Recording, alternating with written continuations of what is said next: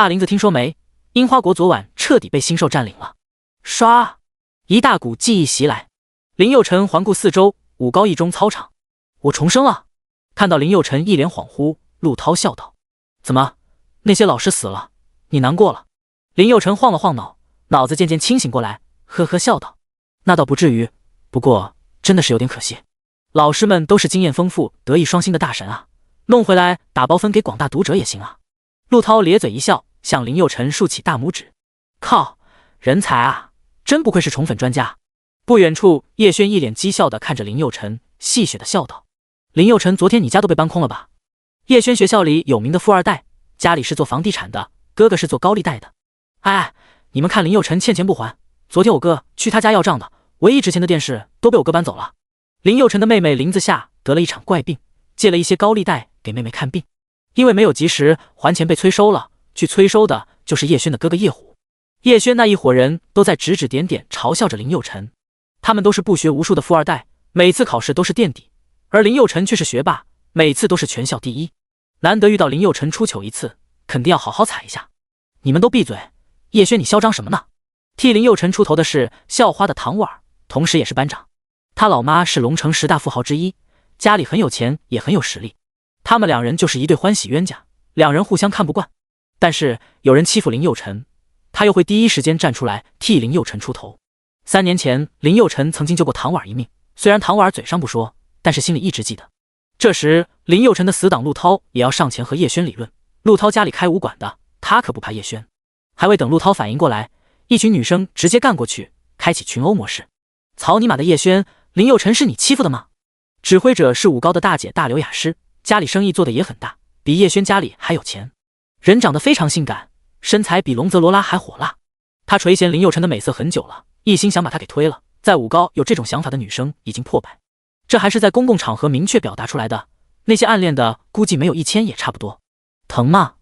刘雅诗看着林佑辰精致的脸蛋，简直吊打尊龙彦祖，脑子里都是林佑辰豆腐块一样的8块腹肌。佑辰，我的胸口有点痛，晚上你能来我家帮我按摩一下吗？林佑辰笑着婉拒了。刘诗雅心里那叫一个窝火呀，这已经是第101次失败了，就怪你叶轩，给我打！随后转过身暴打叶轩撒气，1分钟不到，叶轩已经被打得鼻青脸肿，满脸伤疤。你钓不到帅哥，关我毛事？你打我干什么？叶轩委屈极了。安静安静。紧接着校长吴建国开始训话：同学们，经过3年的学习，关于职业者相关的知识你们都已经掌握，今天就是你们转职的日子，希望你们都能成为人族栋梁之才，赶走所有外星生物，打出银河系，为我们人族争取更多的生存空间。从今天起，整个宇宙已经完全游戏化，学生在高3时都会进行转职。林佑辰上一世就是在和塞伯坦星系苏卢克文明的战斗当中被好友出卖战死的，而神域的出现将彻底打破这种文明维度的代差，让所有层级文明都站在同一起跑线上。此时的蓝星只有龙国、鹰将、白象国、毛熊国、西欧联盟5个区域未被外星生物占领，其他的国家已经全部消失，取而代之的是大量的星兽。转职觉醒出天赋的学生就可以进入基地的武者学院继续深造，人们可以通过副本、秘境猎杀星兽获得大量的经验装备，可以通过强化生星增强自身的战斗力。转职的成功率几乎可以达到100%，转职成功价值不大，只有觉醒天赋才会受到重视，才能参加武者学院选拔成为武者。觉醒天赋的等级越高，未来发展的空间也就越大。天赋觉醒的概率在20%，觉醒天赋的学生就相当于游戏里的氪金玩家，觉醒的天赋等级越高， VIP 等级就越高，而那些没有觉醒天赋的学生则相当于散人玩家。说句不好听的，他们就是人族星际远征军团的炮灰，就是个垫背的。上一世林佑辰觉醒了神级天赋，成为了人族远征军团5星降级军团长，这一世应该也不会太差吧。成为武者好处非常多，上一世林佑辰考上青龙学院后，获得了500万龙币的奖励，还奖励了一栋别墅。武者进入军团最低起步都是准尉，而非武者只能成为士兵，永远不可能成为军官。陆涛拍了拍林佑辰肩膀笑道：大林子，你觉得你能觉醒什么样的天赋啊？陆涛是林佑辰的死党，两人关系很好，他从来不喊林佑辰的名字，都喊林佑辰的外号，而林佑辰也从来不叫他的名字，通常都叫他大胖。林佑辰摇了摇头，虽然他在理论课上是学霸，但是觉醒天赋就是玄学，没人知道其中的原理。陆涛笑道：我想成为弓箭手，如果能触发隐藏职业，成为黄金灵语，再来个神级天赋，那就爽歪歪了。一旁的唐婉笑了笑道：“这里是操场许愿去庙里，又是隐藏职业，又是神级技能，你以为你是天选之人吗？真是的。”闻言，陆涛自己都觉得有点不好意思了。嘿嘿，人总要有点梦想的嘛，万一实现了呢？林佑辰笑而不语，因为又是隐藏职业，又是神级天赋，这几乎不可能。隐藏职业、神级天赋都是小概率事件，隐藏职业出现的概率为200万分之一，神级天赋出现的概率为1000万分之一，两者一起出现概率就是20万亿分之一。目前整个蓝星的人口也不过10个亿，就算是天选之人，估计也没这待遇。吴建国从台下请上一位白胡老者，虚云大师这边请。虚云大师是 NPC， 虚云大师99级阵法大师。此时整个宇宙的生命体都是1级，只有 NPC 是99级。但 NPC 不参与各个星系之间的战争，他们只是为各个星球的生命体提供服务，而且提供的服务都是一样的。虚云大师，待会就麻烦你了。虚云大师连忙摆摆手笑道：“不敢当，不敢当，这都是我应该做的，做分内之事而已。”吴建国笑了笑，转过身，拿着学生名单开始转职测试。转职测试正式开始，第一个蔡徐坤。第2章暴君法师唯一的隐藏职业。蔡徐坤有些小激动，一路小跑进了转职法阵。法阵内突然闪出现蓝色祥云。蔡徐坤，圣弓手，星云级天赋，敏捷加强，敏捷增加 180%。 看到自己觉醒了星云级天赋，蔡徐坤十分得意。哈哈，以后俺可就是军官了。哦吼，弓箭手加敏捷天赋也算是绝配，以后当个卫级军官还是很轻松的。看到第一个学生就觉醒了天赋，吴建国很开心，这也算是开门红了。刘梦，一个大长腿妹子忐忑地走进了法阵，法阵内一点反应都没有。刘梦，圣刺客，天赋无。刘梦一脸失望地走下了法阵，没有天赋只能成为最基层的战士，并且一辈子都无法改变。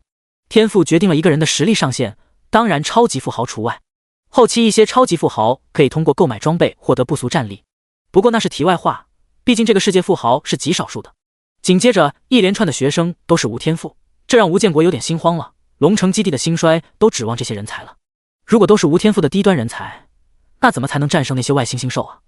要知道保护期只有1年，1年之后各个星系之间就自由发生战争，如果没有足够的高战武者，1年后龙城基地还会有人族存在吗？呼，想到这里，吴建国压力山大，继续点名。唐婉儿。唐婉儿听到点名，立刻走上台，他希望这次能赢林佑辰一次。他们两人是武高一中的2大天才，虽然关系不错，但是也喜欢争个输赢。林佑辰，你信吗？这次我一定会打败你的。呵呵，好啊，那就比比吧，谁输了谁请客吃饭。林佑辰笑道。唐婉儿昂了昂头，扑哧一笑，好啊，谁怕谁啊。说完，唐婉儿面带微笑的走进了转职法阵。整个法阵会绽放出耀眼的光芒，这光芒如同烈火燃烧，又如冰霜寒冷，让人感受到一种强烈的悸动。随着光芒的消散，法阵内竟然出现了7彩祥云。唐婉儿，枪炮师，神级天赋，死亡狙击，雷属性技能，瞄准敌人头部可造成敌人眩晕3秒，真伤正1000%，冷却1秒。吴建国激动地站了起来，忍不住鼓起了掌。神级天赋，而且天赋技能相当给力，真伤增加1000%，冷却1秒，这也太傲皇了，真是叫花子做皇帝，喜从天降啊，哈哈。神级天赋，唐婉儿运气也太好了吧，真伤正1000%，而且冷却1秒，而且又是枪炮师这种高攻职业，简直无敌呀。对啊，别说脆皮职业，就算皮糙肉厚的盾战士也能轻松秒杀啊。这算啥？到了后期一枪能秒一颗小行星了好吧，就算蓝星这样级别的星球，一枪也能砸个大坑。唐婉儿笑嘻嘻地走下台阶，一脸得意地走到林佑辰面前笑道：怎么样，还要比吗？待会请我吃火锅吧。林佑辰咧咧嘴，没想到唐婉儿竟然觉醒了神级天赋，这个有点出乎意外了。身边的学生都涌向唐婉儿，糖糖你好厉害哦，改天你一定要请客，神级天赋未来妥妥将军级别的大人物。能觉醒神级天赋的概率极小，只要未来能正常猎杀星兽完成副本，成为将军，那是板上钉钉的事情。整个蓝星能觉醒神级天赋的人也不会超过1000人。林佑辰，吴建国紧张地注视着林佑辰，他也很期待林佑辰可以觉醒出什么样的天赋。在武高2000多个学生当中，吴建国最看好的学生就是林佑辰。林佑辰深吸一口气，很紧张也很期待。他站在法阵中央，周围是复杂的符文和流转的能量。他深吸一口气，闭上眼睛，将自己的意识与法阵相连接。随着他心念一动，法阵开始散发出淡淡的光芒，一股强大的力量从法阵中涌出。突然，天空中传来一阵低沉的咆哮声。林佑辰抬头看去，不禁大吃一惊。无数黑色巨龙出现在天空中，它们的身躯庞大而强壮，鳞片闪烁着冰冷的光芒。这些巨龙在空中盘旋飞舞，仿佛在为林佑辰的天赋测试助威。林佑辰的心跳加速，他没想到自己的天赋测试会引起如此异响。随着时间的推移，法阵的光芒越来越强烈。就在这时，天空中的黑色巨龙发出一声震耳欲聋的龙吟。看到天降异象，大家都吓坏了。我靠，怎么那么多黑龙啊，好恐怖啊！对啊，你们看那龙的样子怎么那么吓人，和我们平时看的龙完全不一样啊。那特么不是什么普通的龙，那是杀人不眨眼的赤血恶龙。看到恶龙，虚云大师眉头微皱，呢喃道：这异象好奇怪。吴建国也被吓坏了，听说过有异象，这么恐怖的还是第一次见。看到这样的景象，唐婉咧咧嘴，有些遗憾。哎，看来盗嘴的火锅跑了。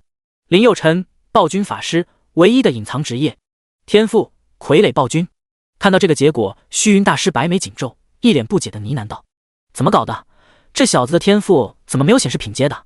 明明是有天赋的，但是却不显示品阶，这种情况可从未见过呀。而且这小子的职业还是唯一的隐藏职业，这也太诡异了。一旁的吴建国刚要咧嘴狂笑，看到林佑辰的天赋又笑不出来了。虚云大师，这怎么搞的？这小鬼的天赋怎么没有品阶的？虚云大师摇了摇头道：这个我也不清楚啊，从未见过如此奇怪的现象。台下的学生们也被林墨的转职结果惊呆了。在神域这款游戏当中，隐藏职业的基础属性都比普通的职业强。这里说下故事的背景，宇宙各个文明之间为了争夺资源将会发生大混战。男主重生前是高武世界，重生后是游戏世界，只是力量体系发生了改变，人物关系不变，认知体系不变，只是把高武的升级体系变成了游戏的升级体系。对于天赋技能之类的认知记忆都在，只有极少数人拥有前世的记忆。第3章，超神天赋。而且在技能上也和普通职业的技能不一样，按理说天选之人天赋上也应该不弱才对，但是林佑辰的天赋连星辰级都不是，这就让人想不通了。我靠，林佑辰竟然是隐藏职业。不过那又怎样呢？天赋连星辰级都不是，没有强大的天赋，隐藏职业又有个屁用？就是武者的战力 10% 来自职业属性， 40% 来自装备宝物， 50% 来自天赋加成，没有好的天赋，隐藏职业价值也不大。看到林佑辰的转职结果，唐婉也十分讶异。奇怪，觉醒了天赋，但是又没有品阶，连最差的星辰级都不是。这一旁的叶轩哈哈大笑起来。林佑辰，你个垃圾，看来你借我哥的钱利息还得再上调一些才行啊。林佑辰从法阵走了下来，看了一眼自己的系统面板，姓名林佑辰，职业暴君法师，等级1，物理攻击加10，法术攻击加20，物理防御加10，法术防御加20，真实伤害加10，致命强化正 0%， 致命抵抗正 0%。 天赋傀儡暴君，装备无，技能灭魂芒1级，灭魂芒挥出火芒攻击敌人，增加9点魔法攻击。傀儡暴君可以随机召唤一个傀儡暴君，宿主每提升5级可以召唤一位傀儡暴君，一共可以召唤9位。超神天赋。从属性上看，暴君法师就是法师的一个加强版，傀儡暴君就相当于法师的灵宠。看到林佑辰走了过来，陆涛上去搂住林佑辰的肩膀笑道：好兄弟，隐藏职业很难得哦，快让我看看傀儡暴君什么样。唐婉也凑了过来，我也很好奇，隐藏职业太难得了，只可惜没有觉醒高阶天赋，要不然林佑辰你就是未来的神，可以一拳爆星。一旁的叶轩扑哧一笑道：什么狗屁未来的神，一个垃圾天赋而已。陆涛看了叶轩一眼，叶轩你是不是皮痒痒了？刚刚打的还不够惨是不是？见不见你啊？叶轩冷笑一声，没再敢说话。陆涛不可怕，但是陆涛的爹在龙城还是有2把刷子的。林墨召唤出了傀儡暴君，傀儡暴君尼禄，身高8尺，壮硕如山，皮肤呈现出深灰色，仿佛是由冷硬的金属打造而成。一双赤红的眼眸中燃烧着无尽的怨念和怒火，透出一种残忍而冷血的光芒。鼻梁断裂，只剩下2个血洞，嘴角永远挂着一丝冷笑。他头部两侧生有一对巨大的骨角，尖锐而弯曲，手指长而尖锐，像是金刚打造的利爪，轻轻一挥便能撕裂铁石。身后拖着一件长长的斗篷，斗篷上沾满了已经凝固的血迹和腐烂的肉块，随着他的走动而摇曳生姿。那斗篷仿佛是一个死亡的象征，每一个看到他的人都能感受到一种来自灵魂深处的战栗。周围的人都被林佑辰的召唤物吓住了，本能的往后退。看到自己的召唤物，林佑辰也有点震惊，长相也太恐怖了。他顺势看了一眼傀儡暴君的属性：傀儡暴君，尼禄明，职业盾战士，等级1，物理攻击加10，法术攻击加10，物理防御加101，法术防御加101，命中正10%，闪避正10%。技能金盾甲，星咒级，金盾甲，金属性技能，永久增加500%的全防御，每升1级增加10%。看到自己的召唤物是尼禄的时候，林佑辰傻眼了。尼禄可是古代有名的暴君啊，在世的时候被人称作嗜血的尼禄。不过尼禄的职业和自己是绝配，法师防御一般，而尼禄的职业是盾战士，盾战士是所有职业当中防御最强的职业。最关键，尼禄的技能也相当给力，永久增加500%的全防御，每升1级还可以增加10%。有了这样的强力肉盾，出去杀怪的时候就不害怕被秒了，真不错。一旁的叶轩突然向林佑辰靠近，唰！尼禄瞬间出现在林佑辰面前，手中的暴君之刃已经砍向叶轩的颈部了。啊！救命啊！面对尼禄狂暴的攻势，叶轩吓得当场尿裤子。林佑辰连忙命令尼禄停止攻击。此时，尼禄手中的刀距离叶轩的颈部只有0.01毫米了。呼！林佑辰长舒一口气，还好没事，要不然麻烦就大了。不远处的虚云大师看到这一幕，连连摇头，呢喃道：“这天赋至少也得星咒级啊，怎么就不显示品阶呢？真奇怪。”其实他们不知道的是，林佑辰觉醒的天赋傀儡暴君是超神级，而测试法阵测试的最高品阶也才是神级，当然显示不出来品阶。就是林佑辰本人也不知道傀儡暴君这个天赋的厉害之处。他不只是可以召唤一个傀儡暴君，他可以召唤9个傀儡暴君，而且个个都不弱。陆涛看到尼禄恐怖的样子，吓得不敢说话，支支吾吾地说道：“大林子，快点把你的召唤物收起来吧，这也太吓人了。”林佑辰呵呵一笑，收起了傀儡暴君。傀儡暴君和法师的灵宠一样，可以随时召唤，随时隐匿。怎么害怕了？陆涛点了点头。尼禄的样子太恐怖了，比恐怖片里的僵尸还要吓人。在好朋友面前，面子不面子一点不重要。一旁的叶轩十分不服气地说道：“样子吓人有啥用？能打才有用。”陆涛斜睨了叶轩一眼，没好气地说道：“闭嘴吧你！你看看你的裤子，最近上火了吧？黄了吧唧的。”听到陆涛的话，周围的人都笑了。叶轩连忙脱下上衣挡住了尿湿的部分，心里对林佑辰又憎恨了几分，小声呢喃道：“林佑辰，你给我等着，晚上我就叫我哥去你家要债，看我不整死你！”叶轩听到点名，叶轩立刻走上台。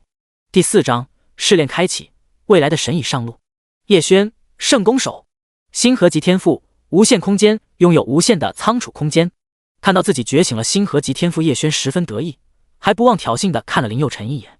看到叶轩觉醒了星河级天赋，陆涛心里十分不爽。靠，还有没有天理啊？就叶轩那种货色也能觉醒星河级天赋？陆涛！就在这时，吴建国点到了陆涛的名字。嘿嘿，我来了。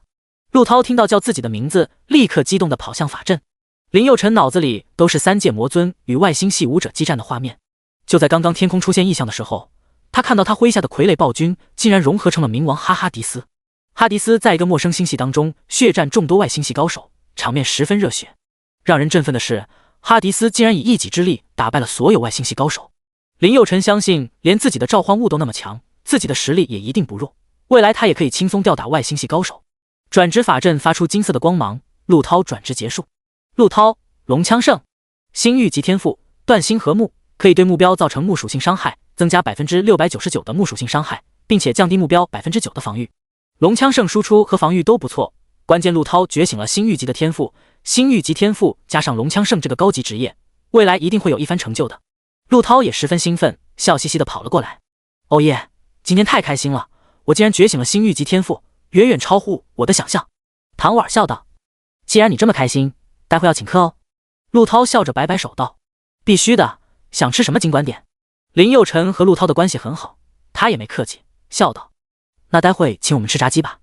昨天答应妹妹请他吃炸鸡的，今天陆涛要请客，那不正好？反正他家也有钱，这便宜不占白不占。”没问题。陆涛十分开心，拍了拍胸口笑道。主席台上，校长吴建国正在和几位校领导讨论林佑辰去留的问题。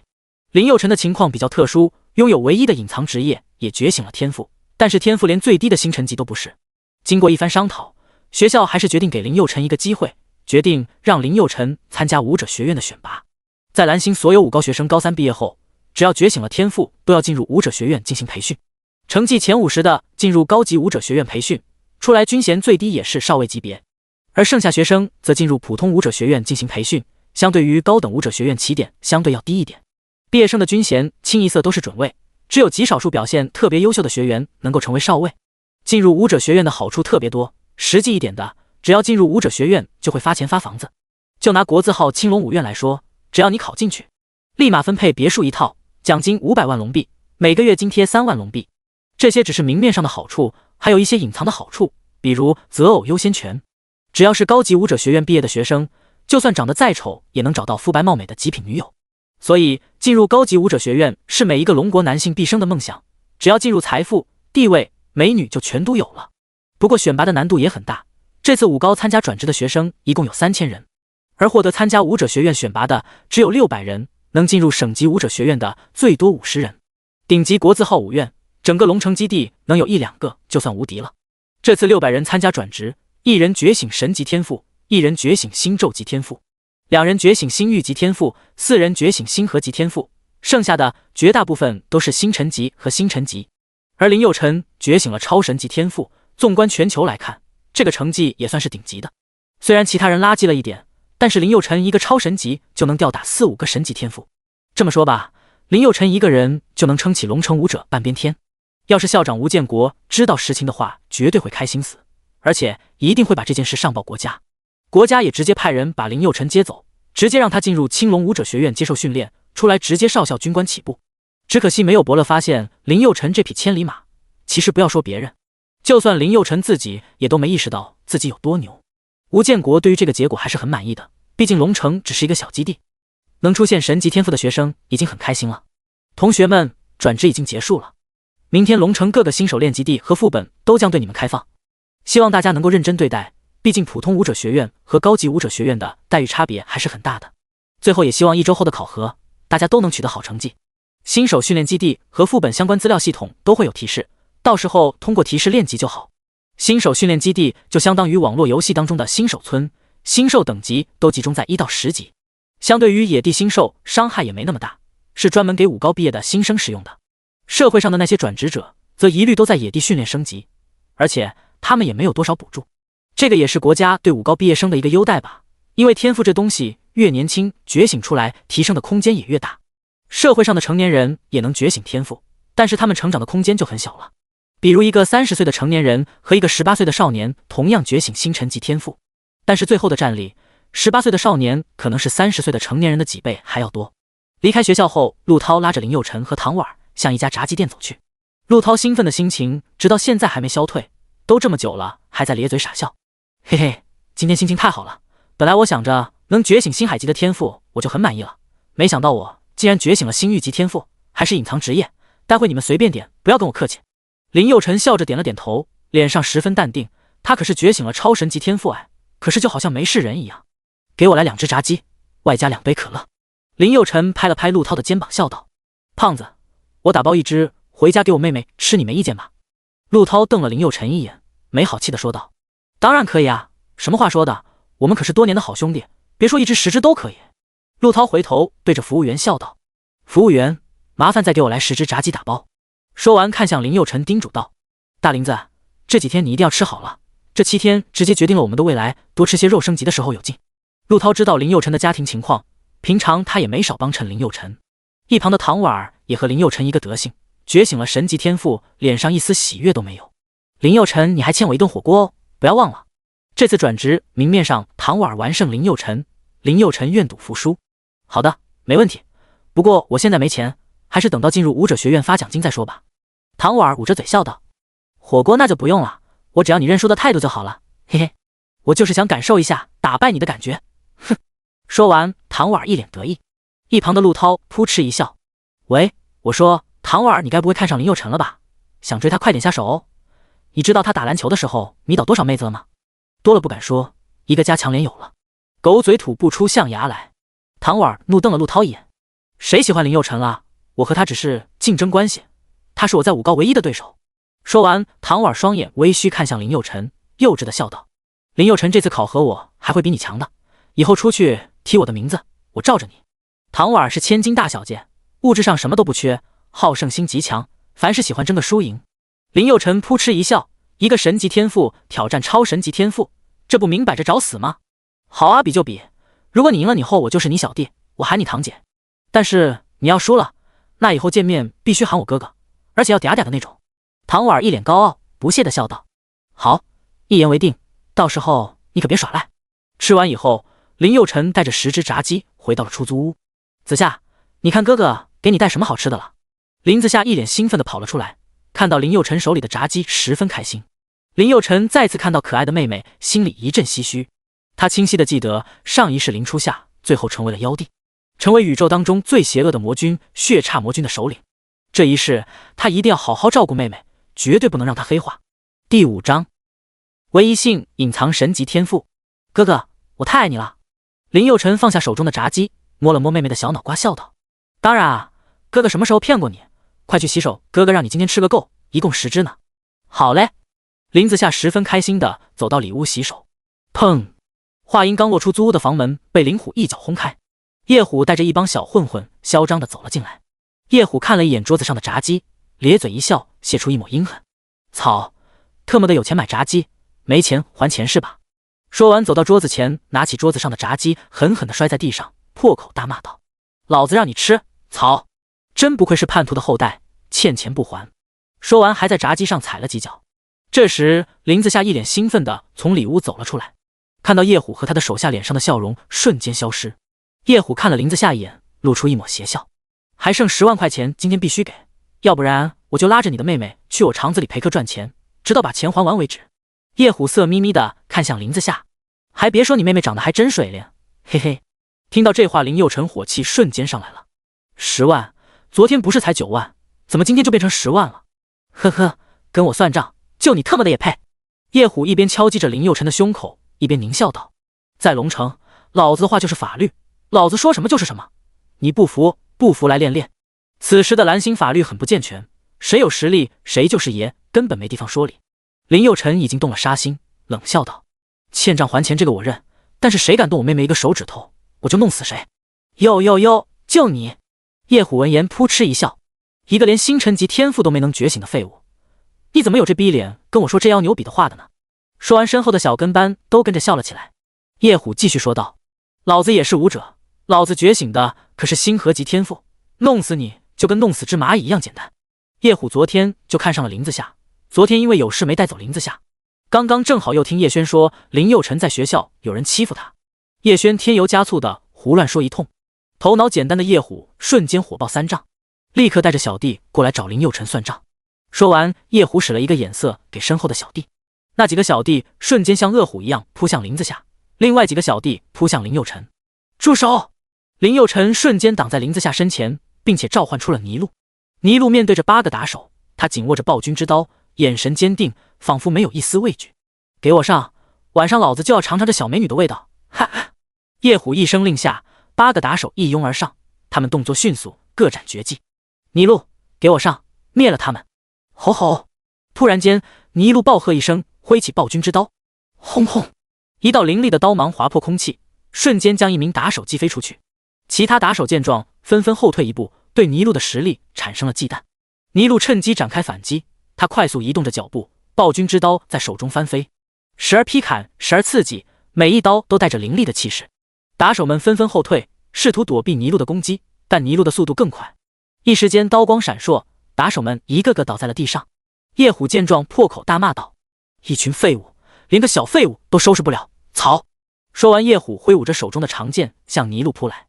他快速接近泥路，长剑在空中划出一道优美的弧线，向泥路的头部袭来。泥路挥动暴君之刀挡住了叶虎的攻击。当当当，两人的武器在空中碰撞，发出清脆的金属声响。叶虎的剑法灵活多变，时而急如闪电，时而轻如飘雪，每一次攻击都带着凌厉的气势。然而泥路的刀法更加刚猛霸道，每一刀都带着毁灭的力量。在激战中，叶虎突然使出一招破军，长剑化作一道刺目的白光，直取泥路的咽喉。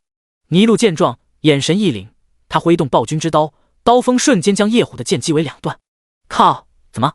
叶虎愣住了，他万万没想到自己的剑法竟然被泥路轻易破解。他试图后退，但已经来不及了。倪禄迅速逼近叶虎，暴君之刀划出一道残忍的弧线，将叶虎的手臂砍下。哎呀！倪禄挥起手中的刀，准备再次砍向叶虎。停止攻击！林佑辰立刻命令倪禄停止攻击。在蓝星虽然没有什么公正的法律可言，但是杀人还是要受到惩罚的。这又不是在野地，对方也没有在野地杀人的记录，杀了他会有很多麻烦。叶虎捂住伤口，骂骂咧咧地说道：“臭小子，你给我等着，老子一定会把你的妹妹卖进窑子里的。”听到这话，林子夏吓得瑟瑟发抖。此时的林子夏才上高2，目前还没有觉醒天赋，几乎没有什么战力。这也是林佑辰最担心的事情。林佑辰捡起地上的炸鸡，外面套了2层包装袋，里面的炸鸡还能吃。子夏，没事的，有哥哥在，他们不敢来的。倪禄的攻击不弱，防御超强，再加上自己的战力，就算10个夜虎也能对付，这就是觉醒超神天赋的底气。吃完炸鸡后，林佑辰就让林子夏去睡觉了。林佑辰躺在沙发上，呆呆地看着天花板。天花板上是他的偶像冷清秋，高武时代最年轻的超凡劲武者，在民间被人戏称为神王。虽然她是个女生，但是一点不影响她在民间的威望。前世的记忆一点一点地涌进脑海。她原本也有一个幸福的家庭，父母都在炎龙军任职，父亲是5星将军，母亲是3星将军。后来父母同时失踪，后来听说父亲投靠了妖族，这也让他们受尽了屈辱。谁愿意和叛徒的后代做朋友？是姐姐林倩勤工俭学，靠打零工和奖学金养活了她和妹妹。姐姐当年可是省状元，最后进入了炎龙军，每年都会寄钱回来。此时她已经3年没有和姐姐说过一句话了。后来得知姐姐进入了炎龙军的特殊部门，不允许和家人联系。当再次见面的时候，已经在战场上。林倩为了救弟弟，为林佑辰挡下对手狂暴一击，当场魂飞魄散。想到这里，林佑辰眼泪不争气地流了下来。姐姐，这一世我一定会变强，我一定不会让悲剧重演，还有我一定会好好照顾妹妹，绝对不会让她黑化，绝对不会让她成为妖帝。唰！六芒星突然闪着金色的光芒，那是前世就存在的。他轻轻用手触碰着六芒星，检测到宿主觉醒暴君法师职业，职业符合要求，隐藏天赋系统正在绑定，1%、5%、28%。恭喜宿主觉醒唯一性隐藏天赋神级无限进化1级。不是吧，又来了一个隐藏天赋还是神级，那我岂不是双天赋了，一个神级一个超神级。林佑辰十分震惊，立即查看自己的属性。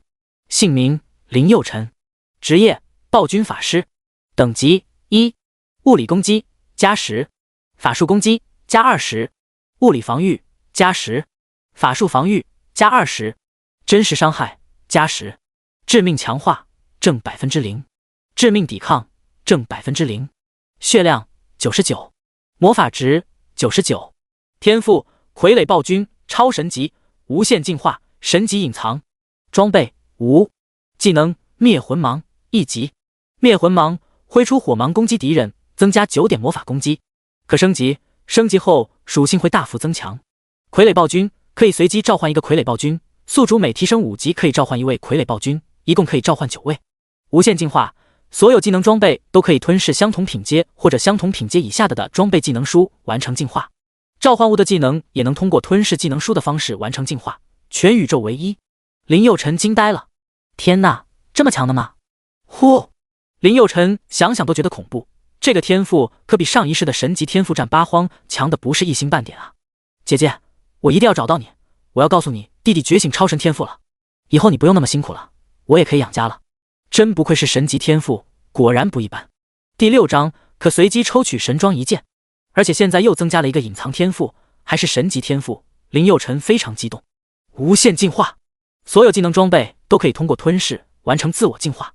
这个天赋没有提升任何属性，看似很鸡肋，其实却强到令人发指。一个武者的强弱不是看你拥有多少技能，而是看你所学的技能能打败多少人。很多高手一辈子只钻研一个技能，把这个技能练到无敌的状态，那他就是无敌的。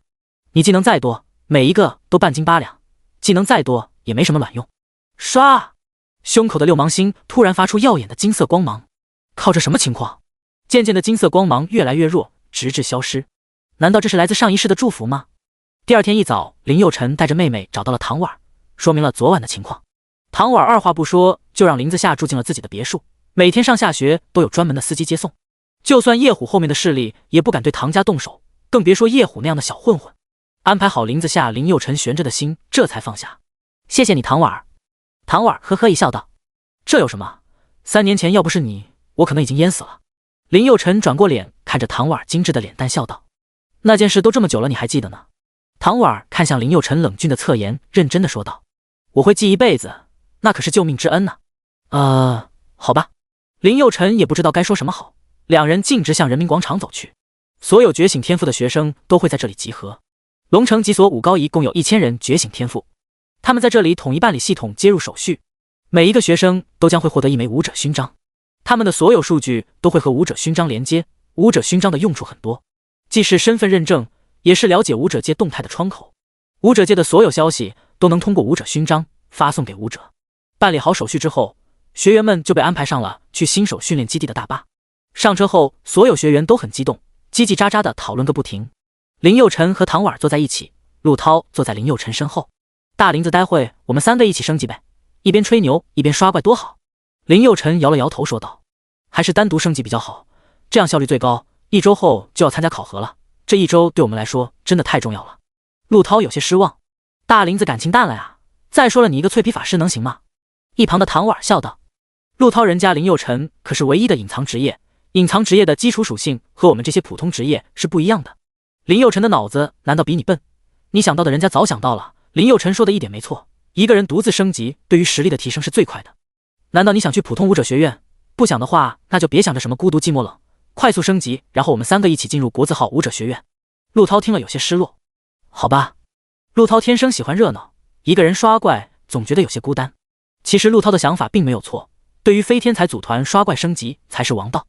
一般人想独自进入副本，那和送死没什么区别。林佑辰和唐婉这2位妖孽那就不一样了。林佑辰的召唤物泥路是个强力肉盾，十分抗揍，且攻击力也不弱。作为法师本身就是强力输出的角色，这样的组合简直就是为单刷准备的。唐婉的天赋真伤加成达到了惊人的1000%，又是枪炮师，前期小怪几乎可以秒杀，遇到 BOSS 只要合理走位也能轻松杀掉对方。这时校长吴建国走了过来，叮嘱大家道：“除了唐婉，你们尽量组队猎杀星兽，进入副本的时候务必要满员进入，我不想看到有任何伤亡。就算要死，也要死在前线，死在新手训练基地，那就太窝囊了。”吴建国走到唐婉身边叮嘱道：“唐婉，你可要加油啊！你已经具备进入国字号武者学院的实力了，争取能够进入青龙学院、龙国青龙高级武者学院。”唐婉微笑着点了点头：“知道了，吴校长。”吴建国嘴里说的国字号武者学院是指朱雀学院、白虎学院、玄武学院、青龙学院4个学院，能进入这4个学院的都是各省的天才。在龙城所有学生当中，唯一具备冲击这4大国字号武者学院的只有唐婉一人。其实吴建国不知道的是，林佑辰才是最大的黑马。如果说唐婉是天才，那林佑辰的实力就是妖孽中的妖孽。一旁的林佑辰暗下决心，他一定要考进最强的青龙学院，进入高阶武者学院好处太多了。首先，高阶武者学院里面的学生都是妖孽，实力自然就强。实力越强，进入的副本等级就越高，得到的装备、技能书、材料、宝石这些资源也就越多，经验奖励也多。而一个武者想要快速提升战力，就靠技能书、装备这些。天赋这些没人能改变，想要提升战力，疯狂提升装备和技能。上一世在与外星文明战争中惨死，这一世他绝对不能让悲剧重演，他一定不能让姐姐惨死，让妹妹黑化。所有手续都办好后，龙城官方给所有武者都发放了武器。林佑辰获得了一把合金权杖，每个学生的武器等级品阶都是一样的，都是白板装备。武器名称：合金权杖。基础属性：法术攻击+8，魂器属性：攻击+3，致命+2。林佑辰看了一眼手中的装备，虽然属性差了一点，但也总算有了武器。唐婉手里拿了一把火枪，看起来心情很不错。林佑辰比试正式开始了，看看是你的隐藏职业厉害，还是我的神级天赋厉害。林佑辰笑而不语，看来这次要让唐婉失望了，他怎么可能会输呢？陆涛手里则拿着一柄合金长枪，颇有点古代大将的样子。听说名将岳飞也是胖乎乎的，陆涛的样子和岳飞的画像也有几分相似。大林子，高级武者学院见！林佑辰拍了拍陆涛的肩膀，笑道：“咱们山顶见。”说完，几人下车进入了新手训练基地。刚进入新手训练基地，各位学生就收到了一条系统提示：叮，欢迎各位武者正式进入神域的世界。叮，第一个完成15级试炼副本 BOSS 首杀者，龙城区可获得随机装备大礼包1个，可随机抽取神装1件。这个消息立刻引起了所有学生的关注。我靠，大手笔啊！那还等什么？快点升级下副本啊！神装老子要定了！林佑辰也心动了，心里暗暗发誓，这件神装老子要定了。林佑辰召唤出了泥鹿，带着泥鹿走进了密林当中。第7章，狂杀星兽，嘎嘎乱杀。新手训练基地越往深处走，星兽等级越高，最外围的都是1级星兽，相对来说很安全。密林深处，阳光斑驳的透过茂密的树叶洒在湿润的泥土上，高大的树木宛如守护这片土地的巨人，它们的树干上布满了岁月的痕迹，枝叶在微风中轻轻摇曳，发出沙沙的声响。空气中弥漫着清新的泥土气息，偶尔夹杂着野花的芬芳。不远处出现了一群火星狐，泥鹿看到星兽，立刻扑了上去。火星狐率先发动攻击，它们以极快的速度向泥鹿冲去，尖锐的爪子在地面上划出深深的痕迹。泥鹿挥动暴君之刀，一道道凌厉的刀芒划破空气，准确地击中目标。火星狐被击退，但他们迅速调整姿势，再次向泥鹿扑来。泥鹿不断挥动暴君之刀，刀芒在空中划出一道道优雅的弧线，时而急促，时而缓慢。火星狐虽然灵活，但在泥鹿的刀芒面前却显得力不从心。每一次攻击，泥鹿都能准确地找到他们的弱点。火星狐虽然狡猾，但在泥鹿的强大力量面前却显得不堪一击。成功击杀火星狐，经验加10，龙币加5。成功击杀火星狐，经验加10，龙币加5。没想到一群火星狐这么快就被消灭了，几乎都是一刀秒。看来泥鹿攻击力还是相当可以的，而且泥鹿刚刚只掉了 0.5% 的血量，这就有点恐怖了。林佑辰看了一眼经验条，经验 10%， 也就是说猎杀一只火星狐可以增加 1% 的经验，只要猎杀100只就可以升级了。如果火星狐集中在一起，那不就是几分钟的事情吗？林佑辰带着泥鹿四处寻找火星狐的身影，几乎都是秒杀。此时林佑辰升级的心情十分迫切，要知道这里可没有相互谦让这一说，谁抢到就是谁的，所以战力越强，等级越高，抢到的宝贝就越多。林佑辰带领着泥鹿四处猎杀火星狐，合金法杖闪耀着冷冽的光芒，每一次挥动都能释放出强大的魔法能量。这些火星狐身上长满了红色的绒毛，眼中闪烁着狡黠的光芒。泥鹿手持暴君大刀，紧随其后，他每一次挥刀都能带走一只火星狐的生命。他的眼神坚定而果敢，没有任何犹豫和畏惧。猎杀的过程中，林佑辰不断地释放出火芒，火星狐们在法杖和刀光之间四处逃窜。成功击杀火星狐，经验加10，龙币加5。成功击杀火星狐，经验加10，龙币加5。很快，林佑辰就迎来了他第一次升级。姓名：林佑辰，职业：暴君法师，等级2，物理攻击加20，法术攻击加40，物理防御加20，法术防御加40，真实伤害加20，致命强化正 0.1%， 致命抵抗正 0.1%， 血量407，魔法值483，天赋傀儡暴君超神级，无限进化，神级隐藏，装备无，技能灭魂芒1级，召唤物泥鹿也升级到了2级，原本犹如兵马俑的外表还是显露出一丝金色。难道泥鹿原本就是穿着金色铠甲的吗？不过林佑辰最感兴趣的还是泥鹿的属性。傀儡暴君泥鹿名，职业盾战士，等级2，物理攻击加20，法术攻击加20，物理防御加240，法术防御加240，星兽血量2907，星兽魔法值2483，命中正 11%， 闪避正 11%， 技能金盾甲星咒级，金盾甲金属性技能，永久增加 510% 的全防御，每升1级增加 10%， 物理防御和法术防御都提升了 5.1 倍，物理防御和法术防御都提升到了240点。按照这样的比例提升上去，就算一个人刷副本问题也不大。泥鹿的职业和技能和自己职业简直太配了。前期法师比较脆，有了泥鹿这个超级肉盾，一下变得轻松起来。而且每提升5级就会增加一个傀儡暴君，如果能一次带着9个傀儡暴君去刷副本，样子应该会很屌吧。林佑辰继续向密林内部走去，升级之后猎杀效率明显变快了。他们穿越在茂密的森林中，周围低沉的星兽吼声此起彼伏，仿佛是死亡的预告。林佑辰的眼神没有丝毫的惧色，反而充满了挑战的决心。他挥动法杖，一道炽热的火焰从杖尖喷薄而出，照亮了黑暗的森林。泥鹿紧随其后，暴君大刀划过空气，发出尖锐的呼啸声。每当刀刃与星兽接触，都会迸发出刺目的火花，伴随着星兽凄厉的惨叫。他们的步伐从未停歇，一路向前，一路猎杀。林佑辰与尼禄仿佛化身为死亡的使者，他们无惧无畏，无论是多大的星兽，在他们面前都显得如此的脆弱。每当一个星兽倒下，他们身后都会留下一道长长的血迹，那是他们胜利的痕迹。成功击杀2级星际蜥，经验加10，龙币加10。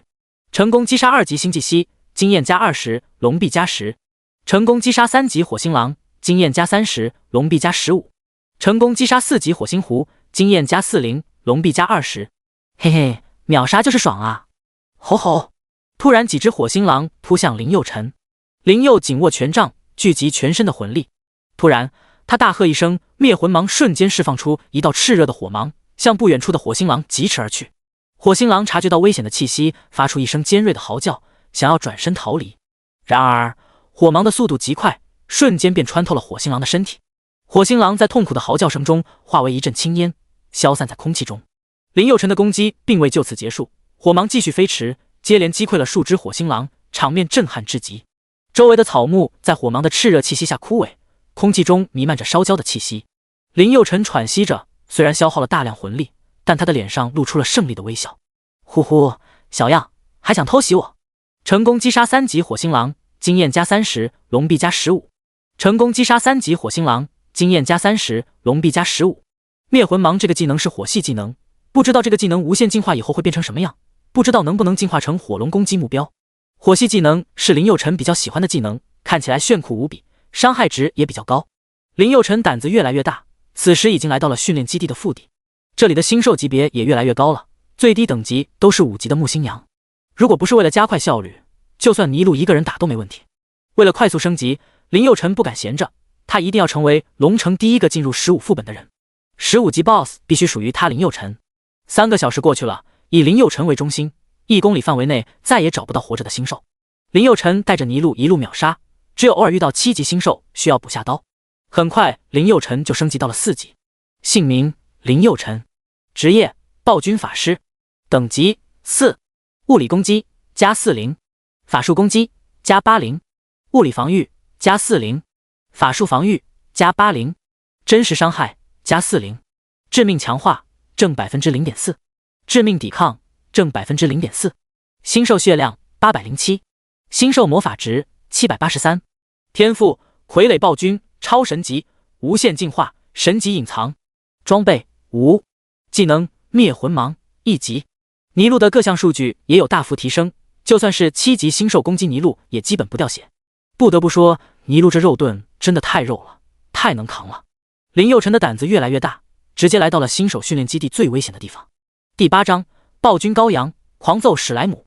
这里基本都是7级星兽，偶尔还能看到9级星兽，不过对于林佑辰来说都是小菜一碟。分分钟秒杀，成功击杀6级水星羊，经验加60，龙币加30。成功击杀7级火星牛，经验加70，龙币加35。按照这个效率下去，林佑辰很快就能达到10级，到那时候就可以同时召唤3个傀儡暴君了。3个傀儡暴君同时杀怪什么概念？简直就是爽歪歪啊！林佑辰一边努力杀怪，一边意淫着，就算在杀怪的时候，脸上都挂着笑意。周围的树木仿佛成了静止的背景，林佑辰才是这个世界的真正主角。他们穿过密集的树丛，身形轻盈而矫健，每一次闪避都恰到好处，每一次攻击都准确无误。林佑辰的法杖在空气中划出一道道银色的轨迹，每当触碰到那些轨迹，空气仿佛都在颤抖。尼禄的暴君大刀则像一道闪电，划破黑暗，将那些胆敢阻挡在他们面前的星兽一击必杀。每当一个星兽倒下，他们的身后就会留下一片空地，那些星兽的尸体堆积如山，血水汇成小溪，流淌在原本安静的森林里。但林佑辰仿佛没有注意到这一切，他的眼中只有15级副本 BOSS， 他们的身影在森林中快速移动，每一次攻击都带着雷霆万钧之势，每一次闪避都像是精心计算的舞蹈动作。林佑辰彻底杀疯了，不过渐渐的他就对新手训练基地失去了兴趣。这里的星兽太弱了，一点挑战性都没有，简直就是在浪费时间。只有进入副本才能获得大量经验装备和材料，但是想要进入古月仙山练级，必须达到10级才可以。古月仙山属于野地，在那里没有任何的保护措施，玩家之间是可以相互杀戮的，而且绝大多数的武者都是社会人员，情况十分复杂，不像新手训练地都是学校学员，而且有严格的保护措施。如果等级太低，就算没被星兽杀死，也容易被人族截杀。坊间一直流传这么一句话，在野地最危险的不是星兽，而是人。不过这也很正常，在这样的乱世，善良的人大多活不长。此时的蓝星更像是动物世界，运行的规则几乎都是动物世界的那一套，物竞天择，适者生存。看来还得继续努力啊！林佑辰继续卖力的猎杀魔兽。林佑辰的眼神如鹰隼般锐利，合金法杖在他手中旋转着，凝聚着无与伦比的魔法力量。尼禄紧随其后，暴君大刀在阳光下反射出冰冷的光芒，每一次挥动都伴随着火星四溅。他的眼神中充满了对战斗的渴望和对胜利的信心。突然，一头7级火星牛出现在他们的视线中，它的身躯庞大，全身覆盖着厚重的红色鳞甲，2根锋利的犄角直指苍穹。林佑辰率先发动攻击，他吟唱着古老的魔法咒语，合金法杖释放出一道璀璨的火芒，直取火星牛的要害。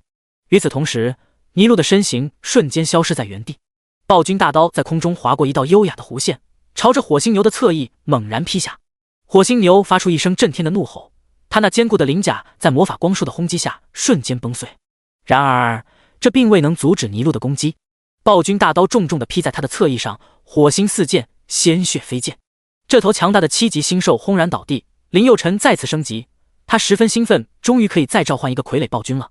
丁，恭喜宿主获得第2位傀儡暴君羔羊鬼。听到羔羊这2个字，林佑辰惊呆了。羔羊可是历史上最残暴变态的君王。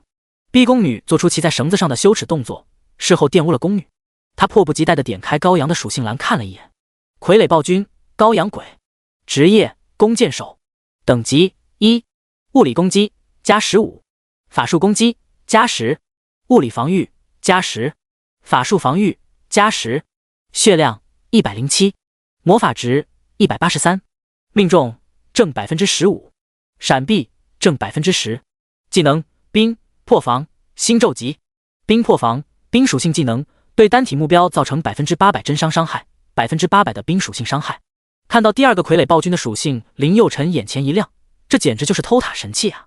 一群人在苦哈哈的围攻 BOSS， 在血量还剩 1% 的时候，羔羊瞬间发动技能，一剑命中，然后海量的装备，海量的技能书统统都属于自己的了，想想都觉得爽。哈哈，林佑辰竟然笑出了声，那样简直不要太爽，快点猎杀星兽升级吧，不然一切都是空想。尼禄挥舞着暴君大刀，每一次砍杀都带着雷霆万钧之势，令人胆寒。羔羊则稳稳地拉开暴君之弓，箭矢犹如流星般划破天际，精准地击中目标。星际火爆，那是一种拥有烈火般狂暴力量的8级星兽。然而，在林佑辰、尼禄和羔羊的联手攻击下，这些强大的生物仿佛变得不堪一击。合金法杖释放的能量波在战场上肆意蔓延，所到之处，星际火爆纷纷化为灰烬。暴君大刀在空中划出一道道优雅的弧线，每一次挥舞都带走一只星兽的生命。而羔羊的暴君之弓更是成为了死亡的代言，箭矢一旦射出，必定带走星兽的生命。在这场猎杀中，林佑辰和他的召唤物如入无人之境，一路所向披靡。他们的身影在星际火爆的包围中穿梭。在林佑辰、尼禄和羔羊的面前，那些曾让无数玩家望而生畏的8级星兽，不过是待宰的羔羊。成功击杀8级星际火爆，经验加80，龙币加40。成功击杀8级星际火爆，经验加80，龙币加40。半小时过去了，遍地都是星际火爆的尸体，不到1小时的时间，竟然杀了200只星际火爆。林佑辰立刻看了一眼经验进入条，还不到 60%， 这个也好理解，越往后升级越慢。不管那么多，现在不断猎杀星兽才是王道。此时羔羊升级到了2级，攻击力越来越强了。林佑辰不断用火芒引怪，尼禄则负责吸引这些星兽，而羔羊则负责火力输出。就这样一边打一边走，很快就打到了新手训练地的最深处。我靠，没路了！林佑辰是第一个打到这里的学生，就算是唐婉儿也才打到水星阳那里。在龙城新手训练基地，林佑辰的等级是最高的，目前排名第2的就是唐婉儿，目前是4级，陆涛才3级。至于之前很掉的那个叶轩，现在才2级，不过他的天赋的确很牛逼，现在没什么卵用，到后期用处太多了，特别对于林佑辰这样的猎杀悍将，没有足够的储存空间，你打出来的宝贝的再多又有毛用？咦，那是什么？不远处有一群生物，身体呈现出淡绿色或淡黄色的色调，内部似乎充满了粘稠的液体，身体表面滑腻腻的，仿佛涂了一层润滑油，给人一种湿滑的感觉。它们的身体没有固定的形状，可以自由地改变大小和形状，有时甚至可以变形成为其他生物的模样。我靠，什么情况啊？还有那么多眼睛！走近一看才知道，原来是9级星兽史莱姆。这些太蠢萌了吧？这玩意能有战斗力吗？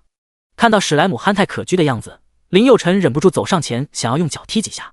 林佑辰紧握法杖，凝视着前方的史莱姆，管他可不可爱，只要是星兽，一律杀无赦。法杖上开始发出耀眼的光芒，一股炽热的力量从法杖中涌出，汇聚成一道火芒，向史莱姆射去。在他的周围，一片片史莱姆正向他涌来，它们的外表呈现出各种颜色，有的透明如水，有的带有金属光泽，还有的像熔岩般炽热。一只史莱姆张大了嘴巴，吐出一颗闪烁着紫光的飞弹炮，直冲林佑辰的面门而来。飞弹炮在空中疾驰，发出嘶嘶的声响，仿佛是一条毒蛇在寻找猎物。林佑辰眼神一凛，迅速向旁边一跃，躲过了飞弹炮的攻击。我靠，这小东西还挺厉害啊！他手中的合金法杖再次闪烁起光芒，又是一道火芒射出，准确地击中了那只发射飞弹炮的史莱姆。这次史莱姆没能逃脱火芒的攻击，它在爆炸声中化为一片灰烬。周围的史莱姆似乎被吓到了，他们开始四散而逃。但林佑辰并没有放松警惕，他紧紧地握着合金法杖，命令尼禄和高阳四处追击。给我上，给我狠狠地打！史莱姆身上散发着一股令人作呕的恶臭，他张开血盆大口，向尼禄发起了猛烈的攻击。然而尼禄的身法异常灵活，他轻松地躲避着史莱姆的攻击，同时用暴君大刀在史莱姆身上留下一道道深可见骨的伤口，鲜血四溅。史莱姆痛苦地嘶吼着，他疯狂地摆动着身躯，试图用身上的粘液来困住尼禄。然而尼禄的身法实在是太快了，他如同一道闪电般在史莱姆身边穿梭着，每一次攻击都准确地命中目标。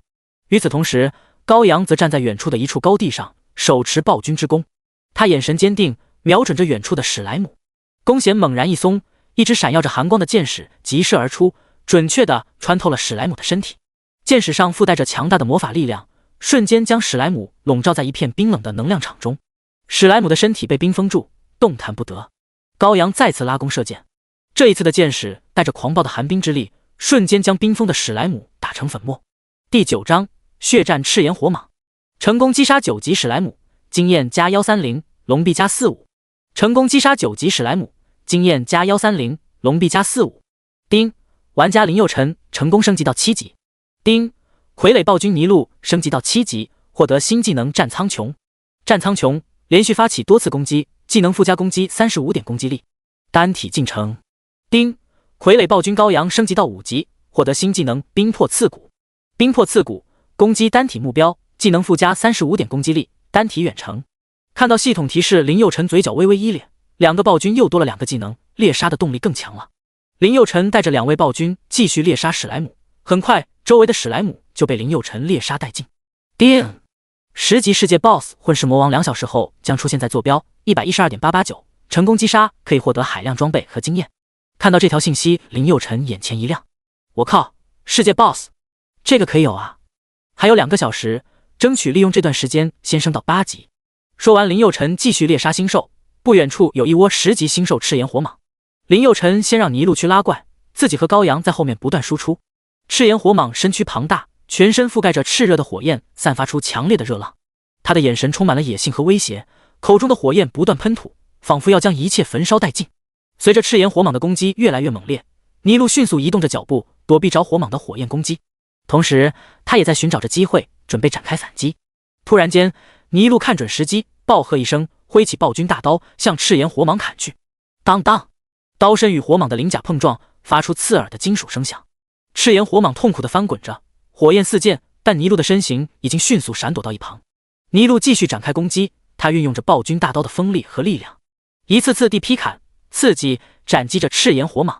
每一次攻击都带着雷霆万钧之势，仿佛要将赤炎火蟒一击必杀。赤炎火蟒虽然强大，但在尼禄的猛烈攻击下也逐渐力不从心。尼禄把赤焰火蟒紧紧地吸引在身边，高阳紧握着暴君之弓，将力量汇聚于指尖。他拉开弓弦，动作流畅而优雅，仿佛与弓箭融为一体。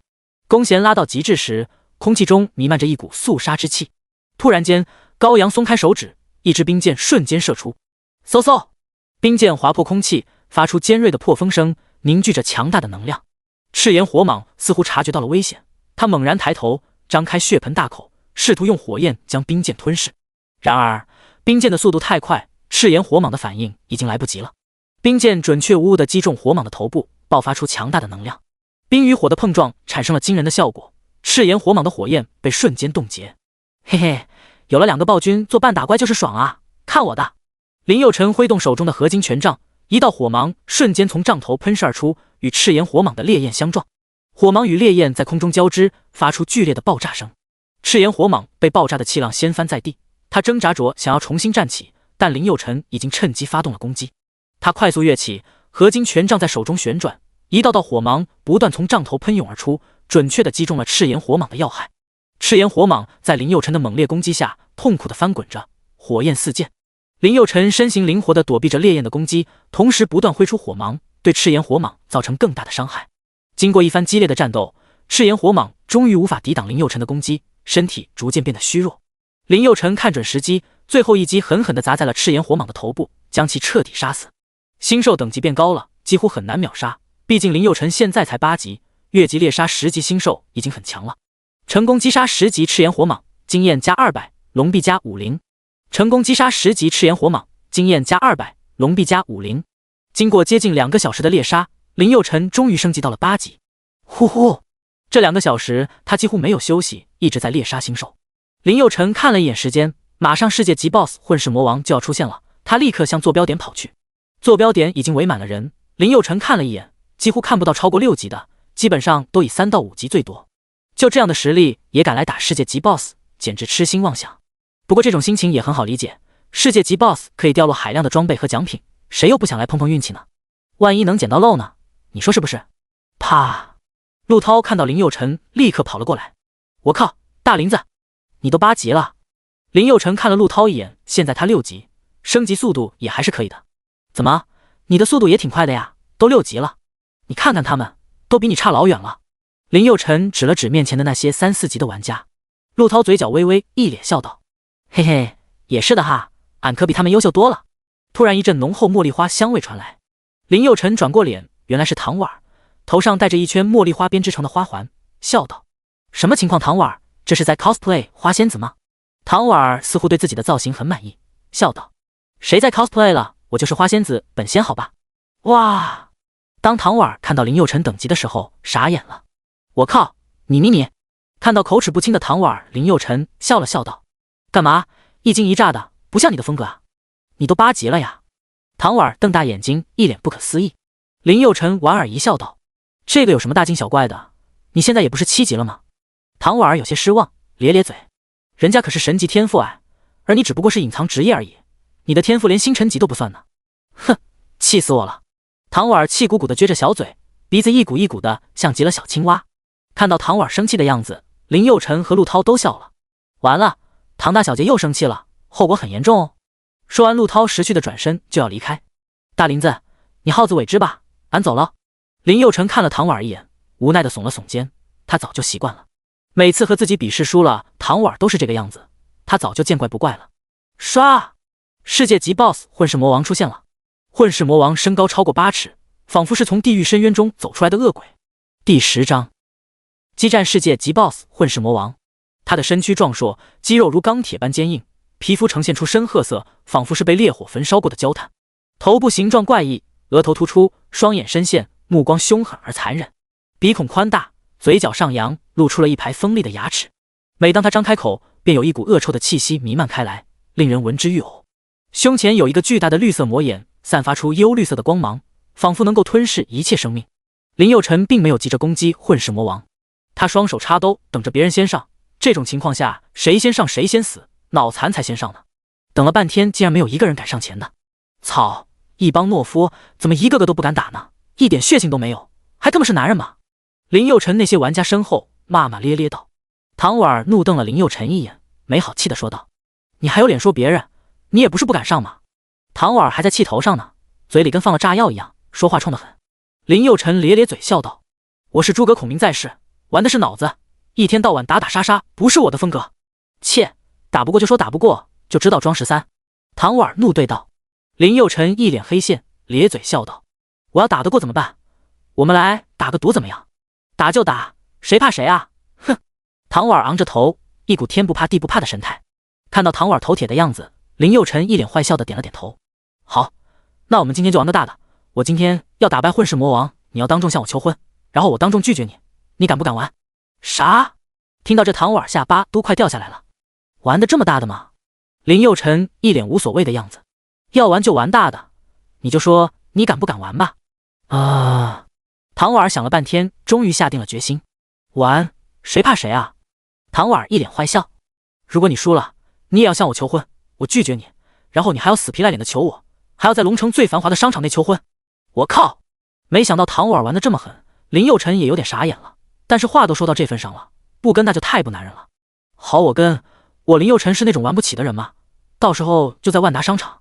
说完，林佑辰看了一眼混世魔王，其他学生都离得远远的。林佑辰摇了摇头，瞬间冲了出去，带着2位暴君向混世魔王冲去。尼禄，给我上！尼禄紧握暴君大刀，刀尖直指混世魔王，眼神坚定地迎接挑战。两人的身影迅速交错，剑与刀在空中碰撞出激烈的火花。混世魔王的巨剑带着强大的力量劈向尼禄，但尼禄却灵活地侧身躲过，同时挥出暴君大刀，刀锋准确地击中混世魔王的手腕。混世魔王痛得脸色一变，巨剑脱手飞出，砸落在地面上。尼禄不等混世魔王反应，迅速逼近混世魔王，暴君大刀划出一道致命的弧线，直取混世魔王的咽喉。当！狂暴的刀锋被混世魔王轻松挡下。世界级 BOSS 实力不是一般的变态。我靠，看样子世界级 BOSS 的实力也不咋地啊。对啊，大家一起上！说完，在场的所有学员都冲向混世魔王。他们不知道的是，暴君尼禄现在的防御力已经达到惊人的928点。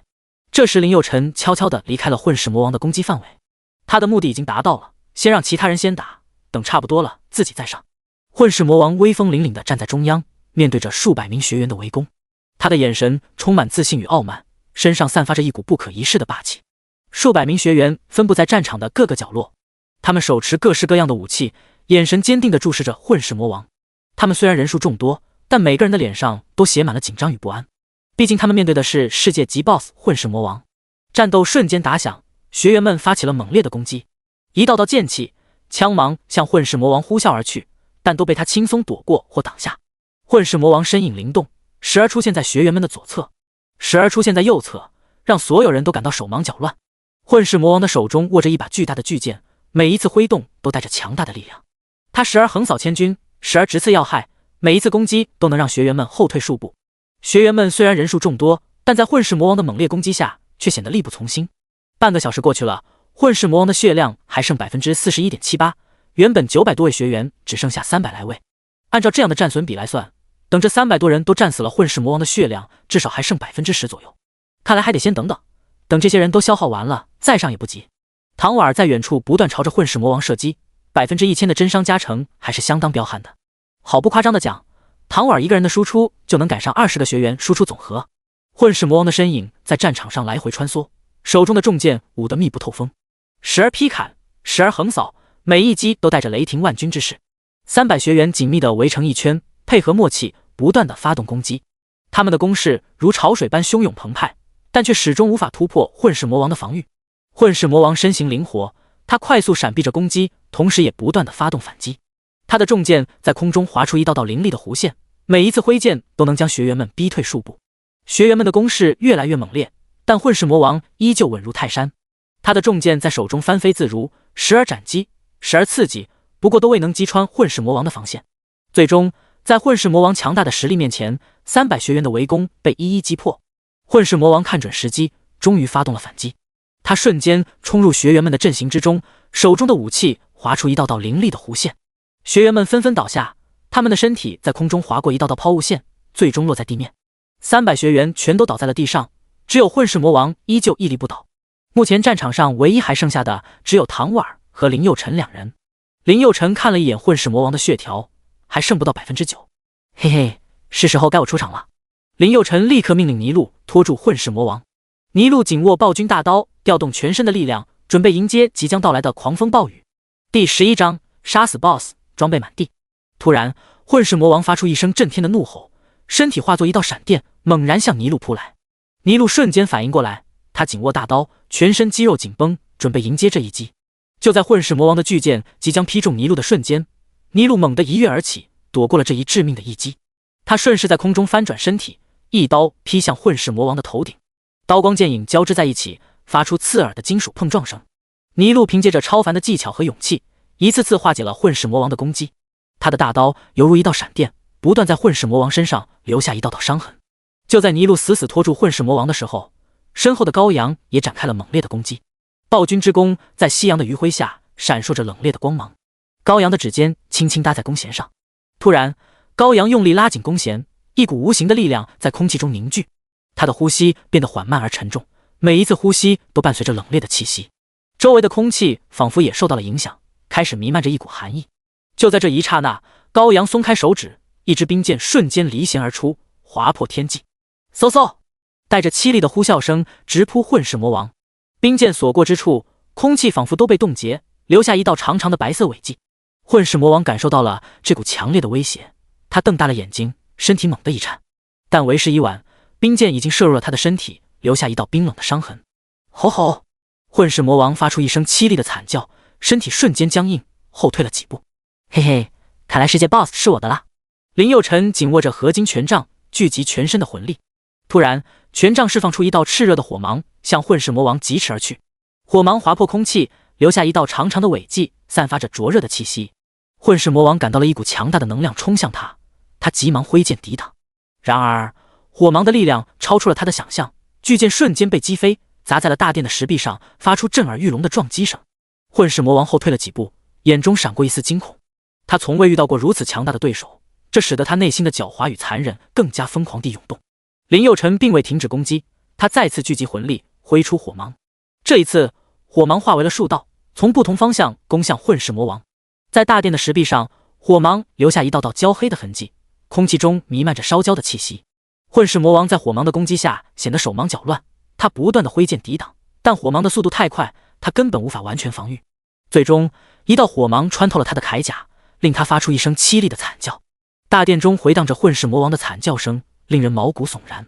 他的身体在火芒的灼烧下化为一阵黑烟，消散在空气中。叮叮叮，在世界 BOSS 消失的那一刹那，一股强烈的光芒从 BOSS 的身上迸发出来，瞬间照亮了周围的每一个角落。紧接着，一地的装备和宝物如雨后春笋般涌现出来，散落在整个战场之上。这些装备和宝物熠熠生辉，各具特色，有的如同繁星点点，闪耀着诱人的光芒，有的则像是蕴含着神秘的力量，散发出一股股强大的气息。这个 BOSS 是林佑辰完成的首杀，所有的装备宝物都只属于林佑辰一个人。看到满地的装备宝物，林佑辰笑得合不拢嘴。嘿嘿嘿，发财了，发财了！林佑辰上前拾取各类装备宝物。我靠，星辰级武器，哈哈，这不就是我梦寐以求的武器吗？哈哈，这世界 BOSS 掉落的武器就是不一样啊，嘎嘎厉害啊！手里的合金权杖瞬间就不香了。林佑辰迫不及待地看了一眼权杖的属性，装备名称：魔王权杖，装备等级：星辰级9星，穿戴职业：法师，穿戴等级1，基础属性：攻击加109，器魂属性：物理攻击加28，法术攻击加31，命中加12，真伤加21。我靠，不是吧，这也太爽了吧！基础属性加上器魂属性的攻击力已经达到惊人的100多了，这样的话，以后猎杀星兽的效率就更快了。地上还有很多宝贝，魔王铠甲，星辰9星，星辰级技能书，强化10+10，升星10+10，龙臂包+1，东西太多了，林佑辰的空间已经装不下了。刚刚猎杀星兽的时候也捡了不少星辰级的装备，看着满地的物资，林佑辰干着急。靠，好不容易打败了混世魔王，这些东西如果丢了，那就太可惜了。这时，林佑辰突然想起来，他有无限融合这个天赋，可以通过吞噬武器技能书提升武器技能书的品级的。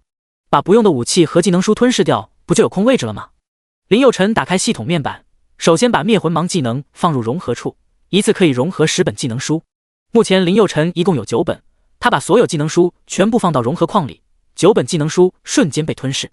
叮，融合成功！灭魂芒火灵炮，星云级，技能火灵炮，攻击单个目标，引导火灵弹攻击目标，技能附加418点攻击。我靠！看到技能数据，吓了林佑辰一跳，技能附加了418点的攻击，那10级左右的星兽，那岂不是瞬间秒杀？看到这里，林佑辰的嘴角直接咧到了后耳根。嘿嘿，这无限进化的天赋也太牛了吧，嘎嘎爽啊！不知道让魔王权杖吞噬那些武器会不会有惊喜？林佑辰说干就干，立刻把魔王权杖融合框，然后把所有武器都放进融合处，瞬间所有武器都被魔王权杖吞噬。叮，融合成功！魔王权杖，星辰9星，魔王权杖，星云1星，林佑辰立刻看了一眼魔王权杖的各项属性，魔王权杖的基础属性果然提升了90个点。看到这样的变化，林佑辰激动的无语了。靠，这无限进化天赋简直太牛了！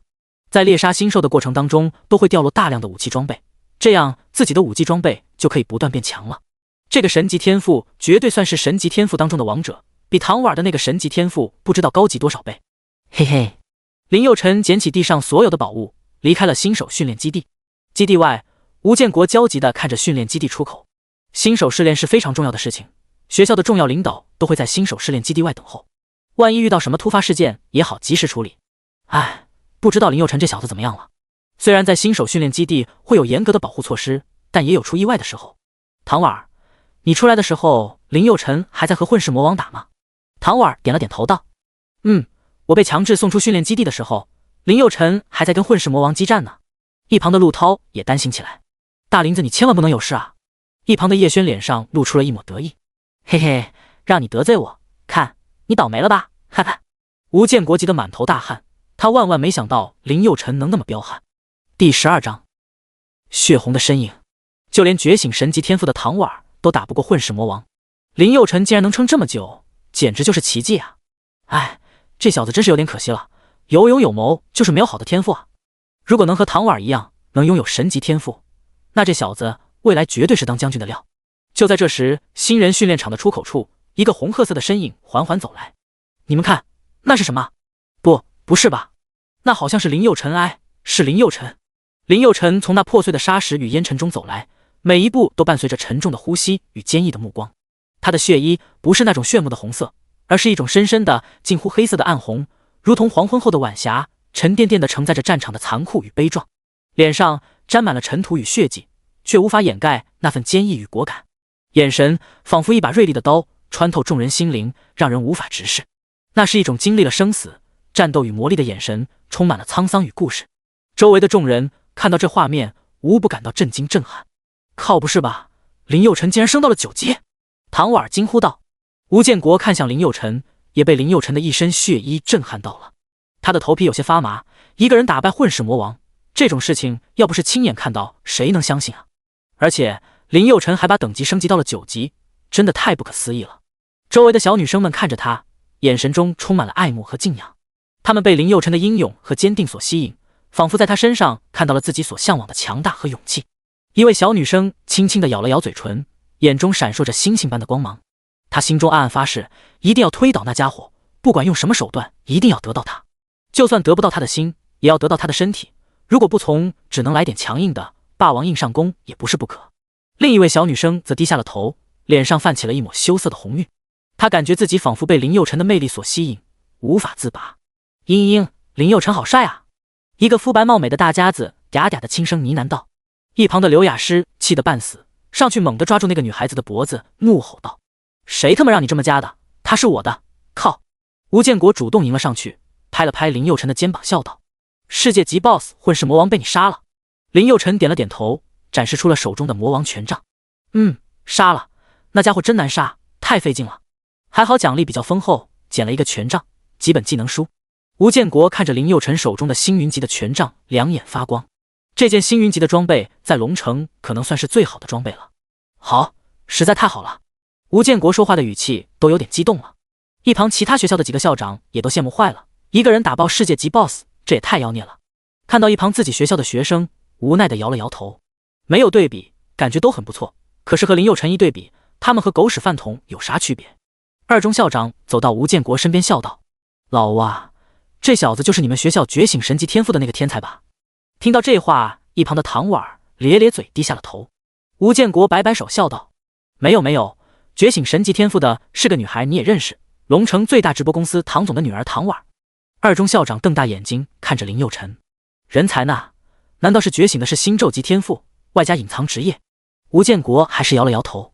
二中校长懵逼了，那这小子觉醒的是星域级的天赋？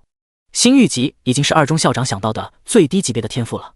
吴建国笑着摆摆手，没有，这小子是有天赋不假，但是连星辰级天赋都不是。什么？二中校长的下巴差点没掉地上。老吴，你忽悠我的吧？怎么可能呢？吴建国看了二中校长一眼，一本正经地说道：这个我能骗你？这件事我已经上报到省里了。我也纳闷啊，这小子太奇怪了。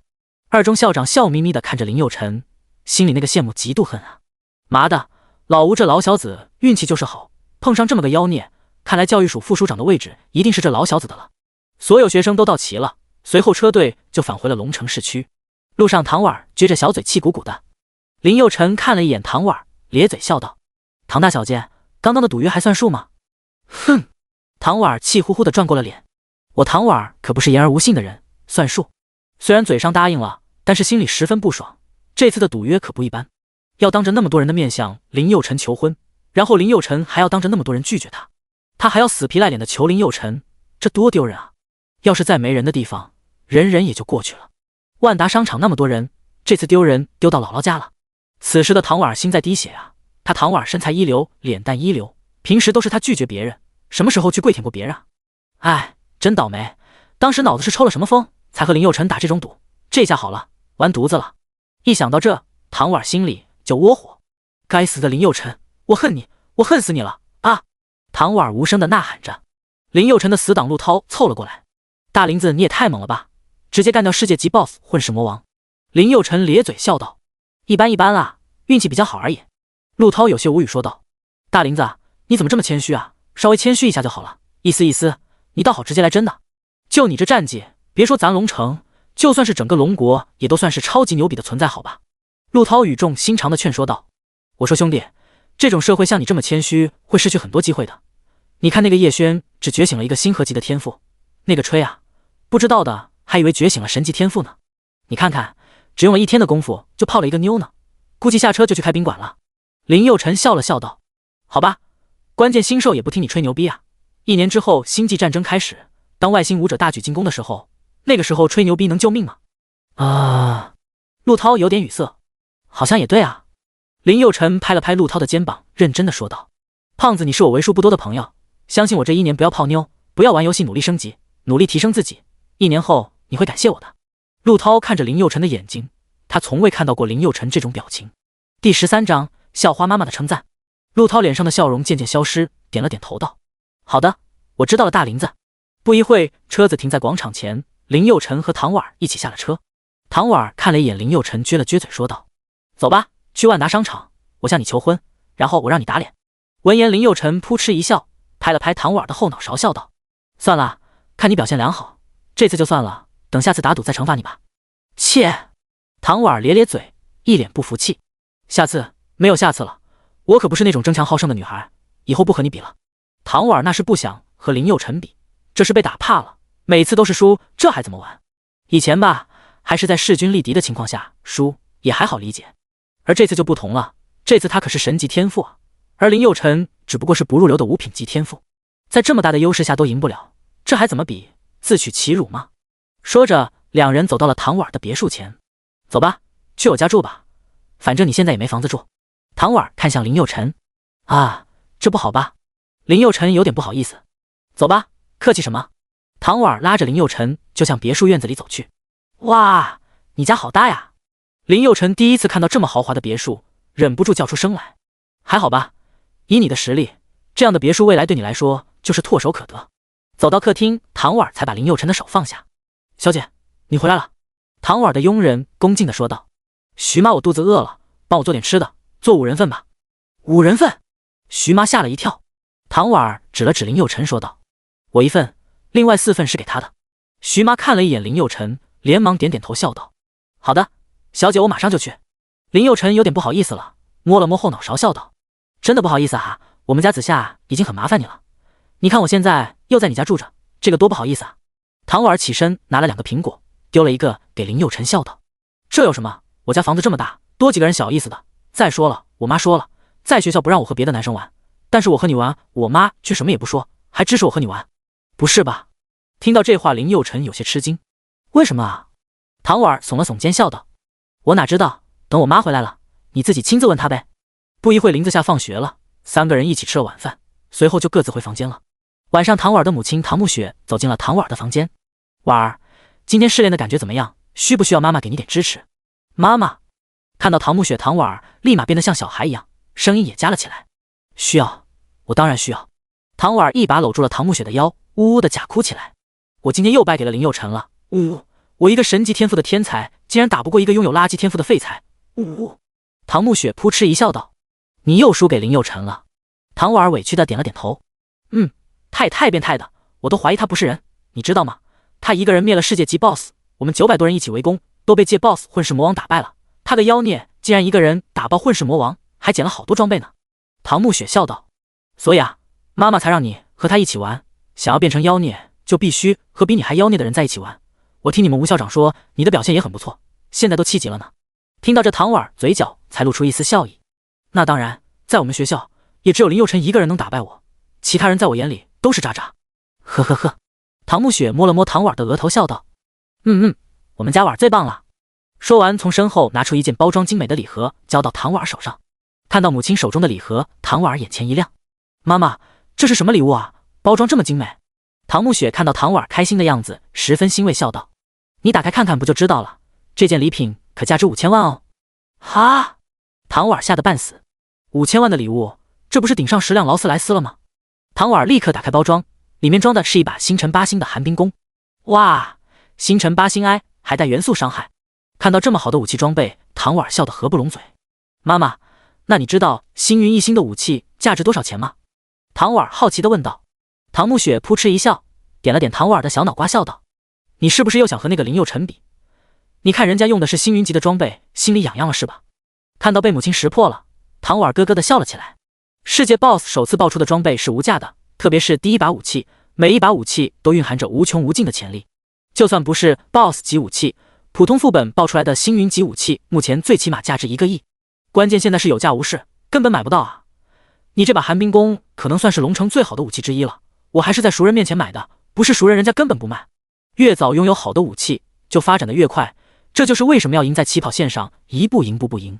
以后有什么好装备，我一定第一时间给你买回来。你老妈我给你准备了100亿资金，祝你成为最强武者。听到这些，唐婉儿眼睛湿润了。谢谢妈妈，谢谢你。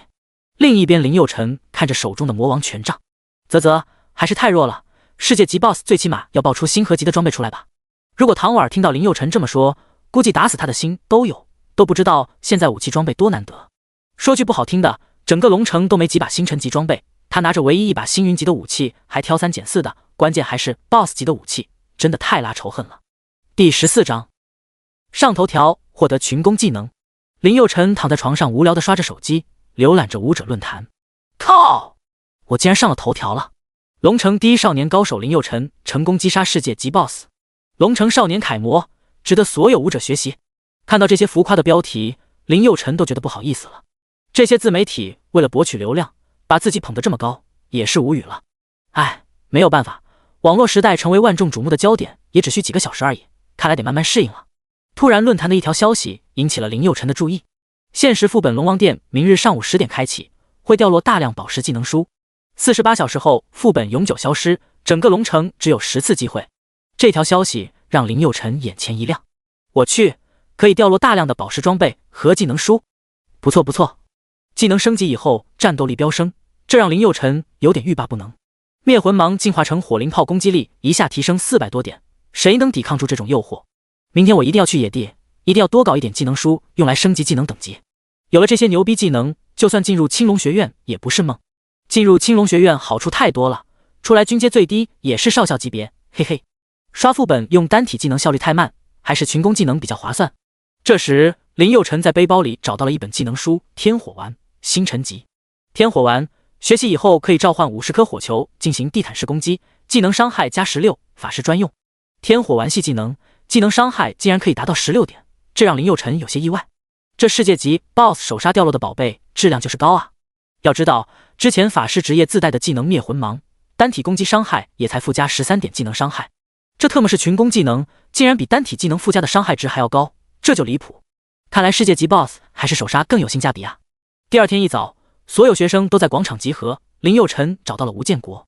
吴校长，我不想在新手试炼基地试炼了，里面的新兽太弱，我感觉太浪费时间了。吴建国点了点头，从昨天林佑辰的表现来看，的确有资格去野地闯一闯。虽然野地危险比较多，但是机会收获也更多。最重要的是，吴建国也想知道林佑辰到底有多少的潜力。上面对林佑辰的表现也十分的感兴趣，全国300多个基地，只有10个基地成功猎杀了世界 BOSS 混世魔王，其他9个基地可都是千万人口的大基地，像龙城这种100万人口的小基地仅此一家。昨天他把林佑成的情况汇报给军部，军部十分重视，立刻命令4大学院派遣专家来到龙城，务必要搞清楚林佑成的真实潜力。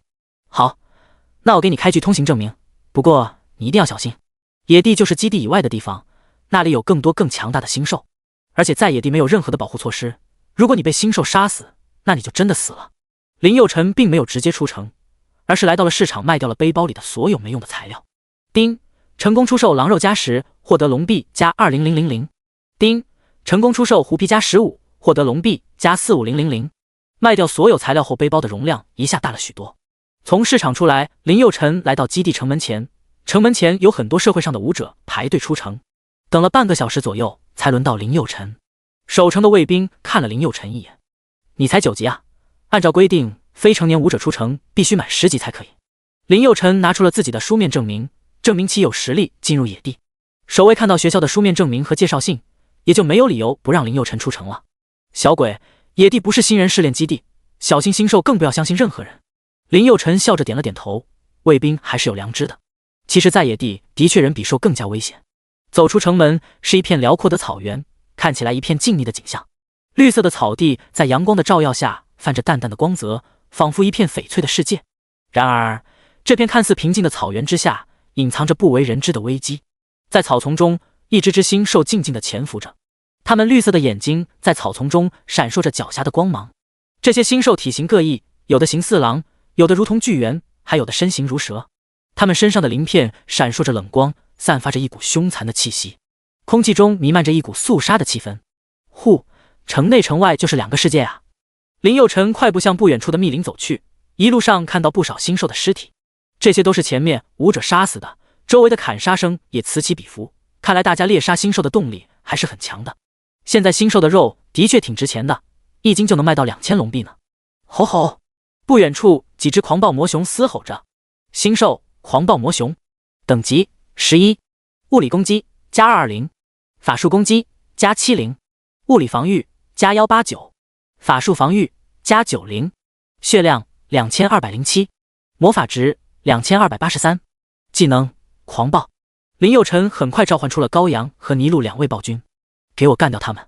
尼禄手持暴君之刀，眼神冷冽地盯着眼前的狂暴魔熊。狂暴魔熊身形魁梧，肌肉隆起，散发着一股凶猛的气息。它的双目通红，仿佛燃烧着愤怒的火焰，锋利的爪子和巨大的獠牙让人望而生畏。尼禄紧握着暴君之刀，猛地冲向狂暴魔熊。吼吼！狂暴魔熊咆哮一声，猛然向尼禄冲来。他挥舞着巨大的熊掌，带着凌厉的风声向尼禄拍去。尼禄身形一闪，迅速躲避过魔熊的攻击，同时他挥起暴君之刀向魔熊的背部砍去。刀锋与熊皮碰撞，发出沉闷的声响。暴君之刀锋利无比，破开了魔熊的防御，留下一道深深的伤口，鲜血喷溅而出，染红了地面。魔熊痛苦地嚎叫着，他转过身来，更加凶猛地扑向尼禄。尼禄灵活地闪躲着，同时不断地挥刀攻击着魔熊的要害。他的动作迅速而准确，每一次攻击都让魔熊痛苦不堪。在尼禄的狂暴重击下，很快几只狂暴魔熊轰然倒地，再也无法动弹。成功击杀10级狂暴魔熊，经验加200，龙币加50。成功击杀10级狂暴魔熊，经验加200，龙币加50。另一边高阳也冲向了一群狂暴魔熊。高阳拉开弓弦，动作流畅而迅速。弓弦拉到极致时，空气中弥漫着一股肃杀之气。他松开手指，一支闪耀着冰冷的箭矢瞬间射出。第15章逆天技能吞噬。箭矢划破空气，发出尖锐的破风声，凝聚着强大的能量。狂暴魔熊挥动着巨大的熊掌，试图用力量将箭矢击飞。然而箭矢的速度太快，他还来不及反应就被击中。箭矢准确地穿透了魔熊的胸膛，冰冷的魔法能量在他的体内爆发，令他痛苦地吼叫起来。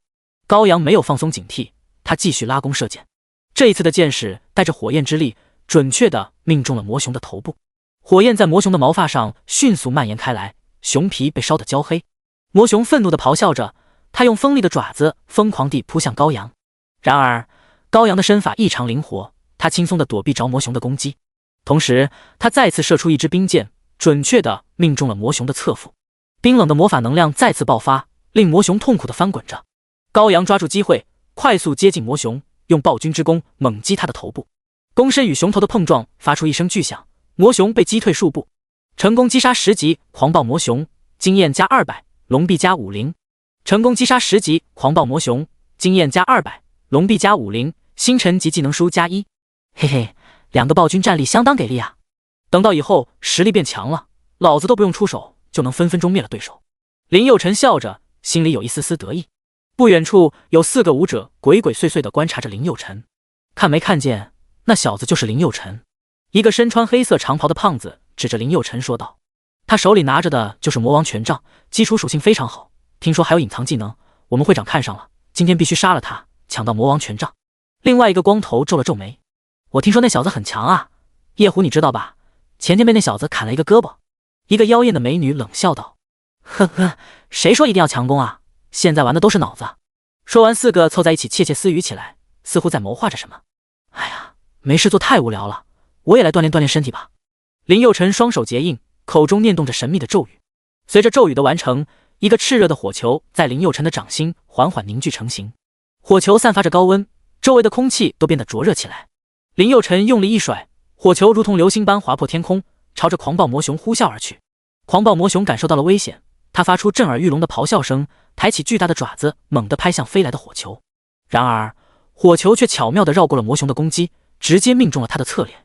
火球的爆炸力极强，狂暴魔熊被炸得翻滚在地，发出凄惨的嚎叫声。它的侧脸被火焰烧得焦黑，毛发也变得焦糊。林佑辰抓住机会，迅速跃上前，挥动合金权杖，对狂暴魔熊发动猛烈的攻击。他不断使出火球术，狂暴魔熊在密集的攻击下逐渐变得虚弱。经过一番激战，狂暴魔熊终于无法抵挡林佑辰的攻势，身体轰然倒地。成功击杀10级狂暴魔熊，经验加200，龙币加50。成功击杀10级狂暴魔熊，经验加200，龙币加50。唰！一道耀眼的光芒从天空中降下，笼罩住了林佑辰。林佑辰缓缓睁开双眼，脸上露出微笑。嘿嘿，终于升级到了10级。姓名林佑辰，职业暴君法师，等级10，物理攻击加388，法术攻击加602，物理防御加399，法术防御加698，真实伤害加389，致命强化正1%，致命抵抗正1%，血量6907，魔法值7983，天赋傀儡暴君超神级，无限进化，神级隐藏。装备魔王权杖，星云1星，魔王铠甲，星辰9星。技能火灵炮，星云级，天火丸，星辰级。各项数据都得到了大幅提升。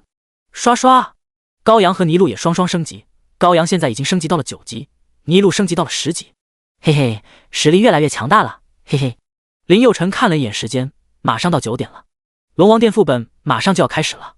嘿嘿，只用了不到2小时就升了1级，嘿嘿，这就是实力啊！哈哈，龙王殿这个副本对于林佑辰来说真的太重要了，提升技能对于战力的提升效率非常快，可以说是立竿见影，而且提升的幅度也十分惊人，要不然今天升级也不会这么快。昨天技能灭魂芒进阶到火灵炮之后，法术攻击直接飙升400多点，真的太恐怖了。林佑辰给自己定了一个目标，今天必须把2个技能全部提升1级，必须要考进青龙学院。只要考进青龙学院，就可以奖励一栋别墅，外加500万现金。这样的话，自己和妹妹就不用寄人篱下了，而且还能拥有京城的户口，以后妹妹就可以直接在京城上学了。恰好自己的姐姐也在京城炎龙军任职，到时候就可以和姐姐团聚了。一想到能和姐姐团聚，林佑辰忍不住激动起来。姐姐为了这个家，为了自己和妹妹付出，真的太多了。林佑辰暗暗发誓，一定要变强，这一世一定要让姐姐和妹妹过上幸福生活。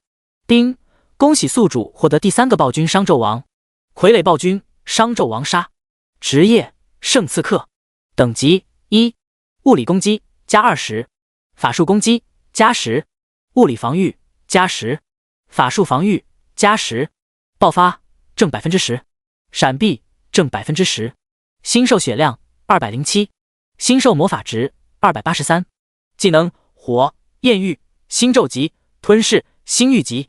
火焰域，火属性技能，对单体目标造成500%真伤伤害，1000%的火属性伤害。吞噬，可以吞噬召唤物，基础属性可以累加，等级可以平移，可以随意切换召唤物的职业。我靠！商纣王！林佑辰差点没跪下。龙国第一暴君当我的召唤物，这焰域火属性技能毁伤能力也是相当惊人的。当林佑辰看到吞噬这个技能的时候，傻眼了。我靠，这是什么技能？可以吞噬召唤物，还可以随意切换召唤物的职业。也就是说，让商纣王吞噬羔羊和麋鹿，然后就可以拥有他们的等级和基础属性，还可以拥有他们的职业和技能属性。想到这，林佑辰惊呆了。不是吧，这个吞噬暴君技能也太人性化了吧！真是想什么来什么，带着那么多召唤物，真怪累的，以后就带一个就好了。而且各项属性也不变。先不管它，等有空了好好琢磨琢磨。救命！救命啊！一阵凄厉的嘶吼声传来。哎，肯定是单六的女性试炼者。林佑辰无奈地摇了摇头，这种事情很常见，在野地就算你杀人了，也没人知道。第16章，美女圣刺客的刺杀。在野地单独试炼的女生是非常危险的，如果只是被强暴，那运气还算好的。很多人都是直接杀了，这样不仅能封口，还能爆装备。林佑辰并没有去救人的意思，现在的蓝星能自保就已经很不错了。做好事很多时候就等同于自杀，想要变强，先斩圣母。啊，不要不要！哎呀，我求求你了，我还有弟弟妹妹要管，我死了，他们就活不成了。女孩大声嘶吼着。听到这句话，林佑辰突然停下了脚步，这让他想到了自己的妹妹。林佑辰缓缓闭上了眼睛，此刻他犹豫了，算了，还是救一下吧，反正就是举手之劳而已。现在他的实力在野地足以横着走。林佑辰循着声音走了过去，三个男人死死按住一个女人，女人身上的衣物已经被扯得差不多了，一脸惊恐的样子。看到林佑辰走了过来，一个黑胖子指着林佑辰冷声道：我们暴风公会的事情，你小子最好别管。一旁的光头默默地抽出了腰间的武器，女人死死抱住胸口，可惜白花花的柔软之物还是显露无遗。小哥哥救我，求求你救救我，只要你能救我，我就是你的，待会你可以对我做任何你想做的事情，求求你！快滚，草你妈的！一个黄毛圣弓手二话不说，拉开长弓就是一箭，嗖！一支火箭划破天际，向林佑辰呼啸而去。火箭在空中燃烧，带着炽热的火焰，令人望而生畏。看着急速的箭矢，林佑辰咧嘴冷笑一声：羔羊出战！羔羊冷静地瞄准，然后射出一支冰箭。轰！两支箭矢在空中相撞，火焰与冰霜相互碰撞，发出一阵剧烈的爆炸声。圣弓手的火箭虽然强大，但羔羊的冰箭却巧妙地将其冻结在空中，然后破碎成无数冰晶，纷纷扬扬地散落下来。圣弓手见状，心中一惊，他迅速调整自己的射击角度，再次射出一支火箭。然而羔羊的反应更快，他迅速移动位置，同时射出另一支冰箭。当！冰箭与火箭再次在空中碰撞，这一次火箭被冰箭彻底冻结，然后坠落在地面上。羔羊继续发动攻击，他的暴君之弓不断射出冰箭，每一支箭矢都准确地击中目标。圣弓手虽然也竭力反击，但面对羔羊精准的箭术和冰箭的冷冻效果，他逐渐陷入了劣势。最终，圣弓手被羔羊的一支冰箭射中，身体瞬间被冻结，他僵硬地站在原地，仿佛变成了一座冰雕。羔羊走上前去，轻轻地点了一下黄毛，哗哗，黄毛瞬间炸裂成一堆粉末，身上的装备全部爆了出来，2本星辰级技能书，一把白板弓箭，一身白板铠甲。看到黄毛瞬间变成粉末，其他2个人瞬间不淡定了。操，臭小子，你竟然杀了黄毛，我们和你拼了！胖子和光头都是圣剑士，他们挥舞着长剑向林佑辰扑了过来。林佑辰冷哼一声道：尼禄出战！尼禄手持暴君之刀，目光冷冽地注视着2位圣剑士，瞬间冲了过去。一位圣剑士快速冲向尼禄，剑芒划破空气，带着呼啸声袭来。尼禄侧身躲避，同时挥出暴君之刀，刀锋在空中划出一道弧线，准确地击中圣剑士的肩膀。圣剑士痛得脸色一变，身体踉跄着后退。另一位圣剑士见状，立刻从侧面发起攻击，他的剑法犀利而迅速，攻势如潮水般涌来。尼禄却显得从容不迫，他凭借着超凡的技艺化解了对方的攻击。此时，先前受伤的圣剑士已经恢复了平衡，他与同伴联手，一左一右夹击尼禄。2人的剑法配合默契，攻势愈发猛烈。尼禄的身形在他们的攻击中快速移动，时而闪避，时而反击。去死！突然间，尼禄暴喝一声，使出了一招强大的必杀技。他的暴君之刀绽放出耀眼的光芒，刀锋划过空气，带着雷霆万钧之势斩向2位圣剑士。这招威力无比，2位圣剑士纷纷举起圣剑抵挡。只听一声震耳欲聋的巨响，2股力量碰撞在一起。两位圣剑士剑法精湛无比，时而交叉攻击，时而分开防守，让倪禄无法找到破绽。然而倪禄并未因此而感到畏惧，他紧握暴君之刀，眼神坚定地注视着两位圣剑士。他的刀法同样精湛，每一次挥刀都能准确地击中目标。他的身影在阳光下快速移动，时而前冲攻击，时而后退防守，展现出了惊人的灵活性和速度。最终在激烈的战斗中，倪禄找到了两位圣剑士的破绽。他瞬间发动攻击，暴君之刀在空中划出一道耀眼的弧线，两位圣剑士的防线被瞬间击溃，他们来不及躲避，只能眼睁睁地看着刀锋刺向自己的胸膛。倪禄的暴君之刀准确地命中了目标，两位圣剑士的身体无力地倒下，他们眼中充满了不甘和惊恐，但一切都已经太晚了。啊，臭小子，你死定了！我们暴风公会的人都敢杀！林佑辰咧嘴泄出一抹冷笑：滚！什么狗屁暴风公会，老子不吃你们那一套！说完丢了一个火球送他们上西天，也还不错，爆出了不少好东西：3本星辰级技能书，1把白板长剑，2件白板铠甲，1件白板护腕。林佑辰捡起所有装备，然后走到女孩面前，淡淡的说道：好了，你现在安全了。女孩放开了自己的手，露出了雪白的：我现在是你的了，你不管对我做什么都可以。林佑辰看了一眼，规模果然很大，笑了笑道：我救你不是因为这些，而是因为你的弟弟妹妹。林佑辰不是什么正人君子，也不是不近女色，他只是不想乘人之危而已。说完，林佑辰转身离开。女孩犹豫了一下，不过还是从身后拿出一柄匕首，她的职业是圣刺客。去死吧！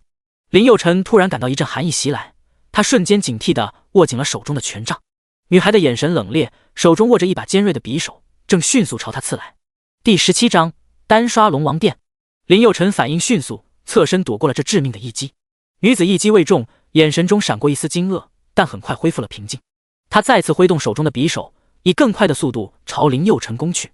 林佑辰身形矫健，不断闪避着女子的攻击，同时他也在寻找着反击的机会。终于在女子一次攻击的瞬间，林佑辰猛地向前一跃，手中的权杖划出一道寒芒，准确地刺向女子。女子被林佑辰一击必杀，身体无力地倒在了地上。她的眼神中还残留着不甘和怨恨，但已经无法再对林佑辰构成任何威胁。林佑辰深吸了一口气，身形一闪，瞬间移到女孩面前。咔嚓！我好心救你，你不感恩我不怪你，但是你恩将仇报我不能忍，下辈子做个好人吧。说完猛地一扔，瞬间一群小型星兽扑了上去。林佑辰捡起地上的技能书和装备，转身离开了。他很快就来到副本的入口前，眼前是一个巨大的石门，高耸入云，给人一种庄严而神秘的感觉。石门上雕刻着古老的符文，散发着淡淡的光芒，看上去神秘感十足。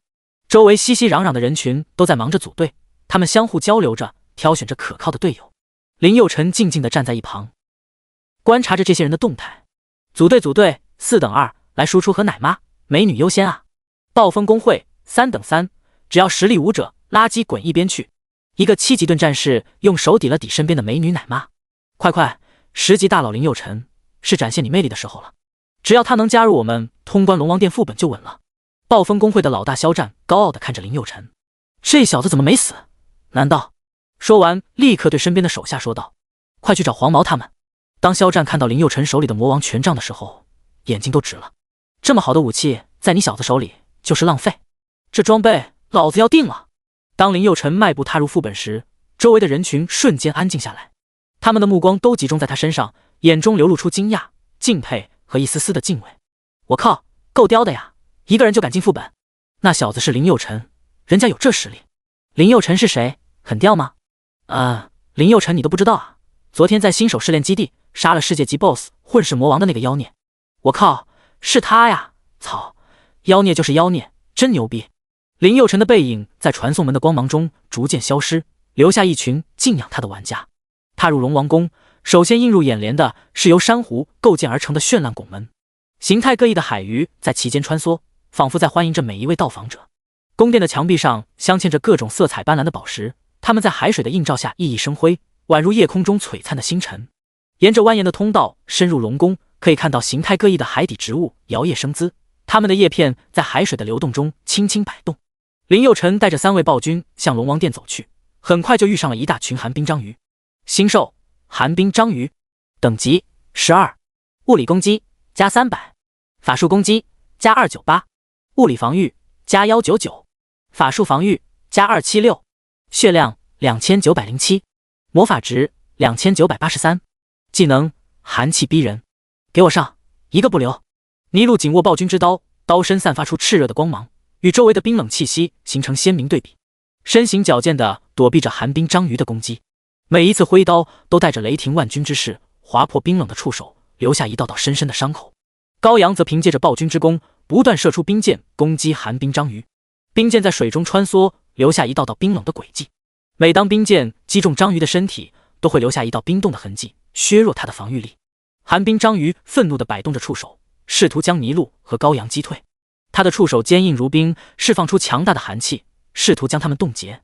突然，尼禄高举暴君之刀，凝聚全身的力量，猛地劈向寒冰章鱼的核心。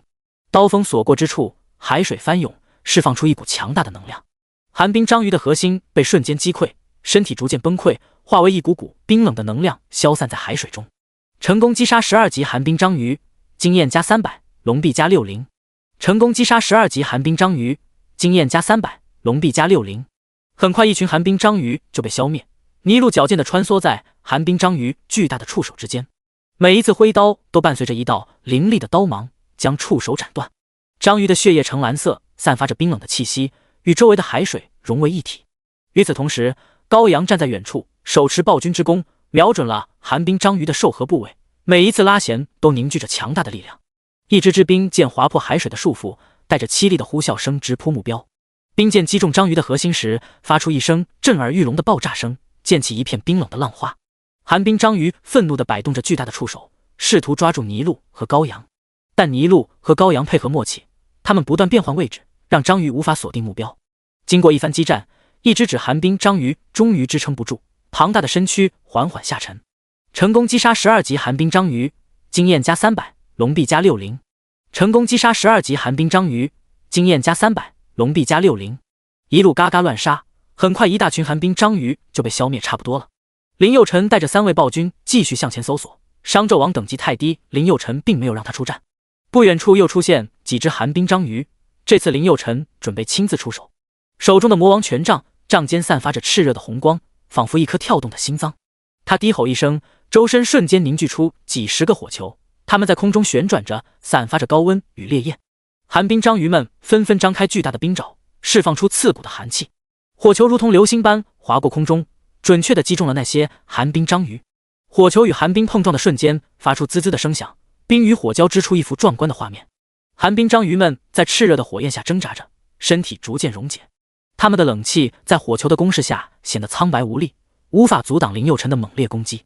一波又一波的火球，那些寒冰章鱼在火球的连续攻击下纷纷倒下，化为一片冰冷的碎屑。成功击杀12级寒冰章鱼，经验加300，龙币加60。成功击杀12级寒冰章鱼，经验加300，龙币加60。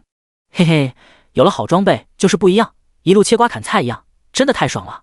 不远处的一块沙地平原上，一群大白鲨不断游弋着。星兽大白鲨，等级13，物理攻击加323，法术攻击加298，物理防御加231，法术防御加214。星兽血量3452，星兽魔法值3232，技能撕咬，给我上，杀了他们！尼禄身姿矫健的跃起，刀光闪烁，划破了水面。暴君之刀凝聚着强大的魔法力量，每一次挥舞都带着雷霆万钧之势，令白鲨避无可避。高阳张弓搭箭，瞄准白鲨的心脏。第18章水晶宫之主龙太子，他的动作优雅而精准，仿佛与海风融为一体。暴君之弓释放出的弓箭带着凌厉的破风声，穿透海水，直指目标。白鲨群感受到强烈的威胁，它迅速摆动巨大的尾巴，朝着尼禄和高阳猛冲过来。巨口猛然张开，海水翻腾，散发出一股腥臭味。它的牙齿锋利如刀，闪烁着冷光，仿佛能将一切撕裂。尼禄巧妙地躲避着白鲨的攻击，暴君之刀在空中划出一道道优美的弧线。每一次与白鲨的碰撞，都迸发出强烈的魔法能量，掀起滔天巨浪。高阳的弓箭也在不断地攻击着白鲨的要害，每一次箭矢的射入都让白鲨痛苦地扭曲着身体。成功击杀13级大白鲨，经验加400，龙币加65。成功击杀13级大白鲨，经验加400，龙币加65。嘿嘿，这些大白鲨也不过如此吗？看我的天火丸！一个个火球从权杖尖端飞出，它们在水中仍熊熊燃烧，仿佛是深海中的流星。大白鲨们被这突如其来的攻击惊呆了，他们纷纷闪避，但仍有数只来不及躲避，被火球直接命中。炽热的火焰与冰冷的海水交织，发出滋滋的声响，令人毛骨悚然。林佑辰身形灵动，不断移动着位置，巧妙地躲避着大白鲨的攻击。同时，他手中的魔王权杖仿佛活了一般，不断释放出火球，每一个火球都准确地击中目标。在激烈的战斗中，大白鲨的数量逐渐减少，但剩下的几只大白鲨却越发凶猛，他们合力冲向林佑辰，张开血盆大口，试图一举将他制服。林佑辰面无惧色，他口中再次念动咒语，魔王权杖释放出一个巨大的火球，火球在水中翻滚着，散发出炽热的光芒，瞬间将几只大白鲨笼罩在内。只听得一声凄厉的惨叫，几只大白鲨在火焰中挣扎着，但很快便失去了生命的气息。成功击杀13级大白鲨，经验加400，龙币加65。成功击杀13级大白鲨，经验加400，龙币加65。嘿嘿，简直不堪一击啊！实力碾压的感觉真的太爽了。林佑辰越打越有劲。不远处有一座宫殿，那里应该就是精英怪了吧？星兽黑鲨将军，精英，等级13，物理攻击加623，法术攻击加898，物理防御加831，法术防御加814，星兽血量8765，星兽魔法值7865，技能撕咬突刺，给我上，杀了他！黑鲨将军身披重甲，手持一杆深海枪，散发着一股冰冷的气息，他的眼中透着一股凶残和狡猾。黑鲨将军手持深海枪向尼禄冲来，枪尖在阳光下闪烁着寒光，带着凌厉的气势。尼禄紧握暴君之刀，身形一动，迎向黑鲨将军。当当，刀枪相撞，发出刺耳的金属碰撞声。尼禄感受到一股巨大的力量从深海枪传来，几乎要将他击退。然而，他凭借着强大的实力和坚定的意志，稳住了身形。与此同时，高阳也瞄准了黑鲨将军。他松开弓弦，一支箭矢急射而出，箭矢带着破风声，准确地命中了黑鲨将军的侧翼。然而，箭矢却被厚重的甲壳弹开，无法造成实质性的伤害。黑鲨将军似乎并未受到任何影响，他转过身来，用深海枪向高阳猛刺过去。高阳身形一闪，迅速躲避开来，同时他再次射出一箭，试图干扰黑鲨将军的攻击。尼禄也感受到了巨大的压力，他明白单凭他一人之力很难战胜黑鲨将军，于是他决定与高阳联手攻击。两人默契地交换了一个眼神，随后一起发动攻击。尼禄挥起暴君之刀，猛然劈向黑鲨将军的头部，而高阳则拉紧弓弦，准备发射最后一箭。当当，刀锋与枪尖碰撞在一起，发出剧烈的金属声响。同时，高阳松开弓弦，箭矢如流星般划过天际，准确地命中了黑鲨将军的另一侧翼。黑鲨将军痛苦地吼叫着，身体开始摇晃。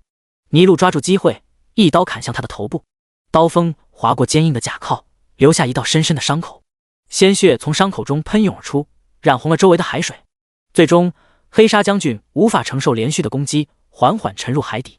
成功击杀13级黑鲨将军，经验加4000，龙币加4000，星辰级技能书加18，星辰级护腕加5，强化10加10，白板铠甲加1，白板靴子加1。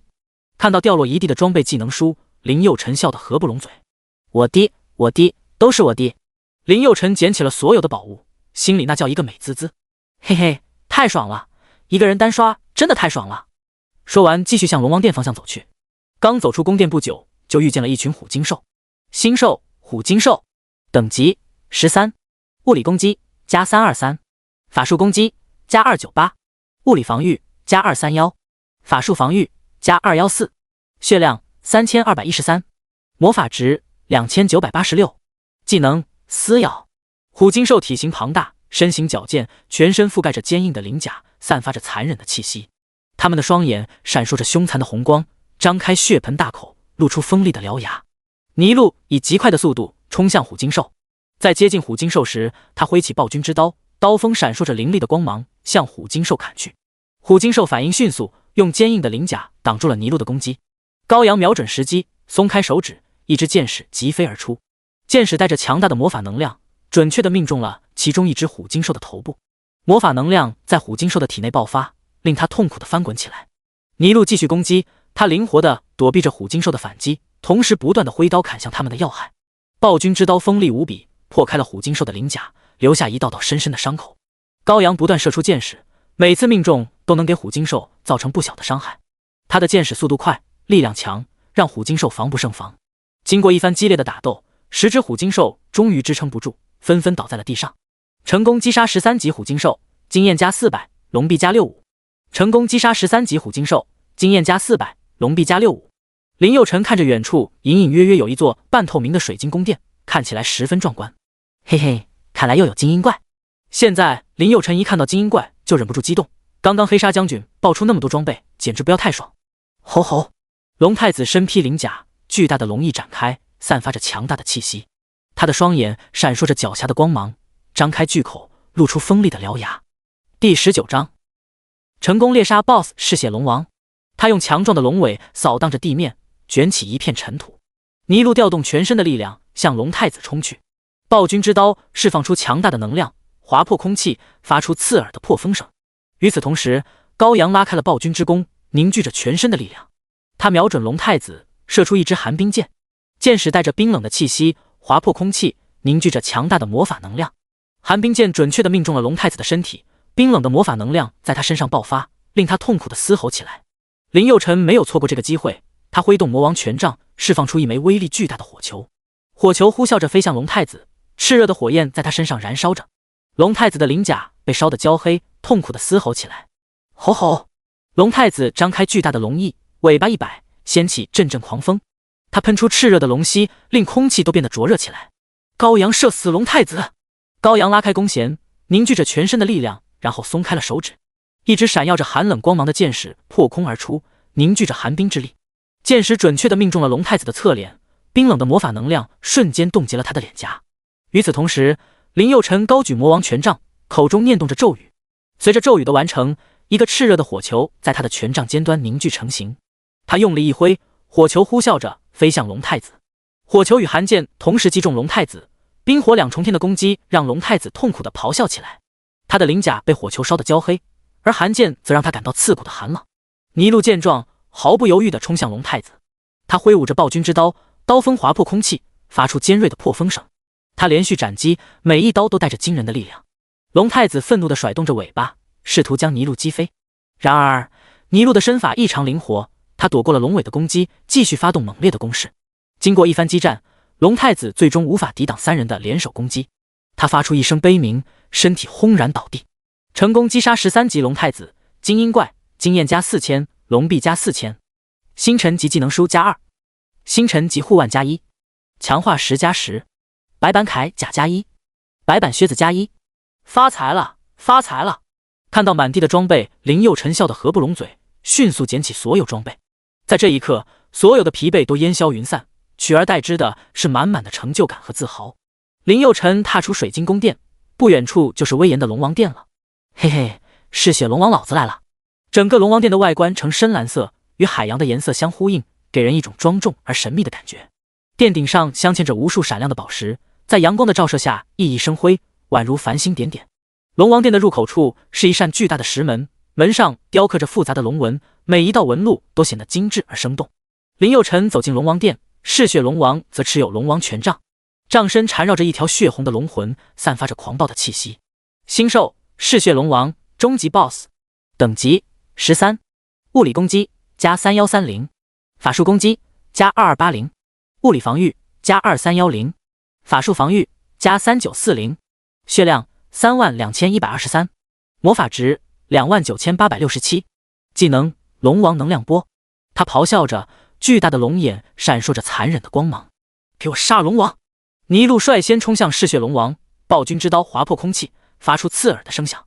高阳在远处不断射出寒冰箭，试图干扰龙王的行动。林佑成则利用魔王权杖释放火球术，火焰与寒冰交织在一起，发出剧烈的爆炸声。嗜血龙王毫不畏惧，他挥动龙王权杖，释放出强大的能量波。能量波冲向尼禄和高阳，两人迅速躲避，但仍然被能量波击中，身体受到了重创。林佑成见状，迅速释放出更强大的火球术，试图一举击败龙王。然而，火球术却被龙王释放的防护罩挡了下来。就在众人陷入困境之际，尼禄突然发出一声怒吼，挥动暴君之刀冲向龙王。他的刀锋划过空气，释放出一道冰冷的刀气，刀气瞬间穿透了龙王的防护罩，直接斩在了龙王的身上。龙王发出一声凄惨的咆哮，他张开血盆大口，喷吐出烈焰，与林佑辰的火球术相互碰撞，发出震耳欲聋的爆炸声。轰轰！尼禄瞅准时机，跃身向前，暴君之刀划破空气，发出尖锐的声响。当当！刀锋与龙王的鳞甲相撞，发出刺耳的金属摩擦声。高阳在后方不断射出寒冰剑，试图减缓龙王的攻势。经过一番激战，三人逐渐与龙王形成了对峙之势。尼禄的力量、高阳的机智和林佑辰的火球术让龙王陷入了困境。此时，高阳再次拉开暴君之弓，凝聚全身力量，射出一支寒冰剑，剑矢带着破空之声，直取龙王的要害。与此同时，林佑辰也释放出一颗巨大的火球，从龙王的头顶呼啸而过。尼禄见时机已到，暴君之刀绽放出璀璨的光芒，他奋力一跃，刀锋划过空气，准确地劈向龙王的头部。轰的一声巨响，三人的攻击同时击中龙王。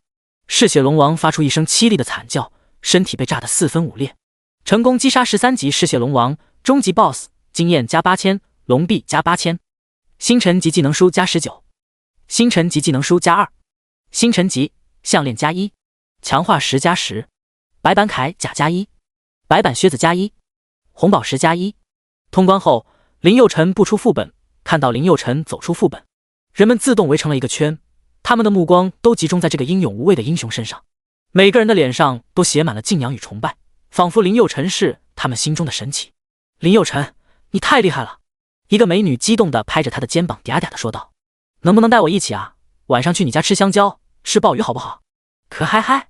听到这话，林佑辰无语死了，不就单刷个副本吗？有必要这样子吗？赞美之词如潮水般涌向林佑辰，但他并未因此而沾沾自喜，在他眼中这根本不算什么，小菜一碟而已。肖战站在副本入口处，脸色铁青，目光如刀，他的双手紧握成拳，关节因过度用力而显得苍白。他瞪着林佑辰，小声呢喃道：“你杀了我们公会的人，这件事绝对没完，老子一定让你血债血偿。”第20章，魔王权杖也将会是我的。他的目光在周围扫视了一圈，发现地上散落着各种珍稀的宝贝，有闪烁着耀眼光芒的宝石，有蕴含着神秘力量的技能卷轴，还有那些闪着金光、银光的金币和珠宝。林佑辰心中一阵狂喜，他迫不及待地俯身捡起那些宝贝。不错不错，刷一次副本就能得到这么多的技能书，真的赚到了。说完，林佑辰一脸满足地走出了副本。看到林佑辰走出来，周围的人群立刻围了上去。大牢里面难度怎么样？难不难啊？林佑辰笑着摇了摇头，不咸不淡地说了一句：“还行吧。”说完离开了副本入口。副本冷却时间需要4个小时，如果在这里干等着太浪费时间了，不如去打打野怪。看到林佑辰离开，每个人都在窃窃私语，谈论着林佑辰。我靠，这人是谁啊？这么刁的吗？对啊，一个人进入副本不到40分钟就出来了吗？这算什么？你没看见那小子刚刚选的难度是噩梦级？靠，妖孽啊！哎，你们是不是不看手机啊？那小子就是昨天在新手试炼去猎杀世界级 BOSS 的那个。原来那个妖孽是他啊！在别眼中，林佑辰是那么妖孽，而林佑辰本人却是一副无所谓的样子。他淡定地向密林当中走去，眼神中没有一丝得意或自满，仿佛只是做了一件应该做的事情，而其他人的惊叹和崇拜对他来说似乎并不重要。林佑辰抬头看了看天空，嘴角勾起一抹微笑，留下了一个潇洒的背影，让所有人为之惊叹。暴风公会会长肖战一脸冷笑地看着林佑辰的背影，冷笑道：“臭小子还挺会装13的，偷偷杀了我4个手下，以为就这么算了吗？我肖战也是你能得罪的，今天就是你的死期，还有你手里的魔王权杖也将会是我的。那么好的武器，你配拥有吗？哼！”不一会，林佑辰走进茂密的森林，吼吼！星兽不断嘶吼着，林佑辰立刻循着声音追了过去。一群星兽站在不远处，他们全身覆盖着金色的毛发，闪烁着耀眼的光芒。他的脚如同黄金铸造，巨大而锐利，是他最显著的特征。脚上散发着淡淡的金色光芒，令人不敢直视。星兽金角巨兽，等级13，物理攻击加323，法术攻击加298，物理防御加231，法术防御加214，血量3243，魔法值2986，技能冲撞。他们很警觉，看到林佑辰的身影，立刻冲了过来。巨大的脚在阳光下闪烁着寒光。吼吼！兽群狂吼着，释放出冲撞技能，横冲直撞。给我杀了他们！尼禄身形一闪，灵活地躲避过金角巨兽的冲撞。同时，高阳松开手指，一支寒冰剑离弦而出，直取金角巨兽的要害。寒冰剑划破空气，带着刺骨的寒气，准确地击中了金角巨兽。剑矢穿透其坚硬的皮肤，留下一道深深的伤口。金角巨兽痛苦地嚎叫着，被寒冰剑的冷气所束缚，行动变得迟缓。尼禄抓住这个机会，暴君之刀瞬间释放出数道炽热的刀芒，刀芒划过空气，准确地斩中了金角巨兽的身体。金角巨兽的身躯被刀芒劈开，伤口处流出滚滚的鲜血。高阳再次拉弓引箭，瞄准金角巨兽的另一侧。他松开手指，又是一支寒冰箭射出，箭矢准确地穿透了金角巨兽的身体，令其痛苦地挣扎着。尼禄和暴君之刀配合无间，高阳与暴君之弓默契十足，成功击杀13级狂暴魔熊，经验加400，龙臂加65。成功击杀13级狂暴魔熊，经验加400，龙臂加65。丁，恭喜宿主升级到11级。突然一阵金光笼罩林佑辰，姓名林佑辰，职业暴君法师，等级11，物理攻击加418，法术攻击加722，物理防御加499，法术防御加798，真实伤害加489，致命强化正 1.1%， 致命抵抗正 1.1%， 血量7435，魔法值7865，天赋傀儡暴君超神级，无限进化，神级隐藏。装备魔王权杖，星云1星，魔王铠甲，星辰9星。技能火灵炮，星云级，天火丸，星辰级。嘿嘿，又升一级。升到10级以后，升级越来越慢了，刷了一个副本，打了这么多怪才升一级。不过也好理解，越往后升级越慢。此时林佑辰心里还是很激动的，全身充满了力量，到处寻找野怪。不远处，一群黑乎乎的野怪在快速移动，一双琥珀色的眼睛散发出野性的光芒，仿佛能够洞察一切。它的鼻子坚硬而弯曲，显得十分有力。星兽血牙野猪，等级13，物理攻击加345，法术攻击加199，物理防御加365，法术防御加214，血量3433，魔法值2123，技能挑刺。血牙野猪身形庞大，全身覆盖着坚硬的鳞甲，口中的獠牙闪烁着寒光，散发着一股凶残的气息。吼吼！血牙野猪攻击性很强，看到林佑辰他们立刻围攻上来。高阳轻轻拉动暴君之弓的弓弦，目光锁定血牙野猪们。他的手中紧握一支寒冰剑矢，剑尖闪烁着晶莹的光芒。尼禄挥起暴君之刀，刀锋在空中划过一道优雅的弧线，准确地劈向血牙野猪。然而冲在最前面的血牙野猪巧妙的一侧身，躲过了尼禄的攻击。与此同时，高阳也瞄准了这只血牙野猪。他松开弓弦，寒冰剑矢急射而出，剑矢划破空气，带着凌厉的气势直取血牙野猪的要害。血牙野猪似乎感受到了剑矢上所蕴含的冰冷气息，他猛地一颤，但已经来不及躲避。剑矢准确地命中了他的胸口，爆发出强烈的冰冻能量。吼吼！血牙野猪痛苦地嚎叫着，身体被冰冻能量所包围，行动变得迟缓。尼禄抓住机会，再次挥起暴君之刀，猛然劈向血牙野猪的头部。这次血牙野猪无法躲避，只能硬扛这一击。刀锋砍在血牙野猪的头颅上，发出沉闷的声响。血牙野猪痛苦地倒在地上，挣扎着想要站起来，但已经无力回天。随后尼禄和高阳一路嘎嘎乱杀，很快所有的野猪都被杀死。成功击杀13级血牙野猪，经验加400，龙臂加65。成功击杀13级血牙野猪，经验加400，龙臂加65。灭掉所有血牙野吼林佑辰肚子有些饿了，他找了一块空地准备烤点猪排吃。他精心挑选了一处平坦的地面，用几根干枯的树枝搭建起一个简易的烤架。他动作麻利，显然是经常烤肉的高手。野猪排被切成均匀的小块，用调料腌制后穿在铁签上。林佑辰点燃了干枯的树枝，火焰跳跃着发出噼啪的声响。第21章融合冥王哈迪斯。他轻轻地翻转着野猪排，让它们均匀受热。烤肉的香味弥漫在空气中，引来了几只好奇的小怪兽。它们围绕着烤架，不停地嗅着空气中的香味。林佑辰微微一笑，偶尔分出一些烤野猪排给他们。小怪兽们高兴地吃着，不时发出满足的咕噜声。林佑辰注视着烤架上的野猪排，当它们烤至金黄色，散发出诱人的香气时，他满意的点了点头。这野生的就是比养殖的香啊！林佑辰拿起一大块烤肉，很满足的咬了一口，瞬间烤肉的香气直冲天灵盖。我靠，这也太香了吧！吃饱喝足以后，林佑辰开始研究起哈迪斯的新技能吞噬。难道真的可以像技能描述一样，吞噬别的召唤物以后，就可以吸收那个召唤物的一切属性？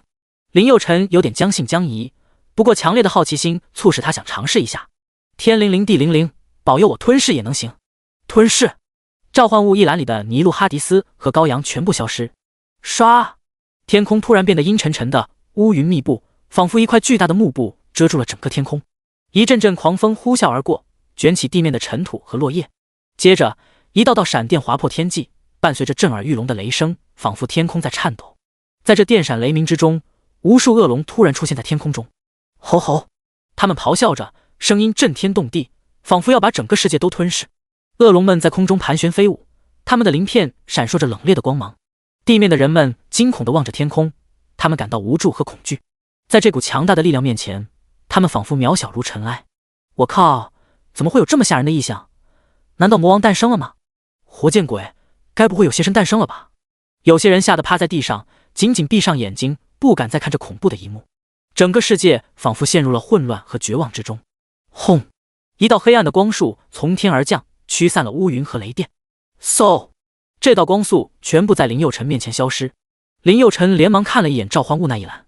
我靠，不是吧？3个召唤物都没了，取而代之的是一个全新的召唤物——冥王哈迪斯。我尼玛，冥王哈迪斯！林佑辰妈了，呆呆地看着自己的新召唤物，简直有点不敢相信自己的眼睛。冥王哈迪斯成了我的召唤物。林佑辰用手捏了捏自己的大腿，死！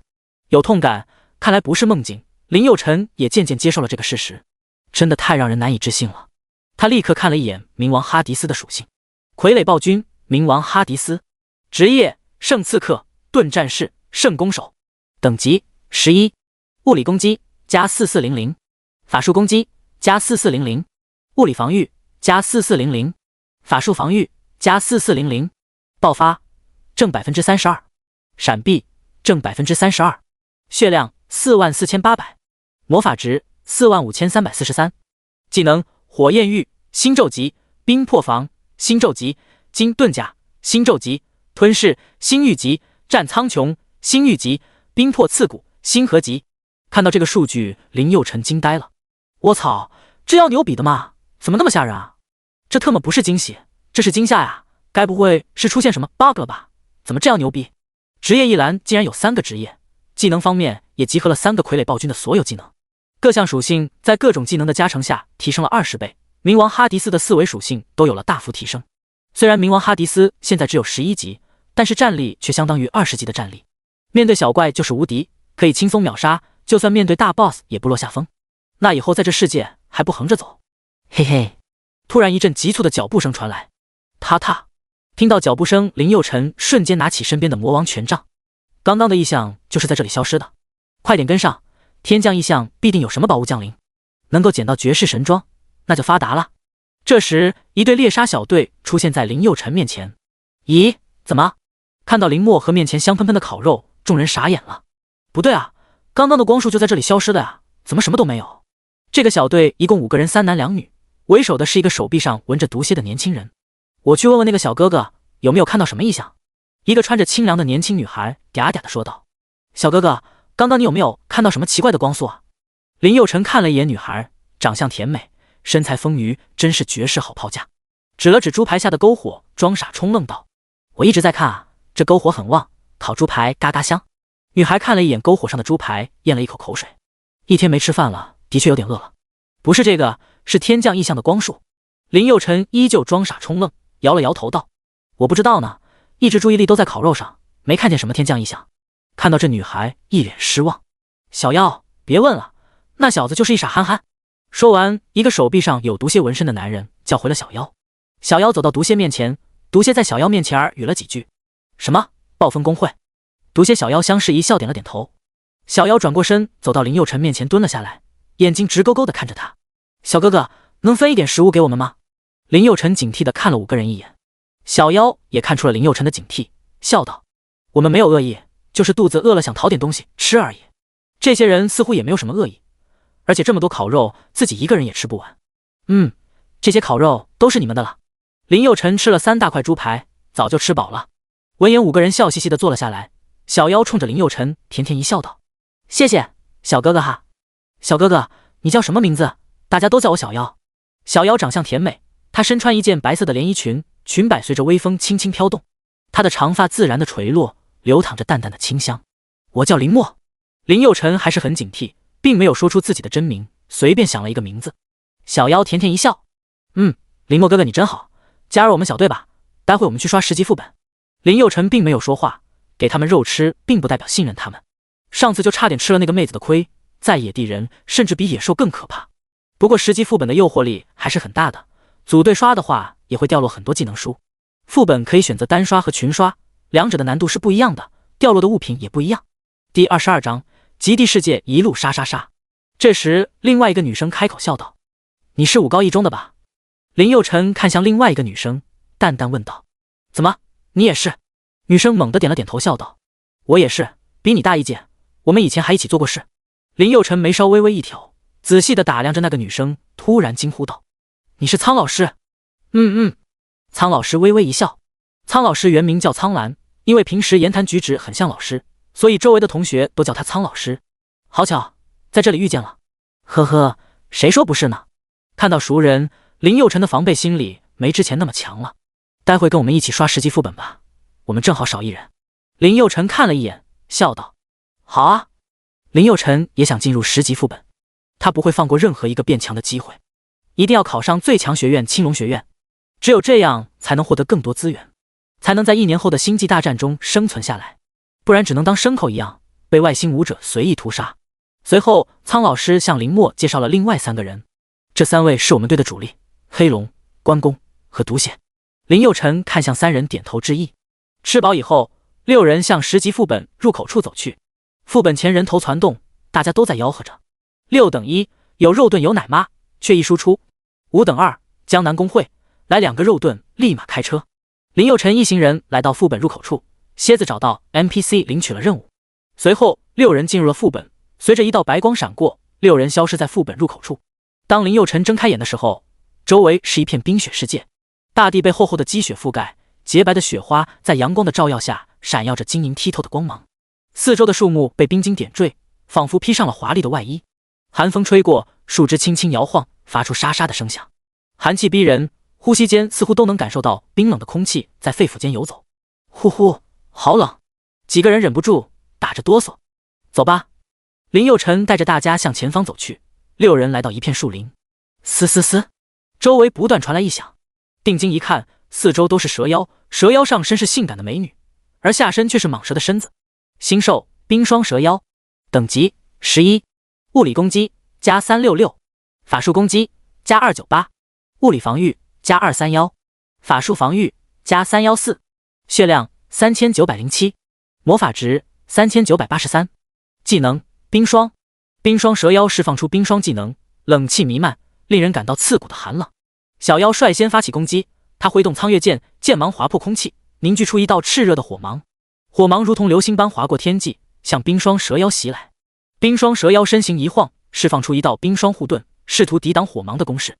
然而火芒的威力超乎想象，瞬间将冰霜护盾击溃。与此同时，关公瞄准冰霜蛇妖，射出一道寒冰芒。寒冰芒凝聚着极寒之力，穿越空间，准确地命中了蛇妖。冰霜蛇妖发出一声凄厉的惨叫，身体被寒冰芒所冻结。林佑辰立刻命令哈迪斯出战。哈迪斯没有犹豫，他挥动暴君之刃，凝聚出一道冰芒。冰芒带着无尽的寒气，瞬间将周围的一切冻结。冰霜蛇妖挣扎着想要逃脱，但身体却被冰芒牢牢地束缚住。林佑辰立刻挥舞着魔王权杖，暴喝一声：火灵炮！一道火芒划破天际，与冰霜蛇妖的冰霜技能相撞。火与冰在空中激烈碰撞，发出滋滋的声响，一股强烈的气浪向四周扩散。关公紧握透甲枪，枪尖闪烁着寒冷的光芒。他瞄准冰霜蛇妖，用力一射，寒冰芒划破空气，带着凌厉的气势直取蛇妖。哈迪斯手握暴君之刃，刃口冷冽而锋利。他用力一挥，一道冰芒划过地面，将周围的冰雪瞬间冻结。冰霜蛇妖张开血盆大口，释放出强大的冰霜技能。寒气弥漫，冷风呼啸，周围的一切都被笼罩在冰霜之下。轰轰，四人的攻击交织在一起，火与冰的碰撞产生了一股巨大的能量。冰霜蛇妖们发出阵阵凄厉的尖叫，身体被能量波及，瞬间冻结成一座冰雕。成功击杀11级冰霜蛇妖，经验加200，龙币加55。成功击杀11级冰霜蛇妖，经验加200，龙币加55。这一片的蛇妖很快就被6人杀死。苍老师看向林佑辰笑道：不错呀，实力很强，看来这次我们一定能顺利通关。林佑辰笑着点了点头，其实要不是冲着群刷的奖励，他根本不愿意组队。这里对于他来说太简单了，就算一个人刷也能顺利通关。不远处还有一小群蛇妖，就让我毒蝎消灭他们吧。看到林佑辰这么受欢迎，毒蝎忍不住耍帅起来。轰！他手中的猎魂刃划破空气，带着致命的毒素直取冰霜蛇妖。黑龙紧随其后，七魂刀释放出七彩光芒，试图将蛇妖困住。当当！哈迪斯挥出冰芒，与冰霜蛇妖的寒气相互碰撞，发出刺耳的声响。冰霜蛇妖冷笑着，释放出更强大的冰霜技能，寒气瞬间弥漫整个战场。哈迪斯挥动暴君之刃，释放出一道更强大的冰芒。这道冰芒如同流星般划过天际，准确地击中了冰霜蛇妖。吼吼！蛇妖发出一声凄厉的惨叫，身体被冰芒炸得粉碎。成功击杀11级冰霜蛇妖，经验加200，龙币加55。成功击杀11级冰霜蛇妖，经验加200，龙币加55。杀死所有的蛇妖，6人向不远处的一处小丘陵跑去。小丘陵上隐隐约约看到一条龙盘旋在半空中。星兽清溪龙精英怪，等级11，物理攻击加712，法术攻击加811，物理防御加731，法术防御加814，星兽血量8907，星兽魔法值7983，技能召唤巨石。清溪龙身躯庞大，身长达到惊人的数十米，全身覆盖着坚硬厚重的鳞甲，散发着冰冷的光泽。锐利的龙角直冲天际，眼中闪烁着残忍的光芒。龙翼展开，遮天蔽日，仿佛可以覆盖整片天空。那锋利的爪子和尖锐的牙齿，无不展示着它强大的战斗力和威猛无比的力量。毒蝎手持猎魂刃，刀身闪烁着幽蓝的光芒，透露出丝丝寒意。他轻盈的跃起，在空中划出一道优美的弧线，直取清溪龙头部。猎魂刃劈向清溪龙，伴随着金属的交击声，火花四溅。黑龙用力一挥，一道刀芒划破空气，带着毁灭一切的气势向清溪龙冲去。当清溪龙挥动巨大的石块攻击时，哈迪斯迅速闪避，同时挥出冰芒，试图冻结清溪龙的动作。清溪龙张开巨口，发出震天的咆哮声。他用巨大的石块猛烈地砸向地面，引起一阵剧烈的震动，沙尘飞扬，整个战场仿佛都在颤抖。毒蝎和黑龙毫不畏惧，一次次地抵挡住了清溪龙的攻击。恶龙受死吧！小妖和苍老师也向清溪龙发动攻击。然而清溪龙并不畏惧，他用力一甩尾巴，将一块巨大的石块甩向小妖和苍老师。石块在空中翻滚着，带着惊人的破坏力。小妖和苍老师急忙躲避，但仍然被石块擦伤。第23章，一地装备，一个字爽。哈迪斯见状，暴君之刃发出刺耳的破风声，一道刀芒划破空气，向清溪龙袭来。刀芒所到之处，空气仿佛被撕裂了一般。然而清溪龙的身体坚硬如石，刀芒仅仅在其鳞甲上留下一道浅浅的划痕。吼吼！此时清溪龙发出一声震天的咆哮声，整个山谷都为之颤抖。他张开巨大的口气，一股水柱再次喷薄而出。小妖和苍老师急忙躲避，但仍然被水柱击中。水柱的力量强大无比，将两人击飞出去。两人挣扎着站起来。可恶！林佑辰看了一眼，此时清溪龙血量还剩不到5%，和哈迪斯来一次合击应该能干掉对方。哈迪斯高举暴君之刃，林佑辰紧握魔王权杖，他们聚集在一起，将所有的力量凝聚成一股无与伦比的力量。火灵炮！随着一声巨喝，力量释放出来，向清溪龙袭来。轰！只听一声震耳欲聋的巨响，清溪龙被这股力量击中，整个山谷都为之颤抖。清溪龙的身体在空中翻滚着，最终重重地摔在地上。他挣扎着想要站起来，但力量已经完全耗尽。毒蝎和黑龙相互看了看，忍不住吞咽了几口口水。没想到林佑辰这么强，虽然清溪龙只是小头目，可是小头目也是精英怪啊。他一个人一次攻击就能打下5%的血量，这实力恐怖如斯啊！其实他们不知道的是，林佑辰根本没有发挥出全部实力。林佑辰就想消耗他们的战力，虽然他们的演技很好，但是林佑辰还是看出了一些端倪。俗话说得好，害人之心不能有，防人之心不可无。如果让哈迪斯放开打，别说一个小小的精英怪，就算是大 boss 也能轻松应对。成功击杀13级清溪龙，精英怪，经验加4000，龙币加4000，星辰级技能书加4，一级蓝宝石加1，一级红宝石加2，流云护腕加1，星辰级，流云护甲加1，星辰级，流云项链加1，星辰级。看到一地的宝物，几个人都十分开心，宝物都是随机分配的。林佑辰获得了一本技能书和一个护腕，总体来说还是可以的，总比在外面刷野怪强。目前林佑辰的主要目标就是尽可能多的收集技能书，提升自己的技能等级。杀死清溪龙6个人，继续向前搜索。副本的地图很大，跑了大概10几分钟才看到小怪的身影。不远处，一群大蜘蛛在四处爬行。蜘蛛体型庞大，全身覆盖着坚硬如石的外壳，散发着幽幽的红光。它挥舞着带有毒刺的前肢，猛然向敌人发起攻击。毒刺闪烁着阴森的光芒，令人不寒而栗。星兽血域蜘蛛，等级13，物理攻击加323，法术攻击加298，物理防御加231，法术防御加214，血量3434，魔法值2124，技能毒刺缠绕。哈迪斯见状，身形一闪，巧妙地躲过了血域蜘蛛的毒刺攻击。他顺势一跃而起，暴君之刃划出一道璀璨的光柱，向血域蜘蛛劈去。光柱凝聚着强大的力量，瞬间将血域蜘蛛的外壳击得粉碎。苍老师则利用风的力量在空中漂浮，躲避着血域蜘蛛的攻击。他迅速扇动苍羽扇，一道道旋风围绕着血域蜘蛛旋转，形成了一个巨大的风墙。旋风带着强大的吸力，将血域蜘蛛紧紧束缚住，使其无法动弹。黑龙则利用七魂刀的黑暗力量，在地面形成一道无形的屏障，阻挡住血域蜘蛛的毒刺攻击。他冷笑着，刀芒闪烁着幽光，向血域蜘蛛的心脏刺去。三人的攻击齐发，血域蜘蛛们在这猛烈的攻击下显得力不从心。他们发出凄厉的尖叫，全身闪耀着红光，试图挣脱束缚。最后一击吧！天火丸！林佑辰挥舞着魔王权杖，瞬间几十个火球冲天而降，烧死了所有的血域蜘蛛。林佑辰看向小妖那边，正在和血域蜘蛛鏖战。为了加快刷本速度，他立刻赶过去帮忙，成功击杀13级血域蜘蛛，经验加400，龙币加65。成功击杀13级血域蜘蛛，经验加400，龙币加65。小妖身形灵活，快速闪避着血域蜘蛛的攻击。他挥动苍月剑，剑芒闪烁着淡淡的蓝光，每一次挥剑都能击退蜘蛛的攻势。同时，他利用剑身的锋利划破了蜘蛛的外壳，让它们痛苦地蜷缩起来。关公瞄准血域蜘蛛的要害，一枪刺去，枪尖贯穿了蜘蛛的身体，留下一道深深的伤口。血域蜘蛛在剧痛中挣扎着，但关公已经趁机发动了连续攻击。毒蝎挥动利刃，释放出冰芒，冰芒划过空气，凝聚成一道道寒冷的剑气。剑气准确地击中了血域蜘蛛，将其冻结在原地。血域蜘蛛无法动弹，只能任凭毒蝎砍杀。天火丸！刹那间，几十个火球从魔王权杖呼啸而出，它们在空中划过一道道绚丽的弧线，散发着炽热的温度。血域蜘蛛们被这突如其来的攻击所惊愕，它们试图躲避，但火球的速度太快，蜘蛛们根本无法逃脱。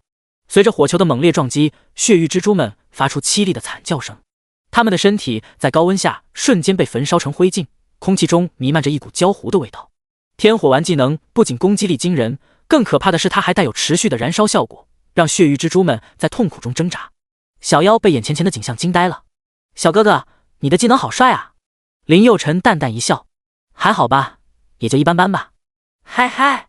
看到林佑辰无所谓的态度，小妖无语的咧咧嘴，美眸里闪过一丝担忧。他这么厉害，待会成功击杀13级血域蜘蛛，经验加400，龙币加65。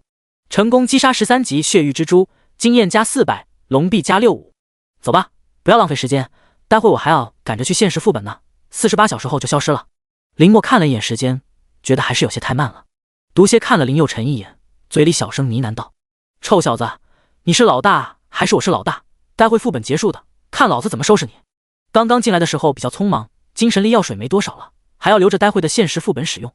要不然林佑辰直接带着哈迪斯就能完成副本，这帮人实力还是有点弱，跟着他们刷本简直是在浪费时间，还是单刷效率比较高。”很快，6个人来到了一处龙潭，镇守龙潭的是一条黑色恶龙。恶龙的外貌极为凶猛，它的鳞片如同钢铁般坚硬，呈现出深邃的黑色，散发出冷冽的光芒。龙首长而尖锐，一双赤红的眼睛闪烁着残忍和狡猾。它的鼻孔中喷出滚滚浓烟，嘴巴里长着一排排锋利的牙齿，仿佛能轻易撕裂一切。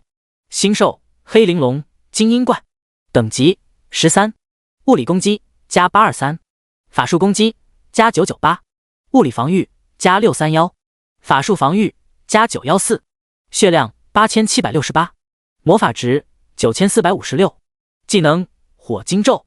吼吼！黑玲珑双眼闪烁着红光，口中喷出炽热的火芒。这些火芒像是一条条火蛇，在空中扭曲着身体，向哈迪斯、苍老师和黑龙猛烈地攻击过来。火芒落在战场上，瞬间引燃了一片草地，形成一片火海。小心！小妖猛地后退，躲过了狂暴的火芒。哈迪斯挥舞着暴君之刃，将火芒一一劈开。每一次碰撞都发出刺耳的金属声响，火花四溅。第24章，有装备拿就不错了，闭嘴吧。苍老师则操纵着疾风，将火芒吹散，化解他们的攻势。黑龙释放出黑暗力量，形成一个巨大的护盾，抵挡住火芒的攻击。看我的！小妖身形灵活，时而跃起在空中，时而俯身在地面上，剑法变幻莫测，让人捉摸不透。每一次剑击都准确地击中黑玲珑的弱点，让他的防御力大减。毒蝎哥，你攻击恶龙的右侧。好的。毒蝎的进攻如同一道道闪电，快如疾风，让人目不暇接。他的刀法不仅攻击力强大，还带有剧毒，让黑玲珑无法近身。黑玲珑用他那巨大的身躯和强壮的尾巴进行攻击。呼呼，他口中喷出炽热的火芒，烈焰焚烧着周围的空气，让人感到炽热难耐。火芒如同流星一般划过夜空，带着毁灭一切的力量。但是小妖和毒蝎的身法非常灵活，总是能巧妙地躲避火芒的攻击。林佑辰在身后不断注视着黑玲珑的血量，20%、15%、10%。火灵炮！一道狂暴的火芒喷射而出，狂暴火芒直接穿透了恶龙的身体，一击必杀。黑玲珑的身体轰然倒下，巨大的身躯砸在地面上，引起了地面的震动。苍老师收起手中的苍月扇，默默地看了林佑辰一眼。想到副本结束就要对林佑辰动手了，心里总觉得有些愧疚。但是现在他加入了暴风公会，很多事情真的身不由己。林佑辰看了一眼时间，随即带着小妖他们向远处的大殿跑去。副本 BOSS 应该就在那里。一边跑林佑辰一边抱怨，要是能有上帝之眼那种类似的技能，那就方便了。这样就可以知道 BOSS 在哪，小怪在哪，这样就可以直接绕过小怪，这样猎杀效率就快多了。成功击杀13级精英怪黑玲珑，经验加4000，龙币加4000，星辰级技能书加5，一级蓝宝石加2，一级红宝石加2，流云护腕加1，星辰级，流云靴子加1，星辰级，流云项链加1，星辰级。林佑辰获得了2本技能书，一件流云项链。看到林佑辰获得这么多装备，关公很嫉妒，抱怨道：凭什么那小子可以获得那么多装备，而我就得到了一件流云护腕？小妖有些无语道：行了吧，没有林佑辰在，你觉得我们有能力刷10级副本，有装备拿就不错了，闭嘴吧。苍老师走到林佑辰身边笑道：学弟你别跟关公一般见识，他就是大老粗一个，啥也不懂，你别往心里去。林佑辰咧嘴一笑道：没事的，这个谁拿多谁拿少都是系统设定的，跟这点都没搞明白的木头计较，那我不是脑残吗？林佑辰话说得很委婉，关公连谁占了谁的便宜都没搞明白，和这种脑残多解释一句都多余。走吧，前面不远处有小怪。不远处有一群全身覆盖着一层厚厚的冰蓝色甲壳的生物，在阳光的照射下，冰甲蟒的甲壳散发出璀璨的光芒。哇哇，好可爱的样子啊，应该是很萌的小怪兽吧？小妖嗲嗲地说道。走近一看，吓得众人一哆嗦。我靠，是冰甲蟒！冰甲蟒的头部巨大狰狞，口中长满了尖锐的牙齿，看起来十分凶猛。它的眼睛呈深蓝色，目光冰冷而锐利，仿佛能够看穿一切。冰甲蟒的性子十分灵活，可以伸出很长，帮助它探测周围的环境。新兽冰甲蟒，等级13，物理攻击加323，法术攻击加398，物理防御加231，法术防御加314，血量3235，魔法值3232，技能寒冰剑。他们很快就发现了林佑辰他们。冰甲蟒们突然发起了攻击，巨大的身躯带着凌厉的气势向三人猛冲过来。他们张开巨口，准备释放寒冰剑。在这危急时刻，苍老师迅速扇动苍羽扇，一股强烈的风暴向冰甲蟒袭来。锋刃切割着冰甲蟒的鳞甲，造成了一定的伤害。与此同时，小妖也发动了攻击。他高高跃起，苍月剑划破天空，带着蓝色的剑气直刺冰甲蟒的头部。剑气准确地命中了目标，冰甲蟒痛苦地嚎叫起来。哈迪斯也抓住了机会，暴君之刃在空中划过一道优雅的弧线，一道冰冷的寒芒从刃间飞出，准确地命中了冰甲蟒的侧身。寒芒爆发出强大的冰冻能量，将冰甲蟒完全冻结在原地。去死吧，该死的蟒蛇！小妖挥动苍月剑，剑芒划破空气，凝聚出一道炽热的火焰。火焰在空中划出一道优雅的弧线，向冰甲蟒攻去。冰甲蟒迅速躲闪，试图避开这致命的一击。一旁的苍老师见状，轻轻一挥苍羽扇，狂风骤起，锋利如刀一般向冰甲蟒呼啸而去。冰甲蟒的身体被狂风吹得摇摇欲坠，但它仍然顽强地抵抗着。哈迪斯没有犹豫，他挥动暴君之刃，凝聚出一道冰芒。冰芒带着无尽的寒气，瞬间将周围的一切冻结。冰甲蟒被冰芒击中，身体表面覆盖着一层薄薄的冰霜。咔咔，冰甲蟒瞬间被冻成冰雕。林佑成看到冰甲蟒都已经被打得半死不活的，立刻挥舞着魔王权杖进行补刀。天火丸，无数火球瞬间吞噬冰甲蟒，成功击杀13级冰甲蟒，经验加400，龙币加65。成功击杀13级冰甲蟒，经验加400，龙币加65。冰甲蟒领地身后就是雄伟的大殿，看来大 boss 就在这里了。6人相互看了一眼，往大殿跑去。轰！突然一个庞然大物从天而降，挡在6人面前。他身躯庞大，身长达到数米，全身覆盖着厚厚的黑色鬃毛，仿佛是黑暗的化身。9个头上都长着巨大獠牙，尖锐而弯曲，闪烁着寒光，让人不寒而栗。宽大的鼻孔，呼吸间散发出阵阵恶臭，令人作呕。背部还长着一对一对巨大的肉翅，展开时几乎能遮蔽天空，给人一种强烈的压迫感。星兽9头尸怪，精英怪，等级13，物理攻击加899，法术攻击加798，物理防御加831，法术防御加914，血量8990，魔法值9124，技能沙尘暴。小妖手持苍月剑，剑身闪烁着冷冽的光芒。他深吸一口气，挥剑劈出，一道炽热的火芒划破天际，与9头尸怪的沙尘暴技能相撞。火与沙在空中激烈碰撞，发出嘶嘶的声响，一股强烈的气浪向四周扩散。9头尸怪张开双手，释放出强大的沙尘暴技能。沙尘暴席卷而来，遮天蔽日，令人无法看清前方。沙粒飞扬，呼啸的风声震耳欲聋。所有人的攻击交织在一起，火与沙、冰与火的碰撞产生了一股巨大的能量。沙尘暴在空中翻滚，试图吞噬一切。第25章10级副本 BOSS 大胸穷奇。9头尸怪站在沙丘之上，他轻轻一挥手，一股强大的沙尘暴技能便从掌心释放出来。沙尘暴迅速弥漫在空气中，遮蔽了太阳的光芒，整个战场瞬间变得昏暗无比。毒蝎率先发动攻击，猎魂刃划破沙尘，向9头尸怪袭来。然而沙尘暴技能强大无比，猎魂刃仿佛陷入了一个无形的泥沼，无法接近9头尸怪。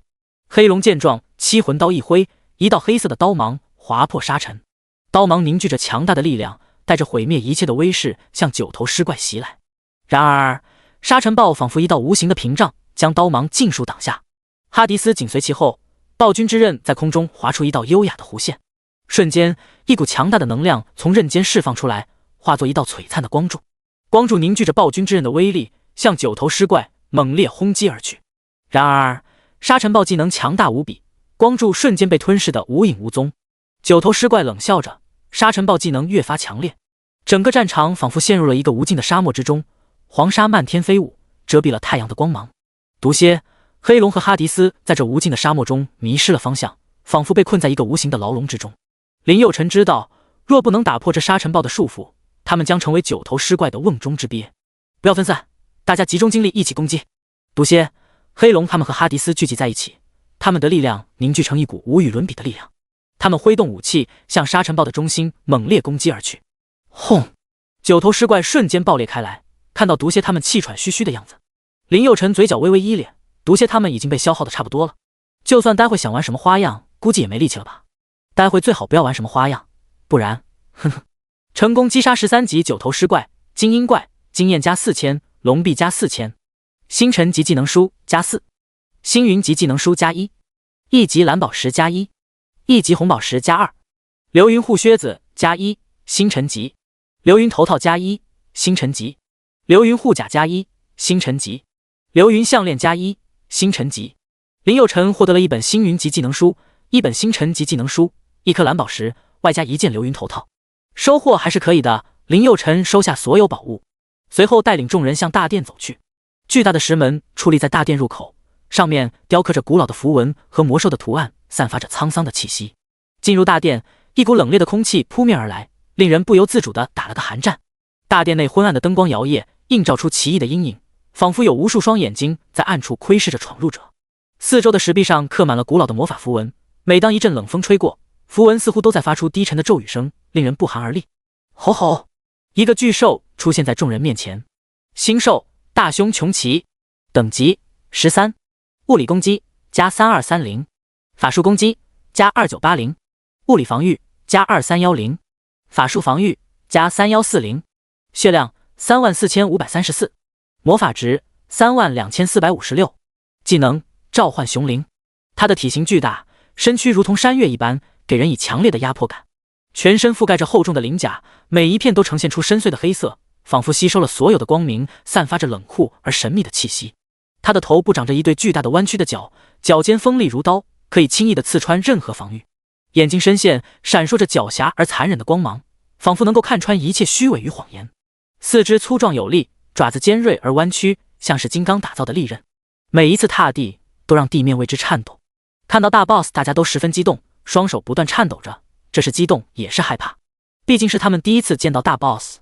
空气中弥漫着紧张的气息，每个人的心跳都加速跳动，仿佛要破体而出。那是众人紧张情绪的汇聚，也是他们内心深处对胜利的渴望。吼吼！穷奇不断嘶吼着，一阵强烈的压迫感扑面而来，众人不禁握紧了手中的武器，全身的肌肉紧绷，肾上腺素飙升。吼吼！大凶穷奇凝聚全身力量，发动了召唤巨熊的攻击。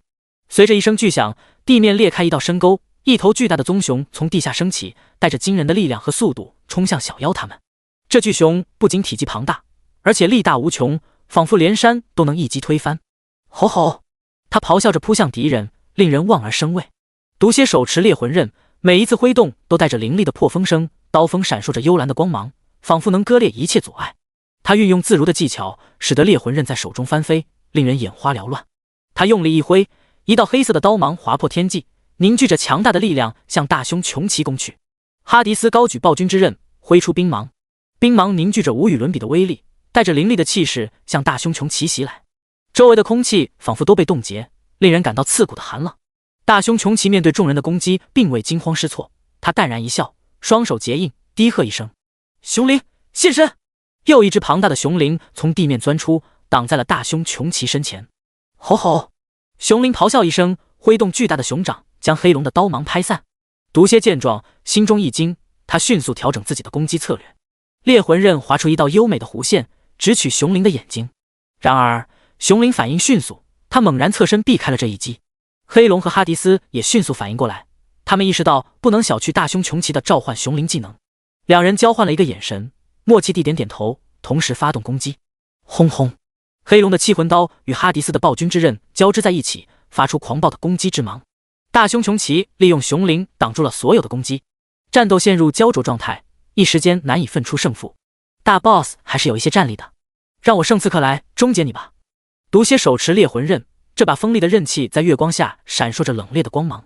他以惊人的速度和灵活性挥动着长刃，每一次挥击都带着凌厉的气势，仿佛能撕裂空气。轰轰！猎魂刃划破夜空，留下一道道残影，令人胆寒。还有我盾战士，就此结束吧。与此同时，黑龙手握七魂刀，用力一挥，刀锋划过的地方留下一道道漆黑的痕迹，令人不寒而栗。七魂刀的威力巨大，仿佛能吞噬对手的灵魂，令人望而生畏。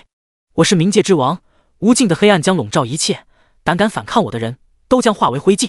哈迪斯挥舞着暴君之刃，剑锋上竟然凝结出了冰芒，这冰冷的锋芒划过空气，带起一阵阵寒风。冰芒所到之处，无论是肉体还是能量护盾，都能被轻易洞穿。大凶穷奇不甘示弱，吼吼！他继续高举长枪，凝聚全身力量，再次发动了召唤巨熊的攻击。随着一声巨响，地面裂开一道深沟，5只巨大的熊影从地下升起，带着惊人的力量和速度冲向敌人。轰轰！只见6道狂暴的攻击之芒飞向大凶穷奇。轰轰！一瞬间，爆炸的中心如同一个巨大的火球腾空而起，伴随着刺眼的闪光和炽热的火焰。第26章，好一个卸磨杀驴！火球迅速膨胀，形成了一股强大的冲击波，向四周扩散。周围的空气仿佛被一股无形的力量瞬间推开，产生了强烈的气流。建筑物、树木和各种物体在这股力量下纷纷被摧毁，化为一片废墟。呼呼！众人气喘吁吁地看着面前的深坑，只有林佑辰一个人淡定地站在不远处。如果不是林佑辰不想浪费时间，命令哈迪斯增加了2成功力，这场打斗绝不会结束的这么快。叮叮叮，地上全部都是掉落的技能书装备。成功击杀13级大凶穷奇，终极 BOSS， 经验加8000，龙币加8000。星辰级技能书加9，星云级技能书加7，一级蓝宝石加5，一级红宝石加2， 10级流云护靴子加2，星辰级；10级流云头套加3，星辰级；10级流云护甲加1，星辰级；10级流云项链加3，星辰级。叮！恭喜宿主升级到12级。突然一阵金光笼罩林佑辰，姓名林佑辰，职业暴君法师，等级12，物理攻击加618，法术攻击加912，物理防御加699，法术防御加999，真实伤害加489，致命强化正 1.3%， 致命抵抗正 1.3%。 天赋傀儡暴君超神级，无限进化，神级隐藏。装备魔王权杖，星云1星，魔王铠甲，星辰9星。技能火灵炮，星云级，天火丸，星辰级。嘿嘿，真不错，12级了，真是双喜临门啊！林佑辰获得了3本星云级技能书，3本星辰级技能书，2颗蓝宝石，还有3件星辰级装备，收获还可以。他把战利品装到背包里，转身就要离开，马上现实副本就要开启了，他不想在这浪费时间。想走没那么容易。毒蝎冷笑一声，关公苍老师立刻拦住了林佑辰的去路。嘿嘿，拿了那么装备和技能书就想走？苍老师冷哼一声，一旁的关公得意地笑道：臭小子，你刚刚就不应该拿一件装备，这样的话我们看在你孝敬我们的份上，还能让你死得痛快一点。现在嘛，你关爷我生气了。生你妈呀！草！林佑辰一个箭步上去，一巴掌把关公镶在墙上，随后转身看向毒蝎冷笑道：这算是临时起意卸磨杀驴，还是早有预谋啊？毒蝎冷哼一声笑道：这个很重要吗？结果似乎都一样，你都要死，你都快死了，知道结果那又怎么样呢？呵呵。林佑辰冷哼一声，难道你今天出门没带脑子吗？刚刚我的实力难道你没看到吗？你确定你能干掉我？毒蝎眉梢微微一挑，冷哼道：臭小子，你很强没错，但是我们有5个人，你才1个人，我就不信3个10级2个11级打不过1个12级。呼！林佑辰无语到死，冷笑道：你真的是不看书吗？就算不喜欢看书，你也要看看游戏规则吧。谁跟你说等级高就厉害的？难道你不知道等级只占战力比重 10% 左右吗？何况我还是隐藏职业，你要杀我之前你都不调查一下的吗？啊，什么？毒蝎一脸茫然，他就是肖战肖大少手下的打手，平常都是打打杀杀，哪知道这些？你他妈别跟我啰里吧嗦，瞎鸡巴高，放下你手中的魔王权杖，然后把你背包里的全部宝贝全部交出来，我就放了你，要不然你必死无疑。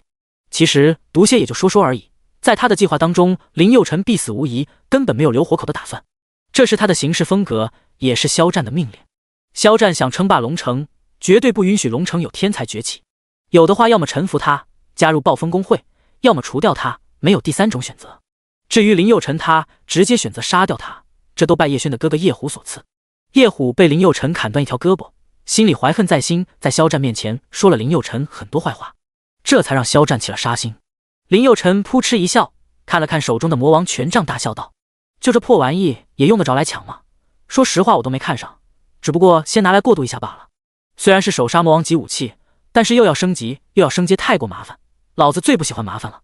等我到了15级的激活15级试炼副本，完成手杀，直接抽奖抽个神级装备，他不香吗？林佑辰都不知道他刚刚说的话有多欠揍。游戏刚刚开启，魔王权杖就是龙城最顶级的武器，它可不是一般的武器，品阶是可以升级的。也就是说，只要你不断用武器喂养，也是可以达到神装级别的，就是比较麻烦而已。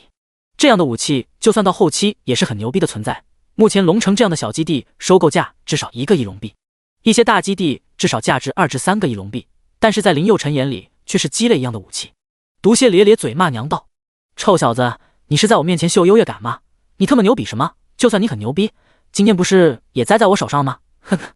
林佑辰扑哧一笑，跟看二傻子一样看着毒蝎。都说将死之人其言也善，这二货怎么一点不善良，还这么250呢？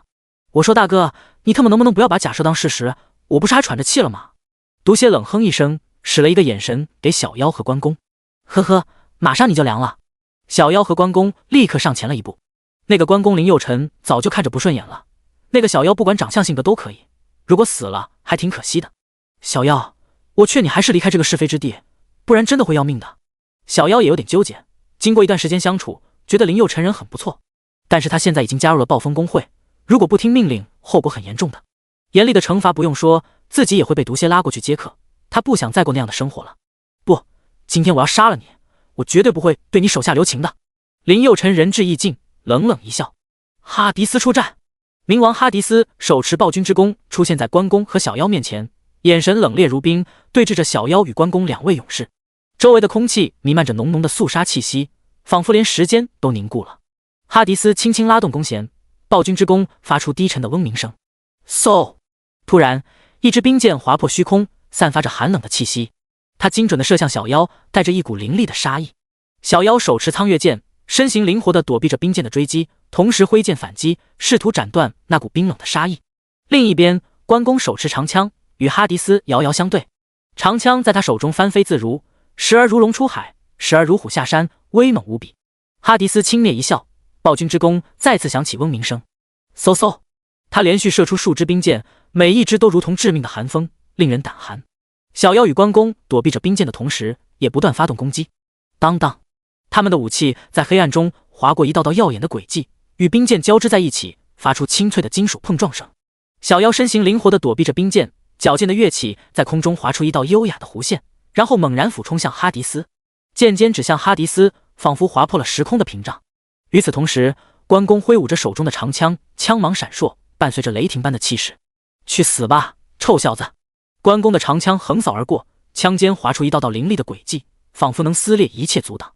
嗖嗖，冰箭凝聚着无尽的寒气，划破黑暗，直刺关公的要害。吼吼！关公发出震天的咆哮声，试图用长枪抵挡这致命的一击，但冰箭的力量太过强大，长枪在冰箭的冲击下瞬间破碎。第27章，苍老师之死。小妖看着关公倒下，心中一惊，刚要转身逃跑，噗嗤，一支冰箭瞬间刺穿他的心脏。操！看到小妖和关公这块就被杀死毒蝎十分恼火，立刻命令道：苍老师、黑龙，你们上，必须杀死这小子。林佑辰看向苍老师，试图阻止苍老师的攻击，他实在下不去手，毕竟都是武高的学生，还是自己的学姐。受死吧！苍老师从一侧跃出，手持苍羽扇，身姿矫健。他的扇子一挥，一股无形的力量瞬间凝聚，仿佛要将整个洞穴的风都吸入其中。轰轰！哈迪斯的冰箭与这股力量相撞，发出清脆的响声，冰箭破碎，化为无数冰晶散落一地。看到此，林佑辰的三观碎了。操！我好心放过你，你却对我痛下杀手。既然这样，那就别怪我学弟不给你面子了。哈迪斯，给我杀了他们！去死吧！今天臭小子必须死！黑龙暴喝一声，从另一侧冲向哈迪斯，他锋利的爪子在地面上划出深深的沟壑。黑龙手中的七魂刀释放出深邃的黑光，仿佛吞噬一切光明。哈迪斯再次拉紧弓弦，这次他瞄准了黑龙的心脏。冰箭凝聚着无尽的寒气，如同流星般划破黑暗，直刺黑龙的要害。吼吼！黑龙发出震天的咆哮声，试图用七魂刀抵挡这致命的一击，但冰箭的力量太过强大，七魂刀在冰箭的冲击下瞬间破碎。哈迪斯的眼神中闪过一丝嘲讽，他轻蔑地看着黑龙倒下，而苍老师站在一旁，脸色苍白，显然被这一幕所震撼。哈迪斯迅速射出一道冰箭，箭矢在空中划过一道冰冷的轨迹，直指苍老师。冰箭所到之处，空气仿佛都被冻结了，令人感到一股刺骨的寒意。苍老师迅速挥动苍羽扇，一股强大的风元素形成一道屏障，试图抵挡冰箭的攻击。黑龙正全神贯注地抵挡冰箭的攻击，却忽略了背后，冰箭瞬间穿透了他的胸膛，令他痛苦地嘶吼起来。吼吼！苍老师眼里都是不甘。林佑辰冷哼一声笑道：师姐，我不是没给你机会，是你不珍惜，那你就别怪师弟我不留情面了。哦哦！苍老师不断呕着鲜血，艰难地呢喃道：不是我想杀你，我不杀你我就没法活，我也是被逼无奈的，但这是我的选择，被你杀死我不怪你，是我先下杀手的。哦哦！苍老师不断呕着鲜血，艰难地说道：学弟，我也是被逼无奈的，求求你不要伤害我的家人，都是那个毒蝎逼我杀你的，如果我不听他的话，他就会让我去接客，那个畜生会连我妹妹都不放过的。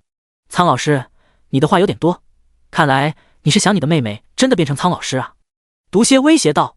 苍老师一脸怒意地看向毒蝎，怒骂道：毒蝎，你不要太嚣张，你今天死定了，你罪有应得，让你欺骗那么多少女尸身，让你骗了那么多无知少女。哦哦！苍老师又吐了几口鲜血。毒蝎阴冷地嘶吼道：你个死女人，你个贱女人，待会出去老子就轮了你妹妹！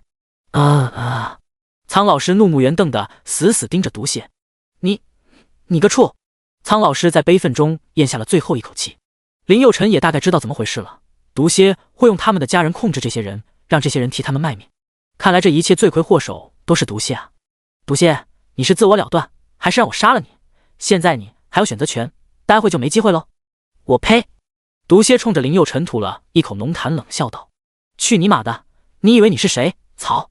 林佑辰冷哼一声：“哈迪斯，给我灭了他！用圣刺客的暴君之刃一刀一刀宰了他！”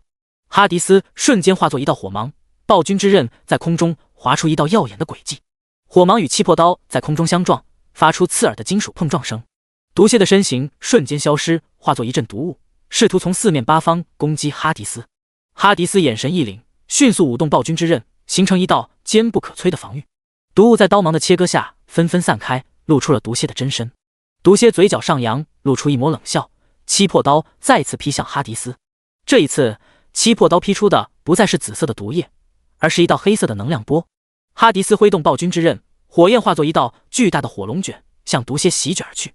轰轰！火龙卷与黑色能量波在空中激烈碰撞，发出一声震耳欲聋的巨响。爆炸的余波震得地面颤抖，周围的石壁纷纷崩塌。呼呼！毒蝎大口喘着粗气，他哪是哈迪斯的对手？要不是林佑辰命令哈迪斯一刀一刀慢慢让这家伙死，哈迪斯早就一击必杀了。臭小子，靠别人战胜我算什么本事？有本事你自己上啊！毒蝎知道他不是哈迪斯的对手，所以才用激将法让林佑辰自己上场，这样他的胜算就大多了。法师防御弱是个人都知道，而他是生刺客，敏捷输出都是他的强项。林佑辰在没有召唤物的情况下绝对不是自己的对手，只要一开战就贴着他打，那么法师的优势就发挥不出来了。呵呵，好啊，如你所愿。看到林佑辰上钩了，毒蝎咧嘴一笑，呢喃道：“嘿嘿，臭小子，跟我斗，你还嫩了点。”魔王权杖释放出炽热的火芒，如同一道流星般划破天际，直逼毒蝎而去。火芒所过之处，空气仿佛都被点燃了，令人感到一股强烈的热浪。毒蝎迅速挥动七魄刀，一道道绿色的刀芒划破空气，试图抵挡林佑辰的火芒攻击。然而，火芒的威力太过强大，绿刀芒在火芒的冲击下瞬间破碎。林佑辰紧随其后，再次发动攻击。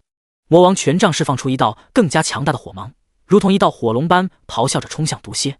毒蝎再次挥动七魄刀，试图抵挡火龙的攻击。然而，这次火龙的威力超出了他的承受范围，七魄刀在火芒的冲击下断裂开来。毒蝎似乎被这突如其来的攻击所震惊，他一时间无法适应这种强大的力量。第28章激战隐藏 BOSS 魔尊东方青苍。林佑辰抓住机会，迅速逼近毒蝎，魔王权杖高高举起，准备给予毒蝎致命的一击。轰！一道狂暴的火芒瞬间击中毒蝎，强大的力量直接把毒蝎震飞，深深地镶嵌在墙壁上。轰！随后又砸在地上。呜！毒蝎口中不断吐着鲜血。林佑辰缓缓走了过去。毒蝎求饶着：“求求你不要杀我，我也不想杀你啊，都是暴风公会会长肖战的主意，他才是幕后黑手啊！”林佑辰刚要一掌拍死毒蝎，听到这句话瞬间来了兴趣，缓缓蹲下，看着毒蝎笑道：“肖战，暴风公会，我和他没怨没仇的，他干嘛要杀我？老实交代，我就不杀你。”毒蝎为了保命也不管不顾了，他看上你的魔王权杖了，还有你打伤了叶虎，叶虎可是我们公司的金牌打手。林佑辰点了点头，也知道这件事的大概脉络了。还有吗？毒蝎摇了摇头，没有了，该说的我都说了。这些所谓的工会背后都是企业主，一个基地最大的工会一般就是当地最有实力的公司，这些财团有着雄厚的经济实力，可以很快笼络一批人为他们做事。发展到后期，一些大的工会甚至有上百万人，当然在实力上是无法和军方和学院比的。这个世界比的是实力而不是数量，那些真正的强者到后期一拳就可以轰碎一颗恒星。但是在社会上，大工会还是相当牛的，说是呼风唤雨也不为过。林佑辰知道了这件事的前因后果，那毒蝎也没了用处。咔嚓，你不是说不杀我的吗？毒蝎幽怨地看着林佑辰。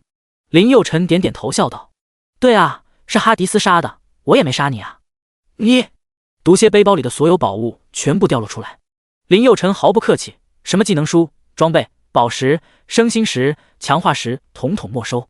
想卸磨杀驴没那么容易。随后笑眯眯地准备走出了副本。一旦走出副本，毒蝎他们的尸体将会量子化，永远消失。丁，恭喜宿主激活隐藏 BOSS 魔君东方青苍，宿主是否不选择消灭他？靠，逗我玩了吗？是否不选择？这是在引导我选择放弃吗？这是什么狗比系统？行不行哦？不行让老子来！大爷的，老子费了老鼻子劲才整出一个什么隐藏 BOSS， 你这个狗比系统竟然引诱老子放弃！草！遇到隐藏 BOSS， 那还等什么？草！直接一个字干啊！选择消灭他，必须整死他！话音刚落，一个身穿古代服装的美男子出现在林佑成面前。魔尊东方青苍，等级13，物理攻击加4230，法术攻击加4980，物理防御加4310，法术防御加4140，血量45344，魔法值44333，技能青鱼剑法。他的长发飘逸，用一支玉簪轻轻竖起，更增添了几分优雅和贵气。手里拿着一把精美的青鱼剑，嘴角微咧地看着林佑成。就你也想挑战我，真是可笑呢。看到东方青苍的属性，林佑成有点后悔了，这属性也太牛了吧，比刚刚的副本 BOSS 大熊穷奇厉害多了。但是在林佑成的字典里没有逃跑2字，只有一个字干。哈迪斯，给我灭了他！哼，找死！东方青苍冷哼一声，身形一闪，直接攻向哈迪斯。两人瞬间交手，暴君之刃与青鱼剑在空中划出优美的弧线。当当当，火芒与青光交织在一起，伴随着激烈的碰撞声和刀剑交鸣声。每一次攻击都充满了力量与速度，令人惊叹不已。哈迪斯挥动暴君之刃，一道火芒划破虚空，向东方青苍袭来。呼！东方青苍迅速躲避，同时挥出青鱼剑，一道青光闪过，直取哈迪斯的要害。哈迪斯身形灵活的侧身躲避，同时反手一刀挥出，火芒瞬间将东方青苍的剑气击溃。东方青苍毫不畏惧，他凭借着高超的剑术和敏锐的洞察力，不断的发起攻击。他的剑法时而轻柔如风，时而迅猛如雷，令人难以捉摸。然而哈迪斯也非等闲之辈，他的刀法同样精湛，每一次挥刀都能准确的击中目标。战斗越来越激烈，两人的身影在空中交错着，剑气与火芒交织成一片璀璨的光芒。他们的动作越来越快，令人眼花缭乱。哈迪斯挥动暴君之刃，刀锋划破空气，火焰瞬间弥漫开来。轰轰！火芒犹如一条火龙般呼啸着向东方青苍袭来。东方青苍迅速闪避，身形在火芒的攻击下显得异常灵活。接着，东方青苍展开反击，他手持青鱼剑，快速接近哈迪斯，剑锋在空中划出一道道优美的弧线。哈迪斯迅速侧身躲避，同时挥出火焰刀芒进行反击。两人的身影在冥界中快速移动，你来我往，展开了一场激烈的攻防战。然而，在这场对决中，东方青苍展现出了更胜一筹的实力和技巧。他运用青鱼剑的力量，不断的破解哈迪斯的火焰攻击，并找准机会展开致命的一击。同时，他借助地形和障碍物的掩护，巧妙地躲避哈迪斯的攻击。轰！东方青苍凭借着青鱼剑的强大力量，将哈迪斯轰出几十米远。看到哈迪斯被打败，林佑成吓了一跳。我靠，不是吧？这隐藏 BOSS 果然厉害，如果是一般玩家，恐怕早就被杀死了。看来这系统果然很良心啊！操，怎么办？算了吧，还是保命要紧。俗话说得好，留得青山再不怕没柴烧。林佑成疾步向副本出口走去。丁，隐藏任务不能放弃，要么杀死 BOSS， 要么被 BOSS 杀死。靠！林佑成气得半死。你大爷的草！哈迪斯，转换成盾战士，给老子死死拖住他！妈了个巴子的，老子和你拼了！草！话音刚落，哈迪斯立刻转换成盾战士职业，立刻扑向东方青苍，与东方青苍缠斗起来。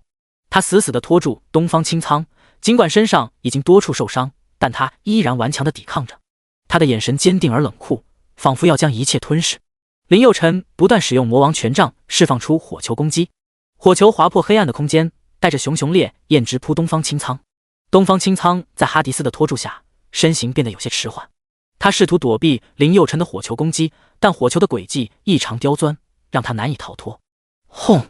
一颗火球击中了东方青苍的身体，烈焰瞬间吞噬了他的左臂。东方青苍痛苦地嘶吼着，身体开始摇摇欲坠。哈迪斯趁机加强攻势，他用力一推，将东方青苍重重地击倒在地。东方青苍无力地躺在地上，眼中充满了绝望与不甘。林佑成走上前来，用魔王权杖指向东方青苍的头颅，暴喝一声：火灵炮！随着一道光芒闪过，东方青苍的身形逐渐变得透明，最终化为一片虚无。哈迪斯与林佑成喘着粗气，靠，这家伙可真难对付啊！突然间，一声震撼的音效在耳边响起，东方青苍的身体绽放出耀眼的光芒，随后爆出一堆闪光的物品。这些物品在空中四散飞溅，散发出各色光芒，让人眼花缭乱。金币、装备、道具等纷纷落下，落在地面上，发出清脆的声响。第29章，获得星域级魔尊套装。林佑辰视线立刻被吸引过去，他们迅速冲向这些掉落的物品。1级魔尊套装+1，星域级魔王玉佩+1，星咒级10级星辰级技能书+88，10级星云级技能书+20，1级打孔钻+2，2级蓝宝石+2，3级红宝石+1。林佑辰的手颤抖着，心跳如肋骨般狂烈，几乎无法控制自己的情绪。魔尊套装星域级，星咒级玉佩，我没看错吧？那我岂不是无敌了？哈哈，可嗨嗨！这还不算完，一次性获得88本星辰级技能书，20本星域级技能书，还有3级攻击宝石，还贴心的准备了打孔钻，简直是神仙系统啊！哈哈，这系统果然良心啊！哈哈，对于林佑辰也是无语了，刚刚还骂什么狗比系统，前后20分钟不到，完全变了一副嘴脸，态度直接180度大转弯。怪不得那个东方青苍那么难搞，原来收获这么多。林佑辰深吸一口气，尽量平复内心的激动，淡定，淡定，不就一次性获得一套魔尊套装，外加100多本技能书吗？有啥好嘚瑟的？也不就才比别人强个50多倍而已。如果这样就沾沾自喜，那以后还能有出息吗？老子以后是要统治整个宇宙的最强男人，这点成就算个毛线，洒水而已了。林佑辰淡定地走出了10级副本。林佑辰刚走出副本，就有人上来问：兄弟，怎么就你一个人出来了？他们呢？林佑辰咧咧嘴说道：这个副本太难了，特别是最后的 BOSS 超级难打，他们都被杀了，只有我一个人跑出来了。那个毒蝎人真的太好了，为了救我死死抱住 BOSS 的大腿，最后活活的被 BOSS 击而死。啊，不是吧？周围的人听了都被吓一跳，纷纷后退几步。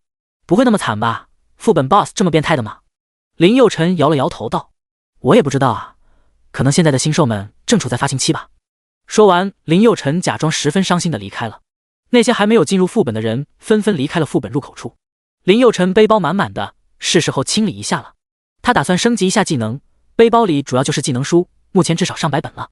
林佑辰也算是人才，人家10本8本技能书就到处显摆了，而他背包里上100本还觉得少。最让人受不了的是他的技能书不是用来学习的，而是用来吞噬升级技能的，这让那些1本技能书的人情何以堪？要知道，就算最垃圾的星辰级技能书，市面上也要1万龙币1本，一些比较好的星辰级技能书都能卖到10万龙币，星云级的最低价5万龙币，极品的至少价值30万龙币。而在林佑辰这里，统统用来吞噬升级技能。作为重生者，他知道此时战力才是最重要的。钱到了后期屁都不算，艾比星一整颗星球都是黄金，含金量可以达到 97%， 拉达星一整颗星球都是钻石，这种类型的星球太多了，什么翡翠星、蓝宝石星。所以林佑辰并不在意口袋里有多少钱，只想提升自己的战力。林佑辰找了一块干净的大石头坐了下来，他打开系统界面，准备把火灵炮星云级再提升1级。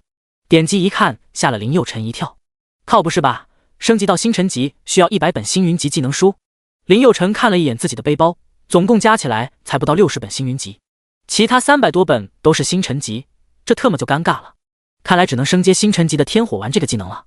把天火丸这个技能升阶到星云级，只需200本星辰级技能书，也不算太差，刷怪的时候还是很有用处的。目前林佑辰1对1的能力还是有点弱，如果没有召唤物哈迪斯，刚刚可能真的就死在副本里了。看来还是得多提升一下自身的防御力和攻击力才行啊。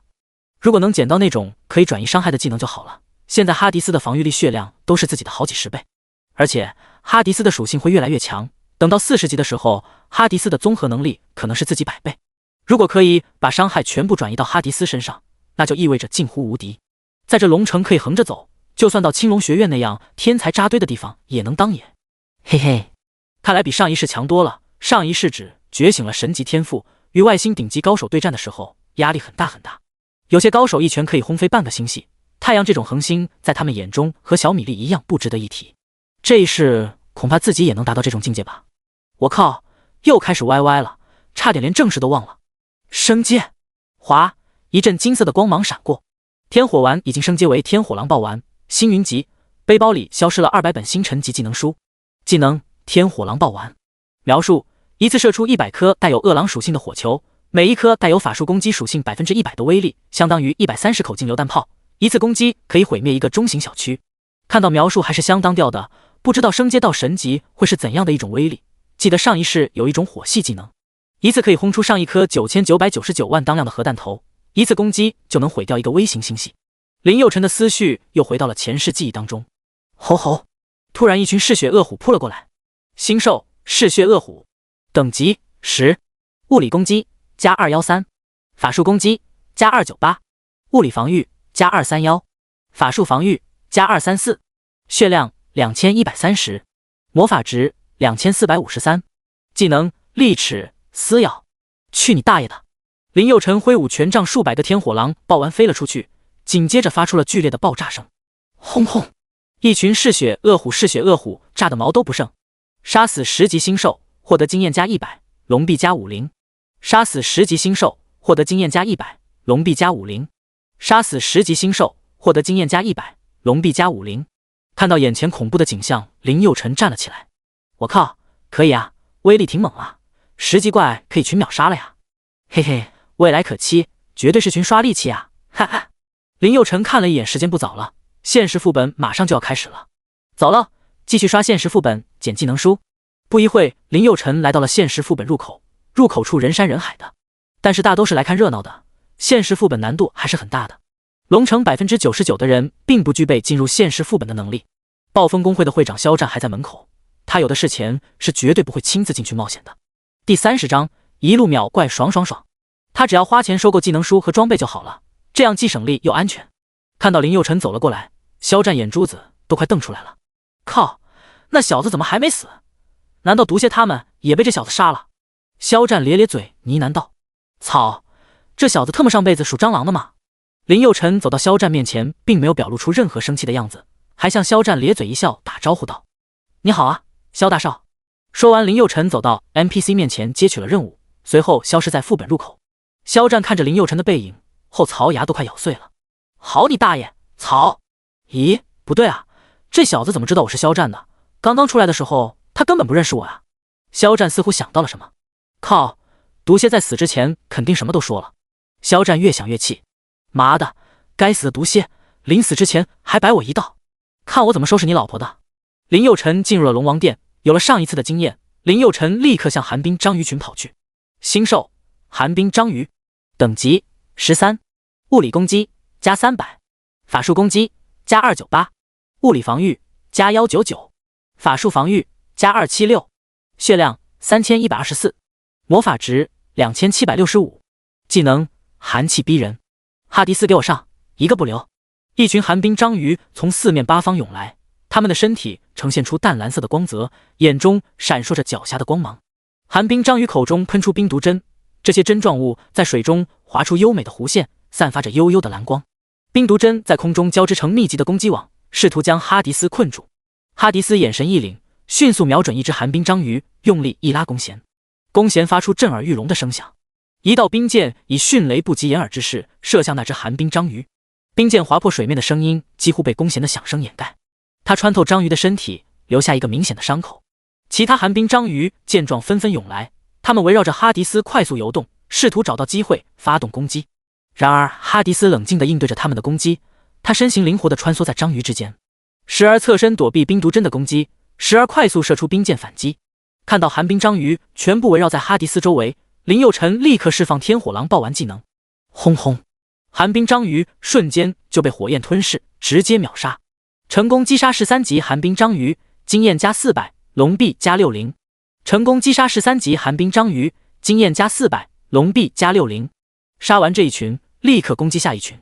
哈迪斯挥动暴君之刃，寒冰章鱼试图用触手挡住了哈迪斯的攻击，他的触手坚硬如铁，与暴君之刀碰撞时发出清脆的声响。然而哈迪斯的刀锋似乎能破除一切防御，他穿透了寒冰章鱼的触手，深深地刺入其身体。寒冰章鱼痛苦地挣扎着，释放出更强烈的寒气，他的触手疯狂地摆动，试图缠住哈迪斯。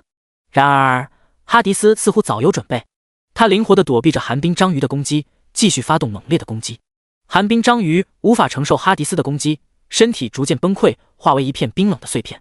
成功击杀12级寒冰章鱼，经验加300，龙币加60。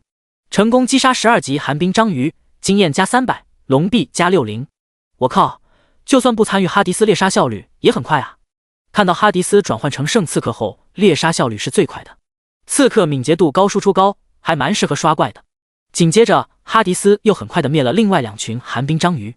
灭掉章鱼之后，林佑成立刻带着哈迪斯向大白鲨群跑去。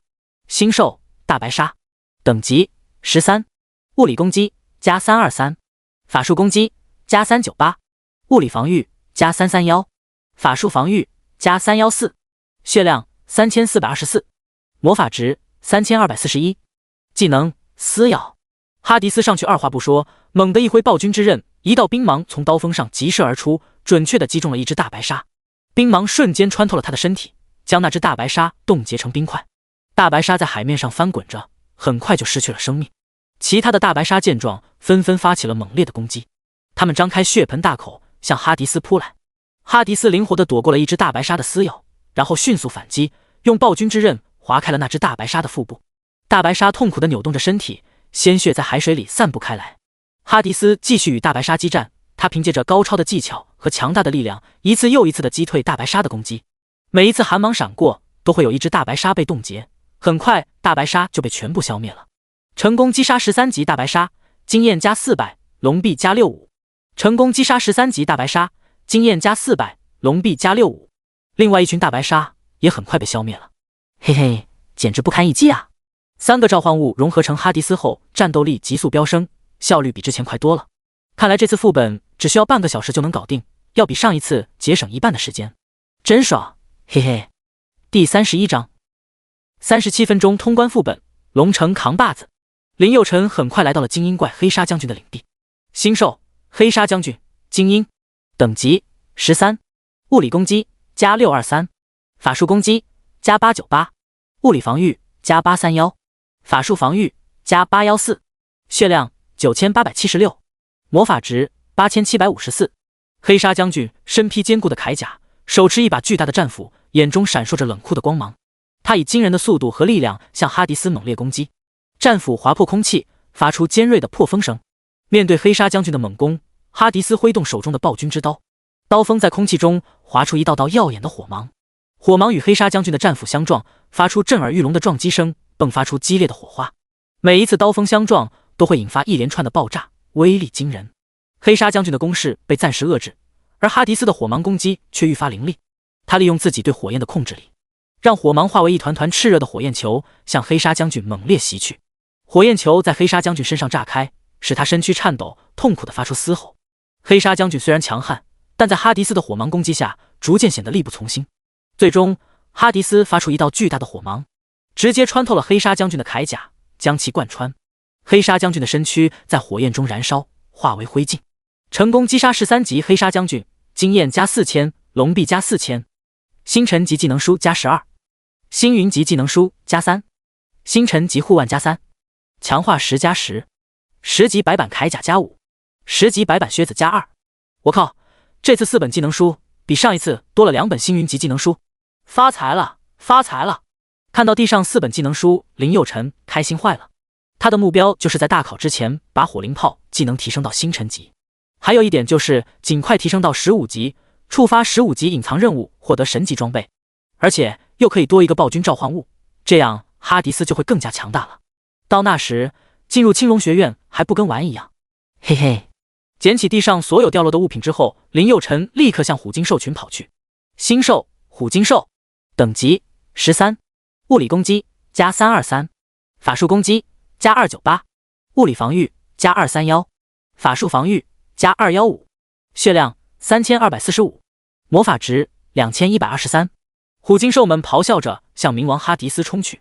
突然，哈迪斯高举暴君之刃，凝聚黑暗力量，释放出一道火芒。火芒如烈焰般燃烧着，直冲向虎鲸兽群。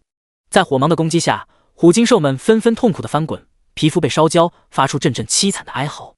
与此同时，哈迪斯的另一只手释放出一股黑雾，黑雾瞬间弥漫开来，形成一道黑暗屏障，将虎鲸兽们围困其中。虎鲸兽们在黑暗中迷失了方向，无法找到突破口，只能困兽犹斗。哈迪斯运用他的黑暗力量和暴君之刀的威力，一次次攻击着虎鲸兽群。每一次挥刀都伴随着火芒的闪烁和虎鲸兽的惨叫。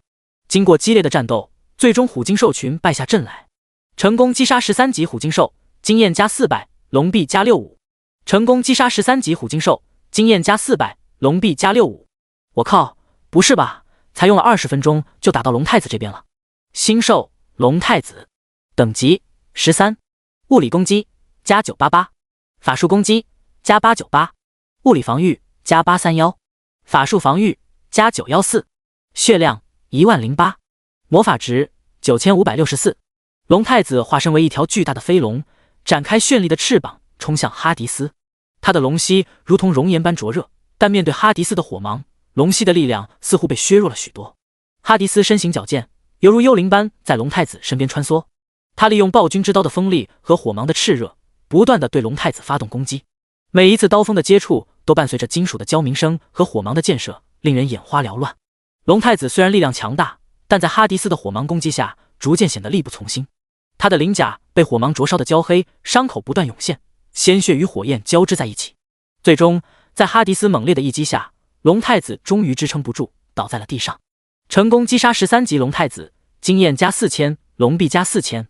星辰级技能书加19，星云级技能书加5，星辰级护腕加1，强化10加10，10级白板铠甲加9，10级白板靴子加12。嘿嘿，这次掉落的装备宝物也比上一次多了一些。林佑辰立刻向龙王殿走去。新兽嗜血龙王，等级13，物理攻击加3230，法术攻击加3980，物理防御加3310，法术防御加3140，血量34567，魔法值31274。嗜血龙王盘踞在地面，巨大的身躯如同一座山峰，赤红的鳞片在阳光下闪烁着嗜血的光芒。他张开巨口，喷出一道道炽热的龙息，瞬间将周围的地面融化。哈迪斯在空中翻滚，巧妙地躲过了龙息的攻击。他手中的暴君之刀划出一道优雅的弧线，火芒瞬间凝聚成一道巨大的能量束，向龙王呼啸而去。龙王猛地抬头，眼中闪烁着狡黠的光芒。他轻巧地扭动着巨大的身躯，巧妙地避开了能量束的攻击。同时，他猛地甩动尾巴，将一道道炽热的龙息扫向哈迪斯。哈迪斯在空中翻滚，每一次落地都伴随着地面裂开一道道深邃的裂缝。一时间，战场上火光四溅，能量束与龙息交织在一起，形成了一幅壮观的画面。每一次碰撞都伴随着震耳欲聋的轰鸣声，仿佛要将整个世界撕裂。很快，嗜血龙王就忍受不了哈迪斯的猛攻，惨死在哈迪斯的暴君之刃下。成功击杀13级嗜血龙王，经验加8000，龙币加8000。星辰级技能书加49，星云级技能书加12，星辰级护腕加2，强化10加19，升星10加29，10级白板铠甲加9，10级白板靴子加12。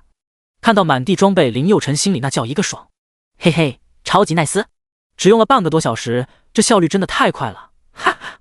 已经有80本星云级技能书了，马上就能凑够100本了，这样就可以升级火灵炮这个技能了。哦耶！一个字，爽；2个字，真特么爽；3个字，通关整个副本，林佑辰只用了37分钟，龙城第2名用了67分钟，还是6人组队的。林佑辰走出副本，当他走出副本的时候，众人傻眼了。第32章，恭喜宿主完成隐藏任务。我靠，这小子也太变态吧！37分钟一个人通关现实副本。副本门口的一群人指着林佑辰小声嘀咕着：就是啊，人家都是6个人一起组队刷，这小子独狼也就罢了，关键效率还这么快，这也太离谱了。副本外面的大屏幕上，从第1名往后排都有详细的比赛记录。副本外面的人可以通过大屏幕知道前10名的参与者和对方的成绩。林佑辰已经渐渐习惯被围观了，他根本不在意别人的夸赞。周围的男生脸上挂着羡慕嫉妒恨，恨不得上去抽林佑辰2巴掌。为什么你小子能那么牛逼，而我们就不能？女孩子则一脸崇拜求推倒，恨不得现在就上去把林佑辰拖进小树林，就地正法的那种。第一次夸赞林佑辰会觉得很爽，但是次数多了也就无所谓了。现在背包里装满了各种装备，已经没有多余的空间了，得回去清理一下背包。而且现实副本还处于冷却期，就算能进副本刷怪，也没地方装宝物。虽然背包容量大了很多，但是对于林佑辰这样的妖孽来说，还是有点太小了。神域里背包容量只能通过升级或者学习相关技能增加容量，一切装备、一切资源都靠打，只有这样才能全面提升人族的战斗力，拥有抵御外星武者的实力。很快，林佑辰就来到了商店，他主要出售的是装备和星辰级的技能书。这些东西目前对他来说没什么用，龙城只是一个小基地，没有锻造所，没有办法提升装备等级，所以这些武器装备只能卖掉。林佑辰来到商店，店主是一个 NPC， 洛里是一个长相甜美的小姐姐。看到林佑辰，洛里很热情地招呼道：“欢迎光临，有什么可以帮您？”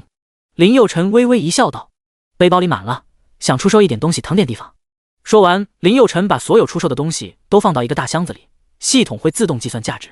这个游戏系统是非常先进的，不用那么繁琐。林佑辰一共获得了300多万龙币的收入，看到300多万龙币，林佑辰惊呆了。这是他第一次见到过这么多钱，要是在以前1个月挣3000都觉得难，而现在一天赚300万，感觉也挺简单。值钱的都在背包里呢，出售的都是一些没用的。如果全部都出售的话，最起码价值600万。收到货款之后，林佑辰想购买一些星云级技能书，可是已经卖断货了。靠，星云级技能书这么火的吗？上架就被秒啊！林佑辰吐槽了2句，失望的转身离开。啊！洛里竟然晕了过去。林佑辰回头看了一眼，靠，不是吧 ？NPC 也能晕倒生病？林佑辰并不想多管闲事，都走到门口了，他又退了回去。他看着洛里绝美的脸蛋，火辣的身材，咧咧嘴呢喃道：“俗话说的好，救人一命胜造7级浮屠。关键这 NPC 长得太漂亮了，就圣母一次吧。”说完，林佑辰蹲下身子给洛里进行人工呼吸。咦，甜的薄荷味，这是用的什么牙膏？味道这么好闻。不管他，还是先救人要紧。10分钟后，洛里还没有醒。靠，人工呼吸10分钟一点反应没有，看样子这病得有点重啊。说完，林佑辰脱掉外套，露出了一身腱子肉。看着洛里饱满的身材，小声呢喃道：“大姐，我是为了救你哈，我可不想占你便宜哈。”说完，林佑辰开始给洛里进行心肺复苏。吧唧吧唧，10分钟后，洛里终于醒了，原来的地杯也变成了一杯。洛里睁开眼睛，直勾勾地看着林佑辰绝美的脸蛋，轻声道：“谢谢你救了我，谢谢你。”叮！恭喜宿主完成隐藏任务，英雄救美，获得新技能魔尊透视星河级。看到提示，林佑辰妈了，靠！难道吃豆腐？呸呸呸！难道救个人还能触发隐藏任务？当林佑辰看到技能的时候，傻眼了。我靠，还是星河级技能！林佑辰立刻查看技能属性，技能魔尊透视，描述可以获得上帝视角，刷副本时可以获得副本内的地形图。看到技能属性，林佑辰惊呆了。我靠，这要牛逼的吗？真是想什么来什么呀，嘿嘿。林佑辰一脸兴奋地看向洛里，笑道：“不用谢哈，这些都是我应该做的。”说完，林佑辰就走出了商店。看着林佑辰的背影，洛里意犹未尽，小声呢喃道：“哼，臭小子，刚刚力道好大，罩罩都变小了，可真是个坏小子。”林佑辰刚走出商店，就遇到了唐婉。林佑辰，你今天怎么没去新手试炼基地啊？虽然你没有觉醒好的天赋，那你也不能自暴自弃啊。唐婉一边走一边说道。虽然平时很喜欢和林佑辰比较，但是唐婉还是挺关心林佑辰的。当他走到林佑辰面前的时候，傻眼了，指了指林佑辰的武者勋章。天呐，你都12级了！看到唐婉一脸震惊，嘴巴微张，似乎连呼吸都变得小心翼翼，双眼瞪得溜圆。林佑辰摸了摸后脑勺，笑道：“也还好吧，只不过12级而已。”唐婉不淡定了：“什么叫才12级啊？我才刚刚过10级，你小子怎么升级这么快？认识什么高人了？”林佑辰拍了拍唐婉的脑门，笑道：“你是不是读书读傻了？现在除了 NPC， 大家都在一个起跑线上，哪有什么高手啊？我就是刷了2次现实副本，还刷了1次10级副本而已。”林佑辰一脸不以为然的笑道：“什么？”唐婉更加震惊了，开始有点语塞了。怎么可能呢？你竟然刷了2次现实副本，还刷了1次10级副本，这些在唐婉心里几乎是不可能的事情。同样都是武高的学生，自己可是武高唯一觉醒神级天赋的天才，也不过才10级，别说通关副本，就连副本的门都没见过。林佑辰可好，连刷3次副本还都通关了，真是人比人气死人。如果唐婉知道林佑辰37分钟就通关现实副本，不知道他会怎么想，应该会很抓狂吧。佑辰小哥哥，唐婉突然秒变夹子，靠！听到这酥酥麻麻的声音，林佑辰差点没晕过去，天灵盖直发麻。林佑辰咧咧嘴，怒吼道：“唐婉，你要死了！干嘛突然变成这样子？你知不知道我是雄狮一样的男人？你这样我会忍不住的。”唐婉一脸魅惑，眼神都变得妲己起来。佑辰小哥哥，人家是南方小土豆，你不能这样对人家的啦。林佑辰看了吓一跳，连连后退。切，就你也是南方小土豆？林佑辰和唐婉做了3年同学，纯粹小暴龙一个。我看你是狼牙土豆吧，还是麻辣味的？人家是江南省的，可不就是南方小土豆吗？第33章，我这样的实力适合刷副本吗？说完，唐婉竟然拉起林佑辰的手，撒起娇来。靠，大姐你这是玩的哪一出？你想干嘛？有事情你直接说，不要挑战我的底线。要不是兔子不吃窝边草，老子早就把你推了。唐婉的眼神如同繁星般璀璨又深邃，仿佛能摄人心魄。她的眼眸如同燃烧的火焰，既炙热又危险，让人无法抗拒其魅力。佑辰哥哥，带我通关副本可好？没想到唐婉还能这样似的，也算开了眼界。林佑辰连忙摆摆手道：好好，没问题，不过你千万别这样了，我带你去刷副本还不行吗？真是的服了你了。正好林佑辰正处于冷却期，根本没法单刷现实副本，和唐婉组队倒也是一种方式。而且和唐婉还那么熟，他又帮了自己那么多忙，带他一起刷副本也算肥水不流外人田。说完，唐婉一把搂住了林佑辰的脖子，开心的笑道：谢谢你，佑辰哥哥。林佑辰拍了拍唐婉的后脑门：别乱叫，你还比我大一天呢。哎呀，让我过过嘴你会死啊。两个活宝有说有笑的向野地走去。刚走到现实副本门口，暴风公会的人竟然和江南公会的人对峙起来了。你他妈暴风的人是不是太掉了？这副本是你家的呀？操！你们江南公会算个掉毛，也敢在这里和我们暴风公会瞎比比？操！暴风公会的人清一色星辰级流云套装，虽然在林佑辰眼里掉毛都不是，但是在其他人面前那还是很掉的。和他对峙的是江南公会的，身上也穿着星辰级套装，就是人数上少了很多，身后都是一些穿着白板装备的散人。两方人马孰强孰弱，一看便知。这是特么的是副本，我们进入又不影响你们，你们为什么要堵门？江南公会背后也是龙城的大财团，只是实力上比暴风公会差了一些。散人是没胆和暴风公会的人叽歪的。啊，我们暴风公会做什么还需要跟你报备？你他妈算个毛线！操！你们江南公会会长也不过是一身星辰级装备，我们会长除了武器是星辰级，其他都是星云级。怎么，你们江南的想和我们暴风的碰碰？说完，暴风公会头目叶虎的拔出长剑走了出来，叶轩也跟在叶虎身后。江南公会的人本能的后退了几步。这时林默和唐婉站在人群当中，这时正好碰到武高的同学蔡旭坤。阿坤，怎么回事？暴风的怎么堵门啊？刚刚还不是好好的。蔡旭坤叹了口气说道：不是现实副本可以掉落大量的技能书吗？要是这些散人玩家都能组队进去，他们的技能书还怎么卖高价？这暴风公会黑得很，商店有多少武技书他们收购多少，然后加倍卖高价，现在星辰级技能书都炒到了20万龙币一本了。林佑辰听了也很生气，我靠，这帮小犊子挺黑的呀，我们卖给商店才5万龙币一本。就是啊，这帮家伙心贼黑，估计以后还会涨价。蔡徐坤接着说道，我还听说这现实副本还能爆出龙血石，这龙血石可是打造宝物的重要材料，做成的龙血玉佩可以提升15%的全属性呢。王朝公会会长萧战的儿子萧天浩准备报考青龙学院，他想获得龙血，然后到省城打造成宝物送给萧天浩，确保他能顺利考进青龙学院。林佑辰眼神一凝，萧天浩，二中那个天才。蔡徐坤点了点头。听到这话，林佑辰眼前一亮，我操，还有这事呢？我刷了2次，怎么没碰到什么龙血石啊？蔡徐坤瞪大眼睛看向林佑辰，惊呼道：我靠，林佑辰，你刚刚说什么？你刷了2次现实副本了？你怎么那么牛逼？林佑辰淡淡一笑，对于别人的震惊早就习惯了，他最在意的是龙血石。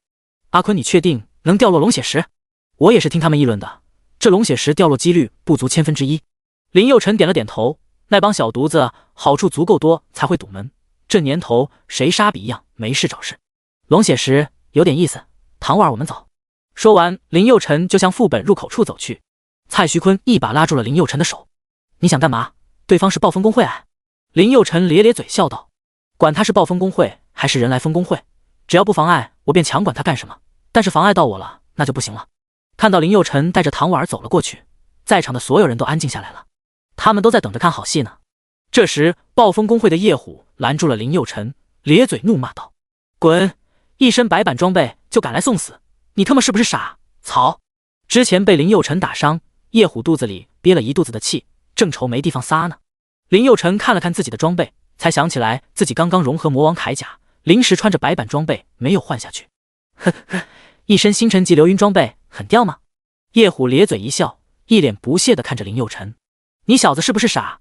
老子穿的可是清一色都是8星以上的，属性无限接近于星云级，在龙城装备比我好的不会超过10个人，你他妈算哪根葱？操！林佑辰低头咧嘴，呵呵笑道：“是吗？星云八星就这么拽了吗？”说完，林佑辰换上了金光闪闪的魔尊套装，瞬间周围被一团金光笼罩。话说你的星云八星都那么拽，那我的星域9星的魔尊套装岂不是逆天了？看到林佑辰身上穿的魔尊套装，周围人眼珠子都快掉出来了。我靠，不是吧？铂金星域级装备，要不要这样牛比啊？对啊，暴风公会会长最牛的装备也不过是星云9星蓝色装备，这家伙倒好直接来个星域级铂金级装备，真的太牛比了呀！林佑辰的一身魔尊装备震惊了所有人，周围的众人瞬间安静下来，他们的目光都聚焦在魔尊套装上，眼中流露出羡慕、嫉妒、恨等各种复杂的情绪。有人张大了嘴巴，有人双手紧握，有人眼中闪烁着不甘的光芒。这怎么可能？那可是铂金装备啊！一个人失声惊叫，声音中充满了不甘和失落。他凭什么能得到这样的宝贝？另一个人咬牙切齿地说道，面容扭曲，显然内心充满了嫉妒。就是，这不公平！还有人大声喊道，声音中充满了愤怒和怨恨。林佑辰却仿佛没有注意到周围的目光，他只是淡淡地看了一眼身上的魔尊套装。身后的唐婉儿也被林佑辰吓到了，这才几天没见，林佑辰已经成为了自己仰望的高手。别说龙城这个小地方，放眼整个龙国，恐怕也没几套星域级装备吧。林佑辰看向那个一身流云装备的夜虎，冷笑道：“你觉得我这样的实力适合刷副本吗？”第34章，让开，不然都得死。夜虎上下扫视了一眼，忍不住咽了几口口水。哼哼，运气好罢了，你装备再好有个毛用，我们这里有50个弟兄，而你们只有2个人翻不齐了。林佑辰冷哼一声，看来你们是不打算自己让开了。林佑辰话音刚落，夜虎身后的小弟们齐刷刷地围了上来，一个个虎视眈眈地怒视着林佑辰。林佑辰扫视了一圈，心里也在计算着能不能打过对方。50个人清一色都是星辰级装备，实力很强，如果单纯的比属性累加，自己绝对不是这些人的对手。但是论猎杀技巧，不管是自己还是哈迪斯都比他们强，毕竟自从游戏开启，自己就是一路杀。论打架的艺术，龙城应该没人比自己更专业了。看到双方要打起来了，身后的吃瓜群众们纷纷后退，生怕会波及自己。唉，这年轻人恐怕要倒霉了。对啊，就算有点实力，怎么可能是暴风公会的对手呢？唐婉儿也有点怕了。林佑辰，我们还是走吧，我们先去刷小怪吧。林佑辰伸出手，食指摆了摆，今天这副本我刷定了，50个小喽啰而已。听到这话，周围的人都懵了。靠，这小子该不会是疯了吧？我想也是，一个人怎么可能打过50个人呢？林佑辰倒不是想争个输赢，而是龙血石诱惑力太大，现在武器套装都很强，唯一差的就是宝物了。全属性提升 15%， 至少也是星河级的宝物了，40级以前完全够用了。而且他现在就指着现实副本获得技能书了，他迫切提升技能，只有这样才能确保自己能顺利进入青龙学院。只有进入青龙学院，才能获得更多资源，才能不断变强，未来才有活的可能。这一战是生死之战，所以今天这副本他必须进去。别说这几个小喽啰，就算肖战本人来了，他也会杀过去。夜虎闻言笑得前仰后合的，哈哈，就凭你，哈哈，笑死人了，草！一旁的叶轩也冷嘲热讽的讥笑道：“林佑辰，你小子连星辰级天赋都不是，只不过撞了狗屎运，获得了极品装备。不过那又怎样呢？还不是给我们送装备来了。”看到夜虎叶轩戏谑的状态，林佑辰冷声警告：“我再说最后一次，滚开，不然我就不客气了。”夜虎叶轩已经动了杀心，还想杀了自己爆装备。既然对方动了杀心，林佑辰也不打算客气了。哈哈，一个12级脆皮小法师在我夜虎面前嚣张个几巴，你是病了吗？还是疯了？哈哈哈！面对林佑辰的警告，夜虎就像在听一个笑话一样，身后的小弟们也跟着讥笑起来。小鬼，带着你的马子离开这里吧，我们忍耐也是有限度的，再不走就杀了你。身后一些吃瓜群众开始一个劲的怂恿着林佑辰上前跟他们打。小伙子，上，别留情，让他们见识一下你的厉害。对，上杀了他们。还有一些心地善良的人劝说着林佑辰：“小伙子，你千万不能做傻事啊，快点回来吧。”对啊，不能意气用事，退一步海阔天空啊，小伙子。蔡徐坤也跟着急了，大声提醒道：“林佑辰，别冲动啊，你一个人打不过他们一群人的。”林佑辰已经进入杀戮状态，周围的这些声音根本不入耳，他咧嘴一笑，冷声道：“我再说最后一句，让开，不然都得死。”他站在众人面前，眼神冷冽如冰，空气中仿佛弥漫着一股无形的压迫感。对面的人纷纷低下头，不敢与林佑辰对视，他们内心深处的恐惧被彻底激发，仿佛被一只无形的大手紧紧握住心脏，无法呼吸。在这沉寂的气氛中，林佑辰的身影显得更加高大威猛，他的眼神如刀锋般锐利，直刺人心，让人们无法直视。这一刻，他不再是那个小屁孩，而是成为了每个人内心深处最深切的恐惧。叶虎双拳紧握，对于他来说无路可退。给我上，杀了这小子！林佑辰嘴角微微一咧，他就在等这句话。哈迪斯出战。当哈迪斯现身的一刹，周围的人妈了，我靠，那小子的召唤物是哈迪斯！林佑辰大喝一声，哈迪斯给我杀了他们，一个不留！哈迪斯矗立在众人面前，手持暴君之刃，眼神冷冽而深邃。他的身后，黑暗的云雾缭绕，仿佛连接着无尽的虚空。圣弓手、盾战士和圣刺客分别从3个方向朝哈迪斯袭来。圣弓手拉开长弓，箭矢凝聚着月之光华，直指哈迪斯的心脏。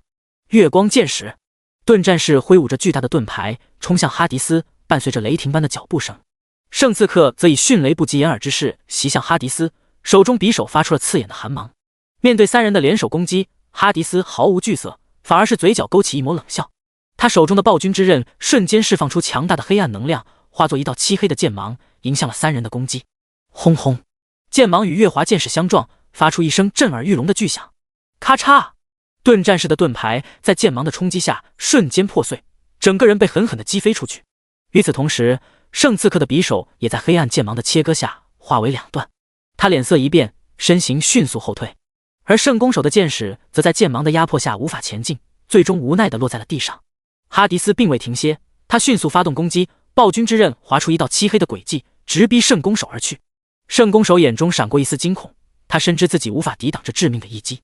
在这危急时刻，盾战士和圣刺客迅速联手进行防御。盾战士从废墟中爬起来，用破碎的盾牌勉强挡住了剑芒的攻击。孤军之盾。而圣刺客则以极快的速度绕到哈迪斯的身后，试图发动偷袭。然而，哈迪斯的实力远在他们之上，他轻松地挡住了圣弓手的攻击，同时反手一剑将圣刺客逼退。接着，他猛然转身，暴君之刃再次划出黑色烈焰，这次的目标是盾战士。火焰玉。盾战士虽然勇敢地挡住了剑芒的攻击，但强大的力量却让他无法承受。他的盾牌瞬间破碎，整个人被剑芒贯穿。哎呀！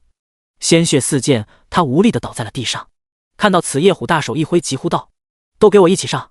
暴风公会的人聚集在一起，形成了一股强大的威势。他们互相配合，展开猛烈的攻击，试图一举击败哈迪斯。然而，面对挑战者们的围攻，哈迪斯凭借着高超的技巧和无与伦比的反应速度，在战斗中游刃有余。他的匕首在手中翻飞，每一次出手都准确而迅速，令人眼花缭乱。哈迪斯利用周围的环境和障碍物，巧妙地躲避敌人的攻击。他快速穿梭在敌人之间，时而跃起，时而俯冲，让敌人无法捉摸他的行动轨迹。面对敌人的攻击，哈迪斯展现出了惊人的防御能力。第35章，无限空间被低估的逆天技能。他的身影在光影中若隐若现，手中的匕首发出了刺眼的寒芒。周围的敌人有的手持巨剑，有的释放着火焰魔法，还有的召唤着冰霜巨兽。爆炎兽、火焰弓、眼之天火。但哈迪斯却毫无惧色，他灵活地穿梭在敌人之间，躲避着各种攻击。突然，他跃起在空中，身体旋转着，手中的匕首释放出金色的光芒。这是他的绝技火焰玉。一道道金色的光芒从匕首上射出，准确地击中了敌人。被击中的敌人瞬间失去了战斗力，倒在了地上。但敌人数量众多，他们不断地发起攻击。哈迪斯巧妙地运用自己的技能躲避、反击、再躲避，每一次攻击都精确而致命，每一次躲避都恰到好处。他的动作快如闪电，让人眼花缭乱。周围的战斗愈发激烈，技能的光芒在空气中交织成一片璀璨的景象。冰霜、火焰、电闪、金光，各种颜色的技能光芒照亮了整个战场。每一次技能的碰撞都伴随着震撼人心的爆炸声，令人热血沸腾。最终，哈迪斯凭借着高超的技巧，成功地击败了所有的敌人。在身后指挥的夜虎急了，血量低于 20% 的后退，奶妈快点治疗，不要管召唤物，给我直接杀了那小子。夜虎也不傻，知道擒贼先擒王的道理。圣刺客和盾战士上，那小子是法师脆皮的很。突然，2个圣刺客，2个盾战士冲向林佑辰。林佑辰快速移动着身体，巧妙地躲避着圣刺客的短剑攻击，同时不断用魔王权杖释放出火球，试图消耗对方的体力。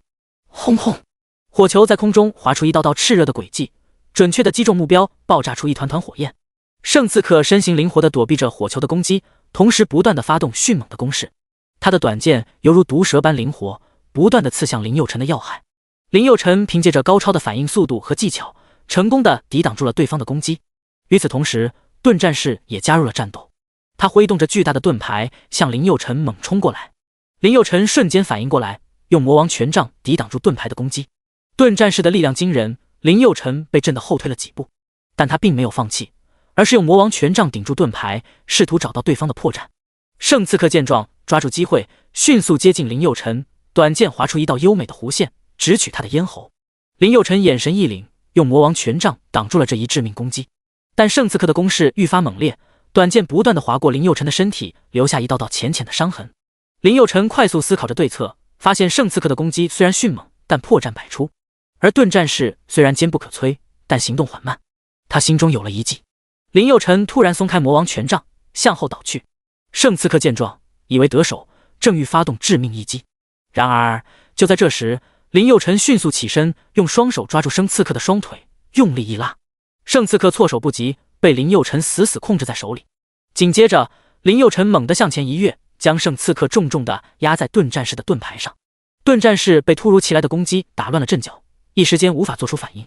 林佑辰迅挥起魔王权杖，对准两人的头部猛地挥出火芒。火灵炮！随着一声巨响，圣刺客和盾战士应声倒地，昏了过去。看到此，叶虎慌了神，没想到一个脆皮法师竟然比圣刺客还敏捷，岂有此理！都给我上！不一会，50多人都被林佑辰和哈迪斯联手消灭了。此时只剩下叶虎和叶轩两个人。叶虎和叶轩两人看到这种场面，傻眼了。叶虎指着林佑辰的鼻子怒吼道：“臭小子，你今天死定了！暴风公会可不是你能得罪得起的。”林佑辰嘴角微微一咧：“我今天死不死不知道，但是你们俩今天一定死定了。哈迪斯，给我杀了他们！”叶轩迅速拉弓上弦，一道神圣的光芒凝聚成箭矢，破空而出。北极之剑，箭矢划过空气，带着凌厉的气势直逼哈迪斯。然而哈迪斯丝毫不慌，他挥动暴君之刃，精准地劈向箭矢。伴随着一声震耳欲聋的撞击声，箭矢被斩成两半，消散在空气中。与此同时，夜虎也冲向哈迪斯，他猛地挥起盾牌，砸向哈迪斯的头部。但哈迪斯身形灵活的一侧，轻松躲过这一攻击。随后，他迅速反手一刀，暴君之刃划出一道耀眼的弧线，直取夜虎的咽喉。夜虎惊恐地发现自己竟然无法躲避这一致命的攻击，只能眼睁睁地看着刀刃逼近。在这危急关头，叶轩迅速射出另一箭矢，试图为夜虎争取时间。然而哈迪斯似乎早有预料，他一把握住暴君之刃，猛地朝叶轩的方向劈去。叶轩心中一惊，迅速拉弓挡下这一攻击。但哈迪斯强大的力量瞬间劈开箭矢，直接插入叶轩的心脏。噗嗤！叶轩当场殒命。看到自己弟弟被杀，叶虎怒了：“林佑辰们，今天你必死！”说完，叶虎猛地冲向林佑辰。就在这时，哈迪斯瞬间转换职业，随后暴喝一声：“冰魄刺骨！”一束带着冰芒的箭矢瞬间刺入叶虎的胸膛。哎呀！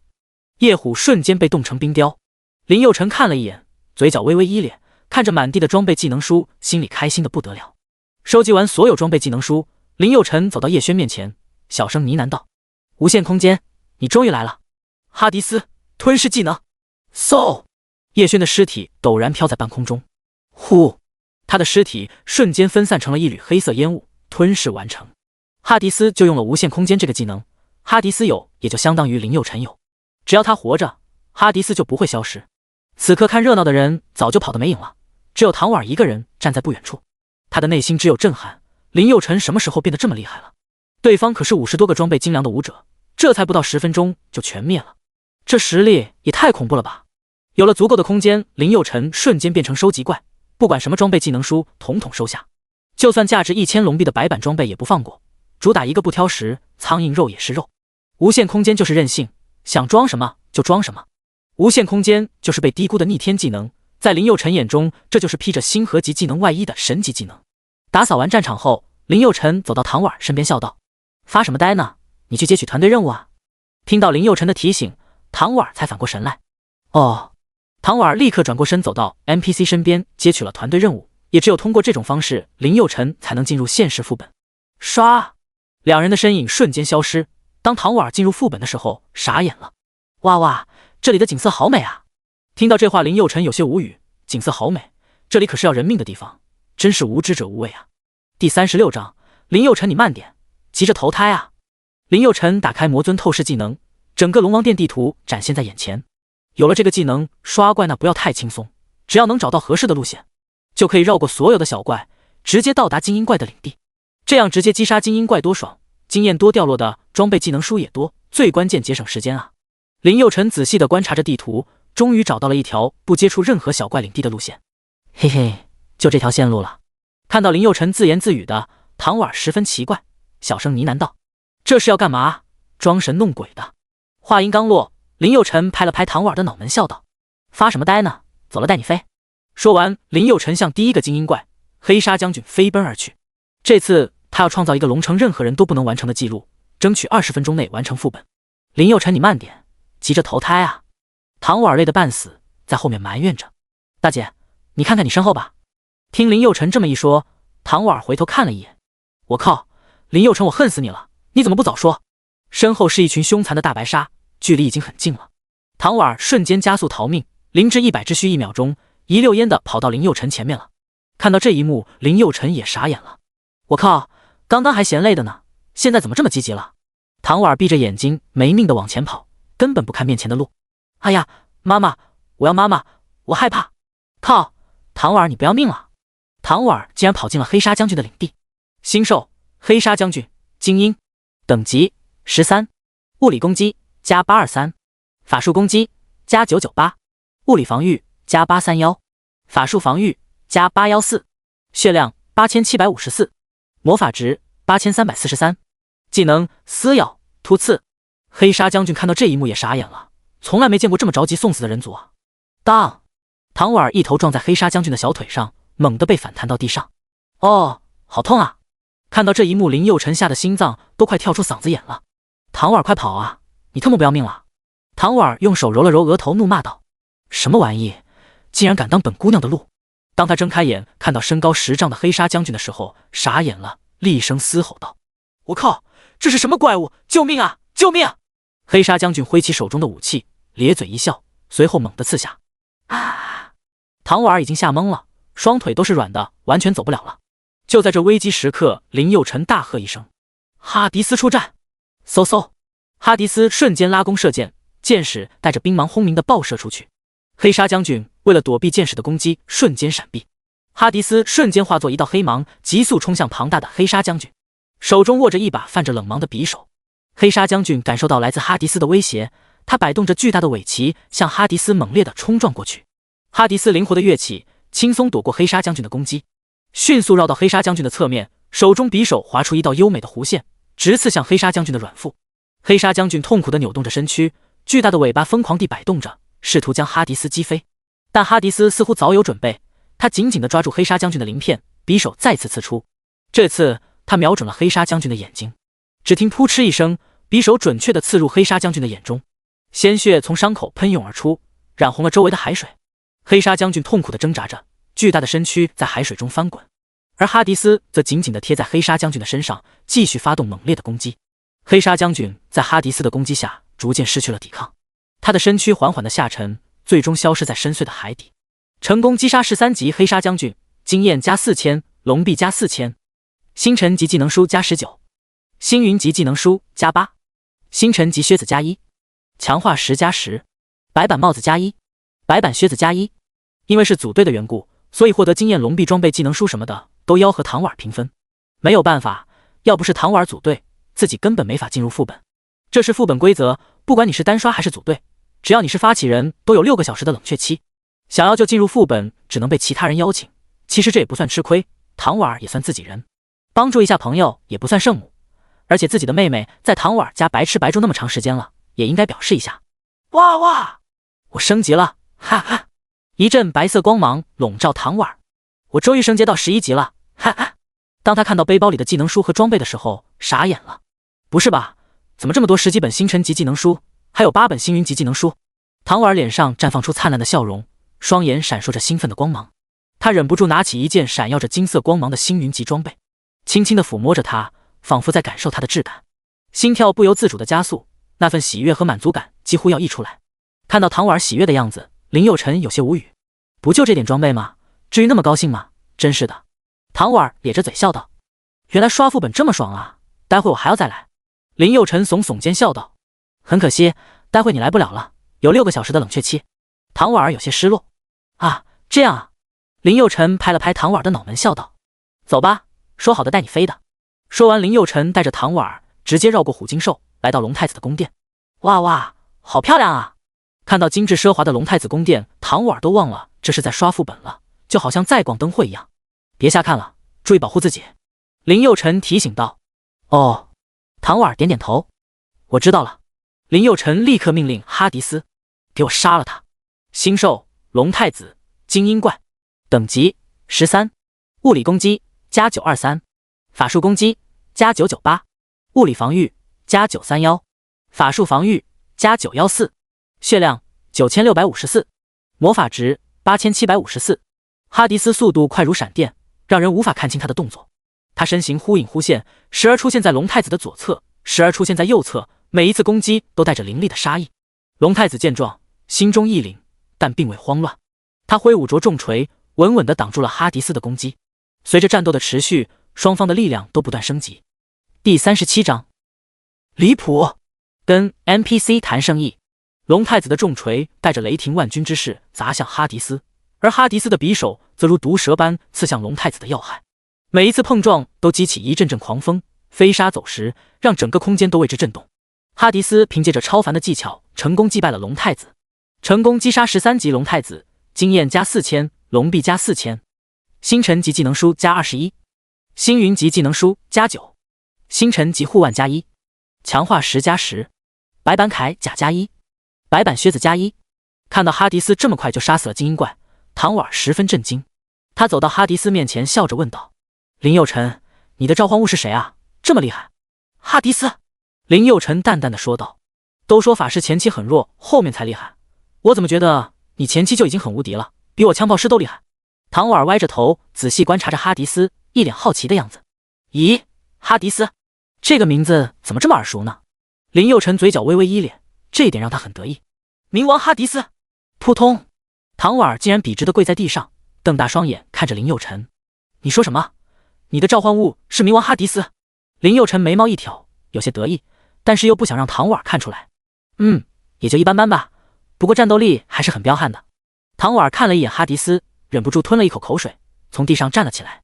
好吧，心里对林佑辰的好奇心又多了几分。林佑辰身上的谜团太多了。走吧，我们争取20分钟内完成这个副本。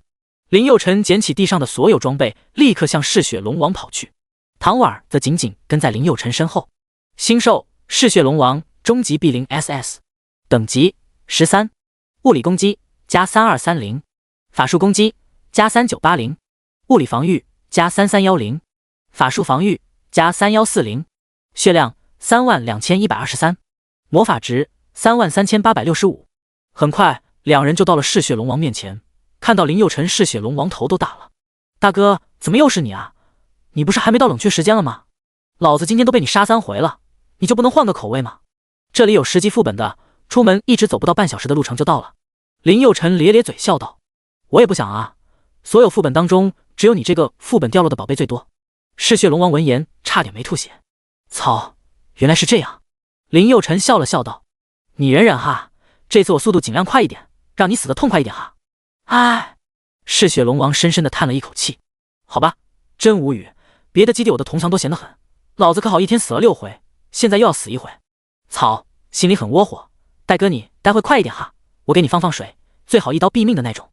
林佑辰拍了拍胸脯笑道：“没问题。”看到这段对话，一旁的唐婉傻眼了，他摇了摇林佑辰的手臂，小声问道：“林佑辰，你怎么和这嗜血龙王聊起来了？我们是敌人哎，怎么感觉你们很熟的样子？你们是朋友？”林佑辰看到唐婉一脸蠢萌，差点没笑死。你会杀了我吗？当然不会。唐婉猛地摇了摇头。对啊，但是这家伙会，前2次和他打架的时候，那是招招毙命啊。林佑辰说道。我们只是在做交易，他打不过我，我又必须杀了他，所以我们再让彼此的利益最大化，我快点杀死他，他就不会那么痛苦了。而我又能快点拿到我想要的东西，这样对他对我都是不错的选择。听到这些后，唐婉脑子都快炸了。我靠，林佑辰你也太牛了吧，跟 NPC 谈生意。林佑辰转过脸，略带一丝小得意。扑通，唐婉立刻给林佑辰跪下了。爹，以后一定要照顾一下孩儿啊，你就是我亲爹。脸上的表情那叫一个诚恳。林佑辰看了一眼唐婉，瞬间一脸茫然，咧咧嘴：“我靠，没想到你还挺有喜剧天赋的，干脆春晚直接让你演小品呗。”唐婉直接抱住了林佑辰的大腿，假哭起来：“爹，我是认真的，你就是我亲爹！”呜呜，靠！这玩的是哪出啊？怎么看不懂啊？林佑辰瞬间头大，起来，快起来，我还没死呢，你哭什么？嗜血龙王也懵逼了，立刻催促道：“能不能别在这里秀恩爱，还杀不杀了？靠，欺负我单身狗是不是？”唐婉嬉皮笑脸的站了起来。林佑辰也是醉了，看向嗜血龙王，双手抱拳笑道：“得罪了。”嗜血龙王有点不耐烦了：“快，长痛不如短痛，给我来个痛快的！”哈迪斯出战。哈迪斯犹如一道闪电，瞬间冲向了庞大的嗜血龙王。他的步伐轻盈而敏捷，仿佛与黑暗融为一体，令人难以捉摸。与此同时，嗜血龙王张开巨大的龙翼，发出一声震天的咆哮。他那血红的双眼紧紧锁定住哈迪斯，流露出残忍与狡猾。他用锋利的龙爪疯狂地拍打着地面，激起一片尘埃。哈迪斯灵活地躲避着嗜血龙王的攻击，匕首在黑暗中划出一道道优美的弧线。他运用圣刺客的技巧，快速地穿梭在龙王身边，每一次出手都带着致命的杀机。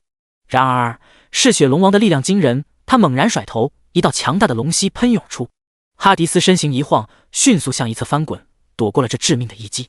哈迪斯不断寻找着嗜血龙王的破绽，终于找到漏洞，反手就是一击。嗜血龙王冲着林佑辰怒吼道：“臭小子，下一次能不能再猛的一点？这一击完全没让我死透啊！”说完，嗜血龙王不得不拿起武器给了自己一下，这才一命呜呼。看到这种场面，唐婉是彻底服了林佑辰了。要不是亲眼看见，他打死也不会想到还能和 NPC 做交易呢。成功击杀13级嗜血龙王，经验加8000，龙币加8000，星辰级技能书加21，星云级技能书加9，星辰级靴子加5，星云级铠甲加2，强化石加10，升星石加2，白板护腕加1，白板靴子加1。林佑辰捡起所有的宝贝，升级火灵炮的技能书已经够了，心里十分开心。哇哇！唐婉开心的手足舞蹈的。龙王套装是星辰级套装，哈哈哈！唐婉直接冲向林佑辰，死死搂住林佑辰，不断亲吻起来。啊！林佑辰有些无语。唐婉，你干嘛啊？就算要现身，也得挑个地方吧，这里可是副本啊！唐婉是太激动了，要知道星辰级装备也就是紫装，品相一般的上千万，极品的那种至少价值几个亿。虽然唐婉家里很有钱，但是游戏前期极品紫装真的很难搞啊。龙王套装绝对算是套装当中比较极品的那种。看到唐婉这么开心，林佑辰也挺替他开心的。其实现在也应该多帮一下唐婉，唐婉绝对是自己未来团队的主力队员，他越厉害，自己团队也就越厉害。走吧。说完，林佑辰立刻跑到传送点，回到了副本出口。暴风公会那些打手的尸体全部消失，这让林佑辰有点意外。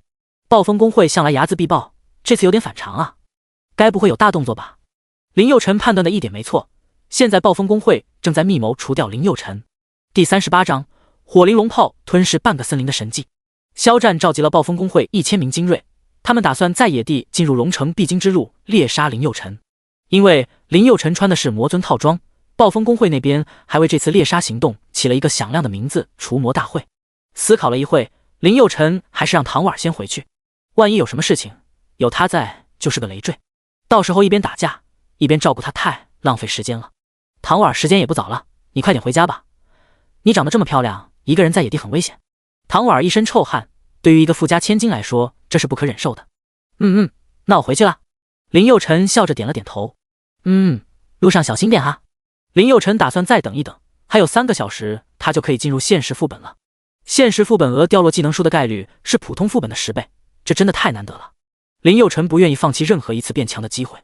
唐婉走后，林佑辰找了一块干净的大石头坐了下来。技能提升后，升级技能的方式也有所改变。林佑辰端坐在石台之上，闭目凝神，周围的灵气缓缓汇聚而来。他的手中捏着一个火灵炮的技能符，符文闪烁着淡淡的光芒，似乎蕴含着无尽的奥秘。随着时间的流逝，林佑辰的气息逐渐变得深邃而强大，他的体内仿佛有一团烈火在燃烧，那是他即将升级的火灵炮的力量。突然，林佑辰睁开双眼，瞳孔中闪烁着炽热的火光，他口中念念有词，双手迅速结印，形成一个复杂的法阵。法阵中100本星云级技能书不断汇聚，化为一团魂力，宛如一颗璀璨的明珠。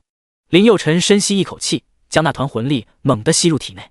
他的身体瞬间颤抖了一下，仿佛承受着巨大的压力。然而他并未放弃，而是紧咬牙关，坚持下去。随着时间的推移，那团魂力在林佑辰体内逐渐融合，化为一道强大的能量。这道能量在林佑辰的经脉中游走，不断强化着他的肉身和灵魂。渐渐的，林佑辰的气息变得更加浑厚，仿佛有股无形的力量在他体内涌现。他感觉到自己的实力在不断提升，仿佛与天地间的灵气融为一体。最终，当那团烈火完全融入林佑辰的体内时，他豁然站起身来，一股强大的气息瞬间弥漫开来，仿佛有股炽热的火焰在燃烧。林佑辰的眼中闪烁着坚定的光芒，他知道自己的火灵炮已经升级成功，真的太不容易了。林佑辰看了一眼新的技能属性，技能火灵龙炮，星辰级，描述可以射出龙形炮弹，威力极大，附加 300% 的攻击属性伤害。看到技能描述，技能提升1级，攻击力描述变成百分比了，不错不错。终于有一个技能提升到最高等级了，技能等级只能比宿主等级高一个等级。目前林佑辰的等级是12级，处于10到20级这个档次，只有林佑辰的等级提升到21级，才能将技能提升到星河级。林佑辰心满意足地站了起来，心里十分满足。他打算到树林里找一些小怪试试技能威力。他来到不远处的密林里，不远处有一群幽冥虎在游走。星兽幽冥虎，等级13，物理攻击加323，法术攻击加298，物理防御加231，法术防御加209，血量3432，魔法值2122，技能扑杀。嘿嘿，就你们了。火灵龙炮，火灵龙炮在夜空中划过一道耀眼的轨迹，伴随着震耳欲聋的轰鸣声，直冲向幽冥虎群。炮口的炽热火焰在夜幕中显得格外醒目，仿佛是来自地狱的业火。随着火灵龙炮的发射，狂龙咆哮声响彻天际，震撼着每一个生灵。这咆哮声中充满了力量与威严，仿佛是古老龙族的怒吼，令幽冥虎们心生恐惧。炮弹瞬间击中目标，爆炸产生的强烈冲击波将周围的空气瞬间点燃，炽热的火焰席卷而出，形成了一片火海。在这片火海中，幽冥虎们无处可逃，瞬间被炸得支离破碎。爆炸的余波不断扩散，所到之处无不化为一片焦土。在这狂暴的力量面前，幽冥虎们显得如此渺小和脆弱。他们的哀嚎声在夜空中回荡，但很快就被狂龙咆哮声所淹没。我靠，威力这么大的吗？这确定是单体攻击技能吗？巨大的攻击力几乎吞噬了小半个森林，这样的威力也太惊人了吧！林佑辰被眼前的景象惊呆了，现在只不过是11级，如果以后等级上去了，单单这一招恐怕就能吞噬一个国家吧。呼！林佑辰满眼期待，这一世绝对不能再输给那些外星武者，一定要打出银河系，成为宇宙霸主。虽然心里豪言壮志，但是林佑辰明白这个过程很难很难。一个蓝星就有这么多天才妖孽，整个宇宙呢，只会有更多的天才和妖孽。但林佑辰暗暗下决心，我一定会努力的，这一世我一定不会再败了，一定。说完，林佑辰双拳紧握，眼神中充满与他年纪不符的杀气。大林子！陆涛从不远处急匆匆地跑了过来，听到叫喊声，林佑辰转过身看向陆涛：大胖你怎么来了？陆涛气喘吁吁地看了一眼不远处被毁灭的森林，小声呢喃道：我靠，那个妖孽干的，陨石干蓝星啊操！说完看向林佑辰笑道：大林子我跟你混，你带我进现实副本，我也要龙王套装。林佑辰咧嘴一笑：大胖你看到唐婉了？陆涛摇了摇头：那倒没有，但是我看到唐婉发的帖子了，他说你15分钟通关现实副本，获得了10几本星辰级技能书，还获得了9本星云级技能书，最牛的就是龙王套装。林佑辰摇了摇头，本来还想低调一下的，唐婉这家伙也太高调了，这该死的唐婉怎么这么高调啊？陆涛扑哧一笑：呵呵，就是他都快被骂死了，下面一大波人说他吹牛，哈哈，他都被骂关闭评论区了。我看了一下，差点没把我笑死，很多人都说不可能，整个龙城都没几个人通关，他可倒好15分钟通关，这牛吹得太狠了。他还说什么 NPC 最后自己自杀了，不到半小时3000多条评论，其中2999条都在骂他呢。哈哈，该让他那么高调。林佑辰直接被气笑了。陆涛拉着林佑辰就向现实副本入口走去，一边走一边说道：大林子，你一定要帮我打一套龙王套装啊，求求你了。林佑辰看了一眼时间，自己的冷却时间还有2小时，算了，还是帮陆涛吧。他也不是外人，帮一下自家兄弟值得。再说了，就算不帮，自己也没事做。你去领取任务，选择组队模式。好好。陆涛十分兴奋，一路小跑来到 NPC 身前接取了任务。随后，林佑辰和陆涛消失在入口处。这已经是林佑辰第4次进来了，对这个副本简直太熟悉了。林佑辰直接带着陆涛来到了黑沙将军的领地。第39章，嗜血龙王直呼祖宗别来了。陆涛瞪大双眼，拽了拽林佑辰的衣袖。大林子，这……陆涛显然被吓坏了，这都不打小怪的吗？直接来杀精英怪。林佑辰有些无奈，又是这种问题，上一次唐婉也这么问。这样效率高。林佑辰简单的解释了一下。话音刚落，黑沙将军竟然开口说话了：“大哥，我们老大让我自杀。”说完，黑沙将军竟然自刎了。靠！看到这一幕，林佑辰傻眼了。这成功击杀13级黑沙将军，经验加4000，龙币加4000，星辰级技能书加19，星云级技能书加8，星辰级护腕加1，强化10加10，白板铠甲加1，白板靴子加1。看到系统提示，林佑辰身形有些不稳，微微向后退了几步。我尼玛，还能这么玩？这些 NPC 都成精了吗？操！陆涛捂着嘴，吓得不敢出声。这是什么情况？第一次看到 NPC 在自己面前自刎的。愣了好一阵，陆涛才敢开口说话。大林子，这是什么情况？ NPC 怎么自杀了呀？而且系统还给这么多东西，该不会系统出 bug 了吧？林佑辰也懵着呢。我也搞不清楚状况啊。走吧，去杀下个精英怪。说完，林佑辰带着陆涛向龙太子的领地跑去。龙太子看到林佑辰的身影，还未等林佑辰走近就自杀了。成功击杀13级精英怪龙太子，经验加4000，龙币加4000，星辰级技能书加17，星云级技能书加8，星辰级帽子加3，星云级帽子加3，白板铠甲加1，白板靴子加1。靠！林佑辰也骂了，这是啥情况啊？陆涛直接给林佑辰跪了。大林子，这是怎么回事啊？我怎么有点害怕呢？林佑辰摸了摸后脑勺，他也搞不清楚怎么回事啊。奇怪，这都是怎么了？林佑辰回头看向陆涛，靠，能不能有点出息？怎么腿都吓软了？走，还有一个大 boss 嗜血龙王。说完，林佑辰继续向嗜血龙王跑去。陆涛哆哆嗦嗦的跟在林佑辰身后。很快，林佑辰就来到了嗜血龙王面前。龙王，前面2个你的手下怎么都自杀了？嗜血龙王摇了摇头，叹了口气道：“打又打不过你，你的实力又没到能够一击必杀的实力，所以我们就自杀了。你好我好，大家好吗？”听到副本大 boss 这么说话，陆涛直接跪了。我靠，刷副本还能这么玩？这要不是亲眼看到，谁 TM 能信啊？陆涛的三观被震得稀碎，就跟做梦一样。林佑辰点了点头道：“那你待会能不能报一套龙王套装给我这朋友啊？”嗜血龙王听了有些犹豫，这个龙王套装整个龙城也就2套啊，都给你这个优点。哎，算了，都给你了，给谁不是给啊？靠！陆涛的三观又被粉碎了一次。如果这个要改成动漫的话，是不是会被人骂死？这可比唐婉说的还要离谱啊！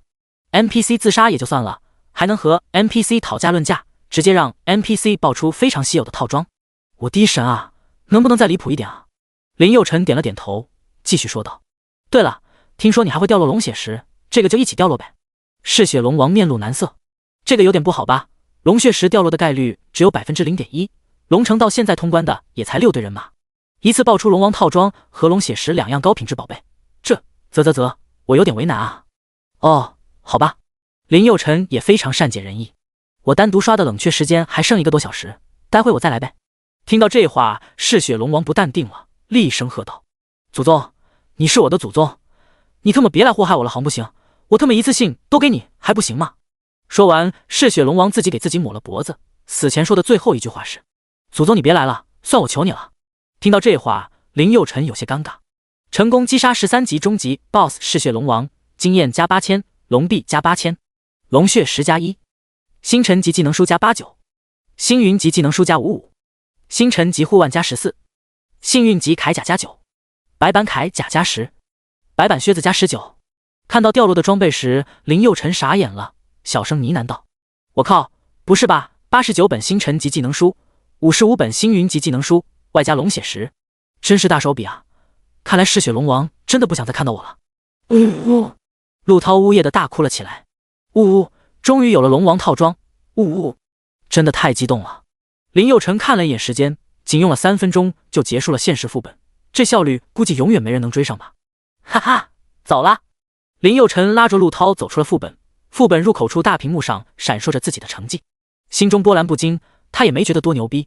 一旁的陆涛像看外星人一样看着林佑辰，干嘛那样看着我？林佑辰冷声问道。大林子，你到底觉醒的是什么等级天赋？我怎么感觉你的天赋比神级天赋还厉害呢？这句话陆涛憋得很久了，一直想问，但是就是没有机会。林佑辰摆摆手笑道，我的天赋就是白板天赋，哪有你说的那么厉害？对了，你快点回龙城吧，我还有点事。林佑辰又凑齐了100本星云级技能书，现在正好可以升级一下群攻技能天火狼暴丸。陆涛看到林佑辰不想讨论这个问题，识趣的离开了。那我回去了，大林子你也早点回龙城啊。林佑辰微笑着点了点头。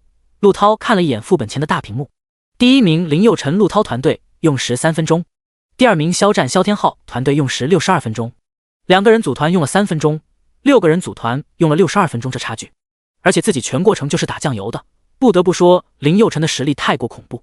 呼，以后跟着林佑辰混绝对没错。此时在陆涛心中，林佑辰就是自己未来的老大。第40章除魔大会，技能升级成功。暴风公会已经召集了1000多位帮众，埋伏在虎跳峡。虎跳峡是野地回龙城的必经之路。林佑辰杀了50多个暴风公会的人，这让肖战很没面子。如果这次不敢死林佑辰，以后暴风公会在龙城怎么混？一个公会发展壮大，主要就靠2点：钱和威望。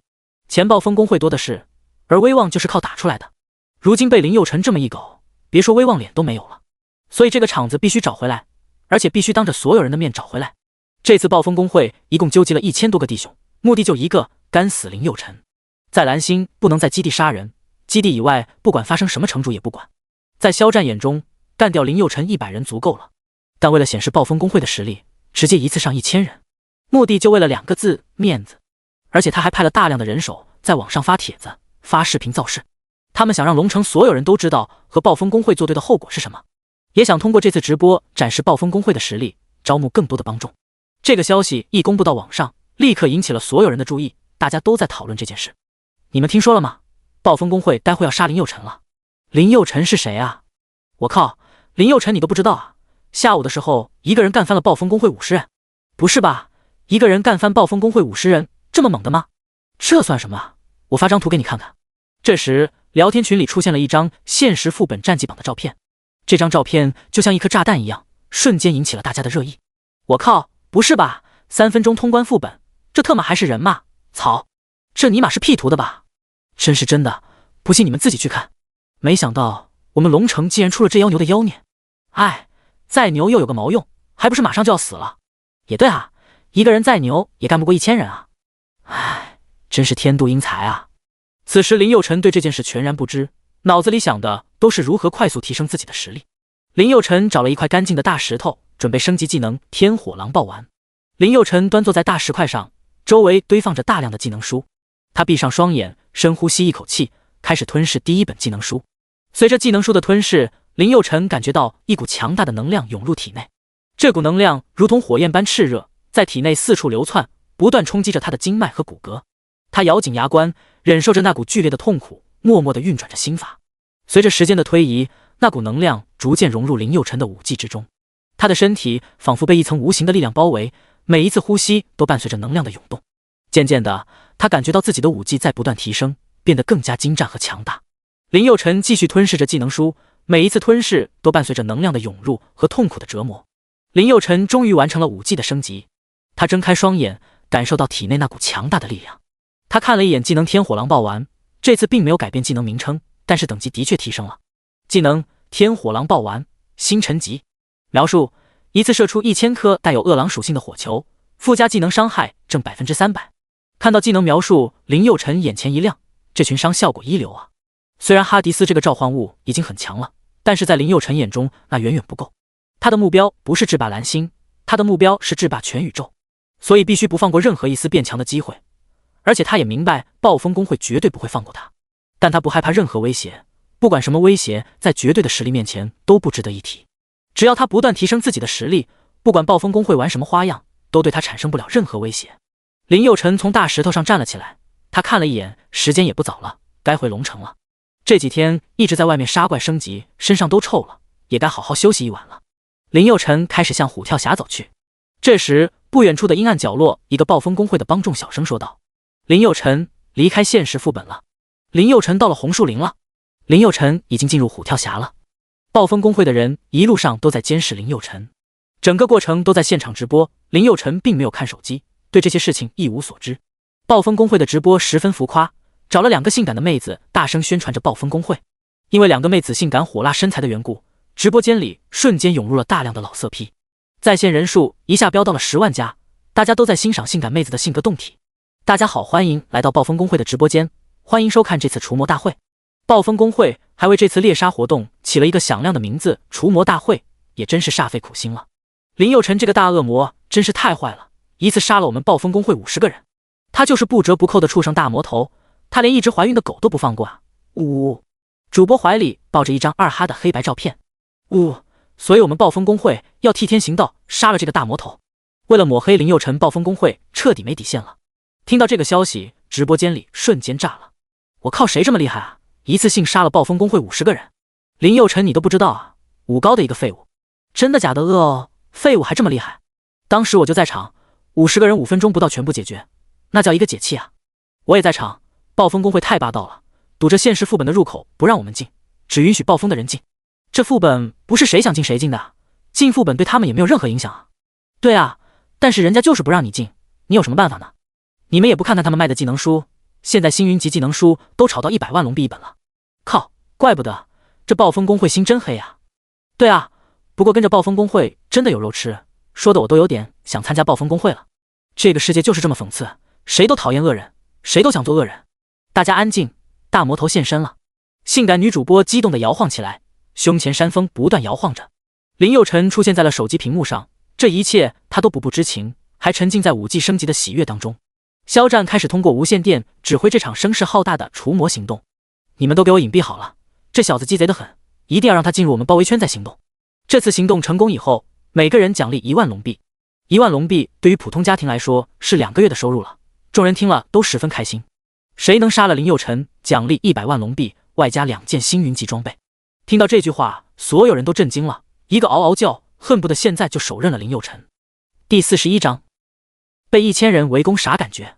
林佑辰走进了虎跳峡的腹地，慢慢地向暴风公会的包围圈走去。峡谷景色很美，峰峦叠嶂，宛如一幅壮丽的画卷。山间云雾缭绕，仿佛是仙境般的存在。峡谷底部流淌着一条清澈见底的小溪，水声潺潺，如同自然的乐章。一阵微风吹过，树叶轻轻摇曳，发出沙沙的声响。林佑辰一边走一边欣赏着两旁的美景，心情非常不错。肖战站在一块大石头上，密切注意着林佑辰的踪迹。当林佑辰进入包围圈后，肖战跳了出来，大笑道：“林佑辰，我们又见面了。”听到说话声，林佑辰循着声音看了过去。暴风公会会长肖战。肖战冷笑道：“呵呵，看来我还挺有名的嘛，你也知道我的名字。”林佑辰咧咧嘴笑道：“你是挺有名的，让一帮傻叉堵着门口不让散人玩家进去，你是我见过的人当中最缺的人，没有之一。”肖战冷哼一声，怒骂道：“你小子就是茅坑里的石头，又臭又硬，死到临头了还这么嚣张。”林佑辰眉梢微微一挑，笑道：“就凭你，呵呵，不是看不起你，就算我站在这里让你打，你都打不死我。”哈哈！肖战突然仰天大笑起来：“我就喜欢你这种无知且嚣张的样子。你觉得我堂堂暴风公会的会长，我亲自动手？”说完，肖战打了一个响指，所有埋伏的人都站了起来。峡谷两侧都是圣法师、枪炮师、圣玄宗这类远程输出的武者。林佑辰左右看了看，两边大概站了500-600人，一个个凶神恶煞的，真有点古代绿林好汉的样子。在技能没升级之前，这么多人还真的有点难对付。但现在情况不一样了，不管是单刷技能还是群攻技能，都升阶到了星辰级。俗话说得好，技能高1级，战力强10倍。刚刚能对付50人，现在就能打500人。肖战很得意地看向林佑辰，嚣张地说道：“臭小子，只要你交出魔尊套装，再跪下磕100个响头，我就饶了你。要不然的话，今天就是你的忌日。”肖战心里压根就没打算放过林佑辰，他这么说就是为了让林佑辰当众出丑，以此提升暴风公会的威望。呵呵，林佑辰扑哧一笑道：“我说肖大会长，大家都是山上的狐狸，你在这里跟我说聊斋有意思吗？”肖战看到林佑辰软硬不吃，冷笑一声道：“好，既然你不愿意配合，那我就只能杀了你，再扒了你的装备了。”说完，肖战打了一个响指，突然间从两侧涌出数百名圣剑客和盾战士，将他团团包围。他们眼神凌厉，身姿矫健，手持各式利器，散发出强烈的杀气，令人不寒而栗。林佑辰面对重重包围，脸上却未露出丝毫惧色。包围圈的缩小，一名身披黑袍的盾战士走到最前面，他冷笑一声，嘲讽道：“臭小子，今天你插翅也难逃了。”林佑辰闻言，嘴角勾起一抹不屑的微笑：“就凭你们，还不配留我性命？”黑衣盾战士咧嘴一笑，指了指身后，又指了指峡谷两侧：“我们输出远程肉盾奶妈1000多人，弄死你，那不就跟捏死一只小蚂蚁一样？”林佑辰冷哼一声，没想到这肖战还有点脑子，还知道近战加远程全方位一起上，只不过在绝对实力面前，一切都是徒劳。话音刚落，他身形一动，火灵龙炮，权杖划出一道耀眼的剑芒，直取那名盾战士。盾战士面色一变，迅速举起盾牌抵挡。只听一声震耳欲聋的爆炸声，火芒击在盾牌上，爆发出一股强大的能量。那名盾战士直接被震飞，镶嵌在远处的石壁上。看到那个盾战士的惨状，周围的人都识趣的向后退了几步。看到这一幕，肖战暴怒，怒吼道：“给我一起上，给我灭了这小子！”闻言，林佑辰咧咧嘴：“哈迪斯出战！”哈迪斯如一阵黑色的旋风，瞬间冲向一群手持圣剑和盾牌的战士。他的速度快得惊人，仿佛一道黑色的闪电划破空气。手中的暴君之刃散发着冷冽的光芒，仿佛吸收了所有的光明。每当刀刃挥动，都会伴随着一阵令人毛骨悚然的破风声。哈迪斯的眼神中透露出残忍，嘴角勾起一抹冷笑。他瞄准了其中一名圣剑客，用暴君之刃发动了猛烈的攻击。呼呼，刀锋划破空气，发出尖锐的笑声，令人胆寒。那名圣剑客急忙举剑格挡，然而哈迪斯的攻击力强大无比，圣剑客的剑瞬间被击飞。紧接着，暴君之刃划过他的喉咙，一道血线喷涌而出，他无力地倒在了地上。周围的盾战士见状纷纷涌上前来，试图围攻哈迪斯。然而哈迪斯的速度实在太快，他灵活地穿梭在战士们之间，每一次攻击都准确无误地击中目标。盾战士们无法近身，只能眼睁睁地看着同伴一个个倒下。一时间，山谷中充满了金属碰撞和惨叫声，鲜血飞溅，空气中弥漫着浓重的血腥味。圣剑客和盾战士们惊恐地望着哈迪斯那冷酷无情的身影，心中充满了绝望。看到这一幕，肖战傻眼了，直播间里的观众们也傻眼了。我靠，林佑辰的召唤物这么厉害的吗？听说他只是觉醒了白板天赋，怎么变得这么妖孽的？也许和他隐藏职业有关吧。不过就算这样，那也太夸张了吧，一个法师暴打一群肉盾。正在直播的性感妹子也被林佑辰帅气的样子吸引了，精神恍惚了半天才清醒过来。技能提升后的林佑辰胆子也大了起来，面对蜂拥而至的敌人，他没有丝毫惧色。林佑辰低语着咒语，声音回荡在战场上空。天火狼爆丸，他的手紧握着魔王权杖，权杖上的宝石闪烁着诡异的光芒，一股无形的力量从权杖上蔓延开来，瞬间笼罩了整个战场。突然，地面开始震动，一股炽热的能量从林佑辰的权杖喷薄而出，紧接着无数火球从天空涌现，如暴雨般向敌人倾泻而去。火球在空中划过一道道炽热的轨迹，带着毁灭的气息。圣剑客和盾战士们惊恐地望着这突如其来的攻击，他们挥剑劈砍，举盾抵挡，试图化解这致命的攻击。劈砍术，巨盾。然而火球的攻势太过猛烈，一瞬间将他们淹没。天火狼爆丸附加 300% 的技能伤害，林佑辰是隐藏技能，魔攻属性本来就有2倍的加成，再加上这 300% 的技能加成，伤害值直接飙升 600%。就算是盾战士没有好的装备，也很难扛过去。炽热的火焰无情地吞噬着他们的生命，战场上充满了哀嚎和绝望的气息。林佑辰的身影在火球的映照下显得格外高大，他的眼神坚定而冷酷，他心中没有丝毫的犹豫和怜悯，这个世界就是这样物竞天择。仅这一次攻击就消灭了200多个武者，剩下的基本没死也残废了。靠，这也太牛了吧！直播间里看到林佑辰一次性秒杀200多个武者，瞬间热闹起来。第42章金盾甲冰破防火焰玉。林佑辰刚刚用的是什么技能啊？怎么那么厉害？他肯定是把技能升阶到了星辰级，不管什么星辰级技能也不会这么强的。不是吧？升阶到星辰级需要吞噬100本星云级技能书啊！现在星云级技能书都炒到100万龙币一本了，人家林佑辰根本就不是买的好吧？他都是在现实副本打怪掉落的。我靠，人比人气死人啊！我连一本星云级技能书都没有，人家都吞噬100本了。肖战也看傻眼了，他根本没想到林佑辰的战力能这么逆天。都给我上，杀了林佑辰，奖励1000万龙币，外加3件星云级装备。都说重赏之下必有勇夫，这句话一点没错。听到这里，几乎所有人都向林佑辰猛扑过去，周围的空气中弥漫着魔法的气息和硝烟的味道。法师们念动咒语，释放出一道道绚丽多彩的魔法攻击：火球术、寒冰剑、天咒术。火球、冰剑、电闪在林佑辰周围交织成密集的攻击网，伴随着轰鸣声和爆炸的余波，不断轰击着他的防御。与此同时，枪炮师们也在不断射击，他们手持各种火器，射出一颗颗子弹，在林佑辰的身周划过一道道致命的轨迹。枪声震耳欲聋，硝烟弥漫，令人无法看清前方。然而林佑辰却在这密集的攻击中游刃有余，他身形灵活地躲避着法师的魔法和枪炮师的子弹，同时挥动着手中的法杖，释放出强大的魔法能量。一道道能量波纹从法杖上扩散而出，将攻击一一化解。围攻林佑辰的法师、枪炮师们傻眼了，靠，这都不死，再来一波！天空中雷电闪烁，冰霜凝结，火焰燃烧，各种元素力量交织在一起。林佑辰挥舞着手中的法杖，竭力抵挡着敌人的攻击。他的法杖释放出强大的魔法能量，与敌人的攻击碰撞在一起，发出震耳欲聋的声响。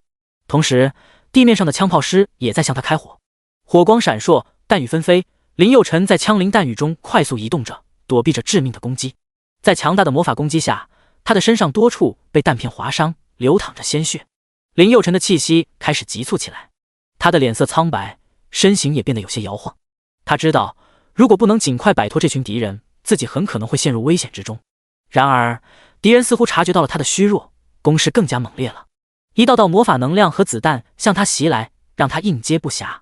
突然，一记重击落在了他的肩膀上，林佑辰痛苦地倒吸了一口冷气，手中的法杖差点脱手飞出。他努力稳住身形，用尽全力抵挡着敌人的攻击。然而，越来越多的敌人涌上前来，让他陷入了重重包围之中。就在这时，哈迪斯冲了过来，挡在林佑辰身前。金盾甲、冰破防、火焰玉。一瞬间，哈迪斯战力暴增，开启狂暴状态。战苍穹，哈迪斯化身为盾战士，矗立在无数法师和枪炮师面前。他肌肉如钢铁般坚硬，身穿黑色的铠甲，头戴铁面具，散发出冷酷而神秘的气息。他的盾牌巨大而沉重，仿佛能挡住一切攻击。法师们聚集在一起，他们的法杖上闪烁着各色光芒。随着一声令下，无数法术飞向哈迪斯。火球术、寒冰剑、天咒术。蓝色、红色的魔法弹划破空气，带着呼啸声袭来。然而，哈迪斯面无惧色，他举起盾牌，将所有法术一一挡下。枪炮师的攻击也紧随其后，他们手中的火枪喷吐着火舌，子弹像暴雨般倾泻。然而，哈迪斯的盾牌仿佛拥有神奇的力量，将所有子弹反弹回去，让枪炮师们自食其果。哈迪斯挥起暴君之刀，向法师和枪炮师们冲去。刀锋划破空气，发出刺耳的破风声。暴君之刀拥有强大的力量和锋利无比的刀刃，它能够轻松地切割一切阻碍。面对哈迪斯的猛攻，法师和枪炮师们纷纷后退。他们的攻击对哈迪斯来说仿佛挠痒痒一般，毫无作用。而哈迪斯的暴君之刀却能轻易地撕裂他们的防御，让他们无处可逃。哈迪斯利用盾牌和暴君之刀的配合，在敌群中穿梭自如，如入无人之境。他的身影化为一道黑色的闪电，在无数攻击中游刃有余地前进着。最终，在哈迪斯的猛攻下，法师和枪炮师们纷纷倒下，他们的法杖和火枪在地板上散落一地。而哈迪斯则傲然站立在战场中央，双眸之中闪烁着无尽的杀意。看到直播，众人炸了。我靠，不是吧？林佑辰这么厉害的吗？一个人干翻那么多人？我靠，那可是龙城第一公会暴风公会啊！就这样被林佑辰一个人灭了。看到此，肖战十分生气，立刻命令关闭了直播。本来想着通过直播展示一下暴风公会的实力，没想到却换来了啪啪打脸。要再直播下去，暴风公会以后还能招到人吗？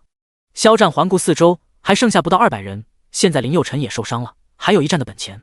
都给我上！谁杀了林佑辰，奖励2个翼龙币，外加一身蓝色装备。为了杀林佑辰，肖战已经走火入魔了。周围的人听了有些犹豫，但是一想到有2个亿的奖励，都很动心。俗话说得好，有100%的利润，人们就敢铤而走险；有300%的利润，就敢践踏一切法律。一次性奖励2个亿，对于普通人来说，绝对是一剂强心剂。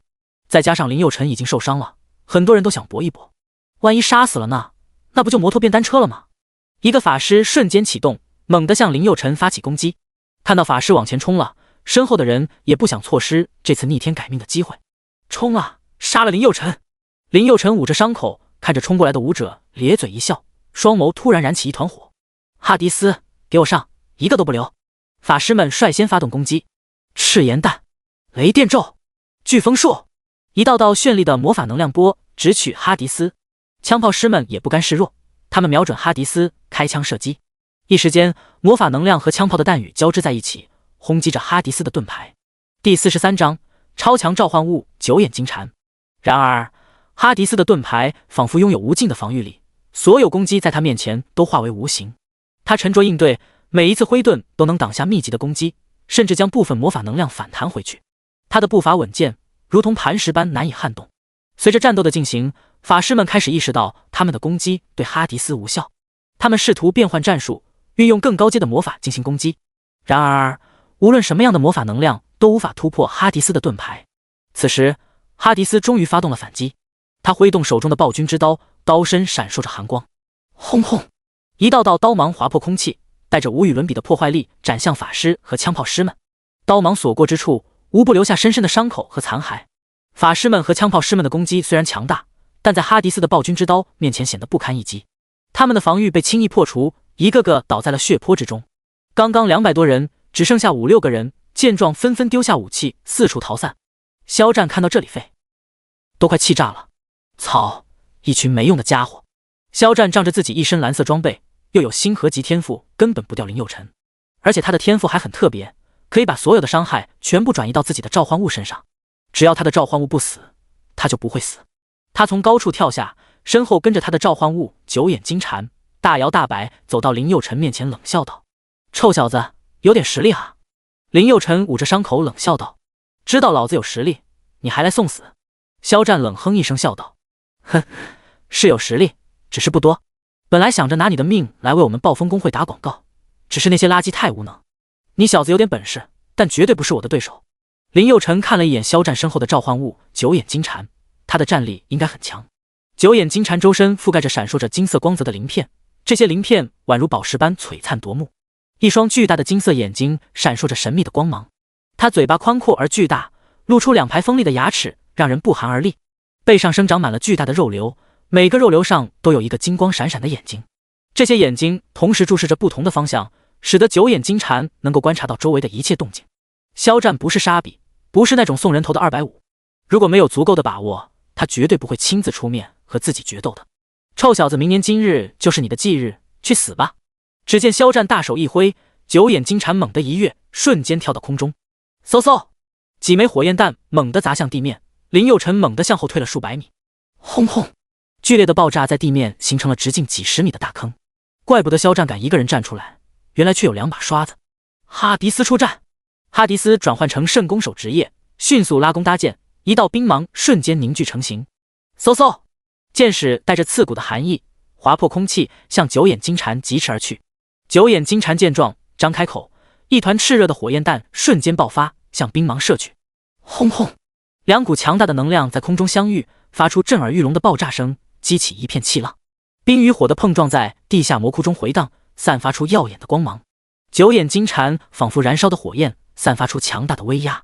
每一次跃起都伴随着地面的震颤，轰出的火焰弹犹如太阳般耀眼，瞬间照亮了整个峡谷。哈迪斯紧握着暴君之弓，瞄准了九眼金蝉。他的动作轻盈而迅速，仿佛与弓箭融为一体。弓弦松开的一刹那，一道冰芒划破黑暗，从九眼金蝉身边飞过。咔咔，九眼金蝉的身体表面开始结冰。吼吼，九眼金蝉愤怒的一用力，震碎了身上的冰晶。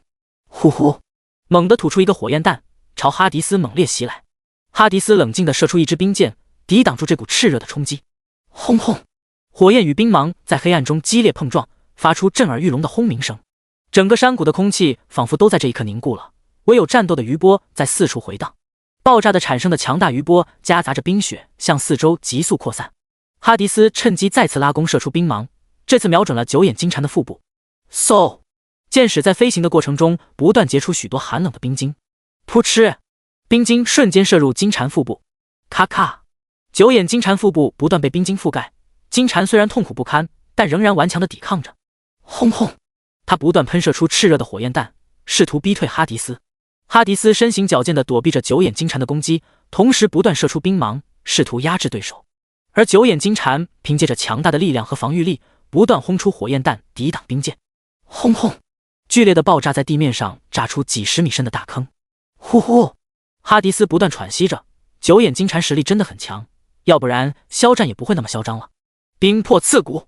哈迪斯再次进入状态，冰芒不断狂暴射出，撕裂着九眼金蝉的防御。每一次攻击都带着毁灭的力量，仿佛要将整个山谷炸平。冰魄刺骨！哈迪斯再次射出一道致命的冰芒，这次攻击准确地穿透了九眼金蝉头部。吼吼！金蝉发出一声凄厉的惨叫，身体轰然倒下，身体瞬间被冰晶包围。看到自己的召唤物变成了一坨冰，肖战急了。九眼金蝉给老子上！听到指令，九眼金蝉努力地想挣脱冰的束缚。咔咔咔！九眼金蝉竟然变成了一堆冰沫。看到这一幕，肖战傻眼了。召唤物死了复活都是需要一定时间的。第44章血战暴风公会会长。他就是一个脆皮法师，他所有的仰仗就是九眼金蝉。现在九眼金蝉死了，他自身的战力和那些普通玩家没什么两样。肖战眼珠子一转，看向林佑辰，冷笑道：臭小子，你要是有种的话，我们就来单挑。以他对林佑辰的了解，林佑辰是绝对不会放过他的。肖战就是想用激将法让肖战和自己1对1决斗。现在林佑辰受伤了，就算身穿魔尊套装也不是自己的对手。他本身就是法师之道，法师战力都很弱，就算林佑辰的战力比自己强很多，但受伤的林佑辰战力最起码减弱 50%。 和林佑辰1对1决斗，胜算绝对大于 80%。 哈迪斯的战力远高于自己的召唤物九眼金蝉，而九眼金蝉的战力又远大于自己，计算下来和哈迪斯对战的话，胜算几乎为0。肖战大脑飞快计算着，他生怕林佑辰不接受自己的建议。好，我接受你的建议。其实林佑辰也知道肖战的意图是什么，他之所以接受挑战，是因为林佑辰也在评估双方的战力。在他看来，肖战不堪一击。闻言，肖战咧嘴泄出一抹阴笑，小声呢喃道：臭小子，你还是嫩了一点，去死吧！死亡之炎！一颗火球带着流星一样的尾焰砸向林佑辰。林佑辰身形矫健，快速移动着，双手结印，凝聚出一颗炽热的火球。火球在空中翻滚，散发出炙热的气息，令人感到一股强烈的热浪扑面而来。死亡之炎！肖战怒吼一声，双手合拢在胸前，再次猛地轰出一枚巨大的火焰弹。火焰弹划破长空，散发着炽热的火光，其威力之大，仿佛能将天地燃烧。林佑辰眼见火焰弹袭来，身形一闪，巧妙地躲过了这一攻击。火焰弹狠狠地击中了远处的山壁，发出一声震耳欲聋的巨响。轰轰！一时间，烟尘弥漫，山石崩裂。林佑辰并未停歇，他借着躲闪的瞬间，迅速发动了攻击。火玲珑炮！火球如流星般划过天际，直取肖战而去。肖战眼神一凛，身形瞬间消失在原地，出现在林佑辰的身后。林佑辰一惊，意识到肖战的速度极快，自己稍有不慎便会落入下风。他迅速调整战术，双手再次结印。这次他使用了群伤技能天火狼爆丸，1000个火球散发着灼热的火光，似乎蕴含着毁天灭地的力量。林佑辰紧握魔王权杖，以雷霆万钧之势猛地挥出去。到此结束吧。而肖战也迅速做出反应，双手舞动，瞬间凝聚出一面巨大的火焰盾牌。地狱火盾！火焰盾牌在林佑辰的猛攻下微微颤动，却始终未破。肖战凝视着林佑辰，手中魔杖聚集着强大的能量。他口中念念有词，随后猛然一挥魔杖，一颗火焰弹瞬间轰向林佑辰。火咒术！火焰弹在空中划出一道耀眼的轨迹，伴随着剧烈的爆炸声。然而林佑辰早有准备，他迅速躲避开来。呵呵，技能挺多呀，不过都太弱，哈哈。火玲珑炮！林佑辰继续吟唱咒语，火球逐渐变大，犹如一颗炙热的太阳。他用力将火球砸向肖战，火球在空中呼啸而过，直接命中了肖战。轰轰！火焰弹在肖战身上爆炸，发出震耳欲聋的声响。在这激烈的攻击下，肖战显得有些措手不及。他的法袍被火焰烧焦，皮肤也被灼伤。他试图用魔法抵挡林佑辰的攻击，但已经来不及了。林佑辰的火球继续轰击着肖战，肖战身上的蓝色套装瞬间变成粉末，身体也消失在空中。地面上掉落了一地的装备技能书，至少上万件战利品。嘿嘿，发财了，发财了！这么多武器装备，足够可以将魔王装备提升一个品阶了吧？最重要的是，肖战爆出来的天赋丹，这才是他最看重的物品。他心中一动，立刻将天赋丹收入囊中。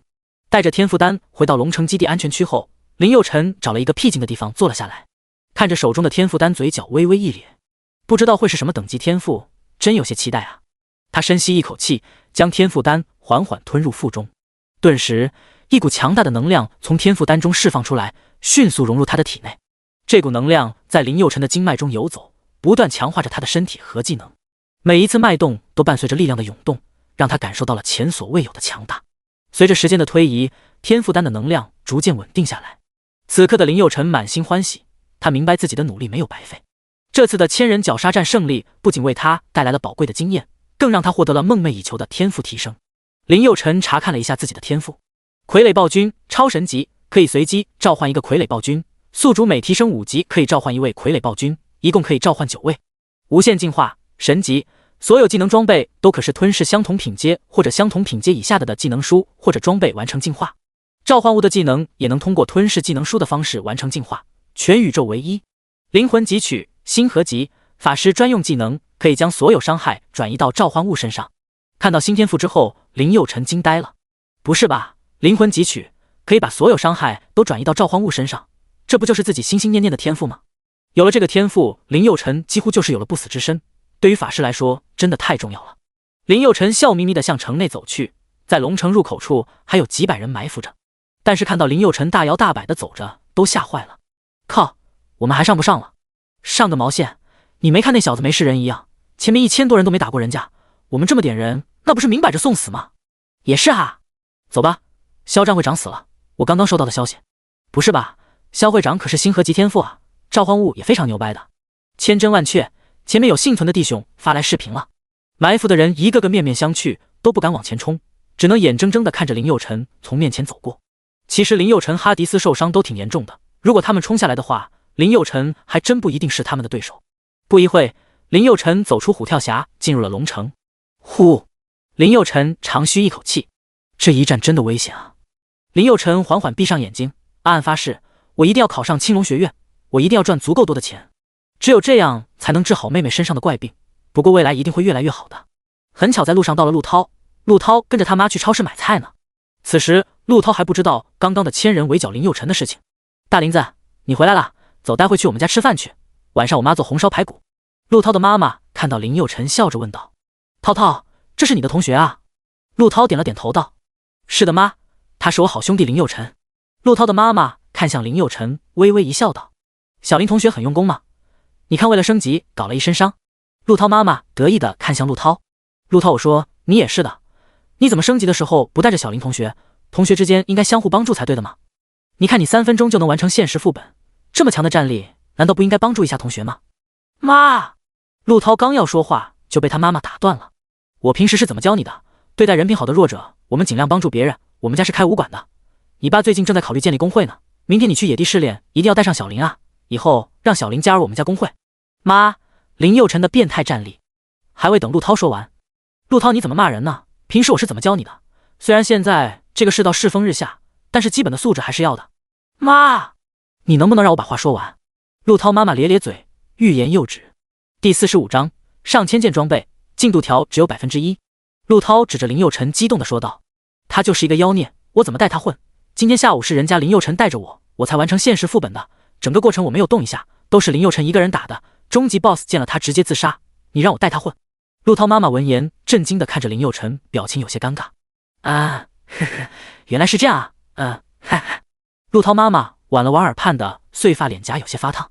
看到陆涛妈妈的窘态，林佑辰赶忙找了一个借口离开。胖子，不，陆涛我先走了，我去商店买点补血药剂哈。说完，林佑辰看向陆涛妈妈笑道：阿姨，今天有事，改天一定去你家尝尝你的手艺。陆涛拍了拍林佑辰的肩膀笑道：改天一起喝酒啊。陆涛妈妈尴尬一笑道：小林同学慢走哈。看着林佑辰的背影，陆涛妈妈轻轻地扇了陆涛后脑勺：你这臭小子，你怎么不早说呢？让我当众出丑。陆涛咧咧嘴，有些委屈：妈，我说了，但是你根本不给我机会插嘴啊，我怎么办？陆涛妈妈摸了摸额头，呢喃道：真丢脸，幸亏没说的太多，要不然就丢脸丢大发了。林佑辰向商店走去，走进商店，洛里远远笑道：哟，怎么是你啊？林佑辰走到洛里面前，咧咧嘴说道：干嘛？怎么不能是我？说完，他把所有星辰级的技能书全部卖掉了，现在升阶技能需要星辰级技能书，背包里几千本星辰级技能书就没啥用处了。看到几千本星辰级技能书，作为 NPC 的洛里嘟妈了：我去，你怎么有那么多的技能书？人家一次卖个10本8本就觉得牛逼上天了，你倒好，直接一次出售几千本。现在交易很简单，只需把商品丢到一个大箱子里，就可以自动识别出数量价格。林佑辰咧咧嘴，微微一笑，可能我运气比较好吧。洛黎立刻给林佑辰转账，这一次交易就赚了接近1个亿的龙币。在这个世界，成为武者是一件很爽的事情，战力越强，赚钱越容易。看到林佑辰这么谦虚，洛黎吐了吐舌头，呵，没想到你还挺谦虚的。林佑辰一次性清空了商店里的所有大补血剂，虽然现在伤害可以转移给召唤物，但是多备一些补血剂还是很有必要的，以防万一嘛。购买完补血剂以后，林佑辰向唐婉家里走去。虽然手里一共有1个亿龙币的现金，在龙城别说买房，就算买一栋楼都够了，但是马上就要参加考核了，以他现在的战力，进入4大5院那是板上钉钉的事情。到时候去京城上学，在龙城买房也不住，根本没必要浪费钱。唐婉已经在网上知道林佑辰被暴风公会围攻这件事了。当他看到林佑辰回来的时候，十分开心。你没死，你没死。林佑辰笑了笑。怎么了？林佑辰并不知道唐婉已经在网上看到他在虎跳峡被围攻的事情，他也不想跟唐婉说这件事。唐婉立马走了过来，仔细查看着林佑辰。你没事吧？我刚刚在网上都看到了，暴风公会1000多人围攻你呢，吓死我了，我一直打你电话就是打不通，我以为。看到唐婉担心的样子，林佑辰心里暖暖的。这时妹妹叶初夏也跑了过来，哥哥你回来了。看到林佑辰的武者勋章已经12级了，林初夏十分开心。哥哥你现在都12级了，升级这么快呢？林佑辰笑着摸了摸林初夏的头，笑道，你也要好好学习啊，争取比哥哥还要厉害。林初夏笑着点了点头。吃完饭后，林佑辰回到了房间，他躺在床上，满脑子就是游戏刚开始的时候的那个提示。第一个完成15级试炼副本 BOSS 首杀者，龙城区可获得随机装备大礼包1个，可随机抽取神装1件。还有2天就要参加考核了，目前自己是12级，经验进度条是 70%， 还有2天时间就要参加考核了。也就是说，他必须要在2天时间内升级到15级才可以，但是以目前的状态来看，刷野怪经验太少，10级副本1天只能刷3次，根本不够啊。看来只能去更高等级的野怪区看看了。他绝对不能忍受15级副本首杀的机会落入别人之手，要是再提升一下战力就好了。这时林佑辰突然想起来背包里还有上千件装备，不知道吸收了这些装备能不能将魔尊套装升级到星咒级。他把魔尊套装放入融合矿里，开始吸收那些装备。魔尊套装瞬间吸收了这些装备，它的光芒更加璀璨夺目。然而令人惊讶的是，魔尊套装并没有任何明显的反应，它依然静静地悬浮在空中，仿佛刚刚的吸收的几千件装备只是微不足道的小事。周围的空气仿佛凝固了一般，没有任何声音和动静。魔尊套装散发的光芒逐渐内敛，等级还是星域级9星。看到这种情况，林佑辰有些无语。靠，这也太能吃了吧，上千件装备一点反应都没有。林佑辰看了一眼魔尊套装升阶的进度条，不看不知道，一看吓一跳。靠，上千件装备只有 1% 的进度条，这也太坑爹了吧。哎，还是等去京城的锻造所给那些专家看看吧，升级装备还真费钱啊。其实不是升级装备难，而是林佑辰装备太高端，境界越高端的装备需要消耗的装备等级就越高。如果用低等级的装备来融合的话，就需要海量的垃圾装备给装备吞噬。第二天一早，林佑辰早早地离开龙城，向野地走去。第46章偶遇神秘传送阵。林佑辰这次打算进入龙渊谷试炼，龙渊谷的怪等级都在15到20级，获得的经验也会更多。大概走了2个多小时，林佑辰进入了龙渊谷。这里山峰叠嶂，古木参天，云雾缭绕，宛如人间仙境。龙渊谷的中央有一座高耸入云的山峰，名为龙渊峰。相传峰顶之上隐藏着一处神秘的龙渊，乃是古代神龙的栖息之地。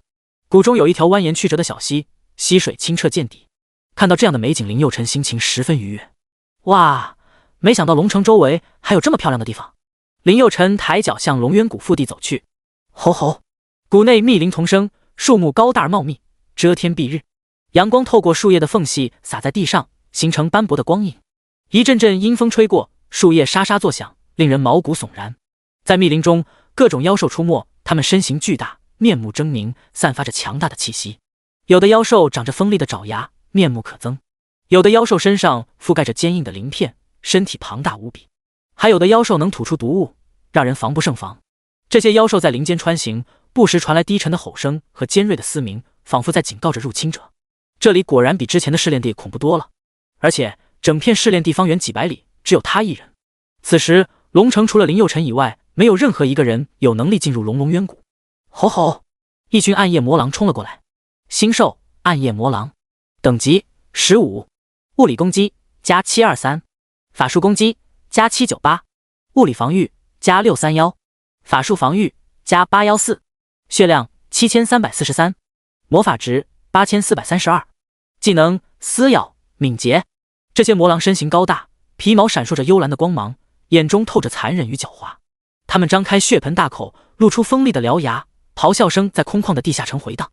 暗夜魔狼化身为一道道黑影，向哈迪斯猛扑而来。尖锐的爪子在地面上划出刺耳的声响，空气中弥漫着浓重的恶臭。哈迪斯敏捷地躲避着魔狼的攻击，同时伺机发动反击。他运用生刺客的技巧，灵活地在魔狼之间穿梭。他的步伐轻盈而快速，让人眼花缭乱。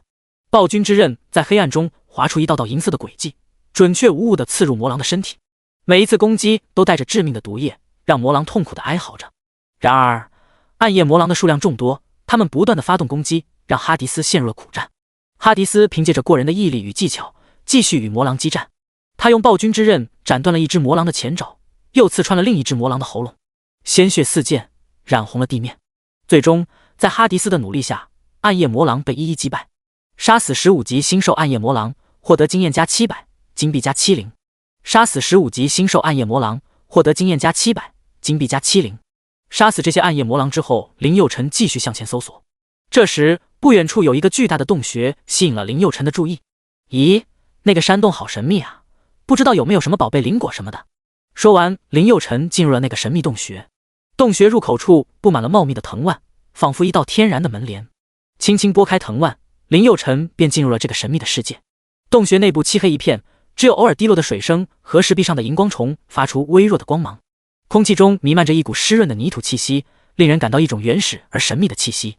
随着深入洞穴，一道巨大的传送阵映入眼帘。传送阵中心有一个古老的魔法水晶，散发出蓝白相间的光芒，照亮了整个洞穴。水晶周围刻着复杂的魔法符文，林佑辰被眼前的景色惊呆了。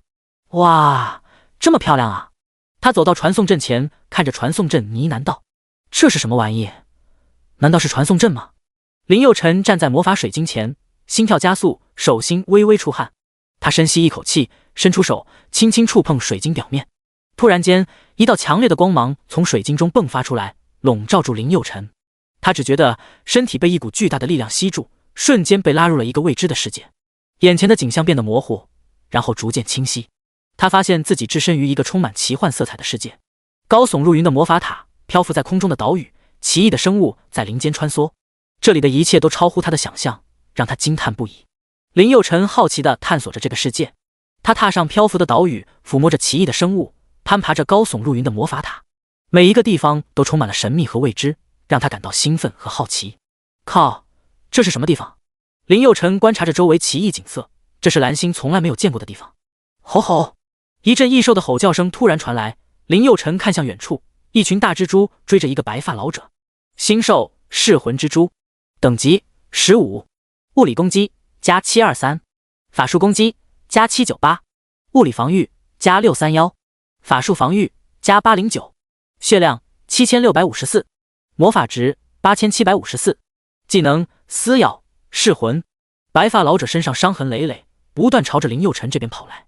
林佑辰想躲，他可不想陷入别人的纷争，但是想了想，还是救下这老者吧。他想知道这个秘境到底是什么地方。这个老者既然能进入这里，那他就一定知道这是什么地方。哈迪斯出战。噬魂蜘蛛体型庞大，8只眼睛闪烁着狡猾与邪恶的光芒。它们吐出的蛛网粘稠且坚韧，一旦被困住，挣脱几乎是不可能的。而更可怕的是，这些蜘蛛的毒牙能够吸取生物的灵魂，令人防不胜防。第47章永恒之境。哈迪斯凭借着敏锐的直觉和卓越的身法，巧妙地躲避着噬魂蜘蛛的攻击。他挥动暴君之刃，划出一道道优雅的弧线，将蛛网割裂，为自己开辟出一条通路。每一次刀锋的挥动都带着凌厉的气势，仿佛要将一切阻碍斩断。而噬魂蜘蛛也不甘示弱，他们张开狰狞的口气，释放出强大的吸力。但哈迪斯却以惊人的速度和敏捷闪避开来。当哈迪斯终于近身时，他发动了致命的攻击。暴君之刃在空气中划过一道耀眼的轨迹，准确地刺入了噬魂蜘蛛的身体。刀锋所到之处，无不留下深深的伤口和凄厉的惨叫。蜘蛛们的身体纷纷爆裂开来，释放出一股股黑烟。杀死15级永恒凶兽噬魂蜘蛛，获得经验加1400，金币加700。杀死15级永恒凶兽噬魂蜘蛛，获得经验加1400，金币加700。老者获救后大口喘着粗气，呼呼，他的胸口剧烈起伏，每一次呼吸都带着一种沉重的疲惫感。鲜血从他的手臂上流淌下来，染红了长袍的一角。一道深深的伤口横贯他的前臂，血肉模糊，令人触目惊心。然而尽管身体受伤，老人的眼神却依然坚定。他抬头望向天空，眼中闪烁着一种难以言喻的光芒。谢谢你，小伙子，谢谢你救了我。林佑辰微微一笑，从老者打扮来看，他也是一名法师。不用谢，举手之劳而已。林默蹲下身子，从背包里掏出几品大补血剂，递给了老者。老者看着林佑辰手中的补血剂，十分感动。谢谢你，小伙子。说完，立刻拿起补血剂吞了下去。吞下所有补血剂，老者的血条立马恢复到了 70%， 瞬间变得有精神起来。从他血条恢复的速度来看，他的等级至少在20级。林佑辰给的补血剂的量，就算是15级的武者也能瞬间满血。而这个老者吞噬所有补血剂，也只提升了 20% 的血条。他等级的提升速度为什么会这么快？难道是进入这个秘境的缘故吗？林佑辰十分好奇。我想问下，这是什么地方？老者看向林佑辰，淡淡的说道：永恒之境。永恒之境。林佑辰越听越迷糊，永恒之境什么鬼？老者咧嘴笑道：其实我也不知道这里到底是什么地方，不过这里猎杀妖兽获得的经验似乎比猎杀星兽更多，而且猎杀 BOSS 爆出的装备等级也更高，相应的，这里妖兽的战斗力也更加强大。小伙子，你一定要小心啊！林佑辰救了他一命，老者说的都是肺腑之言。说完，老者从怀里拿出一张地图，说道：小鬼，咱们能在这里见到也算有缘，你又救了我一命，这张地图就送给你了。你的等级太低，很容易死在这里。待会你探索秘境的话，一定要看地图，上边标注危险的地方，你千万不要去，去了就是死。林佑辰接过地图笑道：谢谢你哈。白胡老者摆摆手笑道：这点算什么？救命之恩岂是一张地图能报的？如果你能考上青龙学院，到时候可以来找我，说不定我能帮你很多忙。青龙学院？难道这个老者是青龙学院的人？林佑辰心里嘀咕道。看到林佑辰不说话，白胡老者哈哈一笑道：是不是看我现在很狼狈，有点不可信啊？林佑辰连忙摆摆手笑道：不，我没有这个意思。说完，老者拍拍屁股站了起来，拍了拍林佑辰的肩膀笑道：只要你能来青龙学院，用一句你们年轻人的话来讲，就是在青龙学院我罩着你。林佑辰笑了笑，没想到这白胡老者还挺懂年轻人的。小伙子，你能来这里，说明你也不是一般人，没有魂力的人是进不了永恒之境的，后会有期了。白胡老者双手抱拳，向林佑辰行了一个礼，随后转身离开了。林佑辰随即抱拳回礼，看着老者的背影渐渐远去。魂力？魂力又是什么鬼？过了半天，林佑辰才想起来，没问刚刚那个老者的名号，到时候去青龙学院怎么才能找到他啊？林佑辰遗憾地摇了摇头，如果真的有缘，一定会再见的。开始探寻永恒之境。这里的天空呈现出一种奇异的色彩，时而深邃如墨，时而明亮如金。太阳的光芒洒落在沙漠上，形成一片耀眼的金色海洋。远处的山峦若隐若现，给人一种无尽的遐想。空气中弥漫着一种淡淡的香气，似乎是来自远方的花朵。一些奇特的植物顽强地生长着，它们的叶片厚实，颜色鲜艳，为这片秘境增添了一抹生机。林佑辰看了一眼手中的地图，咧嘴一笑，泄出一抹不屑。自己有魔尊透视技能，还用得着什么地图？直接从等级最低的怪打就好了。他随手丢掉了手中的地图。林佑辰开始使用魔尊透视技能。我靠，魔尊透视技能在这里竟然不管用！林佑辰无语死了。你大爷！当他回头看地图的时候，地图已经被吹得老远了。林佑辰立刻追了过去。呼呼！捡到地图，林佑辰气喘吁吁地捡起地图。这里的风也太大了。吼吼！突然一阵妖兽的低鸣声响起，林佑辰立马紧张起来了，四处观察着。咦，听妖兽的声音应该就在附近啊，但是怎么看不到妖兽呢？奇怪。突然间，他感觉到了一股强大的气息锁定了他。他心头一紧，抬头望去，只见一个巨大的杀兽赫然出现在他的面前。这杀兽身躯庞大，仿佛一座小山丘。他抬头望去，巨杀兽那庞大的身躯遮蔽了阳光，让周围的世界陷入了一片阴影。他全身覆盖着厚厚的沙土，让人难以看清他的真实形态。一双深邃的眼眸透着凶狠与狡诈，直直地盯着林佑辰，仿佛在评估着林佑辰的实力。第48章神木。林佑成被这突如其来的巨兽吓得不轻，心跳瞬间加速。巨沙兽张开血盆大口，发出一声震耳欲聋的咆哮，沙土随着他的咆哮飞扬，让周围的环境变得一片混沌。永恒凶兽巨沙兽精英怪，凶兽等级15，物理攻击加7230，法术攻击加7980，物理防御加6310，法术防御加8140，血量77658，魔法值87678，技能沙炮。看到巨沙兽的属性，林佑成傻眼了。我靠，你大爷！这可比现实副本里的终极 BOSS 属性还要强了好多。突然间，巨沙兽张开巨大的嘴巴，从中吐出一颗颗沙炮。这些沙炮在阳光下闪烁着耀眼的光芒，散发着炽热的气息。嗖嗖，沙炮在空中划出一道道弧线，带着尖锐的呼啸声向林佑成袭来。林佑成迅速移动身形，躲避着沙炮的攻击。轰轰，每一次沙炮的爆炸都在沙漠中掀起一片烟尘，让周围的环境变得模糊不清。哈迪斯出战！巨沙兽猛然发出一声震耳欲聋的怒吼，巨大的身体卷起一片飞沙走石，冲向哈迪斯。轰轰！哈迪斯猛然挥起暴君之刀，刀锋与沙石擦出一片火星，瞬间将冲来的沙石劈开。巨沙兽似乎并未料到哈迪斯的力量如此之大，稍稍停顿了一下。然而他很快调整了方向，再次发出一声怒吼，口中凝聚起了一团巨大的沙炮，向哈迪斯猛烈轰去。呼呼！沙炮带着毁灭一切的气势呼啸而来，地面都在颤抖。然而哈迪斯并未畏惧，他迅速举起盾牌，挡住了这致命的一击。轰轰！盾牌与沙炮相撞的瞬间，发出一声震耳欲聋的巨响。强大的冲击力令哈迪斯后退了几步，但他依然稳稳地站在原地。紧接着，哈迪斯抓住机会，挥舞着暴君之刀冲向巨沙兽。刀锋所过之处，无论是坚硬的岩石还是狂暴的沙炮，都无法阻挡他前进的步伐。巨沙兽虽然庞大，但在哈迪斯凌厉的攻击下显得有些笨拙，每一次攻击都能在他坚硬的皮肤上留下一道深深的伤口。随着战斗的进行，巨沙兽渐渐落入下风，他愤怒地吼叫着，却无法抵挡哈迪斯的猛攻。咔嚓！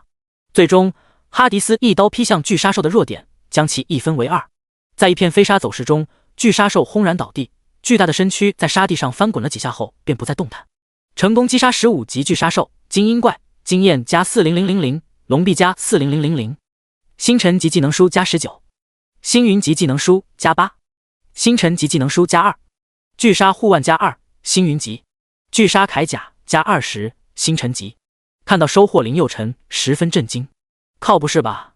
只是精英怪竟然有4万的经验，而且还掉落了2本星辰级技能书，怪不得那个老者等级那么高了。要知道，从1级到5级，正常人1天就可以；从5级到10级，正常人要1周左右；从10级到15级，正常人就需要1个月到3个月不等。越往后升级就越慢，那个老者不到1周时间就能升阶到20级左右，绝对神速。不过这里也不是普通人能来的，普普通通一个15级精英怪4维属性就已经7、8千了。普通人来这里和送死有什么区别？普通玩家根本吃不消。叮，恭喜宿主升级到13级。突然一阵金光笼罩林佑成，姓名林佑成，职业暴君法师，等级13，物理攻击加818，法术攻击加1522，物理防御加899，法术防御加1698，真实伤害加889，致命强化正 1.3%， 致命抵抗正 1.3%， 血量18565，魔法值16788，天赋傀儡暴君超神级，无限进化，神级隐藏，灵魂汲取，星河级。装备魔王权杖，星云1星，魔尊套装，星域9星。技能火灵龙炮，星辰级，天火狼爆丸，星辰级。看到升阶信息，林佑成十分开心。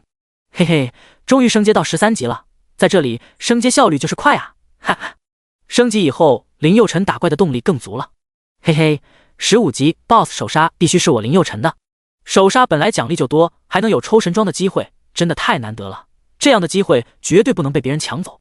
林佑成打开老者给的地图，这个地图并不是永恒之境的全貌，只是老者能探索到的最大范围。不过对于现在的林佑成来说，足够用了。地图上只标注了3个地方：灵境、神木、星辰塔。老者对于3个地方的描述是：15到20级炼级圣地，星辰塔拥有魂力者20级以后可进，灵境一个神秘莫测、异常凶险的地方，30级以后进入比较合适。俗话说的好听人，劝吃饱饭，这可是老者用命换来的地图。林佑辰看向神木的方向，脸上的表情十分兴奋。嘿嘿，神木我来了。说完，林佑辰向神木方向走去。武高校长吴建国坐在办公室，看着大屏幕上前100名学生的等级。当看到林佑辰的等级又提升到13的时候，吓了一跳。我靠，林佑辰这小子有升级了。目前武高一中第2名是唐婉11级，第3名是陆涛第3名。他们2人都是因为林佑辰的帮助才升级的，要不然现在还是10级呢。2中校长张武坐在吴建国对面，2人是多年的好友，经常在一起喝茶。老吴，林佑辰那小子不是白板天赋吗？他的等级怎么都13级了？我们2中第1名也才刚12级，3中更拉胯最高级才11级。听到这，吴建国有些得意笑道：林佑辰虽然天赋比较垃圾，但是人家是隐藏职业暴君法师，他的召唤物蛮厉害的。张武叹了口气，心想这次2中输定了。走了大概半个小时左右，林佑辰进入了一大片墓地，放眼望去全部都是荒废的墓地，放眼望去四周竟是一片荒凉的墓地，无数坟茔排列的密密麻麻，一眼望不到边际。墓碑高低错落，有的刻着名字和生卒年月，有的则什么也没有，只有风吹雨打的痕迹。空气中弥漫着一种沉闷的气息，仿佛夹杂着死亡和寂静的味道。地图上显示，这里并没有什么危险，所有的危险都在神墓内。嘎嘎，成片的乌鸦在低空乱飞，时不时传来低鸣声。林佑辰一边走一边观察着四周。靠，这地方还挺恐怖的，要是在这里拍恐怖片，绝对大卖啊！来个倩女幽魂大战史莱姆，女鬼和哥布林王野战的故事。成排的乌鸦站在墓碑上，虎视眈眈地看着林佑辰。林佑辰看向乌鸦，恶狠狠地说道：你丫看什么看？待会老子出来就来个孜然烤乌鸦！靠！穿过整片墓地，一座巨大墓穴矗立在眼前，四周弥漫着阴森的气息，让人不寒而栗。墓穴的入口处布满了枯萎的藤蔓和苔藓，仿佛在诉说着岁月的痕迹。巨大的石块和粗糙的石壁暴露在风雨的侵蚀中，显得更加狰狞。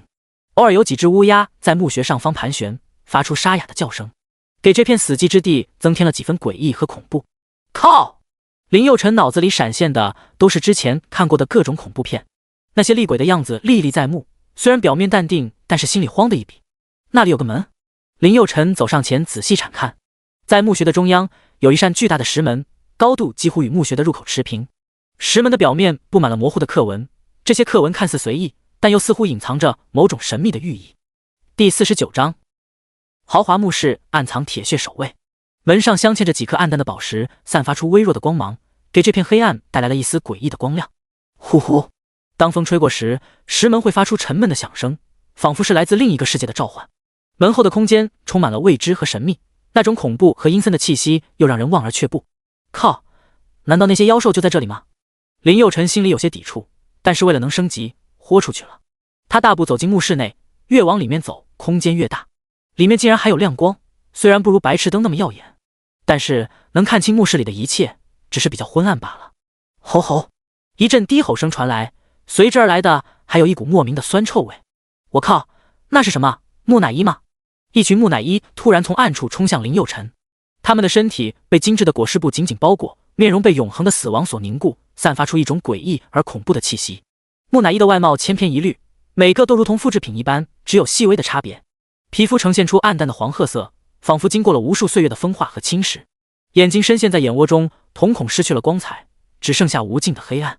永恒凶兽木乃伊，凶兽等级15，物理攻击加1623，法术攻击加1980，物理防御加1310，法术防御加1740，血量18876，魔法值17688，技能突刺。哈迪斯出战。哈迪斯拉紧了冰弓，瞄准了其中一只木乃伊。只听嗖的一声，一道冰箭瞬间射出，冰破刺骨。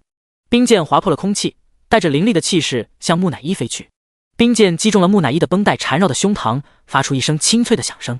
木乃伊被冰箭击中，身体僵硬的停顿了一下，然后轰然倒塌，化为一堆灰尘。周围的其他木乃伊似乎被吓住了，他们的动作变得迟缓了一些。哈迪斯再次拉紧冰弓，一道道冰箭接连不断的射出，每一道冰箭都准确的击中目标，木乃伊们纷纷倒下，化为一堆堆黄色的灰尘。然而这些木乃伊似乎无穷无尽，新的木乃伊不断从四面八方涌来。哈迪斯深吸一口气，调整了自己的姿势，准备迎接更加激烈的战斗。这场战斗持续了许久，古墓中充满了冰剑的嗖嗖声和木乃伊的嘶吼声，还有一些余孽。林佑辰大手一挥，天火狼爆丸，1000个火球从天而降，轰轰，木乃伊瞬间化作灰尘。杀死15级永恒凶兽木乃伊，获得经验加1400，金币加700。杀死15级永恒凶兽木乃伊，获得经验加1400，金币加700。林佑辰继续向前摸索，这是一条很长的墓道，墓道两侧都画满了远古的壁画。走了大约6、7分钟时间，林佑辰走进了一个巨大的墓室。当林佑辰走进去的时候，彻底被眼前的景象惊呆了，太雄伟了！顶部的穹顶上镶嵌着各式各样的宝石，闪烁着璀璨的光芒，宛如漫天的星辰，璀璨耀眼。这些宝石的颜色各异，有鲜艳的红、蓝、绿、紫等。在这片星辰之下，地面上流淌着水银所形成的大河，这河水宛如液态的月光，波光粼粼，银光闪烁。林佑辰看着这么多珠宝，别提多爽，嘿嘿，发财了！如果把这些宝石全部都带走的话，应该会很值钱吧，嘿嘿。嗖！就在这时，一道黑影急速飞来，轰！哈迪斯化作盾战士，铁盾硬是扛下了这一击。哥布林精英卫士身披黑甲，手持一柄锋利的古剑，眼中闪烁着狡猾与残忍。他指挥着周围的亡灵士兵，发出令人毛骨悚然的低吼声。战斗开始，哥布林精英卫士率领亡灵士兵发起了猛烈的攻击，他们像潮水一般涌向哈迪斯，古剑划破空气，发出刺耳的声响。然而，面对攻击，哈迪斯丝毫不惧，他稳稳地站在原地，用盾牌抵挡着亡灵士兵的攻击。暴君大刀在手中翻飞，每一次挥舞都带着惊人的力量。刀锋所到之处，亡灵士兵纷纷倒下，化为一缕缕黑烟。哥布林精英卫士见状，脸上露出了惊恐之色。他意识到自己面对的是一个实力强大的对手，于是他改变了战术，试图用诡计取胜。哥布林精英卫士操纵着周围的亡灵士兵，形成了一道密集的阵型，将哈迪斯围困在中间。他试图利用数量优势消耗哈迪斯的体力，然而哈迪斯凭借着丰富的战斗经验，识破了哥布林精英卫士的计谋。他用盾牌护住身体，同时挥舞暴君大刀，劈开一道道死亡的旋风。亡灵士兵在刀光剑影中纷纷倒下，阵型逐渐崩溃。杀死15级永恒凶兽，获得经验加1400，金币加700。杀死15级永恒凶兽，获得经验加1400，金币加700。哈迪斯挥起暴君大刀，带着雷霆万钧之势向哥布林精英卫士劈去。刀锋划破空气，发出刺耳的呼啸声，令人胆寒。哥布林精英卫士不退反进，挺枪迎向哈迪斯的攻击。我神木铁血守卫，岂能败于你？他的枪法矫健而迅猛，每一次刺激都带着凌厉的风声。两人的武器在空中交错，发出金铁相撞的声响。暴君大刀与霸王枪的碰撞激起一片火星，仿佛在为这激烈的战斗喝彩。哈迪斯的力量惊人，每一次攻击都像是要将哥布林精英卫士劈成两半。然而哥布林精英卫士的枪法灵活多变，总能巧妙地化解哈迪斯的攻击。在这激烈的战斗中，两人的身影快速移动着，时而刀光剑影，时而枪影重重。他们的动作矫健而优美，仿佛在进行一场富有韵律的舞蹈。终于，在激烈的拼杀之后，哈迪斯找准了哥布林精英卫士的破绽。他暴喝一声，暴君大刀化作一道流光，以迅雷不及掩耳之势刺向哥布林精英卫士的心脏。哥布林精英卫士眼神一凛，却已来不及躲避。他咬紧牙关，霸王枪急刺而出，试图以攻为守。然而哈迪斯的攻击太过迅猛，暴君大刀贯穿了哥布林精英卫士的胸膛，鲜血喷涌而出，染红了土地。哥布林精英卫士的身躯摇晃了一下，终于无力的倒下。成功击杀15级哥布林精英卫士，经验加8000，龙币加8000。星辰级技能书加10，星云级技能书加8，星辰级技能书加1，亡灵帽子加1，星云级，亡灵靴子加1，星云级，亡灵护甲加1，星云级，白板铠甲加1。第50章，哥布林王这么脆，妙脆角吧。叮！恭喜宿主升级到14级。林佑辰十分兴奋，呵呵，还是在这里升级刷经验比较爽啊。林佑辰看了一眼，时间已经到了深夜，前面的木乃伊和亡灵士兵数量太多了，浪费了太多时间，看来要加快一点速度了，一定要在明天中午之前升级到15级，要不然后天就参加考核了。如果15级世界 BOSS 被人抢去的话，那就真的太遗憾了。林佑辰继续向墓穴内部走去，刚走不远，就在墓道里遇到了一大群深渊巨蟒。凶兽深渊巨蟒，等级15，物理攻击加1423，法术攻击加1498，物理防御加1231，法术防御加1614，血量15654，魔法值16576，技能缠绕。林佑辰为了加快速度，亲自下场和哈迪斯一起猎杀深渊巨蟒。哈迪斯身形矫健，如同一道闪电般在巨蟒间穿梭。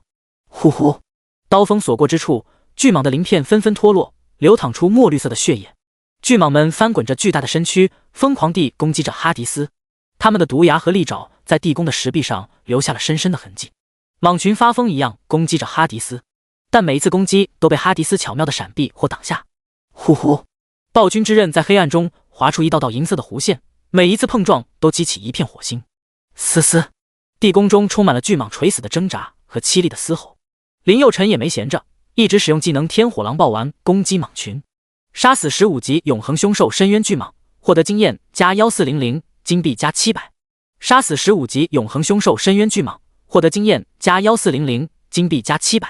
杀死深渊巨蟒后，林佑辰继续向前搜索。按照白狐老者的地图来看，前面不远就是终极 BOSS 哥布林王了。林佑辰有点累了，只能通过吞噬药剂来消除疲劳。很快，林佑辰就走进了一个巨大的墓室，比之前的那个墓室还要大。哥布林王就站在墓穴中央，哥布林王手持3叉戟，威严地站在那里。凶兽哥布林王，世界级 BOSS， 等级15，物理攻击加12230，法术攻击加12980，物理防御加16310，法术防御加13140，血量134608，魔法值138688，技能暴击赤炎剑法。哈迪斯出战。哥布林王身材矮小，但异常灵活。他手持一把锋利的短剑，眼中闪烁着狡猾与残忍的光芒。他利用速度和敏捷的优势，不断地发起攻击，试图突破哈迪斯的防线。哈迪斯并没有急于出击，而是冷静地观察着哥布林王的动作。当哥布林王冲到他面前时，他迅速挥起暴君之刀，挡住了短剑的攻击。哈迪斯利用刀锋上的优势，不断对哥布林王发起猛烈的攻击。每一次挥刀都带着雷霆万钧之势，仿佛要将整个世界都斩为两半。哥布林王虽然灵活，但在哈迪斯的猛攻下，逐渐显得力不从心。他的短剑在暴君之刀的攻击下，逐渐失去了优势。他不得不更加谨慎地应对哈迪斯的攻击，以免陷入致命的危险之中。哈迪斯越战越勇，很快就将哥布林王逼到了绝境。噗呲，顺势将刀锋划过对方的胸膛，鲜血四溅。哥布林王痛苦地倒吸一口冷气，眼神中流露出了一丝惊恐。他试图后退，但已经来不及了。哈迪斯迅速追上前去，用暴君之刀将对方一击必杀，成功击杀15级哥布林王，经验加50000，龙币加50000，星辰级技能书加19，星云级技能书加9。哥布林王护腕加2，星辰级。哥布林王项链加2，星辰级。哥布林王戒指加1，星辰级。我靠，这是什么哥布林王？这是妙脆角吧？是我太强，还是哥布林王太弱？咦，怎么没有升级？林佑辰看了一眼经验进度条85%，看来还得出去再来趟啊！不知道这里有没有冷却时间。林佑辰通过传送点走出了副本，当他再次准备加进去的时候，入口已经关闭了。冷却时间竟然有1天，林佑辰有点失望。哎，对了，那我可以去星辰塔碰碰运气啊！说完，林佑辰便根据地图上的标示向星辰塔走去。走了大概有半小时左右，林佑辰来到了一座巨塔前。星辰塔由一种深黑色的石头建成，塔身雕刻着各种神秘的符号和图案。塔顶直插云霄，与天空相接，仿佛是通向另一个世界的通道。站在塔下，明显可以感受到一股无形的威严和压迫感。林佑辰深吸一口气，进入了塔内。塔内布满了层层叠叠的回廊和房间，空气中弥漫着一股古老的气息。嘶嘶，突然一群噬魂蜘蛛冲了出来。哈迪斯出战。哈迪斯迅速启动了身上的魔法护盾，阻挡住了一波又一波的蛛丝攻击。一只噬魂蜘蛛突然跃起，扑向哈迪斯。哈迪斯反应迅速，用盾牌挡住了他的攻击，然后顺势一刀将其斩为两半。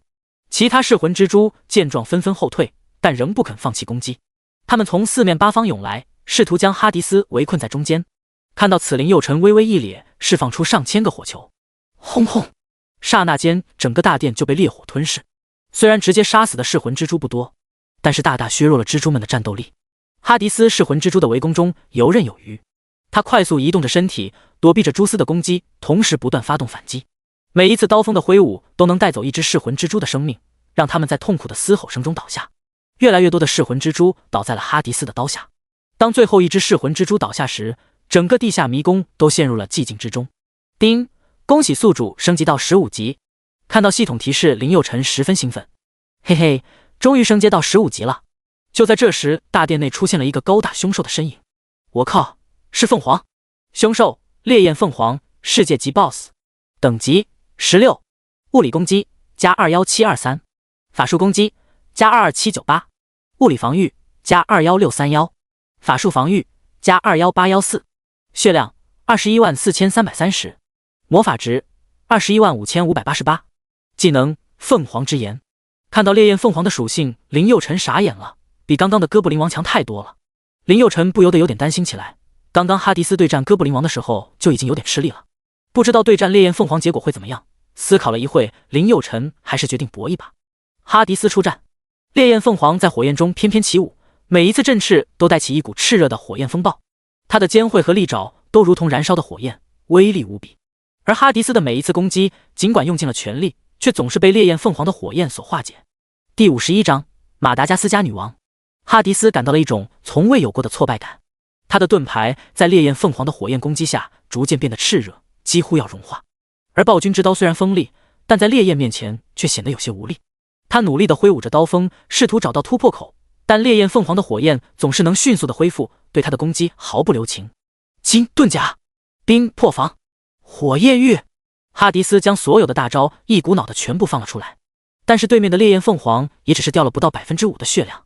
渐渐的，哈迪斯开始感到疲惫，他的力量似乎被烈焰凤凰的火焰一点点吞噬，每一次攻击都变得更加艰难。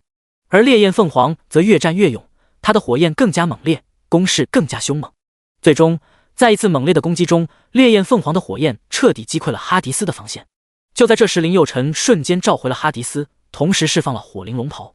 释放完技能，他掉头就跑。一旦哈迪斯被打死，自己在烈焰凤凰这种大 BOSS 面前，真的就是脆皮法师了，搞不好真的会死人的。留得青山再不怕没柴烧，反正现在也已经升级到15级了，不用那么拼了。林佑辰一路狂奔，直奔传送点，生怕被凶兽杀死。直到走出永恒之境，他才放下心来。野地15级野怪对他来说就是小菜一碟，就算没有哈迪斯，他也能应对。丁，龙城地区林佑辰成为首位升级到15级的宿主。15级世界 BOSS 明日18点将会出现在坐标 299.893。看到系统发来的提示，林佑辰咧嘴一笑，看来这一整天付出没有白费啊。这条系统提示，龙城每个武者都会接收到，林佑辰这次就算想低调也低调不了了。想到此，林佑辰无奈地摇了摇头，这年头当个低调的人可真难啊。丁，恭喜宿主获得第4位傀儡暴君马达加斯加女王。看小傀儡暴君属性的时候，林佑辰傻眼了。傀儡暴君马达加斯加女王，职业枪炮师，等级1，物理攻击加10，法术攻击加10，物理防御加10，法术防御加10，真实伤害加1，血量100，魔法值100，爆发正 10%， 闪避正 10%， 技能雷雷玉星咒级，远程单体，可永久增加 1000% 的技能伤害。我靠，不是吧？马达加斯加女王那可是女暴君当中最奇葩的一个，每年要在鳄鱼池里处死上万人，她的残暴行为也使她有着女尼禄之称。核心技能也不错，嘿嘿。哈迪斯吞噬，马达加斯加女王瞬间被哈迪斯吞噬，哈迪斯吸收了马达加斯加女王所有的属性。傀儡暴君哈迪斯，职业圣刺客，盾战士，圣弓手，枪炮师，等级15，物理攻击加6000，法术攻击加6000，物理防御加6000，法术防御加6000，真伤伤害加2000，爆发正 42%， 闪避正 42%， 血量61700，魔法值68188，技能火焰玉星咒级，冰破防星咒级，金盾甲星咒级，雷雷玉吞噬星域级，战苍穹星云级，冰破刺骨星云级，无限空间星河级，电能震荡星云级，星爆星辰级。看到哈迪斯变得这妖牛掰了，林佑辰太激动了，甚至有点迫不及待猎杀15级世界级 BOSS 了。嘿嘿，召唤物哈迪斯越来越强了，哈哈。为了保险起见，林佑辰还是回到了虎跳峡附近，这里离龙城距离最近，安全系数最高。哈迪斯恢复满血是需要一定时间的。召唤物和林佑辰不一样，林佑辰可以通过喝补血药剂恢复血量。召唤物只能慢慢恢复。目前哈迪斯还有不到10%的血量，如果恢复满血状态，至少需要12小时的时间。林佑辰打了一只野兔，美滋滋的烤上了。很快一夜过去了，第二天一早，大家起床的时候就收到了系统提示。我靠，不是吧？龙城已经有人升阶到15级了，我他妈才6级啊！末日15级，什么样的变态才能这么强啊？唐婉也看到了系统提示，这林佑辰也太厉害了吧！15级啊，看来这辈子都没办法战胜林佑辰了。很快，这条消息就在贴吧和短视频里传疯了，而林佑辰也成了龙城家喻户晓的天才妖孽。你们知道吗？5高1中的那个林佑辰现在已经是15级了。我靠，他不是觉醒了白板天赋吗？怎么那么强？谁知道呢？那他绝对能上4大顶级学院，努力上青龙学院也不是问题啊。我觉得他去青龙学院应该是板上钉钉的事情了吧？真的假的？有那么玄乎吗？他只是我们龙城第一爱，全国有那么多基地，和大城市的高手他算老几哦？就是和那些大城市的天才相比，他林佑辰貂毛都不算。吴建国看到这条消息的时候也震惊了，看来我们5高1中崛起的日子到了。有了林佑辰这尊大神当金字招牌，龙城5高1中那在全国都是名校了。看到消息，4大学院的老师们也震惊了。林佑辰可是全国第15个进入15级的武者，所有5高学生当中他能进前3。此时4大学院的老师都在想着怎么抢到林佑辰这个妖孽级天才，就现实当中清北2所大学争抢状元一样的，整个龙城都在讨论林佑辰，只有林佑辰本人显得无所谓。吃饱喝足后，他躺在一块干净的大石头上，舒舒服服地进入了梦乡。一觉醒来已经是下午5点了，哈迪斯的血量也已经完全恢复了。林佑辰提着剩下的一只兔腿，一边吃一边向标记点走去。一路上大家都在指指点点的，你们看，那个就是5高的天才林佑辰。我靠，好帅啊！我想推倒他。走啦花痴，人家忙着升级了，哪有时间推你啊？很快林佑辰就走到了标记点，这里人山人海，围满了人，大家都是来看15级世界级 BOSS 的。虽然没有能力打，但是过眼瘾也是不错的。首杀世界 BOSS 是每一个武者心中的一个情节，就好像男人都喜欢完璧之身一样。关键首杀给的装备真的给力，比如这次首杀奖励神装，等以后再杀的话，掉落星辰级装备就算逆天了，掉落神装的概率更是比连中1000次500万大奖都难。第52章首杀15级世界 BOSS。 众人看到林佑辰走了过来，纷纷给大佬让路。让，你特么没看见大佬来了？哦。林佑辰淡定地从人群当中穿过，他们的脸上写满了期待和紧张，目不转睛地注视着林佑辰。一些围观者露出羡慕的表情，他们感叹林佑辰的强大实力，他们希望能够像林佑辰一样首杀世界 BOSS， 成为众人瞩目的英雄。还有一些围观者流露出嫉妒和恨意，他们认为林佑辰拥有的一切都是不公平的，他们觉得自己的实力并不比林佑辰差，只是运气不好而已。当他看到整个平原四周都是人的时候，也傻眼了。原本还想悄悄地灭了15级世界级 BOSS， 现在看来不现实了。刷，15级世界 BOSS 暗夜魔王出现了。新兽暗夜魔王世界级 BOSS， 等级15，物理攻击加17230，法术攻击加17980，物理防御加12631，法术防御加15814，血量158650，魔法值152567，技能暗夜之剑、暗夜之盾。哈迪斯出战，哈迪斯瞄准暗夜魔王，暴君之枪释放出一道猛烈的雷光，瞬间划破了空气。雷光弹，雷光弹击中了暗夜魔王，发出一声震耳欲聋的巨响。暗夜魔王似乎并未受到太大的伤害，他只是轻轻侧身躲过了这一击。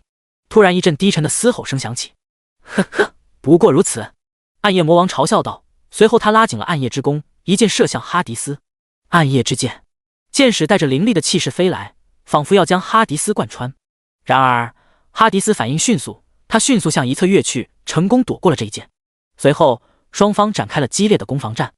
哈迪斯不断发动雷元素技能，轰轰，一道道雷光从暴君之枪中射出，不断的攻击暗夜魔王。而暗夜魔王则凭借着暗夜之弓的强大威力，不断的回击哈迪斯。剑矢与雷光在空中交织成一幅壮观的画面，周围的围观者彻底被这一幕惊呆了。我靠，这场面也太炫酷了吧！不知道我们上去能撑几分钟？呵，我感觉我上去就会被暗夜魔王杀死。我要拍点视频放到 BI 站上，这么炫酷的打斗场面，点赞量应该很高吧？胜利只属于我暗夜魔王！暗夜魔王张弓搭箭，一箭射向哈迪斯，轰轰！箭矢带着凌厉的破风声直取哈迪斯的心脏。哈迪斯反应迅速，他迅速向一侧跃去，避开了这一致命的一击。紧接着，哈迪斯举起了暴君之枪，对准暗夜魔王猛地射出去。雷光弹划破空气，带着惊人的速度和雷电力量飞向暗夜魔王。暗夜魔王迅速拉紧弓弦，一支闪着寒光的箭矢从弓弦上疾飞而出，准确地击中了雷光弹。轰轰，两股力量在空中碰撞，发出一声震耳欲聋的巨响。雷光弹和箭矢在空中爆炸，强大的能量波向四周扩散开来，地面上的尘土被卷起，形成一股股沙尘暴。嗨嗨，周围的人纷纷捂住嘴巴，冲击波的能量实在太强烈了。我哈迪斯无人能敌！哈迪斯不断地释放出雷元素技能，一道道闪电从他的枪中射向暗夜魔王。雷能震荡，轰！一道狂暴的雷电划破黑暗，照亮了战场。雷能震荡带有麻痹属性，每一次雷电的劈击都让暗夜魔王的身体颤抖不已。哎呀！暗夜魔王不断嘶吼着，不过他也不是易于对付的对手。他凭借着精湛的剑术和强大的黑暗力量，不断地抵挡住哈迪斯的攻击。暗夜之盾，他的暗夜之盾仿佛能够吞噬一切光明。去死吧，暗夜神剑！嗖嗖，暗夜箭矢狂暴地射出，每一根箭矢都带着令人胆寒的黑暗力量。最后一击吧，黑暗箭矢！暗夜魔王拉紧了暗夜之弓，一道道黑暗箭矢如流星般射向哈迪斯，箭矢划破了空气，带着刺耳的声响袭来。哈迪斯早有准备，他迅速开启了金元素护盾，金盾甲，物防魔防都增加1000%。当当，巨大的金盾将黑暗箭矢一一化解。呵呵，我才是冥界之主，我才是暗夜的王者。暴君之枪在手中旋转，释放出一道道电弧，形成了一道坚不可摧的金色屏障。见攻击无效，暗夜魔王露出了惊讶之色。该死，竟然羞辱我暗夜魔王！暗夜魔王迅速调整战术，试图用速度优势击败哈迪斯。他快速移动着位置，射出一道道致命的箭矢，试图打乱哈迪斯的节奏。去吧，黑暗箭矢！然而，哈迪斯凭借着高超的枪法与敏锐的直觉，成功的躲避了暗夜魔王的攻击。同时，他也不甘示弱的发起了反击。雷雷玉，雷能震荡！暴君之枪释放出强大的雷元素力量，一道道闪电划破了黑暗巨盾，击中了暗夜魔王的身体。轰！暗夜魔王的身体瞬间解体，一地的装备散落开来，闪烁着各色光芒。看到这一幕，围观的人彻底傻眼了，目不转睛地看着散落一地的装备。我靠，林佑成完成了首杀，发财了，那小子发财了呀！你们看公告了吗？首杀15级世界 BOSS 会掉落神装哦。靠，便宜这小子了。看到满地的装备，林佑成的眼睛立刻亮了起来，他的嘴角上扬，露出了灿烂的笑容。嘿嘿，世界 BOSS 就是不一样啊！地上有锋利的匕首，坚固的盾牌，闪耀着魔法光芒的法杖，还有各种珍稀的宝石和金币。他快步走上前去，目光在装备上飞快地扫过，仿佛在寻找着什么。他的手微微颤抖，迫不及待地捡起了一件闪着金光的玉佩。我靠，神级装备！他捡起那件玉佩，双手几乎颤抖。玉佩散发出淡淡的光芒，仿佛与他的灵魂产生共鸣。他抚摸着神装的表面，感受着它带来的冰凉触感，心中涌起一股难以言喻的激动。装备名称：暗夜玉佩。装备等级：神级9星1级。穿戴职业：无限制。穿戴等级1。基础属性：群攻加109。附带技能：天魔灭世，神级，可对目标区域内所有目标造成500%的属性伤害，有30%的概率触发天魔降世，可召唤天魔攻击敌人，等级越高战力越强。林佑成的笑容愈发灿烂，他的眼睛仿佛闪烁着星星。他兴奋地握紧神装，心跳加速，血液在体内奔腾。我靠，神级装备就是不一样啊！嘿嘿，那魔王玉佩可以送给姐姐用，反正没有职业要求。林佑成笑开了花，目光转向了其他的装备。林佑成一边捡起装备，一边仔细打量着每一件物品。一些人眼中闪烁着贪婪的光芒，他们暗自嘀咕着：可恶，凭什么他能得到这么多神装？但是心里却希望能有机会像林佑成一样，获得如此丰厚的装备。他们心中极度不平衡，认为自己也应该有这样的好运气。第53章大考正式开始。另一些人带着嫉妒的目光看着林佑成身上的装备，心中五味杂陈。还有一些人，他们对林佑成的恨意深重，嘴里不断诅咒着：真该死，为什么那小子刚刚不被暗夜魔王杀死？然而无论周围人群的态度如何，林佑成始终保持着冷静和从容。他并不在意他人的羡慕、嫉妒或恨意，他知道这就是人性。这时，陆涛和唐婉儿走到林佑辰面前，祝贺道：“林佑辰，祝贺你完成首杀。”林佑辰看向两人，微微一笑：“这件星辰级铠甲刚好适合枪炮师，就给你吧。”林佑辰把手中的暗夜火枪递到了唐婉儿手中。“哈，送给我的吗？”唐婉儿有些震惊，也有点不知所措。“这也太贵重了吧！”周围的围观群众傻眼了，张大嘴巴惊呼道：“不是吧？那么贵重的武器，说送人就送人？”“对啊，世界级 BOSS 掉落的装备，至少星云9星吧。”“呼，真是羡慕嫉妒恨啊！做那小子的朋友真幸运。”接过暗夜火枪，唐婉儿如获至宝，不断用衣袖擦拭着枪身。“谢谢你，林佑辰。”林佑辰微微一笑，转而看向陆涛笑道：“陆涛，这件暗夜铠甲就送给你吧。”“什么？”陆涛下巴都快掉地上了。“这么贵重的9星，准备你说送就送啊？”林佑辰微微一笑，硬生生把暗夜铠甲塞到陆涛的怀里。“让你拿着你就拿着，磨叽什么呀？”说完，林佑辰拍了拍陆涛的肩膀，笑道：“大家都是好朋友，那么计较干什么？”林佑辰身上穿的是魔尊套装，这些在别人眼里很牛逼的装备，在他眼里都是垃圾，留着也只能强化魔尊装备，送出去的2件装备只不过是星云9星装备，融合后能增加 0.01% 的进入条，就算不错了。但是对于陆涛和唐婉儿就不一样了，他们全身上下都是星辰级装备，星云级9星对他们来说就是极品装备。别说他们俩，就算整个龙城也没几个人能拥有星云级装备。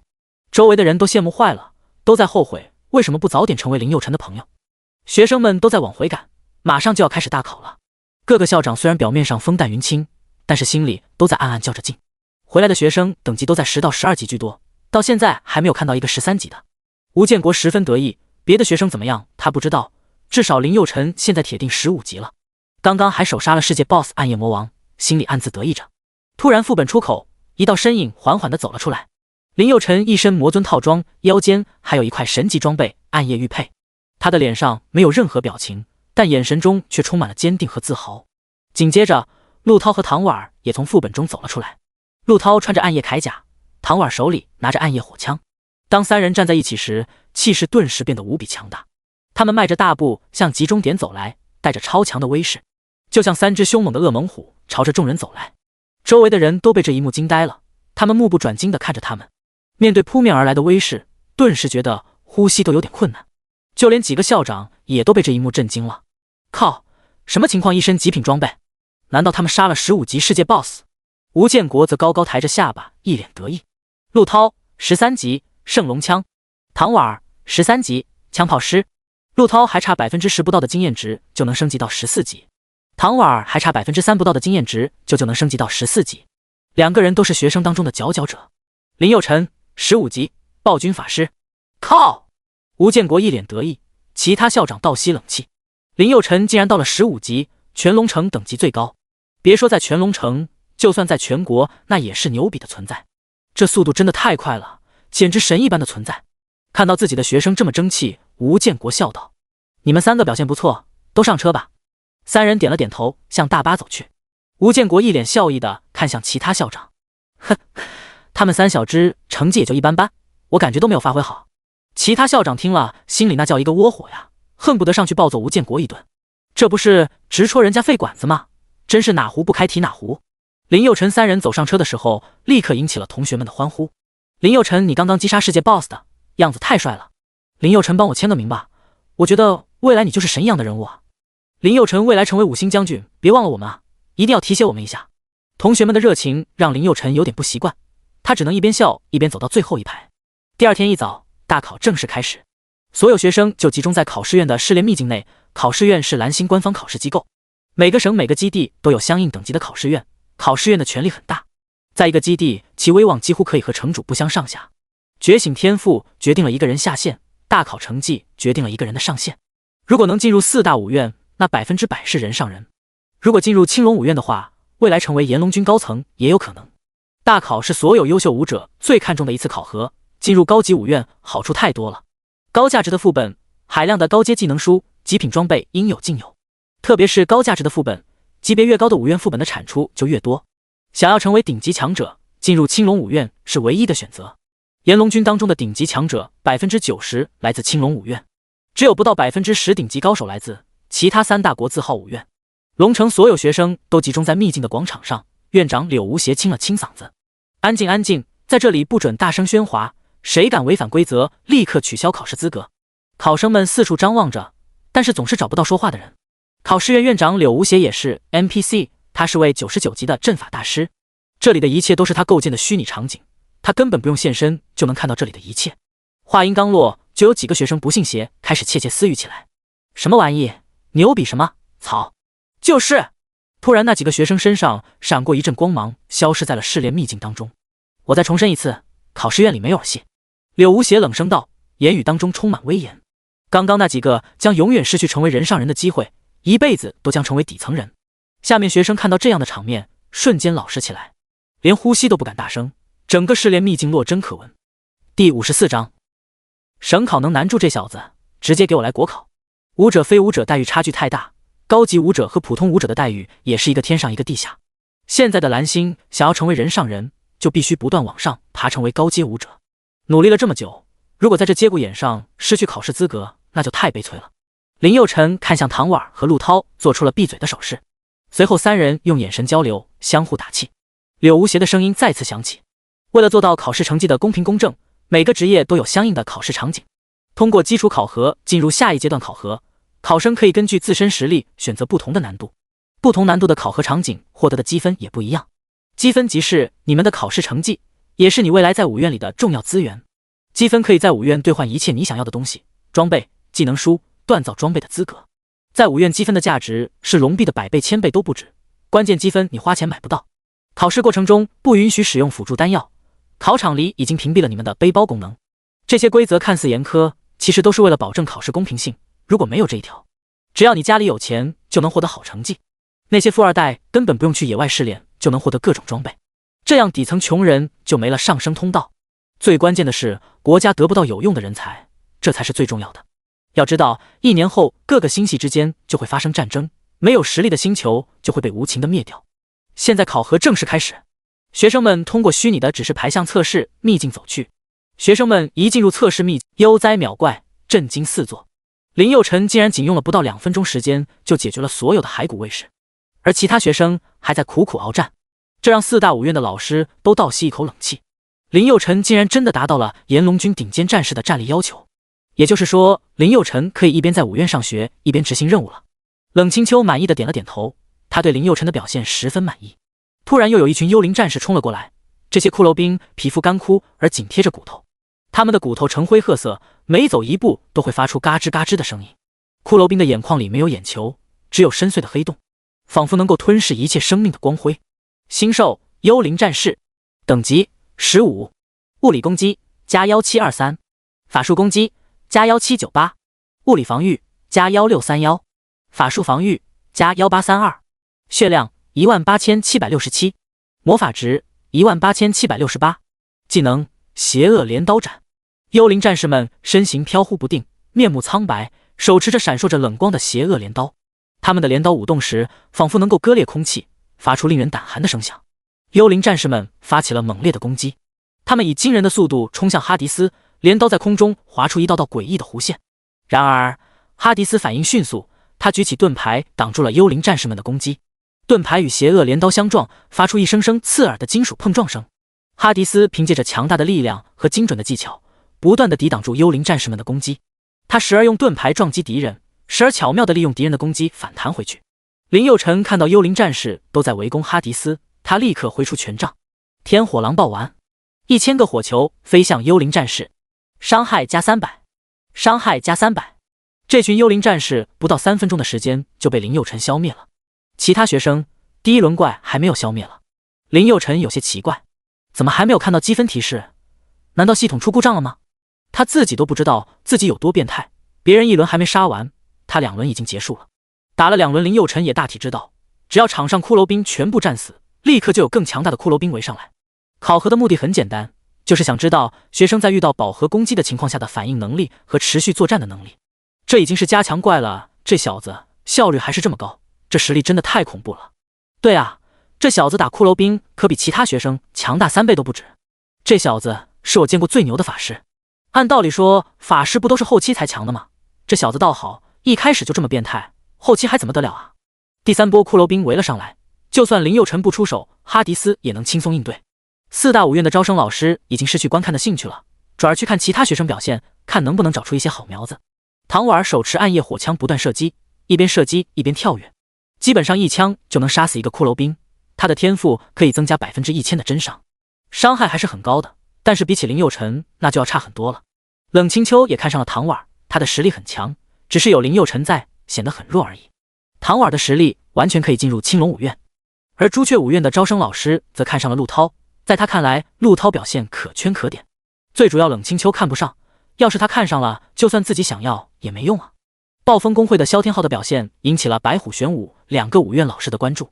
反正来都来了，总不能空着手回去吧。他是盾战士，血厚能抗是他的特点，虽然输出差了一点，这点以后可以通过武器装备来弥补，也不算什么大的缺点。不过这小子有点太用力了，实战当中他这么个打法很容易被杀。学生战斗经验不足，这可以理解，不是硬伤。你们玄武不要，我们白虎要。谁说我们玄武不要了？比起唐婉差了点，但也是天才啊。那个刘萌萌表现也可以，没想到一个小小的龙城基地竟然出现这么多天才。从作战技巧和战力这2个维度来看，如果唐婉都是5颗星，那萧天浩就是双4星。那个刘萌萌作战技巧可以打5星，但是输出差了一点，顶多能打3星。不过后期这些都可以弥补，这些缺点也不算硬伤。冷清秋听着其他3位招生老师议论着，心里想到，如果唐婉可以打双5星，那林佑辰岂不是可以打双10星？另外3个招生老师突然看向林佑辰，随后议论道，那小子挺悠闲的，一个召唤物就足够了。窝草窝草，你看那小子在干嘛？好像是在打游戏，王者毒药。这小家伙也真够可以的，现在还有心思玩游戏。对啊，人家累得要死，他闲得要死。一开始林佑辰还能放几个大招，到后面直接摆烂了，难度上升了3倍，这小子还能这么淡定，这在侮辱谁呢？难道就不能给那小子再加点难度吗？一旁的冷清秋咧咧嘴说道，你们也都是校级军官，难道那小子测试的难度等级还不够高吗？要不你们上去试试？其他3个招生老师相互看了看，纷纷摇头，得了吧，我们就是说说而已。冷清秋也是个护犊子的主，此时林佑辰在他眼里已经是自己的嫡系了，怎么可能让别人说3道4的？在高强度的战斗中，不断有学生被淘汰，这种强度的战斗心态、战力技巧缺一不可。很多战力和技巧都不错的学生，适应不了高强度战斗产生的压力，直接崩溃。15分钟过去了，所有学生都战死，全场只剩林佑辰一个人了。靠，不是吧？那小子还在打呢？那算什么？你也不看看那小子打到第几波了？1、2、7，靠，不是吧？那小子已经打到第7波了。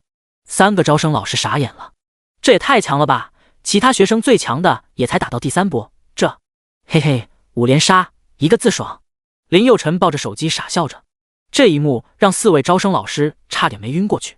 这小子可真奇葩，心真大啊！人家累得半死，他也累得半死，人家杀怪他在游戏里杀怪，这叫什么事啊？看到其他学生累得半死，林佑辰玩游戏累得半死，3个招生老师都挺无语的。冷清秋紧盯着监视器，他想知道林佑辰的极限在什么位置。此时林佑辰还不知道测试已经结束了，还在那里打呀打，这测试可真够变态的。就是啊，累死我了，那些骷髅兵就跟不要钱一样猛地往前冲啊！唐婉瘫坐在地上，这15分钟他完全是靠意志在坚持。在第10分钟的时候，他就有点忍不住了，这测试的强度太高了，想要取得好成绩，不拼命是不可能的。陆涛走到唐婉身边，有气无力地说道：“唐大小姐，怎么样，杀了多少骷髅兵？”唐婉擦了擦额头的汗水，也不多，300多个吧。陆涛眉毛一挑：“那你打到第3波了？”唐婉点了点头。陆涛立刻竖起大拇指：“真了不起，最后一波最后几个骷髅兵没有搂住，被捅死了。”说到这里，陆涛左右看了看，林佑辰人呢？唐婉这时才想起来，压根就没看到林佑辰的身影。第57章天才3轮怪，你狂砍10轮。这时林佑辰他老人家正在骷髅岛玩游戏呢，一旁的召唤物哈迪斯正在疯狂刷怪，劳逸结合，相当安逸。5分钟过去了，冷清秋原本平静的心情也按捺不住了，这小子的实力真的深不可测啊，就算他自己也不一定像林佑辰那样轻松。其他3位招生老师面面相觑，都第7波了，这小子还没结束，这样恐怖的实力属实有些吓人啊。又过了10分钟，监控画面内终于停止了打斗，最后一波骷髅兵也被林佑辰杀死了。监控室里一片安静，4大学院老师像被按了暂停键，他们一动不动地看着林佑辰。定，测试结束，本轮合格人数999人，你们已经拥有进入龙城武者学院的资格。想要进入省级武者学院的学生继续参加测试，没有意愿的请自行离开。下一轮的测试将更加严格，更加残酷。话音刚落，就有300多个学生退出了考核。我再也不想参加考核了，太累了。我觉得也是，其实在龙城上学挺好的，我也不想当大官，能成为卫级军官就可以了。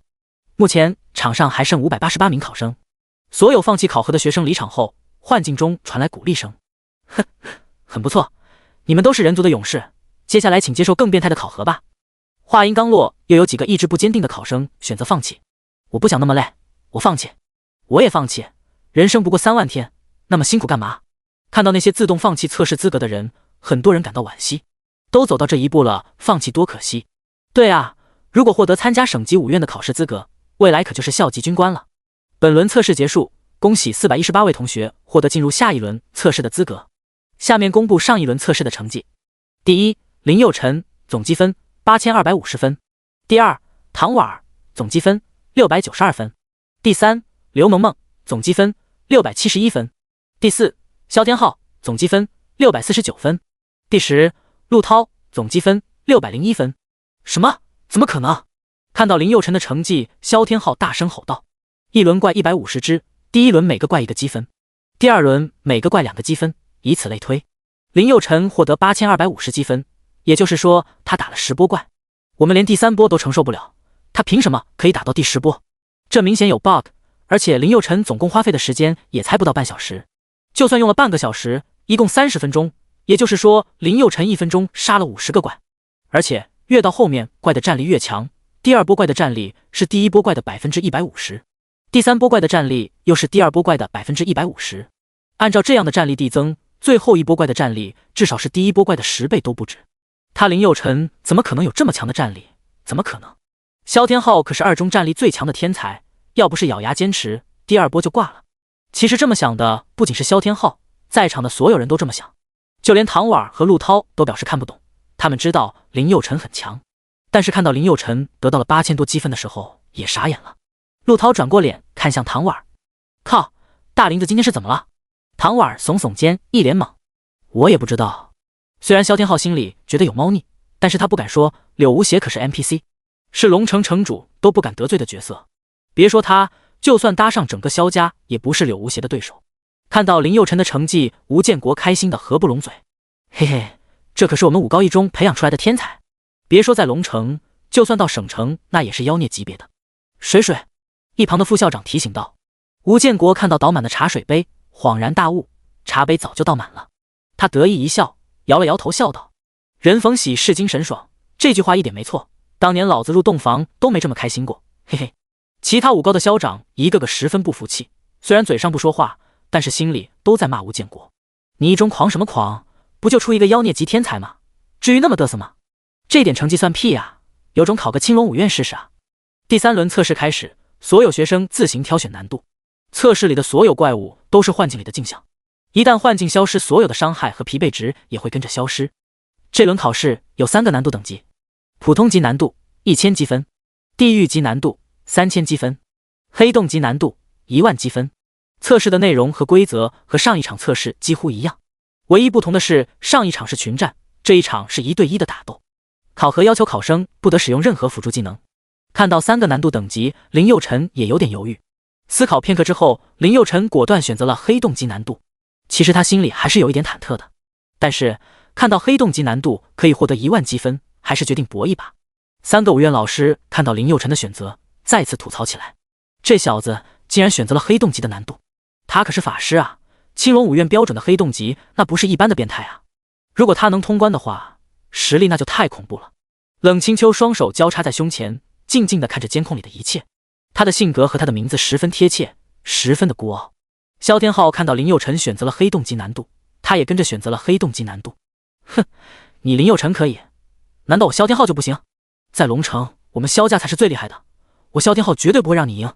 其实萧天浩忽略了一件事，在绝对的实力面前，不管你怎么选择都是徒劳的。唐婉、刘萌萌、陆涛他们几个人也都选择了黑洞级难度。1对1是唐婉的最擅长的，刘萌萌是圣刺客，1对1也是一把好手。所有考生选择完毕之后，他们再次进入幻境。亡灵巨兽高大狰狞，身上散发着一股令人窒息的死亡气息。他挥舞着一根巨大的兽骨棒槌，每一次挥击都带着毁灭性的力量，仿佛能够将一切击碎。星兽亡灵巨兽，等级15，物理攻击加1723，法术攻击加1797，物理防御加1641，法术防御加1813，血量17686，魔法值18756，技能雷神棒槌。林佑辰迅速发动了攻击，他高举魔王权杖，口中念动着神秘的咒语。随着咒语的完成，一颗炽热的火球从权杖尖端飞出，向亡灵巨兽疾驰而去。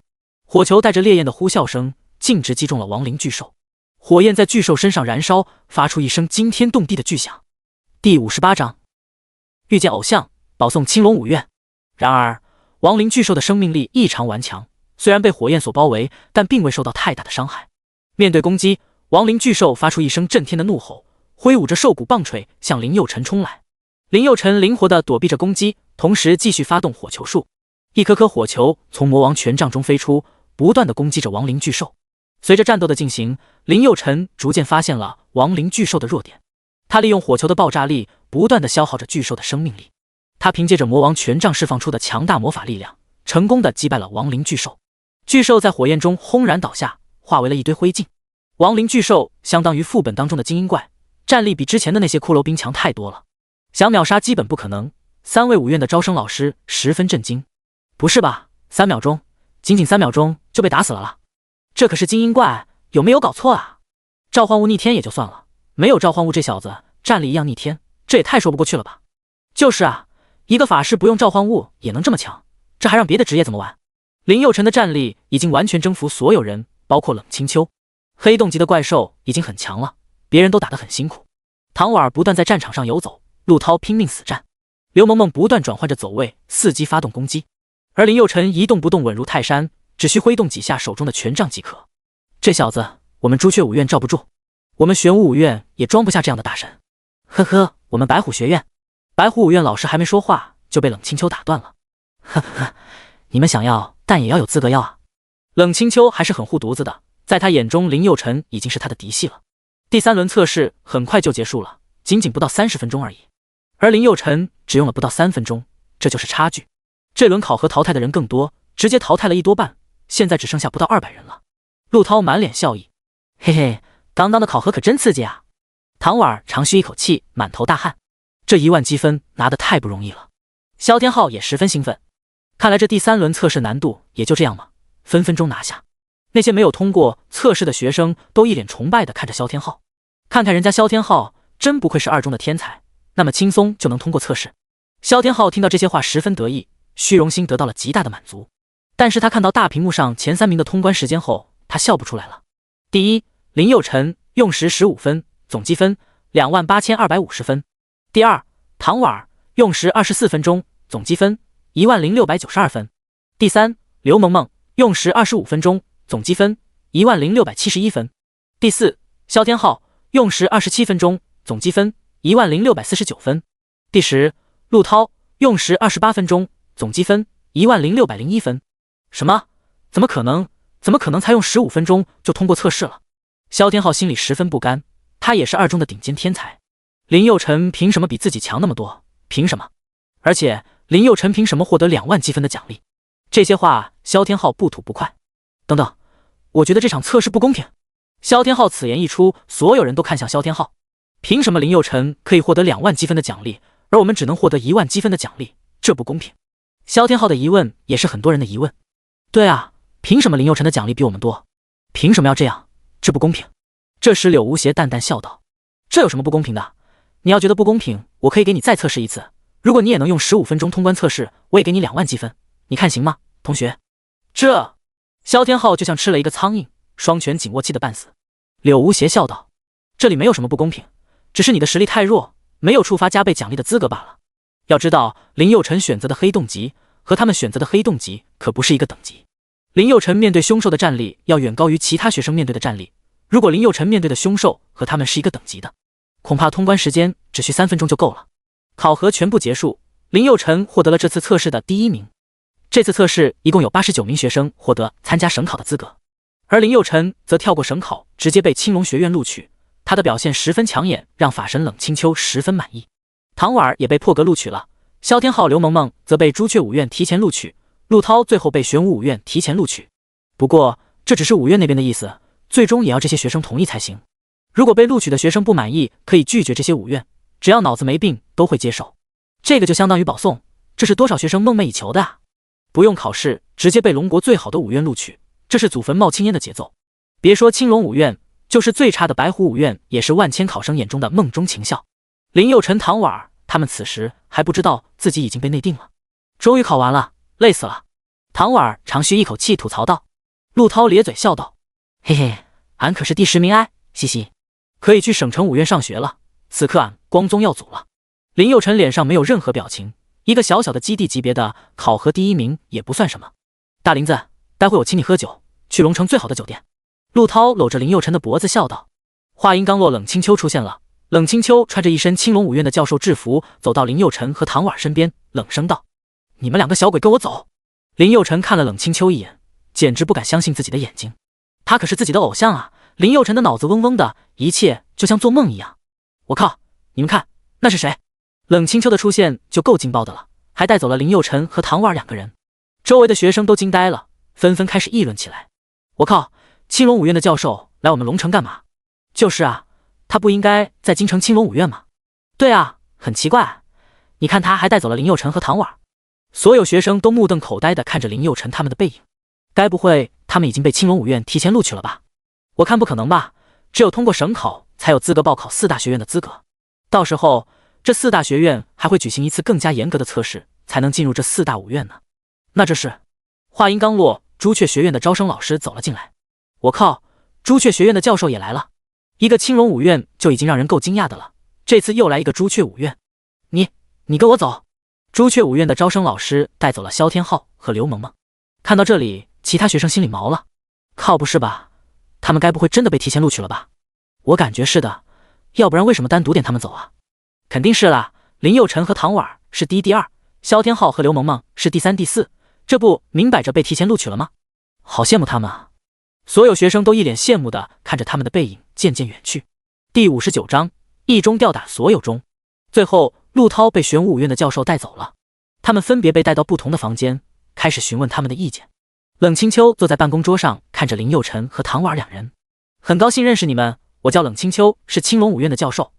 你们有兴趣去青龙五院吗？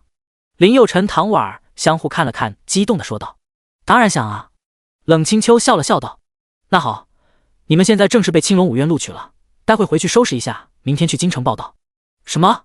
林佑辰和唐婉一脸震惊。我们这就被青龙五院录取了。冷清秋点点头。对啊，还有什么疑问吗？林佑辰、唐婉2人连忙摇头道：没有。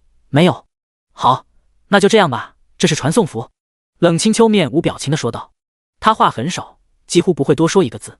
对了，你们什么都不用带，青龙五院会为你们准备好一切。青龙五院的各项待遇都非常好，只要能考进青龙五院，一律奖励一套京城的别墅，外加500万龙币奖学金，还会根据考生的成绩排名颁发更多的奖励。通常前3名的奖励都是非常丰厚的，第1名的奖励比前10名的总和还要多。对待状元青龙五院更是十分的大方。按照林佑辰的表现，基本可以确定他就是今年龙国的全国状元了。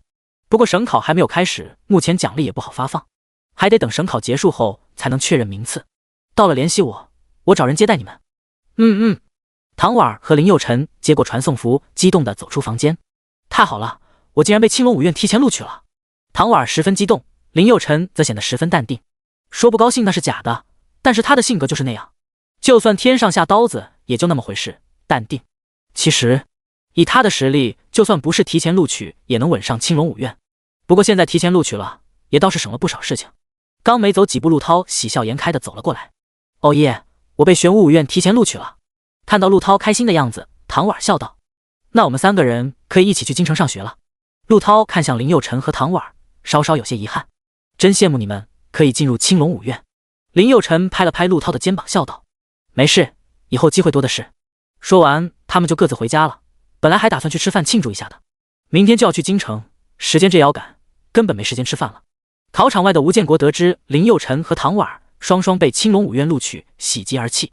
太好了，这两个小鬼太给我们一中争气了。那个陆涛也不差，被玄武五院录取了。二中、三中的校长走了过来。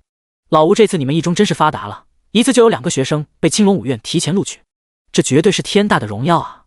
哎，我们二中只有2个学生被朱雀五院录取，真是遗憾啊。三中校长苦笑道：哎，你们可以了，不像我们三中只有2个被玄武五院录取了。其实二中、三中的校长都应该感谢吴建国，要不是吴建国向上面报告了林佑辰的特殊表现，4大五院的教授也不会来龙城这个地方，直接由调查者变成招生老师。要知道4大五院是很强势的，从来没有提前录取这一说，这一切都拜林佑辰所致。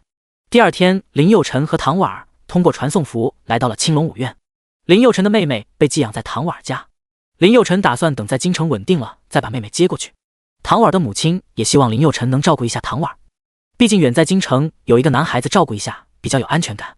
第二天，林佑辰和唐婉儿2人使用传送符，唰，一道金色的光芒闪烁着，紧接着传送阵的光芒逐渐消失。再次睁眼的时候，林佑辰和唐婉儿已经站在青龙五院门前。传送阵速度很快，几乎是秒到，传送的速度比光速还要快。一些高级的传送阵传送速度是光的上1倍，横穿银河系也只是眨眼之间的事情。在京城的心脏地带，青龙五院犹如一座巍峨的山峰矗立在天地之间，其大门远景更是气势磅礴，令人望而生畏，又心生敬仰。大门采用极为稀有的墨玉打造，宽达30丈，高耸入云，在阳光的照射下，表面流光溢彩，仿佛有青龙的鳞片在微微闪烁。大门上方一块巨大的匾额横挂，上面刻着青龙五院4个古朴大字，比例千钧。大字的下方，一串璀璨的宝石如瀑布般流淌而下，散发出迷人的光彩。走进大门是一条宽阔的大道，直通五院的深处。大道的尽头，一座高耸入云的塔楼矗立，那是青龙五院的标志性建筑青龙塔。不一会，冷清秋从五院走了出来，大手一挥，大门前金黄色的幕墙突然打开。林佑辰和唐婉儿看到这样的场景也吓了一跳。我靠，这么高级！林佑辰和唐婉儿走进青龙五院，冷清秋冷声道：走吧。好的，冷将军。冷清秋5星上将，林佑辰也不知道该称呼什么，索性直接叫他冷将军。冷清秋指了指身后的黄金幕墙，我们学校非常安全，这道黄金幕墙有着变态的防御力，只有我们青龙五院的人可以随意进入，就算龙国国主进来也需要通行证。闻言，林佑辰忍不住回头看了一眼，心里一惊，原本以为就是糊弄人的玩意，没想到这么强悍，看来青龙五院的威名一点不虚啊。第60章喜提大别墅，将军教做人。冷将军好。几个老师模样的人向冷清秋打着招呼，冷清秋只是微微一点头，随后面无表情地向前走。看来冷清秋在青龙五院的地位很高啊。事实上，冷清秋不仅在青龙五院地位很高，在整个龙国地位都很高。20来岁的5星将军，那都是靠拳头硬生生打出来的。虽然现在整个宇宙都游戏化，但是个人能力摆在那里。而且冷清秋觉醒了魂力，战力提升比一般人要快很多。这时，一个女生走了过来：冷教授，我来了。冷清秋颔首轻笑：好的，那这2个新同学就交给你了。我一定完美完成任务。叶楚儿俏皮地笑道。冷清秋拍了拍叶楚儿的后脑勺，笑道：好的，那我就去忙了。真是女大18变，越长越漂亮了。冷清秋转过脸看向林佑辰：小鬼，待会安顿好以后，到15级试炼副本等我，让叶楚儿带你过去。林佑辰点了点头，心里有些小期待。难道一来青龙五院就能刷副本了吗？如果这样的话，那岂不是抢先后来的同学一大步了吗？嘿嘿。说完，冷清秋便离开了。林佑辰看向叶楚，她是一位青春洋溢的女孩，长相倾国倾城，令人惊叹，面庞如同精雕细琢的玉器，完美的让人无法移开目光。一双明亮的眸子宛若璀璨的星辰，挺拔的鼻梁和娇嫩的鼻翼相互映衬，唇色如玫瑰花瓣一般鲜艳，皮肤白皙细腻，仿佛吹弹可破，透出一种自然清新的美感。叶楚看向林佑辰和唐婉儿，伸出手笑道：我叫叶楚，很高兴认识你们。林佑辰满脸笑容，伸出手来打招呼：很高兴认识你，我叫林佑辰。唐婉儿把手一伸，笑嘻嘻地说：我叫唐婉儿，很高兴认识你师姐。叶楚轻笑一声，发出银铃般的笑声：我不是师姐，我和你一届，比你们早来半天而已。林佑辰有些吃惊，竟然还有比自己还早录取的人。走吧，我带你大致了解一下我们五院吧。校园里，高耸的大树遮天蔽日，繁花似锦，鸟语花香。一座座古朴的建筑散落在绿意盎然的草坪和花坛之间，充满了岁月的痕迹和历史的厚重感。叶楚儿边走边介绍着校园的历史和各个建筑的来历，让林佑辰和唐婉儿对这片土地有了更深的了解和敬意。他们穿过一片茂密的树林，来到了一片宽阔的空地。空地上矗立着一座巨大的石塔，上面刻着青龙塔3个大字。叶楚儿指着石碑，笑嘻嘻地说：“这里是武道修炼的核心区域，你们可以在这里修炼、冥想、领悟武道真谛。”林佑辰和唐婉儿凝视着石碑，仿佛感受到了那股沉甸甸的力量。叶楚儿又带领着他们参观了校内的各个建筑，包括武技馆、炼药坊、零售园等等。每到一个地方，他都会详细介绍其功能和历史，让林佑辰和唐婉儿对这片校园有了更深入的了解。那边是我们武院的美食区，有很多好吃的，很便宜。说完，叶楚儿把林佑辰和唐婉儿带到了宿舍区，在这里学生都是独立的小庭院。青龙武院什么实力，怎么可能允许有多人间的存在？叶楚儿指着精致的小别墅看向唐婉儿，这里随便选，任何一栋都可以。唐婉儿很激动，没想到青龙武院待遇这么好，那我就要那一栋。唐婉儿要了一栋靠近湖边的小别墅，视野好，景色也好。叶楚儿点了点头，好的，你的舞者待会发给我，我帮你办理入住手续。说完，叶楚儿领着林佑辰向另一片更高档的别墅区走去。这里的别墅明显要比唐婉儿那一片的看起来更豪华也更大。那么大一片地方只有4栋别墅，别墅区里还有网球场、篮球场，景色也更加优美，花园里亭台楼阁都有。这里是给状元准备的别墅，是冷将军吩咐让你住这里的。说完，叶楚儿看了林佑辰一眼，他也很好奇林佑辰到底是何方神圣，竟然会有如此的优待。听到状元2字，林佑辰微微一愣，状元？哪来的状元？不过细细一想，管他哪门子状元，自己有大别墅住就好。我就要那一栋吧。林佑辰选择了一栋更加靠近花园的别墅，他是法师，需要大量冥想的时间，有花园的地方更加适合自己。说完，林佑辰把自己的舞者号发给了叶楚，随后跟着叶楚向15级试炼副本区走去。很快，两人就在15级副本区入口处停了下来。说是副本区，其实就是一个巨大的广场，这里汇聚了15级这一级别的所有副本。冷清秋就站在广场中央。叶楚看向林佑辰笑道：“林同学，将军在那边等你呢，你自己过去吧，我就不过去了。”林佑辰点了点头，笑道：“谢谢你，哈叶同学。”说完，林佑辰向广场中央走去。看到林佑辰走了过来，冷清秋微微一笑道：“住的地方还满意吗？”林佑辰猛地点点头，笑道：“很满意，景色采光都很好。”冷清秋笑了，这让林佑辰有些诧异，这是他第一次看到冷清秋笑。那就好。冷清秋脸上的笑容突然消失，冷声问道：“你觉得你很强吗？”冷清秋态度的变化让林佑辰有些受不了，上一秒还是春意盎然，下一秒就仿佛坠入了凛冽的寒冬腊月。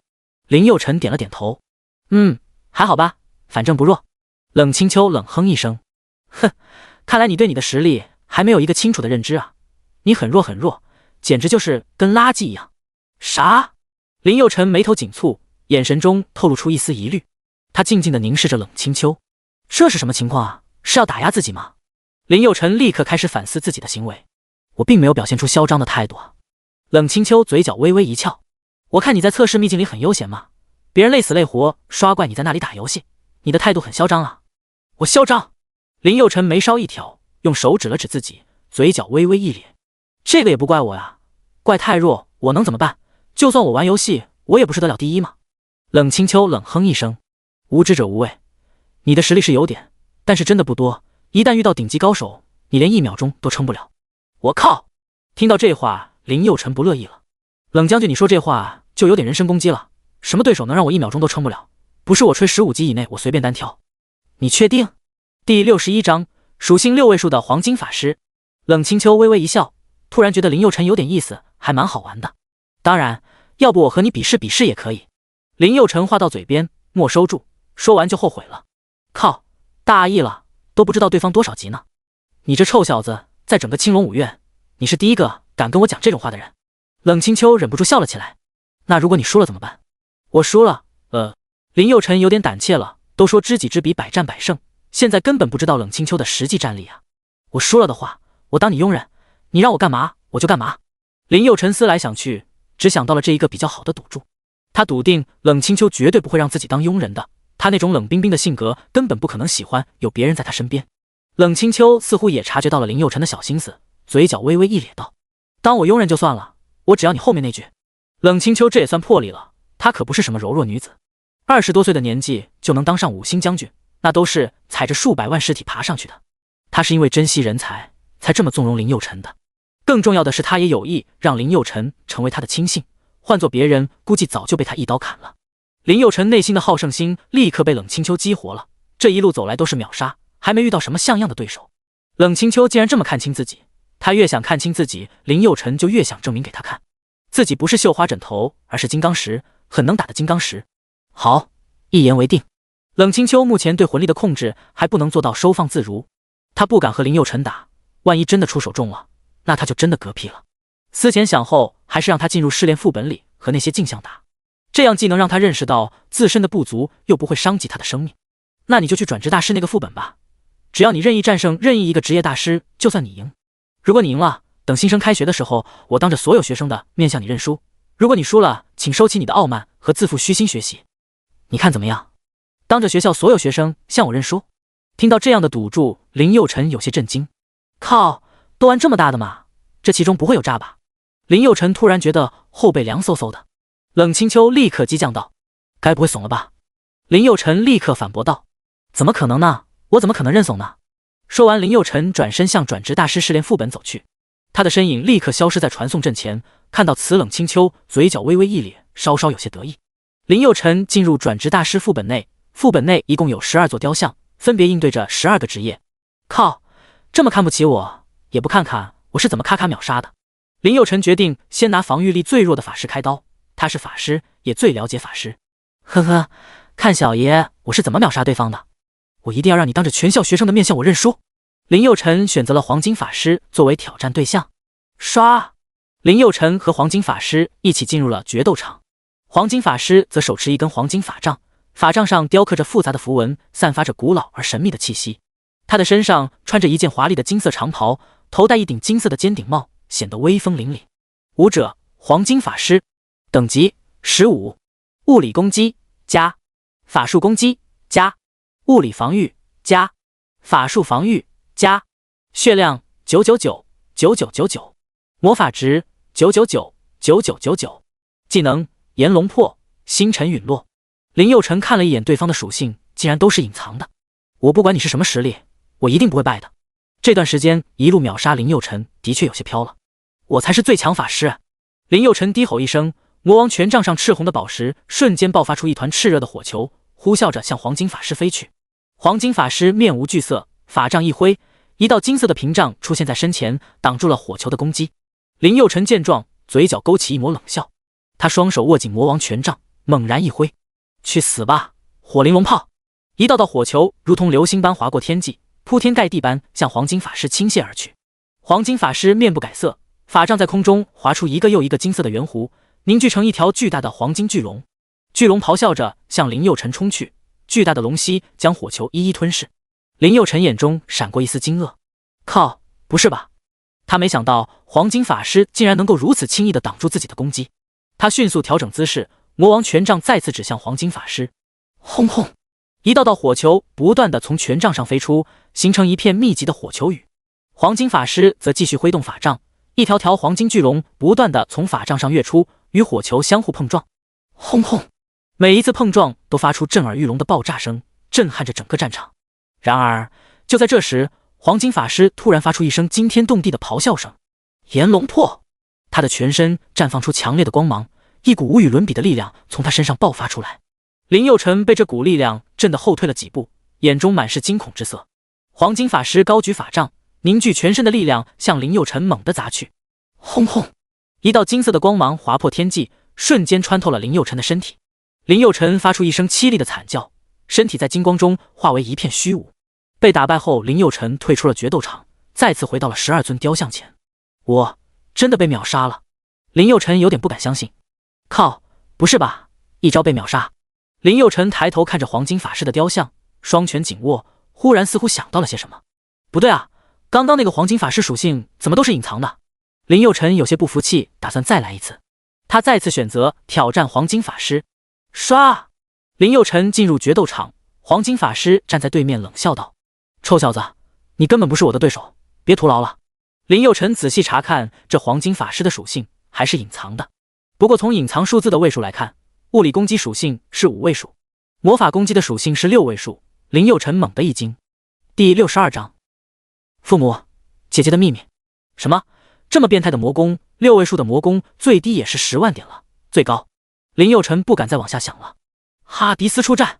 黄金法师看到林佑辰的召唤物，咧嘴笑道：“很不错的召唤物，不过4维属性还是差了一点。”饕餮出战。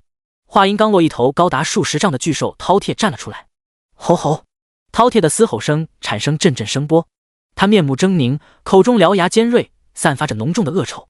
饕餮猛然跃起，张开血盆大口向哈迪斯扑去。哈迪斯虽然迅速举盾防御，但饕餮的力量实在太强大，一击之下，哈迪斯的盾牌被击得粉碎，连同他的手臂也被击断。哈迪斯忍着剧痛，试图用另一只手挥动武器反击，但饕餮已经猛然扑到他的身上，一口咬住了他的脖子。哈迪斯在饕餮的利齿下断气身亡。看到这个场景，林佑辰惊呆了，没想到哈迪斯也被瞬间秒杀了。这个黄金法师这么厉害的吗？黄金法师淡淡的笑道：“你很弱，退出副本，多提升一下装备和技能属性吧。你根本不是我的对手，想要在未来的战斗中活下来，你还有很长的路要走。不过你的潜力真的很大，未来你会很强的。”林佑辰退出了副本，他知道自己绝对不可能战胜对方。退出副本，冷清秋看向林佑辰笑道：“怎么样，秒杀了吗？”林佑辰摇了摇头。冷清秋点了点头，内心有些小得意。别说林佑辰，就连自己也无法完成转职大师副本。15级转职大师副本是所有15级副本当中最难的，里面的 NPC 虽然等级只有15级，但是他们的装备和技能都是神级，属性异常变态，专治各种不服。他知道林佑辰很有潜力，但从他在大考中的表现来看，他确实有些飘了。这是一本星云级的技能书，我觉得挺适合你的。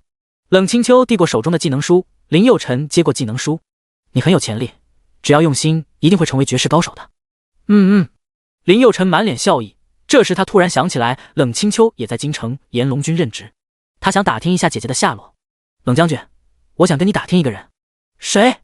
冷清秋言简意赅，能说一个字，绝不说2个字。林倩。林佑辰一脸期待地说道：“什么？林倩？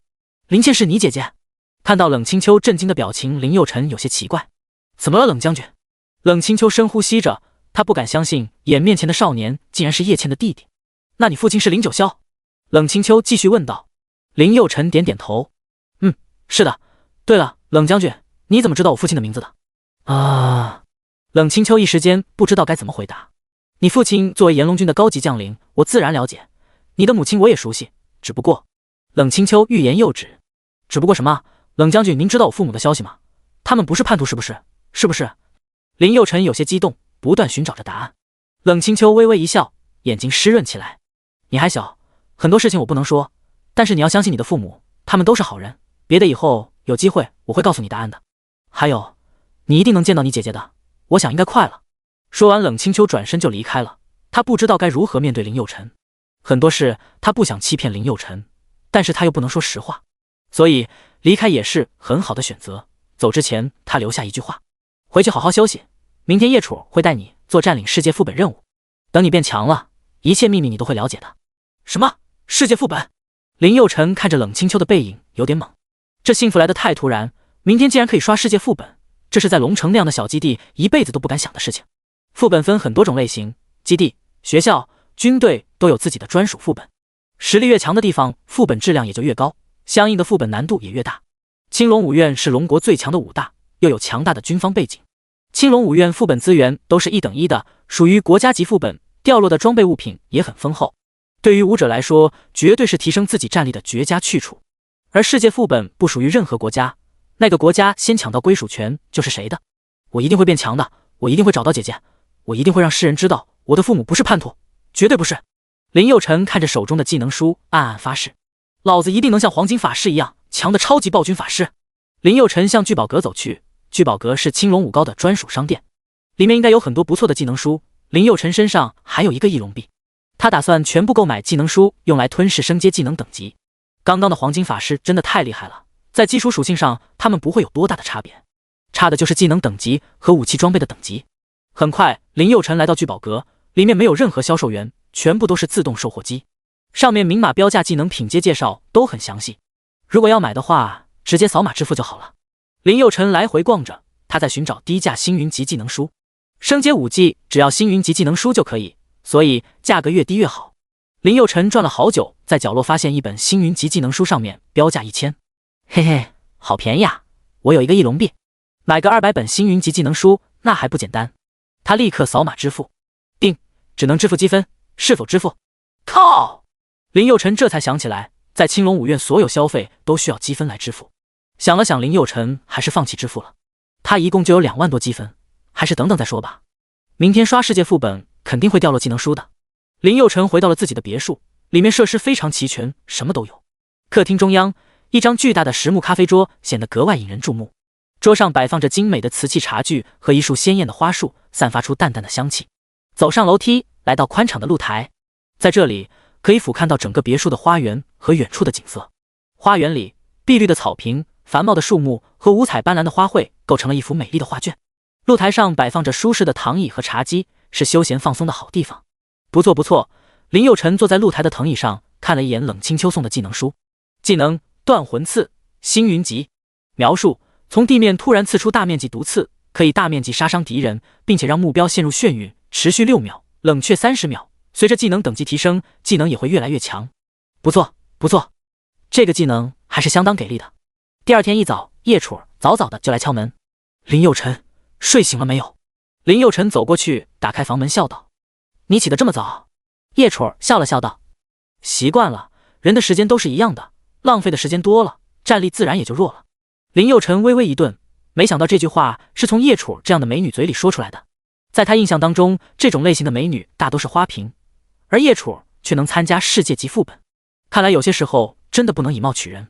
走吧，带你去认识一下我们暗影突击队的队友们吧。说完，林佑辰就跟着叶楚走了出去。第63章进入9州副本，萤火咖喱队。不一会，叶楚骑着机车带着林佑辰来到一处炎龙军的军营。下车！林佑辰松开叶楚的小蛮腰，跳下机车。林楚摘下头套，随后向军营深处走去。林楚走到一个办公室前，停了下来，推门走了进去。各位，来新人了。一进入指挥室，便能感受到一种严谨专业的氛围。墙壁上挂满了军事地图和作战计划，上面标注着密密麻麻的信息，显示着小队的行动轨迹和敌情动态。一张巨大的作战桌占据了主导地位，桌上摆放着各种高科技的电子设备和战术模型，这些都是小队进行战略部署和决策的重要工具。整个指挥室充满了科技与魔幻的交织感。一个壮汉突然站起，笑眯眯地向林佑辰走来。怎么来一个小鬼？战死一个还不够吗？还要死第二个？他就是暗影小队的队长风狼。风狼身材魁梧，肌肉发达，双臂粗壮有力，仿佛能够将铁石捏碎。他的脸庞刚毅，浓眉大眼，鼻梁高挺，嘴角挂着一丝不屑和愤怒。林佑辰咧咧嘴，显得有些尴尬，站在门口进也不是退也不是。叶楚儿拉着林佑辰走了进去。没事，他不是针对你的，我们刚战死一个队员，大家有点情绪很正常。叶楚儿是暗影小队的副队长，在小队有一定的话语权。林佑辰被安排在一个空位上坐了下来，空荡的桌面上有一张女孩的照片，看来应该就是那个女孩战死了吧，这个位置就是那个战死的女孩的。叶楚儿走到风狼面前说道：“队长，这是冷清秋将军安排过来的，战力十分逆天，说是比你我都强。”什么？风狼转过脸看向林佑辰稚嫩的脸庞，一个小帅气的小白脸能有多能打？你确定这是冷将军的原话？叶楚儿点了点头。我会在这种问题上跟你开玩笑吗？风狼点点头，想想也是，不过他心里还是没有底，走到林佑辰面前笑道：“你好，我是暗影小队队长风狼。”林佑辰也站了起来笑道：“林佑辰。”林佑辰惜字如金，绝不多说一个字。风狼看到林佑辰的状态，突然扑哧一笑：“靠，这就是冷将军的翻版啊！自我介绍就3个字，真屌。”说完，风狼转身走向作战地图。那开会吧。说完，所有人都来到作战地图旁，大家简单的做了一个自我介绍。我叫白露露，是圣灵者。一个长相甜美的女孩笑道。话音刚落，一个长相帅气的男生自我介绍道：“我叫赵日天，圣龙枪。”赵日天，赵泰迪。林佑辰猛地看向赵日天，上一世就是他出卖了自己。刚刚林佑辰并没有看清办公室里都有谁，也没有看到坐在角落的赵日天。记忆当中，此时的两人还不是很熟悉，在经历了一些小摩擦以后，两人才成为好朋友的。这时，站在林默身边的一个女孩自我介绍着：“大家好，我叫兰玲儿，是圣枪手。”简单自我介绍后，风狼立刻进入主题。他指着这次行动的目标10级世界副本攻占樱花国九州。攻占樱花国九州这个副本难度很大，副本里有着大量被星兽携带的僵尸病菌感染，小岛上有着大量的凶兽和变异人族，相当凶险。要不然李敏也不会牺牲了。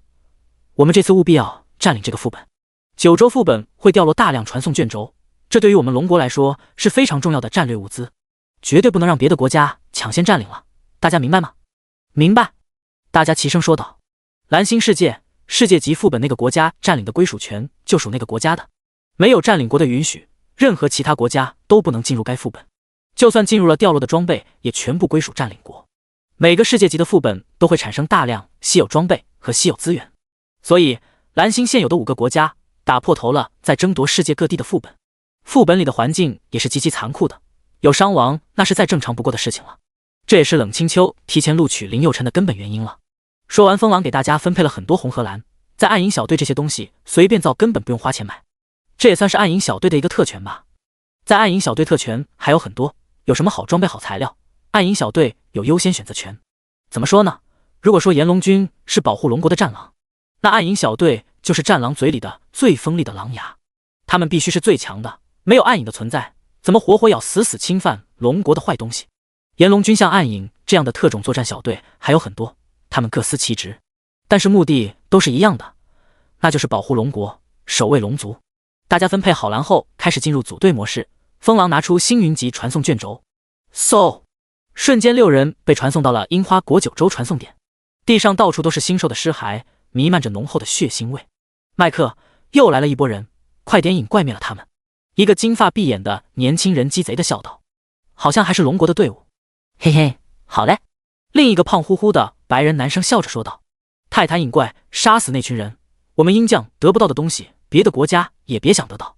蹲蹲蹲，麦克的召唤物泰坦不断奔跑着，四处引怪，试图把怪物全部引到暗影小队身边。林佑辰提醒道，大家注意了，有人故意使坏，想用这种方式干掉我们。操，又是鹰将的队伍。风狼气愤地说道。鹰将的队伍？林佑辰疑问道。风狼点了点头，昨天他们就猫在这里，他们打不过就来捣乱，真不是东西。突然一股浓烈的咖喱味传了过来，传送口出现了6个黑不溜秋的人族队伍。林佑辰看了一眼，一脸坏笑，有了，哈迪斯，给我引怪灭掉白象国的队伍。哈迪斯四处游荡，寻找着落单的怪物，他的目标是将这些怪物引向白象国的小队。哈迪斯穿梭在荒野之中，时而奔跑，时而潜伏，不断地调整着怪物的攻击方向。不久后，哈迪斯成功地将鹰将国引来的爆裂野猪也带偏了，将这些怪物全部引向白象国小队。白象国小队成员们正忙于清剿周围的怪物，没有察觉到背后的威胁。当爆裂野猪冲向他们时，小队成员们惊恐地尖叫着，纷纷挥动手中的武器，试图抵挡这股狂暴的力量。然而，白象国小队的防御很快被打破，爆裂野猪的攻击力超出了他们的想象，他们被野猪的獠牙和利爪撕扯得七零八落。看到这一幕，林佑辰咧嘴一笑，嘿嘿，机会来了。林佑辰跑到白象国小队面前，指了指鹰将国藏匿的地点，说道，我们刚刚也遭到袭击了，都是鹰将国干的好事，这帮孙子坏得很。白象国小队气得半死，这帮鹰将老真特么不是东西，找机会一定要好好收拾他们一下。第64章，靠，还真当老子是吉祥物呢。随后暗影小队进入了副本内，风狼和赵日天走在最前面，风狼是盾战士，赵日天是圣龙枪，都是抗揍的坦克。白露露走在最中间，他是圣灵者，后期大家治疗都靠他了，必须重点保护。林佑辰、叶瞅、蓝灵则走在最后。被星兽占领的樱花国九州岛此刻早就变成废墟，曾经的繁华高楼现在破败不堪，街道上散落着残破的车辆，被时间侵蚀的只剩下骨架，不时可见人类或凶兽的尸骸。他们曾经的怒吼与哀嚎已成过往，只剩下静默的遗骸在风中摇曳。人类的尸骸有的蜷缩在角落，有的则仰面朝天，表情凝固在最后的痛苦与绝望之中。凶兽的尸骸则显得更为狰狞，巨大的獠牙和锋利的爪子。林佑辰不断观察着四周，十分新奇。风狼他们则都十分紧张，战友的惨死的场景历历在目。走，前面不远就是铃木县。风狼一声令下，所有人都小心翼翼地向前走着。待会看到任何人族都要毫不犹豫地杀掉，他们都不是人，都是被僵尸病毒感染的僵尸。这个岛上除了我们就没有活着的人。这话是说给林佑辰听的，他们都是老人，早就见识过僵尸的威力。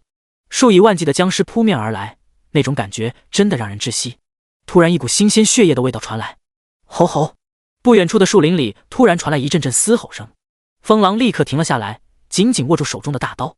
唰！突然从树林里走出一群僵尸，他们身上都是鲜血，嘴里还咀嚼着野兔的鲜肉。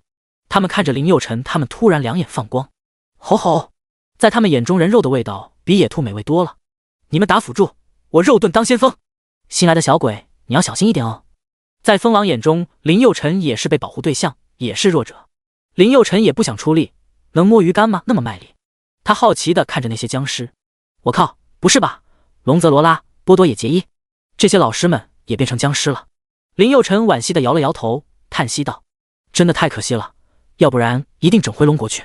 这么德艺双馨的好老师，这也太可惜了。吼吼！突然，林佑辰身后也出现了一个女僵尸。风狼笑道：新来的小鬼，后面那个就交给你了，让我们也见识一下你的本事吧。叶楚看向林佑辰，安慰道：别怕，有我们在，他伤不了你的。白露露嗲嗲地说道：小哥哥加油哦，有我在呢。林佑辰有些无奈，心里默默吐槽：靠，怎么感觉这些人把自己当成幼儿园宝宝了呢？老子可是龙城第一杀神，看来不展现一下实力是不行了。林佑辰召唤出了哈迪斯。叶楚看到林佑辰的召唤物是哈迪斯，吓了一跳。靠，哈迪斯！一旁的兰陵儿突然瞪大眼睛，屏住呼吸。冥王，哈迪斯！吼吼！突然，那个女僵尸冲了过来。哈迪斯是圣弓手形态，他瞬间搭弓射箭。嗖！一只蓝色剑芒闪过，噗嗤！蓝色剑芒瞬间穿过女僵尸，咔咔！女僵尸化作一堆碎片散落在地上。看到林佑辰干净利落地杀掉女僵尸，叶楚拍了拍他肩膀，笑道：可以啊，攻击力还蛮强的。走在前排的赵日天冷冷笑道：你们啊，还真势利，一个关系户而已，希望他今天不要死在这里吧。叶楚看向赵日天，大声回怼回去：赵日天，你什么意思啊？说话好好说，别含沙射影。林佑辰笑了笑，没有说话。赵日天这人极度危险，重生之前要不是他的出卖自己，也不会战死。上一世林佑辰和赵日天的关系比他和陆涛还要好，一开始他也是这么说的，后来一来二去熟悉了，就成了朋友，也算不打不相识吧。赵日天这人很善于投机和伪装，后来看到林佑辰战力很强，主动向林佑辰示好，林佑辰也没在意那么多。赵日天在最关键的时刻背叛了人族，背刺了林佑辰，林佑辰被数万苏卢克大军围攻，最后战死。这一世绝对不能让他再作恶了。吼吼！突然，前方的那群僵尸冲了过来，冷风一个人冲了上去。盾战士血后又有奶妈，几个小僵尸不足为惧。风狼目光如炬地盯着眼前的敌人，他的盾牌犹如一座山峰，给人以坚不可摧的印象。看我的！而僵尸虽然行动僵硬，但每一次挥击都带着惊人的力量。僵尸他的双臂猛然挥出，锋利的指甲闪烁着寒光。风狼眼神坚定，用盾牌挡住了这一击。当当，盾牌与龙泽罗拉的爪子碰撞在一起，发出一声震耳欲聋的巨响。风狼虽然挡住了这一击，但也被震得后退了几步。龙泽罗拉并没有停止攻击，他迅速向前冲去，试图用爪子撕开风狼的防线。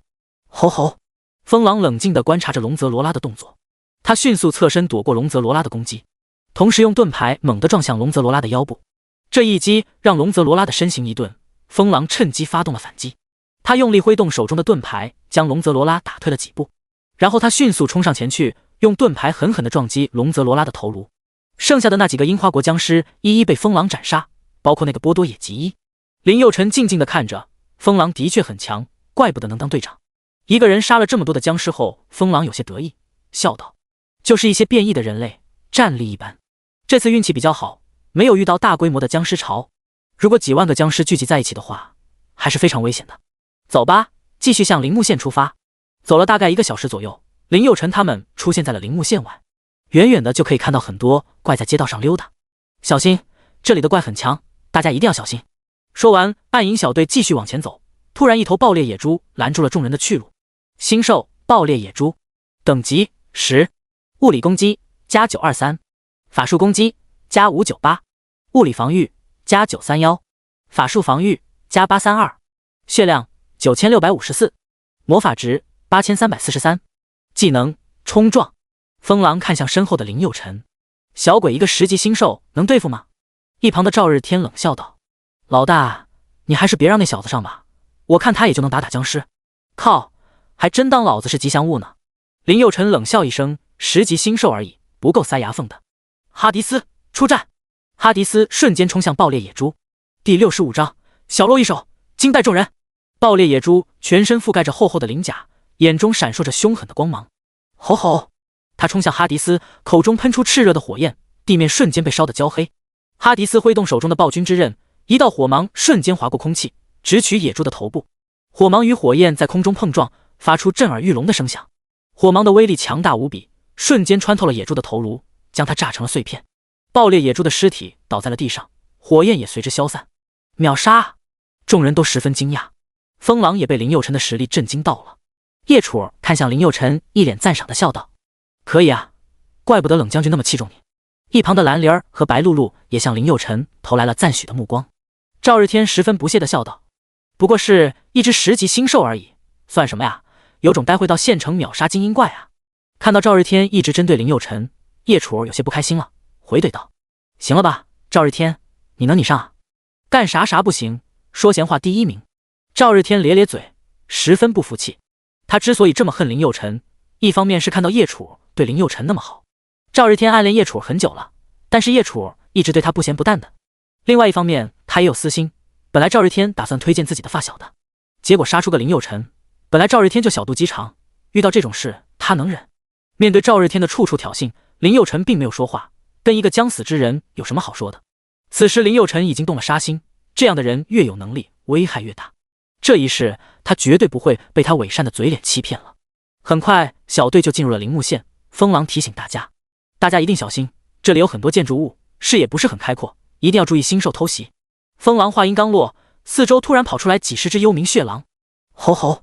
一群幽冥血狼发起了致命的攻击，那庞大的身躯如同一团燃烧的火焰，冲向了毫无防备的暗影小队，眼中闪烁着残忍的红光，嘴角流淌着浓稠的唾液。幽冥血狼的速度极快，转眼间便已冲到了暗影小队面前。一只幽冥血狼张开血盆大口，向叶楚扑了过去，一双猩红的眼睛闪烁着狡黠与残忍。他张开血盆大口，露出锐利的獠牙，吼吼，发出一声震天的咆哮，震得大地颤抖。叶楚他紧握着圣弓，凝视着目标，那一瞬间仿佛时间都为他静止。他深吸一口气，将体内的力量缓缓注入弓弦之中，准备释放出破晓之剑。就在这时，幽冥血狼发起了致命的攻击，他以惊人的速度冲向叶楚，血盆大口直取他的咽喉。然而叶楚并未闪避，而是稳稳地站在原地，手中的圣弓瞬间绽放出耀眼的光芒。嗖嗖，破晓之剑如同流星划破夜空，带着无可匹敌的力量向幽冥血狼射去。剑矢与空气摩擦出刺耳的声响，仿佛在诉说着他无尽的愤怒与决绝。幽冥血狼感受到了剑矢上蕴含的强大能量，吼吼，他发出一声惊恐的咆哮，试图改变方向，躲避着致命的一击。然而叶楚的剑矢如同锁定目标的利刃，直取他的心脏。就在剑矢即将射中幽冥血狼的一刹那，一道黑影从狼身后闪现，那是一只更为庞大的幽冥血狼。他张开血口，一口咬住了叶楚的剑矢，将其硬生生的咬碎。咔嚓！叶楚微微一愣，他没有想到还有另一只幽冥血狼的存在。然而他并未慌乱，而是迅速调整自己的状态，准备应对新的挑战。另一只幽冥血狼发起了猛烈的攻击，他的速度快如闪电，让叶楚几乎无法反应。叶楚连连后退，他感受到来自幽冥血狼的强大压力。轰！突然一道狂暴的火芒将幽冥血狼轰飞。惊魂未定的叶楚吓得半死，看了林佑辰一眼：“谢谢你救了我。”林佑辰咧嘴一笑：“大家都是队友，有什么好谢的？”另一边蓝莲深吸一口气，紧握火枪瞄准了幽冥血狼。一声枪响划破空气，金刚火枪中的铁弹以惊人的速度射向目标。当当当，铁弹击中了幽冥血狼的鳞甲，发出一声清脆的响声。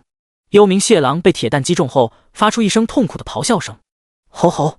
他猛然转身，用一双凶狠的眼睛盯着蓝灵，仿佛要将他吞噬。然后他再次张开血盆大口，喷吐出更加猛烈的黑色火焰。蓝灵再次闪避火焰的攻击，同时瞄准了幽冥血狼的头部。他扣动扳机，金刚火枪再次发出一声枪响。这一次，铁弹准确地命中了幽冥血狼脑袋。噗嗤，一枪爆头。白露露是奶妈，目前还很脆弱。她站在人群中间，一边替大家治疗，一边辅助攻击。赵日天虽然嘴欠，但是实力还是很强悍的，几乎和风狼不相上下。慢，实在太慢了。林佑辰有些等不及了，这么打到猴年马月呀！哈迪斯出战！暴君之刃散发着凌厉的寒光，仿佛汇聚了无尽的冰霜之力。突然，哈迪斯挥动手中的暴君之刃，轰轰！一道炽热的火芒划破黑暗，直取领头幽冥血狼。火芒带着熊熊烈火，瞬间将幽冥血狼吞噬。其他幽冥血狼见状，纷纷露出獠牙，朝哈迪斯扑来。哈迪斯身形灵活地躲避着幽冥血狼的攻击，同时不断释放出火芒攻击幽冥血狼。火芒划破黑暗，不断有幽冥血狼在烈火中哀嚎倒下。然而，这群幽冥血狼数量众多，他们毫不畏惧死亡，前赴后继地扑向哈迪斯。哈迪斯眼神一凛，他深知不能让这些血狼靠近，否则后果不堪设想。轰轰！他开始加快火芒的释放速度，一道道火芒如流星般划过夜空，不断地击退幽冥血狼的进攻。他的动作越来越快，火芒几乎形成了一道火网，将幽冥血狼牢牢困住。最终，幽冥血狼纷纷倒下，只留下几头重伤的苟延残喘。风狼叶戳傻眼了，他们几乎不敢相信自己的眼睛。5分钟不到几十只16级的星兽，这实力也太恐怖了吧！小鬼，好样的！风狼大声夸赞林佑辰，叶楚儿也向林佑辰投来了一丢丢小崇拜。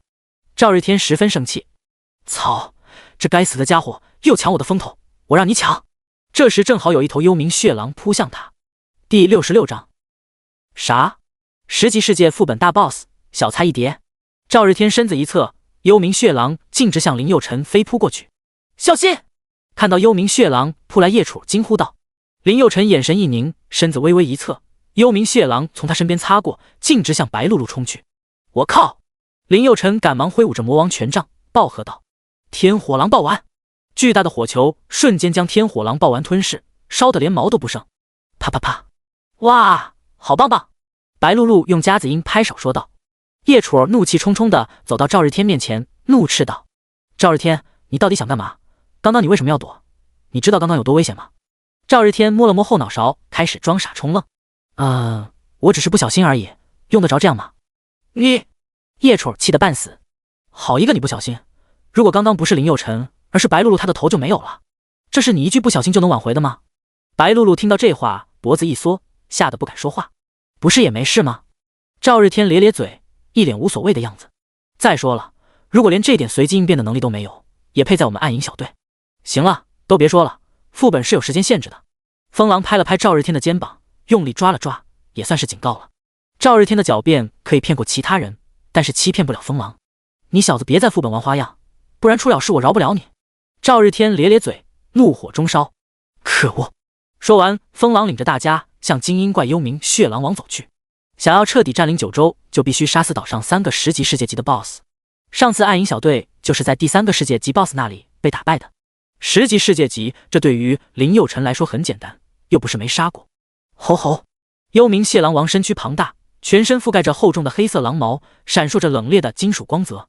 星兽幽冥血狼王，等级10，物理攻击加20100，法术攻击加17980，物理防御加19631，法术防御加14814，血量245433，魔法值186567，技能利齿利爪，锐利的獠牙从唇边突出，仿佛能撕裂一切生灵。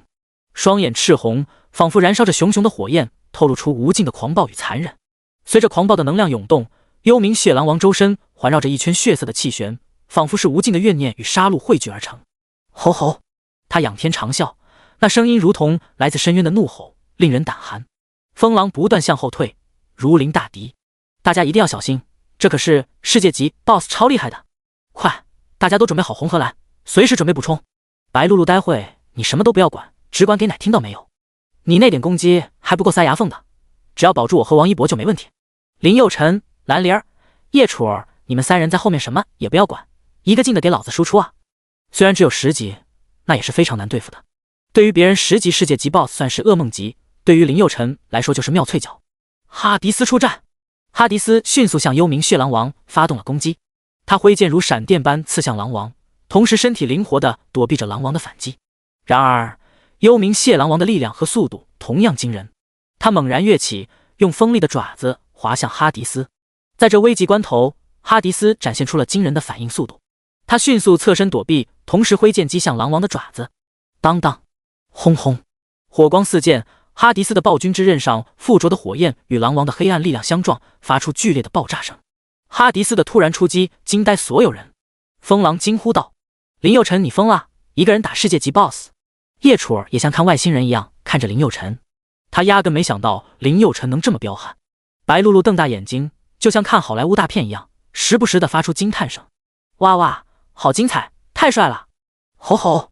面对哈迪斯的狂暴攻击，幽冥血狼王并未退缩，他发出一声震天的嚎叫，全身散发出更加强烈的黑暗气息。他猛然扑向哈迪斯，张开血盆大口，试图一口咬下。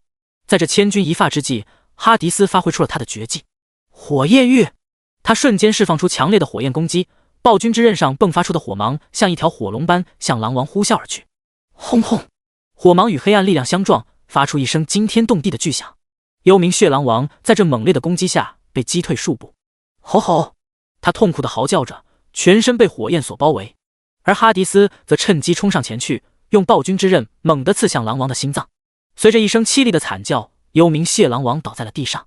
成功击杀10级世界级 BOSS， 经验加20000，龙币加20000，星辰级技能书加59，星云级技能书加18，星辰级护腕加15，星云级头套加4，二级红宝石加2，二级蓝宝石加1，强化石加10，白板铠甲加1。看到一地的装备，所有人都开心的笑了。嘿嘿，这效率也太快了吧！白露露笑得合不拢嘴。我们昨天6个人打了半个多小时，今天不到10分钟就解决了。说完，白露露走到林佑辰面前，一下搂住了林佑辰的脖子，挂在了他身上。柔软的山峰紧贴在林佑辰胸前。小哥哥，你太棒了！白露露是典型的人来疯，其实她也是个好女孩。林佑辰有些无语。我接收到你的感谢了，你能不能不要这样啊？压得我喘不过气啊！嘿嘿，白露露捂嘴偷笑道。风狼走到林佑辰面前笑道：“臭小子，好样的！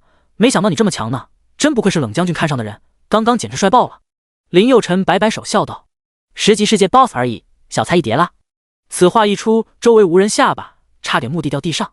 10级世界 BOSS 小菜一碟。看到众人惊诧的目光，林佑辰有些无语。15级世界 BOSS 都咔咔乱杀，10级可不就是小菜一碟喽？看到林佑辰被几个女孩众星捧月一般对待，赵日天气得半死。之前白露露和蓝莲儿可都是自己的小迷妹，结果林佑辰一来，这2个小贱人立即叛变。可恶！赵日天嘴角一咧，泄出一抹阴狠。在副本里想除掉一个人不要太简单，嘿嘿。走吧，下一个线离这里还蛮远的。风狼笑着说道。一开始他还有些担心，但是现在来看有些多虑了。第67章，白板天赋也能这么强。林佑辰也十分开心。这个副本是看输出百分比分配掉落的装备，论输出其他5人加起来也没有自己多。虽然是6个人刷副本，其实和自己一个人单刷没两样。现在还有这么多人一起聊天，也不会很孤单，简直爽歪歪啊！一定要多来点星云级技能书啊！我要升级技能断魂刺啊！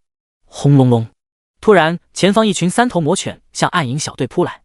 新兽3头魔犬，等级10，物理攻击加923，法术攻击加798，物理防御加831，法术防御加919，血量9665，魔法值9468，技能撕咬酸毒。看到3头魔犬属性，林佑辰笑了。哈迪斯出战，3头魔犬每个头颅都张着血盆大口，流淌着酸液，尖锐的獠牙如同刀剑般锋利。它们浑身长满了坚硬的鳞甲，尾巴如同钢鞭一般甩动，散发着浓重的恶臭。3头魔犬疯狂地朝哈迪斯扑去，咆哮声震耳欲聋。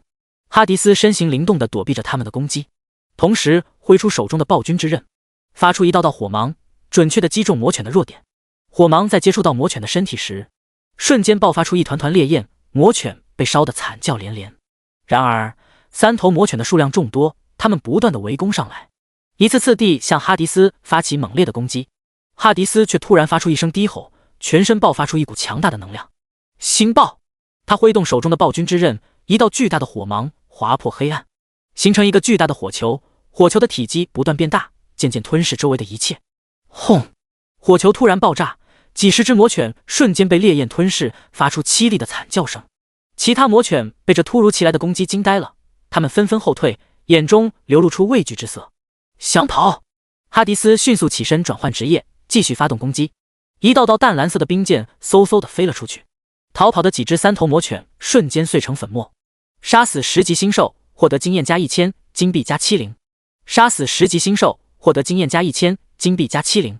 林佑成看到星爆这个技能视觉效果这么炸裂，咧嘴笑道：“嘿嘿，所有技能当中，这个技能战力最弱，但是视觉效果绝对绝绝子。”其他队员也被眼前震撼的景象震惊了，视觉效果太震撼了，连风狼开始有点崇拜林佑成了。臭小子，你的战力好吓人呐！你觉醒的是神级天赋吧？林佑成摇了摇头，没有，白板天赋而已。林佑成不想太高调，只要有装备技能书拿就好，他根本不在意别人的看法。如果说出自己是超神级天赋，那周围的人还不都得跪啊？那样一点意思都没有。林佑成可不是那种喜欢骄傲和高调的人。白板天赋也能这么强？风狼倒吸一口冷气，那你的职业一定很稀有吧？这时一旁的白露露打趣的笑道：“风大哥，你啥意思啊？问得那么清楚干嘛？想拜师啊？”风狼瞪了白露露一眼：“谁要拜师啊？他是法师，我是盾战士，根本不是一个体系的好不好？走啦，占领7天线。”风狼被搞得很没面子，明明自己才是小队老大，现在搞得自己像林佑成小弟一样。7田线就在不远处，那些破败的高楼显得有些突兀。看来没被星兽占领之前，这里也是一个挺繁华的地方。很快，暗影小队就来到了岐田县市中心。街道两旁都是巨大的招牌，看样子这条街应该都是风俗店。广告牌上随处可见性感女郎。小心，火星蜥蜴会偷袭。话音刚落，一只体型巨大的火星蜥蜴出现在众人的视线里。火星蜥蜴身形庞大，比列车车厢还要大许多，全身覆盖着坚硬的鳞甲，尾巴像一条巨大的鞭子，威力惊人。它的双眼闪烁着狡黠和凶残的光芒，嘶嘶，张开血盆大口，露出锋利的牙齿，令人望而生畏。火星蜥蜴凭借着强大的身体力量向哈迪斯猛扑过来。哈迪斯冷静地瞄准蜥蜴，扣动了扳机。轰轰，只听一声巨响，一颗雷爆弹划破虚空，直扑蜥蜴而去。雷爆弹带着电闪雷鸣，瞬间击中了火星蜥蜴。强烈的爆炸让周围的空气都为之颤抖，蜥蜴的鳞甲被炸得四散飞溅。吼吼！火星蜥蜴痛苦地嘶吼着，巨大的身体在太空中翻滚。哈迪斯趁机发动了猛烈的攻击，他快速移动着身体，躲避着蜥蜴的攻击，同时不断地射出雷爆弹。一颗颗雷爆弹在蜥蜴周围爆炸，火星四溅。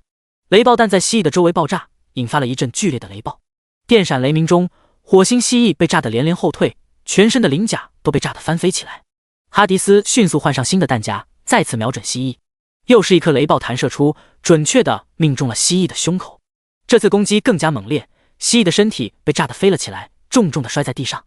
经过连续的攻击，火星蜥蜴已经无力抵抗，它躺在地上痛苦地挣扎着。哈迪斯走上前去，用枪炮指着蜥蜴的头颅，扣动了扳机。随着一声枪响，蜥蜴的头颅被炸得粉碎。成功击杀10级世界级 BOSS 火星蜥蜴，经验加20000，龙币加20000，星辰级技能书加48，星云级技能书加17，星辰级铠甲加15，星云级靴子加4，2级红宝石加4，2级蓝宝石加7，传送卷轴加2，星云级白板铠甲加1。林佑成嘴角微微一咧，捡起所有掉落的装备。这传送卷轴是什么东西啊？林佑成打了这么多副本，还是第一次见到传送卷轴这样的宝物。风狼走了过来，笑嘻嘻说道：“这个传送卷轴可是好东西啊，只要知道坐标就可以瞬间到达一个地方。刚刚我们到这里用的也是传送卷轴，一些等级高的传送卷轴可以直接传送到别的行星呢。”哦，闻言林佑成眼前一亮，原来这东西用处这么大。嘿嘿，啥时候去月球看看，看看有没有嫦娥和玉兔？白露露扑哧一笑：“怎么，小哥哥，你对人家嫦娥姐姐有兴趣啊？”林佑成一脸坏笑地看向白露露：“我对嫦娥没有兴趣，我对你有兴趣。”说完，假装大灰狼冲向白露露：“小兔兔，别怕，陪我一晚上，要不然我就把你吃掉。”“啊呀，不要，人家不要。”白露露性格很活泼，也能开得起玩笑。如果刚刚那句话对着冷清秋说的话，估计刚说完，下一秒就会被他打死。第68章世界副本 BOSS 火星巨猿。叶戳撅着小嘴，一脸嫌弃：“切，一群幼稚鬼！就是真幼稚。”听到叶戳发牢骚，赵日天立马凑了上来：“戳，我也很讨厌那种幼稚鬼。”听到赵日天的声音，叶戳立刻翻起白眼：“怎么哪都是你？”说完，叶戳气呼呼地向下一个城市走去。风狼走到林佑成身边，笑着说道：“小鬼，让你的召唤物在前面走吧，你的召唤物真的太厉害了。”林佑成点点头，他也想快点通关副本。这个副本掉落的物品真的太给力了。技能书什么的，这倒不稀奇，但是传送卷轴这东西绝对是好东西，可以节省大量的时间，想去哪就去哪，真的非常方便。哈迪斯走在最前面，像极了无敌的赵云，一路上遇到不少零星的星兽，都是瞬间秒杀。走了大概1个小时，这样一座巨大的城市出现在众人面前，高楼大厦被摧毁，街道上布满了瓦砾和残骸，空气中弥漫着灰尘和烧焦的味道。城市的中心地带，一座曾经巍峨壮观的建筑耸立着，但现在已经变得残破不堪，窗户破碎，墙壁上布满了弹孔和裂纹，商店、餐馆和居民楼都成了废墟。这里就是这个副本的最后一个据点。风狼立刻示意大家停下，昨天的惨状历历在目。暗影小队被终极 BOSS 追得到处乱跑，还有一个队员惨死在终极 BOSS 的利齿下。大家一定要小心，终极 BOSS 比之前2个 BOSS 都要强太多，这次我们一定要拿下他。话音刚落，地面就传来阵阵颤抖，犹如轻微地震一般。蹲蹲蹲！不远处，一只火星巨猿身形庞大站立起来。星兽火星巨猿，终极 BOSS， 等级10，物理攻击加25100，法术攻击加17980，物理防御加24631，法术防御加15814，血量265443，魔法值167888，技能冲撞铁拳，足足有10层楼高，每走一步地上都有明显的震动，全身覆盖着厚厚的鳞甲，眼中闪烁着凶狠的光芒。吼吼！火星巨猿不断拍打着胸口嘶吼着，他挥舞着巨大的爪子，带着惊人的力量冲向哈迪斯。哈迪斯眼神冷静，用盾牌挡住了巨猿的攻击。轰轰！盾牌与巨猿的爪子碰撞在一起，发出一声震耳欲聋的巨响。哈迪斯虽然挡住了这一击，但也被震得后退了几步。火星巨猿并没有停止攻击，他迅速向前冲去，试图用爪子撕开哈迪斯的防线。哈迪斯冷静地观察着巨猿的动作，他迅速侧身躲过巨猿的攻击，同时用盾牌猛地撞向巨猿的腰部。这一击让巨猿的身形一顿，哈迪斯趁机发动了反击。他用力挥动手中的盾牌，将巨猿打退了几步，然后他迅速冲上前去，用盾牌狠狠地撞击巨猿的头颅。虽然火星巨猿的鳞甲非常坚硬，但在哈迪斯的猛烈攻击下也出现了裂痕。然而火星巨猿的生命力非常顽强，他发出一声震天的咆哮声，全身的力量似乎都得到了释放。他再次冲向哈迪斯，用爪子疯狂地攻击着哈迪斯的盾牌。这一次哈迪斯感到了前所未有的压力，他的动作开始变得迟缓，似乎无法抵挡巨猿的攻击。吼吼！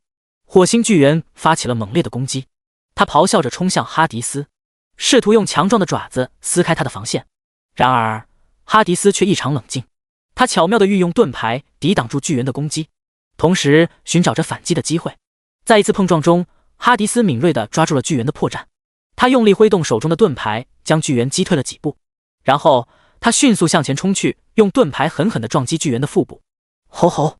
这一击让巨猿痛得咆哮起来，他的眼中流露出无尽的愤怒。然而火星巨猿并未放弃，他迅速调整姿势，发起了更加猛烈的攻击。他张开血盆大口，试图咬住哈迪斯的头颅。哈迪斯则灵活地侧身躲过这一攻击，同时用盾牌猛击巨猿的头部。林佑辰瞄了一眼身边的赵日天，嘴角微微一咧，突然收住盾牌，猛地一跳，躲过了火星巨猿的攻击。咔嚓！火星巨猿一口将赵日天吞下，并且咽了下去。什么？风狼十分震惊，这突如其来的杀戮震惊了所有人。白露露捂着嘴尖叫道：“啊呀！”蓝灵儿也猛退数百米。林佑辰嘴角微微一咧：“哈迪斯，给我杀了他！”哈迪斯突然爆发出一股强大的力量，他用力挥动手中的盾牌，将巨猿打退了几步，然后他迅速跃起，一记重拳狠狠地砸在了巨猿的头部。这一击让巨猿的身形一顿，紧接着便瘫倒在了地上。成功击杀10级世界级 BOSS 火星巨猿，经验加20000，龙币加20000，星辰级技能书加48，星云级技能书加17，星辰级铠甲加15，星云级靴子加4，二级红宝石加4，二级蓝宝石加7，传送卷轴加6，星云级巨猿兽和加1。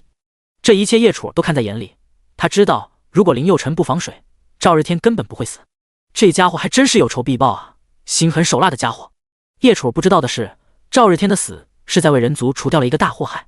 林佑辰上一世率领人族大军进攻塞伯坦星系苏卢克文明的关键时刻被赵日天背刺，导致人族大军溃败，最终苏卢克文明强力反杀，灭掉了整个银河系。第69章，喊我一声爸爸，我带你去刷副本。走吧，获得了巨猿兽核，可以交任务了。风狼十分开心，终于攻下这个副本了。以后这个副本就属于龙国的了，所有龙国的队伍都可以来这里试炼。暗影小队走出副本，看到眼前的一幕，傻眼了。白象国和鹰将国两帮人衣衫褴褛的站在副本入口外，看来刚刚打斗很激烈，作战服都撕扯不成样子了。刚刚那个麦克看到有女生出来，连忙拉起碎布遮住胸口，生怕露点。看到这一幕，叶楚捂嘴偷笑起来。麦克咧咧嘴，点起人数来，1、2、3、5。看到林佑辰他们少了一个人，麦克开心的大笑起来。哈哈，你们也没有占领副本，还死了一个人，哈哈哈！我以为还多牛逼呢，不是说他们都是功夫高手吗？看来也一般般嘛。白象国的人见状也咧嘴笑了起来。哼，我就说龙国人就是垃圾，他们怎么可能这么快占领世界级副本？就是，我们可都是喝恒河水和牛尿长大的勇士，他们龙国人根本不配做我们的对手。嗨嗨，叶楚、白露露他们面露难色，脑子里都是咖喱味。世界级副本是所有副本当中难度系数最大的，可能你在国内可以通关20级副本，但是你不一定能通关10级世界副本。但是世界副本可以产出大量稀有装备，就拿九州副本来说，可以产出大量低阶传送卷轴。各国为了占领世界级副本，会建立大量类似于暗影小队一样的组织，能入选这类小队的都是各个国家的超级天才，也是一个国家的希望。面对这些人的诋毁，林佑辰他们根本不屑，他把巨猿兽核递给了风狼。队长，你拿回去交任务吧，我还想刷2遍，多打点技能书升阶技能。风狼点了点头，要是在刚刚他会骂林佑辰疯子，可是见识到林佑辰的真实战力后，只是叮嘱了一句，好的，别把那些 boss 灭得太狠啊。林佑辰看了一眼身边的叶楚，说道，你怎么还不走啊？叶楚咧咧嘴，一脸不爽的样子，你以为我想留在这里啊？这个副本不支持单刷，要不我走。哎，别走别走。林佑辰立刻拉住了叶楚的手臂，舔着脸笑着说道。风狼看了哈哈笑了起来，点了点林佑辰笑道，你呀你。这时白露露跳了出来，我也想和小哥哥一起再刷一次。话音刚落就被风狼拉走了，你个小屁孩一点眼力劲都没有，快点跟我回去，就你这脆皮奶妈稍不注意就领盒饭了。看到白露露滑稽的背影，林佑辰叶楚都笑了。林佑辰转过脸看了麦克一眼，喊我一声爸爸，我带你去刷副本。麦克一咧咧嘴，就像恶犬受到挑衅一样，厉声喝道，滚！林佑辰得意的一笑，哎，别生气嘛，气大伤身哦。虽然麦克很生气，但也难掩心中的震惊，小声呢喃道，怎么可能，他们竟然通关了9州副本，现在还要2个人刷，需不需要这么装逼哦？用不用你们开个新闻发布会，让全世界都知道啊？操！林佑辰和叶楚在众人惊诧的目光下再次进入副本。白象国的队员诅咒道，让你们装13，待会一定都死在副本里。鹰将国的人一直看不上白象国，但是此时双方竟然达成了一致。阿三哥说的太对了，他们一定会死在副本里，我们就在这里等着，我这里还有啤酒，等到他们死了，我们要好好庆贺一番。白象国的队员猛地点了点头，这个提议太好了，我这里还有一点牛尿，加上啤酒一起喝，绝逼法力无边。麦克闻言咧咧嘴，十分佩服阿三们。林佑辰和叶楚进入了副本，林佑辰打开了上帝视角，成功绕开了所有小怪。小怪没什么价值，还浪费时间，还是直接杀大 boss 比较划算。很快，林佑辰和叶楚就来到了第一个大 boss 幽冥血狼王的领地。呼呼，叶楚气喘吁吁的，你想干嘛？不是说进来刷怪的吗？怎么一路逃跑干什么？林佑辰咧嘴一笑道，谁告诉你我在逃跑的？我有我的刷怪风格。叶楚翻了翻白眼回怼道，你有什么刷怪风格？就是见到怪就跑，让怪永远追不到吗？林佑辰气笑了，靠，你怎么说话呢？老子风格是只刷。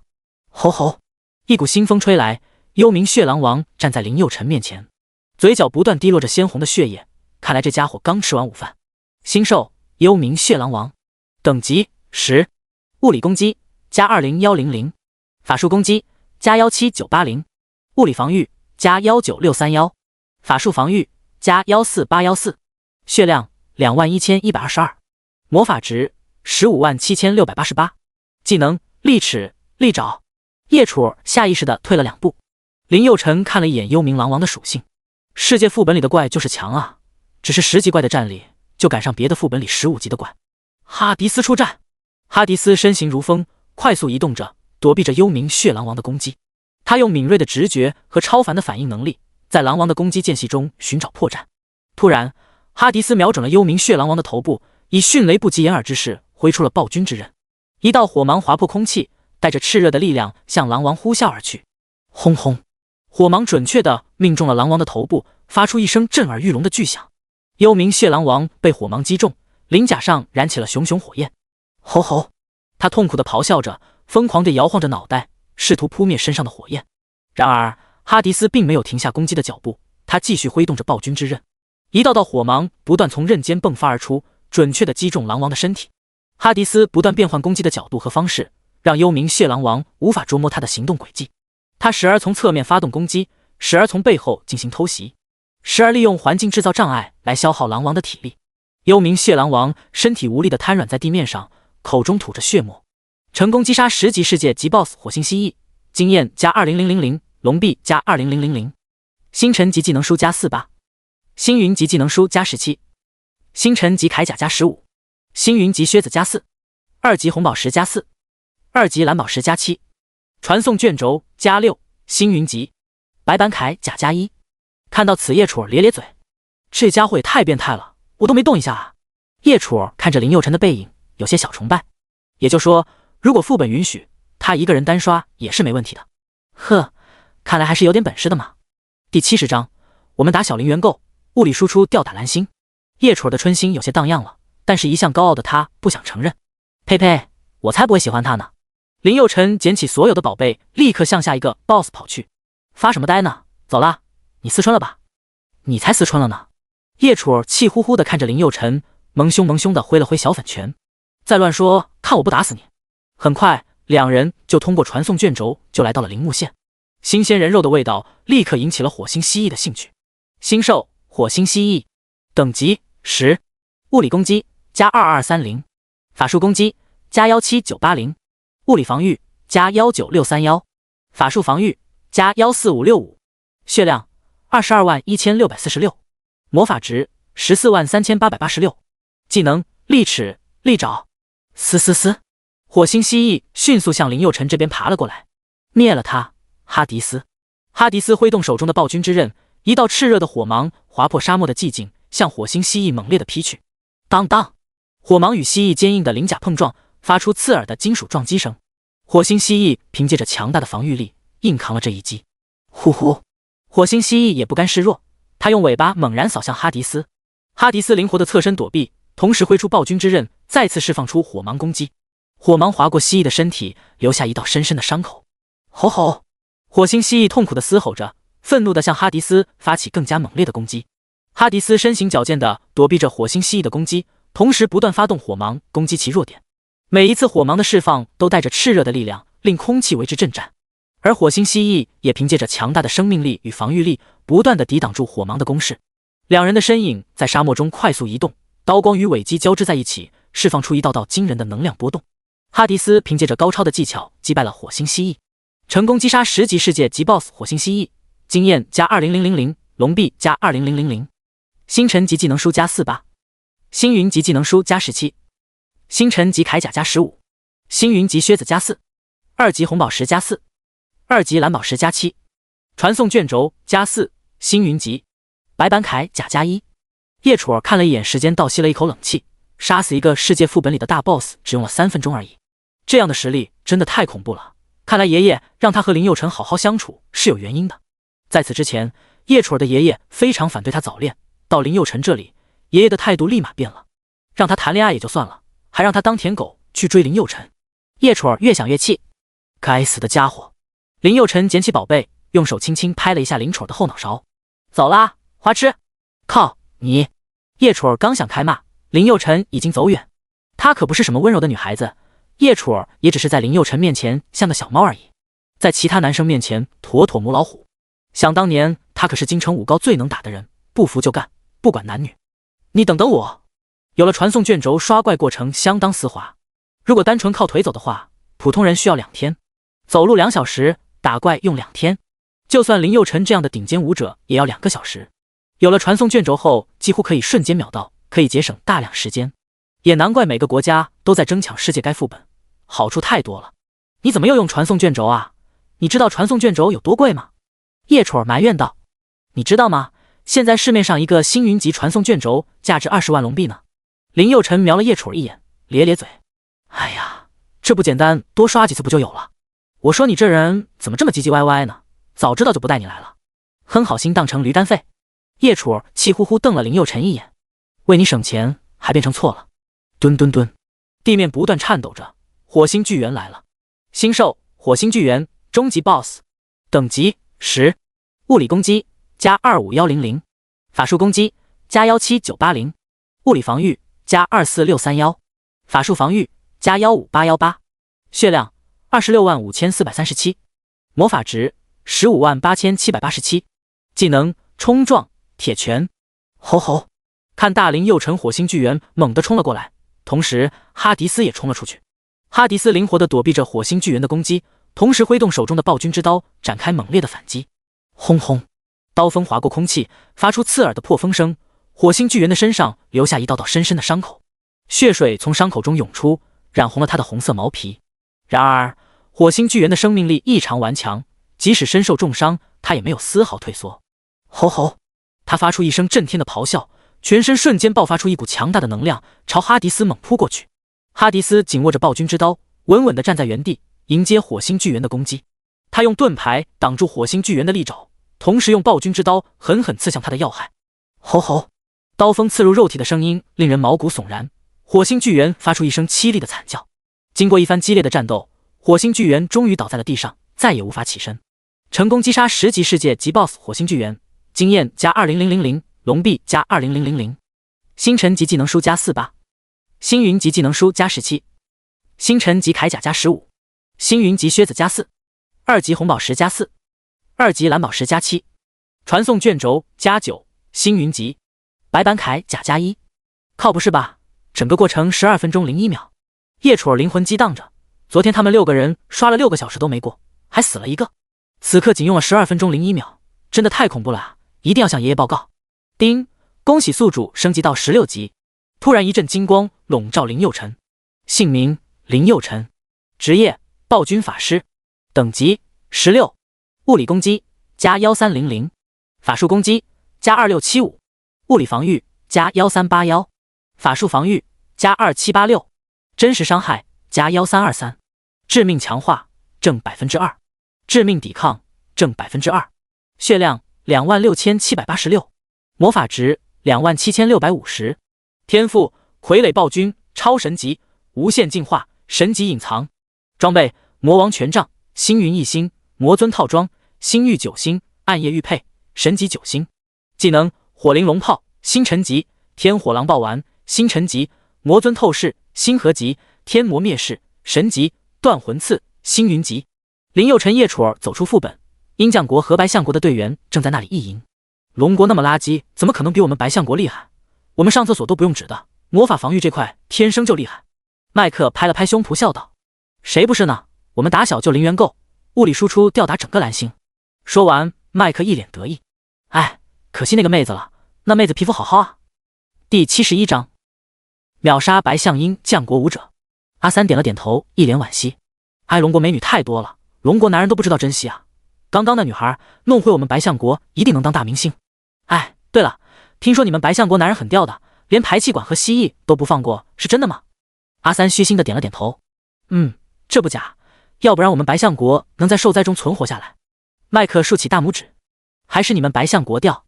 这时林佑辰和叶楚儿走出副本，看向麦克和阿三。嗨，喊我一声爹，老子带你们飞。麦克看到林佑辰，手里的水杯瞬间掉了下来。靠，你们怎么出来了？是逃出来了吗？林佑辰轻蔑一笑，再次进入了副本。这个副本一天最多可以刷3次。看着林佑辰消失的背影，麦克妈了，靠不是吧？难道他们真的可以2个人就能通关副本？那个男的竟然升了1级。仔细想想，麦克更加震惊了。我尼玛，10几分钟通关世界副本！阿三看到麦克惊讶的表情，笑道：“哎，你怎么了？你该不会被那个女的迷住了吧？”麦克双眼微眯，脑子里产生了一个邪恶的想法。他们只有2个人，而自己的小队有6人，阿三的小队也有6人，合起来一定能干死他们。通关3次世界副本，背包里一定有不少好东西。他们一死，所有好东西不就都是自己的了吗？嘿嘿。麦克看向阿三，在阿三耳边语了一番。阿三点点头，伸出大拇指笑道：“高，实在是高啊！老子一定要尝尝龙国妹子的味道。麦克竖起大拇指笑道：“还是阿三哥志向远大，到时候美女归你，背包里的宝贝归我们，嘿嘿。”白象国舞者两眼放光，满脑子都是叶楚儿的美腿。这一次林佑辰的效率更高，仅仅用了10分钟就通关了副本，叶楚儿也升级到了16级。走出副本，麦克阿三他们已经走了，本来还想炫耀一下的林佑辰有点小失落。走吧，叶大小姐。话音刚落，埋伏在周围的白象国鹰将国的人就扑了过来，林佑辰立刻召唤出哈迪斯。白象国舞者迅速发动攻击，他们凭借灵巧的身姿跳跃起来，试图从空中发起攻击，杀死哈迪斯。而鹰将国舞者则直接冲向哈迪斯，试图合围杀死他。哈迪斯面对攻击丝毫不惧，呵呵，一群屎一样的垃圾。他挥动手中的暴君之刀，刀锋划过空气，发出刺耳的声响。轰轰，一道道凌厉的刀芒划过战场，将冲来的白象国舞者和鹰将国舞者一一击退。与此同时，哈迪斯的盾牌也发挥了巨大的作用。每当有攻击袭来时，他便用盾牌挡住敌人的攻击，将其力量化解于无形。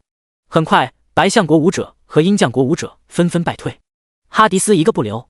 咔嚓咔嚓，眨眼之间，所有偷袭者全部战死。林佑辰看着横七竖八的尸体，咧嘴笑道：“偷鸡不成蚀把米了吧？操，还敢偷袭你爷爷！”身后的叶楚后背冒出一身冷汗。现存的5大国之间是不允许相互杀戮的。林佑辰杀了也就算了，还一次杀了12个。如果不被发现还好，一旦被发现，那就是把天捅了一窟窿。吞噬，哈迪斯吞噬了所有舞者。哈迪斯获得了12种新的天赋。刚刚那个麦克的天赋还是相当给力的，竟然可以召唤出泰坦出来，等级应该不会很低吧？发财了，发财了，嘿嘿！看到这一幕，叶楚倒吸一口冷气。这就结束了，这就没了。林佑辰看了叶楚儿一眼，反问道：“对啊，不然呢？他们要杀我，我反击没错吧？”叶楚儿点点头：“我反击他们太弱，不怪我吧？”叶楚儿继续点点头：“他们太弱被打死，不怪我吧？”啊！叶楚儿差点没反应过来。林佑辰拍了拍他的脑门，笑道：“走吧，回去了。”叶楚儿咧咧嘴，悄悄跟在林佑辰身后。丁，抢占世界副本成功，奖励学分10000加。林佑辰和叶楚回到军营，冷清秋端坐在暗影小队的办公室里，整个军营的高级军官都恭敬地站在他的面前，一个个面色铁青。林佑辰哼着小曲走进了办公室，吞噬这么多天赋还是很爽的。看到林佑辰悠哉悠哉地走了进来，冷清秋火气一下上来了。林佑辰！冷清秋一声暴喝，吓得林佑辰一激灵。怎么了，冷将军？冷清秋冷声训斥道：“你把9州副本外的白象国舞者和鹰将国舞者全都杀了。”林佑辰点点头，一点不避讳：“对啊，是他们先动手的，我出于自卫不小心杀了他们的，这个也不怪我啊，不信你问叶楚。”冷清秋气得半死，虽然各个国家之间会有摩擦，但直接屠杀对方舞者这种事极少发生，就算发生了也会严肃处理。现在对抗外星文明才是人族最重要的事情，任何破坏国家间关系的行为都会受到重罚。如果是一般学员的话，早就拖出去枪毙了，但是林佑辰冷清秋不舍得，但是让他待在学校里也不太合适。一次死了6个天才舞者，不管是哪个国家都不会善罢甘休的。一旦这些国家追究起来，都是很麻烦的事情，只能让林佑辰暂避一下。你跟我走。说完，冷清秋面色铁青，带着林佑辰离开了军营。众人看到冷清秋阴冷的面色，都不寒而栗。完了，完了，林佑辰这次死定了。第72章，有爷爷在，他死不了。风狼神色凝重，满脸都是痛惜之情。叶丑撇撇嘴，走到一旁，拿出电话打电话，开始摇人。爷爷，林佑辰被冷将军带走了，他们都说冷将军会杀了林佑辰。叶老爷子简单的询问了一下前因后果，随后呵呵笑道：“没事，小冷绝对不会杀了那小子的，他稀罕那小子还来不及呢。”叶老爷子害怕叶丑担心，安慰道：“乖孙女，你不要担心啊，那小子有爷爷在，死不了。”哦，听到爷爷这么说，叶丑就放心了。林佑辰被带上了一辆指挥车，指挥车里什么都有，设施还挺齐全的。冷清秋端坐在椅子上，气呼呼地看着林佑辰，这家伙还真让人又爱又恨。一个打人家12个，打赢了还不算，还把人家全部秒了。秒了也就算了，连个尸体都不留，这就有点过分了。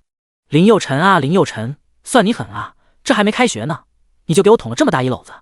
你让我怎么说你好？你杀了也就杀了，你最起码给别人留个全尸啊。林佑辰微微皱眉，脸上露出一丝委屈。反正都死了，如果他们能为未来的人族守护神提供一些天赋，也算死得其所，要不然他们可就真的白死了。呵呵，你这思路够清奇的呀。冷清秋的嘴角微微上扬，露出了一抹不易察觉的笑容。林佑辰啊，林佑辰，我是该夸你呢，还是夸你呢？不用夸，不用夸。林佑辰连忙摆摆手，咧嘴笑道：其实我也没做什么贡献，俗话说得好，无功不受禄嘛。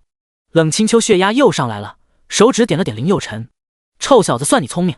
林佑辰嘴角上扬，微微一笑：冷将军，我想问一下，那个授核有什么作用啊？冷清秋喝了一口茶水说道：授核前期没什么用，中期才会用到，主要就是在职业进阶的时候服用授核丹，可以增加兽族天赋。比如职业进阶的时候，觉醒天赋失败的时候，立刻服用授核丹就可以拥有相应的兽类天赋。熊类、虎类这种猛兽类的授核可以合成力量加成型的授核丹，像鹿豹类的猛兽的授核可以合成敏捷加成类的授核丹。林佑辰点了点头道：哦，原来是这样啊。这时林佑辰看向窗外，车子是向城外开的。看到这里，他突然紧张起来了，试探着问道：冷将军，这是要去哪呀？该不会是去刑场吧？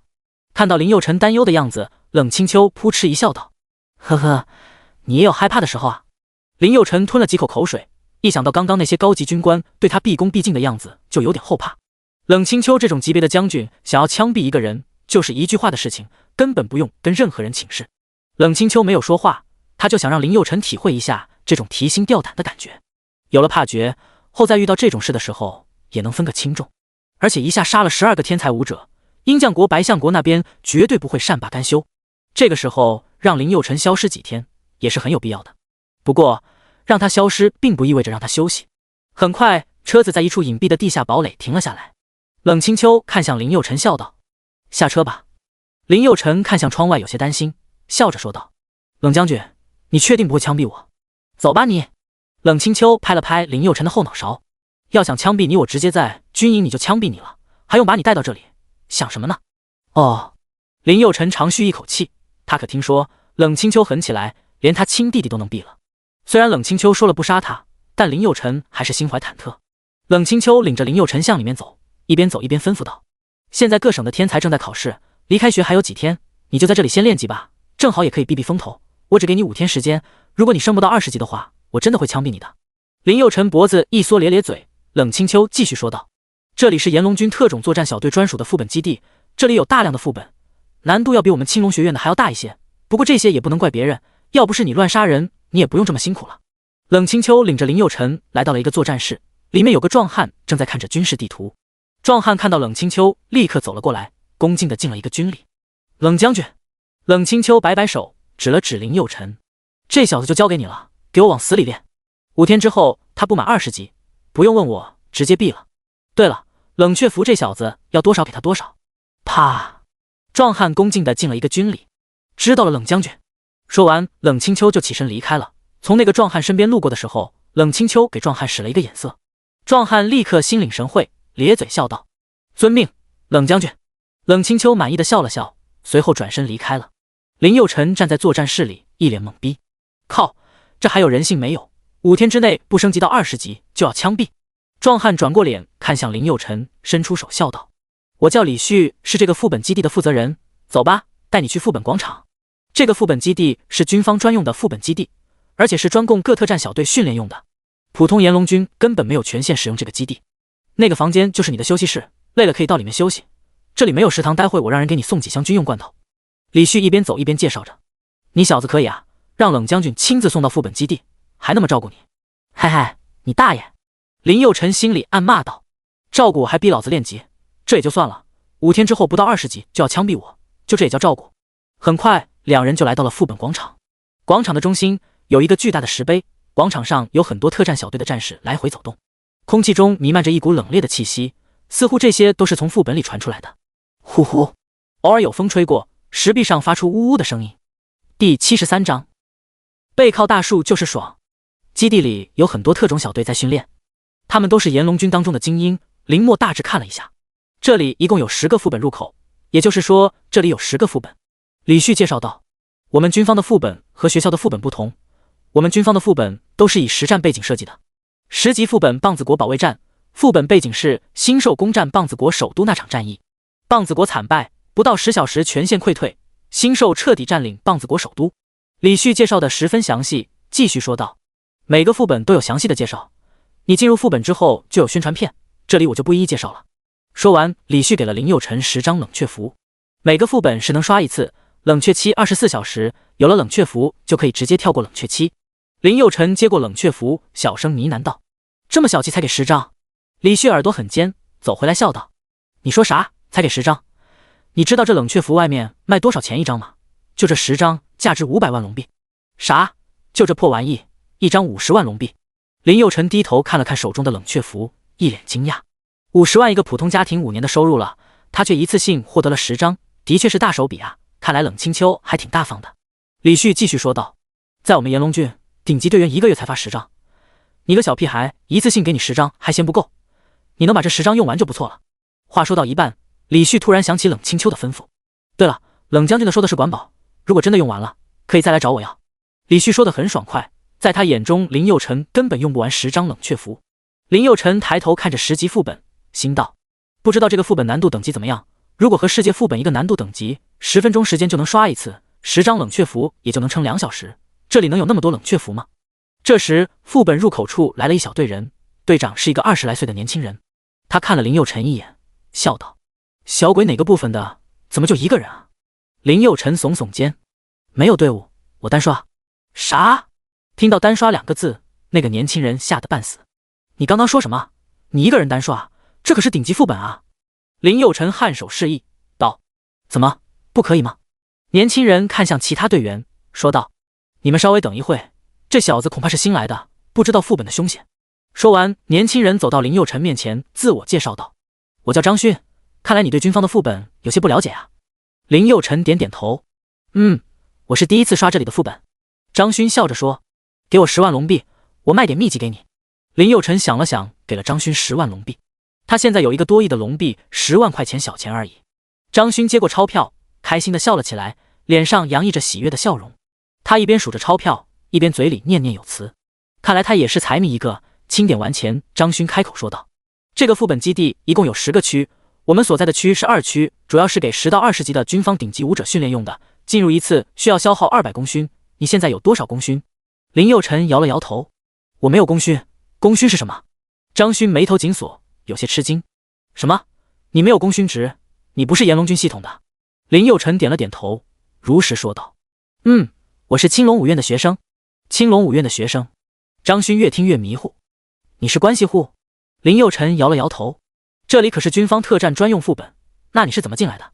军方特战专用副本管控超级严格，就算是将军级的官员也没有权限干预。想要动用关系塞人进来，很难，除非5星地将级别。是冷将军带我来的。林佑辰没有隐瞒，也没必要隐瞒。扑通，张勋跪了下来，哆哆嗦嗦把10万龙币塞到林佑辰手里。“你说的冷将军，可是冷清秋将军？”林佑辰有点懵，点了点头：“对啊，就是他。怎么了？你干嘛要跪啊？”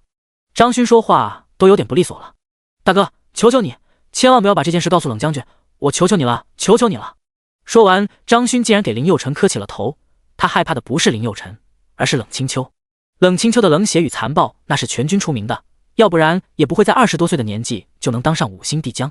要是让他知道自己收了林佑辰的钱，那还不得毙了自己。看到张勋苦苦求饶的样子，林佑辰更加懵逼了：“你快起来啊！你这么贵，我可承受不起。”“好的。”张勋猛地起身，面露笑意，缓声道：“你想知道什么？我全部都告诉你。”他对这些副本根本不了解，哪有什么问题啊？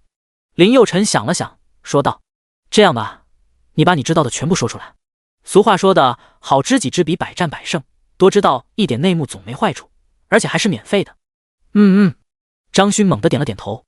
这个副本基地一共有10个区，一区是给新手训练用的，对应的是1到10级，等级越高的区难度越大。我们在的是2区，主要是用来提升等级训练用的，基本不会掉落像样的武器装备。那些可以掉落极品资源的副本都由军方高层控制，只有超一流天才才能有资格进入。当然，一些立功人员也可以进入那些高端副本获取装备的。不过，想要获得进入高端副本资格，就必须在这里获得好成绩。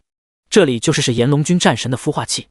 你小子应该也是个天才，要不然也不会让你一个人来刷副本。”林佑辰点了点头，笑道：“谢谢你哈，跟我讲这么多。”张勋连忙摆摆手笑道：“不用谢，不用谢。可是你没有功勋值，你也进不去啊。2区副本进入一次需要200功勋值呢，越往上需要的功勋值越多。”“这样啊。”林佑辰眉头微微皱起，但是想到冷清秋能把他放到这里，就一定能让他进副本，要不然把他留在这里干嘛？冷清秋那样级别的人物可不是糊涂蛋。老大，快点啊！张勋的队员们催促道。急什么？马上就好了。张勋一脸不耐烦地说道，转过脸立刻变得客客气气的。大哥，我走了。林佑辰摆摆手笑道。回见。经过张勋的讲解，林佑辰也大概知道了这里的情况，规则很简单，不难理解。林佑辰咧嘴说道，进入副本还要功勋值，我连军级都没有，哪来的功勋值？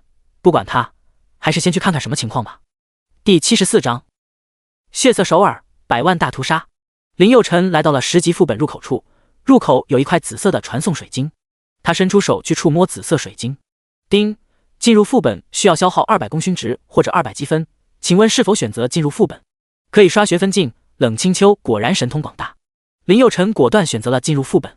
刷！林佑辰进入副本，进入副本后是一大段副本的背景介绍视频。蓝星公园2088年，棒子国首都首尔遭受100万星兽攻击，棒子国军队硬扛2小时城破，数百万人口一夜之间被星兽全部杀光。100万星兽如同一只庞大的嗜血巨兽，向人族的城市发起了猛烈的攻击。这些星兽形态各异，有的如同巨大的石头怪，身上散发着炽热的光芒；有的则如同长满利齿的巨龙，口中喷吐着冰冷的寒气。面对如此庞大的星兽军队，棒子国军队的防御力量显得十分薄弱。星兽的数量太过庞大，人族的战士们很快就被淹没在了星兽的海洋中。空气中弥漫着浓重的血腥味，惨叫声和咆哮声此起彼伏。人族的战士们一个个倒下，他们的身体被星兽撕裂，鲜血染红了大地。整个城市都被星兽的狂暴所笼罩，战场弥漫着绝望的气息。呼！这些画面让林佑辰回忆起之前战场上的画面，他能不知道外星文明的厉害吗？他直接跳过视频，这些视频的目的就是激励炎龙军不断提升自己的战力，只有这样才能保卫家人，保卫家园。眼前整个首尔都成了一堆废墟，高楼大厦被摧毁，街道上布满了瓦砾和残骸，空气中弥漫着灰尘和烧焦的味道。曾经的摩天大楼如今只剩下断壁残垣，窗户破碎，墙壁上布满了弹孔和裂纹。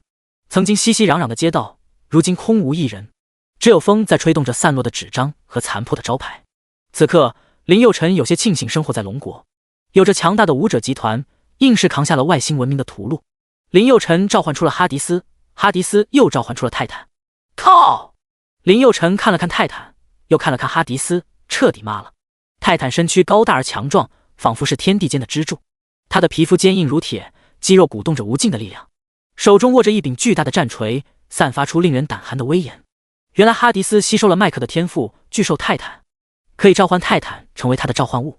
林佑辰抬头看着数十层楼高的泰坦，心里有一种满足感。可以啊，哈迪斯，你能召唤灵宠了。哈迪斯咧嘴一笑，那必须啊，我的主人可是暴君法师啊，将来的你就是整个宇宙的暴君陛下。林佑辰看了一眼哈迪斯的数据，冥王哈迪斯，职业圣刺客、盾战士、圣弓手、枪炮师，等级16，物理攻击加40000，法术攻击加40000，物理防御加40000，法术防御加40000，爆发正42%，闪避正42%，暴击正20%，真伤正10%，血量412288，魔法值428688，技能火焰玉星咒级，冰破防星咒级，金盾甲星咒级，雷雷玉星咒级，吞噬星域级，巨兽泰坦星域级，无限空间星河级，战苍穹星辰级，冰破刺骨星辰级，雷能震荡星辰级，星爆星辰级，还有11个空间不够写。白象国和鹰将国的那些武者也都是各自国家的超级天才，天赋相当不错，只是等级比较低，升阶的话需要大量的技能书，现在没有足够星云级的技能书了，只能等到以后慢慢积累了。林佑辰又顺带着看了一眼泰坦的属性数据，虽然是哈迪斯的灵宠，那也是自己的东西。灵兽泰坦，等级13，物理攻击加8000，法术攻击加8000，物理防御加8000，法术防御加8000，爆发正12%，闪避正12%，暴击正10%，真伤正10%，血量85680，魔法值80080，技能蛮力冲撞泰坦之锤！我靠，这泰坦巨兽的战力也相当给力啊！这还等什么？刷怪啊！突然，一群身形矮小、长着火焰般红毛的生物魔物冲了过来。原来是烈焰魔鹿，他们眼神狡黠，动作敏捷，擅长使用火焰魔法攻击。星兽烈焰魔鹿，等级10，物理攻击加723，法术攻击加998，物理防御加931，法术防御加932，血量7754，魔法值9865，技能喷火。呼呼！烈焰魔鹿首先发起了攻击，他们口吐烈焰，同时用尖锐的蹄子猛烈地攻击着泰坦。然而泰坦却毫发无伤，他挥动战锤，将烈焰魔鹿的攻击一一化解。接着泰坦发起了反击，他猛然跃起，用战锤劈向一群烈焰魔鹿。这一击如同雷霆一般，瞬间将几只魔鹿砍倒在地。其他魔鹿被这恐怖的攻击吓得四处逃窜，然而泰坦却紧追不舍。他挥动战锤，再次发动了猛烈的攻击。每一次挥动都伴随着震耳欲聋的轰鸣声，每一次攻击都让烈焰魔鹿无处可逃。几轮攻击下来，一群烈焰魔鹿纷纷倒在了地上，再也没有了任何动静。杀死10级星兽，获得经验加100，金币加10。杀死10级星兽，获得经验加100，金币加10。这个副本里的星兽貌似也很弱呀。呼呼！另一边狮鹫们拍打着翅膀，电弧在羽毛间跳跃，仿佛是天雷的使者，威震四方。星兽雷霆狮鹫，等级10，物理攻击加923，法术攻击加898，物理防御加931，法术防御加818，血量9567，魔法值8987，技能电击。哈迪斯缓缓抽出背上的匕首，那是一把仿佛汲取了月光精华的利刃，散发着神秘的光芒。与此同时，他轻轻跃起，如同一道闪电，划破黑暗的天际。狮鹫们似乎察觉到了危险的气息，他们齐齐发出一声震天的咆哮，电光闪烁，试图用雷霆之力将哈迪斯击退。然而哈迪斯却巧妙地利用风势在空中翻滚，避开了这致命的一击。紧接着他迅速俯冲向狮鹫群，他的身影在雷霆与风暴中若隐若现，每一次闪烁都伴随着一道刺眼的电光。他的匕首犹如夜空中的流星，划破黑暗，直取狮鹫的要害。短短的瞬间，几只雷霆狮鹫已经倒在了地上，他们的身体抽搐着，仿佛还在抵抗着那消失的生命力。杀死10级星兽，获得经验加100，金币加10。杀死10级星兽，获得经验加100，金币加10。林佑辰一路狂奔，一路秒杀小怪。他来到了这个副本的大 boss 九尾妖狐的领地。刷刷，九尾妖狐则化作一道流光，在林间穿梭自如。他的身姿曼妙，皮毛如烈火般赤红，眼中闪烁着狡黠与妖异。9条尾巴在身后摆动，每一根都蕴含着神秘的力量。星兽九尾妖狐终极 BOSS， 等级10，物理攻击加12230，法术攻击加12980，物理防御加12310，法术防御加11140，血量123987，魔法值110088，技能烈焰焚天，九尾之毒。这样的战力，泰坦就足够了。泰坦挥动战锤，引发了山崩地裂的轰鸣。轰轰！岩石与树木在他身边崩解，化为一片废墟。而九尾妖狐灵活地躲避着泰坦的攻击，同时释放出炽热的火焰，焚烧着周围的草木。泰坦不畏惧火焰的威胁，他踏步上前，用战锤猛击地面。轰轰！一道道巨大的裂痕在地面蔓延开来，将九尾妖狐紧紧困住。然而妖狐却以惊人的速度穿越裂痕，再次出现在泰坦的身后。呼呼！九尾妖狐口中吐出了一道道毒雾，试图让泰坦陷入虚弱。但泰坦却用坚硬的皮肤抵挡住了毒物的侵蚀，同时猛然转身，用战锤击向妖狐。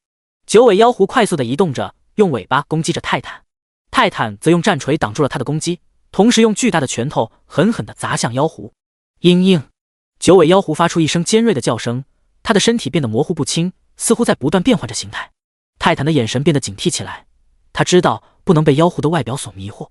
突然，九尾妖狐化作一道光芒，从泰坦的身边绕过。他用锋利的爪子划过了泰坦的铠甲，留下一道深深的伤痕。泰坦感到一阵剧痛袭来，但他并没有退缩。吼吼！他怒吼着，用战锤劈向妖狐。九尾妖狐巧妙地躲过了这一击，再次发起了攻击。吼吼！泰坦用尽全身之力，挥舞着手中的战锤，猛地砸向九尾妖狐。在绝对的力量下，任何技巧都是徒劳的。泰坦成功击败了九尾妖狐。第75章，时间缩短70%，创造神话级纪录，成功击杀10级世界级副本 BOSS 九尾妖狐，经验加20000，龙币加20000，星云级技能书加8，星辰级护腕加1，星辰级头套加1，星辰级铠甲加2，强化10加10，白板靴子加1，星辰级九尾妖狐兽和加1，魔法系、敏捷系。看到获得九尾妖狐兽和林佑辰，眼前一亮。我日，星辰级兽和爱，不错不错。副本外的大屏幕上的排名记录有了变化，林佑辰通关副本的时间秒杀所有人，冲到了第1位。军方为了激励士兵之间相互竞争，还特意在大屏幕上装了喇叭，谁超过谁成为第1名，谁获得了第1名都会播报，而且声音很大，保证所有在副本广场的人都能听到。劲爆消息，林佑辰超越飞狼团队，获得10级世界级副本第1名。副本基地的士兵听到这个消息后都十分诧异，这个林佑辰团队是哪个部队的？怎么没听过这个名字啊？对啊，我们京城比较有实力的小队我都认识，我也没听说过有个林佑辰团队啊。哎呀，去看看不就知道了。走，去看看。一群士兵向10级世界级副本跑去，恰好这时林佑辰从副本里走了出来，数百个士兵像看外星人一样看着林佑辰。林佑辰有些尴尬，微微一笑说道：各位前辈有事吗？一个胖乎乎的士兵站了出来，不可思议地问道：就你一个人？看到胖子惊诧的表情，林佑辰摸了摸后脑勺，有些不知所措。对啊，怎么了？林佑辰一脸无所谓的样子，此言一出，惊呆所有人。靠，不是吧？这小子是一个人通关了副本，刚刚林佑辰是人名，不是团队名称。这小子还特么是人吗？一个人刷世界级难度的副本，这是人能干出来的事情吗？在我眼中他就是神啊，太牛逼了。一个戴着眼镜的士兵咧嘴说道。啪！一个壮汉上去就是一个巴掌。你特么能不能有出息一点？你怎么这么贱呢？你这么讲让我们黑熊小队面子往哪搁？被打的胖子咧咧嘴。好吧，他不是神好了吧？操，这是什么世道？说实话，难道也有错吗？面对这些艳羡和夸奖，林佑辰并没有很在意，他只关注自己有没有变强。至于别人的羡慕，也不能当饭吃，可以说毫无用处。丁，宿主首次成为10级世界副本第1名，获得神装淬炼10加39，魂力精华加18。看到系统提示，林佑辰妈了，神装淬炼10，魂力精华，都是些什么东东啊？林佑辰立刻打开神装淬炼10的属性介绍。神装淬炼10可以直接把装备升级到神装的原材料。魂力精华可以提升魂力境界，魂力提升后综合战力可以获得质的飞跃。看到神装淬炼10，林佑辰眼睛直了。我靠，不是吧？这神装淬炼10可以直接把装备升阶为神装，这也太牛逼了吧！林佑辰的嘴角差点没咧到后耳根。这时他的目光移到魂力精华上。神装淬炼10比较好理解，这个魂力精华是什么东东啊？从魂力精华的介绍上看，魂力精华可以提升魂力境界。魂力又是什么意思呢？魂力，这是林佑辰第2次听到这个名词，第1次还是在永恒之境里遇到的那个白胡老者说过一次。想了半天也没有想出了，所以然出来。既然想不出来，索性不想了。林佑辰再次进入副本，虽然他不知道魂力是个什么东西，但他知道神装淬炼10是好东西。杀死一个 BOSS 可以获得39颗神装淬炼10，但魂力精华只得到了18颗。从奖励的数量上看，魂力精华要比神装淬炼10珍贵。嘿嘿，不管他了，一个字干就完了，反正奖励越多越好。林佑辰再次进入10级世界级副本，众人看到林佑辰再次进入世界级副本，一个个吓得半死。虽然大家都知道林佑辰有实力通关，但是一想到自己在副本里的被打成狗的悲惨经历，还是觉得非常恐怖。靠，这小子又进去了，这实力是不是有点太恐怖了？他一个人单刷的第1也就算了，还甩了人家第1名飞狼团队一大截，这让人家飞狼团队以后怎么混嘛？这时人群当中走出一个大汉，十分不悦地说道：你们能不能别拿我们飞狼小队说事？你们这种行为纯属100步笑50步，如果我们是蛆，你们就是屎。大汉态度很嚣张，但是没有人敢多嘴，飞狼小队可不是好惹的。林佑辰进入副本，直接开启魔尊透视，跳过了所有的小怪，直接来到了终极 BOSS 九尾妖狐的领地。哈迪斯出战，九尾妖狐周身环绕着炽热的火焰，他轻轻一跃，身体便化为一道火影，向哈迪斯猛扑而去。然而哈迪斯不为所动，他紧握着暴君之刃，准备释放出致命的攻击。他微微侧身，躲过了九尾妖狐的攻击。与此同时，他挥出火芒般的剑气，呼呼，火芒划破黑暗，带着炽热与毁灭的力量向九尾妖狐袭来。剑气所过之处，火焰瞬间被冻结，化为一缕缕青烟。嘤嘤，九尾妖狐感受到这股强大的力量，他发出一声惊恐的尖叫，试图躲避这致命的一击。然而哈迪斯的火芒速度极快，他瞬间穿透了九尾妖狐的身躯。嘤嘤！妖狐发出一声凄厉的惨叫，痛苦地倒在地上。他的伤口处冒出滚滚黑烟，散发出令人作呕的恶臭。然而九尾妖狐并未放弃，他挣扎着站起来，准备发动最后的攻击。他张开血口向哈迪斯冲去，试图用炽热的火焰将其吞噬。然而哈迪斯早有准备，他再次挥出火芒般的剑气。这次剑气更为强大，直接洞穿了九尾妖狐的心脏。嘤嘤！妖狐发出一声凄厉的惨叫，随后轰然倒地。他的双眼失去了光彩，身体再也无法动弹。论猎杀效率，还是哈迪斯猎杀效率比较高，泰坦还是弱了一些。泰坦就相当于战士系的魔兽，力大无穷，但是敏捷差了一点。九尾妖狐最大的优势就是敏捷和火属性技能，想要快速杀死它，就必须在速度上有优势，要不然等你一刀看下去，人家已经到你身后了，这还打个锤子。叮！成功击杀10级世界级副本 BOSS 九尾妖狐，经验加20000，龙币加20000，星云级技能书加7，妖狐护腕加1，星云级，妖狐头套加2，星辰级，妖狐铠甲加1，星辰级，强化10加10，白板靴子加1，星辰级九尾妖狐兽核加1，敏捷系，魔法系，神装淬炼10加3，魂力精华加1。这次林佑辰速度更快，时间直接缩短了70%。副本外大屏幕再次播报了林佑辰的逆天成绩。听到林佑辰的成绩时，副本外彻底炸锅了。那些战士们眼巴巴地看着大屏幕，眼珠子都要瞪出来了。第76章，6点建议折服所有人，直呼灵神。九尾妖狐超级难打的，速度太快了，稍不注意就被他偷袭，很头疼的。他火攻也很厉害的，上次我就是被烧伤的。12分钟，怎么可能？怎么可能啊！我的天！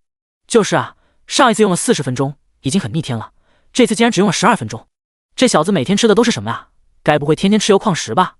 飞狼小队可是地级小队，地级小队使用62分钟，他林佑辰只用12分钟，这外边的士兵根本不敢相信自己的眼睛，这样的实力真的太恐怖了。林佑辰的实力在蓝星的确很强，但放眼整个宇宙，这实力很一般，所以林佑辰没有一点骄傲的意思，甚至他觉得还有点慢了，他还想更快，只有这样才能在未来的大战中活下来。太阳系意外有很多高维文明，他们很强，就算最普通的生命体也能上天遁地，吊打人族高手。林佑辰走出副本，看到周围人的眼神有些懵逼，怎么一个个都像看神一样看着自己？这些人都怎么了？一个个那么闲的吗？其实这些人都是被他吸引来的，林佑辰还怪别人不努力，也是醉了。大神啊！一个士兵扑通一声跪在林佑辰面前，大神求大啊！我也想变强，我也想成为你这样的变态，不，你这样的妖孽。林佑辰低下头，看着地上满脸激动泪水的士兵，一脸懵逼。还没等他缓过神，又有一大片士兵单膝跪地哀求道：大神求大啊！靠！看到这样的场面，林佑辰吓到了，赶忙扶起跪在身前的那个士兵。大哥，你可不能这样，老子还没娶老婆呢，你这样折老子的寿啊！快点起来，快点起来！跪在林佑辰面前的那个士兵听到这里，眼珠子一转，立刻磕头说道：不，你不带我混，我就一个劲的给你磕头。说完猛地磕起头来。靠！林佑辰咧咧嘴，有些不知所措。就在他犹豫不决的时候，那些单膝跪地的士兵们也开始跪上了。大神求大啊！看到这样的场面，林佑辰头都大了，无奈之下只能教他们2招。好，我就教你们几招，你们都快起来啊！听到这话，所有的人都站了起来，一个个都十分激动。这年头谁不想变强？变强了就意味着有钱有女人了。林佑辰眉头微皱，开始回忆刚刚哈迪斯猎杀九尾妖狐的场景。想要快速猎杀九尾妖狐，就一定要知道九尾妖狐的特性。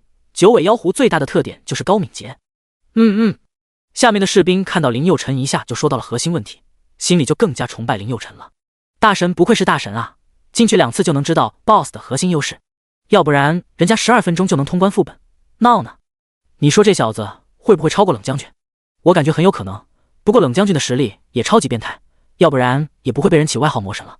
林佑辰继续说道：第一点，利用环境，高敏捷怪物往往速度快，灵活度高，直接攻击较困难，因此利用环境进行射线或阻碍是不错的策略。靠，这点点子秒啊，我怎么就没想到呢？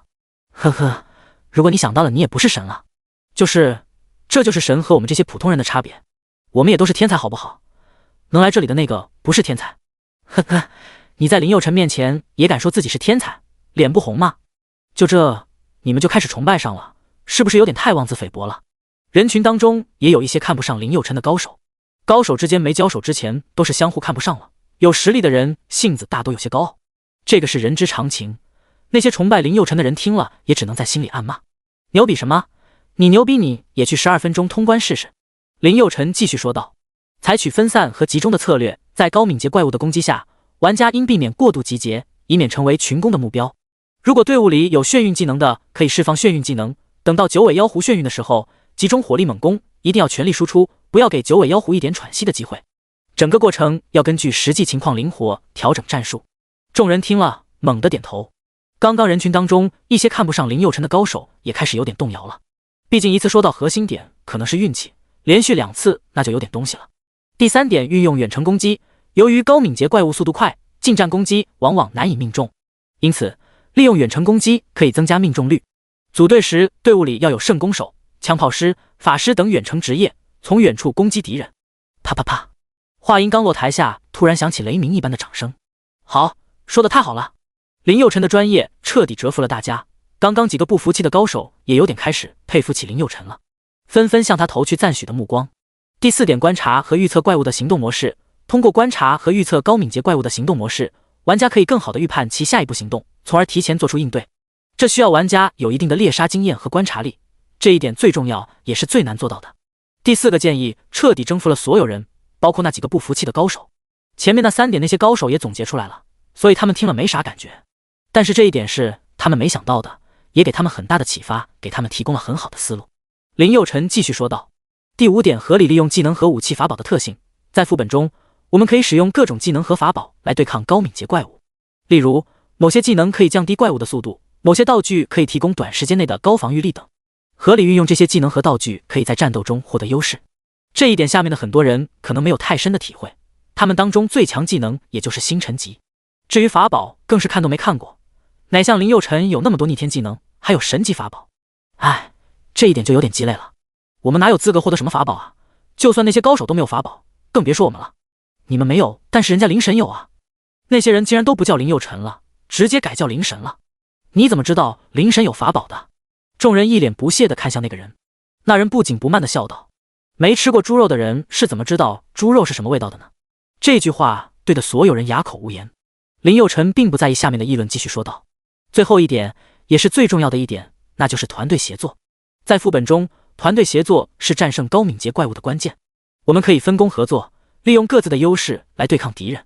比如有人负责远程攻击，有人负责设置障碍等，这点看起来很简单，其实超级难。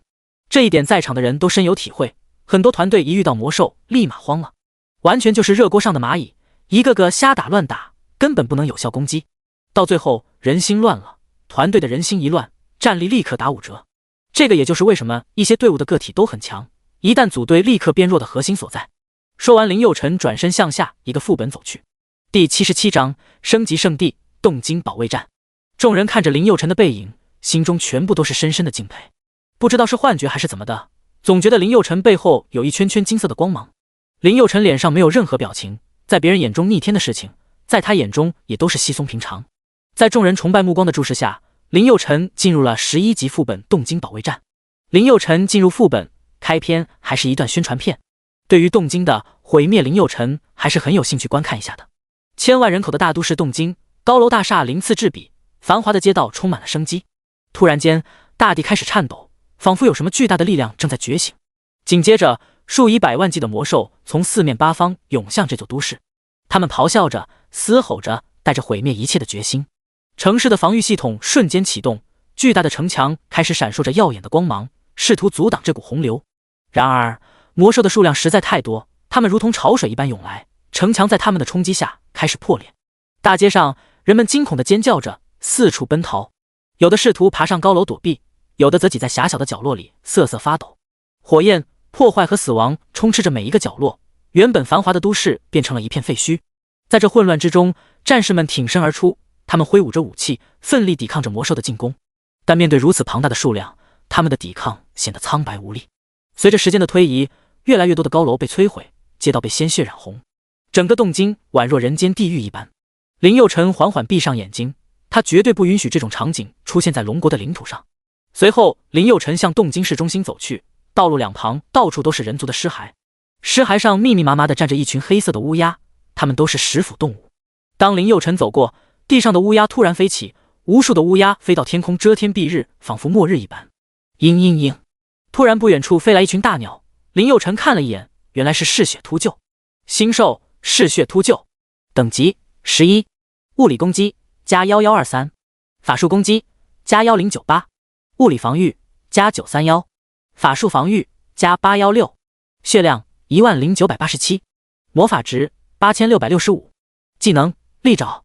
嗜血秃鹫们拥有锋利的爪子和尖锐的喙，它们在空中盘旋，俯冲而下，试图用利爪撕裂哈迪斯的防御。然而，哈迪斯的身法异常灵活，他迅速闪避着攻击，同时挥动手中的火芒匕首，释放出一道道炽热的火焰。火焰在城市上空燃烧，将嗜血秃鹫们逼退。嘤嘤嘤！他们发出刺耳的尖叫，试图用翅膀扇灭火芒，但火势猛烈，难以扑灭。一些秃鹫被火焰所伤，坠落至地面，无力再战。哈迪斯并不恋战，他利用城市的地形迅速穿梭于各个建筑之间。他身形矫健，如同狐狸一般灵活。他利用建筑作为掩护，不断的变换位置，让嗜血秃鹫们无法锁定他的位置。哈迪斯时而跃起攻击敌人，时而隐藏在建筑物之后，巧妙地应对着这群嗜血秃鹫的围攻。很快，数百只嗜血秃鹫们纷纷被击落。杀死11级星兽，获得经验加1100，金币加1100。杀死11级星兽，获得经验加1100，金币加1100。丁，恭喜宿主升级到17级。突然一阵金光笼罩林佑辰。姓名林佑辰，职业暴君法师，等级17，物理攻击加1400，法术攻击加2875，物理防御加1481，法术防御加2886，真实伤害加1423，致命强化正2%，致命抵抗正2%，血量28900，魔法值28588，天赋傀儡暴君超神级，无限进化，神级隐藏。装备魔王权杖，星云1星，魔尊套装，星域9星，暗夜玉佩，神级9星。技能火灵龙炮，星辰级，天火狼暴丸，星辰级，魔尊透视，星河级，天魔灭世，神级，断魂刺，星云级。看到升级提示，林佑辰咧嘴一笑，看来这个副本还是升级圣地呢。这些嗜血秃鹫单只经验不多，但是架不住数量多呀。最重要的一点是集中，可以节省大量的猎杀时间。嘿嘿，不错不错。林佑辰继续向前走，刚走几步，又有一大群嗜血秃鹫飞了过来，数量似乎比上一群还要多。看到数量如此庞大的血秃鹫群，林佑辰十分兴奋。嘿嘿，又来送经验了。哈迪斯给我上！哈迪斯瞬间发动了迅猛的攻击，他挥动手中的暴君之刃，一道火芒划过天空，准确地击中了一只秃鹫。嘤嘤嘤！火芒瞬间在秃鹫身上燃烧起来，发出剧烈的嘶嘶声。那只秃鹫痛苦地挣扎着，最终化为一片灰烬。其他秃鹫被哈迪斯的强大攻击惊呆了，但他们很快反应过来，纷纷向哈迪斯发起猛攻。一只秃鹫张开巨大的翅膀，猛地扑向哈迪斯。哈迪斯敏捷地侧身闪避，同时挥剑砍向那只秃鹫的翅膀。火芒短剑划过翅膀，留下一道深深的伤口。另外几只秃鹫从不同的方向向哈迪斯发起攻击。哈迪斯灵活地移动着身体，躲避着他们的攻击。呼呼，他挥剑的速度越来越快，火芒划过天空，不断有秃鹫被击中并化为灰烬。经过一番激战，最后只剩下一只秃鹫。这只秃鹫身上的伤口已经流淌着鲜血，但它仍然毫不畏惧地盯着哈迪斯。他猛地张开翅膀，冲向哈迪斯。哈迪斯冷静地应对，挥出手中的火芒短剑，准确地刺入了秃鹫的心脏。战斗结束后，街道上弥漫着浓重的烟雾和烧焦的味道。杀死11级星兽，获得经验加1100，金币加1100。杀死11级星兽，获得经验加1100，金币加1100。林佑辰激动地看了一眼自己的经验条，已经有7%的经验值了。嘿嘿，不错不错，只要冷却服管够20级小意思啦。第78章，丑陋的蟋蟀人，我就是杀戮机器。林佑辰手持魔王权杖，带着哈迪斯在城市废墟当中搜寻着怪物的踪迹。他们仿佛一头猎豹在寻觅猎物，周围的怪物不断涌来，但林佑哈迪斯泰坦城丝毫不惧。他们灵活地躲避着怪物的攻击，同时也不断发动猛烈的攻击。每一次攻击都会有一片怪物倒下，林佑辰的身上散发出一种强大的气势。他感受到自己的力量在不断增长，每一次击败怪物都能获得一定的经验值，这些经验值像涓涓细流般汇入他的体内，让他的实力不断攀升。随着时间的推移，林佑辰已经不知道自己消灭了多少零星的怪物，他的周围已经没有可杀的怪物了，只有满地的尸骸，还有血流成河的热血画面。在这片杀戮之地，林佑辰感受到了前所未有的快感。此刻，他仿佛已经成为了这个世界的主宰。林佑辰看了一眼，经验值已经到了 37% 了，待会只要再来一次再升一级没有问题。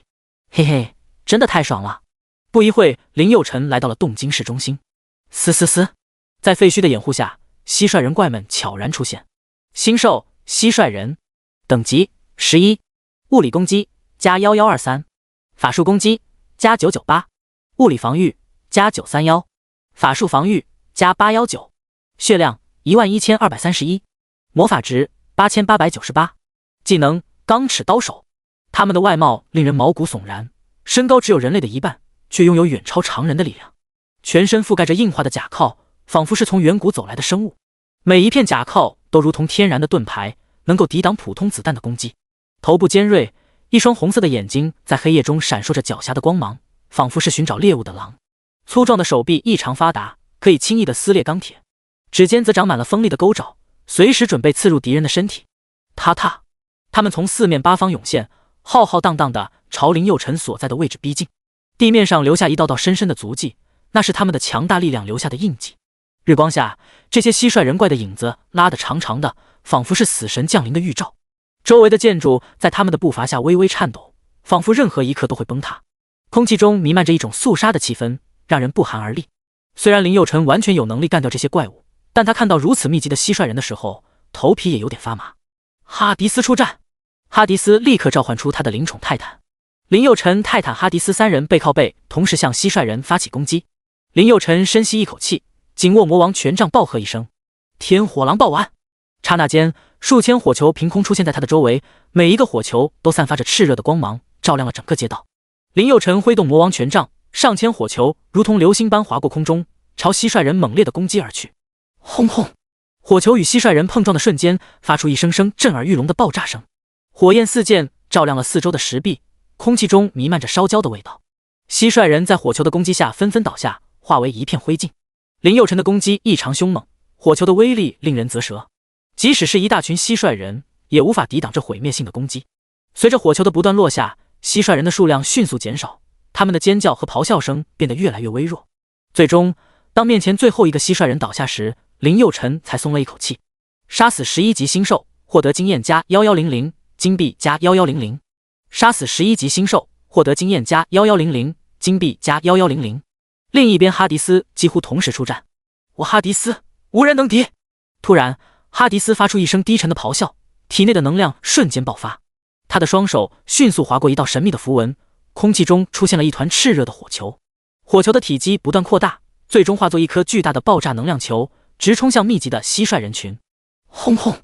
伴随着震耳欲聋的轰鸣声，火球在蟋蟀人群中猛烈爆炸，炽热的火焰瞬间吞噬了数十个敌人。高温使得洞穴内的空气都变得扭曲，强烈的冲击波将四周的岩石震得粉碎。爆炸过后，洞穴内弥漫着浓烟和尘埃。待视线重新变得清晰，只见哈迪斯傲然站立在废墟之中，他的身影在跳跃的火光下显得更加高大威猛。我才是冥界之主，我才是暗夜的王者。而周围的蟋蟀人已经溃不成军，只剩下少数几个侥幸逃脱的敌人四散奔逃。哈迪斯紧握暴君之刃，目光冷冽地注视着逃窜的敌人。他并未追击，而是缓缓转过身去，等待林佑辰的指令。杀死11级星兽，获得经验加1100，金币加1100。杀死11级星兽，获得经验加1100，金币加1100。面对来势汹汹的蟋蟀人，泰坦巍然不动。他紧紧握住泰坦战锤，将全身的力量汇聚于一点。一群蟋蟀人围了上来。吼吼！他用力一挥，战锤带着雷霆万钧之势砸向地面。强烈的冲击力瞬间将周围的蟋蟀人震飞出去，撞到建筑物的墙壁上，发出一片凄惨的叫声。紧接着，泰坦迅速跃起，在空中划出一道优美的弧线。战锤在他手中如同流星般划过，重重地砸在一个蟋蟀人的密集处。轰轰！顿时，一片血肉横飞，无数的蟋蟀人被砸得粉碎。周围的蟋蟀人惊恐地后退，他们明白自己与泰坦之间的实力差距，但他们仍然不甘心地发动攻击，试图从四面八方夹击泰坦。然而泰坦却如同一座无法撼动的山峰，他用战锤击退一波又一波的攻击，每一次攻击都带着毁灭性的力量，让蟋蟀人无法靠近。杀死11级新兽，获得经验加1100，金币加1100。杀死11级新兽，获得经验加1100，金币加1100。还有一些蟋蟀人逃跑了，此刻林佑辰已经杀疯了。哈迪斯，给我搜一个不要留！我林佑辰就是超级杀戮机器，星兽的终结者。听到林佑辰的指令，哈迪斯带领泰坦开始不断追杀蟋蟀人。哈迪斯的速度很快，虽然蟋蟀人的属性优势是敏捷，但是在哈迪斯面前就是弟弟。很快哈迪斯就干掉了剩下的所有蟋蟀人。泰坦属于力量型，只是补漏杀了一些，剩下的就是大 boss 了。林佑辰立刻向大 boss 的领地跑去。第79章神级武器碎片，打造蓝星之呼。大 boss 蟋蟀女皇在一座体育场内，她的巢穴就在那里。林佑辰跑进体育场，一个巨大的蟋蟀人站在体育场中央。说是巨大，其实也不算很大，身高只有3米左右，只是比刚刚的那些蟋蟀人要高大了许多。他身体肥胖而臃肿，仿佛是一座肉山，皮肤呈现出深绿色，上面布满了皱纹，眼睛犹如2颗巨大的黑色珠子，充满了狡猾和残忍。嘴巴宽阔而深邃，里面长满了锋利的牙齿，让人不寒而栗。我哈迪斯无人能敌！哈迪斯瞬间挥动暴君之刃，一道炽热的火芒划破黑暗，直取蟋蟀女皇。轰轰！女皇迅速躲避，但火芒还是在她身后留下一道长长的焦痕。蟋蟀女皇也不甘示弱，她迅速吐出一道毒雾，试图将哈迪斯笼罩其中。但哈迪斯却以惊人的速度穿越了毒雾，再次发动攻击。这一次，哈迪斯使出了他的绝技火焰玉。他聚集全身的力量，将暴君之刃高举过头，然后猛地劈下。轰轰！一道巨大的火龙从刀刃上飞出，冲向蟋蟀女皇。女皇想要躲避，但火龙的速度太快，她无法逃脱。蟋蟀女皇感受到了哈迪斯那可怕的力量，她急忙用触须操控着无数蟋蟀挡在了自己身前。轰轰！火芒击中了这些蟋蟀，瞬间将它们化为一阵阵烟雾。但蟋蟀女皇并没有放弃，她继续操控着剩余的蟋蟀向哈迪斯发动攻击。哈迪斯面对密集的蟋蟀攻击并没有畏惧，他灵活地躲避着攻击，同时用暴君之刃斩杀了数只靠近的蟋蟀。他的动作快如闪电，让人眼花缭乱。蟋蟀女皇见状，心中大惊，她知道自己的触须控制技能无法击败哈迪斯，于是她发出一声尖锐的叫声，从身体中释放出一股强大的能量。这股能量瞬间扩散开来，形成了一个巨大的能量罩，将哈迪斯紧紧困住。然而哈迪斯并没有被能量罩困住太久。噗嗤，他用力挣扎着，用暴君之刃劈开了能量罩。蟋蟀女皇见状，心中一惊，她知道自己的机会已经不多了，于是她发动了最后的攻击。她操控着所有的蟋蟀，组成了一个巨大的能量球，向哈迪斯猛烈砸去。能量球散发着刺眼的光芒，仿佛要将整个城市都摧毁。哈迪斯面对着最后的攻击，没有丝毫惧色，暴喝一声：“我是冥界的王者，死亡的化身，任何挑战我权威的人都将被我无尽的黑暗吞噬。去死吧！”他挥动暴君之刃，再次发动了火芒攻击。这一次的火芒比之前更加炽热和强大，它瞬间穿透了能量球，将其炸得粉碎。在这激烈的爆炸声中，蟋蟀女皇的身体也被炸得四分五裂，她的生命气息迅速消散在空气中。成功击杀11级蟋蟀女皇，终极 BOSS， 经验加2000，龙币加2000，星辰级技能书加12，星云级技能书加11，女皇护腕加2，星云级，女皇头盔加2，星云级，女皇护甲加1，星云级，神装淬炼石加10，白板靴子加1。林佑辰看了一眼经验条，已经到了 68% 了。嘿嘿，待会再来一次就能升级了，嘿嘿。林佑辰这次扫光了这个副本里所有的小怪，所以用的时间比较久。就算这样，他还是刷新了记录。林佑辰的表现已经让他成为关注的焦点了。副本外所有人都在关注林佑辰的成绩。看到林佑辰这次再次刷新副本记录，所有人都骂了：“你们看，林佑辰又破了记录。”不过这次他似乎没有上一次快了，只比原记录快了3分钟而已。现在在这些人眼中，林佑辰如果不比原记录快 50% 以上，都觉得他没有发挥好一样。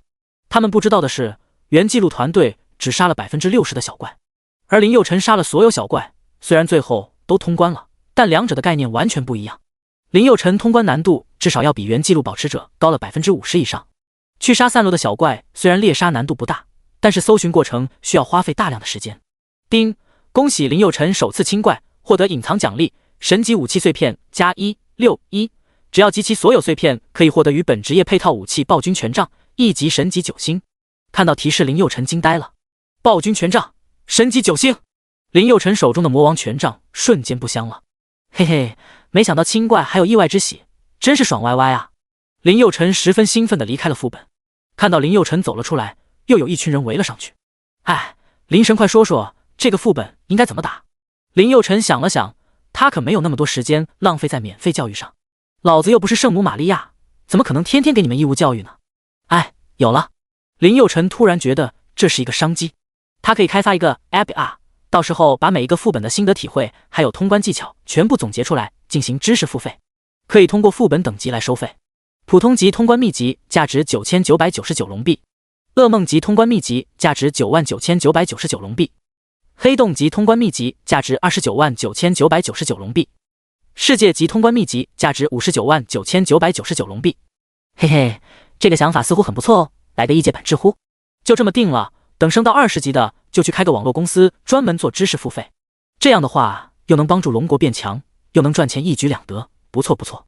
林佑成站在众人面前笑道：“各位家人们，至于副本通关秘籍呢，到时候我会开发一个 app， 我会把所有的通关秘籍全部发到上面去。秘籍呢会象征性的收一些费用，不是我小气哈，我实在太忙了，没有时间跟大家一一解释。”啪啪啪！好，太好了，我们也不是那种喜欢吃白食的人，到时候我肯定成为第一个用户。一个20来岁的人吼了一嗓子，紧接着下面的人也都很支持。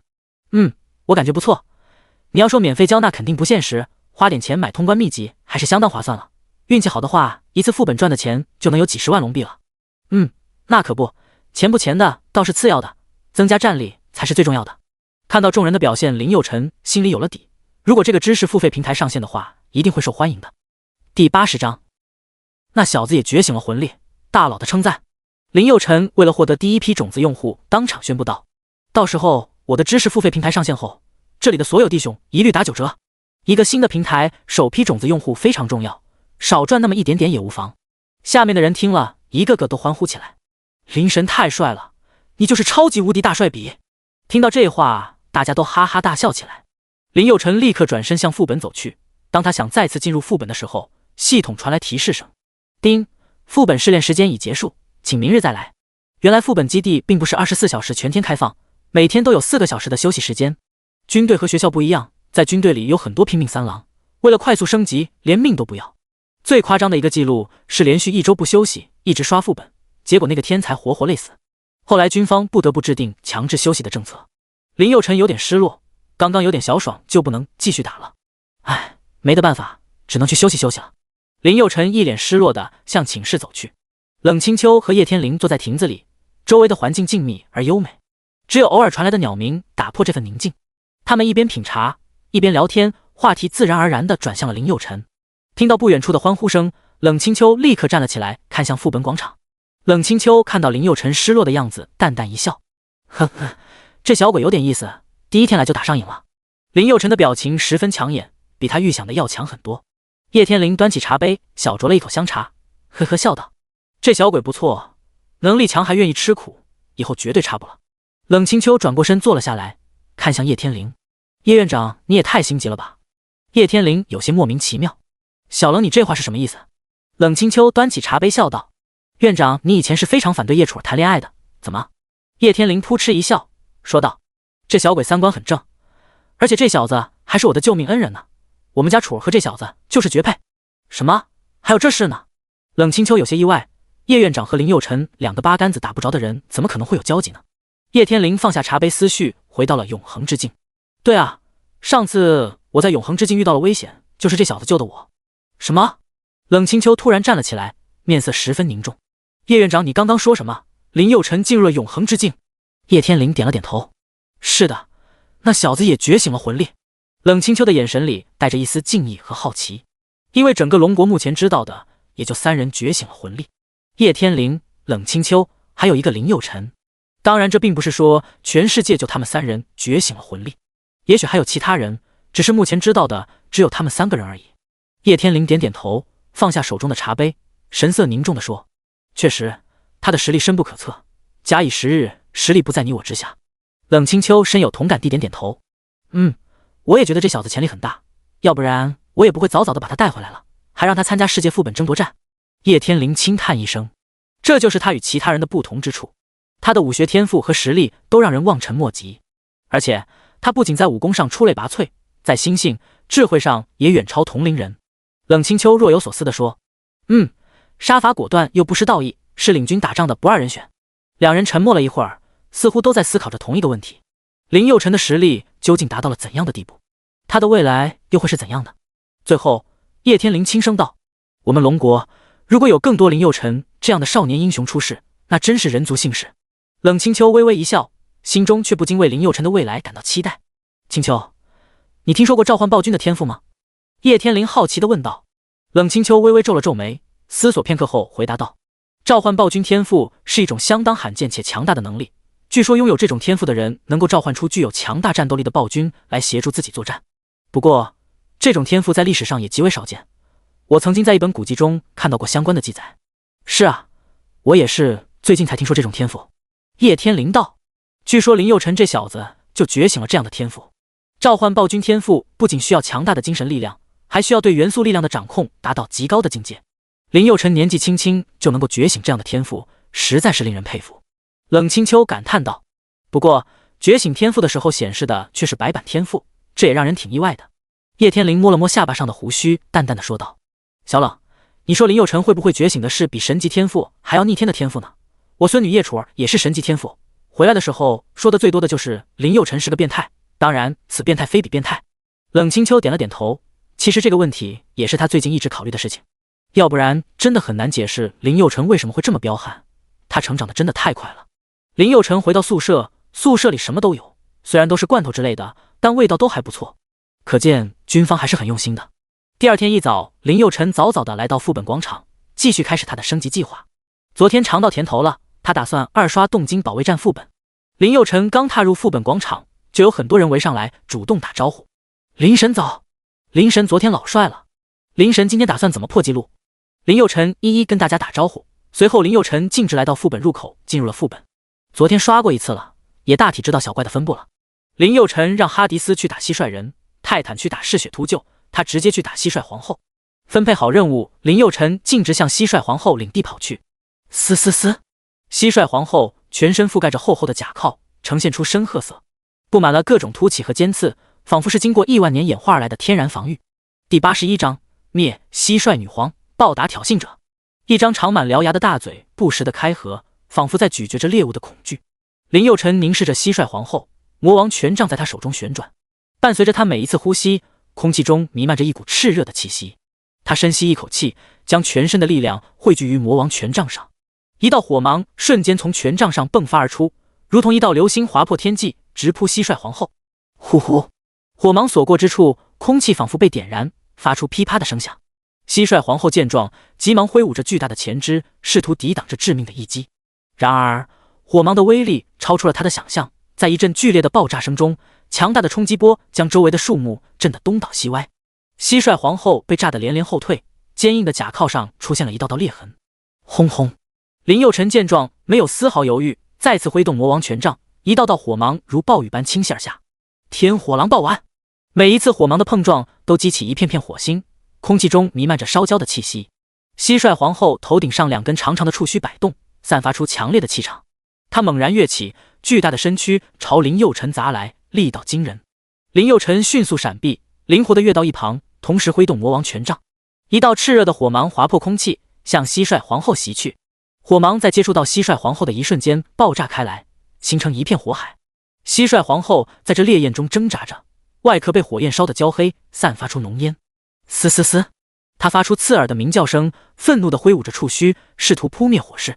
林佑辰紧握魔王权杖，心中默念咒语，权杖上的红光更加明亮，炽热的火焰再次从权杖尖端喷薄而出，火芒汇聚成一道巨大的光束，直冲云霄。火玲珑炮！这道炽热的攻击瞬间击中了蟋蟀皇后，将她彻底吞噬在烈焰之中。随着火焰的消散，蟋蟀皇后的身影也消失不见。成功击杀11级蟋蟀女皇，终极 BOSS， 经验加2000，龙币加2000，星辰级技能书加11，星云级技能书加9，女皇项链加1，星云级，女皇头盔加2，星云级，女皇护甲加1，星云级。神装淬炼石加19，白板靴子加1。叮，恭喜宿主升级到18级。突然一阵金光笼罩林佑辰，嘿嘿，终于升阶了。林佑辰开心地走出副本，刚走出副本就看到6个人年轻人虎视眈眈地看着林佑辰。就你叫林佑辰？林佑辰点了点头笑道。怎么了？领头的年轻人上前一步走到林佑辰的面前，嚣张地看着林佑辰，冷笑道：我就是飞狼小队的队长张震，听说你在副本广场很吊啊。身后的几个队员一个个都十分不服气。林佑辰微微一笑，听到飞狼这2个字，他就知道张震来找自己是什么意思了。昨天他打破了飞狼小队保持的记录，飞狼小队很没面子，今天来找面子了呗。我已经打听过你的底细了，你觉醒的是白板天赋，你是隐藏职业没错，但是职业属性只占武者战力加成的 10%， 你是怎么做到比我这星咒级天赋战力还要强的？张震此言一出，迅速迎来了一群人围观。什么林佑辰是白板天赋？白板天赋不是废物的标配吗？此言一出，飞狼小队的人哈哈大笑起来。哈哈，白板天赋废物的标配这句话说的太经典了。张震看到林佑辰出丑，也咧嘴笑了起来。哼，一个废物也敢在副本广场大放厥词，叫别人去通关副本，发觉你的逼脸怎么那么大呢？对呢，还说什么要开发一个 app 叫什么智乎，专门教大家怎么通关副本，这小子想钱想疯了吧？飞狼小队的成员和张震一唱一和，不断打脸林佑辰。看到林佑辰不说话，一个队员嚣张地跑到林佑辰面前，指着他的鼻子怒骂道：你个白痴，你个废物！林佑辰冷哼一声，觉得有点好笑，就像看动物园的大猩猩一样。一个白板天赋的白痴竟然在这里装大尾巴狼。本来林佑辰不打算收拾他的，没想到那货一直没完没了的嗡嗡的。咔嚓，林佑辰一个箭步上去，直接掰断了他的手指。啊！那个嘴欠的家伙疼得嗷嗷叫。林佑辰，你个白痴竟然敢！林佑辰竟然脱下了袜子，塞住了那个人的嘴巴。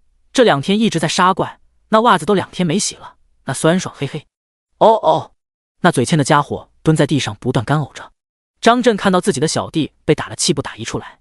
林佑辰，你是不是想死？我的人你也敢打？你信不信我今天废了你？林佑辰十分不屑地冷哼一声。就你也来打我，似乎不够格吧？张震气得双拳紧握，本来不打算和林佑辰动武的，看到嘴欠的小弟被收拾，不出手以后还怎么带小弟？就算自己理亏，这个面子也要找不回来。林佑辰，这是你逼我的。说完，张震瞬间摆开架势，准备和林佑辰决一死战。第82章，林佑辰，你要是个男人，就跟我打一场。2人迅速接近，展开猛烈的攻击。哈迪斯的暴君之刀划破空气，发出刺耳的破风声。张震的盾牌挡住对方的攻击，同时猛地反击。当当，2人的武器碰撞在一起，发出震耳欲聋的响声。战斗愈演愈烈，2人身形交错，攻防转换迅速。他们的动作刚猛有力，展现出卓越的战斗技巧。周围的人都被这激烈的打斗吸引住了。你们快看，飞狼小队队长和林佑辰打起来了！不吼这一嗓子还好，吼这么一嗓子后，广场上所有人都围了上来。我靠，林佑辰的召唤物原来这么刁啊！张震他可是星咒级天赋哎，一个召唤物都这么刁，林佑辰的战力真恐怖啊！每一次刀剑相撞都会激起火星四溅，每一次攻击和防御都充满了紧张与刺激。然而，尽管张震的实力强大，但在哈迪斯的猛烈攻击下，他逐渐处于下风。哈迪斯的暴君之刀似乎能够无视一切防御，直接刺向张震的要害。张震虽然奋力抵抗，但仍然难以抵挡哈迪斯的猛攻。完了完了，张震有点不给力啊，根本不是哈迪斯的对手啊！是啊，感觉哈迪斯就是完全碾压张震。轰！哈迪斯挥起暴君之刃，猛地砍了下去，张震的力量被完全压制。噗嗤！哈迪斯的暴君之刀刺穿了他的铠甲，刺伤了他的身体，但是并没有造成致命伤。张震的眼神瞬间变得暗淡无光，整个人瘫软在地。哈迪斯缓缓抽出暴君之刀，冷冽的光芒在刀身上闪烁。他望向倒在地上的张震，冰冷的刀刃紧紧压在张震的颈部。我靠，林佑辰该不会杀了张震吧？他可是飞狼小队的队长啊！应该不会吧？这可是死罪，林佑辰绝对不会那么傻的。这个张震也太不经打了吧？这才几招就被打趴下了。不是张震不经打，而是林佑辰的召唤物太变态。住手，哈迪斯！林佑辰并不想惹麻烦，点到为止就可以了。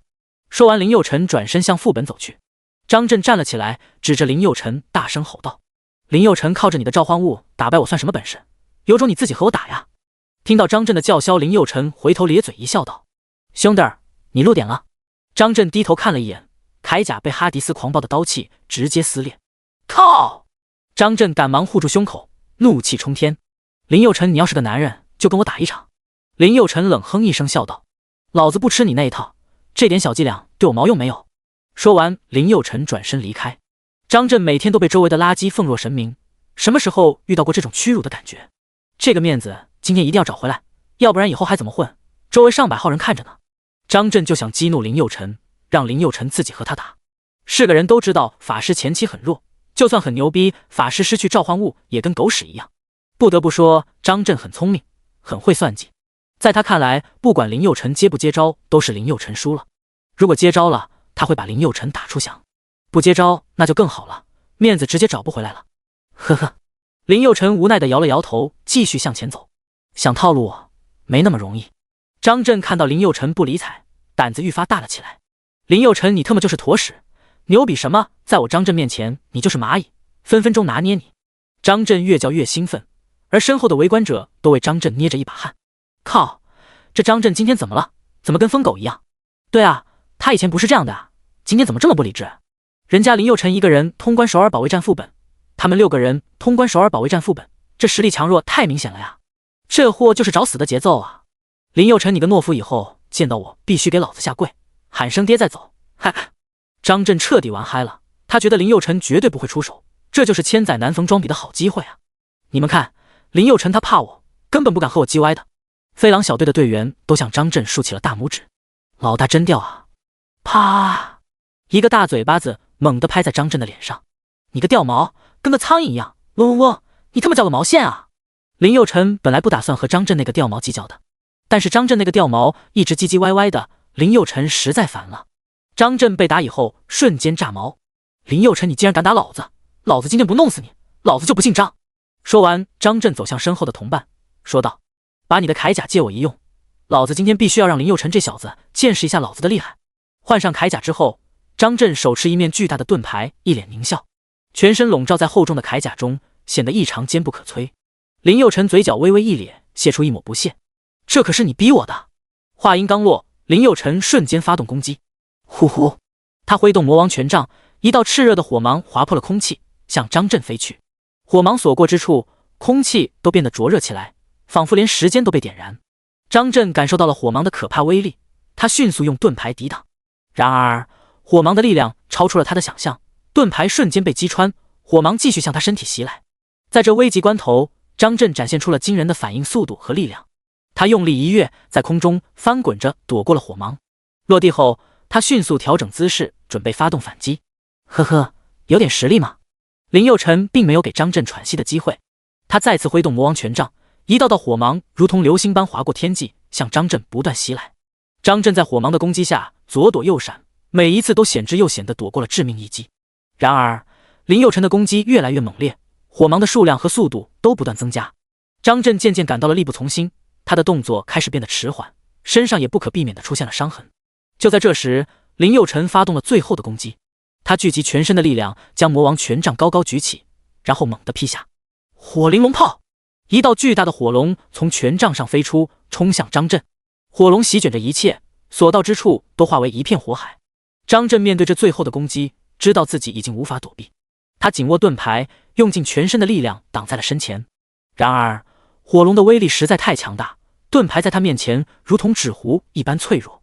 第83章护犊子的冷将军。瞬间，盾牌被击穿，火龙继续向张震袭来。在这炽热的火芒中，张震的身体被逐渐吞噬。呼！一道冷芒突然飞来，瞬间吞噬了张震身上的全部火芒。林佑辰猛地转身，原来是冷清秋。冷将军！周围的士兵看到冷清秋来了，纷纷后退了几步，一脸惶恐的样子。冷清秋看着躺在地上的张震，咧咧嘴：张震，我该怎么说你？你惹谁不好，非要去惹林佑辰？你躺地上干嘛？还不快点起来，用不用我给你2毛要饭钱啊？没想到冷冰冰的冷清秋还挺幽默的。张震一脸惶恐，他没想到林佑辰能这么能打，也没想到冷清秋能这么说话。明明是自己被打，冷清秋竟然不怪林佑辰，而是怪自己去惹林佑辰。冷将军，是林佑辰打的我，你怎么还怪起我来了？在此之前，张震一直是冷清秋最看好的一个武者，星咒及天赋，职业属性也不错，本来打算重点培养他的。但比起林佑辰连屎都不如，本来还打算让他待在2线当林佑辰替补，现在看来完全没这必要了。轻信不在多在精，冷清秋冷冷地看向张震：“张震，你今天脑子被打坏了吗？竟然敢用这种语气跟我说话，你就不怕我一掌拍死你？”扑通，这句话就像一桶凉水，彻底浇醒了张震。冷将军，很抱歉，刚刚是我错了，求求你不要杀我。那还不快滚！冷清秋怒吼一声，说完看向林佑辰：“以后打架可以，但不能打输。要是让我知道你打架打输了，老子饶不了你。不过打架归打架，不能杀人。”说完，冷清秋转身离开。周围的士兵看到冷清秋走远了，纷纷围到林佑辰身边。林神牛逼啊，打了张震冷将军一点不生气啊！张震可是冷将军最看好的人了。林佑辰冲着周围的人笑了笑，转身向副本走去。在他眼中，这些并不算什么，什么谁看好谁，自己牛逼才是王道。进入副本后，林佑辰立刻开启杀戮状态。林佑辰身姿矫健地在怪兽群中穿梭，仿佛一头猎豹在寻找着猎物。哈迪斯紧随其后，他手持暴君之刀，每一次挥动都伴随着一阵惊天的轰鸣声，将怪兽斩为2段。泰坦则是最为壮观的，他挥舞着泰坦之锤和铁拳，将挡在他面前的怪兽一一击溃。他们配合默契，攻击迅猛，每一次出手都能够将嗜血秃鹫和蟋蟀人瞬间击倒。他们的身影在副本中快速移动着，留下一片片倒下的怪兽尸体。林佑辰、哈迪斯和泰坦很快就清空了首尔保卫战副本内的所有怪兽。叮！恭喜宿主升级到19级。突然一阵金光笼罩林佑辰，姓名林佑辰，职业暴君法师，等级19，物理攻击加1910，法术攻击加3575，物理防御加1981，法术防御加3686，真实伤害加1923，致命强化正3%，致命抵抗正3%，血量35654，魔法值36675，天赋傀儡暴君超神级，无限进化，神级隐藏。装备魔王权杖，星云1星，魔尊套装，星域9星，暗夜玉佩，神级9星。技能火灵龙炮，星辰级，天火狼暴丸，星辰级，魔尊透视，星河级，天魔灭世，神级，断魂刺，星云级。林佑辰再次升级，看到自己的属性蹭蹭上涨，林佑辰十分兴奋。嘿嘿，林佑辰立刻想起技能断魂刺还没有升阶呢。他看了一眼背包，已经有了254本星云级技能书。嘿嘿，吞噬升阶。突然一阵金光闪过，断魂刺技能成功升阶到星辰级。嘿嘿，终于把所有技能都升阶到星辰级以上了。林佑辰十分开心，他走出副本，这一次他再次刷新了记录，比上一次又快了5分钟。周围的吃瓜群众看到记录纷纷摇头，林神真的太猛了，别人几个小时才能完成的副本，他可好，只用了不到半小时就完成了。我要是有林神一半的战力我就知足了。林佑辰变强之后，哈迪斯和泰坦的战力也有大幅度提升，特别是泰坦进步神速，这可能是林佑辰最幸福的时刻。等级提升，技能提升，召唤物变强。呼，离冷将军的要求20级只差1级了，争取今天晚上就能达到。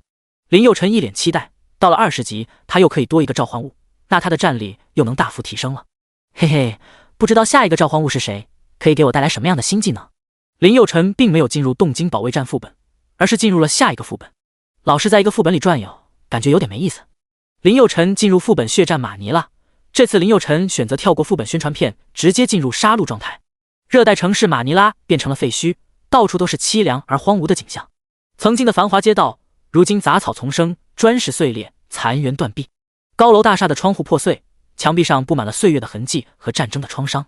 街道两旁的树木枯萎，叶子凋零，只剩下光秃秃的枝干。空气中弥漫着沉闷和腐朽的气息，偶尔有几只小野怪在废墟中穿行。林佑辰带着哈迪斯向市区走去。踏踏，突然一阵地动山摇的震动打破了周围的寂静。林佑辰抬头望去，只见一群巨蜥正朝他猛冲过来，他们的鳞甲闪着冷光，眼中透露出凶残的光芒。星兽血魔巨蜥，等级12，物理攻击加1123，法术攻击加1298，物理防御加1131，法术防御加1118，血量11265，魔法值10978，技能撕咬甩尾。哈迪斯出战。哈迪斯深吸一口气，凝聚全身的力量，准备发动攻击。血魔巨蜥们似乎察觉到了危险，纷纷张开血盆大口，吐出恶心的毒液，向哈迪斯猛扑过来。就在这时，哈迪斯发动了攻击。他快速穿梭在巨蜥群中，匕首划出一道道火芒，向巨蜥们攻去。火芒划过空气，发出嘶嘶声响，威力惊人。巨蜥们被火芒击中，身上顿时燃起熊熊火焰，凄厉的惨叫声响彻整个沼泽地。哈迪斯动作迅速而敏捷，时而跃起，时而俯冲，每一次攻击都准确无误地击中巨蜥的要害。第84章，哈迪斯的逆天属性。血魔巨蜥虽然威力强大，但在哈迪斯的火芒攻击下，显得毫无还手之力。随着时间的推移，巨蜥们的数量越来越少，最终只剩下一头巨蜥还在苟延残喘。哈迪斯轻轻跃起，手中匕首猛地刺向最后一只巨蜥，巨蜥发出最后的惨叫，随后便倒在了地上。杀死12级星兽，获得经验加1200，金币加1200。杀死12级星兽，获得经验加1200，金币加1200。血魔巨蜥有点难打，皮太厚了，几百只血魔巨蜥竟然用了半个小时才打完。林佑辰带着哈迪斯继续市中心走去，街道上弥漫着浓重的血腥味，仿佛是死亡的气息。星兽血魔蝙蝠，等级12，物理攻击加1223，法术攻击加1298，物理防御加1131，法术防御加1118，血量12554，魔法值10956，技能吸血。呼呼，血魔蝙蝠们尖利的獠牙闪烁着寒光，它们的翅膀扇动时发出令人毛骨悚然的嘶鸣声。林佑辰看到遮天蔽日一般的血魔蝙蝠，咧嘴一笑，嘿嘿，送经验的货又来了。哈迪斯出战。哈迪斯手中匕首猛地的挥动，一道火芒划过黑暗的洞穴，直取血魔蝙蝠群。嘶嘶嘶，火芒所过之处，血魔蝙蝠纷纷被烧得焦黑，凄厉的嘶叫声响彻整个洞穴。火焰与黑暗的碰撞发出噼啪作响的声音，伴随着一股股烧焦的味道。然而血魔蝙蝠的数量众多，它们不断地从黑暗中涌现，向哈迪斯发起猛烈的攻击，但每一次攻击都被哈迪斯巧妙地躲过。他的身影在黑暗中快速移动，仿佛一道闪电划破黑暗的束缚。面对源源不断的血魔蝙蝠，哈迪斯的眼神中没有丝毫的惧怕。他手中的匕首舞动得越来越快，一道道火芒不断地从他手中释放出来，将血魔蝙蝠群逼退。这场战斗持续了很长时间，街道上充满了火焰与黑暗的交织。后面林佑辰泰坦也加入了战斗，很快就消灭了所有的星兽。杀死15级星兽，获得经验加700，金币加70。杀死15级星兽，获得经验加700，金币加70。杀死血魔蝙蝠后，林佑辰看到不远处有一个大蜥蜴，足足有10层楼高。大 boss。林佑辰带着哈迪斯迅速向大蜥蜴跑去。科莫多帝王蜥身形庞大，皮肤厚实且布满鳞片，尾巴强壮有力，口中长有利齿，显得格外凶猛。星兽科莫多帝王蜥，等级12，物理攻击加11230，法术攻击加12980，物理防御加12310，法术防御加11140，血量115438，魔法值100990，技能撕咬猛击。科莫多帝王蜥猛然扑向哈迪斯，巨大的尾巴带着凌厉的风声扫向他的身体。哈迪斯身形灵动地躲避开来，随后挥动手中的双刃，释放出2道火芒。火芒划破空气，带着炽热的气息袭向科莫多帝王蜥。科莫多帝王蜥察觉到危险的气息，身体猛地一颤，快速摆动头部，试图躲避火芒。然而火芒的速度快如闪电，紧追不舍。轰轰，在一声轰鸣声中，火芒击中了科莫多帝王蜥的背部，瞬间点燃了他身上的鳞片。嘶嘶嘶，科莫多帝王蜥发出一声惊恐的嘶吼，挣扎着想要扑灭背上的火焰。而哈迪斯则趁机跃上他的背部，双刃再次划出火芒，重重地斩击在科莫多帝王蜥的头部。火芒撕裂了他的鳞片，直透颅骨。科莫多帝王蜥猛地一颤，但帝王蜥的头骨坚硬无比，暴君之刃根本无法刺穿。见状，哈迪斯眼中闪过一丝冷光，他迅速后退几步，双手紧握短剑，高举过头。我冥王哈迪斯，就是你们命运的终点！一声低喝，一道火芒瞬间从短剑上疾驰而出，直扑科莫多帝王蜥。火芒在阳光下划出一道耀眼的轨迹，伴随着炽热的温度和燃烧的气息。科莫多帝王蜥被火芒瞬间吞没，鳞片在高温下发出滋滋声响。火芒持续了数秒后才渐渐消散，沙漠上只剩下科莫多帝王蜥被烧焦的残骸。哈迪斯喘息着，目光中流露出淡淡的杀意。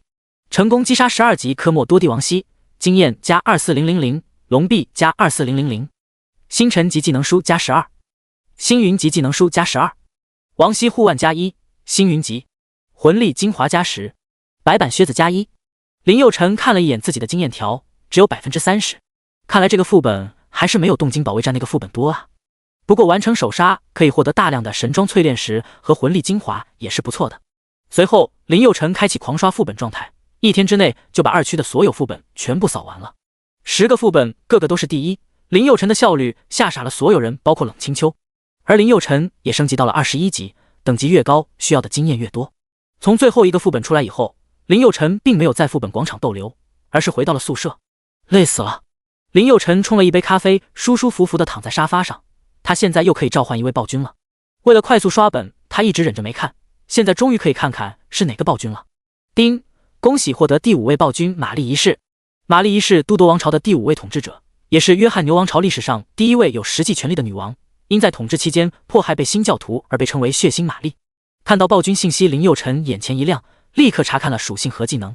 水龙吟，对目标区域发动水攻击，有几率造成成属性 1000% 的水攻击伤害，有 25% 的概率定身静魔数秒，星咒级。水龙九霄，可以挥出水龙攻击敌人，造成 298% 魔法攻击伤害，星辰级。可以造成 1000% 的水攻击伤害，这点不用说，2个字豪横。这定身静魔这个就比较牛叉了，特别是对战魔法系的职业的时候，简直不要太爽哦。嘿嘿，吞噬。哈迪斯立刻吞噬了玛丽一世，获得了玛丽一世所有的技能和属性。傀儡暴君哈迪斯，职业圣刺客、盾战士、圣弓手、枪炮师、嗜血法师，等级21，物理攻击加1000000，法术攻击加1000000，物理防御加1000000，法术防御加1000000，爆发正 52%， 闪避正 52%， 血量1098889，魔法值999999，技能火焰玉星咒级，冰破防星咒级，金盾甲星咒级，雷雷玉星咒级，水龙吟星咒级，吞噬星域级，巨兽泰坦星域级，无限空间星河级，战苍穹星云级，冰破刺骨星辰级，雷能震荡星辰级，星爆星辰级，水龙九霄星辰级。看到哈迪斯酷上涨的属性，林佑成十分开心。这属性也太逆天了吧！这属性，林佑成刚要飘，突然想起镜像当中的黄金法师，他根本没有飘的资本。人外有人，天外有天，还是低调一些比较好。第85章，越级刷怪，收集战略物资，传送卷轴。林佑成走出副本，此刻副本外的大屏幕顶端清一色都是林佑成的名字。这时，很多人围了上来。林神，你那个只是付费的平台，什么时候弄好啊？就是啊，我们还等着你的秘籍通关副本呢。林佑成微微一笑道：“很快的，大概2天就能好了吧？以现在的科技，弄个 app 几个小时就能搞定，就是写稿子需要点时间。”众人听了一脸期待。说完，林佑成就向宿舍走去，身后的战士们纷纷议论起来：“林神不会是真的神吧？战力怎么这么逆天？”就是啊，一个人酷杀，一天通关7个副本，就算那些写脑洞文的牛比大王也不敢这么编啊！哎。真是人比人气死人呐！我们组队打才打到15级副本，刚坐下来就接到了冷清秋的电话。林佑成，你表现得很不错，比我预想的快多了。听到冷清秋的夸赞，林佑成有些得意。嘿嘿，冷将军，我能不能请1天假？林佑成想用1天的时间把 IP 搞好。冷清秋冷声道：“你小子请假干什么？你在京城也没有家人啊？”林佑成不想隐瞒，直接说出了自己的想法。冷清秋听了，眉头微皱，呵呵。没想到你小子还挺有头脑的，这个 app 我找公司免费帮你搞，365网络公司总裁是我小弟，他们搞这个很专业，免费的。林佑成有些诧异，心想冷将军什么时候这么好了，竟然要免费给自己做 app， 还是让大名鼎鼎的网络安全公司365给自己做。冷清秋继续说道：“现在有一个重要的任务交给你，明天你去3区拿下29级副本，一定要给我搞到12张星辰级传送卷轴。如果完成任务，我可以免费给你提升装备等级。”哦，林佑成随口一说。1秒钟后，林佑成突然惊呼道：“什么？冷将军，你让我去刷29级副本？这里可都是世界级副本呐！你让我越级刷，还越了10级。”冷清秋轻笑道：“对啊，怎么了？怂了？”林佑成咧咧嘴说道：“怎么可能？不就29级副本吗？有啥了不起的？”冷清秋笑了笑道：“目前整个5院还没有任何团队打到29级，如果你通关成功，也算是破纪录了。”林佑成扑哧一笑：“冷将军，你在套路我？激将法画大饼。”看到自己的小伎俩被林佑成识破，冷清秋并没有生气，反而有些高兴。未来的宇宙战争，人族会和很多高等文明战斗，没有足够的智商是绝对不行的。那林佑辰同学，我画的大饼味道怎么样呢？冷清秋打趣的笑道。林佑辰扑哧一笑道：色香味俱全，堪比满汉全席。冷清秋笑道：你呀，你个小机灵鬼。对了，完成任务后，我会找人帮你提升你的装备等级的，这个算是额外的奖励了吧？哦，林佑辰似乎兴趣不是很大，不就是升级装备等级吗？有什么了不起的？其实林佑辰不知道的是，这个奖励已经很豪横了。星辰级装备升级不要太简单，但是林佑辰的魔尊套装可是星域级，升阶是需要花费大量资源的。就凭林佑辰现在的资源，根本无法升级。装备升级可以提升装备的基础属性，对于提升装备的战力至关重要。装备的战力基础属性占比 45%， 气魂属性占比 45%， 宝石镶嵌占比 10%。林佑辰之前升级的都是气魂属性，也就是品阶。就拿林佑辰的魔尊套装来说，虽然气魂品阶是星域9星，但是等级只有1级而已。提升装备等级则需要锻造师来完成，任何玩家无法自行提升装备的等级。装备气魂等级越高，升级需要的资源也就越多。看到林佑辰兴致不是很高，冷清秋继续说道：只要你能获取12张星辰级传送卷轴，我会交给你一个重要任务，这个任务可以获取海量奖励。真的啊？听到有海量奖励，林佑辰眼前一亮。好的好的，嘿嘿。冷清秋继续说道：对了，过2天5院新生就全部来了，到时候我打算让你作为新生代表上台发言，你小子一定不能给我丢脸哈。说实话，冷清秋有点太心急了，为了让林佑辰快速成长，什么资源都往他身上砸。新生代表上台发言，这可不是一般人能享受到的待遇，都是顶级妖孽或者是有超级背景的2代才会拥有的资源。本来是打算让叶楚代表新生上台发言的，但是叶天灵力荐林佑辰，作为冷清秋当然求之不得。林佑辰是他的亲信，当然锻炼的机会越多越好。第二天一早，林佑辰向3区走去，在路上恰好碰到张勋。林神，去3区了。张勋客客气气的跟林佑辰打招呼。林佑辰点了点头，笑道：去刷29级副本。张勋傻眼了，不会吧，你去刷29级副本？你才21级啊，虽然你很强，但这也太冒险了吧。而且冷将军之前就发布过命令，所有士兵不准越级刷怪，一旦发现立刻处分。林佑辰有些无语，这冷将军也太看得起自己了吧，对于别人越1级刷怪就要处分，对于他越级打怪也就算了，还让他一个人去，就算自己是妖孽也不能这么当驴使唤。嗨，就是冷将军让我去的。张勋听了咽了2口口水。好吧，对于你们妖孽的世界，我们这些普通人也整不明白。突然张勋凑到林佑辰的耳边小声说道：不过你还是小心一点吧，只是听说29级副本十分变态，里面都是异形，副本的背景是樱花国的大阪城，数千万只大小不一的异形，1小时不到就吃完了整个城市的人族，那叫一个惨啊。第86章，比大 boss 还强的小怪。林佑辰笑了笑说道：谢谢你哈。让，没看到我们天狼小队过来了吗？一个皮肤黝黑的年轻人十分霸道的叫嚣道：还特么不让，没听过好狗不挡道吗？说完，一群人耀武扬威的走了过去，一个人还故意撞了林佑辰一下。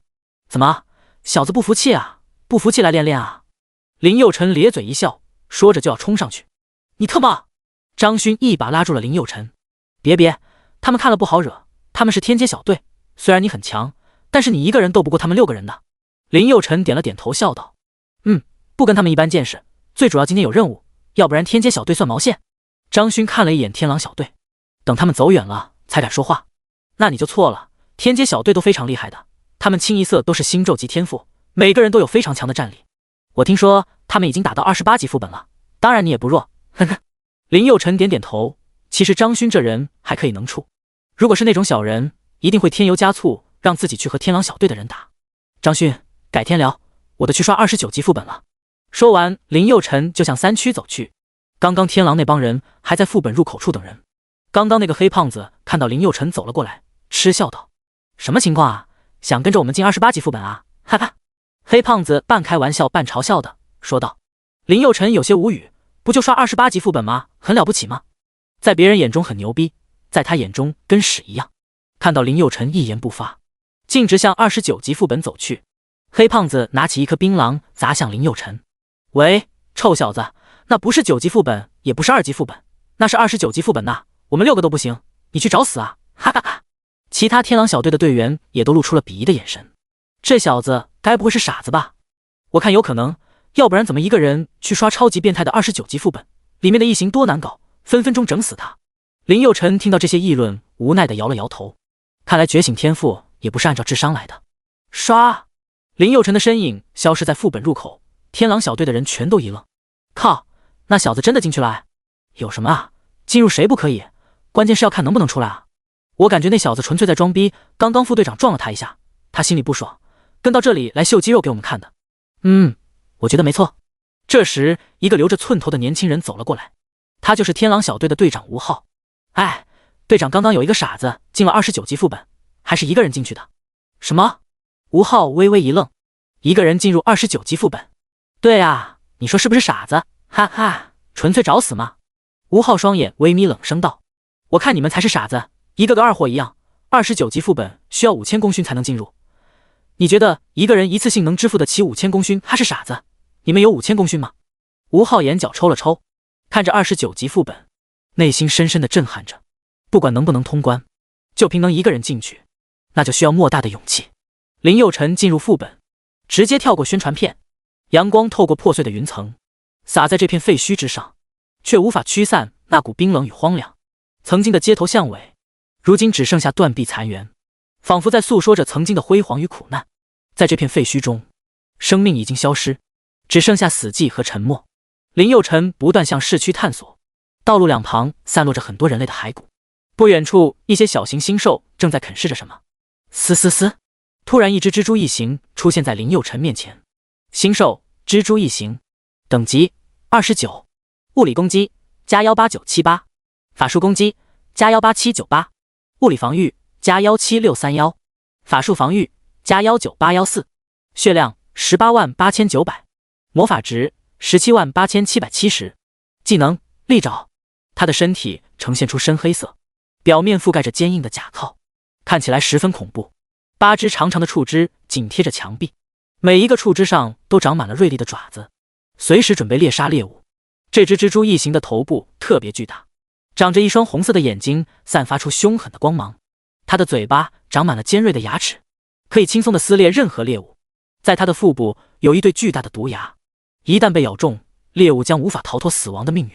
林佑辰咧咧嘴轻笑道：就这也算恐怖？对于我来说，这也太小儿科了吧。真的不理解那些人为什么要把这个副本描述的这么恐怖，属性比15级大 boss 差远了。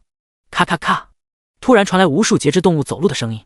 林佑辰看向远处，至少有几十只同样的蜘蛛异形正向这边狂奔而来。我靠，怎么那么多？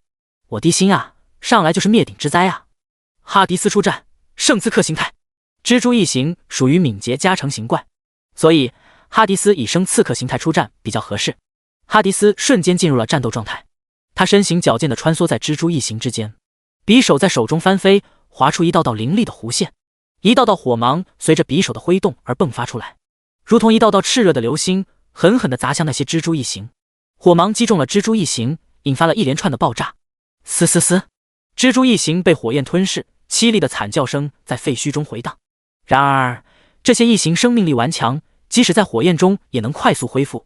他们纷纷向哈迪斯扑来，獠牙和利爪散发着凶狠的光芒。哈迪斯面对众多蜘蛛异形的围攻，灵活地躲避着异形的攻击，同时不断发动反击。然而，异形的数量实在太多，哈迪斯渐渐感到了压力。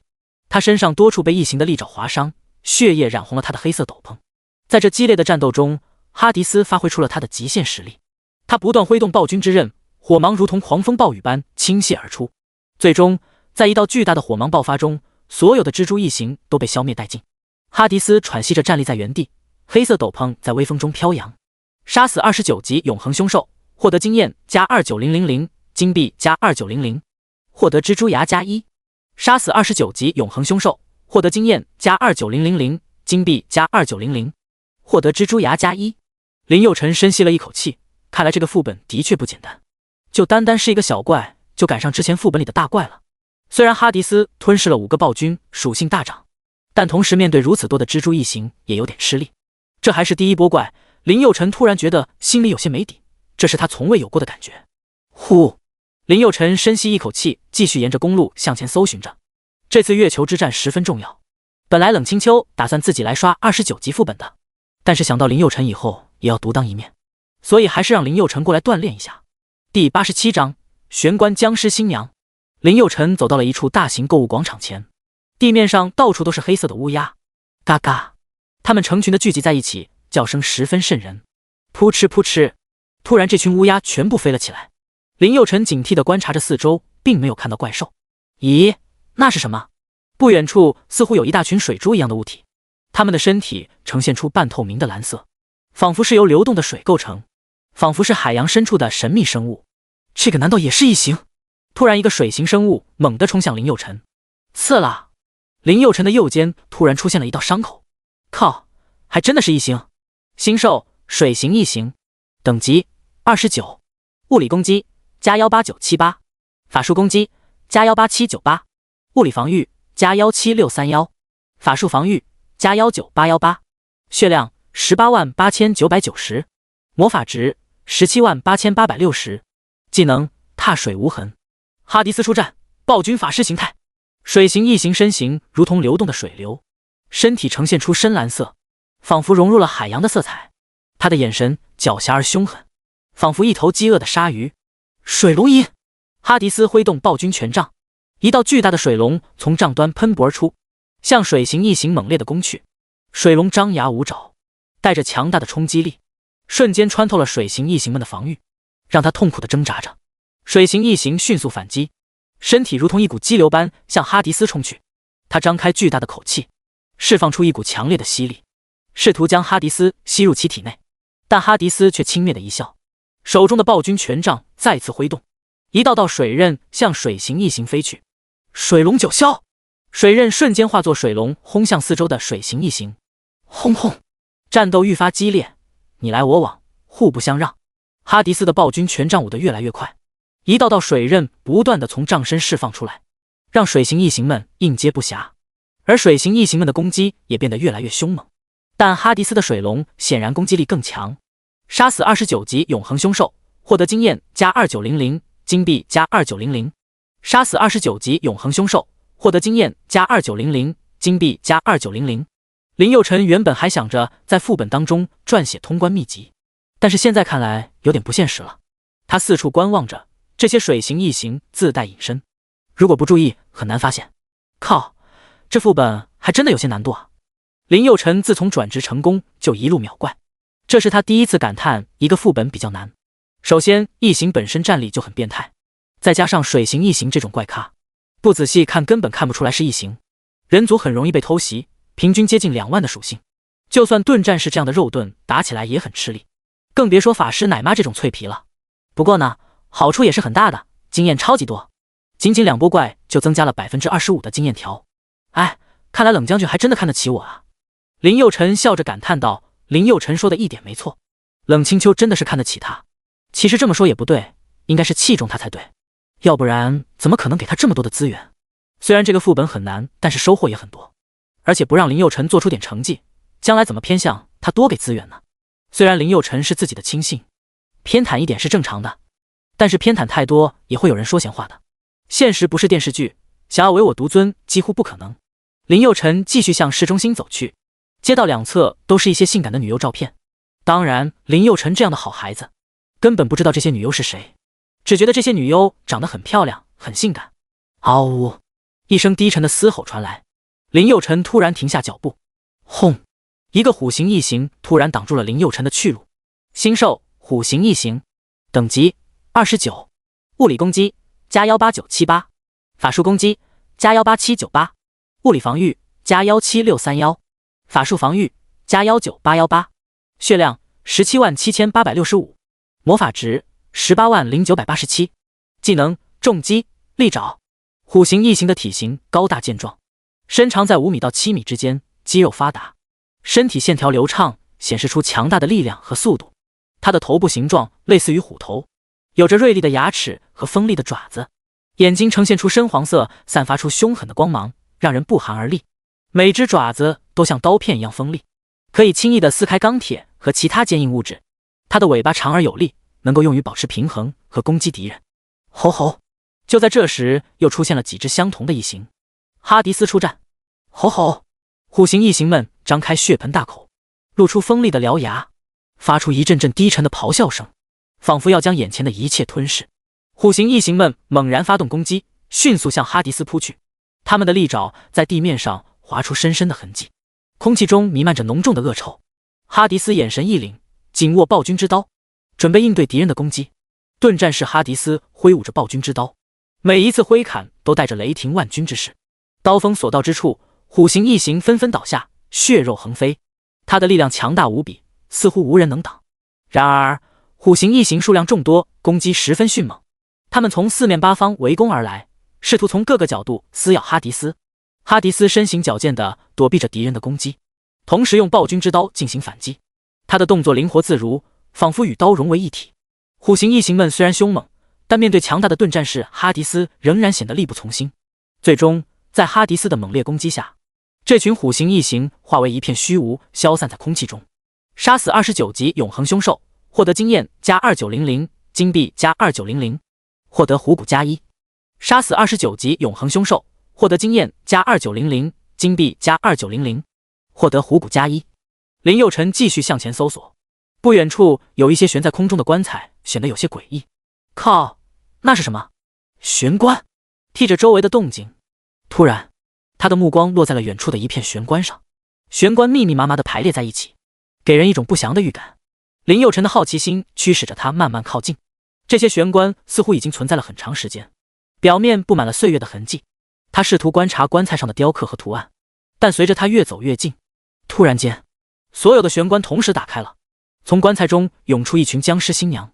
星兽僵尸新娘，等级29，物理攻击加17723，法术攻击加19798，物理防御加16631，法术防御加17816，血量177855，魔法值167850，技能撕咬吸血。他们脸色苍白，身着华丽的婚纱，但眼中却没有任何生气。他们缓缓站起，朝着林佑辰的方向走来。第88章魔魂晶石技能升阶神器，伴随着一阵阵令人毛骨悚然的低吼声。我靠！哈迪斯给我灭了他们！僵尸新娘们向哈迪斯发起了潮水般的攻击，他们挥舞着干枯的双手，口中发出嘶哑的尖叫声，仿佛要将哈迪斯撕成碎片。然而，哈迪斯却以惊人的速度和敏捷闪避着攻击，同时挥动暴君之刃反击。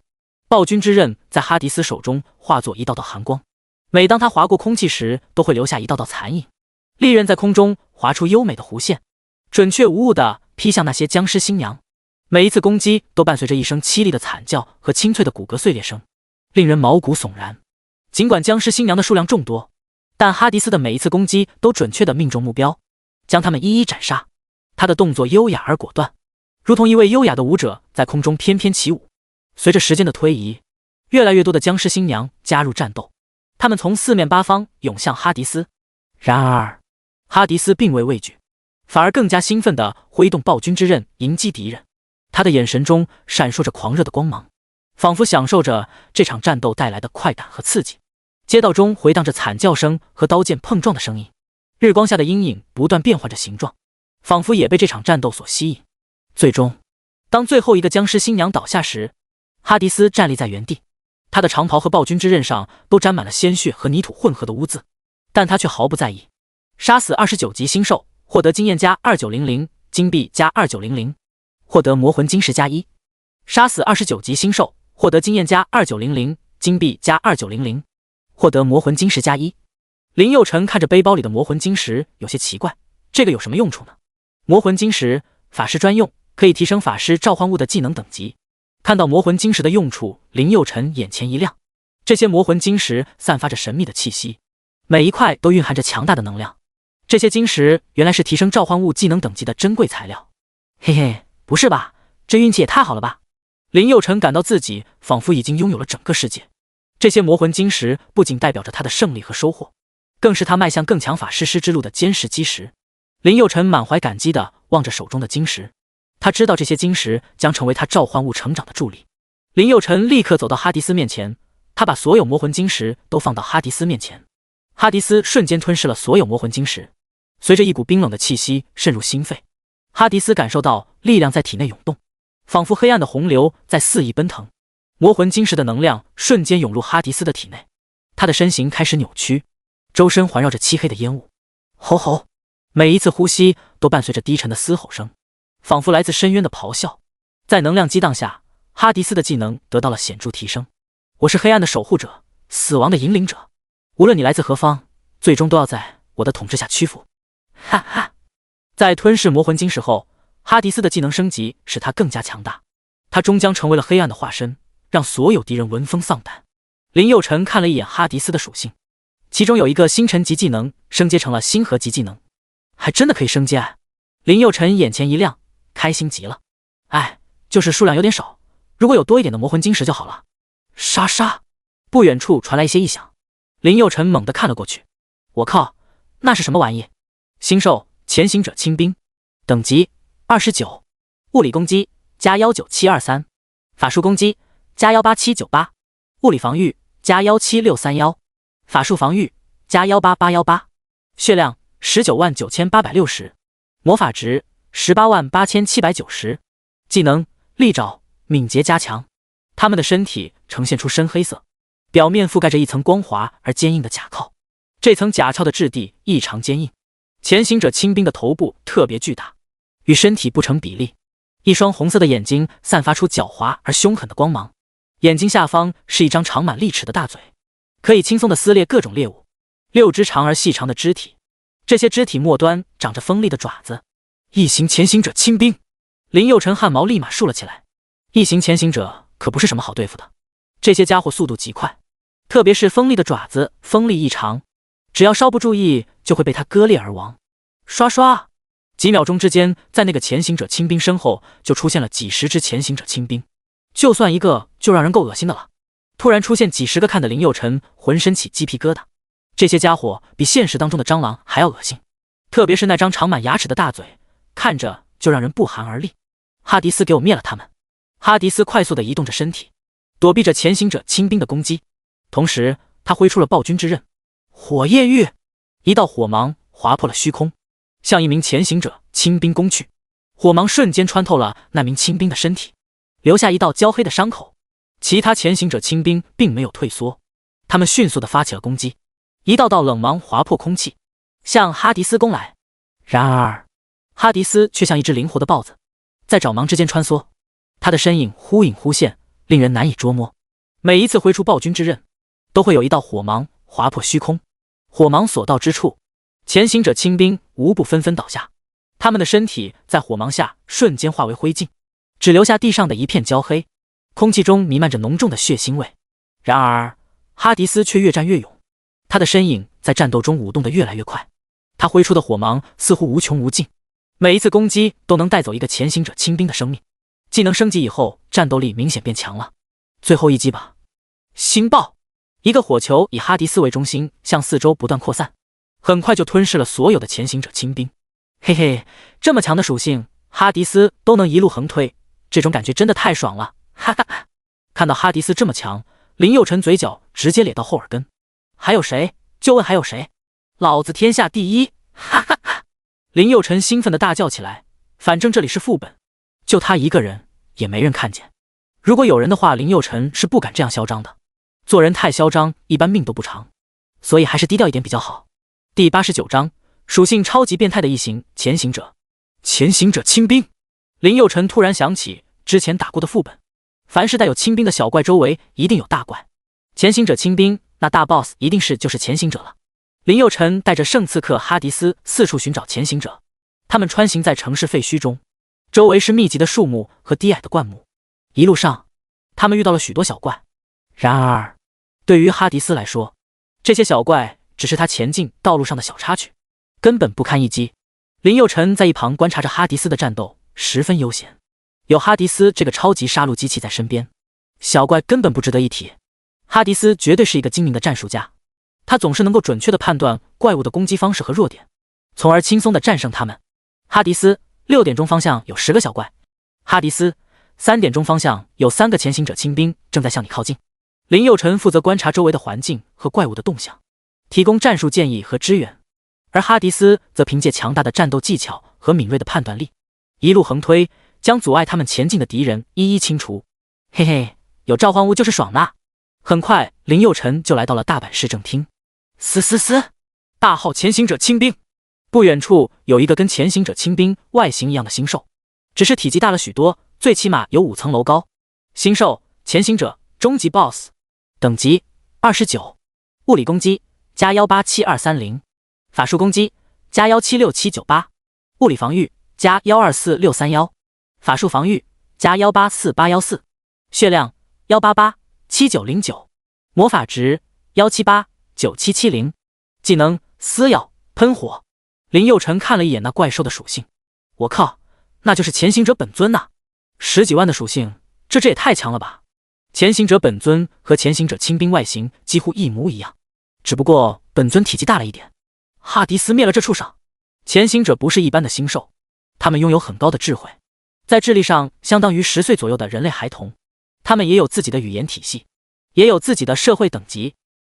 呜呜，潜行者不断发出各种怪声，随后从四面八方传来沙沙声。沙沙！林佑辰感觉有些不妙。哈迪斯，召唤出泰坦！哈迪斯刚召唤出泰坦，四周就出现了大量的潜行者亲卫。呜呜！潜行者支支吾吾了一会，四周的潜行者亲卫瞬间像潮水一样涌向哈迪斯。哈迪斯挥出暴君之刃，一道炽热的火芒划破黑暗的空气，准确地击中了第一个冲来的潜行者。火芒瞬间将潜行者吞噬，化为一片灰烬。其他潜行者见状纷纷后退，试图以更密集的阵型发动攻击。然而，哈迪斯的速度和技巧远超他们所想象，他灵活地躲避着他们的攻击，同时不断挥出火芒，将一个个潜行者消灭。他利用暴君之刃的重量和威力，将一个个潜行者击飞出去。另一边，泰坦也在疯狂屠杀潜行者亲卫。泰坦挥起泰坦之锤，吼吼，发出一道震耳欲聋的咆哮声。巨大的力量使得空气瞬间紧绷，周围的石壁都为之颤抖，一道道石块从天花板上掉落，激起一片尘埃。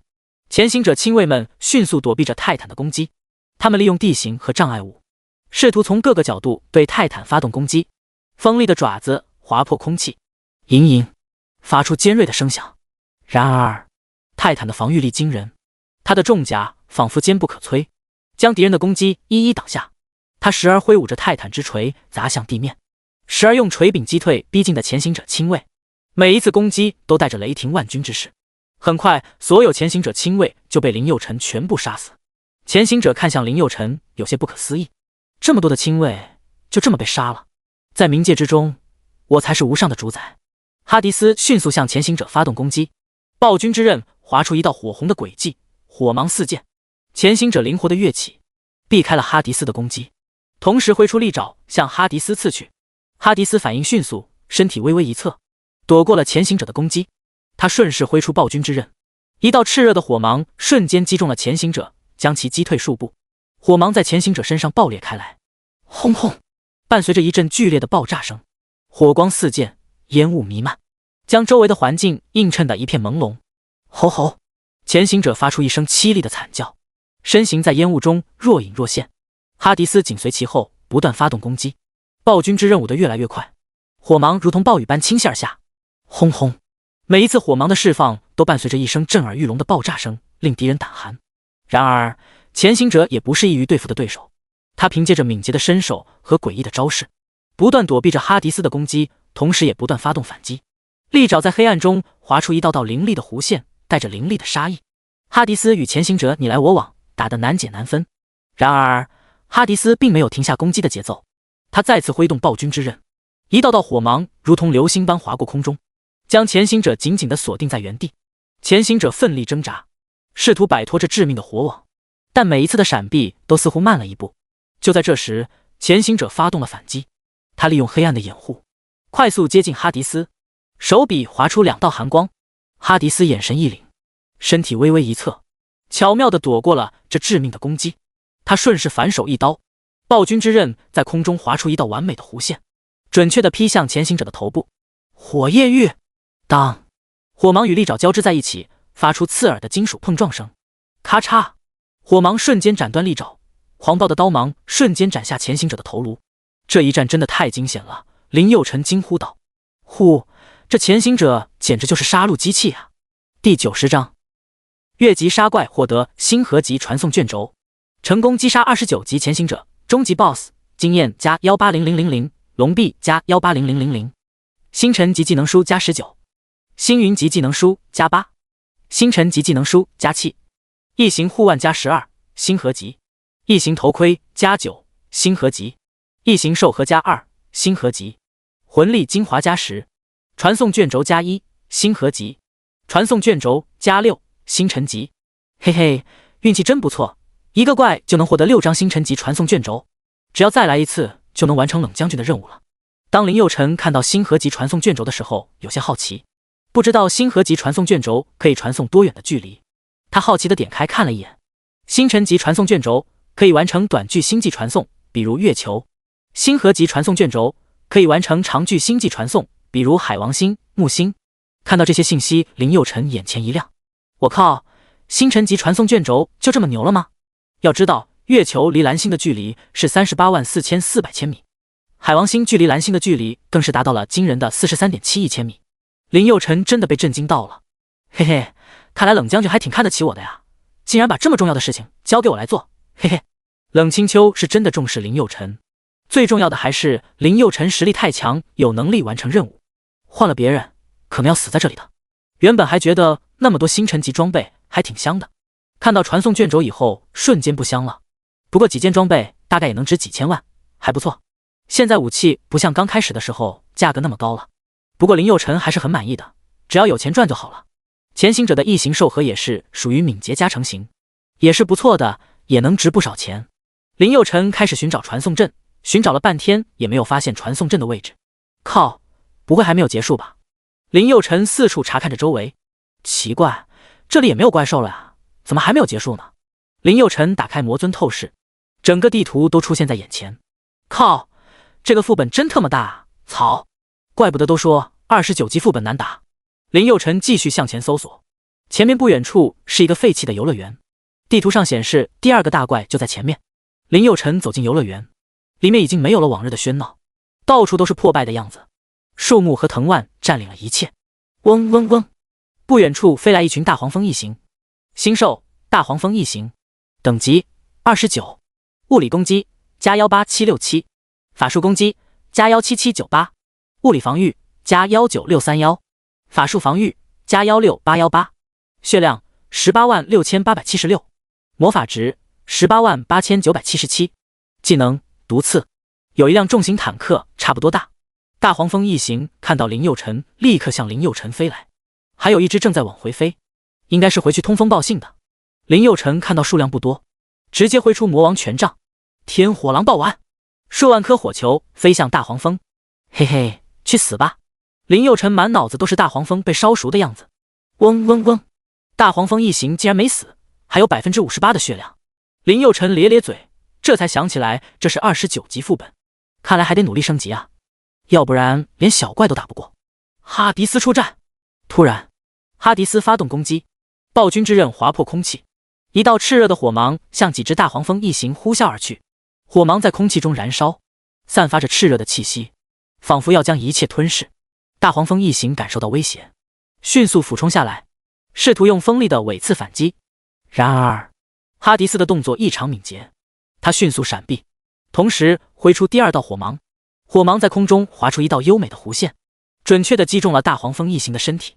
火焰瞬间蔓延，吞噬了异形的身体，将其烧成一片灰烬。杀死29级星兽，获得经验加2900，金币加2900，获得锋刺加1。杀死29级星兽，获得经验加2900，金币加2900，获得锋刺加1。靠！看到哈迪斯瞬间秒怪林佑辰，有点绷不住了。我这法师太失败了，全靠召唤物了。不行，老子一定要升阶装备，老子一定要变强。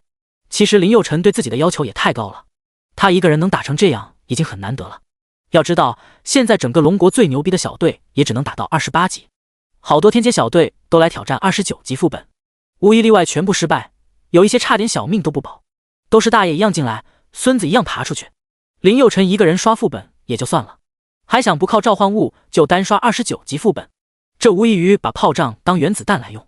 法师自身弱，这是常识。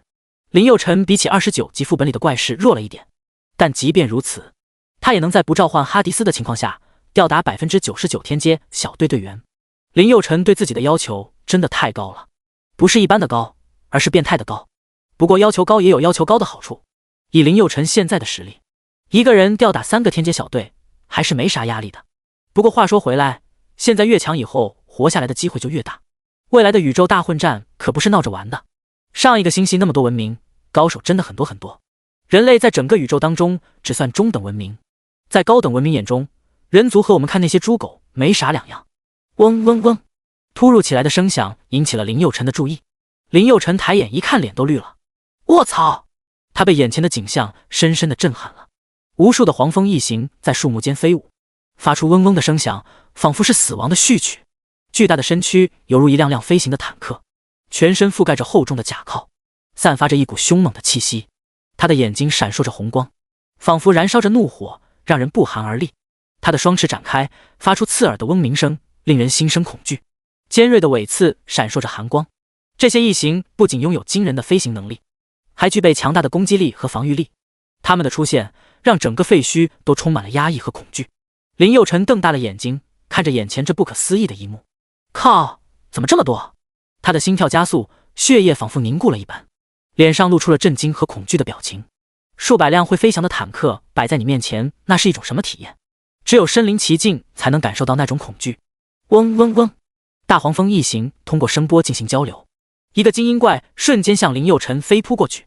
星兽大黄蜂异形精英怪，等级29，物理攻击加187667，法术攻击加177698，物理防御加1966331，法术防御加166814，血量1889099，魔法值1778870，技能毒刺铁甲。靠！林佑成突然瞪大双眼，惊呼道：“哈迪斯，快上！盾战士形态！盾战士形态有星爆技能，对付这些该死的大黄蜂绝对一流。”飞在最前面，大黄蜂异形发出一声震耳欲聋的咆哮，猛然向哈迪斯冲去。他们挥舞着巨大的爪子，试图将哈迪斯一举击溃。哈迪斯眼神一凛，迅速挥动手中的暴君之刀，一道金色的刀芒划破空气，准确地击中了异形的甲壳。当当，刀芒与甲壳碰撞，发出清脆的声响。大黄蜂异形被击退数步，但迅速调整身形，再次向哈迪斯发起猛烈的攻击。靠！大招直轰一次才掉8%的血量，29级精英怪也太强了吧！嗡嗡，嘤嘤嘤，大黄蜂异形发出一声尖锐的鸣叫声，双翅猛然扇动，一股强大的气流向哈迪斯呼啸而去。哈迪斯紧握暴君之刀，沉着应对。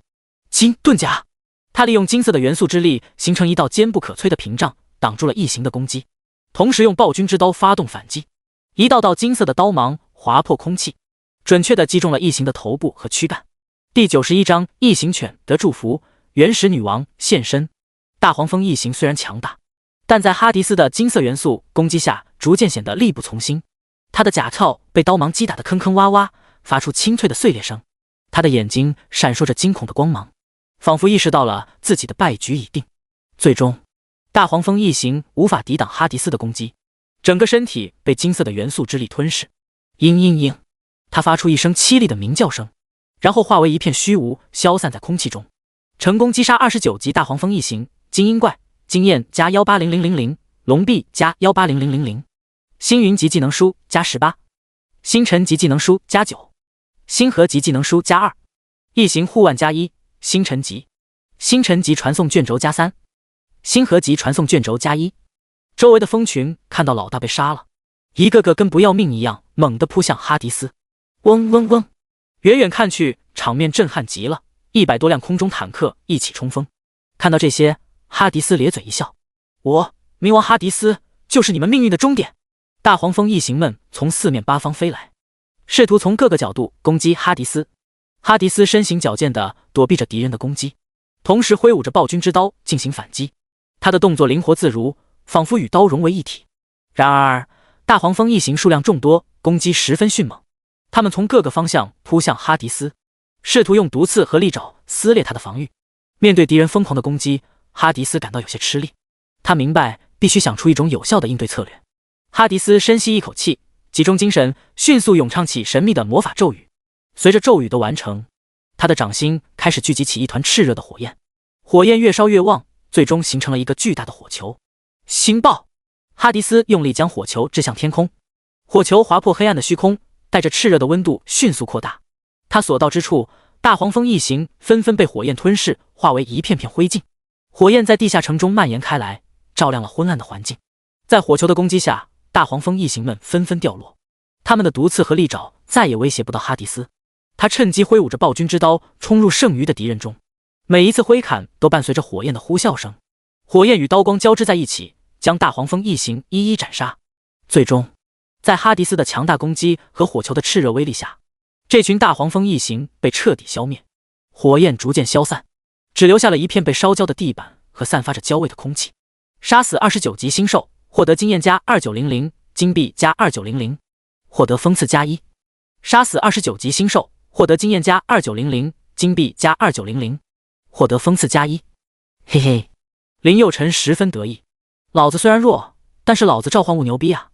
林佑辰带着哈迪斯继续向前搜寻，这时又有几只大黄蜂一行飞了过来，似乎这些大黄蜂都是从不远处的洞穴里飞出来的。哈迪斯上去轻松斩杀了几只大黄蜂一行，随后继续向不远处的洞穴走去。这个洞穴散发着神秘而危险的气息，仿佛是通往另一个世界的门户。洞穴内部异常漆黑，只有偶尔几道微弱的光芒透过头顶的裂缝渗入。洞顶和洞壁上的石笋和石幔在微光中显得格外诡异，仿佛是某种未知生物的触手。空气中弥漫着一股令人作呕的恶臭，伴随着不明的声响，时而是低沉的咆哮，时而是尖锐的嘶鸣。这些声音在洞穴内回荡，让人不寒而栗。随着探索的深入，林佑辰发现洞穴内布满了异形的卵，这些卵呈深褐色，表面有粘液附着，不断蠕动着。它们似乎在等待着孵化，一旦孵化出来，将变成致命的异形生物。林佑辰小心翼翼地穿过洞穴，时刻警惕着周围的动静。突然，一道黑影从角落里窜出，向林佑辰发起猛烈攻击。这是一只成年的异形，它拥有锋利的爪子和强壮的身体，散发着凶狠的气息。靠！异形犬！话音刚落，领头的异形犬身后又出现了一群异形犬。星兽异形犬精英怪，等级29，物理攻击加188723，法术攻击加167798，物理防御加176631，法术防御加187817，血量1778766，魔法值1887658，技能锁喉利爪。林佑辰大吼一声，看书的读者龙年旺不旺？汪汪汪！异形犬不断嘶吼着。好，看你们说了吉祥话的份上，留你们一个全尸。哈迪斯并未立即近身肉搏，而是巧妙地利用盾牌抵挡住异形犬的攻击。他不断移动步伐，利用地形和障碍物与敌人周旋。突然间，哈迪斯高举暴君之刀，凝聚全身力量，发出一道巨大的火球。火球在空中划出一道耀眼的轨迹，瞬间吞噬了数只异形犬。火焰在黑暗中燃烧着，发出噼啪作响的声音，伴随着阵阵焦糊味。剩下的异形犬被火焰所震撼，暂时停止了攻击。哈迪斯趁机冲向他们，挥动暴君之刀，发起猛烈的攻击。刀锋所到之处，异形犬纷纷倒下，血肉横飞。在这激烈的战斗中，哈迪斯展现出了惊人的战斗技巧和力量。他的盾牌和暴君之刀配合得天衣无缝，时而防御，时而攻击，使得敌人难以捉摸。随着时间的推移，越来越多的异形犬加入战斗，但哈迪斯仍然屹立不倒。他凭借着强大的意志力和无与伦比的战斗经验，一一击败敌人。最终，当最后一只异形犬倒下时，哈迪斯的铠甲上沾满了敌人的鲜血和碎肉。杀死29级星兽，获得经验加2900，金币加2900，获得犬牙加1。杀死29级星兽，获得经验加2900，金币加2900，获得犬牙加1。杀死29级星兽精英级，获得经验加18000，金币加18000，获得星辰级传送卷轴加1。看到这一幕，林佑辰咧咧嘴：阿犬们不好意思啊，说留个全尸，没想到用力过猛都成肉馅了。林佑辰踏过异形犬的尸体，继续向前搜索。洞穴前方是一个巨大的水池，里面有着蓝宝石一样的液体。我靠，这也太漂亮了吧！林佑辰踏过水池，继续向洞穴深处搜索。突然，一座巨大的地下宫殿呈现在眼前。宫殿上方是一个巨大的透明玻璃罩，里面竟然是原始女王。林佑辰惊呆了，怪不得有源源不断的小怪出来的，原来是原始女王不断生产这些异形。这里就是一个异形工厂。第92章决战原始女王。林佑辰立刻向大殿跑去，必须杀死原始女王，要不然不管怎么打都打不完这些该死的异形。林佑辰刚踏上阶梯，突然一个异形牛头人冲了出来。星兽异形牛头人精英怪，等级29，物理攻击加188723，法术攻击加198798，物理防御加158631，法术防御加188814，血量1886000，魔法值1789000，技能野蛮冲撞。他们的体型庞大，面目狰狞，蹄下的大地仿佛都在颤抖。吼吼！他们发出低沉的吼声，仿佛在挑衅着哈迪斯。哈迪斯紧握暴君之刀，刀身闪烁着金色的光芒。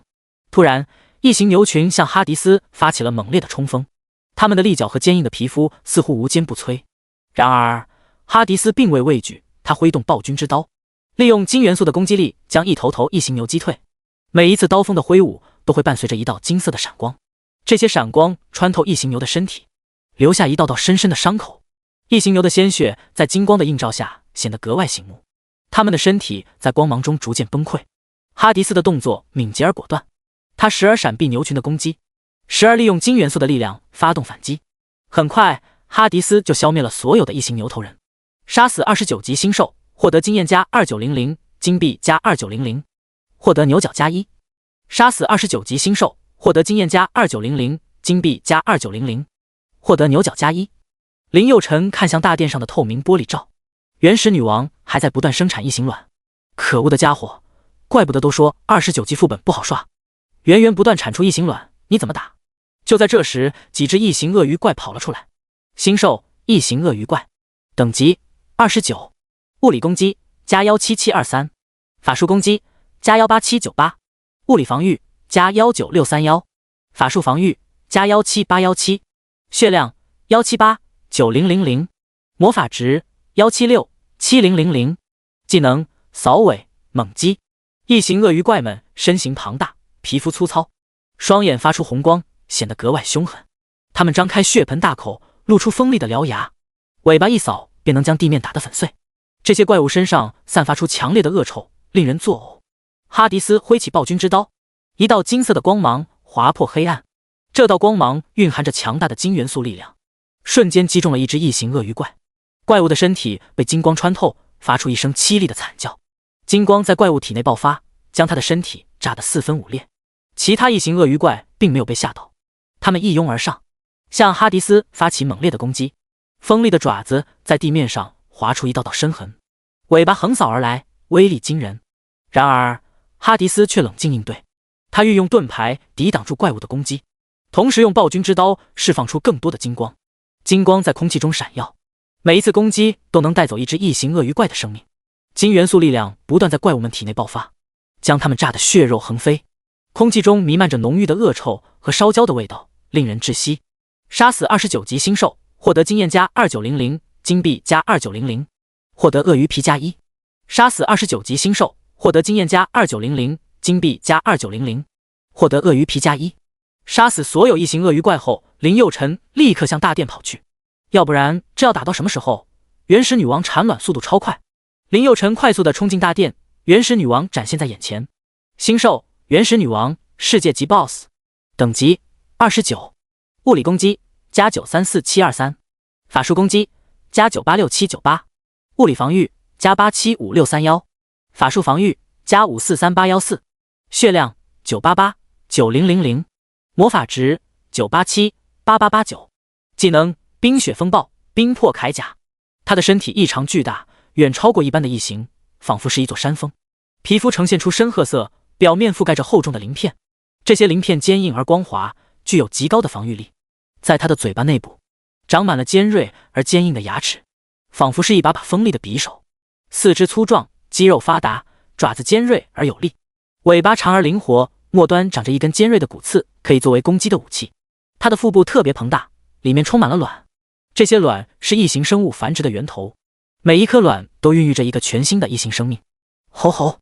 看到林佑辰的闯入，原始女王不断嘶吼着，试图用这种方式吓退林佑辰。看到原始女王的属性，林佑辰傻眼了，真的太强了！90多万的属性，这样的战力，就算哈迪斯也不一定能够战胜对方啊！看来又是一场苦战，而且各个方面都要注意，稍不注意就有被秒杀的可能。林佑辰极力避免与原始女王发生近战，他让哈迪斯以圣弓手的状态对战原始女王。原始女王体型巨大，行动相对比较缓慢，只要哈迪斯走位恰当，是完全可以杀掉他的。哈迪斯迅速拉开暴君之弓，一道冰箭瞬间凝聚成型，即射向原始女王。冰箭划破空气，发出尖锐的破风声，令人胆寒。冰箭准确地击中了原始女王，爆炸出一片冰冷的雪花。原始女王愤怒地挥起冰斧，巨大的力量掀起一阵冰雪风暴，向哈迪斯袭击而来。哈迪斯灵活地躲避着攻击，同时不断射出冰箭，与敌人展开激烈的攻防战。在战斗中，哈迪斯展现出了卓越的攻术和冷静的头脑，他准确地预判敌人的动作，利用冰箭的远程攻击优势，不断消耗敌人的生命值。然而，原始女王的生命力异常强大，吼吼！她发出一声震天的咆哮，身体周围瞬间凝聚出一道坚不可摧的冰盾。哈迪斯的冰箭击在冰盾上纷纷碎裂，无法突破防御。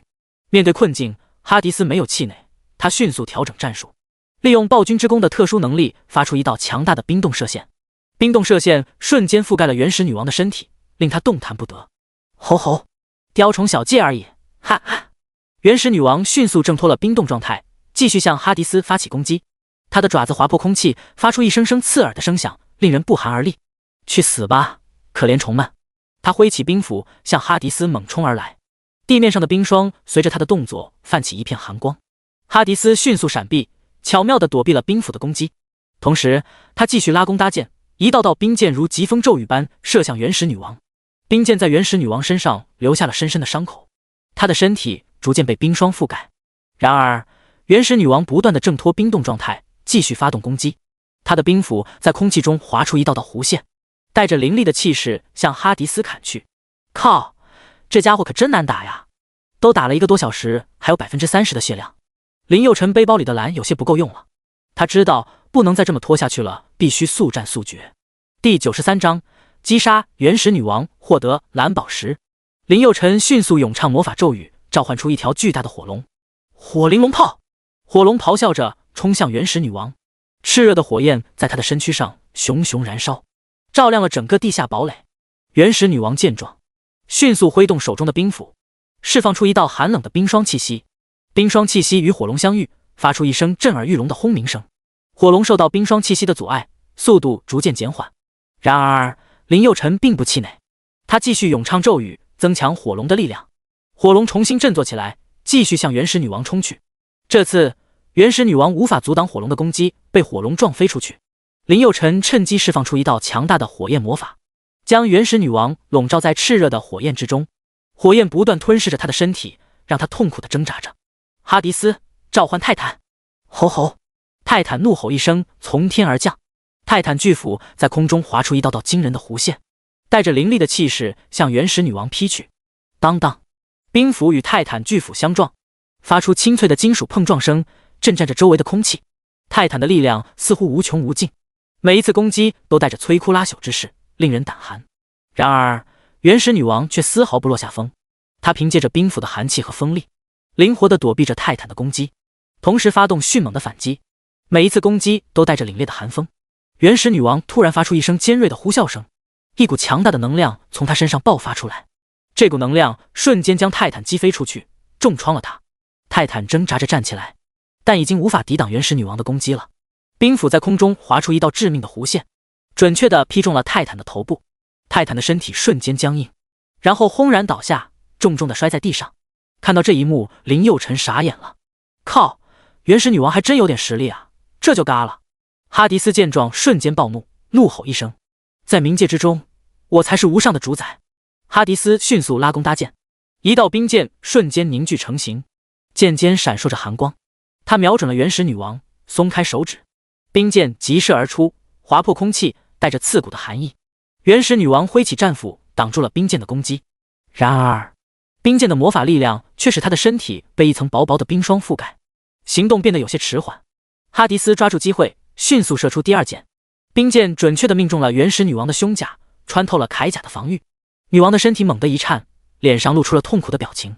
此时，原始女王愤怒地大吼一声，全身释放出一股强大的能量。他的战斧散发着炽热的光芒，带着惊人的破坏力向哈迪斯劈去。哈迪斯反应迅速，他紧握暴君之弓，弓身释放出一道冰冷的能量盾，挡住了女王的攻击。能量盾与战斧相撞，发出一声震耳欲聋的巨响。然而，哈迪斯并未停下攻击的脚步，他再次拉弓搭箭，瞄准了原始女王。这次，他射出了一道冰火交织的魔法箭矢，箭尖燃烧着蓝色的火焰。魔法箭矢划破空气，带着刺耳的呼啸声袭来。原始女王挥动战斧试图抵挡，但箭矢却在接近时突然爆裂开来，释放出一股强大的冰火能量。冰火能量瞬间击中了原始女王，将她包裹其中。女王的身体在能量中挣扎着，发出一声凄厉的惨叫。随后，她的身体逐渐消失在冰火能量的光芒中。呼呼！哈迪斯目光凌冽地看向原始女王的尸体，暴喝一声：“任何胆敢挑战我的人，都将在这无尽的黑暗中消失。”叮！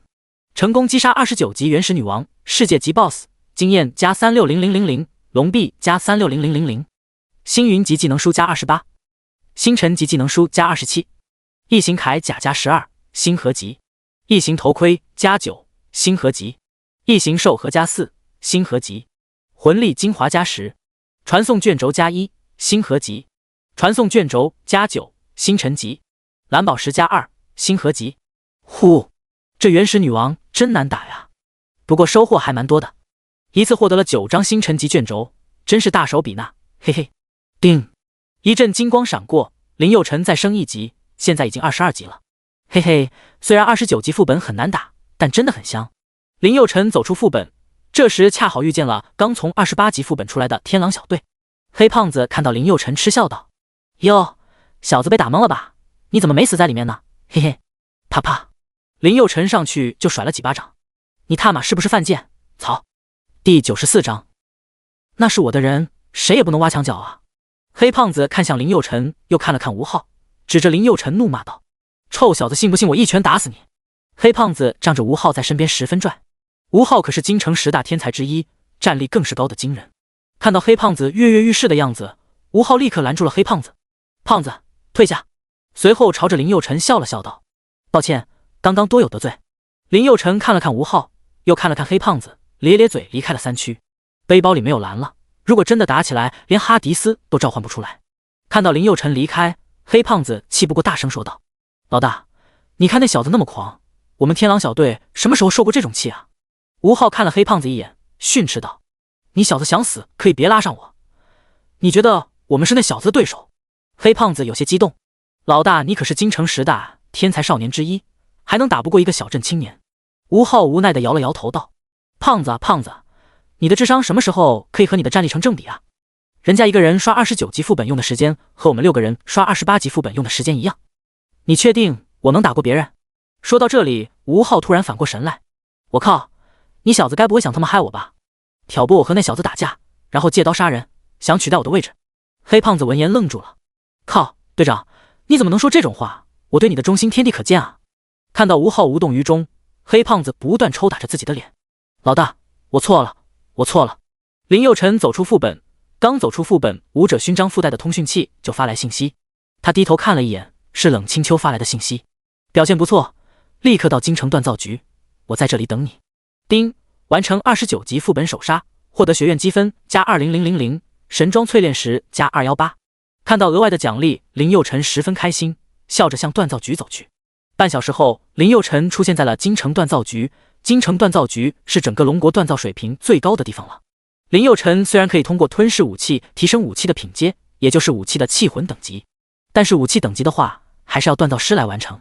林佑辰抬头看了一眼京城锻造局，是一座看起来古色古香的大院子。院子里矗立着一座古老的石塔，塔身散发着淡淡的金光，塔周围环绕着一片片高大的铁针和熔炉，火光熊熊，映照着整个院子。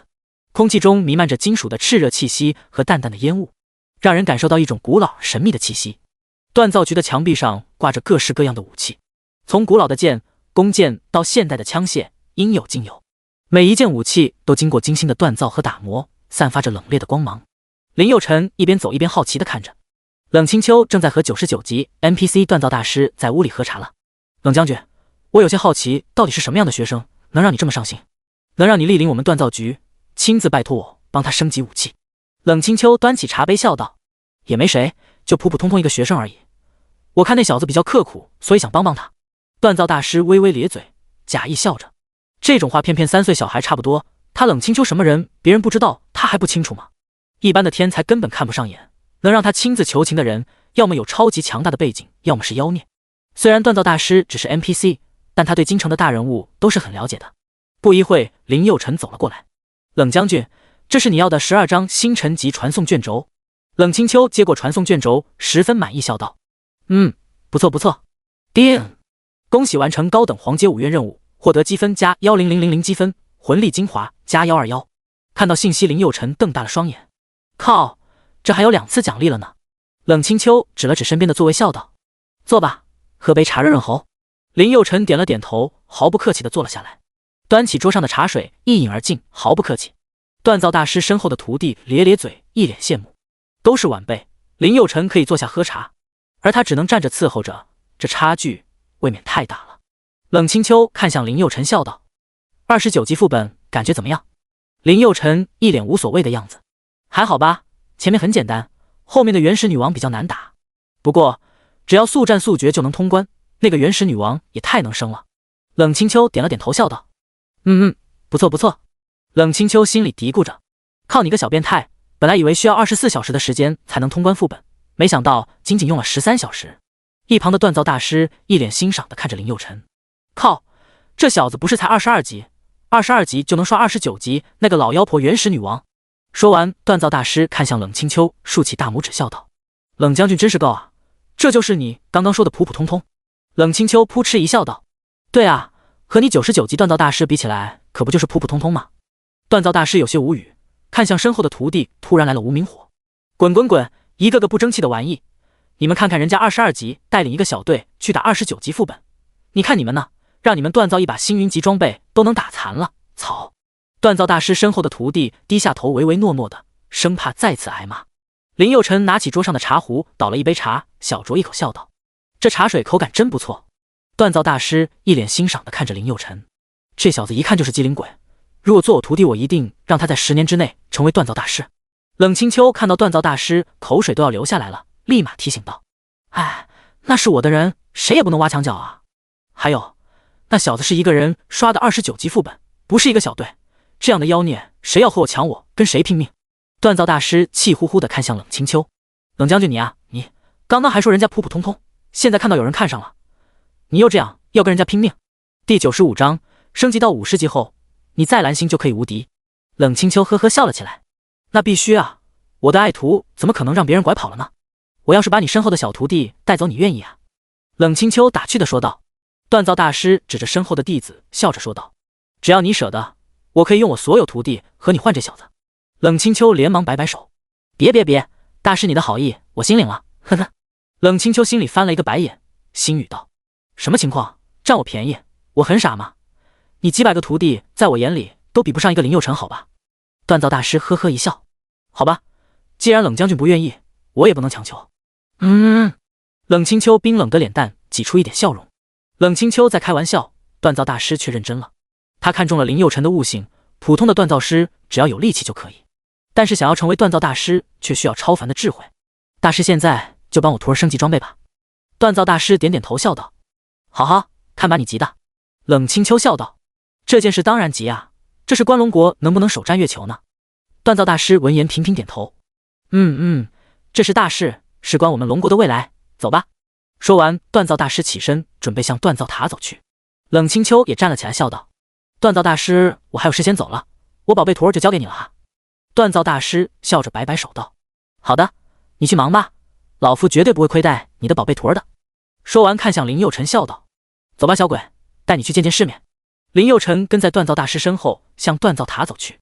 锻造塔1-9层是武器展示区，分别展览星辰到神级装备，10楼以上就是铸造区和锻造区。这里既可以帮助武者升级装备，也可以自行打造装备。打造好的装备就放在1至9层的展览区。目前锻造局只能锻造星河级以下的装备，因为锻造高阶的装备就需要更高阶的材料，星河级装备所需要的材料只有30级以上的副本才有。而此刻，就算林佑辰这样的妖孽，也只能刷到29级副本。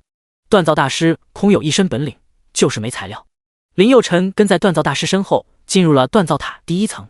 锻造大师指着一层展柜展示的星辰级装备，骄傲地说道：“我们锻造所的装备件件是精品，有些星辰级装备套装的综合战力比那些杂牌星云级装备还要强。”看着展示柜里的武器套装，林佑辰一点兴趣没有。拥有星域级装备的人怎么可能去看星辰级装备呢？锻造大师走进了电梯，来到了第3层，这里都是星辰级套装。看到金光闪闪的武器套装，锻造大师十分得意笑道：“小鬼，你看看，这些都是我们锻造局的杰作，件件都是精品啊！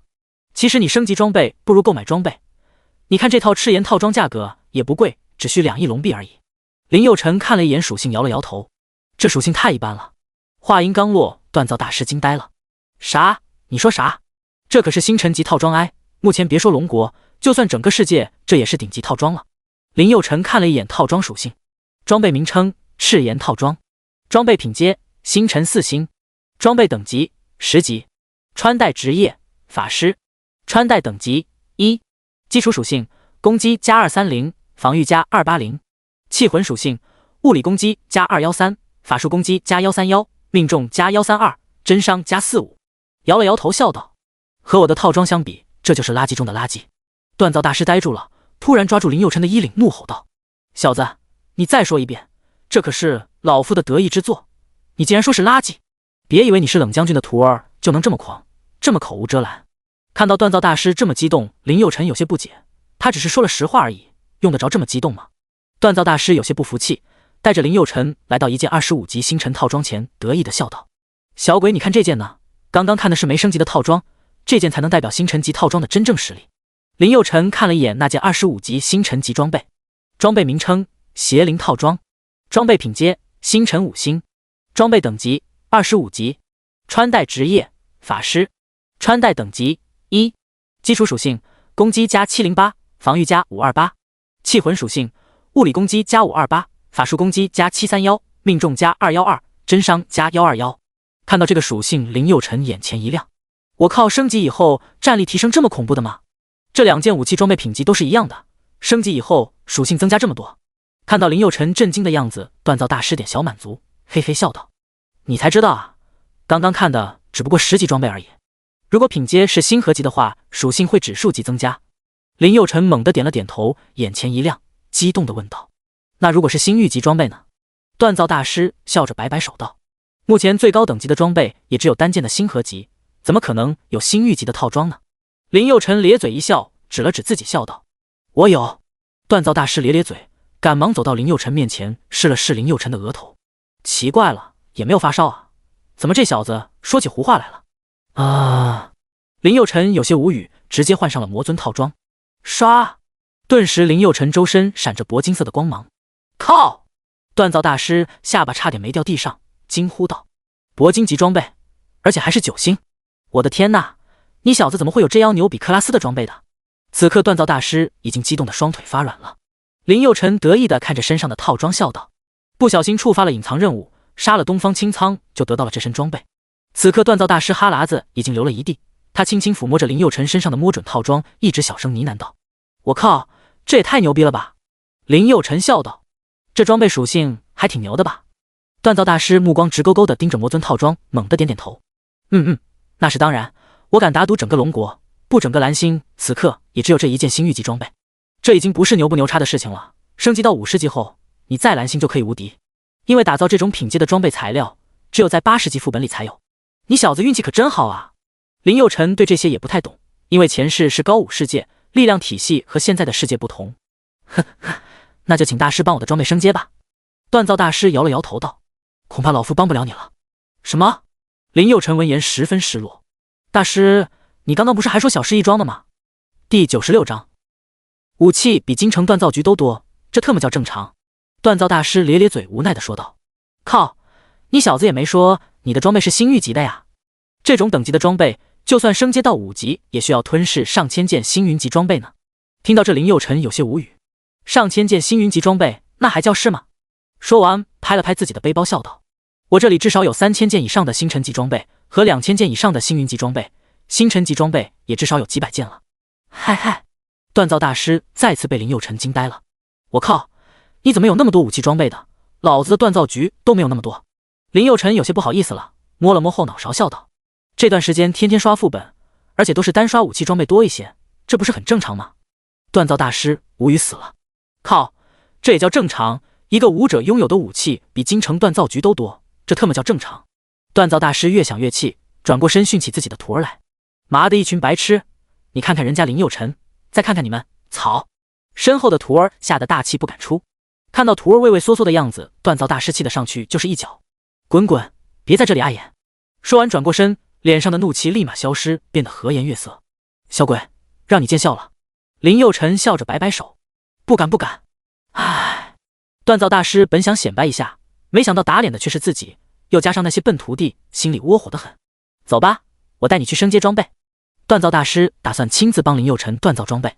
林佑辰跟着锻造大师来到了锻造塔的最顶层。锻造大师走出电梯，大手一挥，密室的门突然打开。密室的中央矗立着一座巨大的熔炉，炉火熊熊燃烧，发出炽热的光芒，火光映照在墙壁上，形成斑斓的光影，为这寂静的空间增添了一抹生动的色彩。炉火旁摆放着一堆准备锻造的金属材料，它们在火焰的映照下散发出诱人的光泽。四周的架子上陈列着各式各样的武器，从锋利的剑刃到厚重的盾牌，每一件都独具匠心，闪烁着冷冽的光芒。锻造大师指了指一旁的座位：“小鬼，这里有茶，自己泡啊。”说完，林佑辰将魔尊套装脱下，递给了锻造大师。锻造大师接过套装，开始仔细打量起来。他用手轻轻抚摸着套装的表面，感受着它蕴含的魔力。随后，锻造大师开始忙碌起来。他将魔尊套装放入熔炉中，加入了一些珍稀的矿石和装备材料。火焰熊熊燃烧，套装在高温下逐渐变得赤红。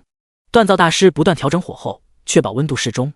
经过长时间的熔炼和锻打，魔尊套装逐渐发生了变化，它的颜色变得更加深邃，表面流转着神秘的光芒。当当，锻造大师用锤子轻轻敲打着套装，发出悦耳的金属声响。每一次敲打都让魔尊套装的质地更加坚韧。当锻造完成时，锻造大师从熔炉中取出了魔尊套装，它已经不再是原来的样子，而是焕然一新，散发出更强大的气息。林佑辰接过套装，当他看到属性的时候，傻眼了。我靠！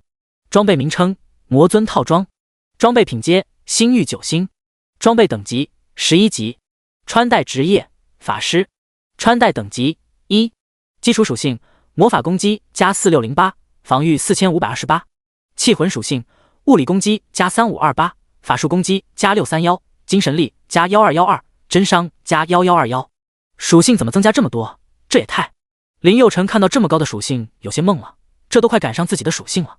他立刻打开自己的属性版面看了一眼，姓名林佑辰，职业暴君法师，等级22，物理攻击加6902加4802，法术攻击加12675加9878，物理防御加6381加4527，法术防御加12786加6793，真实伤害加6923，致命强化正5%，致命抵抗正5%。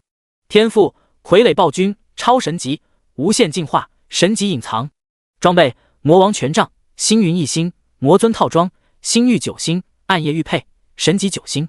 技能火灵龙炮，星辰级，天火狼暴丸，星辰级，魔尊透视，星河级，天魔灭世，神级，断魂刺，星辰级。装备升级后属性能提升这么多，让林佑辰很意外。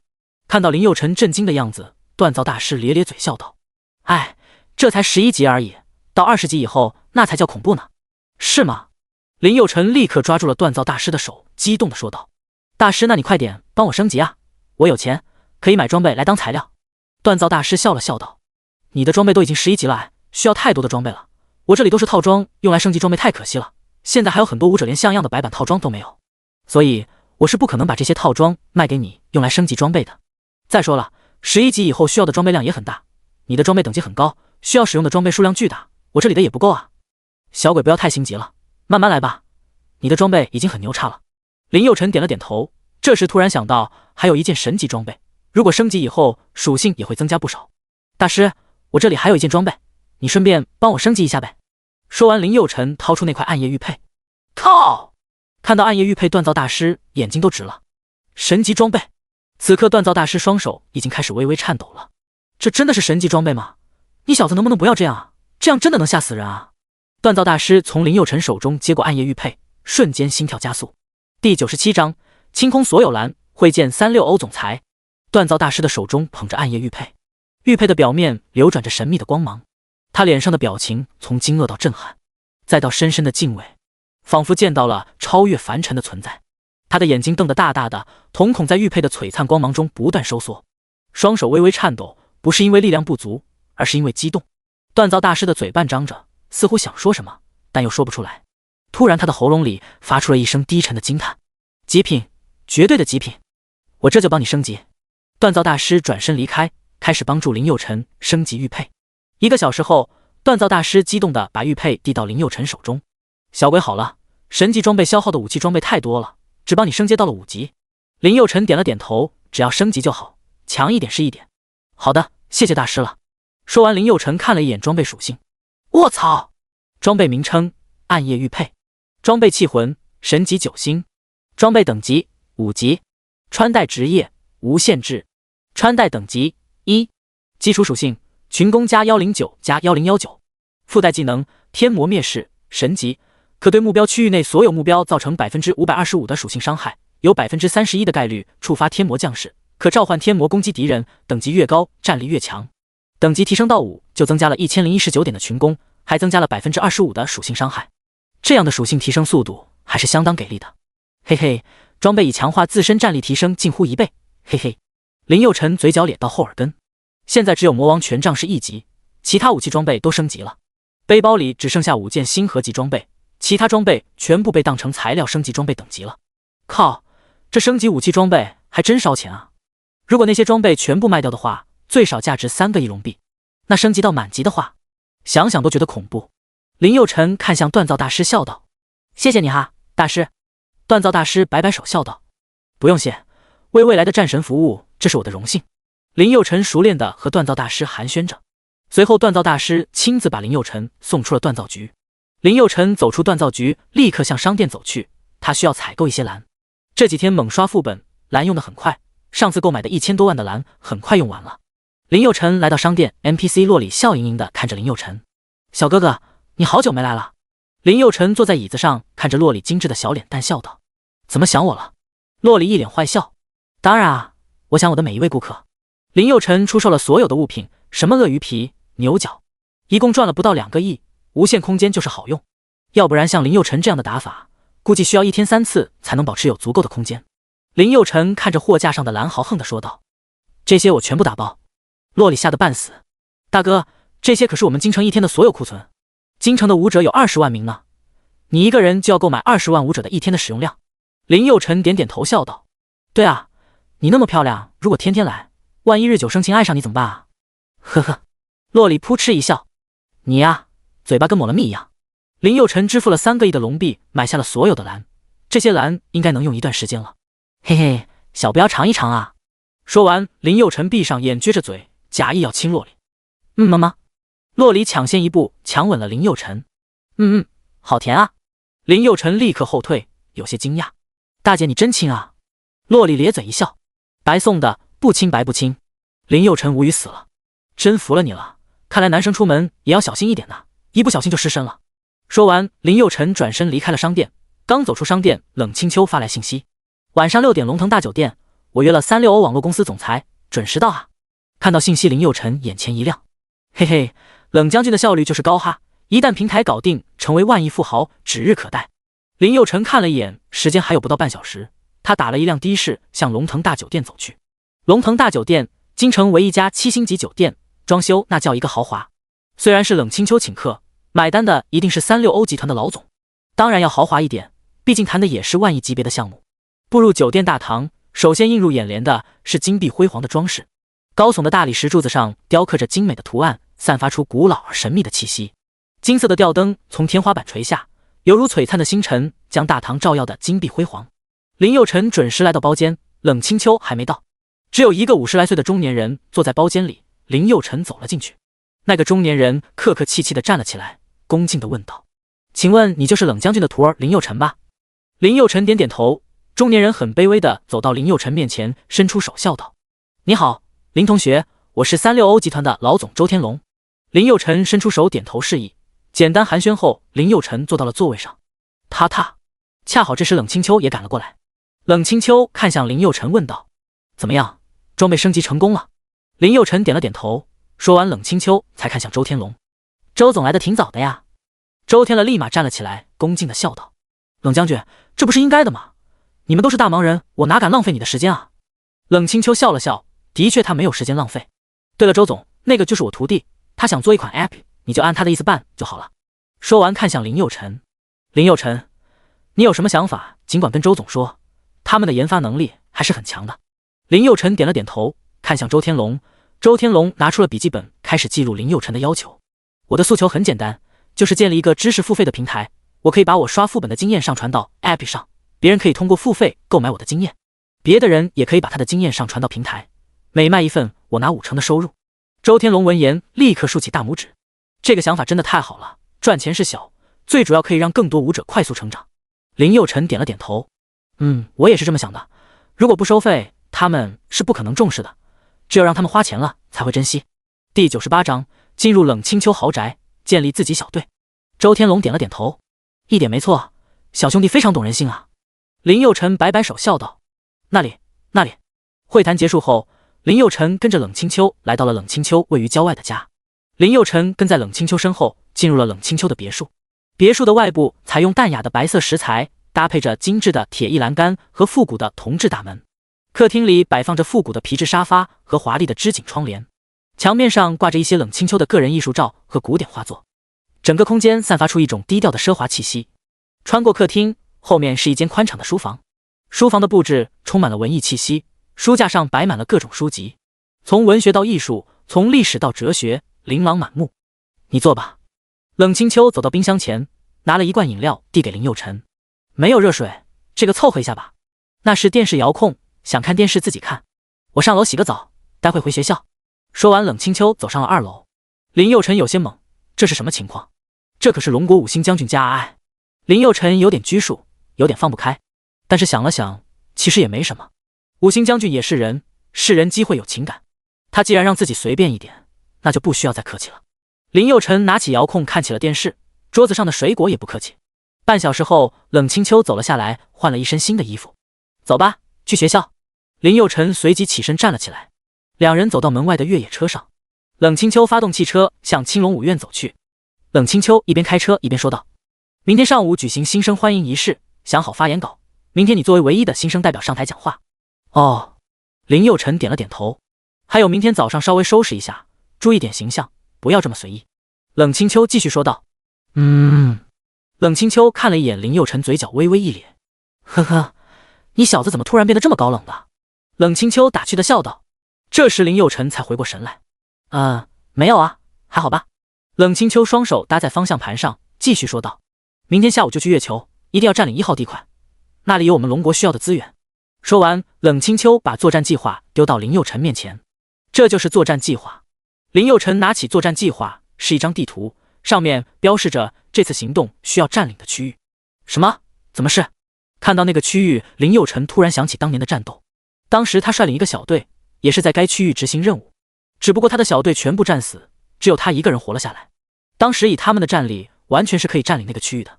但是小队里的队员们个个心怀鬼胎，最终导致相互猜忌，任务失败。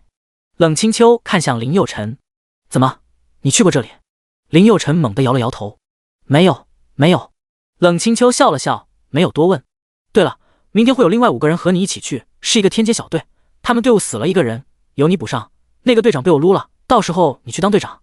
林佑辰闻言立刻摇头说道：“我不要别人的队伍，如果冷将军真的想让我去执行这个任务，必须让我挑人，我要建立自己的队伍。”冷清秋微微一愣，有些意外，这是命令，还从来没有人敢和我顶嘴。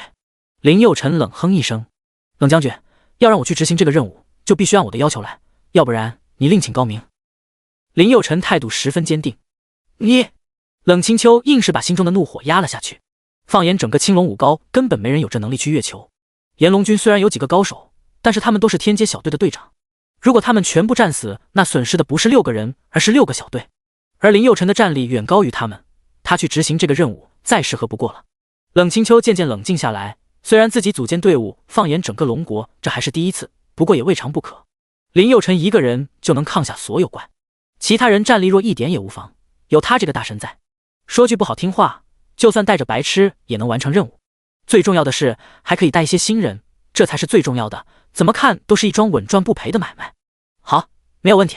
不过这件事情我还是要向军部说明一下，你这种情况整个龙国也是第一例。林佑辰点了点头，死过一次的他深知知根知底的队友的重要性。在一个陌生的环境当中，如果几个人可以拧成一股绳，战力可以大增；如果几个人个个心怀鬼胎，那整体战力至少削弱 80%。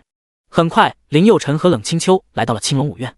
冷清秋第一时间向军部汇报了这个情况，军部大佬讨论了半个小时，最终还是同意了林佑辰的要求。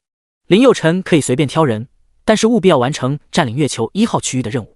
效率如此之快，冷清秋也有点惊讶。随后冷清秋走到林佑辰面前说道，军部那帮老头子同意了你的要求，你给我一个人员名单，我帮你要人。林佑辰点了点头，不过他也有点顾虑，因为陆涛不是青龙武院的，他是白虎学院的。冷将军，还有一个人不是我们青龙武院的怎么办？冷清秋冷哼一声，这个算是理由吗？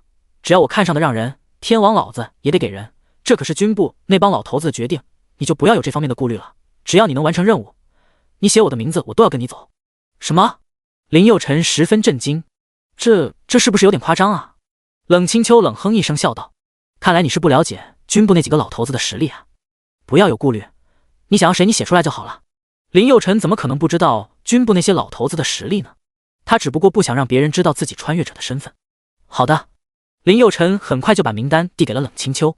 冷清秋拿过名单看了一眼，有些错愕。什么？怎么只有3个人？冷清秋一脸疑惑地看向林佑辰，你确定只要3个人？这是千载难逢的机会，过了这个村就没这个店了。第99章，老子的小队狂风之翼，未来宇宙第1强。林佑辰十分笃定地点了点头，我只要这3个人，这3人都是我信得过的人，人多了一点毛用都没有。以林佑辰现在的实力，多2个人和少2个人根本没什么差别，就算队伍里的人实力差一点也没有关系，凭他的战斗力分分钟就能让对方拥有一身星河级装备。所以对方实力并不是林佑辰看中的，林佑辰最看重的是对方是否忠诚。冷清秋点了点头，好的，1个小时后人员到齐。说完，冷清秋就走出了办公室，林佑辰则看着那张地图沉思起来。1个小时后，冷清秋回到办公室，身后跟着唐婉、叶楚和陆涛3人。冷清秋走到林佑辰面前，指了指身后的3人，笑道，人都到齐了。对了，待会你带着他们去29级副本适应一下，月球上也都是异形。随后冷清秋丢了4瓶星辰及玉髓液在桌子上，这个可以帮你们解除疲劳，还可以增强一定的体力。对了，给你们的队伍想一个名字，想好了发信息给我，我得上报军部核准。你们现在还是游击队，不是正规军呢。只要这次任务顺利完成，你们就可以直接成为地阶小队，成为正规军。听到这里，林佑辰十分开心，咧嘴笑道，嘿嘿，这个可以有，只要完成这个任务就可以直接升2级，成为地阶小队，真的太人性化了。说完，冷清秋笑了笑，转身离开了办公室。大林子，你能告诉我发生了什么事了吗？陆涛头上还有很多肥皂沫，身上也是。林佑辰扑哧一笑，哈哈，胖子你这是怎么了？陆涛咧咧嘴，我也不知道啊，我正在洗澡呢，突然闯入一群炎龙军的人，就把我拽出来了，就给我穿了一个大裤衩，就把我拖上了一辆军车。听到这，唐婉扑哧一笑，嘿嘿，陆涛，没想到你还挺白的呀。陆涛看了看唐婉，又看了看叶楚，想死的心都有，他只好用手挡住了自己的敏感部位，咧嘴笑道，唐婉，你不说话会死啊，这里有外人在，你没看见啊？行了行了。林佑辰一把拉开陆涛的手，咧嘴笑道，你一个大男人挡什么挡？再说了，有啥好看的？你以为别人想看你啊？还有，以后这里没外人，你们都是老子小队的人。说完，林佑辰相互介绍起来，叶楚，这2位是我的老同学，我们是一个班的，这是胖子，外号叫陆涛。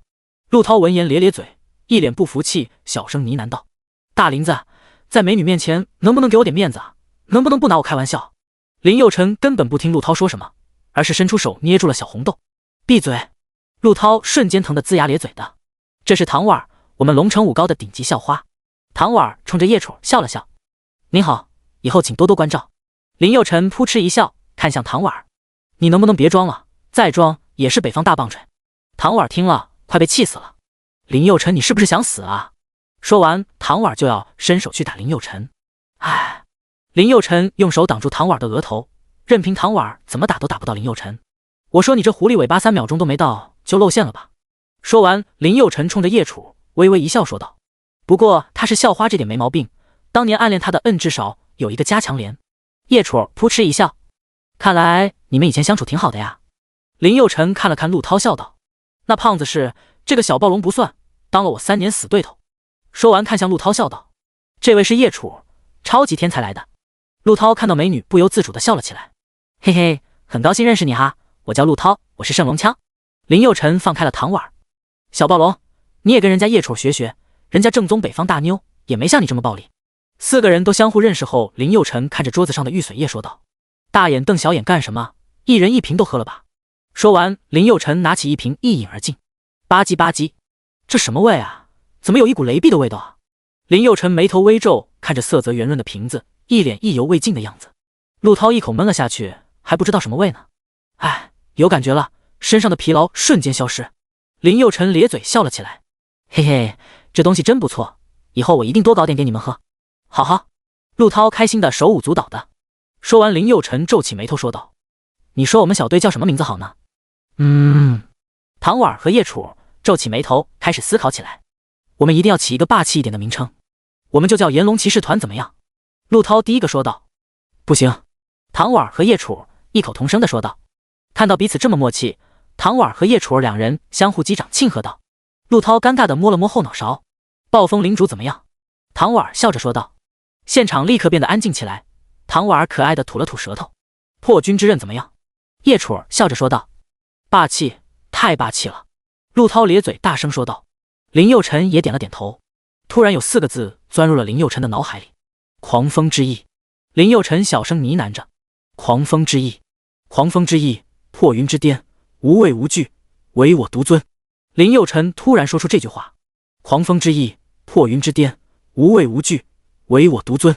我们的小队就叫狂风之翼吧，你们觉得怎么样？好，太好了，又霸气又有诗意。陆涛激动地说道。唐婉也猛地点头，这个名字好，真的太好了。叶楚儿一脸崇拜地看着林佑辰，心语道：没想到他还挺能编的呢。唐婉倒了倒身边的叶楚儿，笑道：你觉得怎么样？叶，我觉得挺好的。叶楚儿脱口出。林佑辰对这个名字也很满意。那好，那以后我们这个队伍就叫狂风之翼吧。说完，林佑辰就把这个信息发给了冷清秋。第100章，狂风之翼首次行动，队员战力暴增。冷清秋随即发了一个信息给林佑辰：现在就带着叶楚他们去29级副本，明天上午10点新生开幕仪式准时举行。林佑辰看了看手表，现在已经是晚上7点半了，时间有点赶啊。走，带你们去刷29级副本。什么？此言一出，3人都震惊了。我才16级，怎么去刷29级副本？那不是去送死吗？陆涛哭丧着脸说道，话音刚落，瞬间改口：靠，陪我兄弟去下副本。啪啪。陆涛拍着胸脯大声说道：就算死老子也愿意。叶楚虽然有些震惊，但是他知道林佑辰这种妖孽一切都有可能。我没问题，我也去。唐婉深吸一口气说道。我也去。林佑辰拍了拍唐婉的肩膀笑道：没事的，待会你们就跟在我身后就好。林佑辰升级装备之后信心大增，没升级之前都能通关，现在那就更没有问题了。说完，林佑辰带着他们3人向副本基地走去。到了副本基地，林佑辰轻车熟路的来到了3区。唐婉跟在林佑辰身后，就像刘姥姥进了大观园，好奇的看着每一处风景。这是世界级难度的副本吧？林佑辰点了点头。还是军方的？林佑辰点了点头。那岂不是难度最高的了？林佑辰点了点头。唐婉还是有些忐忑。这时恰好天狼小队也在副本外，吴昊、黑胖子他们都在。再次看到林佑辰，黑胖子明显老实多了。吴昊向林佑辰挥了挥手：兄弟带妹子升级呢，你可真是大善人啊。此时林佑辰的小队还没有通过审核，他与叶楚他们并没有完成绑定，所以在武者勋章上并没有显示队伍的名称。一开始吴昊还觉得林佑辰是个人物，但是一看到他带妹升级，立刻轻视起来。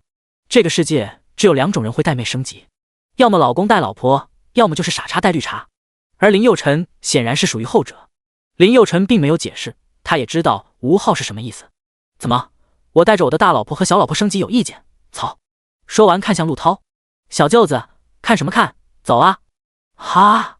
陆涛微微一愣，身边的唐婉用手抵了抵他的腰，陆涛瞬间秒懂。哦，大舅哥，我来了。说完，四人进入了29级副本。吴昊看到林佑辰的背影，嗤笑道：“一开始我还以为这小子是个人才，现在来看，这小子就是个白痴，还说什么大小老婆。”哼。这时，黑胖子站了出来，笑道：“嘿嘿，老大这不正好吗？让那2个白月光吸干那小子，以后在5院内院考核的时候，你也能少一个竞争对手啊。青龙5院又分为内院和外院，想要进入内院，需要进行考核才可以进入。所谓的内院，就是挑选天才中的天才，集中培养，给予更多的资源，支持一种培养方式，这样可以快速培养一批战力惊人的人才出来。最近毛熊、白象、鹰将这几个国家都在准备争抢月球资源，未来还有更多的星系要占领。”所以，龙国急需一批高战力的小队去执行这些占领任务。很快，四人进入了副本。林佑辰召唤出了哈迪斯：“你们几个不要乱跑，这里的星兽都非常强。”话音刚落，一群蜘蛛异形就围了上来。星兽蜘蛛异形，等级29，物理攻击加18978，法术攻击加18798，物理防御加17631，法术防御加19814，血量188655，魔法值188768，技能利爪。看到数百只蜘蛛异形，唐婉当场吓哭了。妈妈，我要妈妈，我害怕。林佑辰咧咧嘴，拍了拍唐婉的头，笑道：“喂，唐大小姐，平时你不是挺厉害的吗？”哼。林佑辰忍不住笑了出来。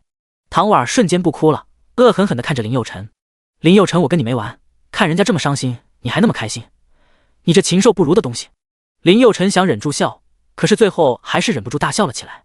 嘿嘿，后面的星兽更可怕哦。听到这里，唐婉更加绷不住了。啊呜呜！一旁的叶楚看不下去了。林佑辰，你是队长，应该照顾你的队员，而不是……林佑辰摆摆手笑道：“没事，我心里有数，都和他斗3年了。哈迪斯给我灭了他们。”突然，蜘蛛异形猛地跃起，张开巨大的口气向哈迪斯扑来。哈迪斯不慌不忙，暴君之刃瞬间绽放出炽热的火芒，他顺势一挥，火芒划破空气，准确地击中了异形的口气。火芒在异形口气上爆裂开来，引发了一阵剧烈的爆炸。蜘蛛异形痛苦地嘶吼着，被火焰所吞噬。他的身体在火焰中挣扎着，但很快便化作了一团灰烬。喔喔！唐婉瞪大双眼惊呼道。陆涛走到林佑辰身边问道：“大林子需要帮忙吗？我可是盾战士。”林佑辰看向陆涛笑道：“你什么都不做，就是对我最大的帮助。你没看那些蜘蛛异形的属性吗？比你的属性都高，你怎么打？”陆涛咧咧嘴，这时他才感受到自己是多么的弱小。天魔灭世！林佑辰发动技能，群攻增加525%。哈迪斯挥动手中的暴君之刃，一道道炽热的火芒划破黑暗，准确地击中了蜘蛛异形的身体。火芒在异形身上爆发出剧烈的爆炸，将它们炸得支离破碎。在哈迪斯的攻击下，蜘蛛异形们的数量逐渐减少，但这些异形也展现出了顽强的生命力，即使被火焰炸得只剩下一半身体，他们依然会疯狂地扑向哈迪斯。面对源源不断的敌人，哈迪斯运用出高超的技巧和精准的判断，他灵活地躲避着蜘蛛异形的攻击，同时不断地发动火芒攻击。每一次火芒的爆发都会带走一个异形的生命。随着时间的推移，蜘蛛异形们的攻击变得越来越疯狂。不过在绝对的实力面前，不管你做什么都是徒劳的。技能太多，林佑辰都忘了自己还有一个天魔灭世的技能还没用过呢。不用不知道，一用吓一跳，战力加成真的太恐怖了，明显比上一次顺畅多了。杀死29级星兽，获得经验加2900，金币加2900。杀死29级星兽，获得经验加2900，金币加2900。靠！陆涛看到这么多的蜘蛛异形，这么快就被林佑辰灭了，惊呼道：“大林子，你最近是怎么了？几天没见，战力怎么飙升这么快？”刷刷，陆涛和唐婉身上都闪过一阵金光，他们都升级了。陆涛升级到了16级，唐婉升级到了17级。第101章，能不能别那么加？再加老子就断了！靠！陆涛一脸狂喜，我升级了，这么快我就升级到了16级。唐婉看到升级了，也不哭丧着脸了，脸上露出了开心的笑容。嘿嘿，原来升级还可以这么快！嘤！唐婉瞬间变成了大家子。林佑辰、小晨晨听到唐婉的大家子，林佑辰鸡皮疙瘩掉了一地。咦，唐婉你能不能别那么加？再加老子就断了！切！唐婉咧咧嘴，刚刚还说人家是北方大棒槌，人家温柔一点，你又这样，真是难伺候。叶楚扑哧一笑，呵呵，你们可真欢乐呀！林佑辰看了唐婉，一脸嫌弃的说道：“欢乐，没气死我都是我命大。走了。”说完，林佑辰带着大家向商业综合体跑去。噗噗，几个人的脚步声震飞了大片的乌鸦群。看到遮天蔽日的乌鸦，像极了世界末日的感觉。停，都不要走了，前面的异形是透明的。啥？透明的异形？唐婉十分好奇地问道。话音刚落，水形异形就扑了过来。星兽水形异形，等级29，物理攻击加18978，法术攻击加18798，物理防御加17631，法术防御加19817，血量188700，魔法值188690，技能踏水无痕。这时林佑辰突然想起还有一个技能从来没尝试过，断魂刺。突然地面之下刺出无数黑色毒刺，扑哧扑哧，伤害加7828，伤害加7828，伤害加7828。虽然没有让水形异形挂掉，但是也让他们掉了很多血。嘿嘿，还不错。这时哈迪斯突然冲了出去。哈迪斯手持暴君权杖，杖身闪烁着寒冷的光芒，面对着水形异形的围攻，丝毫不显慌乱。水形异形们形态各异，有的形似巨大的章鱼，有的则像凶猛的鲨鱼。他们口吐水泡，散发着冰冷的气息。我靠，还有这样的异形！陆涛被眼前的景象惊呆了，就像刘姥姥进了大观园。林佑辰只是微微一笑。陆涛发出惊叹，这是很正常的。后面还有更劲爆的呢。陆涛拍了拍林佑辰的肩膀，笑道：“大林子，跟你混长见识啊。”林佑辰笑道：“淡定，淡定，待会有你震惊的，活动活动下巴，待会别整脱臼了。”呵呵，叶楚儿捂嘴轻笑着，觉得林佑辰很好玩。刷刷，水形异形向哈迪斯发起了猛烈的攻击，尖锐的触手和利齿在海水中划出一道道水痕。然而哈迪斯并没有畏惧，水龙九霄，他挥动暴君权杖，一道道水龙从杖尖喷薄而出，水龙在空中翻腾，嘶吼着冲向水形异形们。他们的冲击力极强，所到之处海水翻腾，仿佛是一场海水的盛宴。水形异形们试图躲避水龙的攻击，但他们的动作在哈迪斯面前显得如此缓慢。每当水龙击中一个异形时，都会爆发出一股强大的能量，将他们击退或直接消灭。经过一番激战，水形异形们终于被哈迪斯击败。杀死29级星兽，获得经验加2900，金币加2900，魔魂晶石加3。杀死29级星兽，获得经验加2900，金币加2900，魔魂晶石加4。靠，还有这样的异形啊！陆涛被水形异形吓到了，看到陆涛没见过世面的样子，林佑辰咧咧嘴笑道：“走啦，这些都不算什么，后面会有让你们更惊讶的异形呢。”说完，林佑辰带着众人继续向玄关跑去。看到漂浮在空中的玄关，唐婉惊呼道：“你们快看，玄关哎！”林佑辰无奈地摇了摇头：“哎，待会就会变成惊吓了。”轰轰，玄关立刻被轰开，几十个僵尸新娘瞬间扑向林佑辰他们。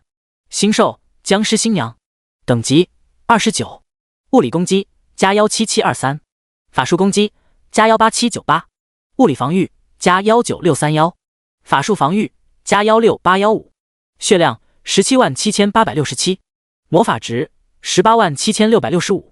哎呀！看到僵尸新娘恐怖的样子，唐婉吓得躲到林佑辰身后。救命啊！林佑辰！哈迪斯盾战士形态出战！吼吼！僵尸新娘的嘶吼声在夜空中回荡，令人胆寒。他们以一种诡异的步伐逼近哈迪斯，伸出的双手像是在寻找猎物。哈迪斯紧握暴君之刀，高举在头顶，刀尖指向天空。月光与刀身相互映衬，形成一道耀眼的光束。他用力跺脚，地面瞬间皲裂，僵尸新娘们的步伐不由得一顿。紧接着，哈迪斯发起了猛烈的攻击。他挥舞着暴君之刀，刀锋在空中划出一道道优美的弧线，每一次挥刀都伴随着金属与骨骼撞击的清脆声音。僵尸新娘的身体在刀光中纷纷倒下。然而，这些僵尸新娘仿佛无穷无尽，前仆后继地扑向哈迪斯。星爆！天魔灭世！在林佑辰技能天魔灭世的加成下，星爆的威力瞬间放大。轰！巨大的火球瞬间将所有僵尸新娘吞噬。杀死29级星兽，获得经验加2900，金币加2900，魔魂晶石加3。杀死29级星兽，获得经验加2900，金币加2900，魔魂晶石加2。我靠，林佑辰你什么时候变得这么厉害的？唐婉惊呼道。我们才分开几天啊？陆涛咧咧嘴，看来我的刻苦训练了，要不然以后的战力可能连林佑辰的零头都没有啊。第102章，下属体验装备自由，爽翻天。林佑辰看着众人一脸错愕的样子，笑道：“怎么走啊？明天一早还要新生发言呢，必须加快速度了。”唐婉他们跟在林佑辰身后不断奔跑着。等等，林佑辰挥了挥手，让大家停下。这里是潜行者亲兵的领地。沙沙，几十个潜行者亲兵包围了林佑辰他们。新兽潜行者亲兵，等级29，物理攻击加18923，法术攻击加18798，物理防御加16631，法术防御加17815，血量187765，魔法值189906，技能撕咬喷火。哎呀！看到潜行者亲兵，唐婉尖叫起来。那不是电影上的异形潜行者吗？我在电影上看过，太恐怖了。林佑辰有些无语。别叫了，你越叫那些畜生越兴奋。吼吼！潜行者亲兵渐渐地向4人靠拢。星爆！天魔灭世！一个巨大火球向四周蔓延，瞬间吞噬了所有的潜行者亲兵。快点，一起输出！好！唐婉他们异口同声地应声道：“断星和睦，死亡狙击，神箭在世！”轰轰！枪芒、子弹、箭矢酷酷射向星兽，最后还剩一些，哈迪斯一个人收尾就足够了。呼呼！刀锋过处，潜行者亲兵纷纷倒下，血花四溅。哈迪斯的动作灵活而迅猛，既有巨盾的防御之力，又有宝刀的攻击之威。然而，这群潜行者亲兵也不是易于对付的对手，他们身形敏捷，锋利的手刀如同毒蛇般袭来，不断地试探着哈迪斯的防线。一时间，整个战斗场面变得异常激烈。最终，在一轮猛烈的攻击之后，哈迪斯瞅准机会，暴君之刀划出一道完美的弧线，将最后一名潜行者亲兵砍倒在地。呼呼！所有星兽全部倒下，唐婉他们已经气喘吁吁了。看到林佑辰一脸淡定，唐婉咧咧嘴，小声呢喃道：“还真是实力恐怖的家伙呢。”刚刚那场战斗，主要输出还是林佑辰。林佑辰的输出占比 95%， 叶楚输出占比 3%， 唐婉输出占比 1.2%， 陆涛输出占比 0.8%。 现在看来林佑辰有点吃亏，但是以后他们成长起来，对林佑辰的帮助还是很大的。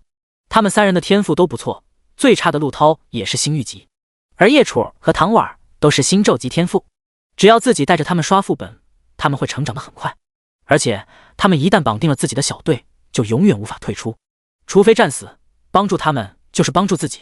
看到惊魂未定的唐婉和陆涛，林佑辰笑道：“走了，有我在，你们死不了的。”很快，林佑辰就来到了大阪市政厅。嘶嘶嘶，是潜行者，星兽潜行者世界级 BOSS， 等级29，物理攻击加1897723，法术攻击加1677798，物理防御加1356331，法术防御加1768814，血量1889000，魔法值1887000。我靠，这家伙怎么这么大啊？陆涛惊呼道。吼吼！潜行者迅速穿梭在地牢的阴影中，向众人狂奔去。哎呀！看到潜行者恐怖的样子，唐婉吓得捂住了眼睛。就算一向淡定的叶楚心里也很害怕。我才是暗夜的王者！哈迪斯反应迅速，他挥起暴君之刀挡住了敌人的攻击。接着，哈迪斯发动反击，他用力挥动巨刀，轰轰，刀锋划破空气，发出震耳欲聋的声响。暴君之刀的威力惊人，瞬间挡住了潜行者锋利的手刀。然而，潜行者身法灵活，他迅速躲避哈迪斯的攻击，同时从暗处发动偷袭，手刀在空中划过一道道弧线，令人眼花缭乱。然而，哈迪斯的防御异常坚固，他挥动暴君之刀，轻松地抵挡住敌人的攻击。就在这时，哈迪斯使出了必杀技冰破防，他挥动暴君之刀，一道巨大的能量瞬间凝聚成型，如同一道璀璨的闪电一般，直取潜行者的头部。潜行者面色一变，他知道这招的威力非同小可，他竭尽全力抵挡，同时向后急退。然而，哈迪斯的能量攻击速度极快，瞬间穿透了潜行者的防御，一道冰刃瞬间刺入哈迪斯的胸口。咔咔，强大的冰雪之力瞬间冻住了潜行者，潜行者瞬间散落成为一堆冰沫。成功击杀29级潜行者，终极 BOSS， 经验加4000，龙币加4000，星云级技能书加8，星辰级技能书加7，异形盔甲加14，星河级异形护腕加13，星合集；异形金枪加13，星合集；异形兽核加2，星合集；魂力精华加10，传送卷轴加1，星合集；传送卷轴加6，星辰集。刷刷，3道金光闪过。这次唐婉他们一起升级，唐婉18级，陆涛17级，叶楚21级。啊！唐婉开心的跳了起来，我又升级了。说完，唐婉冲到林佑辰面前，猛地亲了林佑辰一口。嘤，谢谢你哈，林佑辰。林佑辰被唐婉突如其来的举动吓到了。哎，别！唐婉看了林佑辰一眼，笑道：“谢谢你哈。”当当有些激动了。再说，本小姐亲你也不吃亏。林佑辰有些无语，无奈的摇了摇头。陆涛也十分兴奋。哦耶，17级了哎！林佑辰指了指地上的装备，看看有没有你们能用的装备，有的话全部拿走，没有的话所有装备就是我的了。唐婉他们没有办法吞噬武器升阶武器的气魂，所以要那么多武器也没用。嘤，唐婉高兴的手舞足蹈的。好啊，这个异形铠甲不错，枪炮师专用的。说完，唐婉捡起异形铠甲穿到身上。嘿嘿，星合级装备哎，商店都没有卖的，跟着我们家林佑辰随便捡，哈哈哈。叶楚看到了一个适合自己用的护腕，这个异形护腕不错，我要了。陆涛挑选了一把异形金枪，哈哈，这个就是我的了。他们都很兴奋，别说京城，就算整个龙国也没几件星合级装备。而跟着林佑辰混，立马实现装备自由，这种爽一般人是无法体会的。捡到高阶装备后，战力都有大幅提升。林佑辰看了看游乐园方向，走吧，我们的时间不多，要加快点速度了。明天一早还得上台发言呢，必须要好好捯饬。未来的战神必须要注意一下自己的形象，将来自己可是要被写进历史书的大人物呢。嘿嘿，第103章，一路秒杀3个精英怪。4人一路狂奔，来到了游乐园。嗡，一群大黄蜂异形在游乐园不断游弋着。新兽大黄蜂异形精英怪，等级29，物理攻击加178723，法术攻击加167798，物理防御加176631，法术防御加177814，血量1788980，魔法值1887767。你们3个和我一起打精英怪。好，唐婉3人异口同声地说道。哈迪斯，你去杀小怪。听到指令，哈迪斯瞬间冲上大黄蜂异形当中去。火玲珑炮，断心和睦，死亡狙击，神箭在世，火龙、枪芒、炮弹、箭矢一起冲向大黄蜂异形精英怪。轰轰！黄蜂异形精英怪瞬间掉血50%，上来就是大绝招，一点不讲武德。再来一次。好嘞，火玲珑炮，断心和睦，死亡狙击，神箭在世。轰轰！黄蜂异形精英怪瞬间被秒，掉落一地装备。另一边，哈迪斯起暴君之刀，一道凌厉的刀气瞬间凝聚成型，向大黄蜂异形猛烈的劈去。刀气划破空气，发出刺耳的破风声，令人胆寒。大黄蜂异形们迅速闪避，同时用利爪进行反击。然而，哈迪斯的防御力异常强大，他凭借着坚固的盾牌轻松地抵挡住攻击。大黄蜂异形的攻击虽然凌厉，但在哈迪斯的强大防御面前显得苍白无力。哈迪斯抓住大黄蜂异形破绽，使出必杀技星爆。就在这时，林佑辰打了一次辅助天魔灭世，他挥起暴君之刀，一道巨大的刀气瞬间凝聚成型，如同一道闪电一般直取大黄蜂异形的要害。巨大的火球瞬间吞噬所有的大黄蜂异形，杀死29级星兽，获得经验加2900，金币加2900，魔魂晶石加3。杀死29级星兽，获得经验加2900，金币加2900，魔魂晶石加4。成功击杀29级大黄蜂异形精英怪，经验加40000，龙币加40000。异形护腕加6，星合级。异形头盔加2，星合级。异形兽核加21，星合级。魂力精华加3，传送卷轴加1，星合级。传送卷轴加1，星辰级。只是一个小 boss， 并没有掉落什么像样的武器装备。走，马上你们就能见到大家伙了。什么大家伙呀？唐婉好奇地问道。到了你就知道了。林佑辰卖了一个关子。说完，林佑辰带着3人向洞穴跑去。这洞穴怎么感觉有些奇怪啊？唐婉小声呢喃道。呵呵，没想到你的第6感还挺准的呢。林佑辰笑着说道。叶楚儿一边走一边警惕地观察着四周的情况。不好，有危险！林佑辰转过脸笑道：“不错不错，这都被你感觉到了。”听到林佑辰的夸赞，叶楚得意地笑了笑：“胖子，你要努力了。”话音刚落，突然一道黑影从角落里窜出。星兽异形犬精英怪，等级29，物理攻击加188723，法术攻击加1677798，物理防御加1766331，法术防御加1878818，血量1887565，魔法值1699878，技能锁喉利爪。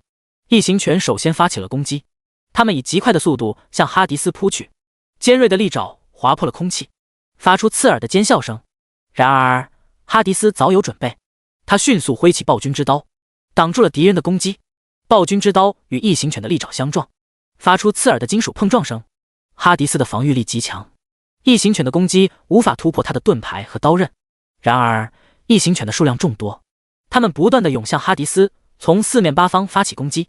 哈迪斯在战斗中展现出了惊人的战斗技巧和冷静的头脑，他灵活地移动着身体，避开敌人的攻击，同时也不断地发动反击。在一次近身搏斗中，哈迪斯抓住机会，使出了一招强大的必杀技。他挥动暴君之刀，一道猛烈的刀芒瞬间凝聚成型，如同一道闪电一般，直取一只异形犬的头部。异形犬的防御力虽然惊人，但在哈迪斯的刀芒攻击下，瞬间被斩为两段。其他异形犬见状纷纷后退，不敢再贸然接近。星爆！最后，哈迪斯一个群攻技能杀死了所有的异形犬，杀死29级星兽，获得经验加2900，金币加2900，魔魂晶石加3。杀死29级星兽，获得经验加2900，金币加2900，魔魂晶石加1。不是吧，这么强的怪也能秒杀？三人惊呼道。随后四个人向洞穴内部继续搜索前进。看到漂亮的水池，唐婉、叶楚都发出了赞叹声。哇，好漂亮啊！这谁好蓝啊，就好像蓝宝石液体一样。林佑辰笑了笑，没有说话。不知道待会他们看到原始女王的时候会是怎样的表情。嘿嘿，林佑辰一脸坏笑。你们看，那是什么？他们看到透明玻璃罩后面的原始女王，里面竟然是原始女王。陆涛惊呼道。看到眼前恐怖的景象，唐婉和叶楚都惊呆了，吓得完全不敢说话。林佑辰看到唐婉惊诧的表情，十分满意。嘿嘿，走啦！说完，林佑辰立刻向异形牛头人跑去。那个怪还挺强的，必须提前干掉。唐婉还是目不转睛地看着玻璃幕罩后面的原始女王，这也太吓人了吧！叶楚拉着唐婉的手，硬是把她拉走了。快走啦，别发呆了！吼吼！星兽异形牛头人精英怪，等级29，物理攻击加188723，法术攻击加158798，物理防御加188631，法术防御加188818，血量1886570，魔法值1887660，技能野蛮冲撞，刀锋划破空气，发出刺耳的破风声。然而异形牛头人的防御力极强，刀锋仅仅在其甲壳上留下一道浅浅的划痕。哈迪斯并不气馁，他利用盾牌挡住异形牛头人的攻击，同时不断发动攻击。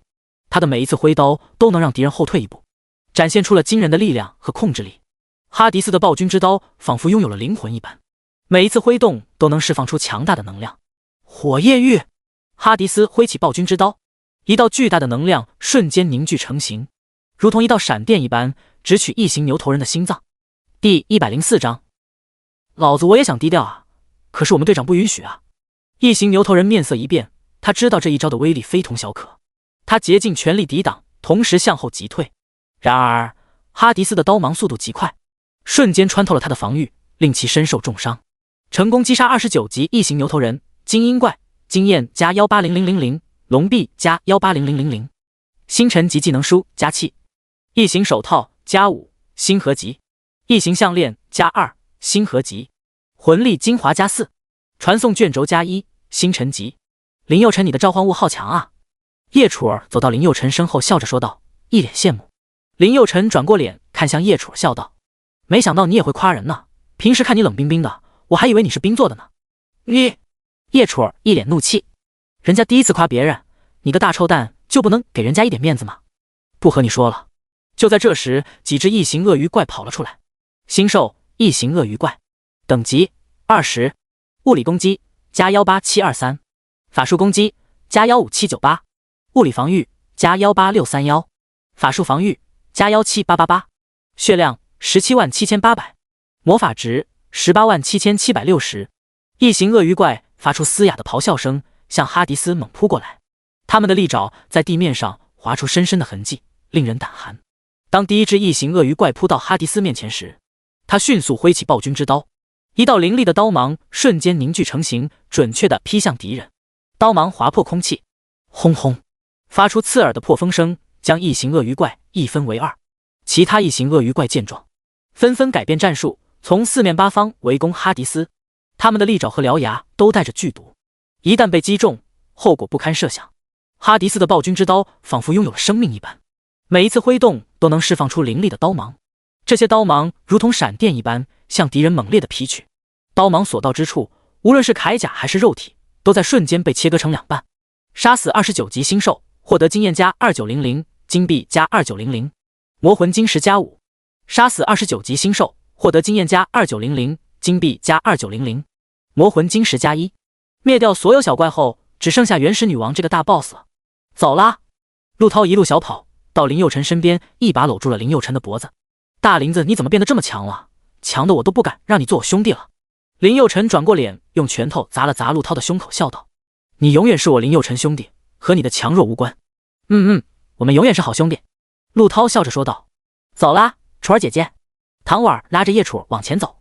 你就不要生林佑辰的气了，他就那样，不要跟他一般见识就好了。其实他人很不错的，就是看起来有点皮皮的。很快，林佑辰他们来到了原始女王的领地。林佑辰看了一眼，时间已经用了快10个小时了，这次12小时应该能结束。吼吼！原始女王的眼中充满了野性和凶狠，仿佛是来自远古的猛兽。星兽原始女王，世界级 BOSS， 等级29，物理攻击加934723，法术攻击加986798，物理防御加875631，法术防御加543814，技能冰雪风暴，冰破铠甲。暴君之刀划出一道长长的弧线，向异形原始女王劈去。刀锋在空中留下一道道残影，带着凌厉的气势向敌人砍去。异形原始女王灵活地躲避着哈迪斯的攻击，同时用尖锐的利爪进行反击。她的爪子犹如钢铁般坚硬，划出一道道刺眼的火花。哈迪斯不示弱，他凭借着盾牌的防御力抵挡住了异形原始女王的攻击。随后，他利用暴君之刀的锋利和重量优势，连续发动猛烈的攻击。刀锋在空中飞舞，每一次劈砍都带着惊人的力量。异形原始女王虽然强大，但在哈迪斯的猛攻下逐渐处于下风。哈迪斯突然爆发出一股强大的能量，暴君之刀的光芒瞬间增强了几分。他挥刀猛地劈向异形原始女王，刀锋犹如闪电般划过黑暗的空间。异形原始女王来不及躲避，被刀锋重重的击中。她发出一声凄厉的嘶吼声，身体向后倒飞出去，撞在一座废墟上。尘埃落定之后，她挣扎着站起来，但已经受到了严重的伤害。就在这时，异形原始女王突然发出一股强大的能量波动。哈迪斯感觉到一股危险的气息逼近，他立刻警惕地举起盾牌和暴君之刀，准备应对接下来的攻击。只见异形原始女王猛然跃起，张开血盆大口向哈迪斯扑来。她手里的巨斧闪烁着寒光，仿佛能撕裂一切防御。冰雪风暴！在这千钧一发之际，哈迪斯迅速挥动暴君之刀，一道强大的能量波从刀锋上释放出来。能量波与异形原始女王的攻击相撞，发出震耳欲聋的爆炸声。叮！成功击杀29级原始女王，世界级 BOSS， 经验加960000，龙币加960000，星云级技能书加28，星辰级技能书加27，异形铠甲加12，星河级；异形头盔加19，星河级；异形兽核加14，星河级；魂力精华加10，传送卷轴加1，星河级；传送卷轴加9，星辰级；蓝宝石加2，星河级。我靠，这么多装备！唐沃尔他们震惊了，他们从来没见过这么多的装备。陆涛口水流了一地，嘿嘿，跟着林佑辰混就是爽歪歪啊！林佑辰看了一眼时间，时间不早了，快点挑选能用的装备，马上就要开学典礼了。我们几个是被保送的，绝大部分学生都还是第一次来呢。我们这些前辈总要做好榜样，不是？唐沃尔撅着小嘴说道。凭什么啊？我们也是新生好吧？林佑辰摇了摇头笑道。凭什么？就凭我们都是保送的。难道我们不应该表现得更好一些吗？真是的！快点捡装备，给你们10秒钟的时间。10秒钟后，我会收起所有装备的。快快！唐婉他们着急忙慌的在地上寻找能用的装备。虽然都是星河级装备，但是属性器魂和穿戴等级都有不同，只有极少数的装备没有穿戴等级的限制。10秒钟后，3个人都换上了一身星河级的装备。虽然在林佑辰眼里都是垃圾，但在其他学生眼里，这就是梦想当中的极品装备。别说星河级装备，就算星辰级装备都是非常抢手的。林佑辰收起所有装备，走出的副本。这时，天狼小队同样从28级副本里走了出来。虽然28、29级副本只差1个等级，但是29级副本比较特殊掉落的都是星河级装备，而28级包括28级以下掉落的都是星辰级装备。当天狼小队的人，林佑辰的小队清一色星河级装备的时候，那叫一个羡慕。刚刚看不起林佑辰的黑胖子和吴昊也识趣的闭上了嘴。林佑辰走到吴昊身边笑道：“不错不错，一身星辰装备，真的太厉害了。”吴昊闻言鼻子都气歪了。林佑辰不要欺人太甚。林佑辰咧嘴一笑，从背包里找了一件属性最垃圾的星河级装备，随意的丢到了地上。我靠，星河级装备！天狼小队的人看到星河级装备，双眼放光，犹如饿狼一般。林佑辰咧咧嘴笑道：“谁抢到就是谁的了。”天狼小队的人瞬间犹如一群饿狼扑向地上的装备，像极了丧家之犬抢食的样子。看到这样的场景，身穿一身星河级装备的唐婉儿一脸得意：“哎，楚儿姐，你看他们好可怜啊，我们不要的东西，他们抢得好欢乐啊！”看到天狼小队狼狈的样子，叶楚捂嘴笑了起来：“走走，不要妨碍人家抢装备了，那可是星河级装备哎。”嘿嘿。陆涛昂首挺胸，一身星河级装备金光闪闪，特别手里的那把异形金枪，通体金黄高调的一笔。哎，老子我也想低调啊，可是我们队长不允许啊，让我捡到这样牛逼的装备，嘎嘎嘎。看到此，天狼小队队长吴昊鼻子都要气歪了。第105章，林佑辰一句话能让你逆天改命，就这么屌。胖子走了。林佑辰急着赶回去，准备去理发店搞个发型。好嘞。陆涛鄙夷的看了吴昊一眼，嗤笑道：“拜拜哈，等我们老大给我们换武器的，我就把这把武器送给你们哈。”好啊好啊。天狼小队的人一个个跃跃欲试，恨不得现在就能得到陆涛手中的异形金枪。吴昊全程黑脸，心里很不爽，这特么不就是在啪啪打脸吗？其实陆涛也不过是说说而已，他怎么可耐把这样牛逼的武器白送给别人呢？在狂风之翼算垃圾，在别的小队绝对是极品，卖出去的话赚个100来万龙币还是没问题的。陆涛走到林佑辰身边，林佑辰转过脸看向陆涛，大声说道：“胖子以后低调一点，你没看见他们队长才一身星辰级装备，你这么搞不是打人家吴队长脸吗？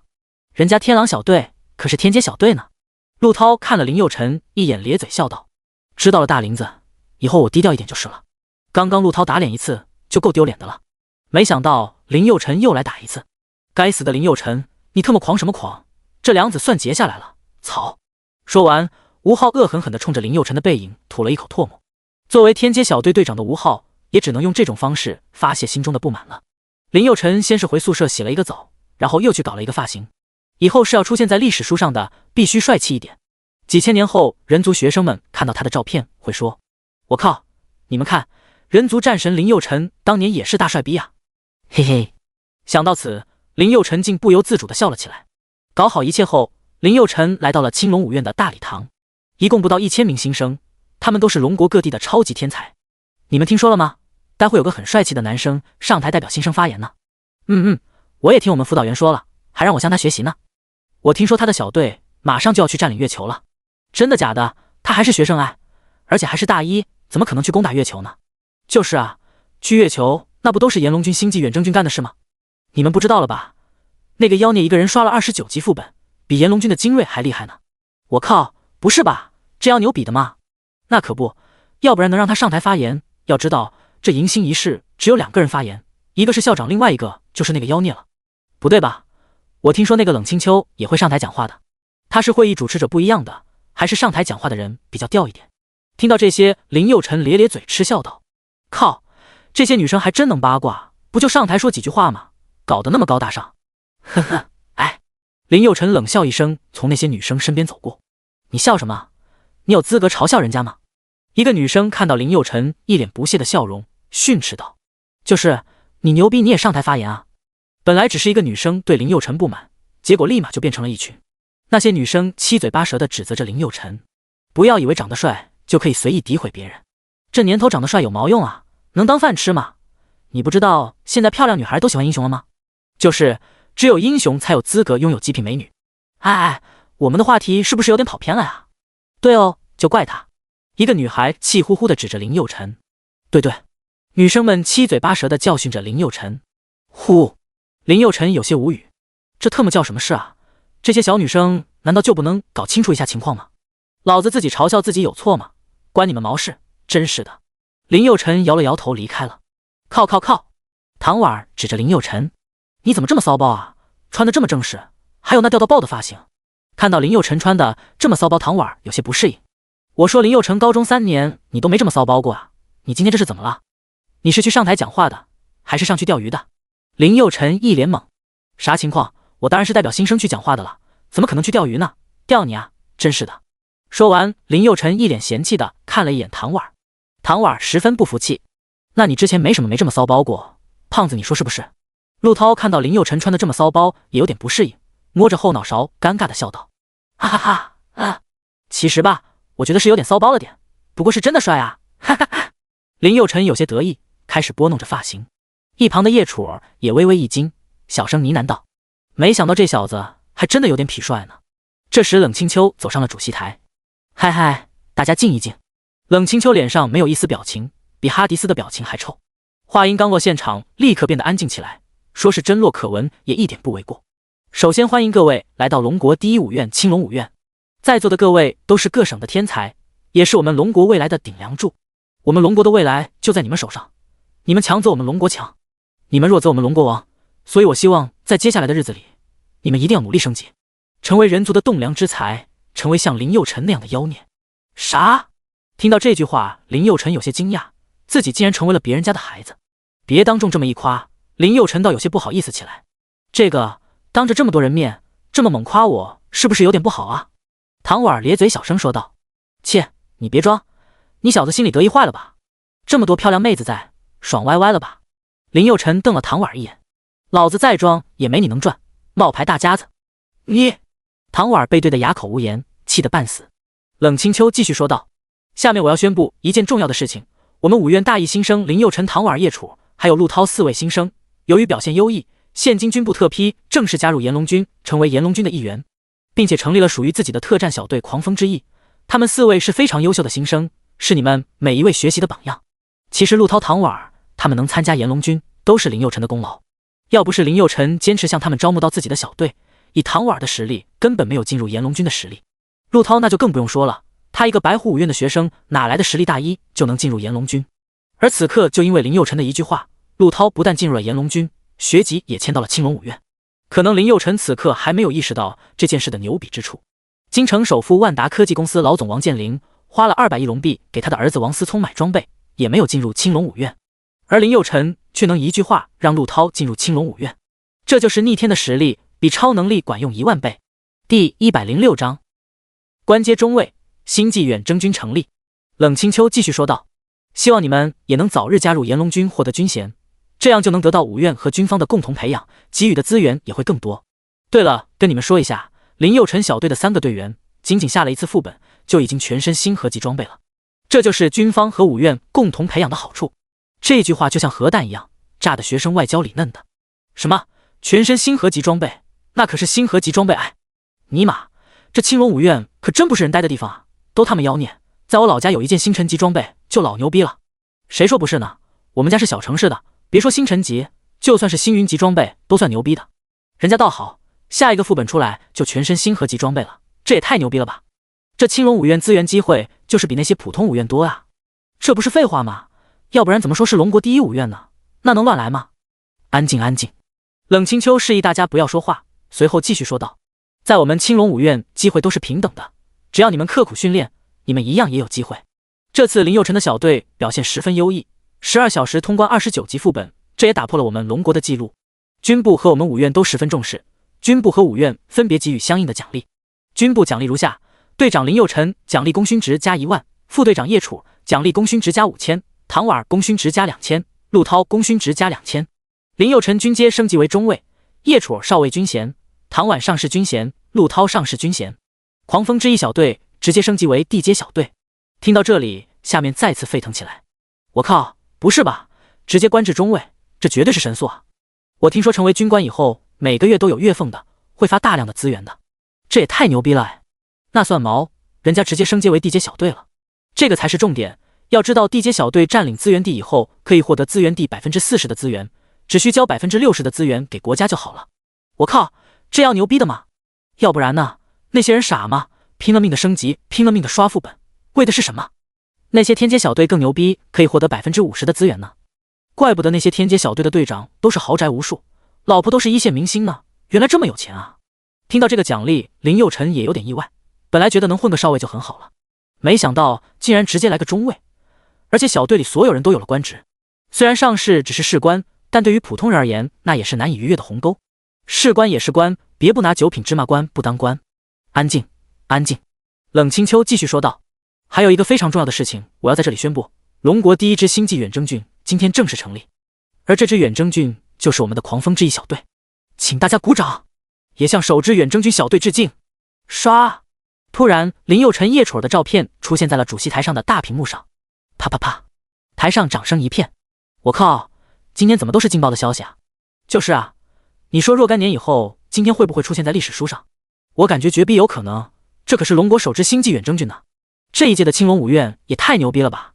青龙五院竟然比炎龙军还牛逼呢，那还不都是林佑辰那个大神的功劳啊？对啊，现在和以前不一样了，游戏融合后会涌现很多天才的。之前的高武那一套体系漏洞太多，而且资源都掌握在大宗门手里，现在就不一样了，十分公平。只要你有能力，就能像林佑辰一样大义新生，就能完爆炎龙军。此刻林佑辰已经成为这些新生心目中的神，大家都很羡慕林佑辰，羡慕他能拥有那么多的资源。冷清秋继续说道，下面让我们用最热烈的掌声有请林佑辰同学上台代表新生讲话。啪啪啪，热烈的掌声排山倒海一般，这么热烈的场面整得林佑辰都有点不好意思了。林佑辰一路小跑来到了主席台上，我靠，你看那小子不就是诋毁林佑辰那个家伙吗？话音刚落，那女孩突然想起来了些什么，你们看，他不就是刚刚被我们骂的男生吗？靠，他竟然就是林佑辰本尊，我们都误会他了。原来林佑辰那么帅。此刻那些女孩已经春心荡漾，开始想入非非了。林佑辰看到台下花痴一般狂热的女生，有些小得意，嘿嘿，没想到老子还挺受欢迎的哈。这时林佑辰转过脸，看到主席台上坐着一个白胡老者。咦，那老头怎么那么眼熟啊？哦，我想起来了，那个老头不就是我在永恒秘境救的那个老头吗？说完，林佑辰走到老头身旁，拍了拍老头的肩膀，笑道：大爷，怎么你也在啊？叶天灵看向林佑辰，一脸和蔼的笑容，但是周围的老师却被吓得半死。靠，这小子到底在干嘛啊？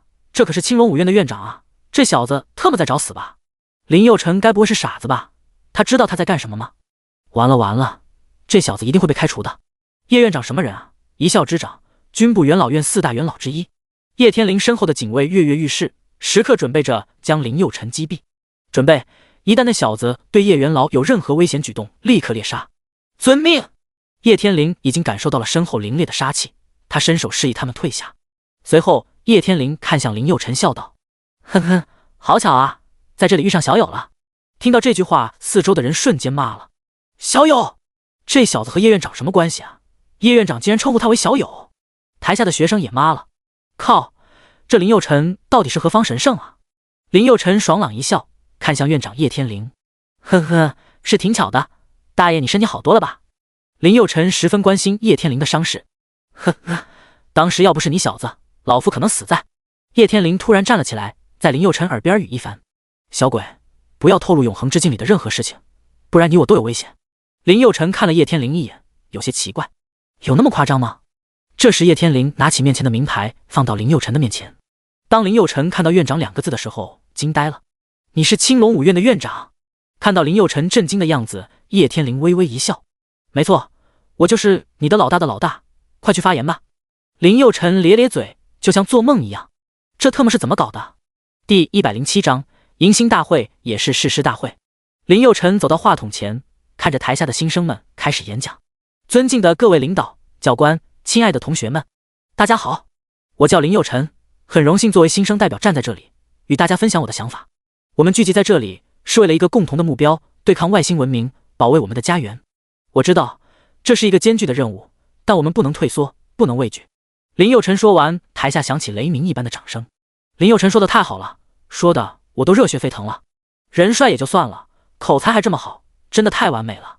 台下女生们窃窃私语着，看到女生们都像小迷妹一样，男生们羡慕嫉妒恨起来。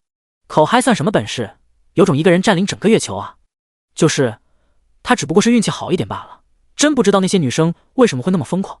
冷清秋站在一旁，对林佑辰的表现十分满意，随后接过话筒继续说道：林佑辰和你们都一样是5院的新生，但是人家林佑辰已经是地阶小队的队长了，希望你们也能像林佑辰一样快速成长，能够建立自己的小队，打出蓝星，征服全宇宙，为人族打下一片生存的空间。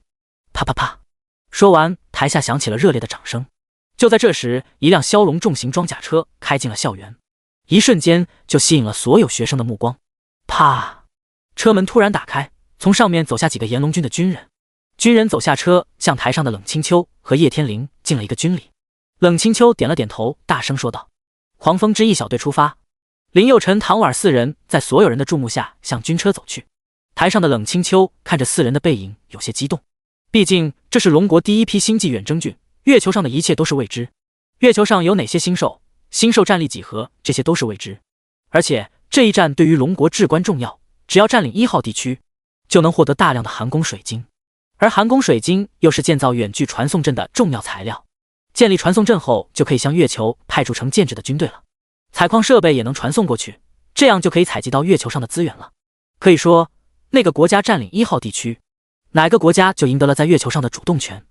月球上有很多稀有金属和稀有元素，这些稀有金属和稀有元素是大规模建造高阶装备的必备原料。蓝星上的5个国家都在争夺1号地区的控制权。根据情报显示，鹰将和毛熊已经派了2个小队进攻1号地区，结果都战死在了1号地区。这时，冷清秋突然大声说道：全体都有向狂风之翼小队敬礼。这时，礼堂里所有学生都转向林佑辰他们。啪！所有人都向林佑辰他们敬了军礼。林佑辰他们在所有人的注目下跳上了军车，随后冷清秋也跟着走了出去。这次月球之战非同小可，这次战役直接决定了龙国的未来。半个小时后，军车停在京城炎龙军司令部门前。林佑辰跟着冷清秋来到了司令部会议室。冷清秋坐在办公桌前，看着林佑辰他们。坐吧，不要拘束。林佑辰、叶楚4人坐在对面的沙发上。冷清秋看向4人，严肃地开口说道：这次远征意义非同小可，通过天文学家观测，银河系内多个星球发生了星际战争。这时，不远处的大屏幕上播放着超级天眼观测到的一些战争画面。仙女星系普多拉星大军入侵康普顿星，整个康普顿成了人间地狱一般。康普顿星上的生命体犹如猪狗一般被普多拉星上的武者屠杀着。普多拉星上的武者已经有很高的战力了，普通武者一拳下去的战力就相当于一颗重型核弹的威力，那些高手更是一拳能击碎一颗小行星。看到这样的场景，林佑辰、唐婉他们都深吸一口气，幸亏蓝星周围没有这样变态的文明存在，要不然毁灭蓝星那就是分分钟中的事情。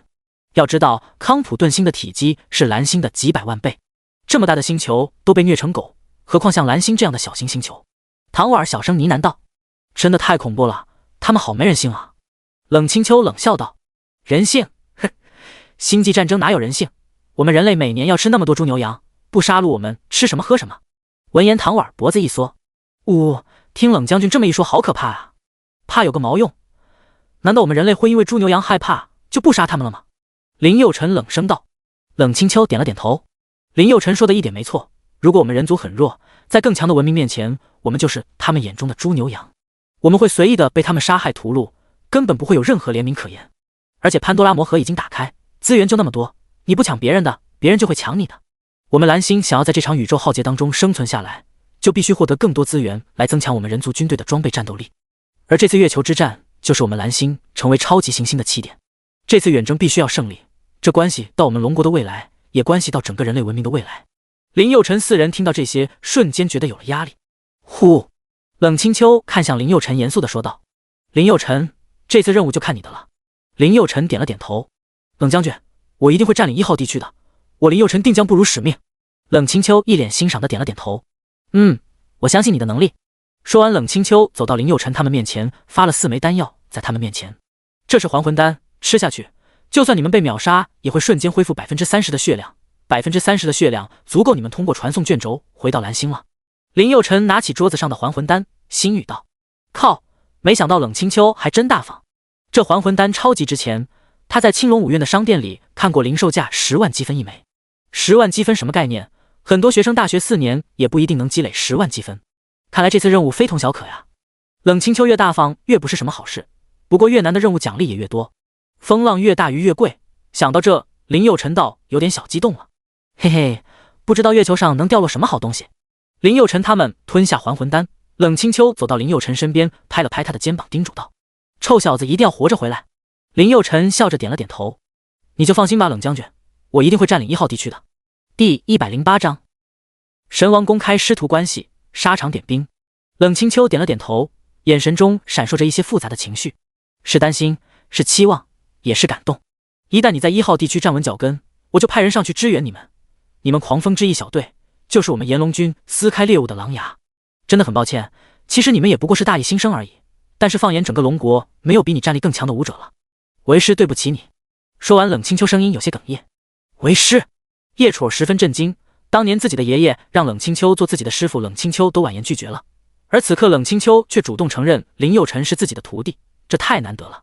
要知道，在没有游戏融合前，冷清秋在高武世界里已经被尊称神王了，就连爷爷这么大的背景都不能让他收徒，可见他收徒是多么大的一件事。林佑辰笑了笑，冷将军，没什么大不了的，我一定会完成任务的。冷清秋一脸欣赏地看着林佑辰，十分认可地点了点头。我相信你。说完，冷清秋带着林佑辰他们离开了办公室。走，我们特战大队为你举行了一场送行仪式。哦，林佑辰4人跟着冷清秋走出了办公大楼。当他走出军营的一刹，傻眼了。烈日之下，黄沙漫天，数万将士肃立，他们的铁甲在阳光下闪闪发光，整齐划一，仿佛一片钢铁森林。空气中弥漫着肃杀的气氛，战鼓声震天动地，仿佛在激发着每一个人的热血与斗志。看到林佑辰他们走了出来，一个军官大声吼道：全体都有，向狂风之翼小队敬礼。刷刷，数万将士齐刷刷地转向林佑辰。啪，他们向林佑辰敬了一个庄重的军礼。林佑辰矗立在数万将士之前，眼神坚定而深邃，仿佛能洞察一切的真理。阳光照在他刚毅的脸上，映出无畏的勇气。吹勇士号，恭送龙国的勇士！军官一声怒吼，犹如龙啸一般。突然，一道号角声划破天际，激昂而悲壮。数万将士齐声高呼：恭送狂风之翼小队！声音震耳欲聋，如同狂风暴雨般汹涌澎湃。他们的呼喊声中充满了对战争的渴望和对胜利的信心。看到这样的场景，林佑辰热血沸腾。啪！林佑辰向数万将士回了一个军礼，他的目光坚定而锐利。虽然前方的道路充满了未知与挑战，但他也深知自己的使命和责任。他必须带领狂风之翼走向胜利，为了家园，为了荣耀，为了和平。唐婉看到这样的场面，忍不住流出了眼泪，真的太感动了。叶楚双拳紧握，我们一定会为龙国占领月球的。陆涛激动的鼻涕一把泪一把，我定将以雷霆万钧之势，横扫一切阻碍我们前进的敌人。就算铁石心肠的冷清秋，眼角也湿润起来了。他心里明白这一战有多难，这一战又有多重要。这时，几个司仪端来几碗白酒。冷清秋端起一碗白酒，走到台前怒吼道：全军将士，肃立听令！端起你面前的酒碗，向狂风之翼小队敬酒。遵命。唰！数万将士高举手中的酒杯，齐声高呼道：敬狂风之翼，敬林佑辰！言毕，数万将士一起喝下碗中的白酒。喝完白酒后，齐刷刷地摔碎了手中的酒碗。看到这样的场景，林佑辰也十分的振奋。他举起手中的酒碗，向大家致谢，随后一饮而尽。胜利一定属于我们人族，一定属于我们龙国。随后，台下数万将士一起高呼：胜利一定属于我们人族，一定属于我们龙国！胜利一定属于我们人族，一定属于我们龙国！在数万将士的高呼声中，林佑辰拿出传送卷轴，出征月球。唰！一阵白光闪过，林佑辰的身影消失在主席台上。当林佑辰他们睁开眼睛的时候，已经身处月球之上。整个月球表面覆盖着一层厚厚的尘埃和岩石，几乎没有水的痕迹。由于缺乏大气层和水源，月球表面的风化和侵蚀过程非常缓慢，因此保留了许多古老的撞击坑和山脉等特征。唐婉睁开眼睛惊呼道：哇哇，这里就是月球啦！你看哪里就是我们的蓝星了。众人看向蓝星，就像一颗蓝宝石一样耀眼。我们的蓝星真的太美了，一定不能让别的文明摧毁它。对，一定不能，我们一定会打败所有外星文明的入侵的。林佑辰看了一眼坐标地图，说道：“走了，我们必须占领1号地区的古堡，那是先辈们留下的一处防御工事。”说完，林佑辰召唤出了哈迪斯，哈迪斯召唤出了泰坦。哈迪斯在前面走，泰坦在后面断后，这样可以最大程度防止外星生物的偷袭。咔咔！突然，前方不远处的地面裂开了一个几十米宽的大口子。吼吼！突然从裂缝当中蹦出几十个星兽。星兽魔眼巨猿，等级29，物理攻击加18723，法术攻击加17798，物理防御加19631，法术防御加16818，血量188769，魔法值177687，技能铁拳野蛮冲撞。魔眼巨猿身高达到5米，体长超过7米，它的身体呈现出深褐色的皮肤，上面覆盖着一层厚厚的鳞甲，坚硬无比，能够抵挡住大部分的攻击。魔眼巨猿最引人注目的特征是它的眼睛，一只巨大的金色眼睛镶嵌在它的额头中央，散发出神秘的光芒。吼吼！魔眼巨猿猛地冲向林佑辰他们。哈迪斯，给我灭了他们！站在最前面的哈迪斯咧嘴微微一笑，猛地冲了过去。哈迪斯挥动暴君之刀，发出一道强大的刀芒，咔嚓，瞬间将一只魔眼巨猿斩成2半。轰轰！巨大的尸体掉落在地上，一阵尘埃泛起。然而看到这样的场面，其他巨猿并没有退缩，反而更加疯狂地扑向哈迪斯。吼吼！他们从四面八方冲向哈迪斯，试图用爪子撕裂他的防御。哈迪斯灵活地躲避着魔眼巨猿的攻击，同时不断发动反击。轰轰！暴君之刀在空中划出一道道弧线，每一次挥刀都能将一只巨猿斩杀。哈迪斯的身法灵活多变，时而前冲攻击，时而横扫一刀将巨猿逼退。越来越多的魔眼巨猿加入战场。第109章，到达月球基地，领取艰巨任务。他们的攻击越来越密集，每一次攻击都能够将地面震动。然而，哈迪斯凭借着坚定的意志和强大的实力，不断地斩杀着巨猿。他的动作越来越快，仿佛化身为一道闪电般在战场上穿梭。很快，这一群大家伙就被哈迪斯斩杀殆尽了。杀死29级星兽，获得经验加2900，金币加2900，获得巨猿魔童加1。杀死29级星兽，获得经验加2900，金币加2900，获得巨猿魔童加1。好棒，好棒！唐婉一边跳着一边欢呼道。咔咔！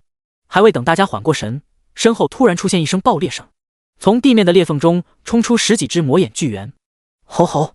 泰坦率先发动攻击，巨大的战斧划破空气，带着呼啸声向魔眼巨猿砍去。一只魔眼巨猿挡不住这猛烈的一击，被战斧劈成2半。其他魔眼巨猿见状，纷纷涌向泰坦，挥舞着巨大的爪子展开攻击。泰坦面对10几只魔眼巨猿的围攻，毫不畏惧。他灵活地躲避着巨猿的攻击，同时用战斧不断地劈砍、刺激。每当有巨猿攻向他时，他便用坚硬的铠甲挡住攻击；每当有巨猿试图从背后偷袭时，他便迅速转身，用战斧将巨猿击退。突然，泰坦的战斧在空中划过一道道耀眼的火光，犹如带着雷霆万钧之势。轰！最后一只魔眼巨猿也被杀死。而魔眼巨猿虽然数量众多，但在泰坦的强大战斗力面前却显得不堪一击。杀死29级星兽，获得经验加2900，金币加2900，获得巨猿魔童加1。杀死29级星兽，获得经验加2900，金币加2900，获得巨猿魔童加1。呼，好险啊！唐婉深吸一口气说道：“要不是因为队长，我们可能就要陷入苦战了。有队长在，我们就轻松多了。”叶楚儿警惕地观察着周围。林佑辰回头吼了一声：“走了！”距离废弃的月球基地只剩下10公里不到了。随后4个人一路狂奔向月球基地狂奔去。这次任务的主要目的不是猎杀星兽，而是占领1号地区废弃基地，然后挖取足够的寒宫水晶。只要有足够的寒宫水晶，就能打造传送阵了。有了传送阵，就能大批量的输送军队上来了。这对于龙国来说太重要了。月球虽然不大，但是矿产资源丰富，有很多龙国急需的矿产资源。半小时后，林佑辰他们出现在了废弃的月球基地前。从远处望去，基地的外壳已严重锈蚀，原本明亮的颜色褪得几乎无法辨认，一些部分甚至出现了裂痕和塌陷，露出了内部复杂的机械结构。这些暴露出来的部分，像是一幅幅揭示着基地过往辉煌与现在荒凉的鲜明对比的画卷。此刻月球基地已经被外星文明的兽族占领，在兽族的经营下，月球基地恢复了一部分功能。如果再经营的久一些，那月球对蓝星的威胁就很大了。兽族和星兽不一样，他们也有一定的智慧，是很难对付的对手。丁，星际任务：月球基地占领与防御开启。任务目标：武者需要在限定时间内完成以下任务。目标1：摧毁敌方的主要能源设施，以瘫痪基地的防御系统。目标2：肃清基地内所有的兽族，为人族登陆做好前期准备。目标3：找到寒宫水晶矿，收集30吨寒宫水晶矿，并带回蓝星。这个系统页面只有队长才有，其他人看不到。林佑辰看了一眼目标1的具体要求，武者需要潜入能源设施区域，找到并摧毁敌方的主要能源设施。该区域布满了敌人的巡逻队和防御装置，需要消灭敌方士兵和防御装置。看到目标要求，林佑辰想了想，目前最重要的就是搞清楚月球基地的布局情况。想到此，林佑辰咧嘴笑了起来，嘿嘿，换做别人必须要潜入基地才能知道基地的布局情况，那样不仅辛苦，还有被杀的可能。但是老子就不一样了，老子有魔尊透视技能。魔尊透视，整个月球基地呈一个椭圆形，能源基地在大门右手边，能源基地像一个巨大的地堡一样，想要摧毁能源基地就必须冲破层层关卡才可以。看来又是一场硬仗呢，想都不用想，每个关卡都会有大量兽族把守。吼吼！就在这时，突然从基地跑出2只巨岩兽。星兽、巨岩兽，卫兵，等级29，物理攻击加16723，法术攻击加19798，物理防御加17575，法术防御加18657，血量166786，魔法值199860，技能巨石之臂。他们身形巨大，全身都是由石头组成的，跑起来发出阵阵轰鸣声。唐婉、胖子、叶楚，你们3个去干掉那2个巨岩兽。林佑辰想测试一下他们3人的真实战力到底怎么样。好，3个人瞬间冲向巨岩兽。巨岩兽看到3恩主动出击，猛然加快速度冲向3人。砰砰！唐婉迅速瞄准巨岩兽，扣动扳机，枪炮发出震耳欲聋的轰鸣声。一颗颗火球从枪口喷薄而出，带着炽热的火焰和毁灭的气息向巨岩兽飞去。叶楚儿也不甘示弱，他拉满弓弦，一支支神圣的箭矢如同流星般划过天际，精准地刺入巨岩兽坚硬的身体。与此同时，陆涛凭借着高超的枪客技巧，与巨岩兽展开近身搏斗。他手中的长枪在空气中划出一道道优美的弧线，时而如疾风骤雨般猛烈攻击，时而如灵蛇出洞般灵活多变。每一次交锋都让巨岩兽的身躯颤抖不已。3人默契配合，唐婉的枪炮轰炸，叶楚儿的弓箭点射，陆涛的枪术搏击，如同一首壮丽的交响乐激荡在这片战场上。巨岩兽虽然身躯庞大，但在3人的联手攻击下逐渐陷入了下风。吼吼！最终巨岩兽发出一声震天的咆哮，整个大的都在颤抖。他摇晃着庞大的身躯，试图挣扎着站起来，但已经来不及了。唐婉瞄准机会，一枪炮轰向巨岩兽的要害，伴随着一声巨响，巨岩兽的身躯轰然倒地，激起一片尘埃。杀死29级星兽，获得经验加2900，金币加2900。杀死29级星兽，获得经验加2900，金币加2900。林佑辰摇了摇头，3人虽然打败了巨岩兽，但是用的时间太长了。这只是一只巨岩兽，如果是几十只呢，他们3人将会毫无招架之力。看来回到蓝星还得猛练他们啊。林佑辰对他们的表现有些失望。猎杀29级星兽后，唐婉十分兴奋，真的太惊险了，我们竟然杀了29级魔兽，真的太棒了。陆涛脸上也露出了得意之色。队长，我们刚才表现的怎么样？唯有叶楚儿脸上微微露出一丝小尴尬。第110章，你们表现太差了，回去必须魔鬼训练你们。林佑辰脸色瞬间冷了下来，看向3人，你们表现的太差了，3个人猎杀29级星兽竟然用了5分钟，就这种实力根本不配在我的小队，回到蓝星必须给你们来个魔鬼训练月。唐婉、陆涛有些错愕，这样的实力在新生当中表现已经相当抢眼了吧？而林佑辰却说他们表现太差，那可是29级星兽哎。在林佑辰眼里，别说他们，就算自己成长的都有点太慢了。1年以后，宇宙大混战就会全面开战，留给蓝星的时间不多了，所以必须加快升级速度，才能在那场浩劫当中存活下来。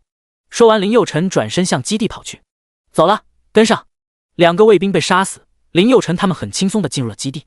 他们一路狂奔向能源基地跑去。很快，林佑辰就来到了能源基地的入口处。呼呼，运气真不错，一路上都没遇到对方的巡逻兵。林佑辰看了一眼身后，庆幸地说道：“吼吼！”话音刚落，一阵低吼引起了众人的注意力。靠，那是什么？唐婉惊呼道。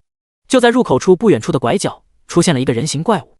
怪物的毛皮闪烁着银色的光泽，增添了几分神秘感。它头部细长，耳朵尖细而直立，时刻保持着警觉。它们的眼睛是深邃的琥珀色，透露出狡黠光芒。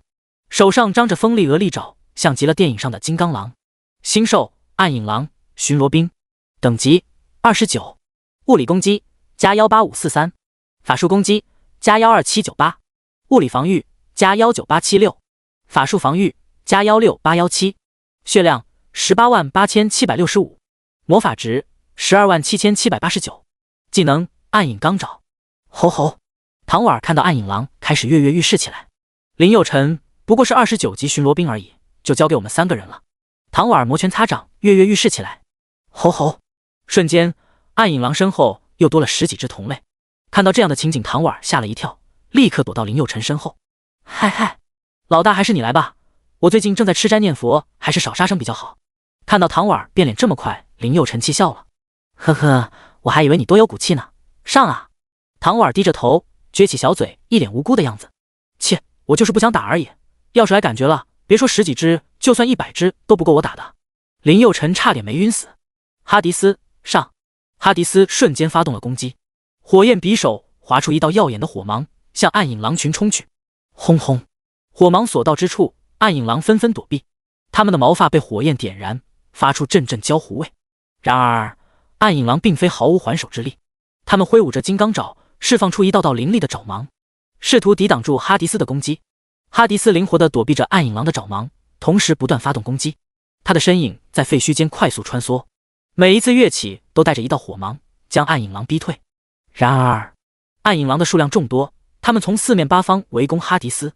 金刚爪在空中划出一道道弧线，令人眼花缭乱。他凭借着敏锐的洞察力，准确地预判出暗影狼的攻击路线，然后迅速做出反应。同时，他的火焰匕首也不断释放出炽热的火焰，将暗影狼逼退。然而，暗影狼的数量优势逐渐显现出来，他们从四面八方围攻哈迪斯。金刚爪的攻击越来越密集，令人防不胜防。断魂刺，无数黑色毒刺从地面猛地刺向暗影狼群。伤害加8738，伤害加8738，伤害加8738。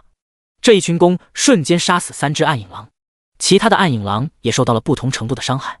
随后，哈迪斯来了一个星爆技能，瞬间消灭所有的暗影狼，杀死29级星兽，获得经验加2900，金币加2900，获得狼牙加1。杀死29级星兽，获得经验加2900，金币加2900，获得狼牙加1。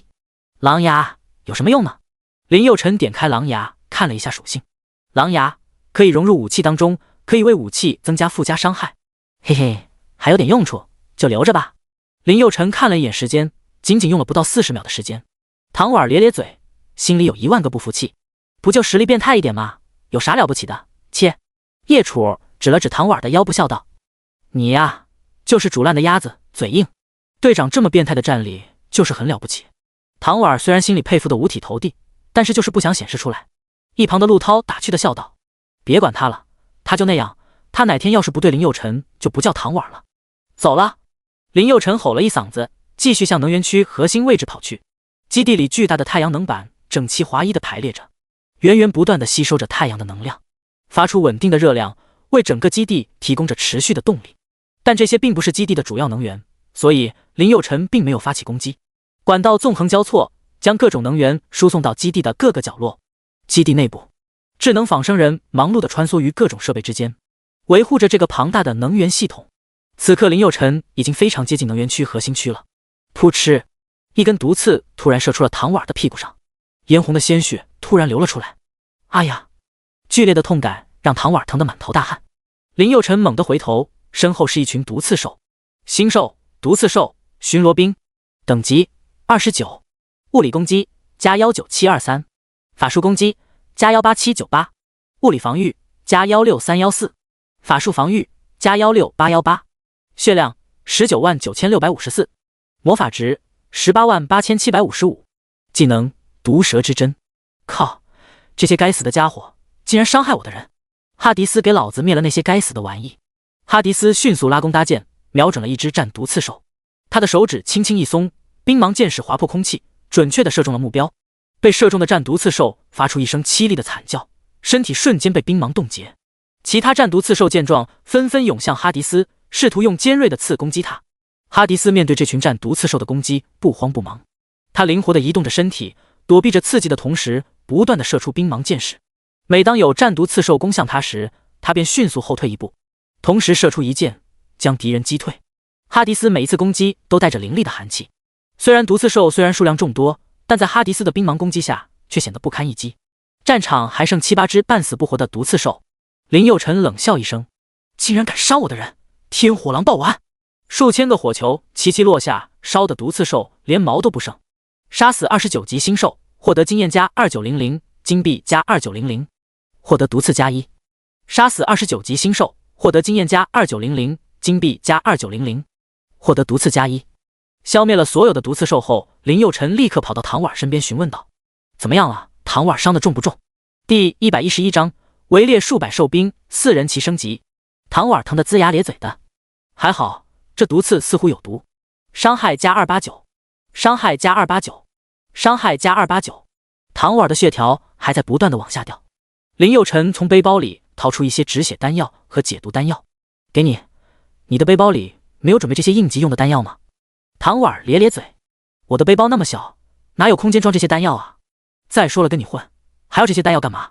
林佑辰咧咧嘴，这话说的自己实力虽然很牛逼，但也不是万能的呀。唐婉吞下丹药后伤立刻好了。毒刺兽战力还是很强的，刚刚只是一根毒刺就让唐婉掉了40%的血量。踏踏，大地晃动着，嗖嗖嗖，突然数百支毒箭向林佑辰他们这边袭来。林佑辰抬头一看，数百只毒刺兽向这边狂奔而来。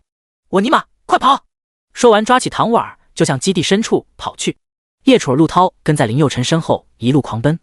哎呀，唐婉就像老鹰抓小鸡一样被林佑辰拎着跑。林佑辰，你弄疼我了。刚刚情况太紧急，林佑辰抓着唐婉胸前的衣服，这样的姿势是有点不舒服。闭嘴，逃命要紧啊！几十只29级怪还能应付，一次对战上百个29级怪，压力山大啊！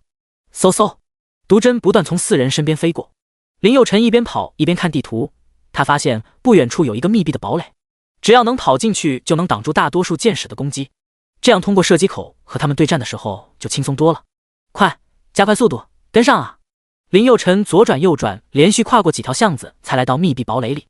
呼呼，好险！林佑辰一边喘着粗气一边狂按关门按钮。操，上面的文字都看不懂啊，这是特么什么鸟语？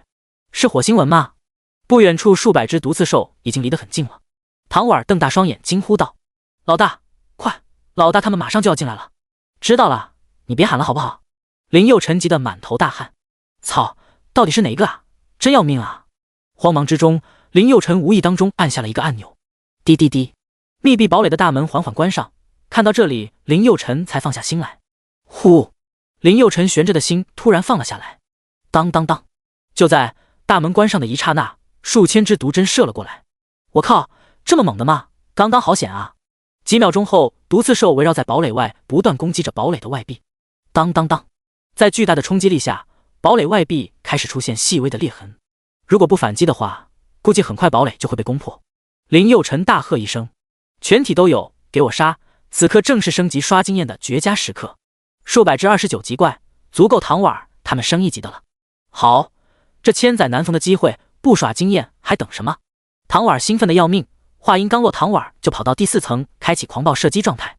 他敏捷地移动着步伐，巧妙地躲避着毒刺兽的攻击，同时瞄准时机开枪射击。每一次枪声响起，都伴随着一阵震耳欲聋的爆炸声，让堡垒都为之颤抖。叶楚儿优雅地拉开弓弦，箭矢如流星般飞出，准确地穿透了毒刺兽的身体。他的箭术精准无比，每一次射击都能让毒刺兽倒地不起。林佑辰口中吟唱着神秘的咒语，双手舞动法杖，释放出一道道璀璨的火焰攻击。这些魔法攻击如暴雨般倾泻而下，让毒刺兽无处可躲。3人配合默契，各自发挥着自己的特长。唐婉的枪炮攻击范围广，对群体敌人造成大量伤害；叶楚儿的箭术精准度高，对单体敌人造成致命打击。林佑辰的魔法攻击则具有强大的控制力和大面积毁伤能力。毒刺兽的嘶吼声、枪炮的轰鸣声、箭矢的嗖嗖声，魔法的呼啸声交织在一起，构成了一幅壮观的战斗画面。堡垒内的墙壁上布满了弹孔和箭矢，地面上散落着破碎的兽尸和断裂的武器。哈迪斯也在使用暴君之弓，不断射杀着堡垒外的星兽们。经过40分钟左右的鏖战，数百只毒刺兽都被杀死。杀死29级星兽，获得经验加2900，金币加2900，获得毒刺加1。杀死29级星兽，获得经验加2900，金币加2900，获得毒刺加1。刷刷，一阵金光闪过，4个人同时升级了。林佑辰24级，叶楚22级，唐婉19级，陆涛18级。看到升级提示，林佑辰咧嘴一笑，这月球上就是爽啊，嘿嘿。叶楚他们也十分兴奋，我又升级了，真的太好了，哈哈。叶楚拉着林佑辰的手，一边跳一边笑着说道。林佑辰看到叶楚开心的像个孩子，稍稍有些不适应，没想到叶楚还有唐婉的一面，叶楚也感觉到了一丝不好意思。呵呵，他放开了林佑辰的手，有些不好意思，刚刚让你见笑了。说完，叶楚挽了挽耳边的碎发。林佑辰笑道，没事，唐婉天天这样我都习惯了。呵呵，叶楚捂嘴笑了起来。好吧。唐婉走到林佑辰身边，厉声喝道，你们俩在说什么悄悄话？说悄悄话也就算了，还要带上我。说完看向叶楚，撅着小嘴问道，楚儿姐，林佑辰有没有说我坏话？叶楚笑着摇了摇头说道，没有呢，林佑辰说你一直很可爱呢。这还差不多，哼哼。唐婉瞪了林佑辰一眼，警告道，你小子别说我坏话，我和林初夏可是好朋友，你要敢说我坏话，让你妹妹揍你信不？噗嗤。林佑辰走上前，捏着唐婉粉嫩的小脸蛋笑道，你呀你，真是服了你了，走啦。说完，林佑辰打开堡垒的大门。当林佑辰走出堡垒的时候，才察觉刚刚是多么的危险。整个堡垒已经差不多被掏空了，1米厚的墙体几乎就要被攻破。第112章，绝杀重型巡逻兵暗影狼王。如果再晚一点灭掉这些星兽，那绝对是麻烦事。能源区这边已经没有多少巡逻兵了，林佑辰带着队员迅速向能源区核心位置跑去。很快，林佑辰就来到了能源区核心区。滋滋滋，不远处反物质能源装置不断发出滋滋滋的响声。装置的外表覆盖着一层银白色的金属材料，光滑如镜，闪烁着耀眼的光芒。反物质能源装置的主体部分是一个巨大的圆柱体，表面布满了各种复杂的管路和仪表，显示着能量的流动和聚集。圆柱体的顶部是一座巨大的天线状结构，向天空发射着一道道肉眼难以察觉的能量束。这些能量束在天空中交织成一张密集的网络，犹如科幻电影中的场景一般。空气中弥漫着一股微弱的电流声，仿佛能听到能量流动的声音。远处，一缕缕青烟缓缓升腾，那是装置释放出的微量反物质与大气中的物质湮灭所产生的能量释放。所谓的反物质能源，就是利用反物质和物质相互湮灭的原理，释放大量能量。在地球上，反物质能源的研究还处于初级阶段，但2级外星文明可能已经掌握了如何大规模生产和使用反物质能源的技术。记忆当中是火星人占领了人类的月球基地，上一世火星人很嚣张，处处要压地球人一头，这一世一定要让火星人知道太阳系内谁才是老大。看到这样超科幻的炫酷场面，陆涛两眼放光，靠，这也太炫酷了吧，比科幻电影上看到的还要炫酷啊！哇哇！唐婉也两眼放光的看着面前的炫酷设备，这是哪个星系文明的产物啊？似乎不是核聚变装置啊！此刻林佑辰可没有心思看这些炫酷的装备，他满脑子都在想着怎么样才能炸毁这个能源装置。靠，这要怎么样才能安全的炸毁呢？炸掉很简单，但是怎么样才能又炸掉它又不伤害自己，这才是难点。核聚变的威力就已经很大了，而反物质能源装置爆炸产生的能量是核聚变爆炸威力的上万倍。炸掉！唐婉一听说要炸掉这么先进的装置，立刻反驳道：炸掉它干嘛？带回去不好吗？这么先进的能源装备。林佑辰摇了摇头，小声呢喃道：就这也叫先进？他清晰记得5级文明已经使用量子能源技术了，而且以蓝星目前的科学技术，就算把这些设备全部带走，也没有技术使用啊。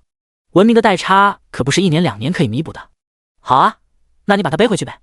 林佑辰看了一眼唐婉，没好气地说道。这时唐婉才意识到自己的话是多么的荒唐。唰，一道狂暴的刀芒闪过，小心！林佑辰猛地拽了一下陆涛，唰，冷冽的刀芒从陆涛面前一闪而过，几缕碎发飘落下来。呼呼！陆涛瞪大双眼惊呼道：我尼玛！踏踏！暗影狼王嘴巴宽大，露出森然的獠牙，仿佛在嘲笑挑战者的无畏。星兽暗影狼王重型巡逻兵，等级29，物理攻击加168723，法术攻击加189798，物理防御加178631，法术防御加187818，血量1887000，魔法值1845600，技能金刚狼爪。吼吼！每一次嚎叫都带着震撼大地的力量，使得周围的生物无不站立。双足行走间，步伐沉稳有力，仿佛大地都在为之颤抖。那长长的尾巴犹如钢鞭一般，威力无比。无情的利爪和尖锐的獠牙是他的武器，霸气残暴。哈迪斯，给我灭了他！哈迪斯飞快地穿梭在暗影狼王身边，火芒时而如流星般划破夜空，时而如火焰之雨般倾泻而下。暗影狼王咆哮着，挥舞着金刚爪进行反击，他的爪子撕裂空气，发出一阵阵尖锐的声响。然而哈迪斯的火芒似乎对暗影狼王的防御无效，每次攻击都被他巧妙地化解。面对暗影狼王的猛烈攻击，哈迪斯并未退缩，他运用高超的技巧和敏锐的洞察力，在关键时刻闪避开了暗影狼王的攻击。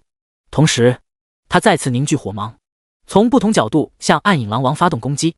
这一次火芒终于突破了暗影狼王的防御，击中了他的身体。暗影狼王痛苦地嚎叫着，身体被火焰吞噬。然而他并未放弃抵抗，凭借着顽强的生命力重新站了起来。他双眼闪烁着凶狠的光芒，金刚爪再次划破夜空。然而就在此时，哈迪斯突然消失在原地，出现在暗影狼王的背后。他手中的匕首刺向暗影狼王的心脏，伴随着一声哀嚎，暗影狼王轰然倒地。成功击杀29级暗影狼王，重型巡逻兵，经验加1800000，龙臂加1800000，星云级技能书加8，暗影护腕加3，星河级，暗影头盔加9，星河级，暗影靴子加1，星河级，狼王兽魂加1。看到一地的装备，众人十分开心。林佑晨吼了一嗓子，看看有没有需要的装备。唐婉他们立刻蹲在地上查看起来，寻找着自己能用得上的武器装备。林佑晨则站在反物质能源装置前，眉头紧锁。他深知这个装置的威力，也知道它的危险性。这个装置如同一个巨大的定时炸弹，一旦失控，后果不堪设想。林佑晨的双手轻轻搭在装置的冰冷表面上，脑海里是各种方案。林佑晨，你有把握吗？叶楚儿小声询问道。林佑晨没有吱声，满脑子都是拆除方案。记得前世他和纳克索斯星文明的科学家聊过相关内容，他努力回忆着当时的聊天内容，思考着如何安全地拆除这个装置。随后叶楚拍了拍林佑晨的肩膀，林佑晨不要太难为自己了。林佑晨转过脸看向叶楚，看到他满脸担忧的样子，咧嘴一笑道，这个很简单，和咱们蓝星的核聚变差不多。说完转过脸继续思考着，虽然嘴上说很简单，但是他心里明白这玩意的难度可是可控核聚变上万倍。哎，嘿嘿，终于想起来了。林佑晨立刻通过精密的计算确定了反物质能源装置的能量平衡点，这是整个拆除工作的关键。然后他利用身边的简易工具，巧妙地构建了一个临时的能量导流系统。时间一分一秒的流逝，实验室内的空气仿佛都凝固了，只有林佑晨的手指在飞快地操作着。他的每一个动作都精确无误，现实也由不得他失误，只要稍稍有一点误差，就会发生剧烈爆炸。第113章，成功引爆反物质能源装置。突然一阵刺耳的警报声划破了实验室的寂静。林佑晨眼神一凛，靠不是吧，这特么要失控了呀，老子不会再死一次吧，操，这是反物质能源装置的能量接近失控的信号。他深吸一口气，手指在最后的时刻按下了导流系统的启动按钮，一束强大的能量从装置中涌出，沿着林佑晨设置的导流系统奔涌而过，消失在远方的一个安全容器中。林佑晨的身体紧绷着，全神贯注地等待着最后的时刻。轰的一声巨响，反物质能源装置在林佑晨的控制下安全地爆炸了。强大的能量瞬间释放，将整个实验室淹没在一片耀眼的光芒中。当光芒消散时，林佑晨依然站在原地，脸色略显苍白，额头都是豆大的汗珠。他成功安全地炸掉了反物质能源装置。这时叶楚儿走到林佑晨身边，轻轻地为林佑晨擦拭额头的汗珠。虽然林佑晨嘴上说很简单，但是他从林佑晨脸上的表情知道这件事超级难。他从未见过林佑晨如此的紧张，就算刚刚对战数百只毒刺兽的时候，他都一脸无所谓的样子。祝贺你，你成功了。林佑晨看向叶楚儿，咧嘴笑道，呵呵，这有什么可庆祝的，超级简单的。叶楚微微一笑，没想到林佑辰嬉皮笑脸的外表下隐藏了太多。那也很厉害的。叶楚不想戳穿他，他知道林佑辰不说，自然有不说的考量。能让军部那帮老头子都很看好的人不多，就算当年的冷清秋也没做到让军部那帮老头子100%的满意。哈哈，好好玩哦！唐婉鼓掌笑道：“林佑辰表现不错哈，我感觉我努力也可以的。”林佑辰转过脸捏了捏唐婉粉嫩的小脸蛋，笑道：“我感觉你也可以，下次遇到让你试试看看，感觉一下，超级爽的，而且超级简单。”唐婉兴奋地鼓起掌来：“好啊，走吧。”说完，林佑辰带着众人离开能源区，开始完成第2个任务，肃清基地内所有的兽族，为人族登陆做好前期准备。林佑辰等人很快就走出了能源基地，刚走出能源基地，就看到了很多无人机在四处游荡。靠，不好，全部退回去！那些兽族一个一个来，威胁不大，如果一次性来个几百个怪，还是很危险的。如果被无人机发现，就麻烦了。呲！这时，一架无人机飞到了林佑辰他们面前，并且悬停在他们面前。这显然他们暴露了。火灵龙跑！林佑辰一下就把无人机打下来了，不过也晚了。呲！数百架无人机向林佑辰这个方向涌来，无人机的移动速度相当快，只是几秒钟时间，数百架无人机就出现在了林佑辰面前。我靠！隐蔽！轰轰！数百架无人机瞬间开火，林佑辰就在躲避的一刹那，挥舞手中的魔王权杖，数万颗火球飞了出去，瞬间就把所有无人机全部灭了。不过他们的行踪也暴露了，无数的重型兽兵正在往这边赶来。林佑辰也知道危险正在来临，他看着基地平面图，思考着如何才能干掉这些兽兵。如果在空地上打，很快就会聚集数百甚至数千的兽兵，就凭他们几个根本承受不了这种饱和攻击，所以想要完成任务就必须智取，用谋略打败对方战力上的优势。这里有一个巨大的堡垒，一个绞杀策略迅速在林佑辰的脑海里形成。快点跟我走，待会你们一定要把吃奶的劲都用上，一定用你们最快的速度。林佑辰回头交代着。好的，知道了。叶楚他们齐声说道。此刻林佑辰在他们心中犹如神一样，对林佑辰几乎可以达到100%的信任度了。走了。林佑辰带着3个手下一路狂奔向位于基地内的巨大堡垒跑去。刚走到一半的时候，不远处就出现了几十个兽兵。林佑辰看了一眼兽兵，大声吼道：“不要停，拼命跑！”几个暗影狼王速度极快，很快就追了上来。暗影狼王的利爪几乎可以抓到唐婉了。林佑辰，救命啊！林佑辰回头看了一眼，卧槽，让你平时不减肥？呀，救我！唐婉闭着眼睛大声吼道。林佑辰立刻命令哈迪斯释放他的灵宠泰坦。面对这么多的兽兵，林佑辰要保存实力，哈迪斯就是他最大的仰仗。如果哈迪斯战死，那这次任务就失败了。泰坦立刻拦住了暗影狼王，并且和他们缠斗起来。暗影狼王率先发动攻击，金刚爪划破虚空，带着凌厉的气流直扑泰坦。泰坦急忙迎战，巨锤猛然砸下，试图抵挡暗影狼王的攻势。然而金刚爪与巨锤相撞，发出震耳欲聋的金属碰撞声，泰坦被巨大的冲击力震退数步。暗影狼王得势不饶人，迅速展开猛烈攻势。金刚爪在虚空中留下一道道残影，犹如暴雨般向泰坦袭来。泰坦虽然力量强大，但在如此密集的攻击下也显得捉襟见肘。他的身上不断被划出道道伤痕，鲜血染红了战甲。泰坦展现出顽强的意志力，他咬紧牙关，奋力挥舞巨锤，试图找到突破口。终于在一轮猛攻之后，泰坦看准时机，巨锤重重地砸在暗影狼王的左腿上。暗影狼王痛得咆哮一声，身形微微一颤。然而面对3只暗影狼王的围攻，泰坦显得力不从心。暗影狼王们利用敏捷的身手和锋利的爪子，不断在泰坦身上留下一道道深深的伤口。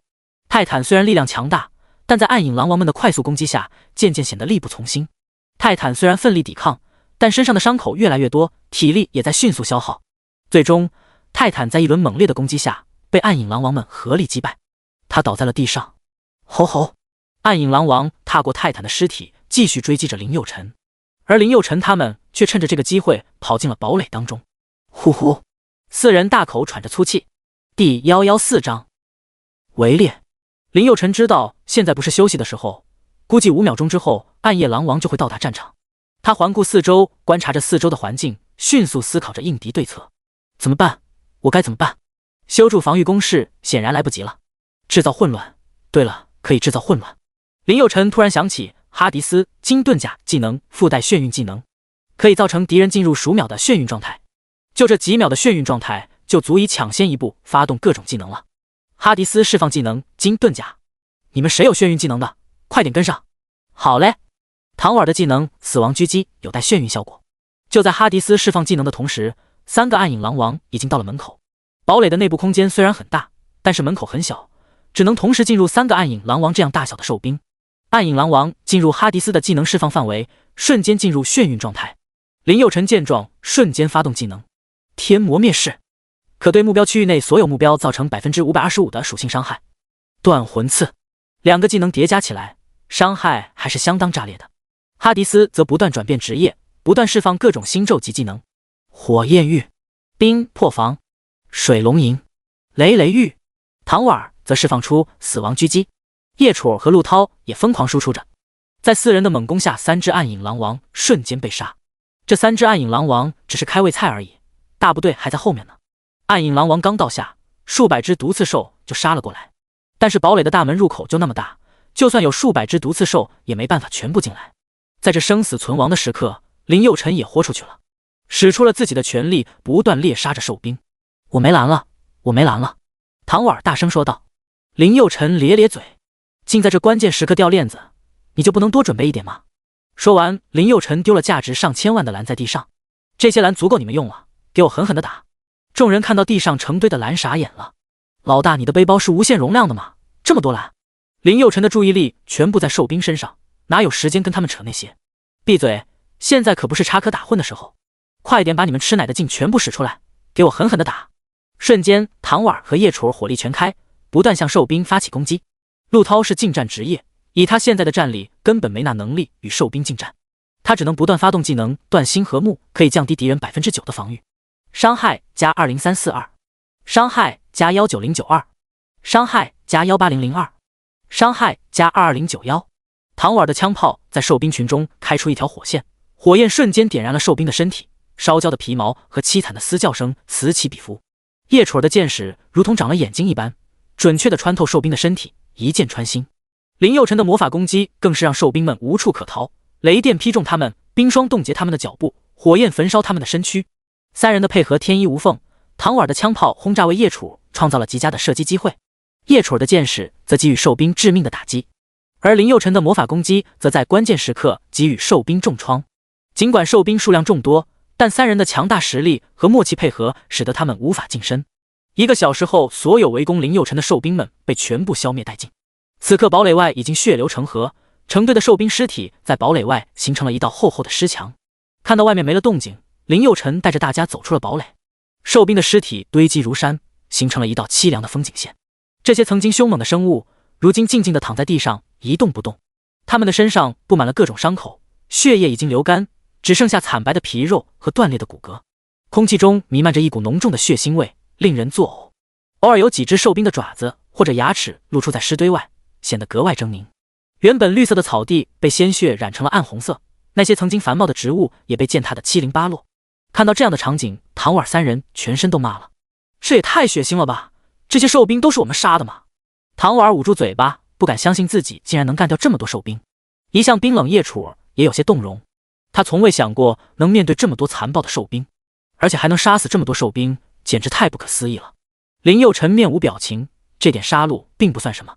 曾经的他一天毁灭过1颗 B 级星球，上面有多少生命不清楚，像蓝星这样的星球也只不过是1级星球而已。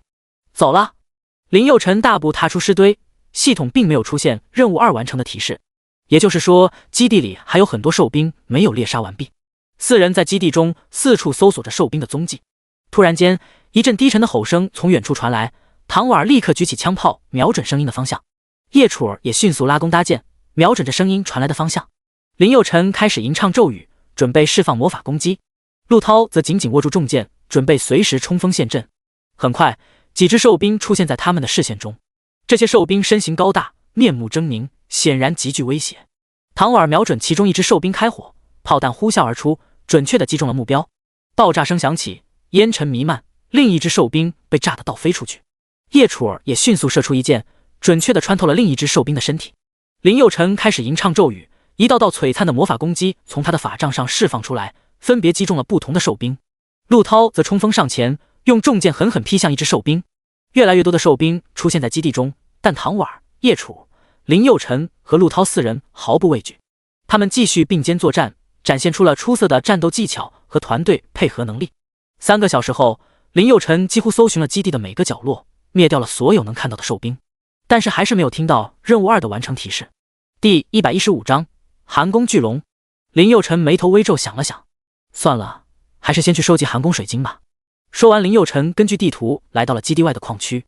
寒宫水晶矿是月球上最著名的地标之一，它是一个庞大的晶体结构，闪烁着璀璨的光芒，仿佛是夜空中最亮的星星。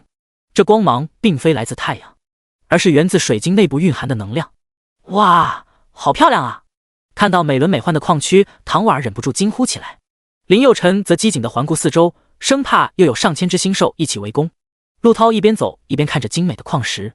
很快，4人来到了矿洞内。矿洞内部阴暗潮湿，空气中弥漫着一股岩石和金属的味道。洞壁上布满了各种形状和大小的水晶，它们在微弱的灯光下闪闪发光。洞内温度很低，能感受到阵阵寒意。吼吼！突然，前方出现一双绿油油的闪光点，不好，有星兽！唐婉、叶楚儿，你们2人在后面配合攻击。好的。陆涛释放技能，遵命。说完，林佑辰召唤出了哈迪斯。哈迪斯，给我上！星兽越来越近了，靠，不是吧？体格这么大！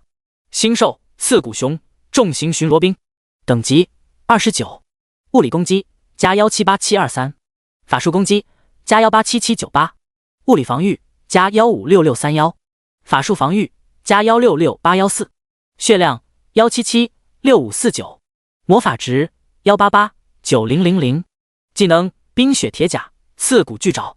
哈迪斯快速穿梭在刺骨熊身边，每一次出手都带着凌厉的杀意。轰轰！火芒划破空气，精准地击中了刺骨熊的兵甲，溅起一片火星。吼吼！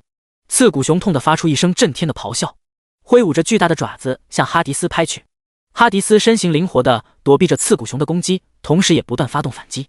他运用火芒的力量，将周围的火焰凝聚成一个个火球，向刺骨熊砸去。火球与刺骨熊的兵甲碰撞在一起，咔咔咔，发出一阵阵清脆的声响，兵甲在火球的攻击下逐渐融化。吼吼！刺骨熊愤怒地吼叫着，巨吼产生的声浪引得周围的空气都在震动。咔嚓！他用锋利的爪子划破地面，形成一道道冰冷的爪痕。同时，他张开血盆大口向哈迪斯扑去。哈迪斯嘴角微微一咧，紧握匕首抵挡住刺骨熊的攻击。当当！嘿嘿，最后一击了，大笨熊！哈迪斯突然挥动匕首，释放出一道强大的火芒。火芒犹如一条火龙般冲向刺骨熊，瞬间穿透了他的兵甲，将其狠狠地击飞出去。刺骨熊重重地摔在地上，心脏爆裂而亡。成功击杀29级刺骨熊，经验加1800000，龙臂加1800000，星云级技能书加8，刺骨兵甲加9，星河级，刺骨冰靴加3，星河级，刺骨项链加6，星河级。杀死刺骨熊后，林佑辰带着唐婉他们继续向洞内跑去。这里的矿石量太少，根本不够。呼呼，这里的星兽一点不比外面好对付啊！就是上来就是大家伙。唐婉、陆涛他们议论着。林佑辰眉头微皱，训斥道：“别发牢骚了，如果难度很小的话，也不会让我们来了。鹰将、毛熊、阿三都派人上来了，这个点对于每个国家来说都很重要。快走！”林佑辰不敢耽搁，万一这里被别的国家抢先一步占领，那对于龙国来说损失就大了。而且火星的势力也已经把手伸到月球上来了，这件事非同小可，一定要把这个消息带回去。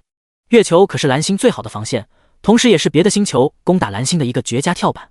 如果月球被火星占领，对于蓝星来说是一个极大的隐患。吼吼！突然，前方出现几十双绿油油的眼睛。看到这样的景象，林佑辰傻了。我靠！不是吧？这么多刺骨熊的吗？一只刺骨熊已经很强了，几十只。踏踏！草不管了，拼了！哈迪斯上！哈迪斯瞬间冲了上去。唐婉、叶楚儿，你们也不要闲着。不会的。走近了一看，才看明白，并不是刺骨熊，而是龙族卫士们。星兽龙族卫士，等级29，物理攻击加17723，法术攻击加18798，物理防御加16631，法术防御加17817，血量188765，魔法值187559，技能撕咬喷火，暴君之刃划出一道炽热的火芒。火芒在接触到龙族卫士们的冰凌时，爆发出激烈的火焰，但龙族卫士们身上的冰凌却抵挡住了火芒的攻击。哈迪斯不气馁，他快速闪避龙族卫士们的反击，同时再次挥出火芒进行攻击。两人的攻防战愈发激烈，哈迪斯的火芒与龙族卫士们的冰霜能量在空中交织在一起，炽热的火焰与寒冷的兵器相互碰撞，爆发出刺耳的声响。哈迪斯凭借着精准的攻击和灵活的身形，不断地突破龙族卫士们的防御，而龙族卫士们则利用冰霜能量试图将哈迪斯冻结。随着战斗的进行，哈迪斯意识到单纯的火芒攻击无法完全击败龙族卫士们，他开始变换战术，利用短剑挥出更加复杂凌厉的攻击轨迹，试图突破龙族卫士们的防御。杀死29级星兽，获得经验加2900，龙币加2900。杀死所有龙族卫士们后，林佑成看了一眼地图，前面不远处就是核心矿区了。走，核心矿区离这不远了。说完，林佑成立刻向核心矿区跑去。跑了大概5分钟左右，林佑成他们终于来到了核心矿区。在矿区中央盘踞着一条巨龙，星兽寒宫巨龙，重型巡逻兵，等级30，物理攻击加20723，法术攻击加213798，物理防御加197631，法术防御加212818，血量2259000，魔法值2264000，技能冰甲致命寒气。哈迪斯灭了这家伙。寒宫巨龙浑身覆盖着厚厚的冰甲，口中吐出冷气，令人胆寒。哈迪斯率先发动攻击，他急冲向寒宫巨龙，匕首划破空气，一道炽热的火芒向巨龙袭来。寒宫巨龙感应到了危险，迅速摆动身躯避开火芒，同时他释放出一道冰冷的寒气，向哈迪斯反击而去。火芒与寒气在空中激烈碰撞，爆发出刺眼的光芒。哈迪斯感受到一股冰冷的能量向自己袭来，但他凭借着敏捷的身形和出色的技巧，成功躲避了寒气的攻击。第116章，首战火星武者。寒宫巨龙也感受到了火芒的炽热，但他凭借着坚硬的冰甲，成功抵挡住了火芒的攻击。哈迪斯突然变换攻势，他一跃而起，匕首在空中划出一道完美的弧线，直逼寒宫巨龙而去。与此同时，一道冰冷的寒气也从寒宫巨龙的口中释放而出，向哈迪斯袭来。哈迪斯冷笑一声，我才是暗夜的王者。话音刚落，瞬间挥出一道火芒，成功抵挡住了寒气的攻击，同时挥出更加强烈的火芒向寒宫巨龙反击。火焰玉，一道狂暴的火龙飞向寒宫巨龙，寒宫巨龙立刻反击，不过一点效果都没有，狂暴的火芒立刻将它吞噬，成功击杀30级寒宫巨龙，经验加22000，龙币加20000，龙族兵甲加8，星河级，龙族冰靴加7，星河级，龙族项链加6，星河级，龙族精血加2，龙族精血可以用来强化自身属性的珍贵星兽精血。丁，杀死所有星兽，任务2已完成。听到系统消息，林佑成才明白，原来是矿坑里的星兽还没有被杀死，那现在只有最后一个任务了。看着矿坑里海量的寒宫水晶，林佑成眼前一亮，嘿嘿，终于可以完成任务了。林佑成站在一块巨大的矿石前，他用力挥动着手中的权杖，狂暴的火芒冲向矿脉。矿石碎裂的瞬间，一道道璀璨的光芒从矿石中迸发出来，整个矿洞仿佛被点亮了一般。快点搜集矿石！林佑成命令唐婉他们收集矿石，4人整整忙活了一夜才收集完30吨的矿石。丁，30吨寒宫水晶矿收集完毕。丁，星际任务占领月球基地完成，获得军功加20000。唐婉他们也获得了1万军功。看到奖励信息，唐婉咧嘴笑了起来，哈哈，我也能赚军功了，我妈妈知道了一定会很开心的。陆涛也十分激动，嘿嘿，我还差30%的经验就能升级了，真的太爽了。看到下属们很开心，林佑成也十分开心，笑道，走吧，这点奖励算什么？1年之内让你们都成为5星将军。真的？唐婉听了十分兴奋，跑到林佑成面前笑着问道。林佑成伸手捏了捏唐婉的小脸蛋，笑道，当然啊，走，回去交任务了。说完，4人从背包里拿出传送卷轴，准备回蓝星。这时不远处突然出现一队人马，林佑成警觉地观察着对方的举动，全体警戒，对面的似乎不是星兽，也不是蓝星人族。等他们走近了一些才看清，我靠，火星人还是武者。话音刚落，数百颗巨石就向林佑成砸来。我尼玛，这也太不讲武德了吧，上来就是绝杀，再怎么着也是太阳系内的邻居吧。林佑成怒了，既然这样，那就别怪老子了。天火狼爆丸，数万颗火球瞬间飞了出去，吞噬了所有的巨石。哈迪斯，灭掉他们所有人！突然，哈迪斯低喝一声，一股巨大的水柱从地面喷薄而出，凝聚成一条巨大的水龙。水龙在空中翻腾盘旋，发出震耳欲聋的咆哮声。他的双眼闪烁着冷冽的光芒，口中的獠牙犹如锋利的刀刃。火星法师见状，迅速挥动魔杖，在身前画出一道红色的魔法阵，伴随着一阵低沉的咒语声，魔法阵中迸发出炽热的火焰，与水龙形成鲜明的对比。水龙与火焰在空中激烈碰撞，发出一连串轰鸣声。水与火的较量在这狭窄的基地展开，每一次撞击都激起一片水汽和火星的飞溅，整个基地仿佛成了一个巨大的魔法实验室，充满了狂暴与力量的气息。火星法师凭借着敏捷的身手，不断躲避着水龙的攻击。他时而高高跃起，时而俯身疾驰，巧妙地利用地宫的障碍物与水龙周旋。同时，他也不断地用魔杖释放出各种魔法攻击，试图突破水龙的防御。哈迪斯冷静地操控着水龙，不断调整攻击策略。他利用水龙的力量压制住火星法师的攻势，同时密切关注对方的动态，准备随时发动致命一击。经过一番激战，哈迪斯终于找到了机会。他利用水龙的力量将火星法师紧紧缠住，然后猛地收紧。火星法师挣扎着，但无法挣脱水龙的束缚。呵呵，任何挑战我权威的人都将被我无尽的黑暗吞噬。最后一击吧！哈迪斯发出一道强大的魔法能量波，将火星法师瞬间击飞出去。火星法师重重地撞在石壁上，发出沉闷的声响。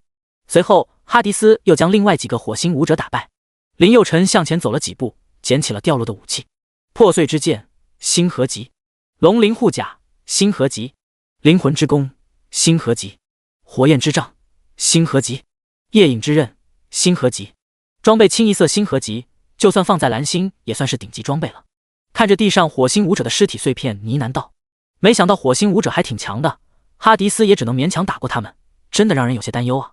也不知道这些火星武者在火星是什么段位的。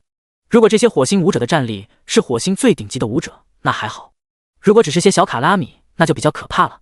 他林佑辰的战力在龙国算是顶级，就算放眼整个蓝星也算第一梯队。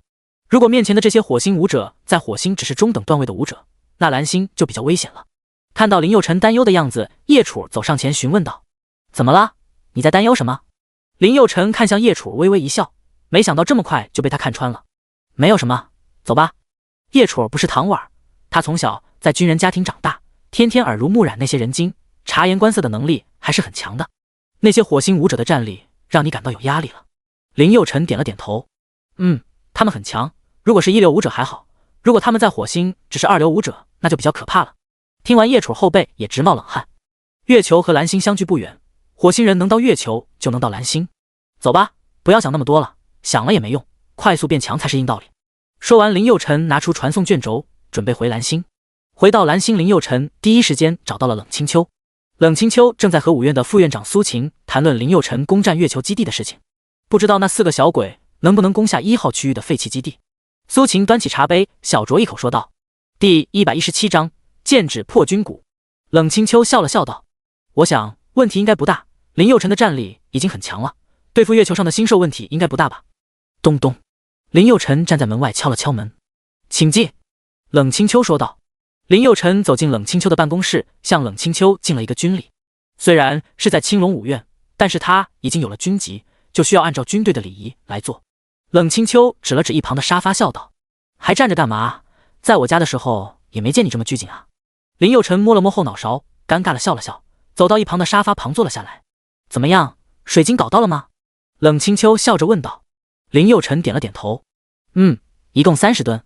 说完，冷清秋丢了一颗复原丹给林佑辰，服下它可以消除你身上的疲劳，待会还有任务交给你。林佑辰接过复原丹，一口吞下，一股暖意瞬间散布全身，身上的疲劳瞬间消失。嘿嘿，这丹药效果真好，服用完身上的疲惫感瞬间消失了。冷将军还有没有了？一旁的苏晴呵呵笑道：这小子嗑药还嗑上瘾了，你知道这丹药价值多少钱吗？林佑辰看向一旁的副院长，摇了摇头。苏晴说道：一颗复原丹现在市面上至少价值200万龙币一颗，这复原丹不仅可以消除疲劳，还有延年益寿的效果呢。话音刚落，冷清秋直接丢了一包给林佑辰，都拿去，一共20克，吃完了再来找我。看到这一幕，一旁的苏晴吓得半死。青丘，你这……此时，苏晴觉得冷清秋是不是脑子短路了？要不然怎么可能一次性奖励一个学生这么多复原丹呢？冷清秋看了林佑辰一眼，笑道：“他是我徒儿，要不然我怎么可能这么大方？我脑子也没有坑。”哦，怪不得，吓死我了。苏晴呵呵笑道，说完看向林佑辰：“你小子可以啊，能让冷清秋破例收徒，恐怕整个龙国就你可以做到了。想当年，叶院长让他孙女叶楚拜你师父为师，他都没同意呢。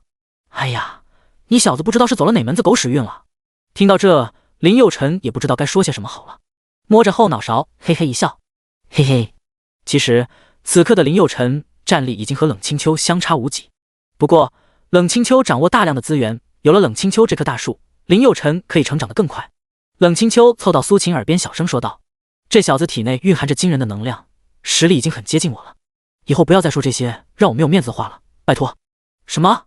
苏晴有些震惊，虽然整个世界游戏化，力量体系重新洗牌，但林佑辰能在这么短的时间里获得如此成就，真的太恐怖了。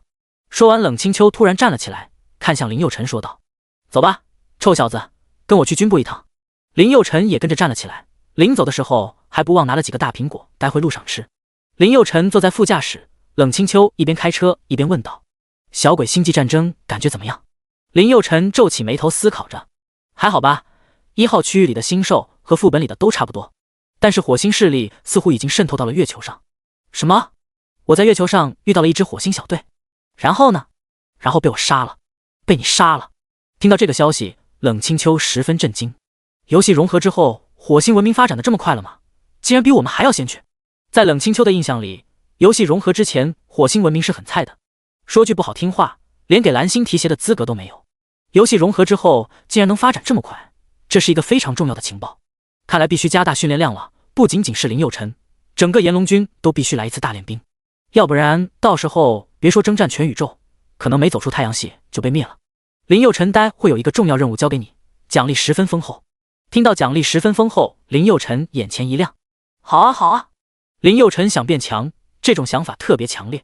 虽然现在一身神装，但是等级还是太低，他迫切需要通过大量副本积累大量装备来升级装备使用。虽然月球一战打得还算顺利，但是也让他看到了自身的差距。不一会，冷清秋的车子停在了军部，林佑辰卸下了所有的寒宫晶石，随后跟着冷清秋来到了作战室。作战室的中心是一张巨大的圆形桌子，上面摆放着各种军事地图、战略模型和通讯设备。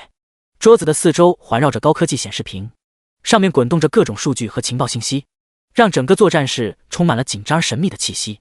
冷清秋走到地图面前，指着一个坐标：破军谷，最近这里星兽活动频繁，需要你去肃清这里的星兽，保证这里的交通的通畅。这里星兽数量很大，但是大 boss 掉落的装备也相当给力，对于现在的你，包括你现在的团队都十分重要。听到掉落装备这几个字，林佑辰立马来了兴趣。唐婉他们的装备还是太差了，虽然一身异形装备还都是星河级的，但是装备的气魂还是差了一点。在林佑辰看来，一个人强不算有面子，自己的下属强那才叫真的强。好的，冷将军。冷清秋瞪了林佑辰一眼，现在还叫冷将军？哦，林佑辰立刻改口，师傅才对，嘿嘿。这时林佑辰突然想起唐婉他们的战力还是太弱了。师傅，那唐婉他们怎么办？他们的战力太弱了，我去执行任务他们怎么办？冷清秋拍了拍林佑辰的肩膀笑道：你就放心去执行任务吧，他们几个交给我了，绝对比你训的还狠。哈哈。林佑辰突然笑出了声，知我者师傅也，嘿嘿。冷清秋竟然一反常态的坏笑了起来，你个臭小子，做你下属也挺倒霉的。林佑辰冲着冷清秋做了一个鬼脸，去吧，最好能混个称号，成为整个蓝星第一个拥有屠夫称号的男人。林佑辰点了点头，师傅绝不辱使命。说完，林佑辰拿出传送卷轴，来到了破军谷。第118章破军谷任务开启，首战麒麟王。林佑辰刚出现在破军谷就被一群星兽包围住了。靠，不是吧，运气没有这么差吧，怎么会把我传送到星兽群里呢？呜！一群星兽看到送到嘴边的食物十分兴奋，吼吼，饿虎扑食一样拼了命地扑向林佑辰。星兽黑夜麒麟，等级30，物理攻击加22723，法术攻击加23798，物理防御加23631，法术防御加21814，血量238908，魔法值239583。技能利爪。林佑辰立刻召唤出哈迪斯。嘿嘿，既然你们这么急着送死，那我就成全你们。哈迪斯给我灭了这些家伙。嗖！一道黑色的光芒从天而降。颤抖吧，该死的家伙！黑夜麒麟们面目狰狞，身上散发出黑暗的气息。他们嘶吼着冲向哈迪斯，尖锐的爪子在地面上划出深深的痕迹。吼吼！当当！空气中充满了咆哮声和金属碰撞的铿锵之音。哈迪斯挥动手中的暴君之刃，火焰从刃间喷薄而出，形成一道道炽热的火芒。呼呼！火芒划破黑暗，犹如夜空中的流星，瞬间将几只黑夜麒麟击飞。吼吼！麒麟们被火焰吞噬，发出凄厉的惨叫声，但很快就被黑暗所吞噬。哈迪斯身形矫健地躲避着麒麟的攻击，同时不断发动反击。每一次挥击都伴随着炽热的火芒和尖锐的破空声，火焰与黑暗交织在一起，形成一幅壮观的战斗画面。经过一番激战，黑夜麒麟们纷纷倒下，化为一缕缕黑烟，消散在空气中。杀死30级黑夜麒麟，经验加3000，龙币加3000，获得麒麟利齿加1。杀死30级黑夜麒麟，经验加3000，龙币加3000，获得麒麟利齿加1。靠，这些都是什么玩意？这么弱的吗？黑夜麒麟看的体格很大，但是战斗力似乎很一般，这让林佑辰有些意外。吓死老子了，还以为是一场血战了。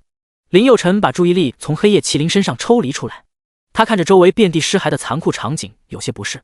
靠，这鬼地方看着好诡异啊，怎么和电视上的阴间一样的感觉呢？血雾战场，一个充满死亡与危险的地方。这里常年弥漫着浓厚的血雾，仿佛一片永不散去的阴霾。血雾中隐藏着无尽的星兽，它们拥有着强大的力量和诡异的技能，一旦踏入其中，便如同陷入无尽的深渊。这些星兽形态各异，有的形似巨大的蜘蛛，身上闪烁着幽蓝的光芒，口吐剧毒；有的如同翱翔的巨鹰，利爪尖锐如刀，一击便能撕裂钢铁；还有的像潜伏在暗处的巨兽，一旦被惊动，便能引发地震般的震动。在这片战场上，每一寸土地都充满了危机。星兽们往往会突然从血雾中窜出，发动致命的攻击。血雾战场，一个让人既畏惧又渴望的地方。在这里，只有最勇敢、最机智的人才能存活下来，成为这片战场的真正主宰。无数的经验、珍宝军功会扑面而来。冷清秋派林佑辰到这里执行任务，也是有深度考量的。他对林佑辰的实力十分认可，要不然绝对不会让林佑辰执行这么危险的任务。这里不是副本，这里是真实的战场，不管是经验还是掉落的装备，都要比在副本里多一些。虽然难度很大，但也是升级提升战力的绝佳去处。这里只有炎龙军的顶级武者才有资格进入，就连最小的怪都是麒麟这样的妖兽，其难度可见一斑。丁，肃清破军谷任务已经开启。任务目标1：肃清破军谷所有妖兽。任务目标2：占领妖族魔宫，并且诛杀妖王。林佑辰开启魔尊透视技能，看了一眼破军谷的地形。破军谷是一个交通要道，呈狭长的蛇形分布，而妖族魔宫就在破军谷的最北端。而此刻林佑辰恰好位于破军谷的最南端，这里星兽数量较多，整体还是有一些难度的。肃清完所有星兽之后，攻下妖族魔宫，诛杀妖王即可。从地图上看，妖族魔宫防卫森严，一看就是一个易守难攻的庞大堡垒。一个魔宫竟然设置了2道城墙，强大的防御力让人不寒而栗。不过在林佑辰眼里，这些都不算什么，管他防守多么坚固，在我林佑辰这里根本不值得一提。说完，林佑辰向魔宫大步跑去。救命啊！救命啊！尼玛，不要再追了，老子身上没肉啊！几个身穿炎龙军军装的年轻人从林佑辰面前狼狈地跑了过去，身上的军装破烂不堪，有一个连屁股都露出来了。靠，什么情况？被打得这么狼狈，实力这么弱的吗？踏踏踏！突然森林里传来一阵阵震动，大地都在颤抖。林佑辰从鼻子里发出一声轻蔑的哼声，不就是几个妖兽吗？怕个毛线！以下是添加了修辞手法的句子。刚刚几个狼狈逃跑的年轻人眼神中充满了惊恐和绝望，像被猎人追赶的野兔一样，气喘吁吁地看着林佑辰，嘴角露出一抹得意。呼呼，终于找到替死鬼了。老大，这样是不是有点不好啊？你看他也穿着军装，他也是炎龙军的人，军装还是崭新的，是新人吗？怎么可能？你看他的肩章，人家还是个中尉呢。啊！一个年轻人看到麒麟王吓得颤抖起来。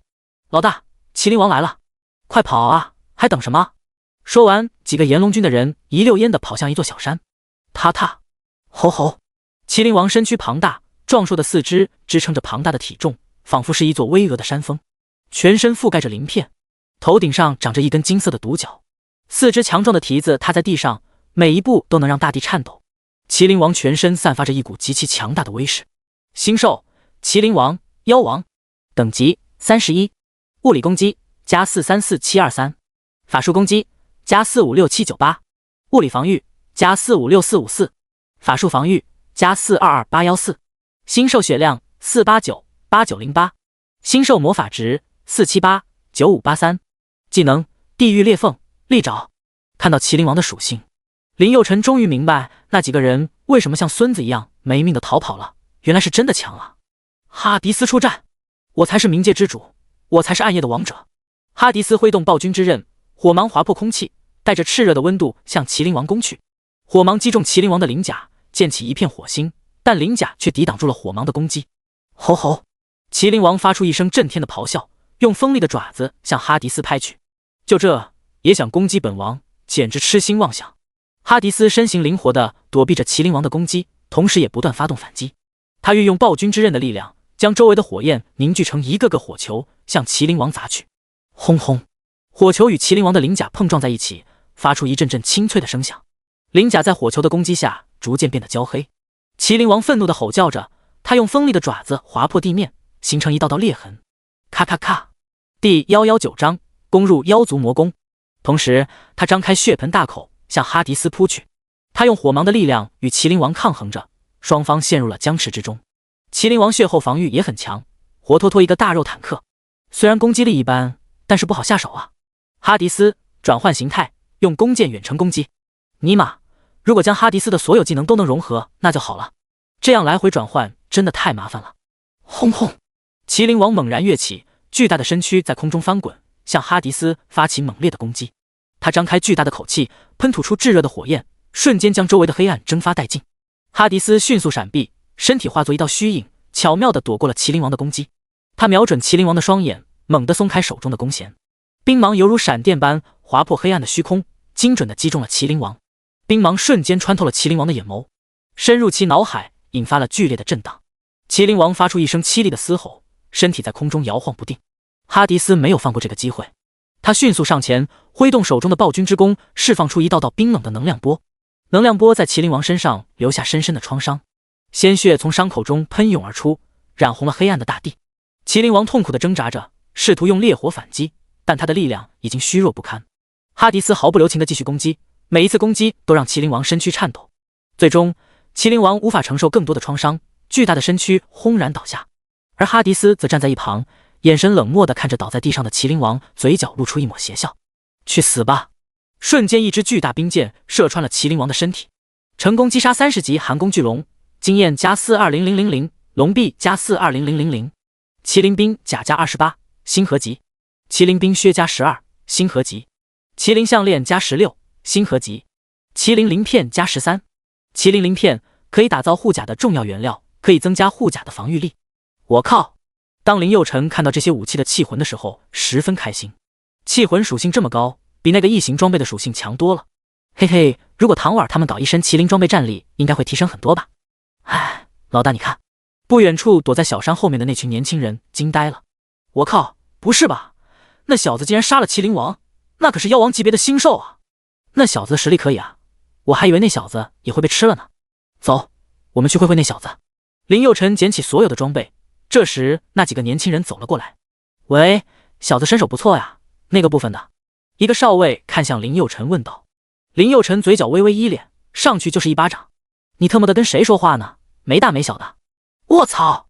那个被打的军官瞬间怒了。你他！啪啪啪！林佑辰接连抽了好几巴掌，直到那个少尉没了脾气才停下。林佑辰看了一眼肩上的2颗星，冷笑道：没大没小的，以后见到长官说话之前要说报道。你们是哪个部分的？少尉虽然心里很气，但是在军队系统官大一级压死人，这个根本无解。我是江南省炎龙军特种作战大队的。林佑辰摇了摇头。江南省的炎龙军这么拉了吗？以后出去别说你是江南省的人，实力这么拉，简直坏我们江南省的名声。什么？长官你也是江南省的？少尉的脸上露出了震惊的神色。林佑辰点点头。我龙城的。哦。少尉的情绪仿佛像平静的湖面被一颗石子激起了涟漪，他的双手微微颤抖着。俗话说的好，老乡见老乡两眼泪汪汪。彭城和龙城相距不远，少尉想套个近乎抱大腿。我们算是半个老乡，我是隔壁彭城的。林佑辰微微一笑，以后少泡妞，多升级。你们的战力也太拉了，一个小队被一个妖兽追着打，真不害臊。几个人咧咧嘴，脸上火辣辣的。作为一个地阶小队被新兽追着打的确很丢脸，可是有些新兽真的太强了，就比如刚刚的麒麟兽已经吃了6个鹰将国的武者了，一口一个跟吃辣条一样。长官，你还是小心一点吧，这里的新兽真的很强的。刚刚的麒麟王已经吃了6个鹰将国的武者了。什么？林佑辰看向少尉，这里还有其他国家的武者？少尉点点头。前面不远处有一个魔堡，里面有一个龙王，会掉落很多极品装备，所以很多武者都想来碰碰运气。我们小队也是来这里诛杀龙王的，可是还没到魔宫就扛不住了。嘿嘿。林佑辰一听到魔宫的龙王还能掉落极品装备，他的嘴角就情不自禁地咧了起来，仿佛那装备已经是他的囊中之物了。不错不错，原来还有意外的惊喜呢。说完，林佑辰就向魔宫方向走去，这些装备一定不能给外国人抢走。长官，带上我们吧。几个年轻人单膝跪地请求道。林佑辰蓦然回首，眼神冷峻如冰，嘴角微微上扬，流露出一抹不屑的笑容。他的声音低沉而富有磁性，仿佛是从幽冥地府中传出的一般，冰冷而刺骨。呵呵，带着一群累赘只会影响我拔刀的速度。他们和唐婉不同，唐婉、陆涛他们是自己的嫡系，扶持他们就是在扶持自己。扶持这些毫不相干的人，那无疑圣母一枚。在这个世界，圣母是被世人视作最下贱的行为，没有之一。说完，向魔堡方向狂奔去。一路上遇到了很多零星的新兽，林佑辰带着哈迪斯一路横推，只用了1个小时时间就来到了妖族魔宫。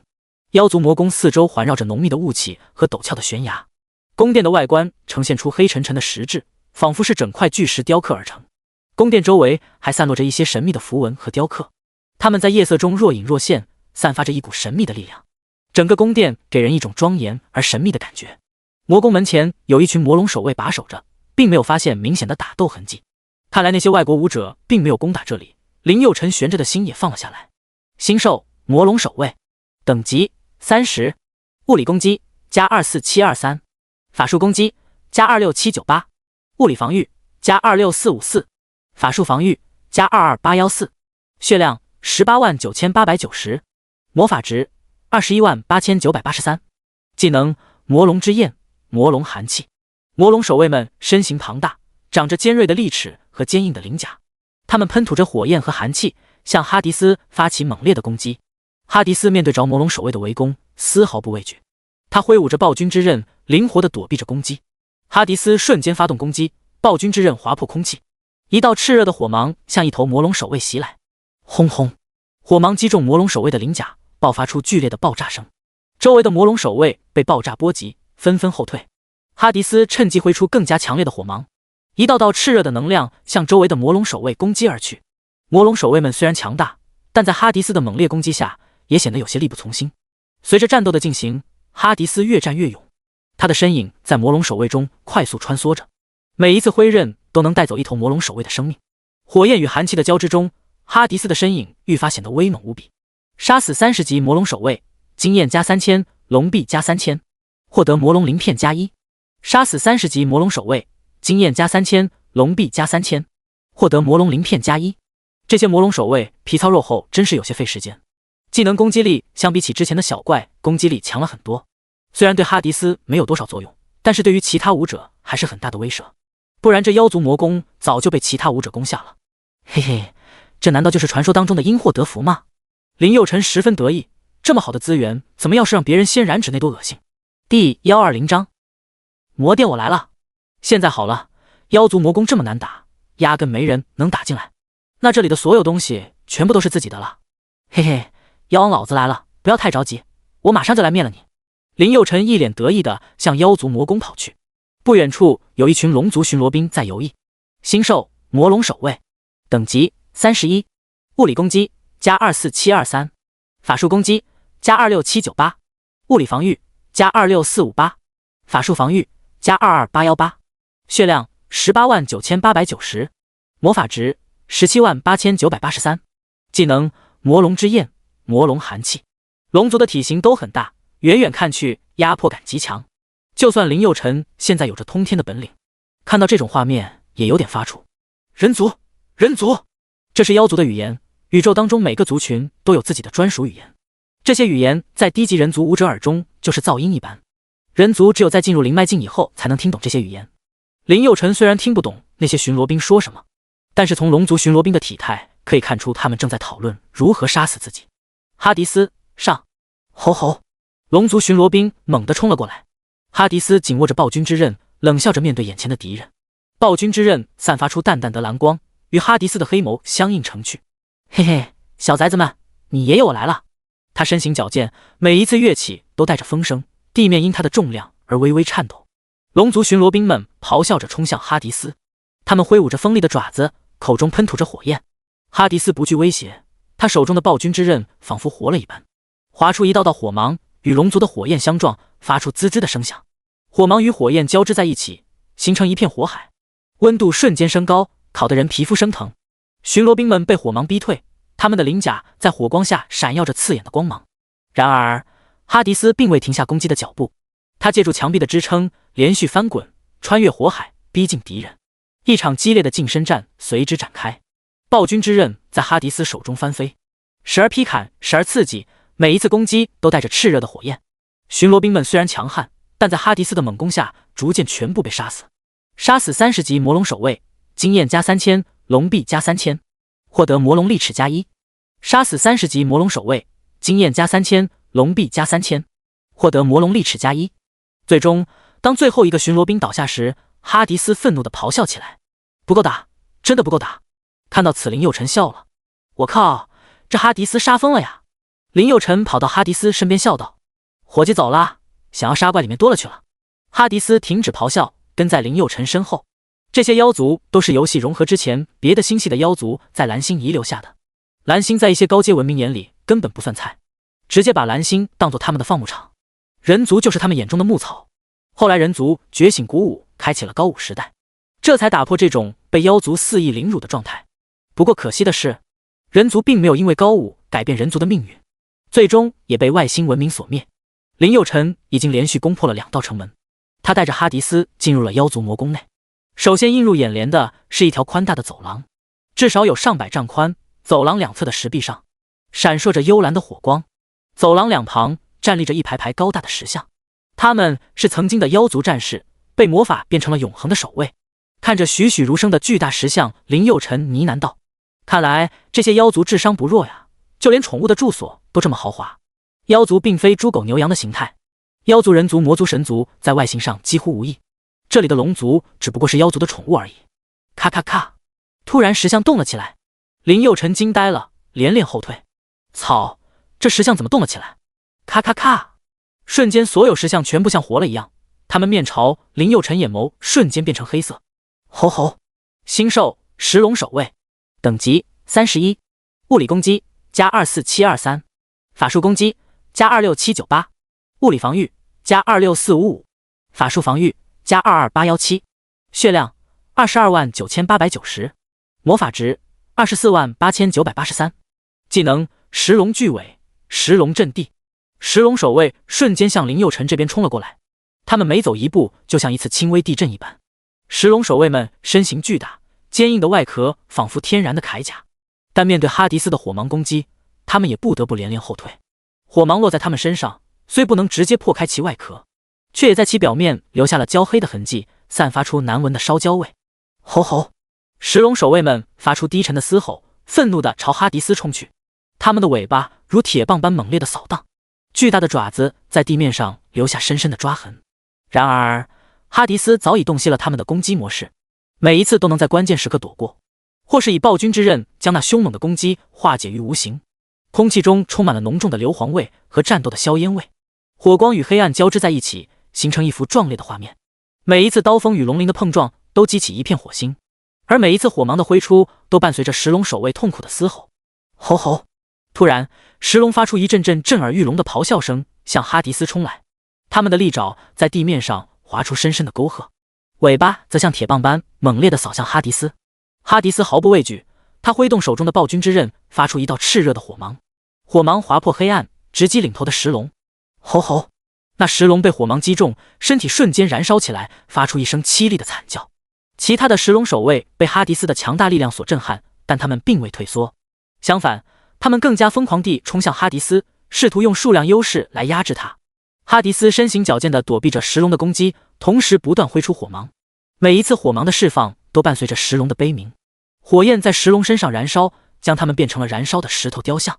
杀死30级石龙守卫，经验加3000，龙币加3000，获得石龙鳞片加1。杀死30级石龙守卫，经验加3000，龙币加3000，获得石龙鳞片加1。靠，这些玩意还真挺抗揍的哈！林佑成微微一笑，将所有注意力都从这些妖兽身上抽离出来。他看着不远处的大殿，竟然莫名的兴奋起来。嘿嘿，不知道里面有没有好东西。穿过走廊，来到魔宫的前殿。大厅中央有一座高台，上面摆放着一个巨大的魔法水晶，散发出紫色的光芒。水晶中仿佛封印着一股强大的力量，让人不敢轻易靠近。四周的墙壁上挂满了古老的卷轴和魔法道具，每一件都充满了神秘的力量。第121章，林佑成的父亲是禁忌。青龙5院，冷清秋和苏副院长正在喝茶。苏副院长看向冷清秋：“你派那个小鬼去破军谷了？”冷清秋点了点头。怎么？苏副院长摇了摇头。你的心也太急了吧？你让那小子一个人去破军谷，是不是有点过分了？你知道有多少小队去攻打破军谷吗？基本都是有去无回。刚刚收到消息，鹰将一支小队被恶龙当辣条吃了。冷清秋放下手中的茶杯，顿了顿。你知道林佑成在月球上发现了什么？苏副院长摇了摇头。发现了什么？火星武者。冷清秋冷冷地说道。你说我还有别的选择吗？什么？你说火星武者已经把手伸到月球上了？苏副院长十分震惊。他们火星武者哪来那么强的实力，可以染指月球？冷清秋嘴角微微一咧。苏副院长啊，苏副院长，现在情况不一样了。现在不是高武时代了，现在是游戏融合的时代，不要以过去的力量体系来看待任何一个文明。你说的没错，我们这些老家伙的思想是应该与时俱进了。苏副院长深吸一口气，瞬间压力山大。他知道火星武者占领月球意味着什么，这对于蓝星来说绝对是一个非常大的威胁。能打到月球就能打到蓝星，最可怕的不是这个，而是他们对火星武者的实力一无所知，未知的威胁才是最致命的。冷清秋微微点了点头。现在我们龙国需要一个刚鼎之人，而林佑成就是绝佳人选，就像高武时代他的父亲林九霄一样。听到林九霄3个字，苏副院长猛地一惊。什么？林佑成是林大人的儿子？冷清秋点了点头。苏副院长一脸震惊。真是虎父无犬子啊，只可惜。冷清秋面色阴冷地看向苏副院长。你也觉得林大人是叛徒？苏副院长看了冷清秋一眼，那阴冷的眼神十分可怕。不，我可没那么说。但是，苏副院长不想得罪冷清秋，但是也不想落下支持林九霄的口实。冷清秋冷哼一声。但是什么？我最看不惯这些派别之争，现在是人族生死存亡的危急时刻，你们还在想着这些破事。上一世，冷清秋欲言又止。苏副院长有些紧张，他不想谈论这些话题，毕竟林九霄这3个字就是禁忌。清秋，你是我师妹，我想提醒你一下，虽然林大人是你的师傅，但是你要注意分寸，要不然一句错话就能葬送你的前程。呵呵，谢谢师兄的提醒。冷清秋这一笑很无奈，就是这些人的明哲保身，才让人族错失很多战胜敌人的机会，要不然上一世人族也不至于败得那么惨。不过很多事情也实属无奈，虽然现在自己官至5星将军，但是很多事也无能为力。林佑成走进大殿，瞬间一股威压扑面而来。抬眼一看，一条巨龙盘旋在大殿当中。鬼火蛟龙身躯庞大，全身覆盖着炽热的鳞甲，双眼闪烁着红光，口中喷吐着烈焰，尾巴犹如铁鞭般在空中挥舞，发出震天的咆哮声，激起洞穴内的回音。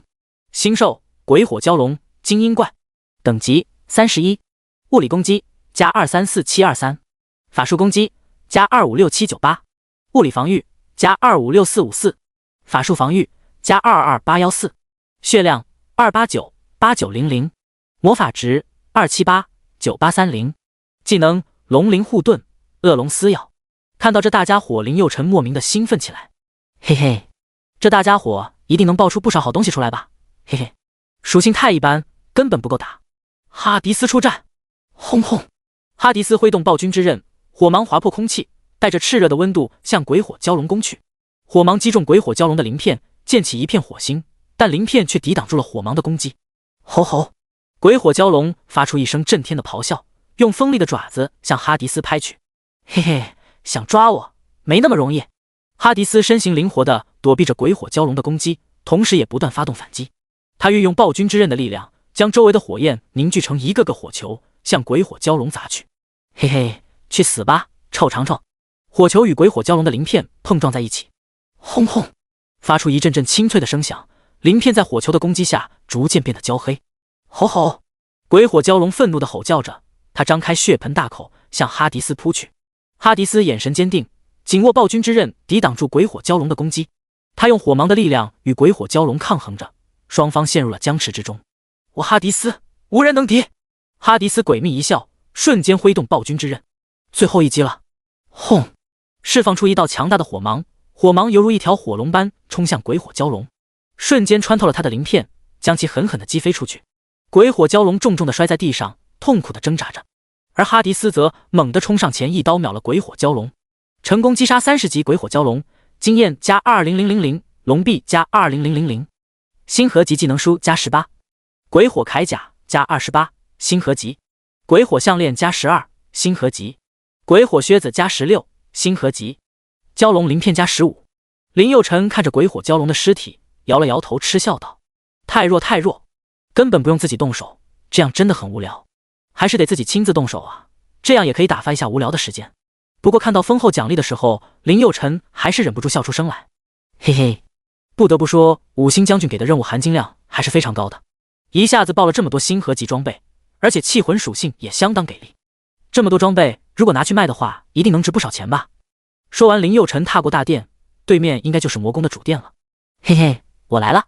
第122章战场屠夫全属性增强。林佑成刚踏出前殿，走到广场上，突然广场出现几十个地龙守卫。星兽地龙守卫，等级31，物理攻击加22723，法术攻击加22698，物理防御加21654，法术防御加21288，血量229890，魔法值218983，技能恶龙撕咬，恶龙之尾。地龙守卫身形庞大，身披厚重的鳞甲，双眼闪烁着狡猾与凶残。吼吼！他们张开巨口，露出锋利的牙齿，发出令人胆寒的低吼声。地龙守卫们快速地在广场中穿梭，巨大的尾巴激起阵阵尘埃，仿佛在嘲笑着眼前这看似渺小的人族。林佑成嘴角微微一咧，看来是躲不过去了。要想通过广场，就必须先击败眼前的这些守卫。哈迪斯，上！轰！突然间，一道火芒划破黑暗，准确地击中了一只地龙守卫的头部。火焰在鳞甲上迅速蔓延，发出噼里啪啦的声响。吼吼！那地龙守卫痛苦地挣扎着，凄厉的吼声在地宫中回荡。其他地龙守卫被这突如其来的攻击惊扰，纷纷将目光投向哈迪斯。哈迪斯瞬间发动攻击，暴君之刃在黑暗中划出一道耀眼的火芒。他身形灵活地穿梭在地龙守卫之间，每一次挥刃都能引发一道炽热的火焰，将一只又一只地龙守卫击倒。轰轰！火焰与岩石碰撞，发出剧烈的爆炸声，整个地宫似乎都在颤抖。然而，这些地龙守卫并不好对付，即使在火焰的攻击下，他们依然顽强抵抗。巨大的爪子在地面上留下深深的爪痕。其中一只地龙守卫张开血盆大口，猛地扑向哈迪斯。哈迪斯敏捷地侧身躲避，同时用暴君之刃划出一道弧形火焰，将那地龙守卫逼退。空气中弥漫着浓烟和焦糊味。当最后一只地龙守卫倒下时，尘埃缓缓落下。杀死30级地龙守卫，经验加3000，龙币加3000，获得地龙利齿加1。杀死30级地龙守卫，经验加3000，龙币加3000，获得地龙利齿加1。靠，这里的怪也不是很强嘛，这么轻易就被我打败了吗？是我太强，还是他们太弱了？经过几次打斗，林佑成已经完全掌握龙族的战斗特点。一般龙族守卫主要是以物理输出为主，主要就靠强有力的尾巴和利爪攻击敌人，还有坚硬的鳞片，其他的也就没啥了。林佑成有点想不通，为什么这么简单的任务，那些小队竟然连魔宫的门都进不了。哎，林佑成立刻进入魔宫，里面并没有守卫把守。魔宫的最深处是妖族首领的宝座，整个宝座由黑曜石制成，雕刻着复杂的魔法阵。坐在宝座上，可以俯瞰整个魔宫，掌握一切生杀大权。林佑成有些好奇，咦，奇怪了，妖王哪去了？难道是被老子的威压吓跑了吗？他小心翼翼地向宝座走去，看到亮晶晶的宝座，林佑成那叫一个激动啊！嘿嘿，看来这个宝座能值不少钱呢。嘿嘿，既然没有妖王，就把它带回去吧。说完，林佑成后退几步，准备将宝座击碎，带走所有的宝石。吼吼！突然一声龙鸣，吓得林佑成一哆嗦，回头一看，差点吓得半死。我靠！混沌地龙王身躯庞大，鳞片厚重，尾巴强壮有力，一甩就能摧毁坚硬的岩石。他的双眼红光闪烁，口中喷出浓烈的毒气，令人望而生畏。星兽混沌地龙王超级精英怪，等级31，物理攻击加434723，法术攻击加456798，物理防御加456454，法术防御加422814，星兽血量4889890，星兽魔法值4278983，技能魔龙之焰，魔龙寒气。看到混沌地龙王的属性，林佑成咧咧嘴，有点实力哦，不过和哈迪斯比起来差远了。哈迪斯给我揍他，把他打出翔！嘿嘿，我哈迪斯来了！哈迪斯挥动暴君之刃，火芒划破空气，带着炽热的温度向混沌地龙攻去。火芒击中混沌地龙的鳞甲，溅起一片火星，但鳞甲却抵挡住了火芒的攻击。哈迪斯眼神一凛，他运用暴君之刃的力量，将周围的火焰凝聚成一个个火球，向混沌地龙砸去。火球与混沌地龙的鳞甲碰撞在一起，发出一阵阵清脆的声响。鳞甲在火球的攻击下逐渐变得焦黑。混沌地龙愤怒地咆哮着，他用锋利的爪子划破地面，形成一道道裂痕。同时，他张开血盆大口向哈迪斯扑去。哈迪斯身形灵活地躲避着混沌地龙的攻击，同时也不断发动反击。他用火芒的力量与混沌地龙抗衡着，双方陷入了僵持之中。然而，就在这时，哈迪斯突然发动了致命的攻击。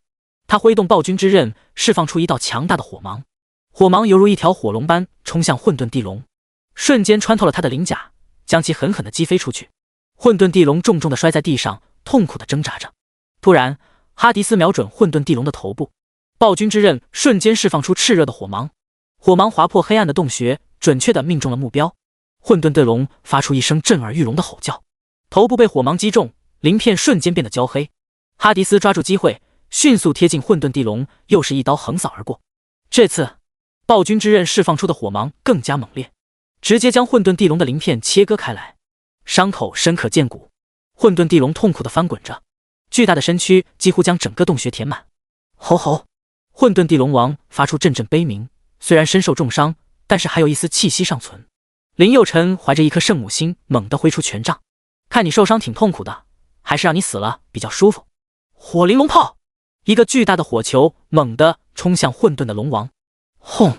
剧烈的爆炸瞬间撕开混沌地龙王的身体，混沌的龙王安详地闭上了双眼。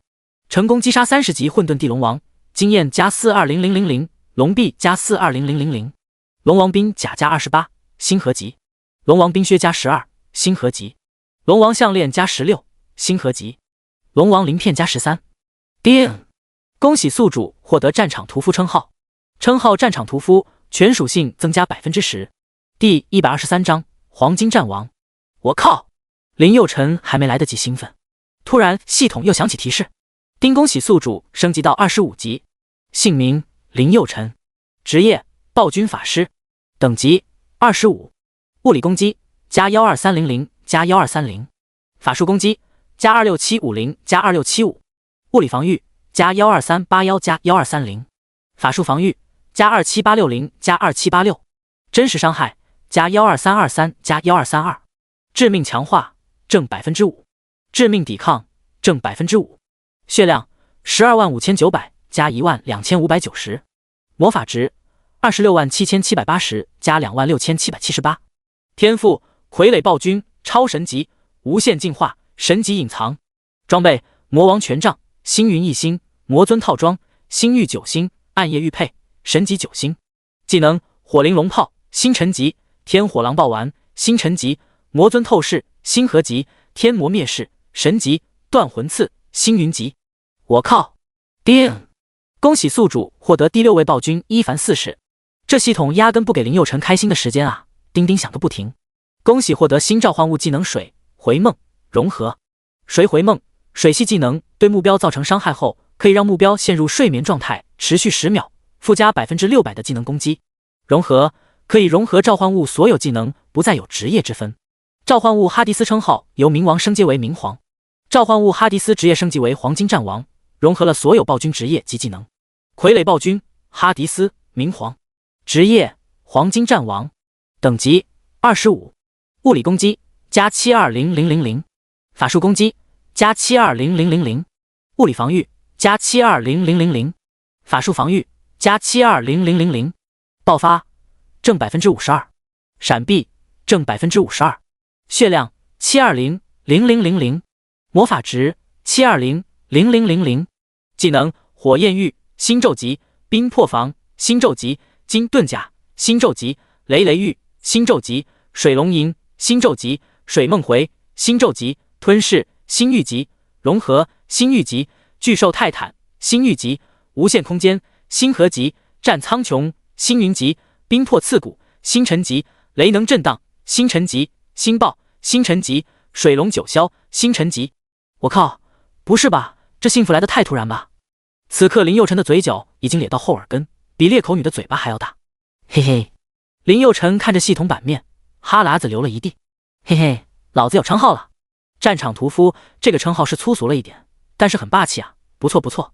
全属性增加 10%， 这个属性也是相当给力了，嘿嘿。当他的目光移到哈迪斯的属性上面的时候，竟然笑出了鸡声。结，这属性不要太牛 X 啊！融合之后，哈迪斯没有了职业之分，变成了全职业的黄金战王。黄金战王，嘿嘿，这个名字有点酷哦。最关键的是，所有技能随便用，哈哈，简直不要太爽啊！试问有哪个怪可以拥有这么多逆天技能？嘿嘿，老子以后要横推所有副本，所有战场。林佑辰带着满满的收获离开了魔宫。他刚走出魔宫，就看到了一个龙国小队向这边跑来。从徽章来看，是一个天阶小队，队长是一个大熊美女。看到林佑辰从魔宫出来，美女十分吃惊。你一个人？林佑辰点了点头。你把里面所有的怪全部都杀了？林佑辰点了点头。哎，不对啊，这家伙怎么什么都知道的？难道会算命吗？林佑辰十分好奇。你谁啊？你怎么知道里面的怪全部被我杀了的？女孩呵呵一笑，指了指林佑辰的头顶。那么明显，我又不瞎好不好？林佑辰抬头一看，差点没射死。头顶上竟然顶着一块金光闪闪的虚拟牌匾，上面写着4个大字：战场屠夫。靠，这么高调的吗？林佑辰慌忙把称号隐藏起来，随后尴尬地笑了笑。呵呵，让你见笑了。这是荣誉好不好？这是多小小队爱而不得的称号。女孩一脸不解，在你眼中却变成了可笑的东西，你还真是个怪咖呢。林佑辰摸了摸后脑勺，笑道：做人还是低调一点好啊。哦，原来是这样啊。女孩伸出手笑道：昆凌，魔都占领小队队长。林佑辰伸出手笑了笑：狂风之翼，青龙五院的。当昆凌听到青龙五院4个字的时候，瞬间一脸崇拜。你是青龙五院的高材生呢。林佑辰扑哧一笑，连忙摆摆手：过奖了，过奖了。昆凌笑道：我看是你太过谦虚了吧。要知道获得战场屠夫称号需要满足2个条件，第一个条件必须杀死30级以上超级精英怪级别以上的怪，第二个猎杀星兽数量超过1万只以上。看你的年纪应该是今年的新生吧，去除大考的1周，你实际出来历练的时间只有15天，15天内能杀死1万只怪，这很逆天了好吧。林佑辰愣住了，他从来没有这么算过账，这样算来自己是挺牛 X 的啊。还别说魔都的女生就是不一样，个个都是算账小能手，也难怪人家经济发达了。昆凌身后的男生一脸不屑阴阳怪气的说道：哼，厉害什么啊，他不过是踩在自己队员尸体上的吸血鬼罢了，牺牲自己的队员给自己当垫脚石，这种事情恐怕也只有畜生才能做出来吧。闻言，林佑辰冷哼一声：我说大哥，你那只眼睛看到我把自己的队员当垫脚石了？我看你是吃错了吧，看到自己喜欢的麻子那么仰慕别的男人，心里很不爽是不是？你不爽之前也要搞明白，你喜欢的女人人家喜不喜欢你啊？别整得天天像舔狗一般狂舔别人，你以为人家喜欢你舔吗？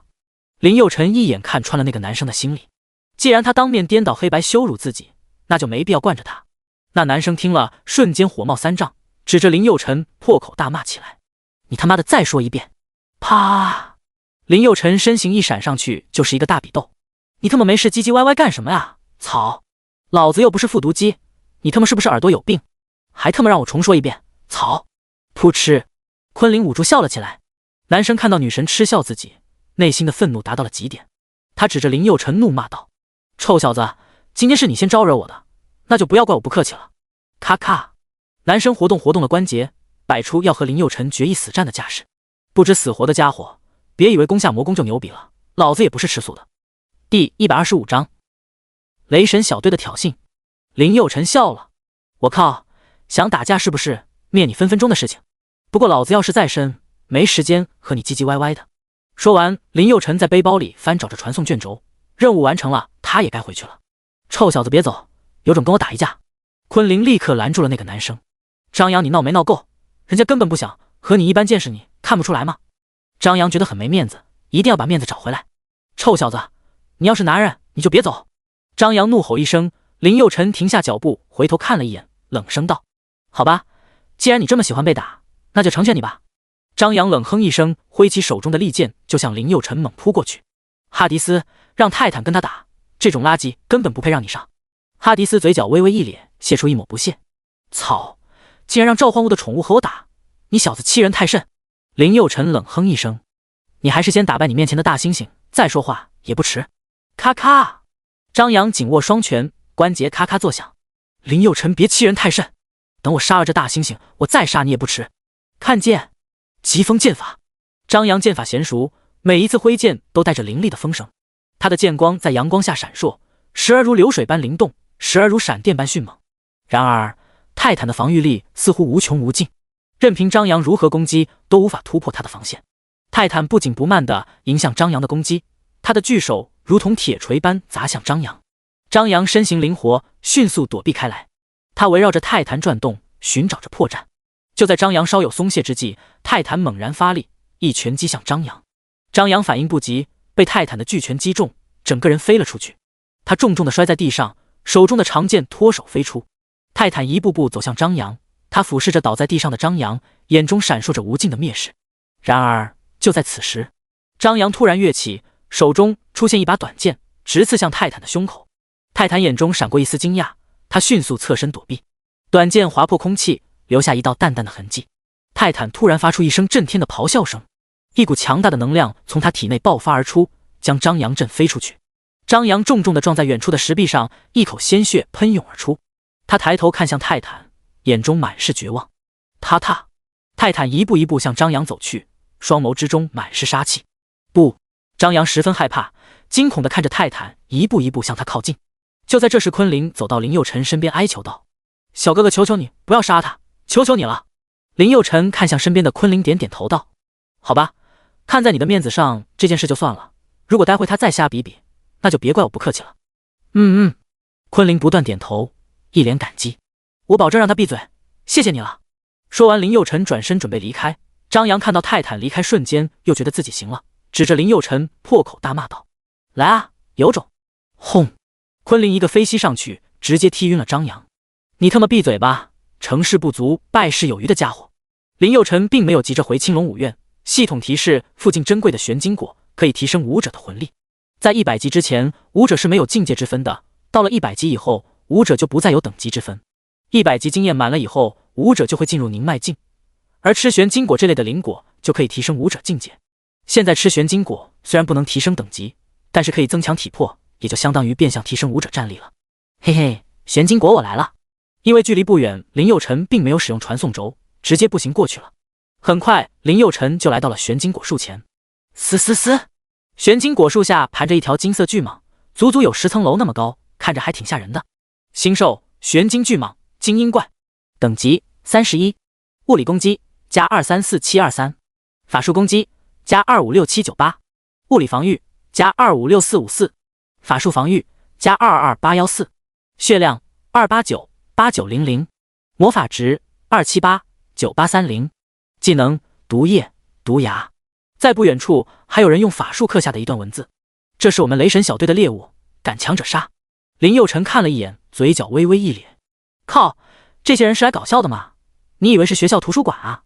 说完，林佑成立刻举起手中的权杖，暴喝一声：“火玲珑炮！”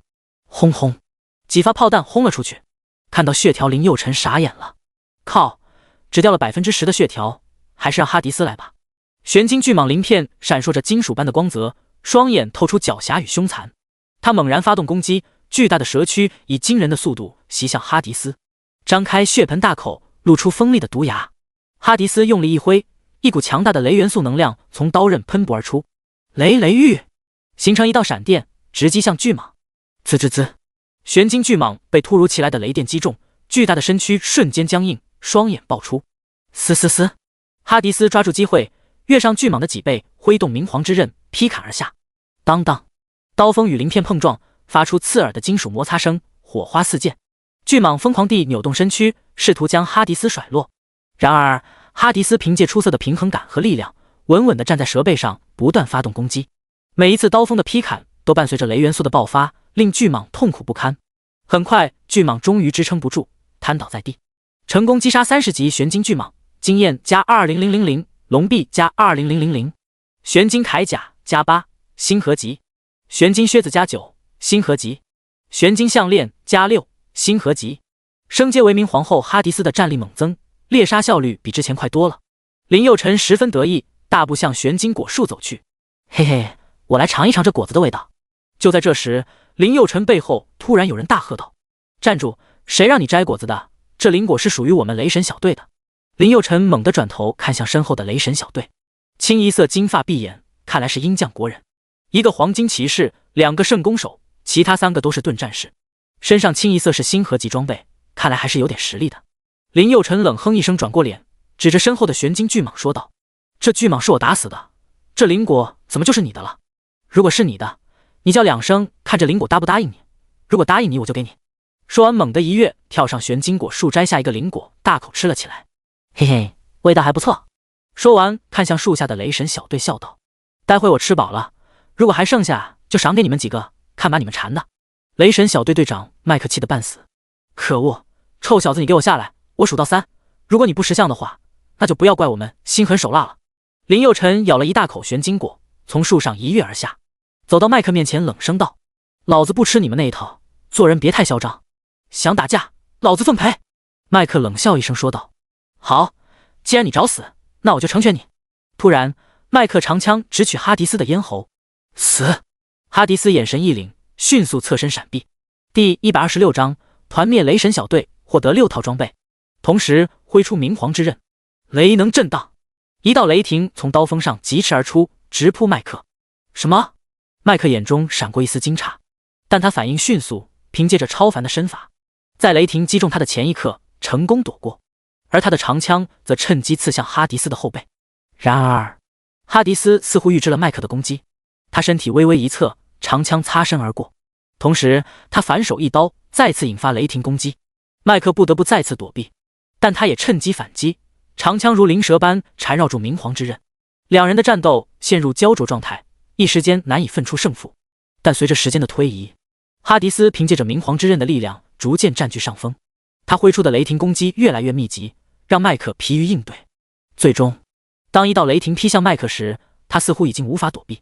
然而就在这关键时刻，他突然松开了长枪，身体如灵猿般迅速跃起，躲过了致命的一击。哈迪斯微微一愣，似乎没有料到麦克会做出这样的选择，而麦克则趁机捡起掉落的长枪，猛然刺向哈迪斯的心脏。这一刻，时间仿佛静止，长枪贯穿了哈迪斯的身体，然而他却并未倒下，相反，他发出一声冷笑，身体瞬间变得虚幻起来。那是幻影！麦克惊呼道。原来哈迪斯一直在用幻影迷惑他，真正的攻击早已从另一侧袭来。麦克迅速转身，但已经来不及了。明皇之刃的刀锋已经划破了他的防御，留下一道深深的伤口。尽管麦克遭受重创，但他并未放弃。他凭借着顽强的毅力与过人的技巧，与哈迪斯继续缠斗在一起。然而，实力上的差距让他的处境愈发危险。最终，当哈迪斯再次挥出明皇之刃时，麦克已经无法抵挡，他被雷元素击中，身体如破碎的沙袋般倒下。呼！虽然麦克败了，但是麦克的实力还是震惊到了林佑辰。看来这个麦克还挺强的，竟然能和哈迪斯缠斗5分钟。原来本林佑辰觉得1分钟就能秒杀的，看来小看这小子了。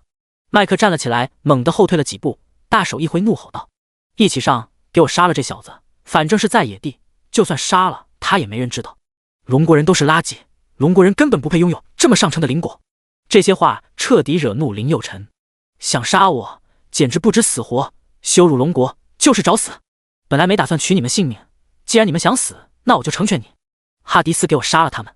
哈迪斯手握明皇之刃，凝视着前方的5个武者，眼中闪烁着冷酷与决然。突然，2个圣弓手同时张弓搭箭，箭矢划破黑暗，带着凌厉的气势向哈迪斯呼啸而来。哈迪斯身形一跃而起，在半空中划出一道优雅的弧线，巧妙地躲过了箭矢。与此同时，3个盾战士也向哈迪斯冲来，他们挥动着沉重的盾牌，发出震耳欲聋的轰鸣声。盾战士的攻击看似笨拙，但却蕴含着惊人的力量。哈迪斯挥动明皇之刃，与盾牌碰撞在一起，发出刺耳的金属声响。然而，这只是开始。哈迪斯深吸一口气，周身散发出淡淡的雷元素气息，他的身影瞬间消失在原地，下一刻出现在一个圣弓手的身后。他挥动明皇之刃，发出一道刺眼的雷芒，将圣弓手瞬间击飞出去。其他4个武者被哈迪斯的强大力量所震撼，但并未退缩，他们更加疯狂地攻击哈迪斯，试图用密集的攻势压制他。然而，哈迪斯却如幽灵般在战场上穿行，每一次挥刀都带着雷霆万钧之势。他用明皇之刃划出一道道弧线，每一次攻击都能引发强烈的雷电爆炸。雷元素气息弥漫在空气中，让整个战斗场地都变得昏暗起来。2个圣弓手不断射出箭矢，试图干扰哈迪斯的行动。然而，哈迪斯却总能以惊人的速度和敏捷躲过这些攻击，而3个盾战士则利用沉重的盾牌试图困住哈迪斯。然而，哈迪斯的力量似乎无穷无尽，他每一次挥动明皇之刃都能将盾牌击飞出去。他的身影在4个武者之间快速移动，每一次挥刀都带着雷霆万钧之势。最终，当最后一名武者倒下时，他缓缓放下手中的明皇之刃。看到这一幕，麦克吓得半死，他不敢相信眼前这一幕。你竟然杀了我们雷神小队5个队员！该死的龙国人，你知道你在做什么吗？你知道这意味着什么吗？雷神小队可是鹰将最精锐的小队之一。林佑辰冷哼一声，既然你那么在意你的队友，那就送你下去和他们团聚喽。话音刚落，林佑辰猛地挥出权杖，火灵龙炮，轰轰！一个巨大的火球瞬间将麦克吞噬，麦克瞬间化作尘埃。林佑辰咧嘴冷哼道：“刚刚你不是都说了吗？在这野地杀了人也没人知道，记性这么差，你还有活着的意义吗？”说完，林佑辰捡起地上掉落的装备，看到装备的属性的时候，林佑辰傻眼了。雷神套装+3，星河2星；合金套装+2，星河1星；毒液套装+1，星河6星。这装备属性可以啊，相当给力啊，正好自己手下缺装备呢。特别是那个毒液套装，竟然是6星装备，嘿嘿，发财了。林佑辰乐呵呵的把所有装备全部放入背包里，随后爬到树上大快朵颐起来。嘿嘿，这果子味道真甜啊！吃饱喝足之后，还有很多玄金果。林佑辰一个也不想浪费，全部摘下来放进背包，以后渴了饿了可以充充饥。吃完玄金果，身上仿佛有了使不完的劲，物理攻击竟然增加了2%。不错，不错。就在这时，不远处传来战场厮杀的声音。林佑辰十分好奇，迅速向传来声音的方向跑去。如果出现2败俱伤的情况，最好了，那样就可以免费捡漏了。嘿嘿。大概过了10分钟，这样林佑辰来到了事发地。原来这里是一处军事要塞。什么情况？星兽主动攻打人族领地。话音刚落，系统传来提示声。叮，星兽正在攻击龙国要塞。选择1，无视离开，你不会受到任何惩罚。选择2，上去帮助炎龙军击退敌人，你将获得1万军功。看到系统提示，林佑辰眼前一亮。我可是3好青年，当然选择帮助炎龙军击退敌人啊！林佑辰立刻向军事要塞跑去。炎龙军将士们正在奋勇杀敌，根本没有注意到林佑辰的加入。杀呀！我们绝对不能让这些怪物进入龙国的土地。第127章，要塞之战出现神威。无数的怪物聚集在城墙下，他们咆哮着，嘶吼着，巨大的身躯和尖锐的爪牙让人族战士们倍感压力。怪物们疯狂地撞击着城墙，发出震耳欲聋的响声。石头与怪兽的血液飞溅，战斗的惨烈程度超乎想象。炎龙军奋勇抵抗，他们挥舞着手中的武器，一次又一次地击退怪物的进攻。他们的脸上写满了坚定与无畏，尽管血迹斑斑，但眼中的光芒却从未熄灭。每一个战士都为了保卫家园、保护亲人和朋友而战，他们的勇敢令人肃然起敬。每一次攻击都带着无尽的愤怒与悲痛，他的心中充满了对亲人的思念和对胜利的渴望。战斗进入了白热化阶段，人族战士们与怪物们的鲜血交织在一起，染红了城墙。然而，他们并没有退缩，而是更加坚定地抵抗着怪物的进攻。看到这些，林佑辰的内心被深深震撼着。如果龙国没有这些英勇将士的默默守护，早就被怪物占领了，而龙国的人民也将会成为那些怪物的饲料。炎龙军的士兵们为了国家的安宁，舍弃了家园，告别了亲人，义无反顾地踏上战场。他们面对着怪物的攻击，毫不退缩，用生命捍卫着国家的尊严。林佑辰的内心被深深地触动了，他感受到了那份坚定的信念，那份无畏的勇气，那份对家国的深沉的爱。他的眼角湿润了，那是感动的泪水，也是对炎龙军无比敬佩的泪光。他默默地发誓，自己也要像这些英雄一样，为了家国，为了信仰，和怪物决一死战。这一刻，林佑辰明白了什么是责任，什么是担当。他的内心充满了力量，也充满了对未来的希望。他知道，只要炎龙军在，这个国家就有未来，人族就有希望。林佑辰立刻召唤出哈迪斯和泰坦。哈迪斯，给我上一个不留。这些怪兽都是火属性为主，所以哈迪斯使用了水属性技能。突然，哈迪斯将明黄之剑指向地面，一道水柱瞬间从地底喷薄而出，水柱迅速扩散，化作一条巨大的水龙，咆哮着朝怪物们冲去。水龙的冲击力极强，怪物们纷纷被撞飞，惨叫声此起彼伏。哈迪斯不断舞动明黄之剑，一道道水龙从他手中释放而出，水龙在空中盘旋飞舞，时而蜿蜒前行，时而俯冲直下，将怪物们一一击败。每一次水龙的冲击都伴随着泡沫飞溅和怪物的哀嚎。随着战斗的进行，怪物们的数量逐渐减少，有些怪物试图逃跑，但都被哈迪斯精准地用明黄之剑斩杀。最终，当最后一只怪物倒下时，整个战场都陷入了寂静之中。还有几只怪兽吓得立刻掉头逃窜，泰坦立刻追了上去，几乎一拳一个拳秒杀。叮！恭喜宿主获得军功加10000。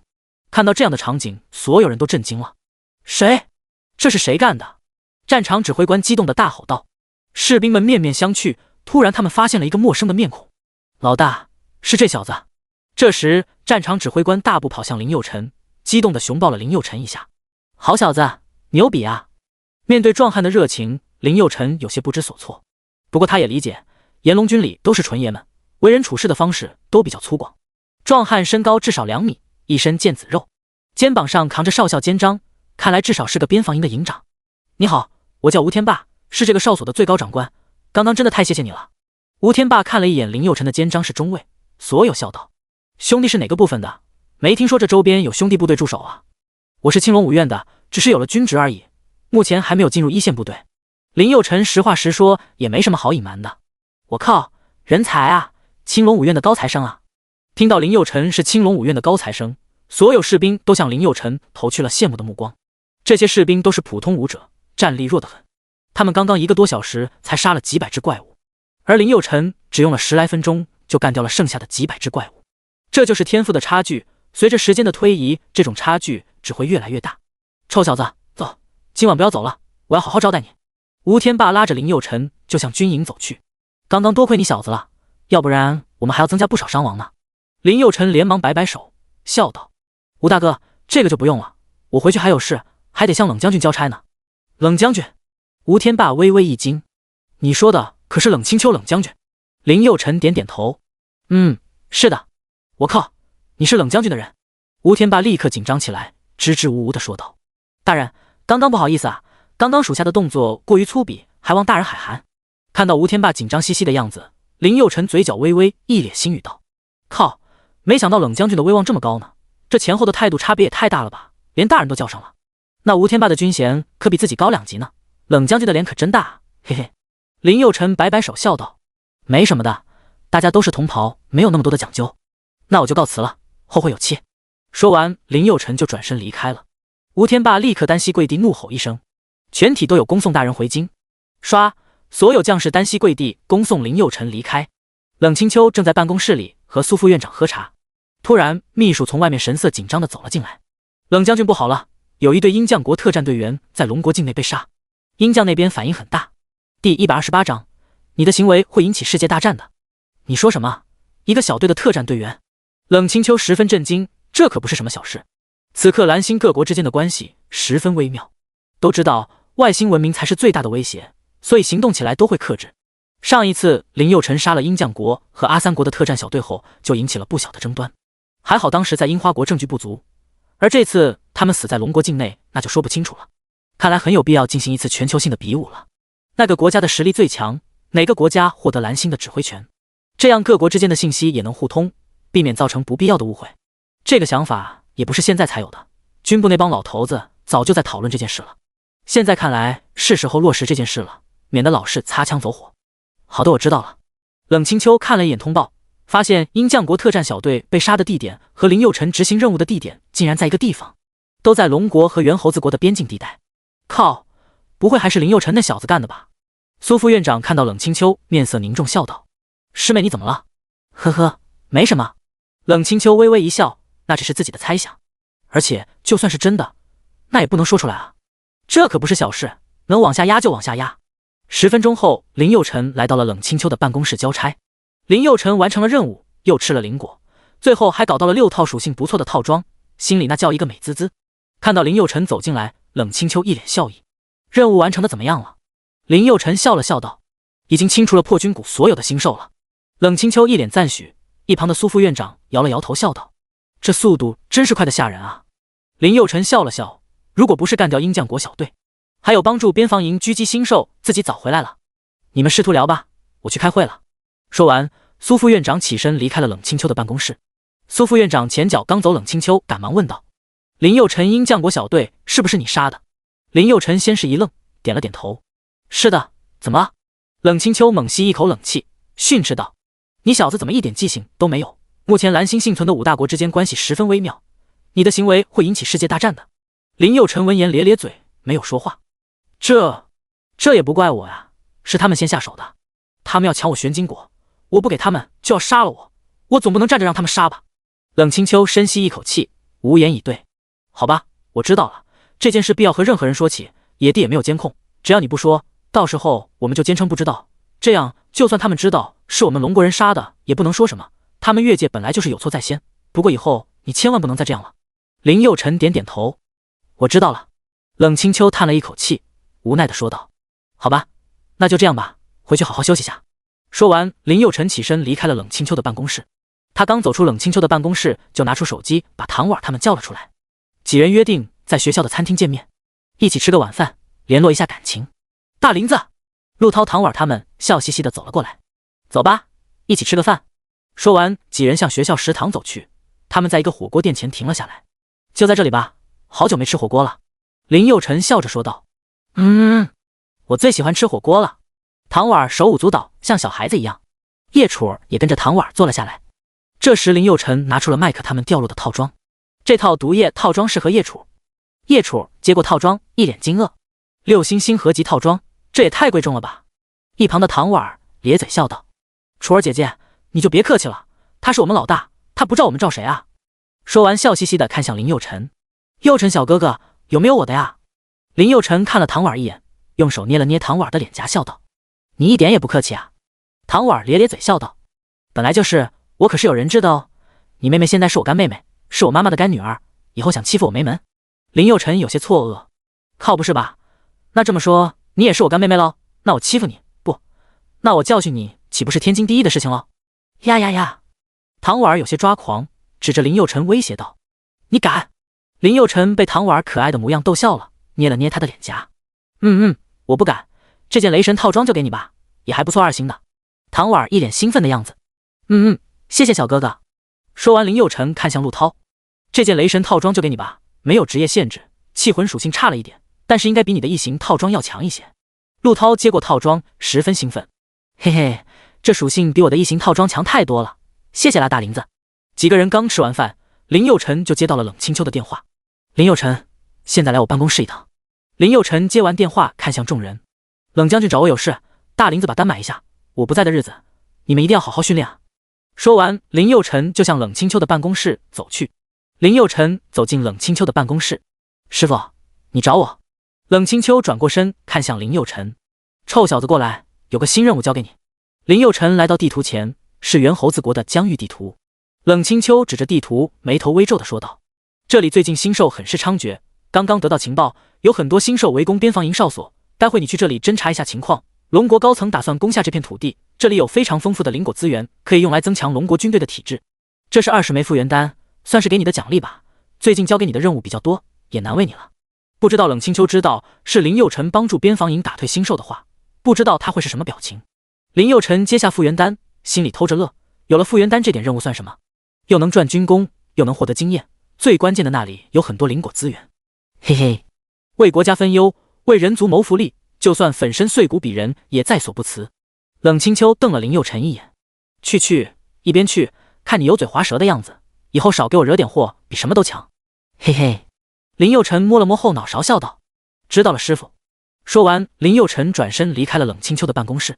丁，宿主成功接取侦查任务，完成任务可以获得1万军功。第129章，偶遇金毛美女，获得灵果地图。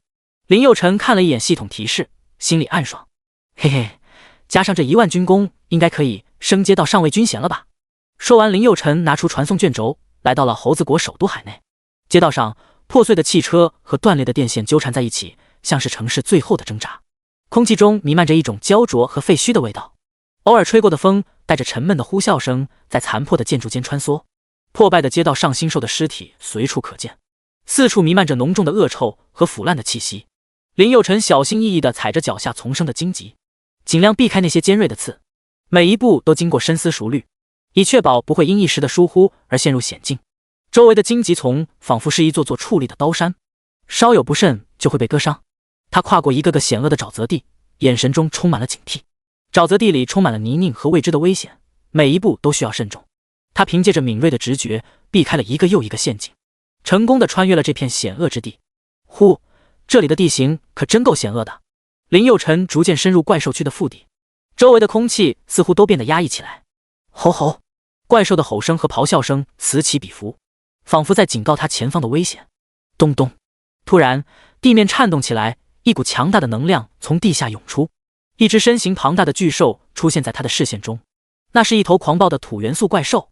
吼吼，他吼声震天，地面纷纷开裂，似乎要将一切生灵都吞噬殆尽。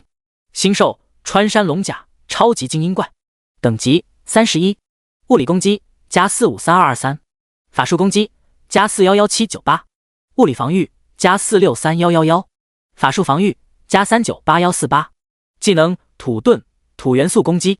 这头巨大的穿山龙甲全身覆盖着坚硬的鳞甲，四只粗壮的爪子深入岩石之中，仿佛与大地融为一体。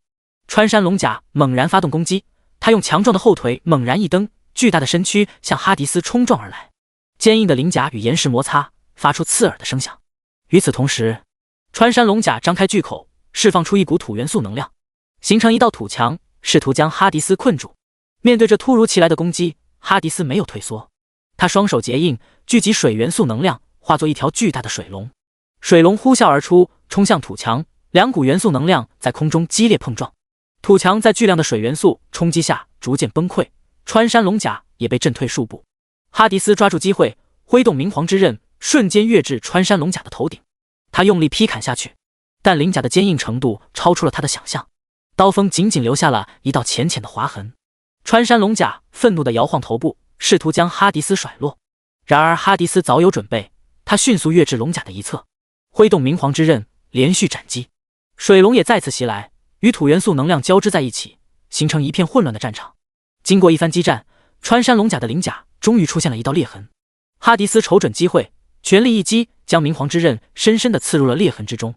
穿山龙甲发出痛苦的嘶吼声，巨大的身躯轰然倒下。成功击杀30级穿山龙甲，经验加440000，龙臂加440000，龙甲头盔加9，星河级；龙甲靴子加11，星河级；龙甲项链加9，星河级。杀死穿山龙甲后，林佑辰继续向前搜索。这次任务是侦查，所以只要星兽不主动攻击，林佑辰也不会主动招惹他们。而且林佑辰还有一件很重要的事情要做，那就是寻找更多的灵果。上次吃了玄金果后，身体明显比之前强壮多了。呼呼，不远处的天龙飞翔着无数的蝙蝠兽。为了避开这些蝙蝠兽，林佑辰进入了一侧的密林当中。救命！救命！突然从密林深处传来一阵阵呼救声。听到呼救声，林佑辰猛地一惊，这里怎么会有人族的存在？不是说猴子国的人全部被消灭了吗？难道还有幸存者？林佑辰停下脚步，仔细辨别声音的来源。声音是从不远处的山洞里传出来的。林佑辰循着声音走了过去，隐隐约约看到山洞内有一个人影在闪烁，看来真的是活人。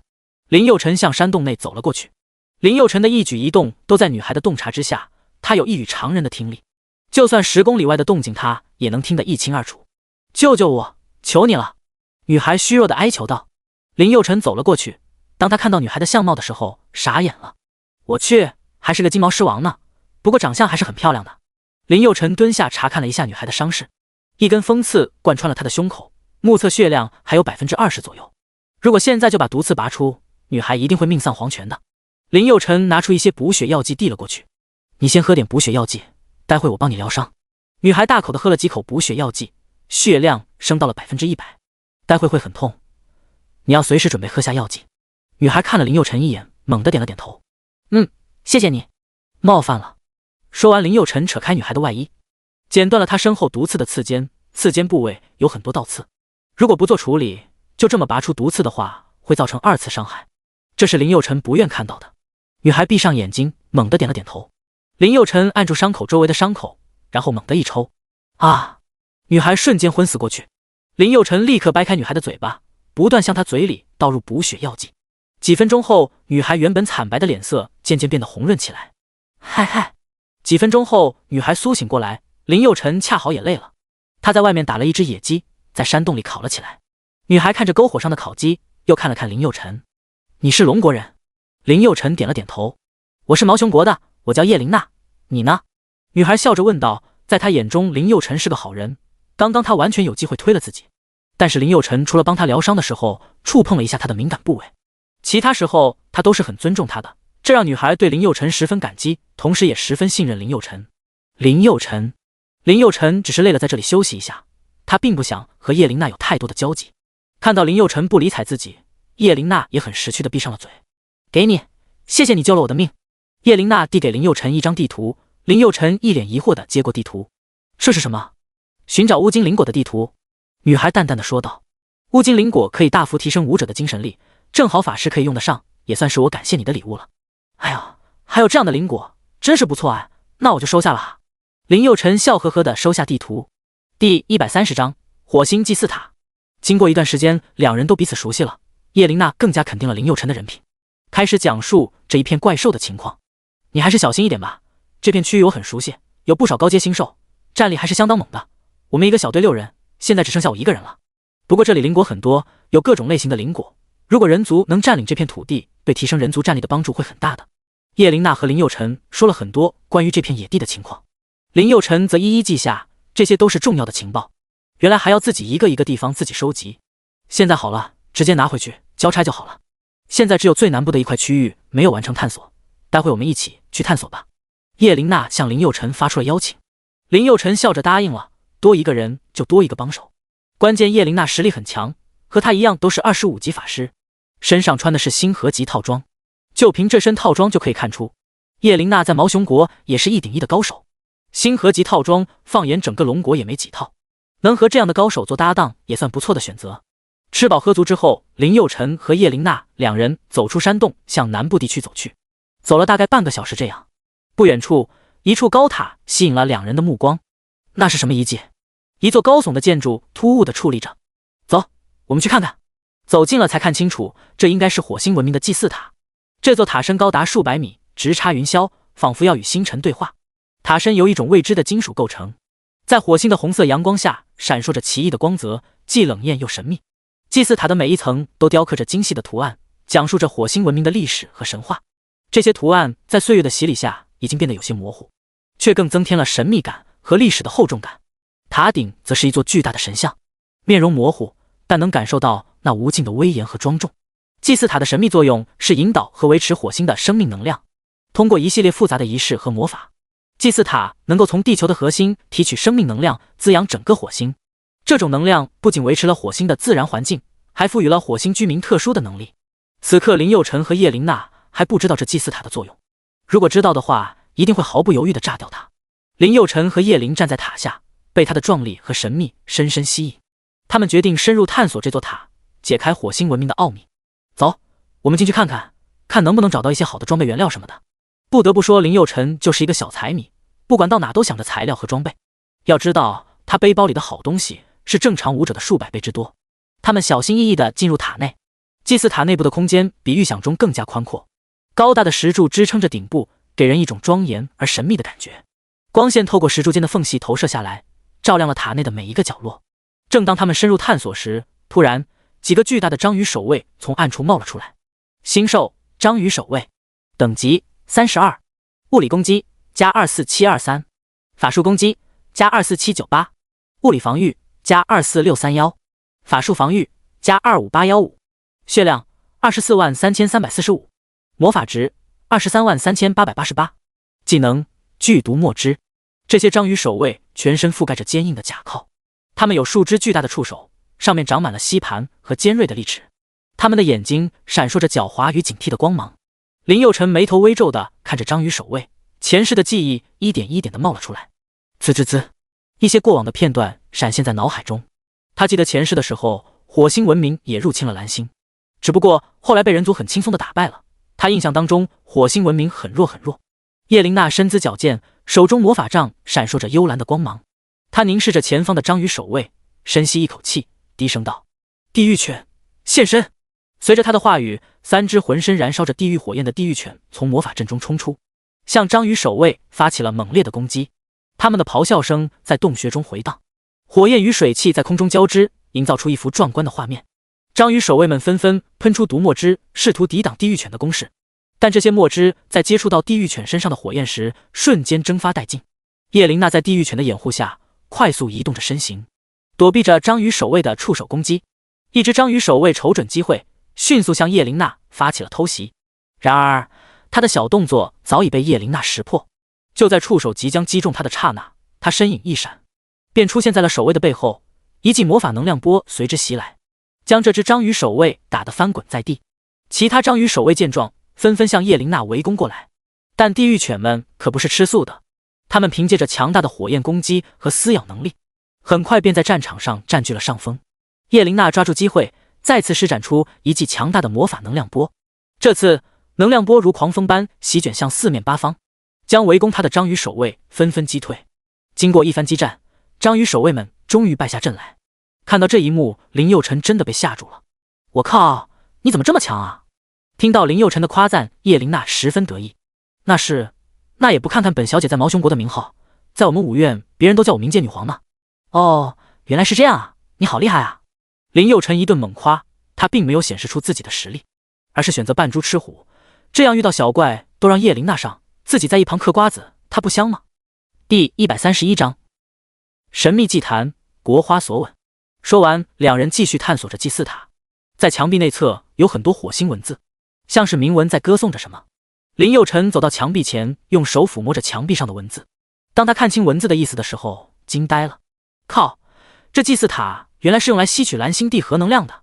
听到林佑成的话，叶琳娜走了过来，一脸震惊。不是吧，火星人竟然把手伸到蓝星了，谁给他们的胆量？当他看清墙上文字的时候，才敢相信墙壁上的文字是在歌颂这件事。看来很有必要毁了这座祭祀塔。林佑成点点头，我很同意你的观点，不过在此之前，我们还是去看看这里有没有什么值钱的宝物，不能便宜火星人。叶琳娜笑道。哼，你就是一个小财迷啊，都这时候了，还想捞好处。林佑成咧嘴一笑道。那必须啊，想要提升战斗力，哪都需要钱啊，我都25级了，但是装备才10级，提升装备等级需要海量的资源啊。叶琳娜深有同感，她是星河级套装，提升1级需要花费的资源是星河级的3倍还要多。一些拥有星辰级套装的人，装备等级都25级了，他的星河级套装才15级。套装器魂等级越高，需要的资源就越多。走吧。林佑成领着叶琳娜向2楼跑去。当他们跑到第2层的时候，里面有一个32级大章鱼把守。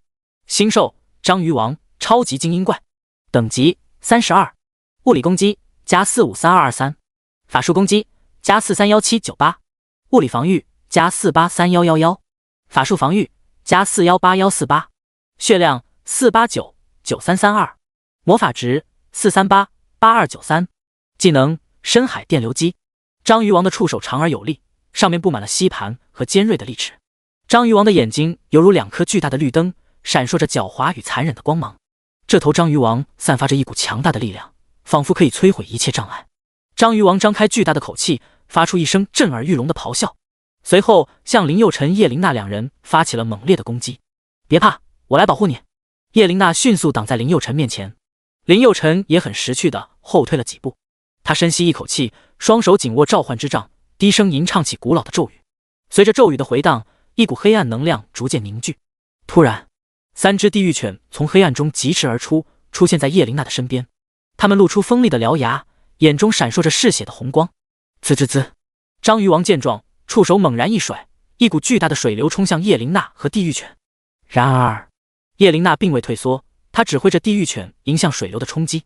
3只地狱犬的咆哮声在洞穴中回荡，水流与地狱犬的撕咬交织在一起，掀起一片混乱。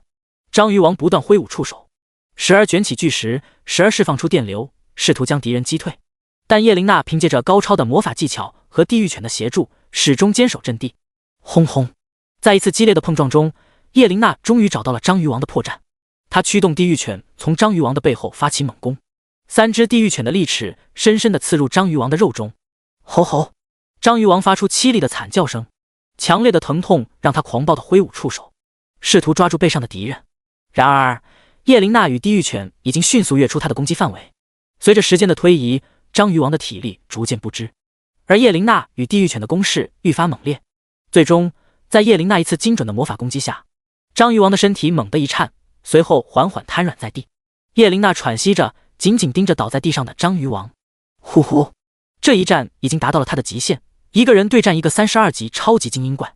叶琳娜走到林佑辰面前，用手拍了拍林佑辰的肩膀，笑道：“别怕，有我在，你不会有事的。”林佑辰有点受宠若惊的感觉。嘿嘿，谢谢大佬保护。其实林佑辰也看出来，刚刚叶琳娜打得很辛苦，不过是一个32级超级精英怪而已，他竟然整整用了半小时。如果自己上的话，顶多5分钟就完事了。林佑辰紧跟在叶琳娜身后，不远处的墙壁上镶嵌着很多亮闪闪的宝石。突然，系统传来提示声：“叮，前方不远处有高等级红宝石原矿，可以用来打造高等级红宝石。”听到提示，林佑辰立刻停下脚步，向红宝石原矿走去。叮，发现红宝石原矿是否拾取？当然要拾取啊！叮，原矿拾取中。半个小时后，林佑辰一共拾取半吨重的红宝石原矿。叶琳娜惊呆了：“你的储物空间是什么等级的啊？怎么能存放这么多东西？”林佑辰咧嘴一笑道：“我的储物空间没有等级，可以无限储存。”什么？叶琳娜十分吃惊。难道你是储物系天赋？林佑辰并不想说出实情，毕竟吞噬这种技能太邪门了。呵呵，你猜得真准。说完，两人继续向祭祀塔顶部跑去。当两人来到第3层的时候，在大厅中央有一个巨大的黑色祭坛，祭坛上供奉着一颗神秘的晶石。看到这个画面，林佑辰突然觉得很熟悉，前世的记忆像海水一般涌现出来。这种祭坛他在别的星系看到过，这是操纵星兽的能量之源。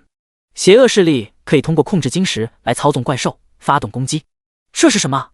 叶琳娜好奇地向神秘晶石走去。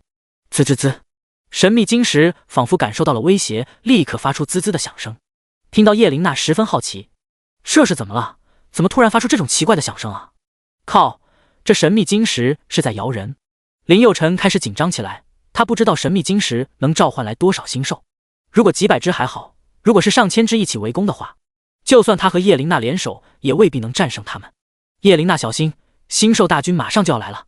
噗嗤，看到林佑辰紧张的样子，叶琳娜噗嗤一笑：“没事，有我在，那些星兽伤害不了你的。”说完，叶琳娜还不忘拍了拍林佑辰的肩膀，以示安慰。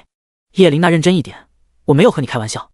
林佑辰脸上笑意全无，一脸认真的说道：“待会至少有数百只星兽，如果不想死的话，就听我安排。”叶琳娜一脸不解的看着林佑辰，但是看到林佑辰铁青冷峻的表情，又觉得林佑辰不是在开玩笑，还真是个奇怪的人呢。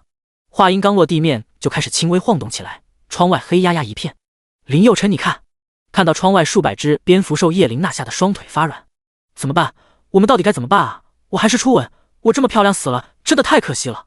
听到这话，林佑辰十分无语，都到这时候了，还想着是不是初吻？唰！叶琳娜瞬间出现在林佑辰面前，深情地看着林佑辰：“小哥哥，求求你让我尝一下接吻的感觉吧。”叮，叶琳娜的请求，你有3个选择。选择1，残忍拒绝毛熊国国花叶琳娜的要求，奖励物理攻击加2000。选择2，答应毛熊国国花叶琳娜的要求，奖励1级蓝宝石加1。选择3，主动拥吻毛熊国国花叶琳娜，奖励物理攻击加20。第132章，知道真相，叶琳娜无地自容。看到系统提示，林佑辰气得直骂街：“你大爷！这是什么狗比系统？拒绝叶琳娜的要求，奖励那么多；答应叶琳娜的要求，奖励那么少，这不是明摆着让自己做个坏人吗？人家叶琳娜多可怜，这么漂亮还是初吻，人家不过就是在临死之前想感受一下美少男之吻而已。你这狗比系统就不能人性化一点吗？就不能鼓励一下助人为乐的高贵精神吗？不管他，我林佑辰可不是那自私的人，就算没有奖励，也要满足人家的要求。”林佑辰立刻抱住叶琳娜，深情地注视着叶琳娜，他的眼神里充满了温柔与宠溺，仿佛叶琳娜是他的整个世界。叶琳娜感受到了这份深情，她的心跳不由自主地加速，脸颊也微微泛红。林佑辰缓缓靠近叶琳娜，两人的气息交织在一起，他轻轻地捧起叶琳娜的脸颊，叶琳娜闭上了眼睛，等待着他的吻。那一刻，时间仿佛静止了，林佑辰的唇轻轻地印在了叶琳娜的唇上，带着无尽的温柔与爱意。叶琳娜的内心涌起一股暖流，她紧紧地拥抱着林佑辰，回应着他的吻。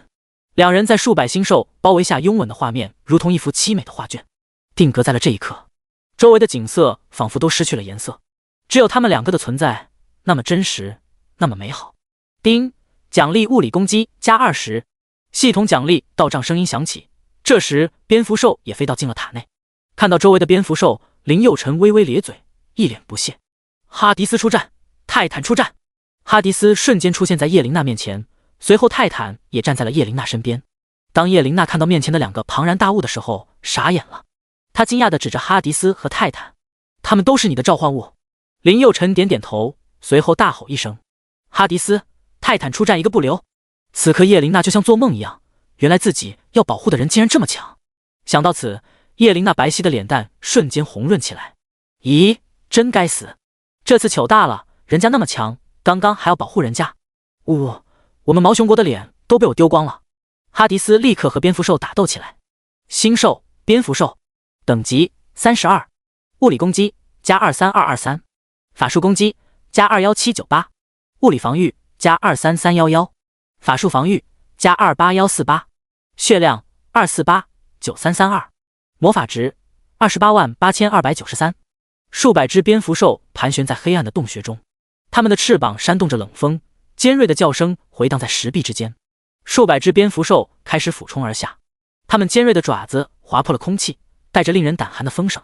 哈迪斯不退反进，他猛地向前冲去，挥动手中的明皇之刃，一道火芒从刃间激射而出，划破了黑暗的洞穴，照亮了周围的景象。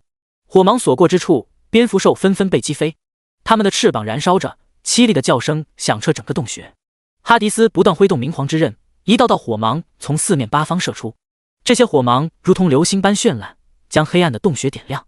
每一次火芒的释放，都伴随着蝙蝠兽的哀嚎和坠落，它们的尸体堆积在洞穴的底部，形成了一片恐怖的景象。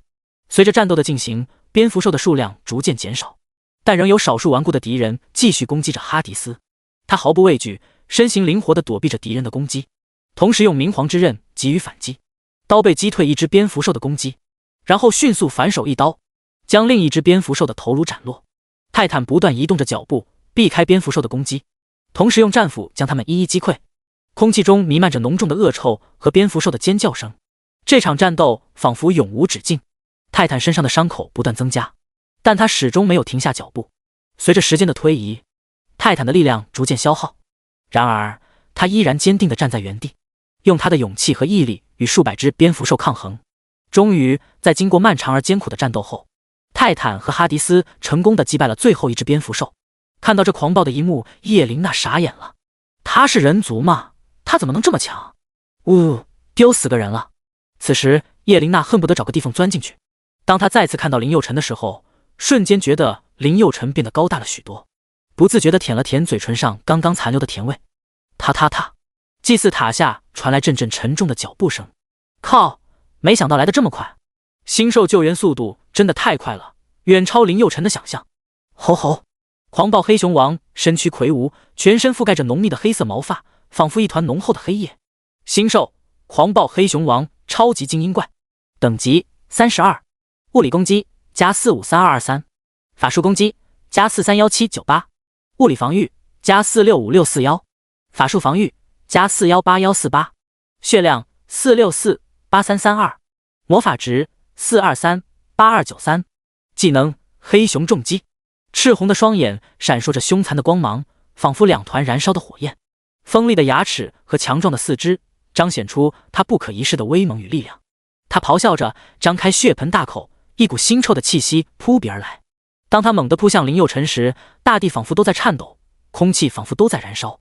林佑辰只来得及瞥见那庞大的身躯和凶狠的眼神，一股强大的压迫感便瞬间笼罩住他。叶琳娜看到3只超级精英怪吓得半死，立刻躲到林佑辰身后。怎么办？我们该怎么办？刚刚杀死1只超级精英怪就已经很吃力了，而现在要面对3只超级精英怪，只有被杀的份了。要知道，超级精英怪和普通星兽根本没有可比性。林佑辰安慰道：“没事，不过3只精英怪罢了。哈迪斯的属性要远高于32级的超级精英怪，再加上泰坦，虽然泰坦战力弱了一点，但是单独干掉2个超级精英怪那还是很轻松的。”哈迪斯手持明皇之刃，灵活地躲避着黑熊王的攻击，同时挥动手中的明皇之刃，划出一道道火芒。火芒划破空气，带着炽热的温度向黑熊王们袭来。一只黑熊王躲避不及，被火芒击中，皮毛燃烧起来。他痛苦地嚎叫着，疯狂地在地上打滚，试图扑灭身上的火焰。另外2只黑熊王似乎被哈迪斯的强大实力震慑住了，他们暂时停止了攻击，警惕地观察着哈迪斯。哈迪斯趁机发动更加猛烈的攻击，他快速移动着身形，将明皇之刃舞得密不透风，火芒不断从刀锋上飞出，准确地击中黑熊王的要害。第133章，击碎能量水晶，火星祭坛毁灭。经过一番激战，3只黑熊王最终败下阵来，他们倒在地上，再也没有了动静。哈迪斯缓缓收起明皇之刃，看到这一幕，叶琳娜吃惊地看着林佑辰：“你不过25级而已，你怎么这么强的？”林佑辰并不想说太多，叶琳娜外国人，只是临时队友而已，没有必要说的太多。呵呵，可能今天运气比较好一点罢了。叶琳娜吐了吐舌头，显然不认可这种说法。但是看到林佑辰不想说，他也不好多问。踏踏，震动声越来越大了。林佑辰跑到窗户前看了一眼外面的情况。我靠！林佑辰瞪大了眼睛，难以置信地看着眼前的一切。他的心跳瞬间加速，手心渗出了冷汗。他从未见过如此壮观的场面，也从未感受过如此强烈的危机。那些星兽张开巨大的口气，发出震耳欲聋的咆哮声，向林佑辰猛冲过来。他们的身躯在密林中若隐若现，仿佛是由流动的光线组成，散发出令人胆颤的气息。叮！面临凶兽大军围攻，宿主有3种选择：选择1，立刻使用传送轴离开，没有奖励；选择2，杀死所有星兽，并摧毁火星能量水晶，获得神级武器+1；选择3，摧毁火星能量水晶，获得法术攻击+1000。看到系统提示，林佑辰又想骂街：“你大爷的！外面至少有数万只异兽，老子一个人怎么可能打得完？奖励还是神级武器！你这狗比系统是想让老子死，还是存心恶心小爷？”林佑辰气得半死，就算看到神级武器这4个字，他都激动得不得了。要是能得到的话，不知道会是一种什么感觉。估计就算洞房花烛都没那么爽吧。要是看不到也就算了，看到了又得不到，真心窝火。靠，这狗比系统也忒恶心了。明知你做不到，还拿神级武器做奖励。哎，算了，还是选择3吧，增加1000年法术攻击也不赖。叶琳娜，我们一起攻击能量水晶，绝对不能让火星人占我们便宜。叶琳娜点点头，瞬间就向能量水晶发起攻击。林佑辰也不断用火灵龙炮攻击能量水晶，一时间无数火球砸向能量水晶，水晶散发出璀璨的光芒，不断向外释放着强大的魔法能量。林佑辰手持法杖，口中念念有词，聚集着周围的魔法火元素，准备发动致命一击。叶琳娜则凝视着水晶，她的双手快速地划过空气，一道道元素魔法剑急射向水晶。就在此时，一阵地动山摇的震动打破了平静的氛围，一群怪兽突然从四周的阴影中冲了出来，向2人猛扑过来。林佑辰眼神一凛，他迅速转身，举起法杖挡住一头怪兽的猛烈攻击，同时他大喊道：“叶琳娜，继续攻击水晶，我来对付这些怪兽。”叶琳娜听到林佑辰的话，没有回头，只是微微点头示意。她的双手继续舞动，释放出一道道元素魔法，精准地击中水晶。每一次攻击都让水晶的光芒闪烁不定，仿佛随时都会破裂。这时，越来越多的星兽冲了上来。哈迪斯、泰坦，给我死死堵上！哈迪斯和泰坦接到指令，立刻冲了上去。一群狂暴黑熊眼中闪烁着凶残的红光。哈迪斯手持明皇之刃，身形瞬间闪动，明皇之刃散发着幽冷的寒光。每一次挥动都伴随着炽热的火芒，划破黑暗，将一头头黑熊击退。泰坦紧随其后，他用力捶打着胸膛，震慑着这些野兽。他的巨拳犹如山石般坚硬，砸在黑熊身上时，震得大地颤抖。怒吼着，每一次重击都让黑熊们痛苦的嘶吼。哈迪斯和泰坦联手，如同一道无法逾越的屏障，挡住了黑熊的猛烈攻击。他们配合默契，一人用明皇之刃斩击，一人用巨拳轰击。一时间，火芒与巨力交织在一起，将黑熊逼得连连后退。狂暴黑熊的数量逐渐减少，但是狂暴黑熊身后的星兽正在源源不断地向上涌来。林佑成回头看了一眼，能量水晶还没有被破坏，但是哈迪斯和泰坦的血量都不多了。叶琳娜，快点，我快要撑不住了。叶琳娜急得满头大汗。知道了，但是这能量水晶真的太难打了，我已经很尽力了。林佑成要不断给哈迪斯打辅助，没有林佑成的技能辅助，哈迪斯的战力至少减少一半。林佑成思前想后，还是摧毁能量水晶比较重要。哈迪斯、泰坦给我堵上，不能放一个星兽进来。林佑成知道哈迪斯和泰坦也撑不了多久，他必须尽快摧毁能量水晶。林佑成紧紧地盯着能量水晶，眼神中闪烁着坚定与炽热。他深吸一口气，聚集全身的力量，然后猛地一挥手中的魔王权杖。刹那间，一道巨大的火球从剑尖喷薄而出，划破空气，带着炽热的温度和毁灭的气息，直冲能量水晶。火球在空气中翻滚，炽热的火光映照出林佑成坚定的面容。周围的空气仿佛被火球的热力点燃，发出噼啪的声响。能量水晶在火球的攻击下，闪耀出耀眼的光芒，仿佛在抵抗这股强大的力量。林佑成紧握着剑柄，感受着魔王权杖传递而来的震动。他知道，这是能量水晶的防御力量在起作用。他咬紧牙关，再次聚集力量，准备发动更加猛烈的攻击。这一次，林佑成将全身的力量汇聚在剑尖，魔王权杖释放出更加炽热的火球。火球在空中划出一道完美的弧线，准确地命中了能量水晶。能量水晶在火球的攻击下猛烈地颤抖，内部的光芒仿佛要被火球吞噬，周围的空气仿佛都在这一刻凝固了。轰！终于，能量水晶在火球的攻击下破碎开来，释放出一股强大的能量。林佑成紧紧地握住魔王权杖，感受着能量水晶破碎的瞬间带来的震撼。叮！恭喜宿主1000法术攻击奖励已到账。听到系统奖励已到账，林佑成十分开心。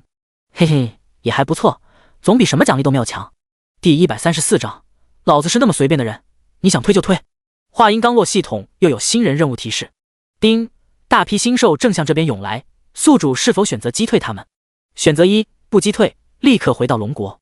选择2，全部击退，获得神级武器+1。选择3，成功猎杀3500只星兽，获得6级蓝宝石+1。目前你已经杀死2289只星兽，宿主只需再杀死1221只星兽即可完成任务。看到6级蓝宝石，林佑成心动了，但是他很犹豫。此时，哈迪斯只剩下 38% 的血量，泰坦只剩下 31% 的血量，就算打到最后一滴血，恐怕也杀不了那么多星兽啊。这时，叶琳娜走了过来，林佑成眼前一亮。如果叶琳娜也跟着一起猎杀星兽的话，那就稳了，这样就可以通过自己的技能加成，倍增叶琳娜召唤物的战力。叶琳娜，想不想增加多一点经验？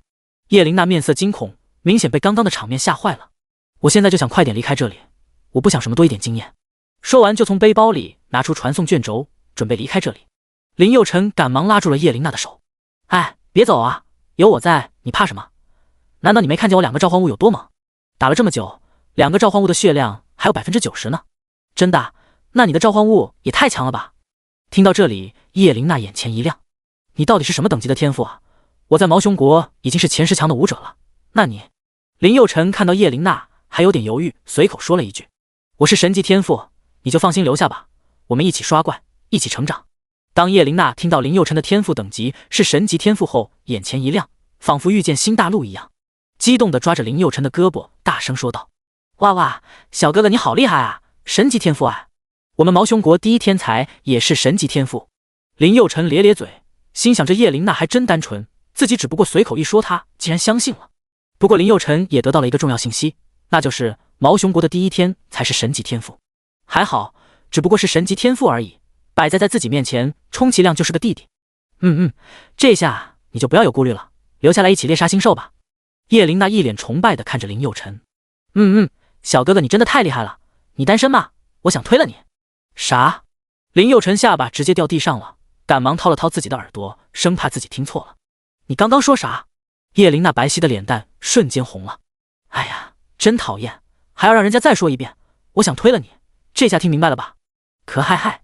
林佑成咧咧嘴，心想这毛熊国的妹子也太开放了吧，直接上来就要推老子，老子是那么随便的人吗？是你想推就推的。但是看到叶灵那白皙的脸蛋，波涛澎湃的山峰时，林佑成忍不住咽了几口口水。不过也不是不可以啊，包推金毛狮王，感觉应该不错吧？嘎嘎！吼吼！星兽的嘶吼声将林佑成的思绪拉回了现实。叶灵娜，就让我们一起猎杀怪物，一起升级吧。好的，小哥哥。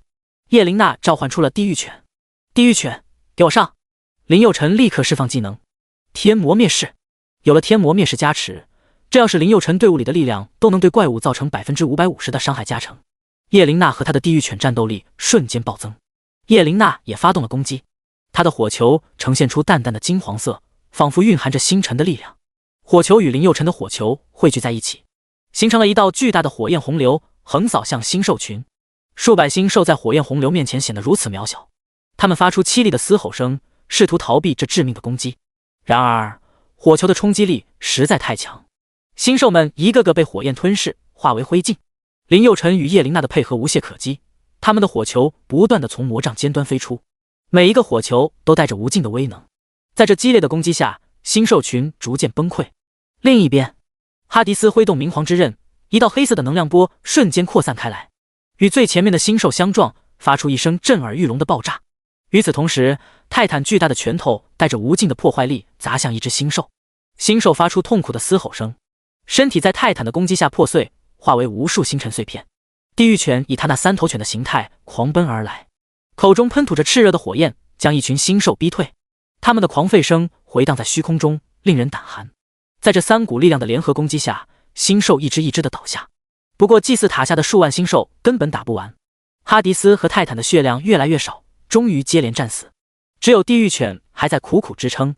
林佑成看了一眼系统，还差180只异兽就能完成任务了。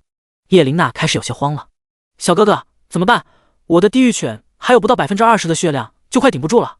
林佑成也有点着急，心里嘀咕着，难道我和那6级蓝宝石无缘了？真该死，就差180只了。5分钟后，叶灵娜的地狱犬也战死了。看到地狱犬战死，叶灵娜立刻退出了队伍。小哥哥，我先走了。话音刚落，叶灵娜就通过传送轴离开了现场。没有了召唤物的抵挡，星兽们瞬间冲向林佑成。真该死，就差100只了。林佑成没有办法，他根本没有实力独自对战这么多的星兽。他立刻掏出传送卷轴，就在准备离开的同时，林佑成再次释放群攻技能，能打死几个就打死几个吧。天魔灭世，天火狼爆丸，数万颗火球砸了过去，瞬间烧死了冲过来的星兽们。就在这时，一条神龙挡在林佑成面前，全身闪着金光。祖龙！林佑成突然想起来，天魔灭世这个技能有30%的概率触发天魔降世，可召唤天魔攻击敌人。原来祖龙就是那个天魔，唯一不足的就是触发概率有点小，不过有总比没有强。祖龙的体型巨大而威猛，全身覆盖着厚重的鳞片，闪烁着冷冽的光芒。第135章霸气祖龙。因我而起的全球武者大赛，头部长着一对尖锐的角，仿佛能刺穿一切障碍。它的尾巴犹如钢铁般坚硬，一甩便能将敌手击飞。周围一层神秘的雾气，仿佛在保护着它那不可侵犯的威严。雾气有时会散发出淡淡的光芒，犹如星辰降落人间。一级祖龙，残留祖龙1000万分之一的战力，可以通过吸收星兽的尸体增加等级。技能：翼龙迎天罚，对前中排所有敌人造成10900分号加目标当前生命百分比的伤害，有30%概率使敌人陷入2回合的眩晕，无法行动。该技能还有40%概率触发连击。技能2：猎爪噬心，对敌方生命最低的单位造成385%的伤害。若击杀目标，所有其他敌方单位均会受到攻击溢出70%的伤害，最大不超过祖龙攻击的90%。此外，当祖龙受到濒死的伤害时，会自动展开古龙神盾，既能恢复生命，又能提升攻击，让祖龙绝处逢生，绝地反击。星兽们也被祖龙强大的威势吓住了，接连后退几步才敢向前攻击。看到描述，林佑成有些失望，只不过是一级祖龙而已，目前战力只有祖龙巅峰战力的1000万分之一，这特么能有多强啊？不过有总比没有强，只要能杀死100只星兽就好了。祖龙威严而霸气，他展开巨大的羽翼，凌空翱翔，锐利的目光凝视着下方的星兽群。星兽们仿佛感受到了什么，纷纷抬头看向祖龙。祖龙发出一声震天的龙吟，声音回荡在星际间，令人心悸。他猛地俯冲而下，巨大的龙爪伸展开来，闪烁着冷冽的金属光泽。随着祖龙的冲刺，一道闪电从天而降，划破了黑暗的夜空。星兽群感受到了祖龙的威胁，他们纷纷发出咆哮，试图抵挡这突如其来的攻击。然而，祖龙的闪电可不是那么容易抵挡的。它所到之处，空气中充满了强烈的电流，闪烁着耀眼的白光。一只巨大的星兽试图用坚硬的外壳抵挡祖龙的闪电，但那道闪电仿佛穿透了所有的防御，直接击中了它的核心。只听一声凄厉的惨叫，那只星兽瞬间被强大的电流击得四分五裂。其他星兽见状，纷纷四散逃离。然而，祖龙并没有给他们机会，他一次次地俯冲而下，每一次都伴随着一道震撼的闪电。那些试图逃窜的星兽纷纷被击中，化为一片片碎块和尘埃。看到这一幕，林佑辰傻眼了。这么变态的战力，只是祖龙的千万分之一，说出来谁信啊？如果祖龙满战力的话，林佑辰想想都觉得有些恐怖。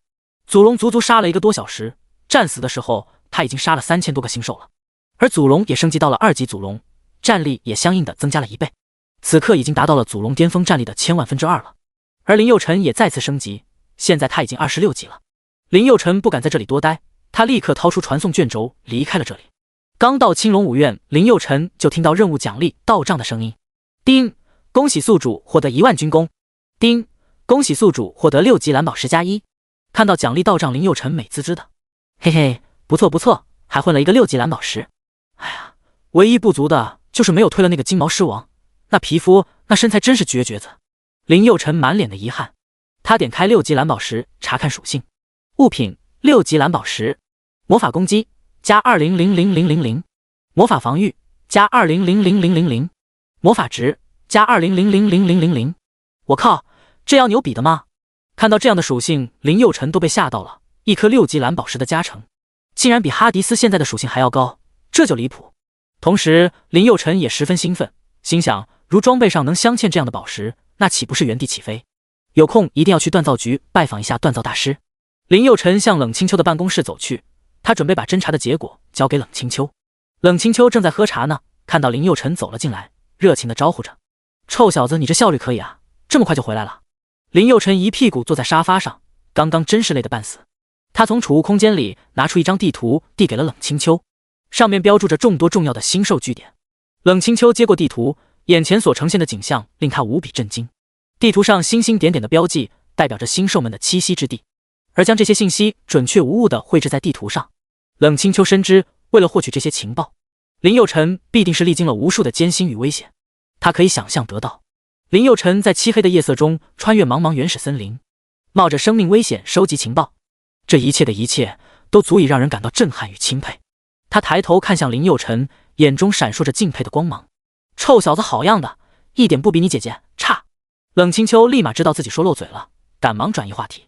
对了，3天后会有一场重要的比赛举行，你要好好准备一下。重要比赛？说话的时候，冷清秋面色凝重。林佑辰有些好奇，什么比赛能让师傅这么在意？冷清秋看向林佑辰，没好气地说道：“这不都是你的功劳？要不是你就没有这场比赛。”林佑辰越听越迷糊，这比赛和我有关，我何德何能啊？冷清秋无奈地笑了笑，要不是你连续2次团灭鹰将国小队，龙国军部也不会协调举办这次比赛。听到这，林佑辰尴尬地笑了笑，这也不能怪我呀，都是他们先动手的，我可是标准的正当防卫呢。龙国法律第20条明确规定的，这可是国家赋予我的权利呢。呵呵，冷清秋气笑了，你呀你，还国家赋予你的权利，团灭人家2个小队，你还嘴硬？就凭你的实力，他们能杀了你，连个毫毛也动不了吧？好吧，师傅所言极是。林佑辰咧咧嘴，都不知道该怎么辩解了。话锋一转，询问道：“对了，师傅，你都说半天了，到底是什么比赛啊？”冷清秋也不再卖关子了，笑道：“全球武者大赛，这场比赛可是关乎国运的重大比赛。第136章，不是我们龙国，是银河系，乃至全宇宙。”林佑辰咧咧嘴，心语道：“不就是武者比赛吗？有那么邪乎吗？”冷清秋继续说道：“这次武者大赛可不是一般意义上的比赛，这是蓝星领导权的争夺战。哪个国家在这场比赛当中获胜，哪个国家就拥有了整个人族主导权。未来整个蓝星的人族都将成为一体，共同打击外星文明的入侵。听到这，林佑辰惊呼道：“不是吧？那也就是哪个国家获得这场比赛的胜利，哪个国家就拥有了蓝星军队的主导权。”冷清秋点了点头：“可以这么理解吧。所以这次一定要拿下这场比赛，只有我们龙国才有足够的智慧领导人族军队，人族的命运必须要掌握在我们龙国人手上。目前蓝星其他4个国家，哪个国家都非常不靠谱。白象国目光短视，军队训练都能死个几百人。鹰将国已经烂到渣了，国家高层集体虐童，那个什么萝莉岛事件真是骇人听闻啊。毛熊国呢，有勇无谋，上阵打仗那是一把好手，论战略和咱龙国相比，那就是渣渣。至于约翰牛国，就是鹰将和白象国的混合体，烂得不行。让这些国家成为蓝星领导者，对于蓝星那就是一场灾难。林佑辰虽然不知道什么国家大事，但对于这几个国家还是有一些了解的。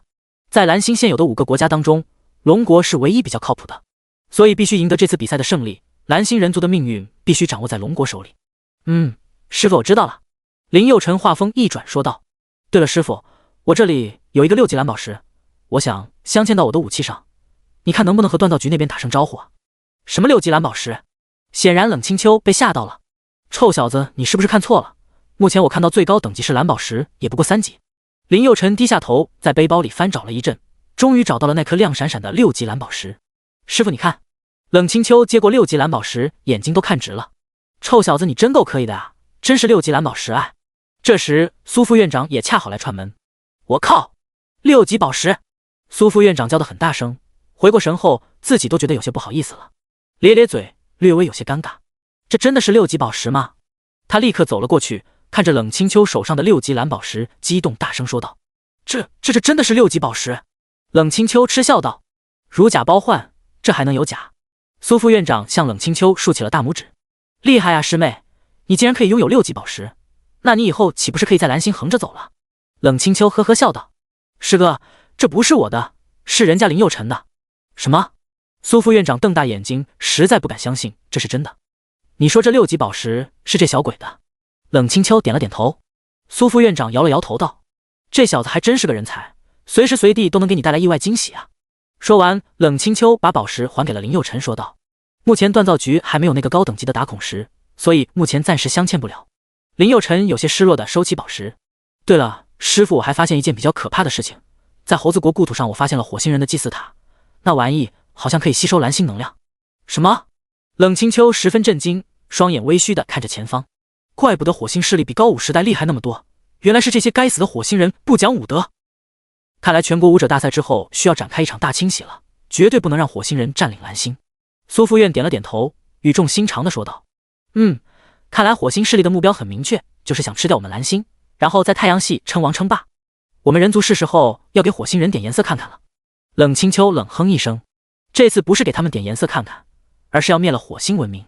说完看向林佑辰：“臭小子，你现在虽然很强了，但是还是不够强，这次你一定要打败所有国家的选手，把蓝星领导全抢过来。”林佑辰点了点头：“我知道了，师傅。”冷清秋递给了林佑辰一张特殊的传送卷轴，一旁的苏副院长看了，心里微微一颤。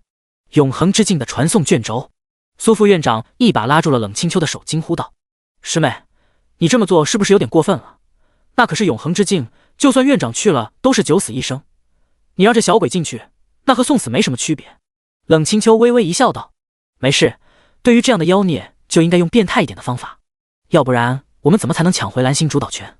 说完，从背包里拿出一颗星河级补血丹。“臭小子，拿着，这颗补血丹可以瞬间让你恢复50%的血量，足够你安全离开永恒之境的。”一旁的苏副院长瞪大眼睛惊呼道：“师妹，这个你都能送啊？这可是星河级丹药啊！”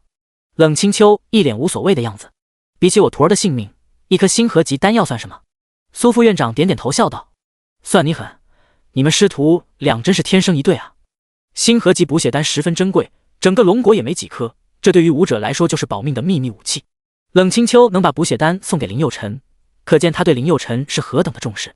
林佑辰拿着补血丹就离开了冷清秋的办公室。苏副院长看着林佑辰的背影，摇了摇头：“哎，真是英雄出少年啊！这游戏融合的世界真是让人捉摸不透啊。”冷清秋笑道：“师哥，不要再用高武时代的眼光看现在的小孩们，有些妖孽的成长速度远超你我的想象。”苏副院长叹了口气，苦笑道：“也是啊，这小子成长的也太快了，高武时代就算是超级天才，也没成长这么快的。冷清秋小酌了一口清茶，看向苏副院长，也不是没有，林佑辰的姐姐林倩当年也很厉害的呀。听到林倩2个字，苏副院长猛地一惊。林倩当年可是院长最得意的门生，绝对是妖孽当中的妖孽，这姐弟俩可真不一般啊。冷清秋得意地笑道：那也不看是谁的种，我们的师傅的孩子能差吗？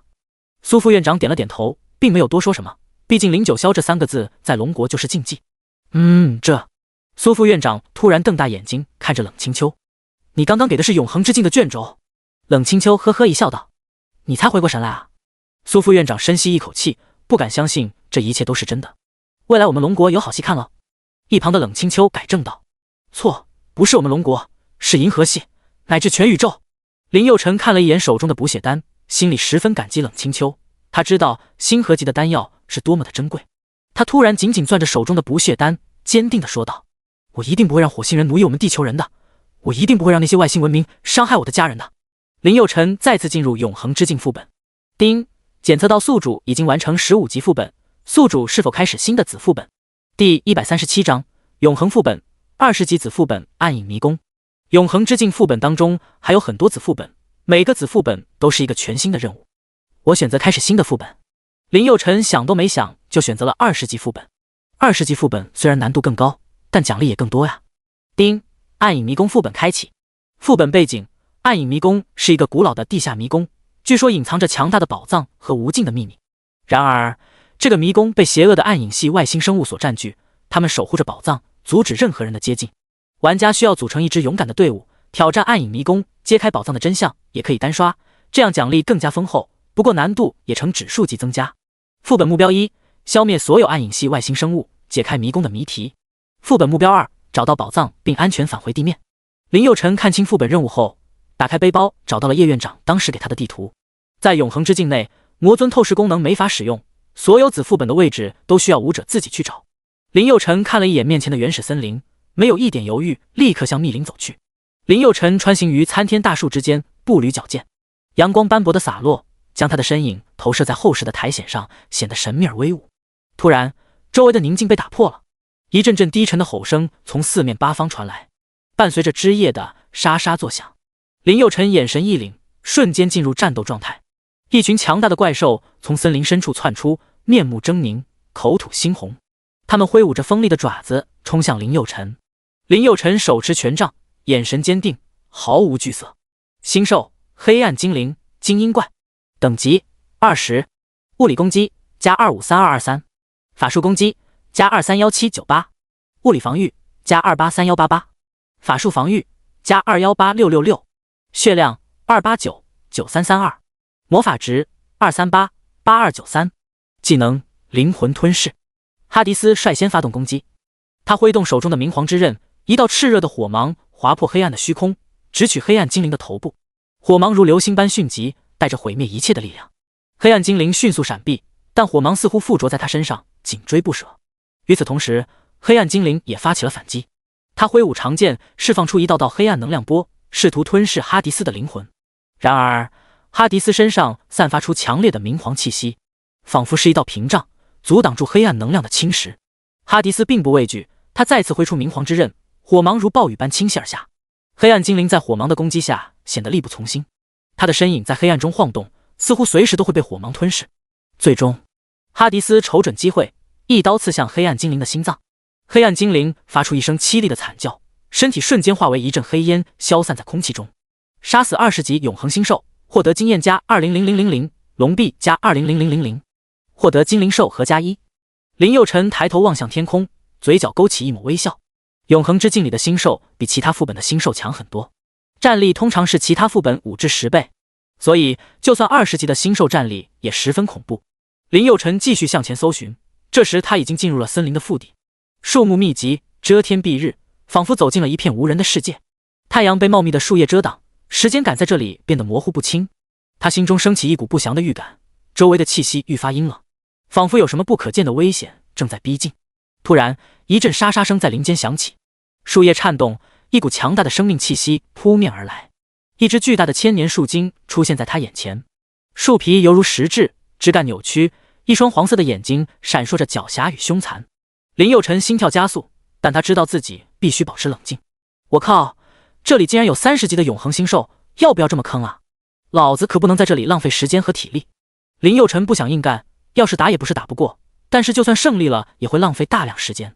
距离全球武者大赛只有3天时间了，他打算打到30级副本。永恒之境里的副本难度逆天，一个副本最少也要1天的时间，他绝对不能在这些散怪身上浪费时间。靠，想杀老子，那也要看你有没有这个脑子。他环顾四周，发现一棵巨大的枯木横卧在旁边，他瞬间有了主意，小心翼翼地靠过去，猛地一推，将枯木推向树精。树精被突如其来的障碍物吓了一跳，他愤怒地挥舞着枝干，试图将枯木击碎。林佑辰趁机迅速向森林深处跑去，绕过一个个障碍，尽量让树精无法发现自己。然而树精的感知能力超乎想象，他很快便锁定了林佑辰的气息。沙沙声越来越近，林佑辰明白自己已经无路可退。他看到前方有一棵倾斜的大树，于是他猛地冲过去，顺着大树滑下去，将自己隐藏在茂密的灌木丛中。树精赶到后，左右巡视了一番，没能发现林佑辰的踪迹。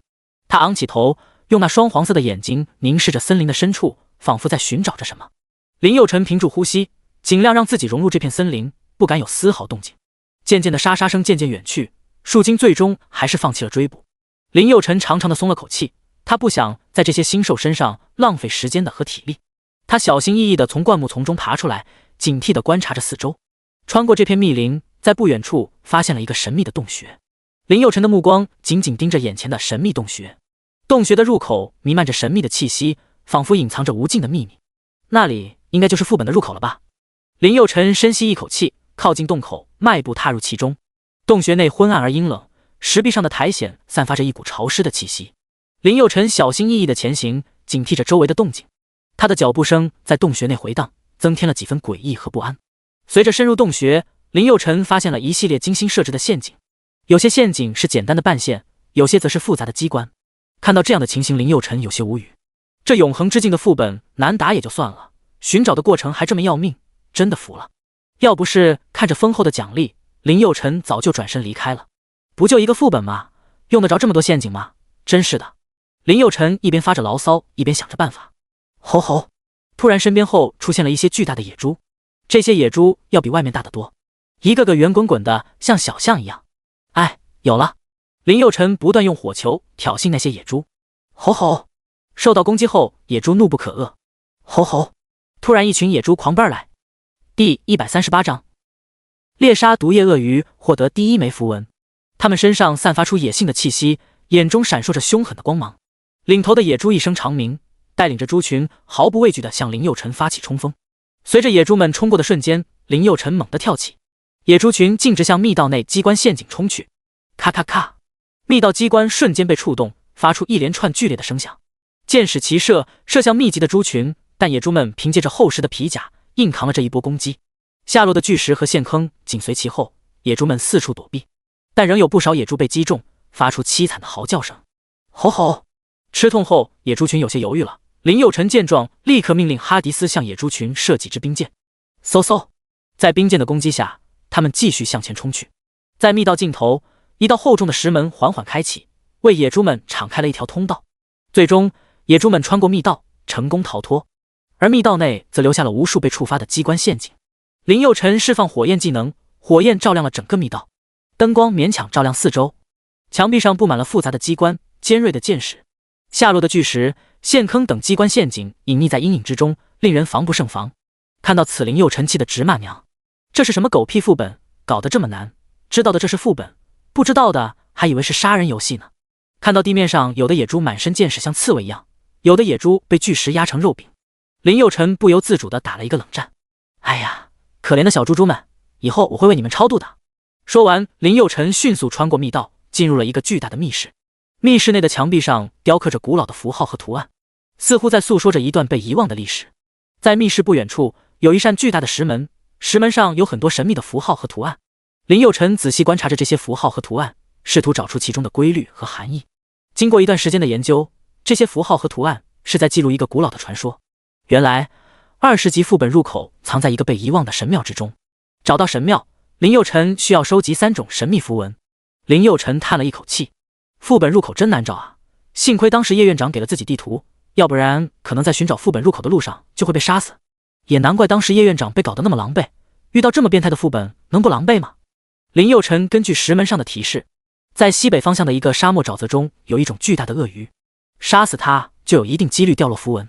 林佑辰又记下了另外2种副本的产出地的坐标，随后他拿出传送卷轴，传送到了那边茫茫的沙漠当中。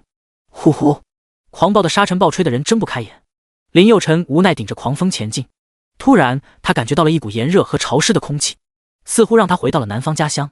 这片沙漠沼泽里，毒液鳄鱼潜伏在暗处，只等猎物上门。他穿过沼泽，脚下软软的淤泥吸附着他的脚步声。越深入沼泽，他越感到一股不安的气氛。他小心翼翼地前行，手握着法杖，时刻准备应对突如其来的攻击。突然，一道巨大的身影从沙丘后冲出，直扑林佑辰。这是一只巨大的毒液鳄鱼，星兽黑暗精灵，等级20，物理攻击加1532223，法术攻击加1317988，物理防御加1831888，法术防御加118666，血量1399332，魔法值1388293，技能灵魂吞噬。他的鳞甲在阳光下闪烁着冷冽的光芒，张开的大嘴中露出锋利的牙齿。林佑辰心中一惊，但身体已经本能地做出了反应。他猛地一跃而起，躲过了鳄鱼的攻击。哈迪斯，给我杀了他们！哈迪斯手持明皇之刃，面对一群毒液鳄鱼。沼泽内弥漫着浓重的瘴气，地上的苔藓滑溜溜的，空气中弥漫着一股令人作呕的腥臭。突然，一道黑影划过水面，紧接着响起一阵低沉的嘶吼声。哈迪斯眼神一凛，手中的明皇之刃瞬间绽放出幽蓝的光芒。他挥剑一扫，一道闪电划破黑暗，地击中了一只正向他扑来的毒液鳄鱼。那只鳄鱼被电得全身抽搐，身体在半空中翻滚着，落入水中时激起一片水花。其他鳄鱼见状纷纷后退，但他们眼中闪烁着残忍的凶光，显然并未放弃攻击。毒液鳄鱼们摆动着长尾，向哈迪斯迅速游来。他们的毒牙和利爪在昏暗的洞穴中闪烁着寒光，令人胆寒。哈迪斯紧握明皇之刃，脚下轻轻一跃，便在空中划出一道弧线，再次挥剑劈向游在最前面的一只毒液鳄鱼。这一次，明皇之刃释放出的闪电不再是单一的一条，而是化作一片密集的电网。那些鳄鱼虽然迅速闪避，但仍有几只被电网困住，身体在剧烈的抽搐中渐渐失去了反抗的力量。剩余的鳄鱼见状，纷纷张开血盆大口向哈迪斯扑来。哈迪斯身形矫健地移动着，时而横扫一剑，时而纵身一跃，每一次攻击都能准确地击中目标。他的动作快如闪电，仿佛与明皇之刃合为一体，剑之所向，无不披靡。经过一番激战，那群毒液鳄鱼终于在哈迪斯的强大攻势下败退，而林佑辰也得到了他需要的符文。看着手中嫣红色的符文，林佑辰嘴角微微一咧，有些得意。只要再集齐2枚符文就可以了。第137章神秘外星舞者的猎杀。林佑辰拿出传送卷轴，根据记录的坐标来到了第2枚符文的产出地。哗哗，这里是一座荒芜的海岛。林佑辰站在海滩边，望着眼前波涛汹涌的大海，景色非常美丽。哗哗哗，突然海面翻腾起来，一只巨大的海兽从水中跃出，向林佑辰猛扑过来。星兽狂风海兽，等级20，物理攻击加106565，法术攻击加101798，物理防御加103188，法术防御加118666，血量1299332，魔法值1388293，技能灵魂吞噬。林佑辰迅速闪避，海兽扑了个空，落回海中。轰！海兽巨大的身体砸在海面上，掀起一道巨浪。林佑辰猛地后退几步，退到沙滩上。哈迪斯出战！海兽再次钻出海面，在海面上翻腾，巨大的身躯掀起滔天巨浪。不过这次不是一只，而是一群。它们张开血盆大口，露出锋利的牙齿，仿佛要将林佑辰吞噬。这些狂风海兽身形巨大，它们的外皮坚硬如甲，体表长满了锐利的刺。它们的眼中闪烁着狡黠的光芒，仿佛知道哈迪斯的弱点。吼吼！它们张开巨大的口气，发出令人胆颤的低吼声，激起一阵阵强烈的海流。哈迪斯以明皇之刃为引，在周身划出一个神秘的符文。这个符文立刻散发出强大的能量，形成了一个强大的防护罩，阻挡了海兽的攻击。哈迪斯运用明皇之刃的特殊能力，不断挥出闪电攻击海兽群。每一次闪电的释放，都会在海兽群中引发一片混乱。那些被闪电击中的海兽身体剧烈颤动着，发出凄厉的嘶叫声，在海洋中翻滚着。这场战斗持续了许久，海兽的数量虽然众多，但在哈迪斯的强大攻击下，逐渐处于劣势。林佑辰走到海兽身边，从其头部取下了一枚闪烁着神秘光芒的符文，这是他们此行的目标之一，第二种符文。获得符文后，林佑辰并没有休息，立刻走出海岛，向最后一枚符文产出地跑去。就在前方不远处，几个神秘势力成员围坐在一起，低声讨论着如何袭击林佑辰。他们的脸上都带着残忍的笑容，眼中闪烁着凶狠的光芒。其中一个看似首领的人用低沉的声音说道：“这个人族小子是第9个进入这个副本的蓝星人，前面8个都失败了，这次一定要拿下这小子。看相貌，他就是一个小毛孩子，应该很好对付。”其他成员纷纷点头表示赞同。这次一定要一击必杀，然后拿他人头回去领赏。嘿嘿，想想都觉得爽。领头的杀手沉声道：“不要掉以轻心，能来这里的人族都是精英中的精英，就算年轻一点，那也是妖孽一般的存在。”知道了，首领。林佑辰在茂密的森林中急速狂奔，突然间他感觉到了不对劲，他停下脚步，仔细观察着周围的动静。这时，远处传来一阵轻微的声响，林佑辰立即警觉起来。他仔细查看周围的环境，试图找出隐藏在暗处的敌人。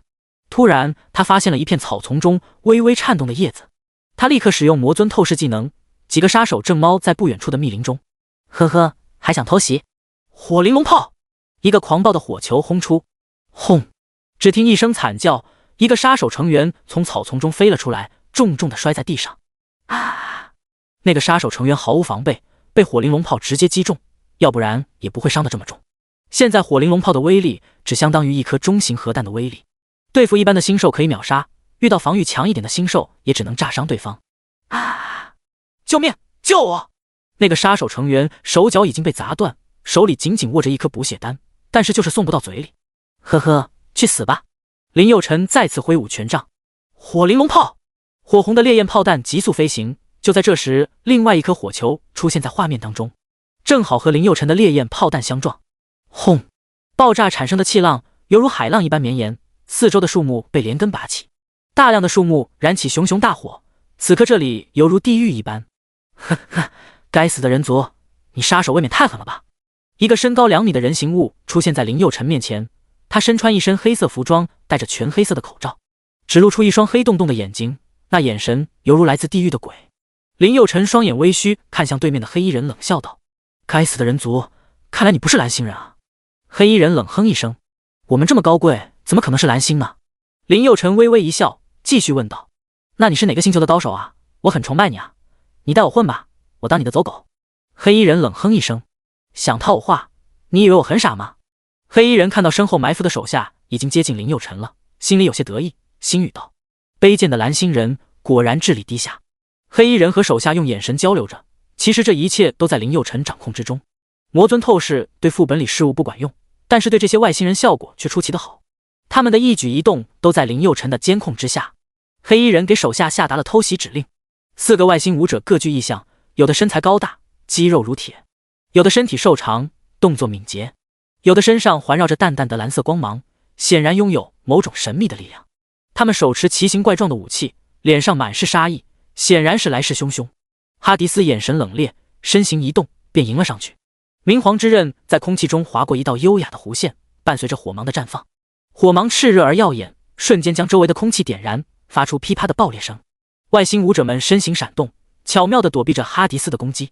当当，他们的武器与明皇之刃碰撞，发出清脆的金属声响，每一次交锋都激起一片火星飞溅。哈迪斯的动作快如闪电，时而横扫千军，时而直刺咽喉。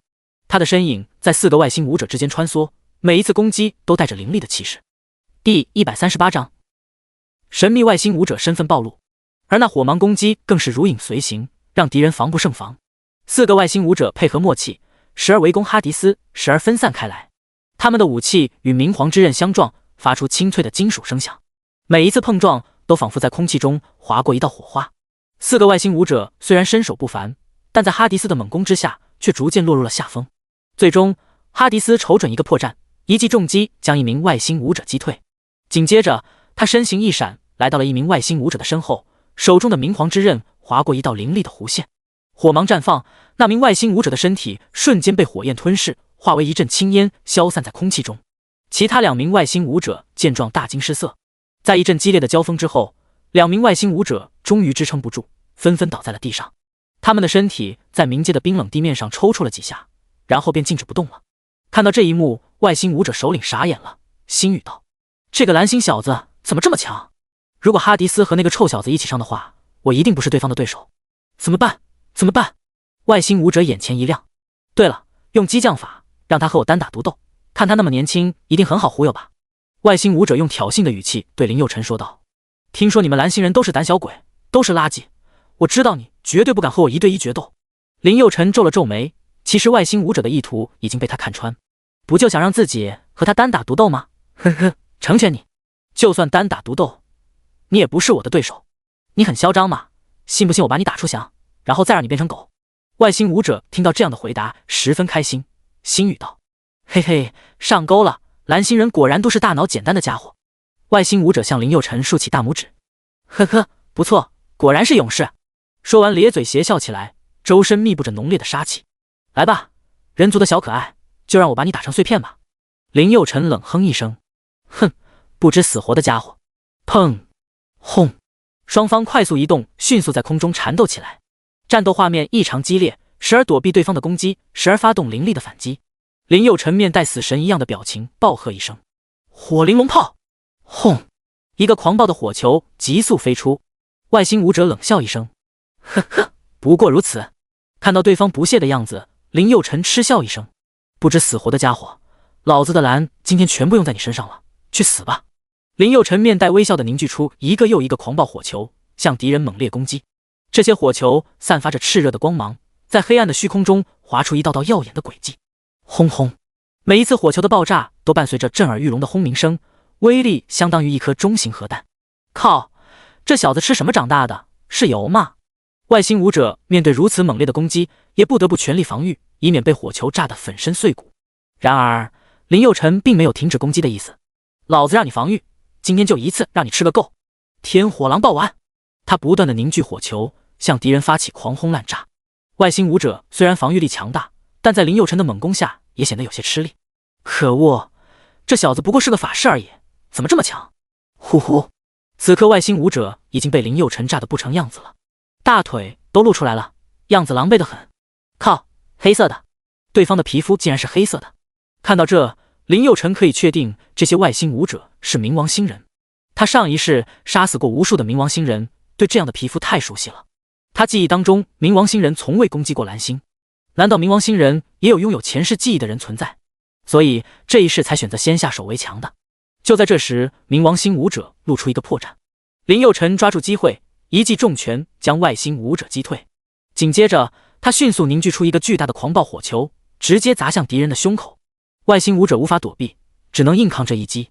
轰！火球在敌人的身上爆炸开来，发出一声惊天动地的巨响。光芒散去后，冥王星武者已经化为一片虚无。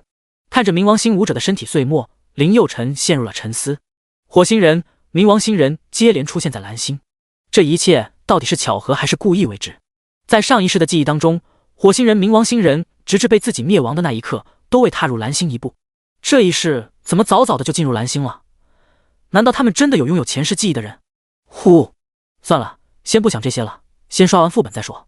林佑辰立刻向深渊恶魔跑去。深渊恶魔是一种来自深渊的强大生物，身形高大，足有数丈之巨，仿佛一座山峰矗立在深渊之中，全身覆盖着厚重的黑色鳞甲，坚硬而锐利，闪烁着冷冽的光芒。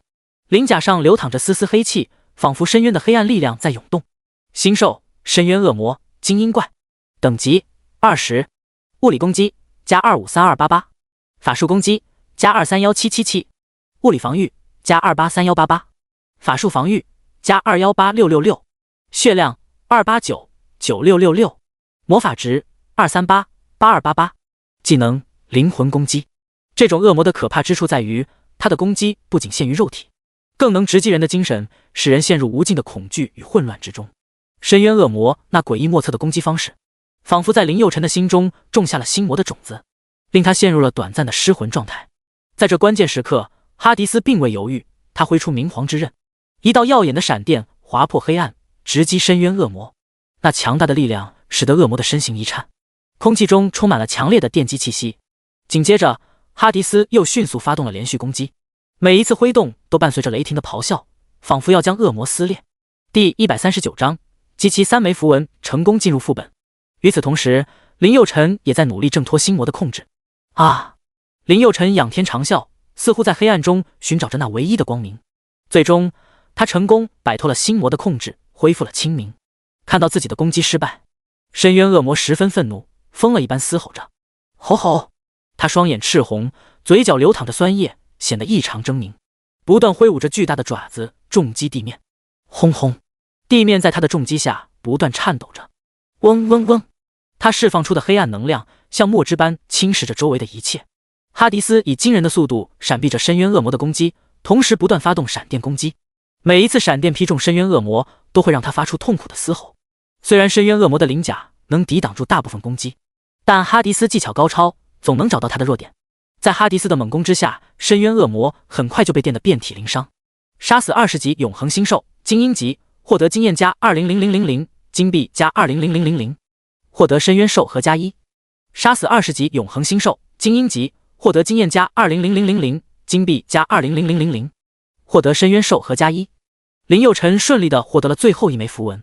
林佑辰终于集齐了3种神秘符文，他终于可以进入20级副本了。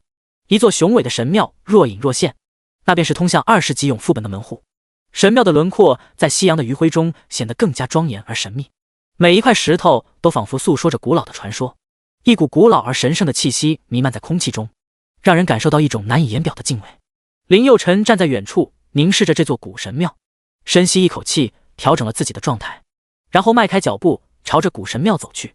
林佑辰放入3块符文，成功打开永恒之境20级子副本暗影迷宫。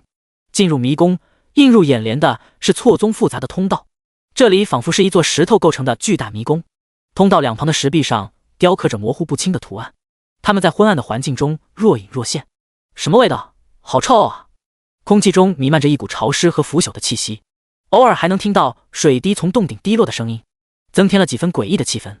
靠，这是什么鬼地方？怎么这么诡异？林佑辰深入迷宫内部，光线愈发昏暗，几乎伸手不见五指，只有远处传来微弱的光线，指引着前进的方向。四周回荡着低沉的嗡鸣声，像是无数亡灵在低声细语，让人不寒而栗。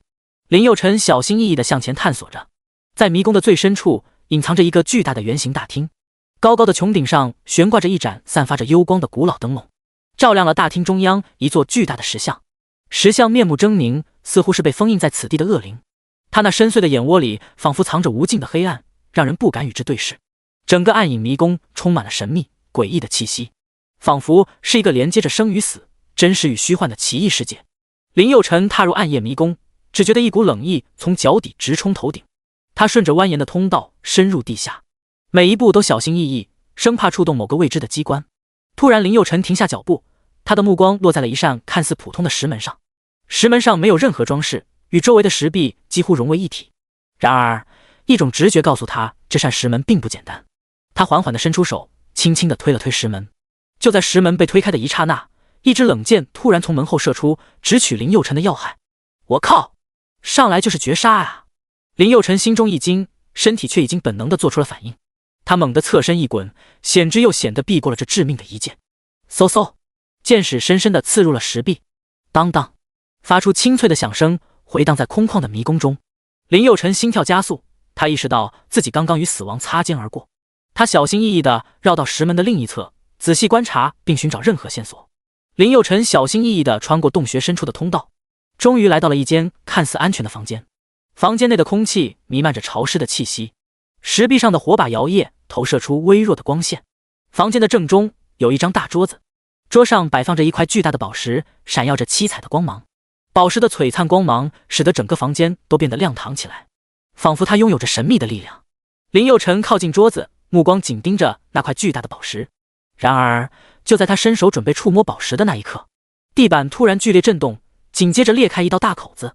林佑辰不慎掉了下去，陷阱深不见底。林佑辰只觉得身体急速下坠，周围一片黑暗。他张开手臂，试图找到支撑点。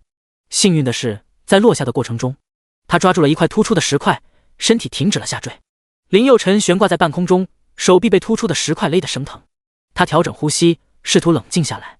猛地一用力跳了上去，陷阱底部的食人蝎急得团团转。呼呼！林佑辰惊魂未定，他看向陷阱底部，好险呐，差点就成了食人蝎的食物了。火灵龙炮！林佑辰只用了1分力就灭掉了所有的食人蝎，杀死20级永恒星兽，获得经验加1000000，金币加1000000，获得毒蝎兽和加1。杀死20级永恒星兽，获得经验加1000000，金币加1000000，获得毒蝎兽和加1。用全力的话，他害怕把这迷宫炸碎了。杀死所有食人蝎后，林佑辰小心翼翼地拿回了桌子上的宝石，3紫色水晶，可以增加物理攻击加20000。看到宝石属性，林佑辰非常开心。不错不错，真不错。林佑辰把宝石放入储物空间，继续搜索前进。脚下都是滑腻的苔藓，非常的湿滑，空气中弥漫着潮湿和阴冷的气息，让人作呕。突然，前方出现了一个诡异的大厅，空气中弥漫着一股令人不安的氛围。大厅顶部高不见顶，四周的石壁显得格外冰冷而坚硬，上面布满了青苔和霉迹。大厅内光线昏暗，只有远处的一处火把勉强照亮着周围。在那里，林佑辰看到了无数的暗影魔熊。我靠，这么多暗影系星兽！暗影魔熊全身覆盖着黑色的长毛，眼中闪烁着忧虑的光芒。第140章暗影蜘蛛王。它们的爪子锋利而有力，仿佛能够撕裂一切。吼吼！它们口中的獠牙露出狰狞的嘶吼声，散发出令人胆寒的气息。星兽暗影魔熊精英怪，等级20，物理攻击加253223，法术攻击加231798，物理防御加283188，法术防御加218666，血量2899332，魔法值2388293，技能灵魂攻击。紧接着，暗影魔熊们从四面八方涌出，向哈迪斯扑来。他们的眼眸闪烁着幽蓝的光芒，嘴角流淌着酸液，显得异常凶狠。哈迪斯眼神一凛，紧握明皇之刃。他身形一闪，躲过一只暗影魔熊的扑击，然后挥剑劈向其侧颈。一道火芒从明皇之刃上飞出，正中目标。那只暗影魔熊痛苦地倒在地上，发出凄厉的嚎叫声。其他暗影魔熊见状纷纷后退，但他们并未放弃，而是张开血盆大口，释放出黑色的能量波。这些能量波在黑暗中飞快地扩散，仿佛要将整个洞穴填满。哈迪斯心中一紧，他挥剑一扫，一道火芒划破黑暗，将几只暗影魔熊击退。但仍有不少能量波袭来，令他感到一阵阵剧痛袭来。哈迪斯知道不能坐以待毙，他深吸一口气，将体内剩余的力量全部聚集在明皇之刃上，然后猛地挥出一道巨大的火芒，划破黑暗，瞬间将几只暗影魔熊吞噬。暗影魔熊们被火芒击中后，痛苦地翻滚着，凄厉的嚎叫声在洞穴内回荡。杀死20级永恒星兽，精英级，获得经验加2000000，金币加2000000，获得魔熊兽和加1。杀死20级永恒星兽，精英级，获得经验加2000000，金币加2000000，获得魔熊兽和加1。杀死所有暗影魔熊后，林佑辰打算继续向前搜索。突然，一个庞然大物从天而降，吼吼！对面是一头庞大的暗影魔熊王。星兽暗影魔熊王超级精英怪，等级20，物理攻击加453288，法术攻击加431798，物理防御加483765，法术防御加418666，血量4899388，魔法值4388666，技能利爪攻击。暗影魔熊王体型庞大，全身覆盖着厚重的黑色毛发，双眼闪烁着红光，散发着令人胆寒的气息。吼吼！暗影魔熊王猛然发出一声震耳欲聋的咆哮声，挥舞着巨大的熊掌向哈迪斯扑来。哈迪斯身形敏捷地躲避着攻击，同时挥出明皇之刃，一道火芒划破黑暗，准确地击中暗影魔熊王的侧脸。火芒在暗影魔熊王的脸上留下一道焦痕。吼吼！一阵剧烈的嘶吼声，暗影魔熊王愤怒地瞪着哈迪斯，眼中闪烁着疯狂的光芒。他张开血盆大口，露出锋利的牙齿，再次向哈迪斯扑来。哈迪斯紧握明皇之刃，身体灵巧地闪避着攻击。他运用体内的力量，不断地挥出火芒攻击暗影魔熊王。火芒划破黑暗，在暗影魔熊王的身上留下一道道焦痕，但他却丝毫不退缩，依然疯狂地攻击着哈迪斯。经过一番艰苦的战斗，哈迪斯终于找到了暗影魔熊王的破绽。他看准时机，猛地跃起，一刀劈向暗影魔熊王的头顶。明皇之刃势放出强大的力量，伴随着一道炽热的火芒，准确地击中了暗影魔熊王。吼吼！暗影魔熊王发出一声凄厉的惨叫声，巨大的身躯轰然倒下。成功击杀20级暗影魔熊王，经验加400000，龙臂加400000，星星合集技能书加19，星云级技能书加8，暗影护腕加1，星合集，暗影头套加1，星合集。杀死暗影魔熊王林佑辰在暗影迷宫中狂奔，周围是光滑的石壁，仿佛永无尽头。他的脚步声在空旷的迷宫里回荡，增添了一丝寂寥与紧张。突然，前方的黑暗中出现了一丝光亮，犹如黑夜中的灯塔，指引着林佑辰前进。他心中一喜，顺着光亮奔去。一座庞大的大厅逐渐映入眼帘，大厅顶部高耸入云，四壁上挂满了古老的壁画，描绘着神秘的图景。大厅的地面上散落着无数的白骨，白骨之间有一些闪烁着幽光的宝石，像是夜空中璀璨的星辰。正当林佑辰全神贯注地观察大厅时，一阵令人毛骨悚然的嘶鸣声在他身后响起。他猛地转身，只见暗影蜘蛛正迅速地向他逼近。他们的身形扭曲而怪异，显得异常狰狞，身上覆盖着厚厚的黑色甲铐，仿佛是穿着一副铁甲。甲铐上布满了尖锐的凸起，像是刀片般锋利。星兽暗影蜘蛛精英怪，等级20，物理攻击加253656，法术攻击加231765，物理防御加2835555，法术防御加218666，血量2246678，魔法值2388293，技能毒丝缠绕。暗影蜘蛛向他扑来的瞬间，他挥出了明皇之刃，一道火芒划破黑暗，直击蜘蛛群。火芒所到之处，暗影蜘蛛纷纷被点燃，身体在火焰中痛苦地扭动着，空气中弥漫着烧焦的恶臭，伴随着蜘蛛残骸落地的声音。然而，暗影蜘蛛的数量众多，它们似乎毫无痛觉，前赴后继地向哈迪斯发起攻击。它们的毒液喷溅在哈迪斯的铠甲上，发出滋滋的声响，但无法穿透那坚固的防御。这些暗影蜘蛛在他面前显得不堪一击，纷纷败下阵来。杀死20级永恒星兽精英级，获得经验加200000，金币加200000，获得魔熊兽合加1。杀死20级永恒星兽精英级，获得经验加200000，金币加200000，获得魔熊兽合加1。地上暗影蜘蛛的残肢还未消失，一只体型更大的蜘蛛出现了。暗影蜘蛛王8只眼睛闪烁着狡猾与残忍的光芒，它那布满利齿的巨口仿佛能一口吞下整座山峰。暗影蜘蛛王身上散发出的黑暗气息，使得周围的光线都显得有些压抑。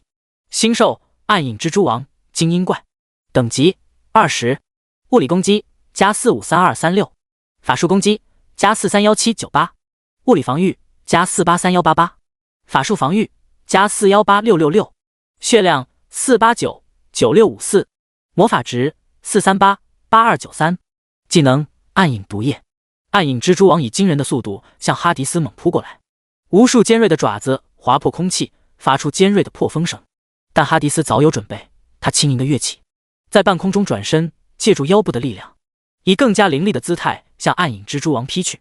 明皇之刃上释放出的火芒划破黑暗，犹如一道璀璨的流星，准确地击中了暗影蜘蛛王。火芒瞬间在暗影蜘蛛王身上爆裂开来，伴随着剧烈的爆炸声和刺眼的光芒，暗影蜘蛛王发出一声凄厉的惨叫，被炸得连连后退。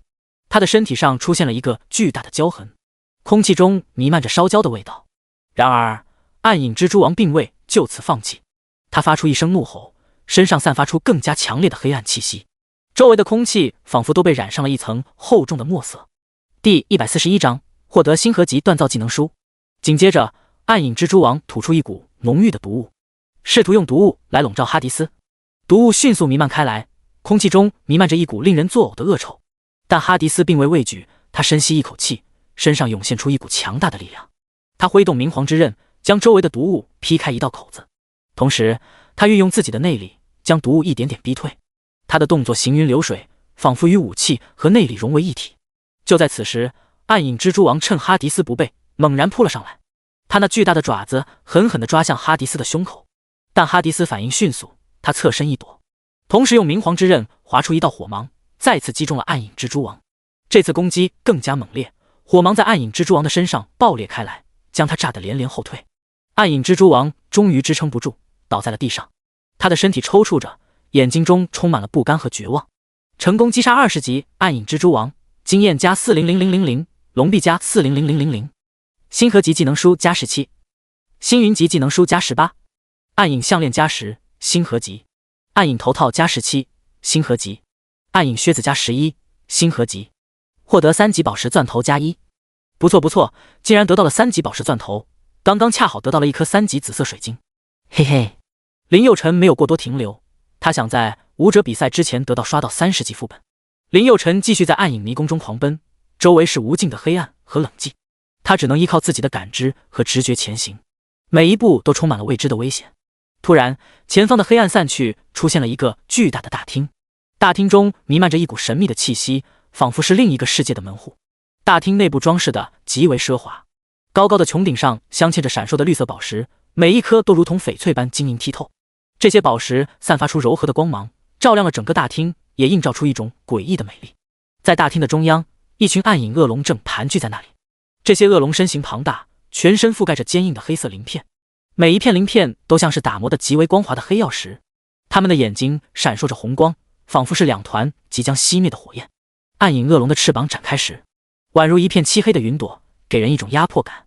星兽暗影恶龙精英怪，等级20，物理攻击加253212，法术攻击加231798，物理防御加283188，法术防御加218666，血量2899332，魔法值2388293，技能恶龙咆哮。暗影恶龙们口中喷吐着腐蚀性的气息，眼中闪烁着狡猾与残忍的光芒。这些恶龙相互配合，从四面八方对哈迪斯发起了猛烈的攻击。面对暗影恶龙的围攻，哈迪斯灵活地躲避着恶龙的攻击，同时不断挥出火芒，将他们击退。每当有暗影恶龙试图靠近哈迪斯时，他都会以迅雷不及掩耳之势挥出明皇之刃，将他们斩退。洞穴内不断响起恶龙的咆哮声、金属碰撞的铿锵声以及火焰燃烧的噼啪声，整个地底世界仿佛都在颤抖，空气中充满了紧张与刺激的气息。随着战斗的进行，暗影恶龙的数量逐渐减少，而哈迪斯则越战越勇，他的每一次攻击都充满了力量与智慧。最终，当最后一只暗影恶龙倒下时，洞穴内陷入了短暂的寂静之中。杀死20级永恒星兽精英级，获得经验加200000，金币加200000，获得恶龙兽盒加1。杀死20级永恒星兽精英级，获得经验加200000，金币加200000，获得恶龙兽盒加1。吼吼！不远处龙王已经现身，恶龙王身躯蜿蜒，鳞片闪烁着幽暗的光芒，双眼中透露出凶残与狡猾。他张开巨口，一道道紫色的火焰从喉咙中喷薄而出，空气中弥漫着浓重的硫磺气息。星兽暗影恶龙王精英怪，等级20，物理攻击加453321，法术攻击加431798，物理防御加483188，法术防御加418768，血量42899678，魔法值4388298，技能灵魂攻击。哈迪斯面对恶龙王的威压，他丝毫不退缩，他紧握明皇之刃，凝聚全身的力量，向恶龙王发起了猛烈的攻击。火芒伴随着刀锋的挥动而绽放，划破黑暗的空间，犹如流星般璀璨。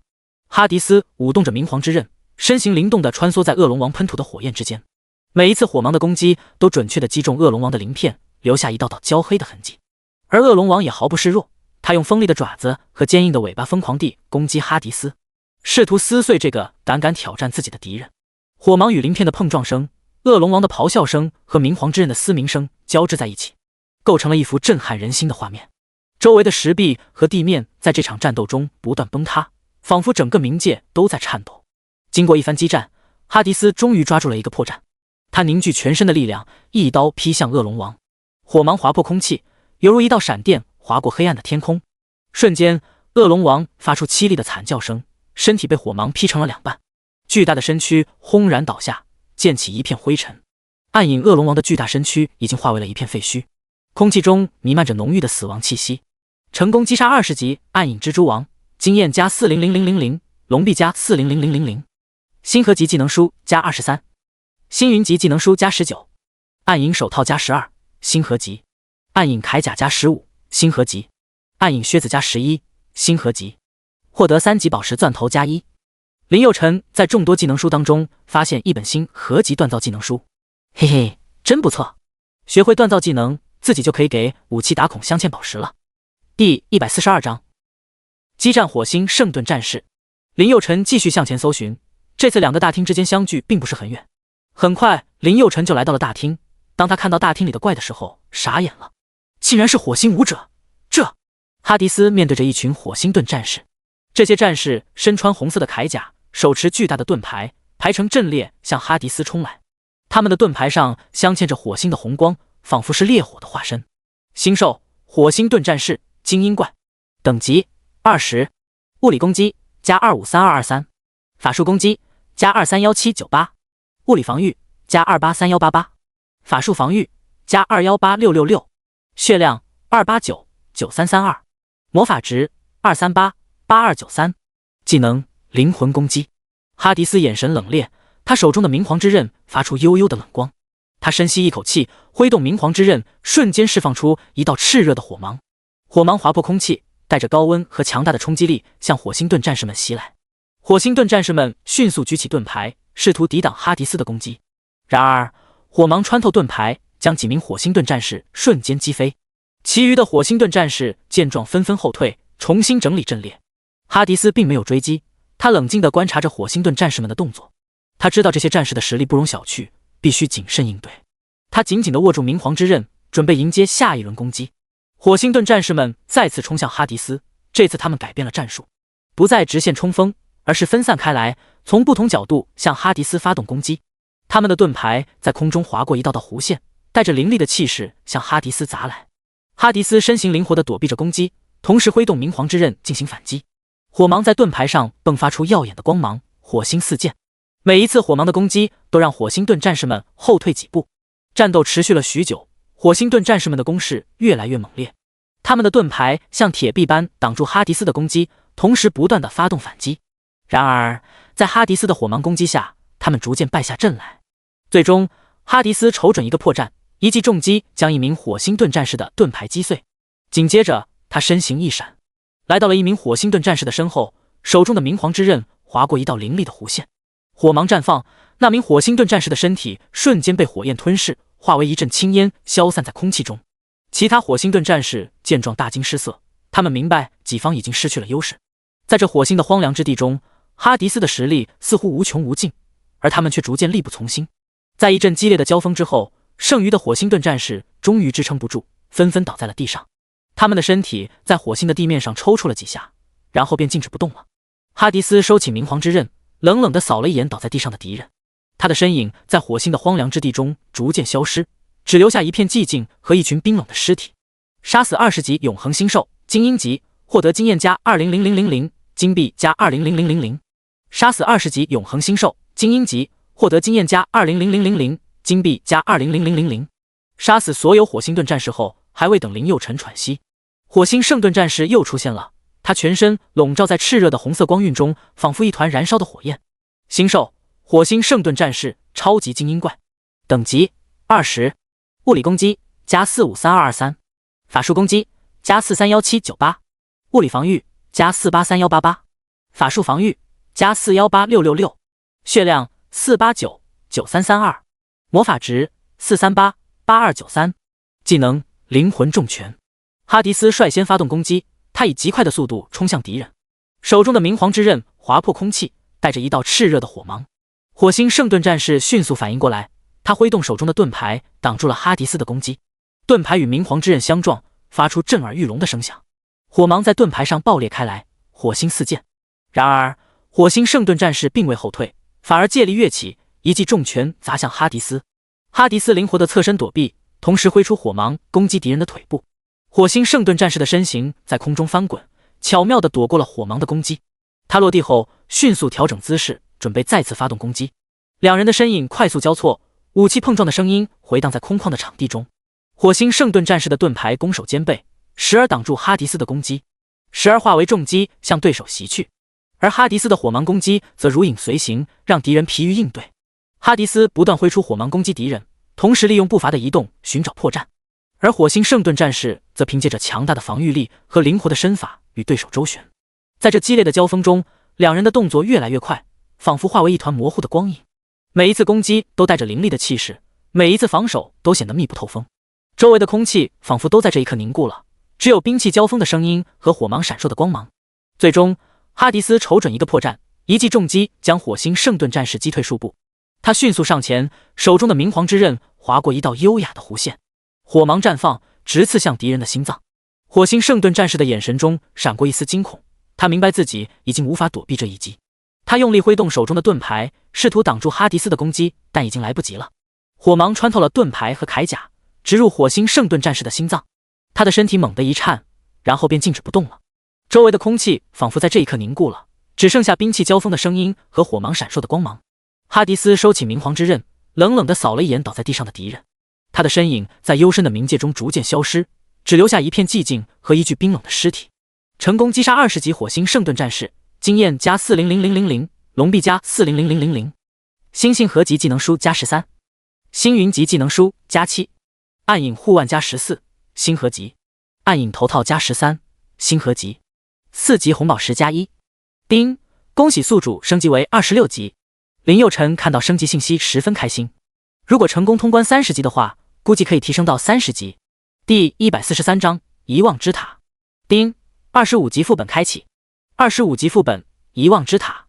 副本概述：遗忘之塔是一个古老的魔法塔，塔内隐藏着各种宝藏和谜题，但也有许多危险的陷阱和敌人。玩家需要解开塔内的谜题，击败敌人，最终获得宝藏。林佑辰根据提示很快来到了副本入口处，但是副本入口处没有任何传送阵，只有一个棋局摆在副本入口处。林佑辰十分奇怪，他来到棋局前呢喃道：难道需要解开这个棋局才能打开副本入口？丁，解开棋局即可看见传送阵入口。系统提示证实了林佑辰的猜想。林佑辰坐在棋盘前，凝视着棋盘上的棋子，陷入了沉思。棋盘上黑白棋子错落有致，形成了一个复杂的局面。他的手指轻轻敲打着桌面，似乎在寻找着破绽。时间一点点地流逝，周围的世界仿佛消失了，只剩下他和这个棋局。他的眼中闪烁着锐利的光芒，那是对胜利的渴望，也是对挑战的执着。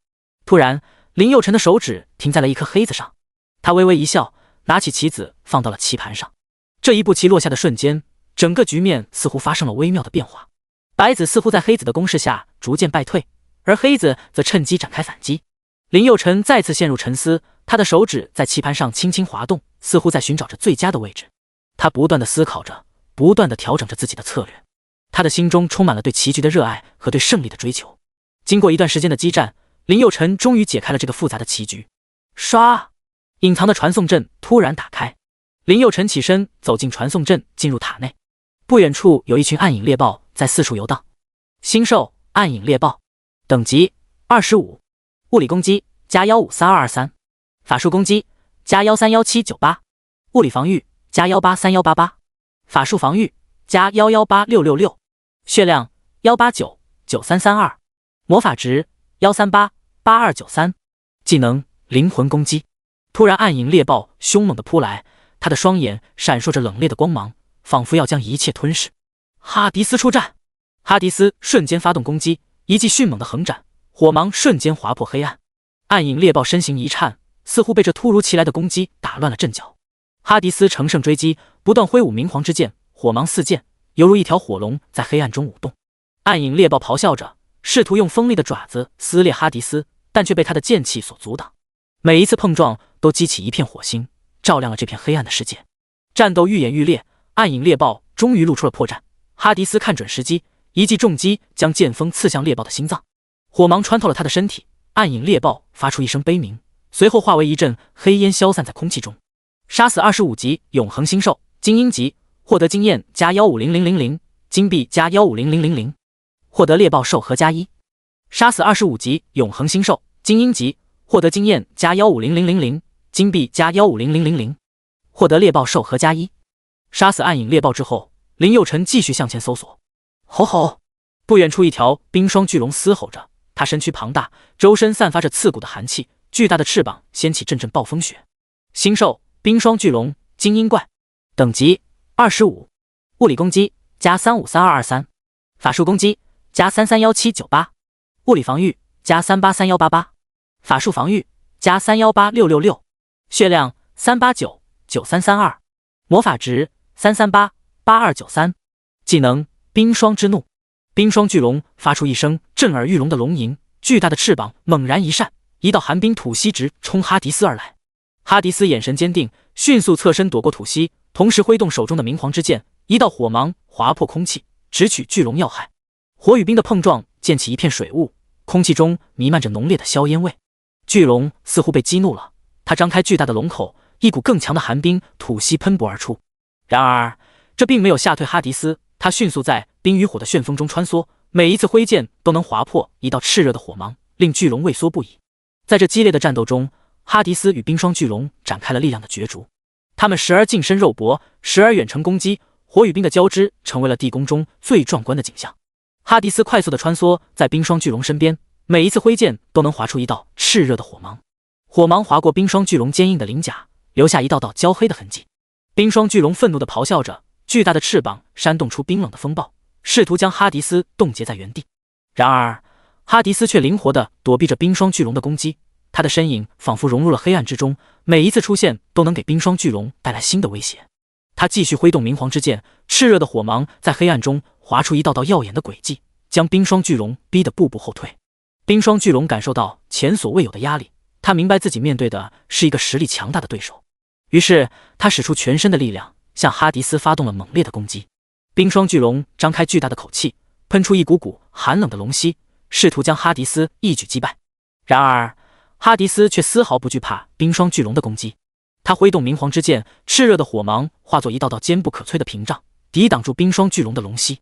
在这场激烈的战斗中，黑暗的背景下只留下火与冰的碰撞声和战斗者们激烈的对决。最终哈迪斯凭借着过人的勇气和实力击败了冰霜巨龙，成功击杀25级火星圣盾战士，经验加300000，龙币加300000，星性合集技能书加13，星云级技能书加7，暗影护腕加14，星合集，暗影头套加13，星合集。杀死精英怪之后，林佑辰继续向前搜索，前面不远处就是火凤凰的领地了。火凤凰身披烈焰羽衣，舞动着炽热的羽翼，仿佛要将整个世界都点燃。星兽火凤凰，等级25，物理攻击加153277，法术攻击加131798，物理防御加1831188，法术防御加118666，血量1899366，魔法值1388293，技能火焰攻击。火凤凰首先发起了攻击，烈焰如同一道流星划破天际，向哈迪斯猛烈的袭来。但哈迪斯并不畏惧，他挥动手中的明皇之剑，一道火芒瞬间迸发而出，与火凤凰的火焰相撞，两股强大的力量在空中激烈碰撞，发出震耳欲聋的轰鸣声。哈迪斯紧随其后，挥剑疾驰，剑芒闪烁，划出一道道绚丽的轨迹。火凤凰也不甘示弱，羽翼扇动间，火焰如同旋风般旋转，形成一道火龙卷向哈迪斯袭来。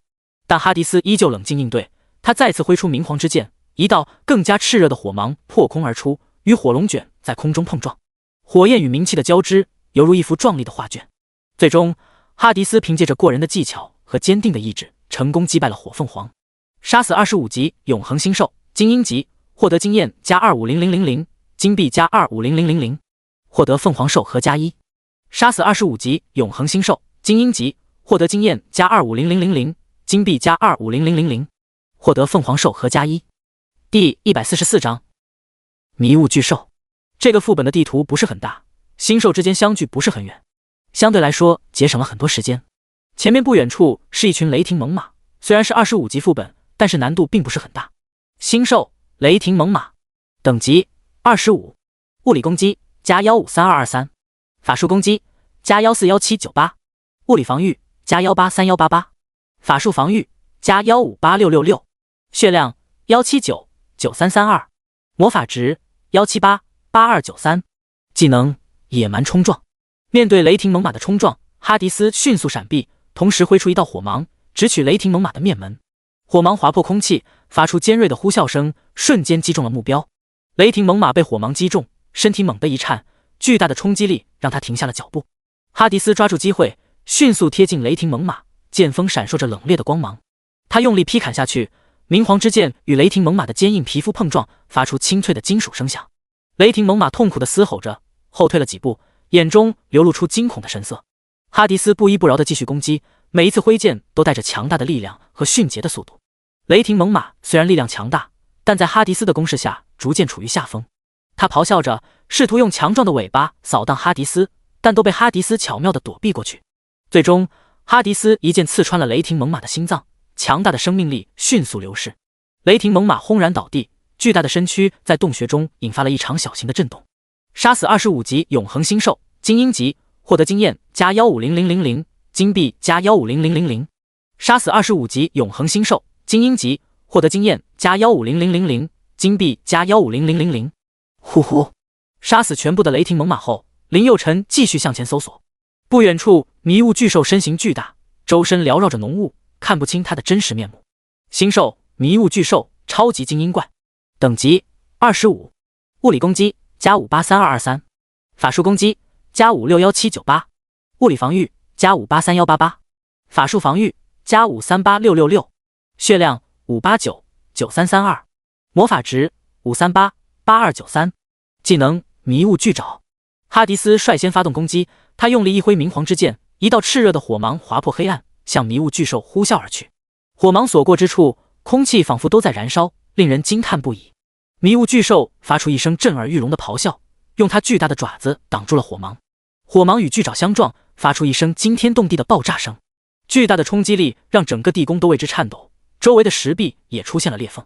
迷雾巨兽似乎对哈迪斯的攻击早有准备，他用锋利的爪子将火芒击散，然后猛然向哈迪斯扑去。哈迪斯身形矫健地躲避着迷雾巨兽的攻击，同时不断挥舞明皇之剑，发出道道火芒攻击巨兽。火芒在黑暗中划出一道道耀眼的轨迹，不断在巨兽身上留下一道道灼热的伤痕。迷雾巨兽痛苦地嘶吼着，他愤怒地挥舞着爪子，试图抓住哈迪斯，但哈迪斯的速度太快，巨兽的攻击总是落空。此时，哈迪斯看准时机，再次聚集了一道强大的火芒，狠狠地劈向巨兽的头颅。巨兽发出惊恐的叫声，但他已经来不及躲避，火芒重重地劈在他的头颅上，将他击飞出去。吼吼！迷雾巨兽彻底被激怒，张开血盆大口，发出一声震耳欲聋的咆哮。接着，他挥动巨大的爪子向火芒拍去，火芒与巨兽的爪子相撞，发出剧烈的爆炸声。宫殿中的石壁在冲击波的震颤下开始崩塌，烟尘弥漫。迷雾巨兽被爆炸的力量震退了几步，但他并未放弃，再次发起了猛烈的攻击。哈迪斯在爆炸中稳住形，紧握着明皇之剑冲向巨兽。他挥剑劈向巨兽的头颅，剑锋上燃烧着炽热的火焰。巨兽张开血盆大口，试图咬住哈迪斯，但哈迪斯灵活地躲避开来。在这激烈的战斗中，明皇之剑似乎与哈迪斯融为一体，每一次挥动都带着炽热的火焰。迷雾巨兽虽然身躯庞大，但动作却十分敏捷，他用巨大的爪子不断攻击哈迪斯，同时口中喷出浓雾，试图迷惑哈迪斯。整个宫殿中充满了激烈的战斗声和巨兽的咆哮声，石块崩塌，灰尘弥漫，但哈迪斯的眼神始终坚定如初。最终在哈迪斯的狂攻之下，迷雾巨兽被彻底杀死，成功击杀25级迷雾巨兽，经验加4000000，龙币加4000000，星星合集技能书加13，星云级技能书加17，暗影呼万加17，星合集，暗影头套加18，星合集。很快，第一层的所有星兽全部被杀死，令友立刻向第二层跑去。刚到第二层，林佑辰就听到阵阵低鸣。吼吼！夜刃豹眼中闪烁着凶狠的光芒。星兽：夜刃豹，精英怪，等级25，物理攻击加353223，法术攻击加331798，物理防御加383188，法术防御加318666，血量3399332，魔法值3588293，技能灵魂攻击。哈迪脚下一踏，身体瞬间化作一道虚影，向夜刃豹冲去。与此同时，他手中的明皇之剑挥出，一道炽热的火芒划破黑暗，向夜刃豹呼啸而去。火芒所过之处，空气都仿佛被点燃，散发出一股炽热的气息。夜刃豹感受到火芒的炽热，眼神中闪过一丝惊恐，但很快他便恢复了镇定，身形一跃而起，试图躲避这致命的一击。然而，火芒的速度太快，夜刃豹的动作还是稍显迟缓，火芒瞬间击中了他的身体。夜刃豹发出一声凄厉的吼叫，身上的黑毛被火芒烧得焦黑。他猛地扑向哈迪斯，利爪闪烁着寒光。哈迪斯眼神一凛，身形一侧，躲过了夜刃豹的攻击。同时，他手中的明皇之剑再次挥出，一道火芒划过黑暗，准确地击中了夜刃豹的头部。夜刃豹的身体猛地一颤，眼中的光芒逐渐暗淡下来，他无力地倒在了地上，再也无法动弹。杀死25级永恒星兽精英级，获得经验加350000，金币加350000。杀死25级永恒星兽精英级，获得经验加350000，金币加350000。第145章毒蛇女王。林佑辰继续向前搜索，前面不远处是一群幽灵狼。星兽幽灵狼精英怪，等级25，物理攻击加353456，法术攻击加331798，物理防御加383188，法术防御加318666，血量3899765，魔法值3388293，技能北极寒战。哈迪斯挥动手中的明黄之剑，一道炽热的火芒划破黑暗，向幽灵狼呼啸而去。呵呵，就让我的烈焰吞噬你们吧！火芒所过之处，空气仿佛都在燃烧，令人窒息的热浪扑面而来。幽灵狼眼中闪过一丝惊恐，但他迅速镇定下来，张开血盆大口，吐出一道冰冷的寒气。呼呼，寒气与火芒在空中激烈碰撞，发出嘶嘶声响，仿佛是冰与火的较量。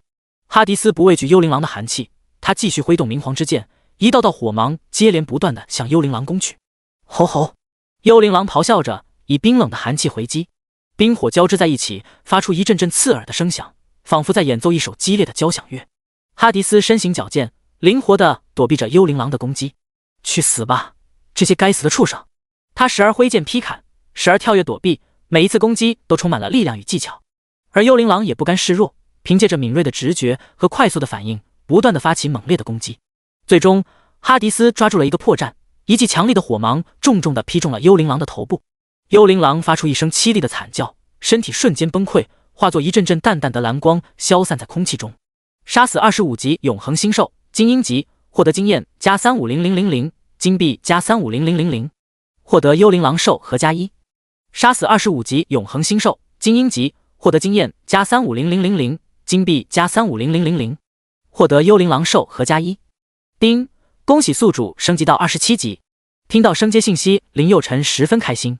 嘿嘿，又升了一级，如果在全球大比武之前升阶到30级就好了。说完，林佑辰继续向前搜寻。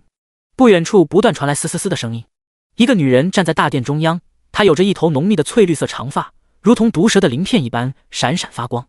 她的眼睛是深邃的琥珀色，仿佛能洞察人心。她的肌肤白皙细腻，但散发出一种冰冷的气息，仿佛没有生命的蛇皮。她身穿一袭华丽的翠绿色长裙，裙摆上镶嵌着无数闪烁的宝石，仿佛是毒蛇身上的鳞片。她的脖颈上缠绕着一条细小的毒蛇，那是她的宠物，也是她的象征。她的笑容中带着一丝阴险和狡诈。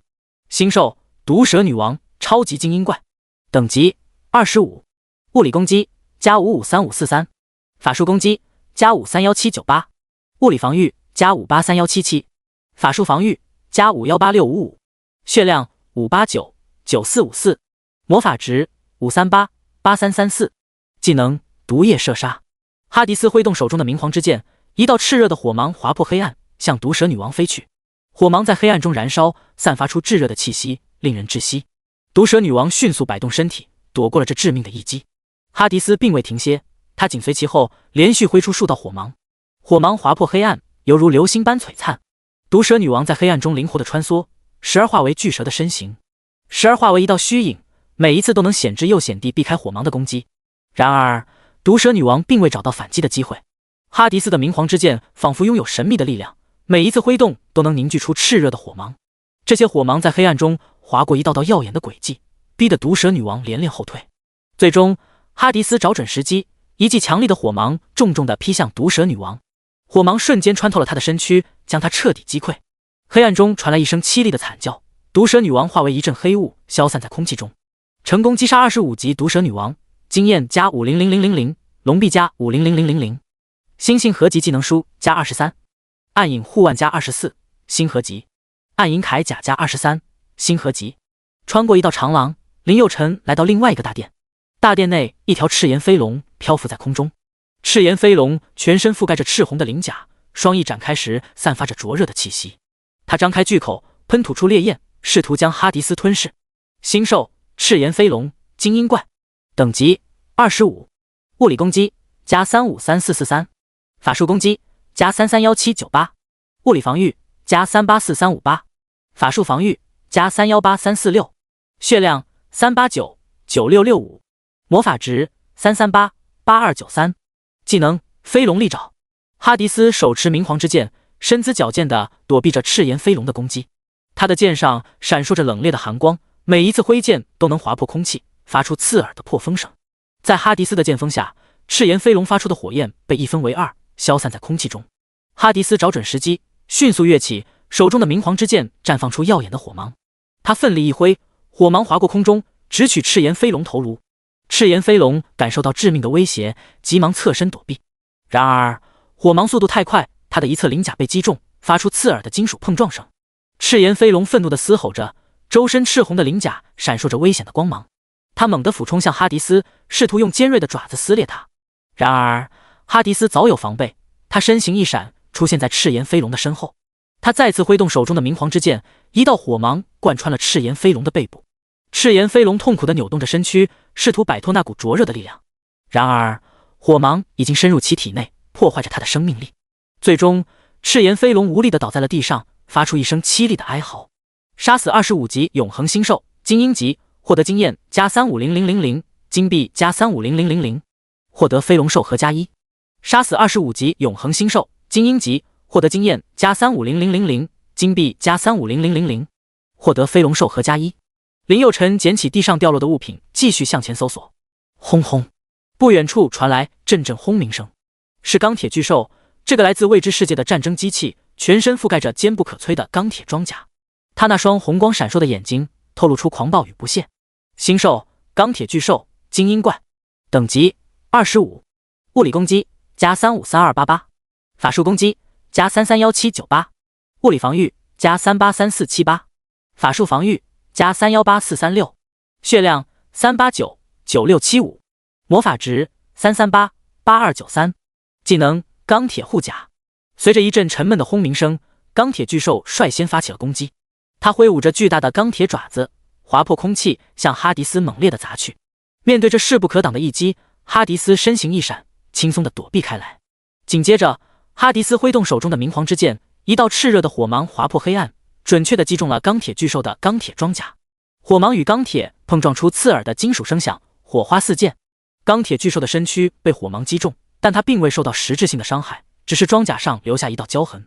哈迪斯眼神微眯，心中对着钢铁巨兽的防御力暗自惊叹。他再次聚集力量，挥剑而上。这一次他运用了更强大的力量，火芒变得更加炽热和明亮。火芒再次击中钢铁巨兽，这次他在装甲上留下了一道深深的划痕。钢铁巨兽似乎感到了疼痛，发出一声震耳欲聋的咆哮声，整个地底都为之颤抖。然而哈迪斯并未因此而松懈，他继续发动攻击，每一次挥剑都带着狂暴的火焰力量。火芒与钢铁碰撞的声音回荡在幽暗的地底深处，似乎在演奏一首死亡的交响曲。经过一番激战，钢铁巨兽的身体上布满了焦痕和裂纹，但他的攻击仍然凶猛而有力。他张开巨大的口气，向哈迪斯喷吐出灼热的火焰。面对这突如其来的攻击，哈迪斯迅速躲避，但火焰仍在他身后燃烧。杀死25级永恒星兽，精英级，获得经验加3500000，金币加3500000。杀死25级永恒星兽，精英级，获得经验加35000，金币加35000。第146章天劫雷龙。呼呼，林佑辰一路狂奔，来到这一层最后一个大怪面前。暴风巨鹰巨大的翅膀掀起一阵狂风，吹散了周围的尘埃。他的双眼闪烁着狡猾与残忍，似乎对这场战斗充满了自信。星兽，暴风巨鹰，超级精英怪，等级25，物理攻击加553232，法术攻击加531443，物理防御加583563，法术防御加518632，血量5899567，魔法值5388765，技能展翅攻击。突然哈迪斯发起了攻击，他挥动手中的明皇之剑，一道炽热的火芒划破黑暗，径直向暴风巨鹰飞去。火芒燃烧着空气，发出噼啪声响，令人胆寒。暴风巨鹰迅速反应过来，急忙躲避。他的翅膀一震，身体在空中划出一道优雅的弧线，巧妙地躲过了火芒的攻击。随后他猛地俯冲向哈迪斯，锋利的爪子伸向他的头部。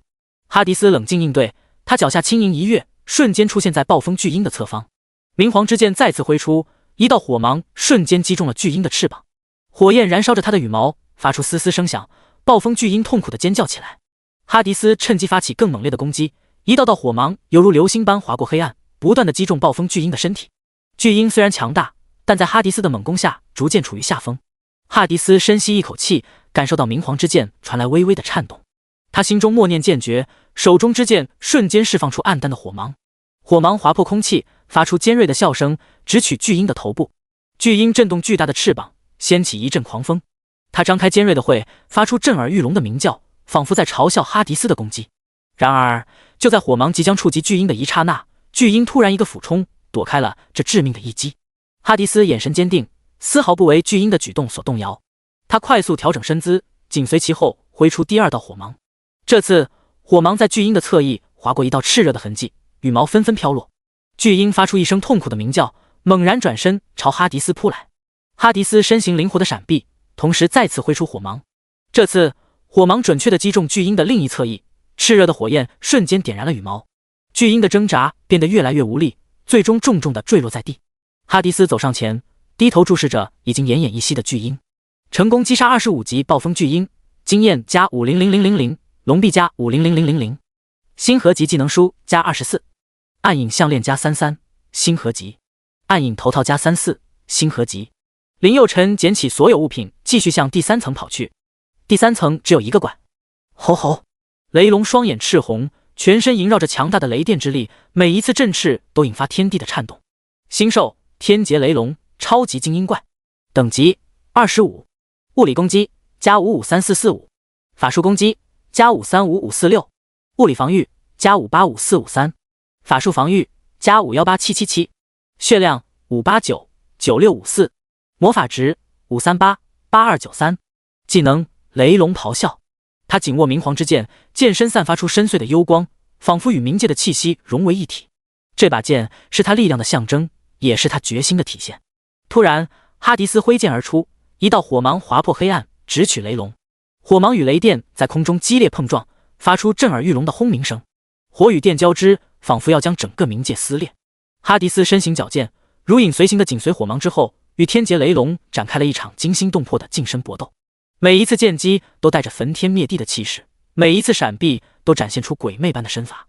雷龙咆哮声震天，他使出浑身解数，雷电四溢，试图将哈迪斯一举击溃。然而，哈迪斯凭借着明皇之剑的神秘力量和过人的战斗技巧，一次又一次地抵挡住了天劫雷龙的攻击。这场战斗不仅是力量的对决，更是智慧与勇气的较量。在生死之间游走，哈迪斯始终坚守着自己的信念与决心。最终，他凭借着无与伦比的毅力与智慧，成功击败了天劫雷龙。冥王哈迪斯面对着天劫雷龙，心中没有丝毫畏惧。他紧握着明皇之剑，眼神坚定地注视着强大的对手。天劫雷龙张开巨大的翅膀，发出一声震耳欲聋的怒吼，朝哈迪斯猛冲过来。哈迪斯冷静地闪避，同时挥出明皇之剑，一道炽热的火芒划破黑暗，准确地击中了雷龙。火芒在雷龙身上爆裂开来，发出一道耀眼的光芒。雷龙痛苦地嘶吼着，身体在空中翻滚着坠落下来。成功击杀25级天劫雷龙，经验加500000，龙臂加500000，星河级技能书加23，暗影靴子加44，星河级，暗影头套加43，星河级。第147章雷鸣师的怒吼。林佑辰终于完成了30级副本。走出副本，林佑辰看了一眼时间，还有1天的时间。这些时间足够林佑辰完成30级副本的了。林佑根据提示来到30级副本黑暗森林的入口处，随后他进入了30级副本。好的，以下是一段可能的黑暗森林景色描写。黑暗森林显得格外神秘而寂静，高耸的树木像巨人般屹立，枝叶茂密，遮天蔽日，让森林里的光线变得昏暗。空气中弥漫着潮湿的气息，夹杂着泥土和腐败的落叶的味道。脚下是厚厚的落叶，踩上去发出沙沙的声响，回荡在林间。偶尔有几道微弱的光线穿过树叶的缝隙，像鬼火般在森林中跳跃，增添了几分诡异的气氛。森林中不时有风吹过，树叶轻轻摇曳，发出沙沙的声响，仿佛是低语声。偶尔有鸟儿的惊叫声划破夜空，又迅速消失在林深处。黑暗森林里充满了未知的危险和神秘。林佑辰带着哈迪斯不断向前搜寻，路上可以听到无数妖兽在嘶吼。突然，不远处出现一群风翼虎。林佑辰矗立在千钧石桥之上，面对着成群的风翼虎。这些风翼虎张开巨大的羽翼，尖锐的利爪在地面上划出深深的痕迹，呼啸的狂风伴随着他们的咆哮。星兽风翼虎，等级30，物理攻击加303223，法术攻击加231798，物理防御加283188，法术防御加218666，血量2899332，魔法值2388293，技能狂风攻击。哈迪斯紧握着明皇之刃，这把传说中的武器仿佛融入了他的手掌，与他化为一体。他的眼中闪烁着决绝的光芒，面对眼前的敌人，他没有任何退缩的想法。林佑辰站在哈迪斯身后，凝视着前方，他的手中也紧握着一把武器，那是与明皇之刃相辅相成的炎火之剑。他深吸一口气，调动体内的火焰之力，准备释放出强大的攻击。随着林佑辰的意志，火焰之力从炎火之剑中喷薄而出，凝聚成一道耀眼的火芒。火芒在空中划过一道优雅的弧线，向风翼虎群袭去。风翼虎们感受到了火芒的炽热和威胁，纷纷张开羽翼，试图用狂风将其吹散。然而火芒却不受影响，继续向前飞去。当火芒触及风翼虎时，瞬间引发了一片火海。风翼虎们在火焰中痛苦地挣扎着，凄厉的叫声响彻整个地底世界。风翼虎们咆哮着冲向哈迪斯，锋利的爪子和尖锐的牙齿闪烁着寒光。然而面对这群猛兽的攻击，哈迪斯却毫无惧色。他挥动手中的明皇之刃，发出一道炽热的火芒，火芒划破空气，带着熊熊烈火向风翼虎们飞去。火芒所过之处，空气都在燃烧，形成一道炽热的火墙。风翼虎们被火芒瞬间击中，那炽热的火焰仿佛能焚烧一切。他们痛苦地嚎叫着，身上被烧得皮开肉绽，羽毛纷纷掉落。一些风翼虎甚至被直接击飞出去，重重地摔在地上，再也无法动弹。哈迪斯紧握明皇之刃，眼神中闪烁着凌厉的光芒。他并未停歇，继续发动攻击。火芒不断从明皇之刃上飞出，如同一道道炽热的流星，在幽谷中划过一道道耀眼的轨迹。在这激烈的战斗中，风翼虎们纷纷倒下，最终只剩下一只风翼虎还勉强支撑着。他瞪着哈迪斯，眼中充满了不甘与畏惧。然而在哈迪斯强大的力量面前，他也无力抵抗，最终瘫倒在地。暗影狼身形高大，毛皮闪烁着幽光，眼中透出狡猾与凶残。他们低声嘶吼，散发出一股令人胆寒的气息。杀死30级永恒星兽，获得经验加300000，金币加300000。杀死30级永恒星兽，获得经验加300000，金币加300000。林佑辰在密林中疾驰，脚下是柔软的苔藓和落叶，他感受着树木和枝叶拂过身体的触感，心中充满了自由和冒险的激情。吼吼！一群暗影狼在不远处的草丛里嘶吼。星兽暗影狼，等级30，物理攻击加303223，法术攻击加231798，物理防御加283188，法术防御加218666，血量3899332，魔法值3388293，技能利爪攻击。突然暗影狼发起了攻击，他们如同一道道黑色的闪电，迅速扑向哈迪斯。但哈迪斯早有准备，他身形灵动地躲避着暗影狼的攻击，同时挥动手中的明皇之刃，释放出一道道凌厉的刀芒。刀芒划破黑暗，带着死亡的气息飞向暗影狼。一只暗影狼躲避不及，被刀芒直接劈中，身体瞬间被斩成两半。其他暗影狼见状，纷纷后退了几步，眼中闪过一丝忌惮。然而他们并未放弃，重新调整姿态，再次发起了攻击。这一次他们从四面八方同时扑向哈迪斯，试图将他包围。但哈迪斯身形如风，快速移动着避开了他们的攻击。同时他深吸一口气，双手紧握明皇之刃，凝聚出一股强大的力量。随着一声低喝，哈迪斯释放出一道巨大的火芒，火芒带着炽热的气息，瞬间击中了暗影狼群。火芒所过之处，暗影狼的身体纷纷被点燃，凄厉的惨叫声在迷宫中回荡。突然一只暗影狼从侧面猛扑过来，张开血盆大口，露出尖锐的獠牙。哈迪斯侧身躲避，同时挥出明皇之刃，一道炽热的火芒划破黑暗，准确地击中暗影狼的身体。火芒瞬间将暗影狼包裹，发出噼里啪啦的声响。待火芒消散，那只暗影狼已化为一片灰烬。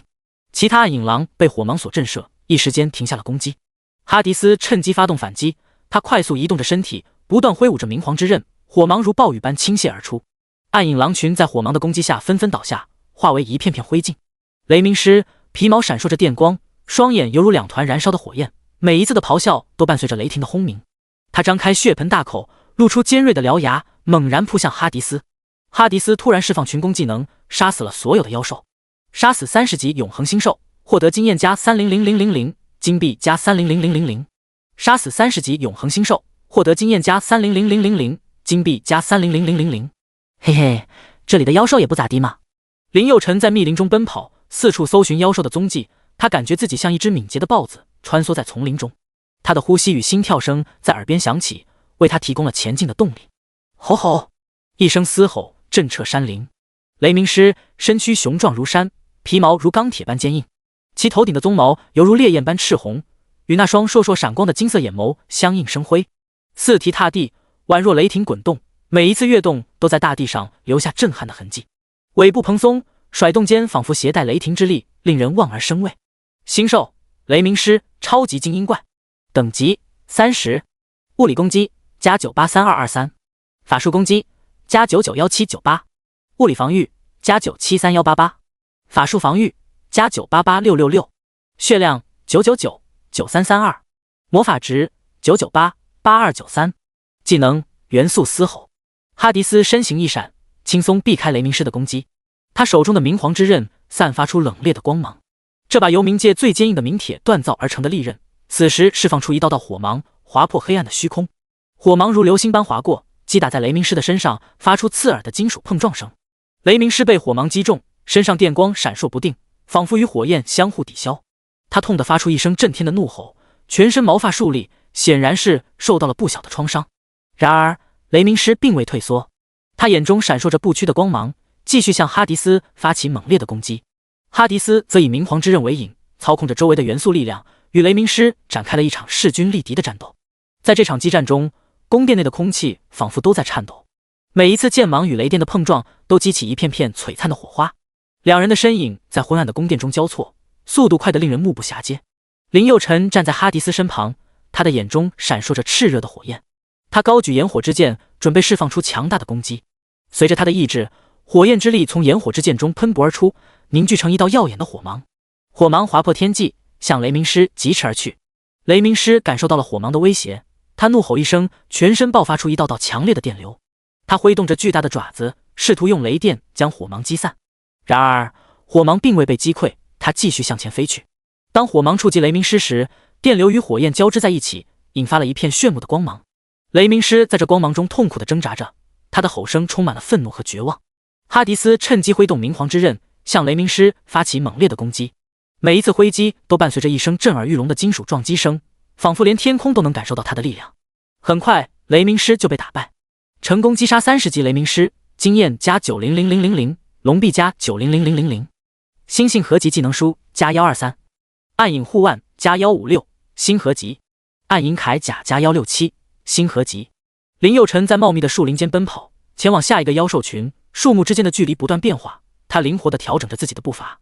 脚下是厚厚的落叶，踩上去发出沙沙的声响，与他的呼吸声交织在一起。哈迪斯面对着一群冰霜熊，这些熊身披厚重的冰甲，口中喷吐着寒气，全身散发着冰冷的气息。星兽冰霜熊，等级30，物理攻击加303876，法术攻击加231798，物理防御加283188，法术防御加318666，血量3899555，魔法值3388293，技能灵魂攻击。战斗开始，冰霜熊群咆哮着朝哈迪斯扑来，他们挥舞着巨大的冰爪，划破空气，发出刺耳的声响。哈迪斯眼神坚定，丝毫不惧怕这些强大的敌人。他挥动手中的明皇之刃，刀锋划过空气，发出一道道凌厉的斩击。在这关键时刻，哈迪斯运用了火芒攻击，他聚集全身的力量，高举明皇之刃，猛地朝地面砍去。随着一声震耳欲聋的声响，一道火芒从地面冲天起，将冰霜熊群笼罩其中。火芒与冰霜碰撞，发出刺眼的白光，仿佛要将整个冥界照亮。冰霜熊群在这炽热的火芒下痛苦地挣扎着，他们的冰甲在高温下逐渐融化，身体被火焰吞噬。哈迪斯紧握明皇之刃，不断发动攻击，火芒在冰霜熊群中炸开，每一次爆炸都带走几只熊的生命。突然，一只冰霜熊发出一声震天的咆哮，朝哈迪斯猛扑过来。哈迪斯眼神一凛，侧身躲避，同时挥出明皇之刃，一道凌厉的刀芒划破空气，准确地击中了冰霜熊的身体。冰霜熊被刀芒击中，身上覆盖的冰甲瞬间碎裂，露出了里面的柔软肉身。他发出一声凄惨的嚎叫，身体重重地倒在了地上。其他冰霜熊见状，纷纷后退了几步，眼中的冰冷光芒更加凶狠。他们张开血盆大口，口中喷出冰冷的气息，仿佛要将整个世界都冻结。哈迪斯没有放松警惕，他知道这些冰霜熊不会轻易放弃攻击。他深吸一口气，调动体内的力量，准备发动更强大的攻击。突然，他猛地跃起，高举明皇之刃，一道炽热的火芒从刀锋上飞出，直冲向一群冰霜熊。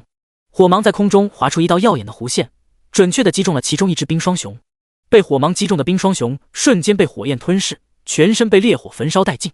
其他冰霜熊见状，惊恐地尖叫着四散逃窜。哈迪斯没有放过这个机会，他迅速发动攻击，明皇之刃在月光下闪烁着幽暗的光芒。一道道炽热的火芒从刀锋上飞出，准确地击中了逃窜的冰霜熊。一时间，冰霜熊的哀嚎声此起彼伏，他们的身体在火焰中被焚烧成灰烬。经过一番激战，这群冰霜熊终于被哈迪斯消灭殆尽。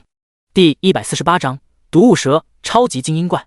右臣手持长剑，急速在森林中穿梭，他的目光锐利，不断寻找着怪物的踪迹。空气中弥漫着紧张的气息，林右臣深知，在这个副本中，任何一刻的疏忽都可能意味着失败。他紧握长剑，准备随时应对怪物的袭击。不远处有一群火云豹，火云豹身形矫健，周身覆盖着烈火般的鳞甲，双眼中闪烁着凶狠的光芒。星兽火云豹精英怪，等级30，物理攻击加303223，法术攻击加231798，物理防御加383188，法术防御加318666，血量3899332，魔法值3388293，技能利爪。一群火云豹咆哮着冲向哈迪斯，他们的身体散发着炽热的火焰，仿佛是来自地狱的使者。哈迪斯冷静地面对着这些猛兽，心中没有丝毫惧怕。他挥动手中的明皇之刃，一股强大的能量从刀锋上释放出来，形成了一道巨大的火芒。火芒在夜空中燃烧着，仿佛要将一切吞噬。火云豹们咆哮着冲向哈迪斯，但他们的火焰在火芒面前显得如此微不足道。火芒瞬间穿透了第一只火云豹的身体，将其瞬间蒸发。然而，火云豹的数量众多，他们毫不畏惧死亡，前赴后继地冲向哈迪斯。哈迪斯身形灵活地躲避着火云豹的攻击，同时也不断发动反击。他的明皇之刃在黑暗中划出一道道银色的弧线，每一次挥砍都能带走一只火云豹的生命。在这激烈的战斗中，哈迪斯突然发出一声震天的咆哮，全身爆发出一股强大的气势。他高高跃起，手中的明皇之刃凝聚出一道巨大的火芒，火芒燃烧着熊熊烈火，照亮了整个战场。火芒瞬间击中了周围的火云豹，将它们尽数吞噬。火云豹们在烈火中痛苦地挣扎着，但很快便化为灰烬。空气中弥漫着焦糊的味道，令人窒息。杀死30级永恒星兽，获得经验加300000，金币加300000。杀死30级永恒星兽，获得经验加300000，金币加300000。穿过一片密集的灌木丛，林佑辰突然停下脚步。他侧耳倾听，远处传来低沉的吼声，这是怪物独有的声音。他心中一紧，小心翼翼地朝着声音的方向走去。毒雾蛇那巨大的身躯在昏暗的灯光下呈现出深邃的蓝黑色，长长的蛇信喷吐着致命的毒雾。星兽毒雾蛇超级精英怪，等级30，物理攻击加903223，法术攻击加971798，物理防御加923188，法术防御加938666，血量9899332，魔法值9388293，技能毒雾。毒雾蛇瞬间释放出浓烈的毒雾，试图用这股剧毒来侵蚀哈迪斯的防御。哈迪斯瞬间凝聚火元素的力量，从明皇之刃的刀尖室放出一道炽热的火芒，直射向毒雾蛇。火芒划破黑暗，带着高温和烈焰，瞬间穿透了毒雾蛇的身体。毒雾蛇痛苦地嘶吼着，身体被火焰包裹，散发出一股焦糊的味道。然而，这并未阻止他的攻击，他迅速摆动尾巴，向哈迪斯猛烈地扫去。哈迪斯巧妙地侧身躲避，同时挥动手中的明皇之刃，准确地劈向毒雾蛇的头部。明皇之刃与毒雾蛇的头部碰撞在一起，发出清脆的金属声响。毒雾蛇的攻击被挡了下来，他愤怒地吐出毒雾，试图再次发动攻击。然而，哈迪斯已经看穿了他的战术，他迅速跃起，在空中翻滚一圈后，再次释放出火芒。火芒所过之处，空气仿佛都在燃烧，那强烈的热浪将四周的毒雾蒸发殆尽。毒雾蛇被火芒击中，鳞片在高温下发出滋滋的声响，一股焦糊的味道弥漫在空气中。但毒雾蛇并未退缩，它发出一声尖锐的嘶鸣，整个身体如箭般向哈迪斯扑去。哈迪斯眼神一凛，身体微侧，躲过了毒雾蛇的攻击。同时，他借力使一个旋转，将明皇之刃猛地劈向毒雾蛇。这一下力量十足，直接将毒物蛇斩为2段，成功击杀30级毒物蛇，经验加900000，龙臂加900000，星性合集技能书加123，暗影护腕加156，星合集，暗影铠甲加167，星合集。林佑辰的速度越来越快，他的身影在树林中掠过，身后的怪物咆哮声越来越近，他感到一股强大的气息扑面而来，他不敢回头，只能不断地催动体内的力量，朝着前方狂奔。幻影狐身形灵动，速度快如闪电，他们不断地穿梭在冥界之中，形成一道道虚幻的身影。星兽幻影狐精英怪，等级30，物理攻击加303223，法术攻击加331798，物理防御加383188，法术防御加318666，血量3899332，魔法值3388293，技能3倍攻速。哈迪斯挥动手中的明皇之刃，一道炽热的火芒划破虚空，直扑向一群幻影狐。火芒所过之处，空气仿佛被点燃，散发出炽热的气息。幻影狐们灵活地躲避着火芒的攻击，他们以惊人的速度不断穿梭在哈迪斯身边，试图寻找破绽。然而，哈迪斯身形矫健，动作灵活，仿佛与冥界融为一体，幻影狐们的攻击始终无法触及他的身体。在战斗过程中，哈迪斯不断释放出火芒攻击幻影狐，每一次火芒的释放都伴随着炽热气浪的弥漫，让整个冥界都弥漫着浓重的火焰气息。一些幻影狐被火芒击中，化作一阵烟雾消散在空中。然而，幻影狐的数量众多，他们不断地从四面八方涌现出来，对哈迪斯发动猛烈的攻击。面对数量庞大的敌人，哈迪斯毫不畏惧，他以明皇之刃为核心，划出一道倒圆弧形的攻击轨迹。每一次挥动明皇之刃，都伴随着一道炽热的火芒飞出，准确地击中目标。火芒在虚空中划过一道道绚丽的轨迹，将幻影狐们纷纷击退。突然，幻影狐群一拥而上，围绕着哈迪斯快速移动，同时发出尖锐的叫声。他们用锋利的爪子攻击哈迪斯，试图撕裂他的防御。然而，哈迪斯却丝毫不畏惧，他冷静地挥舞着明皇之刃，准确地挡下了幻影狐的攻击。在防守的同时，哈迪斯找准机会，发动了猛烈的火芒攻击。火芒划破黑暗，瞬间击中了数只幻影狐。幻影狐们痛苦地嘶叫着，身体被火焰吞噬，化作一缕缕青烟，消散在空气中。然而，幻影狐的数量众多，即使遭受重创，他们仍然毫不退缩地继续攻击。哈迪斯感到有些吃力，他必须尽快解决这些幻影狐。于是，他凝聚出更多的火芒，向幻影狐群投掷而去。火芒在空中划出一道道璀璨的轨迹，将幻影狐们笼罩在其中。随着火芒的爆炸，幻影狐们一个个被消灭，最终只剩下一只幻影狐逃脱了攻击。石甲象们身披厚重的石甲，体型庞大，看似坚不可摧。他们发出低沉的吼声，挥舞着尖锐的象牙，冲向哈迪斯。洞穴内的空气仿佛都被这股冲撞之力震得颤抖。杀死30级永恒星兽，获得经验加300000，金币加300000。杀死30级永恒星兽，获得经验加300000，金币加300000。林佑辰继续狂奔，在一片荒芜的山谷中，林佑辰终于看到了怪物的身影。他身形庞大，全身覆盖着坚硬的鳞甲，眼中闪烁着凶狠的光芒。林佑辰深吸一口气，调整自己的状态，准备发起攻击。这场战斗他必须全力以赴。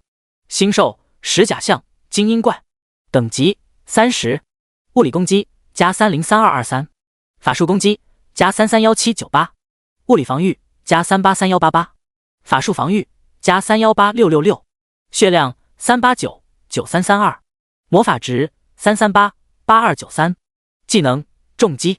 哈迪斯身形如风，在石甲象间灵活穿梭，他手中的明皇之刃闪烁着幽蓝的光芒，每一次挥动都能划破空气，发出尖锐的破风声。正当哈迪斯躲避一头石甲象的攻击时，另一头石甲象从背后偷袭。然而，哈迪斯似乎早有预料，他迅速转身，一记重拳将偷袭的石甲象击飞。随着战斗的进行，哈迪斯逐渐激发出明皇之刃的真正力量。他催动内力，使刀刃上燃起炽热的火芒。火芒与石甲象接触后，发出剧烈的爆炸声，将石甲象炸得粉碎。在哈迪斯的猛烈攻击下，石甲象们一个个倒下。他们那坚不可摧的石甲在火芒面前显得如此脆弱，仿佛只是纸糊的一般。其他石甲象被哈迪斯的攻击惊动，纷纷转身向他冲来。哈迪斯身形如风，在石甲象之间穿梭，每一次挥刀都能带走一只石甲象的生命。他的攻击凌厉而精准，仿佛每一次出手都是经过深思熟虑的。随着战斗的进行，哈迪斯逐渐感到疲惫。但他的眼神中没有丝毫退缩，只有无尽的坚定和决心。他知道，这是他守护冥界的使命，也是他证明自己实力的机会。最终，在哈迪斯的努力下，所有的石甲象都被击败。杀死30级永恒星兽，获得经验加300000，金币加300000。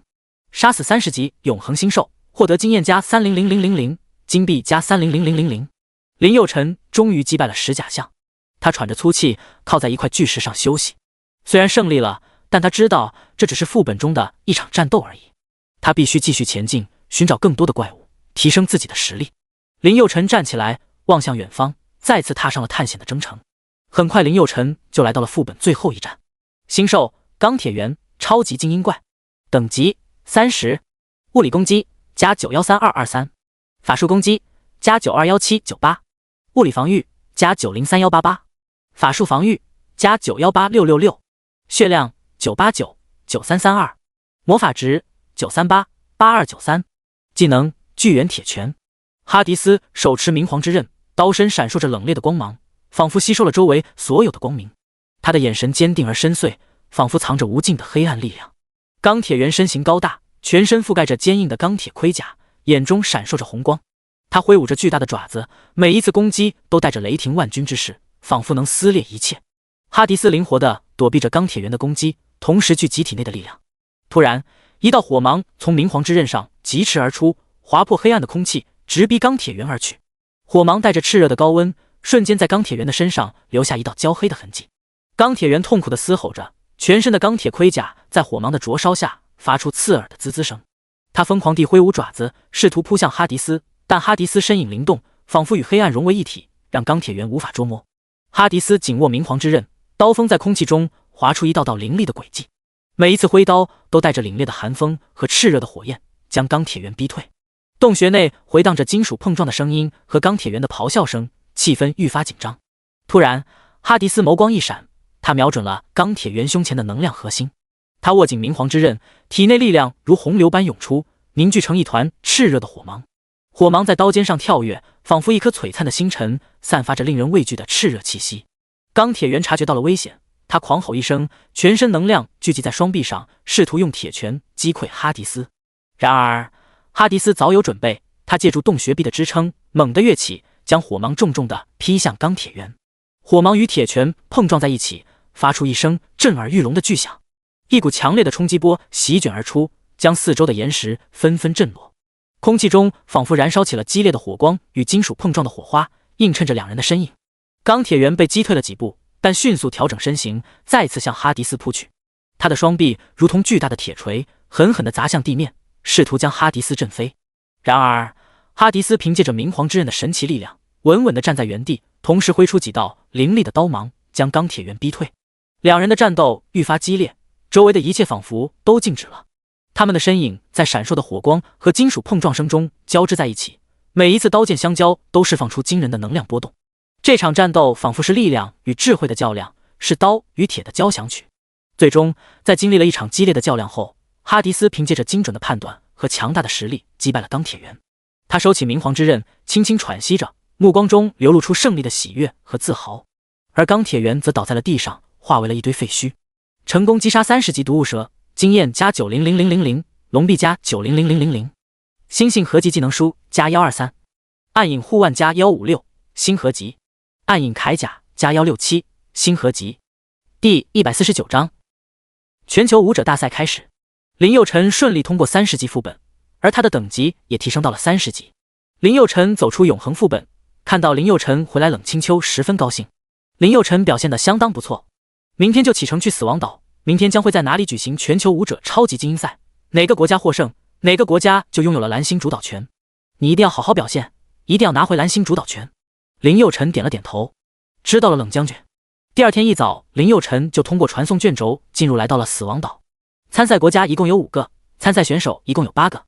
龙国、鹰将和毛熊每个国家是2个参赛者，约翰牛和白象国每个国家1个人。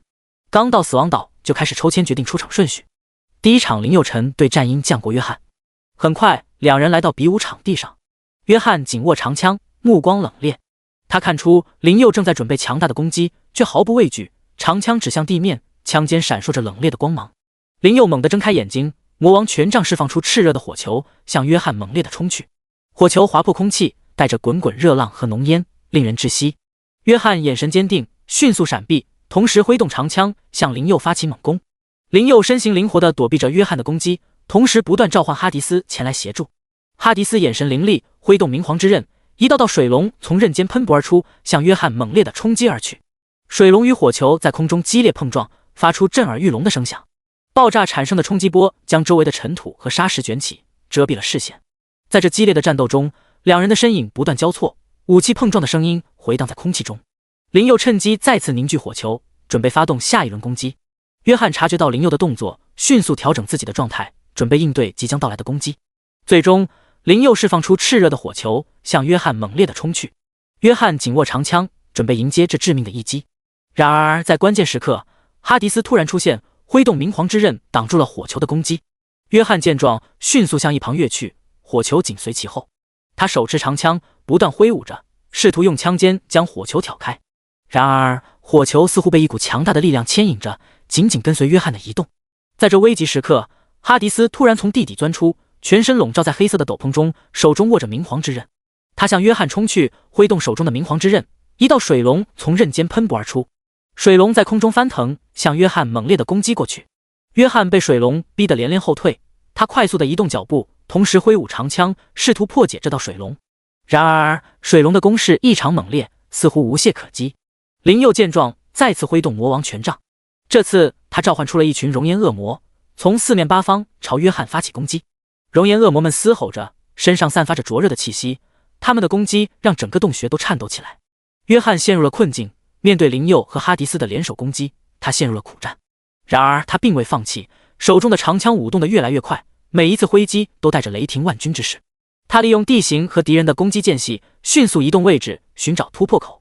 终于，约翰看准了一个机会，他猛地跃起，长枪直刺向林佑的心脏。林佑虽然反应迅速，但仍然慢了一步，魔王权杖被长枪击飞出去。这时哈迪斯从天空中降临，手持一把锋利的明皇之刃，他轻轻一跃，划破天际，与林佑并肩作战。他的刀锋散发着冷冽的光芒，仿佛能切割一切。约翰面对这突如其来的攻击，眼神坚定地握紧手中的长枪。他快速移动着脚步，巧妙地躲避着火球的攻击。长枪在空中划出一道道完美的弧线，展现出惊人的战斗力。突然，哈迪斯挥动手中的明皇之刃，一道水龙从刀锋中涌现，直扑约翰。水龙呼啸着穿过空气，与炽热的火球形成鲜明的对比。约翰迅速闪身躲避，同时用长枪奋力一击，试图破解这股水龙的力量。林佑见状，再次挥动魔王权杖，一颗更大的火球朝约翰猛烈砸去。火球与水龙在空中激烈碰撞，发出震耳欲聋的声响。整个旷野都被这道能量波动所笼罩，仿佛陷入了狂暴的漩涡之中。约翰在攻击中展现出惊人的实力与技巧，他灵活地躲避着林佑与哈迪斯的攻击，同时也不断发动反击。长枪在他手中仿佛化为了灵动的毒蛇，每次攻击都充满了致命的威胁。林佑与哈迪斯紧密配合，不断发动猛烈的攻击。然而，约翰似乎拥有无穷的毅力与斗志，即使在绝境中也毫不退缩。最终，在林佑与哈迪斯的联手攻击下，约翰被一道强大的能量波击中。他身形摇晃着倒退了几步，脸上露出一丝不甘与决然。他紧紧握住长枪，决定以最后的绝技来抗衡敌人。突然间，一股巨大的能量从约翰身上爆发出来，整个旷野都为之颤抖。他挥动手中的长枪，一道巨大的能量波朝林佑与哈迪斯猛烈冲去。哈迪斯从比武台的一侧现身，他手握明皇之刃，刀身泛着幽蓝的冷光。他低吼一声，刀锋划过一道弧线，凝聚的水龙伴随着水元素的波动向约翰猛冲而去。约翰持枪站立，眼神坚定，他瞄准飞来的火球和冲来的水龙，长枪化作一道银光，枪尖闪烁着斗气。他猛地一跃而起，长枪刺向空中的火球。火球与长枪碰撞的瞬间，发出剧烈的爆炸声。约翰被爆炸的余波震退数步，而火球也消散在空气中。紧接着，约翰又迅速应对水龙的攻击。他身体一侧，巧妙地躲过了水龙的冲撞，然后迅速反手一枪击中了哈迪斯的手腕。哈迪斯吃痛，手中明皇之刃脱手飞出。他怒吼一声，挥舞着巨大的爪子向约翰扑去。约翰不退反进，长枪在空中划出一道半圆形的轨迹，枪尖闪烁着斗气的光芒。他猛然刺向哈迪斯的心脏，却被哈迪斯猛地一爪击飞了长枪。约翰在空中翻滚数圈，稳稳落地。他迅速捡起地上的长枪，再次与哈迪斯激战在一起。两人的身影在空中交错，每一次碰撞都伴随着力量的对决和技巧的比拼。而林佑也没有闲着，他不断挥动魔王权杖，释放出一个个火球攻击约翰的侧翼。火球在空中划过一道道炽热的轨迹，给约翰带来了不小的麻烦。经过一番激战，林佑辰瞅准一个破绽，火芒犹如出膛的炮弹般猛地刺向约翰。约翰发出一声惨叫，身体被长枪贯穿，他的眼睛渐渐失去了光彩，最终倒在了地上。林佑辰顺利进入半决赛，通过抽签，林佑辰对战的是白象国的马杀鸡。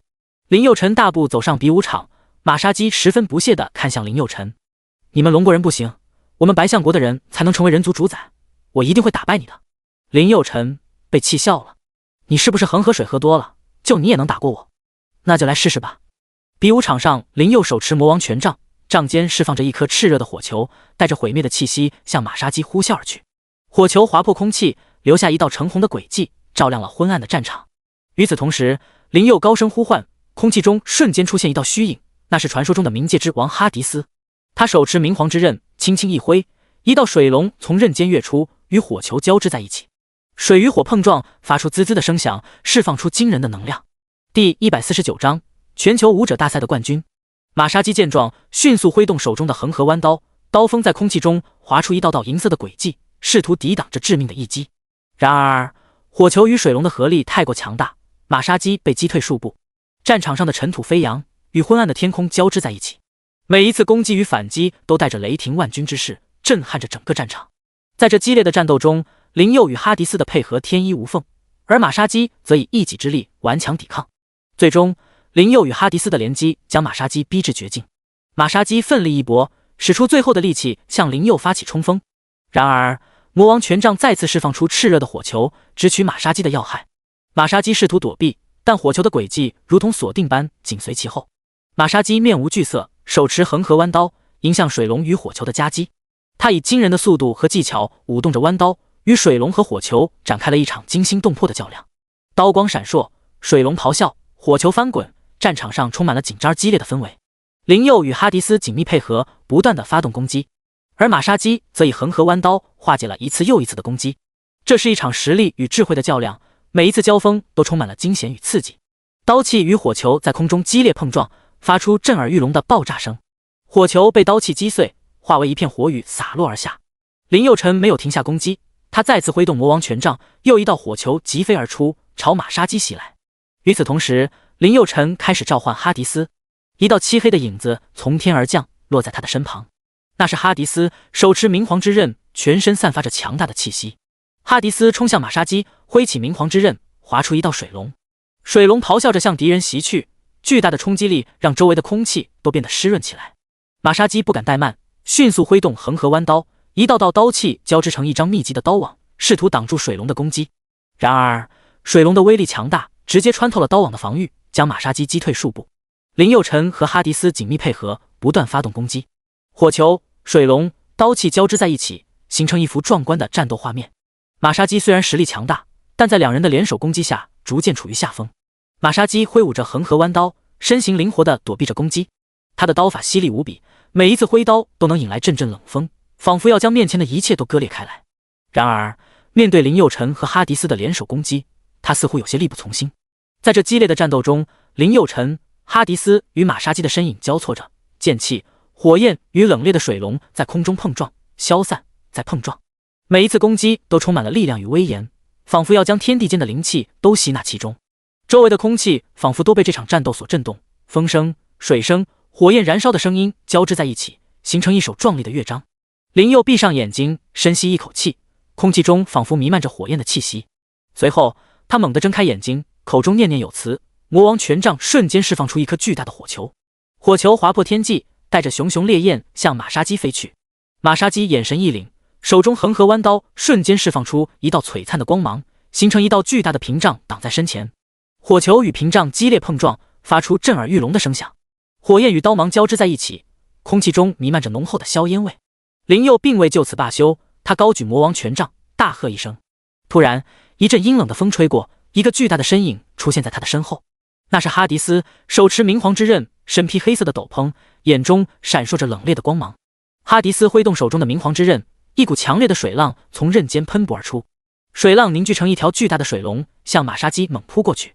马杀鸡眼神一凝，横河弯刀释放出更加璀璨的光芒。他用力一挥，一道刀芒划破天际，与水龙碰撞在一起。水龙与刀芒在空中激烈碰撞，发出震耳欲聋的声响。沙漠中的沙粒被击得飞扬而起，形成一片黄色的晨雾。在这激烈的战斗中，林佑与马杀鸡展现出了惊人的实力和意志力。他们的身影在空中交错着，剑气与火焰、水浪交织在一起，形成一幅壮观的画面。最终，林佑凭借着魔王权杖和哈迪斯的力量，成功击败了马杀鸡。台下的人群瞬间变得鸦雀无声，他们被眼前的一幕惊呆了。马杀鸡的强大实力众所周知，然而林佑辰却以如此强势的方式击败了他。随后，人群中爆发出热烈的掌声和欢呼声，他们纷纷称赞林佑辰的实力和智慧，甚至有人称他为天才。林佑辰微笑着接受人们的赞誉，但他心中清楚，这一切都是他无数次艰苦训练的结果。在这一刻，林佑辰不仅证明了自己的实力，也向世界展示了他不屈不挠的精神和勇气。总决赛，林佑辰对战的是鹰将国的董王。在比武场上，鹰将国的董王一脸不屑地盯着林佑辰，嘴角挂着一丝嘲讽的笑容。他傲慢地挺着胸膛，仿佛已经胜券在握，全然不把林佑辰放在眼里。哼，一个无名小卒也敢来挑战我？董王冷笑道：“我劝你早点认输，免得丢人现眼。”林佑辰听到这番话，眼神中闪过一丝坚定。他握紧手中的剑，深呼吸一口气，努力平复内心的激动。他知道，这场比武不仅仅是为了个人荣誉，更是为了国家的尊严和荣誉。比武开始，董王率先发动攻击。他挥舞着大剑，带着凌厉的剑气冲向林佑辰。林佑辰凝神应对，挥剑挡住对方的攻击。然而，董王的力道极大，林佑辰被震得连连后退。哈哈，就这点本事？董王嘲讽道：“我还以为你有多厉害呢。”林佑辰没有理会对方的嘲笑，他深知只有专心应对，才能赢得胜利。他调整呼吸，聚集全身的力量，准备发动致命一击。此时，林佑辰突然发现董王的一个破绽，他迅速发动攻击，剑光闪烁，林佑辰的剑准确地击中了对方的弱点。董王被击退数步，脸上露出了难以置信的表情。这怎么可能？董王惊呼道：“你怎么会知道我的弱点？”林佑辰没有回答，他紧紧地盯着对方。他深吸一口气，凝聚魔力，一挥手，一颗巨大的火球从魔王权杖上飞出，冲向董王。火球在空中燃烧着，伴随着滚滚浓烟和炽热的火焰。董王见状，立即挥动手中的海王剑，一道道蓝色光芒从剑身散发出来，形成一道坚固的屏障，挡住了火球的攻击。然而，火球的威力惊人，蓝色屏障在火球的猛烈攻击下逐渐破裂。董王见势不妙，立即施展出他的绝技，将海王剑插向地面。一股巨大的水柱从剑柄处喷薄而出，向林佑袭来。林佑早有准备，他迅速召唤出哈迪斯。哈迪斯手持明皇之刃，一跃而起，挥动着锋利的刀锋，迎向水柱。刀锋与水柱相撞，发出剧烈的声响，水花四溅。与此同时，林佑再次凝聚魔力，一颗更大的火球从魔王权杖上飞出，冲向董王。董王不敢怠慢，他迅速挥动海王剑，一道道蓝色光芒闪烁着，形成一道坚不可摧的剑阵，抵挡住火球的攻击。林佑辰深吸一口气，缓缓举起魔王权杖，开始凝聚火焰之力。周围的空气瞬间变得炽热起来，一股强大的能量在他身边汇聚。随着他的一声低喝，一个巨大的火球从魔王权杖顶端飞出，划破沙漠上空，向董王呼啸而去。董王眼神一凛，他挥动手中的海王剑，一道磅礴的海浪从剑尖喷薄而出，与火球在空中激烈碰撞。瞬间，沙漠上空被火光和海浪交织的光芒笼罩，震耳欲聋的轰鸣声响彻天际。与此同时，林佑辰身后忽然出现一道高大的身影，那是哈迪斯。他手持明皇之刃，身上散发着深邃的黑暗气息。哈迪斯用力一挥，明皇之刃划出一道寒光，一条巨大的水龙从刃尖飞出，向董王猛烈扑去。董王眼神一凝，他感受到水龙身上散发出的强大力量。他挥动海王剑，试图抵挡水龙的攻击，但水龙的冲击力实在太强，他被狠狠地击退了几步。董王手持海王剑，剑身闪烁着湛蓝的光芒，仿佛与大海融为一体。他眼神坚定地注视着冲来的攻击，没有丝毫惧色。伴随着震耳欲聋的轰鸣声，火球与水龙猛地撞向董王的剑阵，火焰与海水交织在一起，引发了一阵惊天动地的爆炸。强大的冲击波瞬间将周围的海水蒸发，留下一片真空地带。林佑与哈迪斯趁机发动攻击，魔王权杖与明皇之刃同时绽放出璀璨的光芒。林佑操纵着权杖，释放出一道道炽热的火柱，试图突破董王的剑阵，而哈迪斯则操控着水龙，不断撞击着剑阵，试图找到破绽。董王稳稳地站在原地，手中海王剑舞动着惊人的剑芒，每一次剑击都带着惊涛骇浪的力量，将林佑与哈迪斯的攻击一一化解。经过一番激战，董王瞅准一个机会，一剑挥出，将林佑与哈迪斯逼退数步。他眼神凌厉地注视着两人，没有丝毫放松警惕。林佑与哈迪斯对视一眼，彼此点了点头。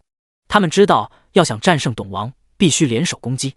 于是，两人默契地发动最强一击，魔王权杖与明皇之刃绽放出璀璨的光芒，一条巨大的火龙与水龙相拥而出，以排山倒海之势向董王袭来。董王眼神一凛，感受到这股强大的力量，他挥舞着海王剑，释放出滔天的剑芒，试图抵挡这惊天一击。火龙与水龙猛地撞在董王的剑芒上，引发了一阵惊天动地的爆炸。强大的冲击波瞬间将周围的海水掀飞，露出了海底的礁石。在这惊心动魄的时刻，林佑与哈迪斯心中默念咒语，召唤出更加强大的力量。一道耀眼的光芒从魔王权杖与明皇之刃中爆发而出，将火龙与水龙凝聚成一股无坚不摧的能量束，直取董王。董王全力抵挡，但能量束的力量实在太过强大，最终还是突破了他的防御。一声震耳欲聋的巨响过后，董王被能量束击飞出去，重重地摔在海面上，激起了一片浪花。林佑与哈迪斯喘着粗气，看着昏迷不醒的董王，心中的紧张感终于放松下来。林佑辰获得了这次全球比赛的胜利。林佑辰面对鹰将国的董王，他不仅展现出了惊人的实力，更展现出了无与伦比的战术智慧。台下的观众沸腾了，欢呼声、掌声此起彼伏，每一个人都被林佑辰的胜利所震撼。他的名字，他的身影，在这一刻成为了全球的焦点。董王，这个曾经在鹰将国乃至全球武者界都享有盛名的名字，却在这一刻成为了林佑辰胜利的背景板。他败了，败得心服口服。面对林佑辰那如流水般绵延不绝的攻势，他毫无还手之力。林佑辰的胜利不仅仅是个人的胜利，更是对东方武者技艺的肯定。他证明了自己的实力，证明了一切谣言和质疑都是徒劳的。这一刻，他是全球武者大赛的冠军，他是无上的王者。台下的人们都在称赞他，为他欢呼，为他鼓掌。他的名字将会被镌刻在历史的长河中，成为一段不朽的传奇。第150章攻占月球。林佑辰回到龙国，接受了国主的接见，人族打算组建星际远征军，开始反击。林佑辰成为了星际远征军的将军，准备带领人族征战全宇宙。首先需要占领的就是月球，蓝星联盟准备派10万大军进攻月球，彻底占领月球。10天后，星际远征军开始进攻月球。林佑辰率领蓝星联盟的军队顺利登陆到月球，开始清剿月球所有的火星人。火星人基地静静地矗立在月球的红色地表之上，宛如一颗璀璨的明珠镶嵌在荒凉的星球之中。从远处望去，基地的外观呈现出一种流线型的未来感设计，其表面覆盖着一层光滑的反光材料，使得它在火星微弱的光照下依然显得熠熠生辉。在基地的周围，一片片太阳能电池板如同巨大的绿色叶片，在阳光的照射下闪烁着光芒，为基地提供着源源不断的能源。环绕基地的是一圈高耸的防护墙，它们的存在既是为了保护基地免受火星恶劣气候的侵袭，也是为了防御潜在的外部威胁。防护墙上布满了各种先进的传感器和武器系统，确保基地的安全无虞。在基地的中心位置，一座高耸入云的通讯塔直冲云霄，它的形状各异，有的如同细长的针尖，有的则像是一朵朵盛开的花朵。这些通讯塔是火星人基地与外界联系的重要枢纽，它们将火星上的信息源源不断地传送回地球，同时也接收着来自地球的指令和信息。林佑辰大手一挥，立刻命令联盟军队进攻火星人基地。在月球的荒凉表面，10万蓝星联盟军队与数万火星人战士展开了一场惊心动魄的冷兵器对决。月球的地表呈现出一种奇特的银白色，月光如洒在战场上的冰冷光芒，映照出双方战士坚毅的面容和冷兵器的锋利。蓝星联盟军队身穿蓝色战甲，手持光剑、长矛和巨盾，他们排列成严密的战阵，宛如一道道蓝色的铁壁，坚定不移地守护着身后的领土。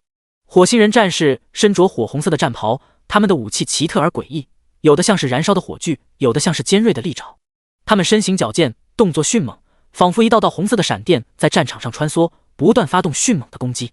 随着一阵震耳欲聋的战鼓声响起，战斗正式爆发。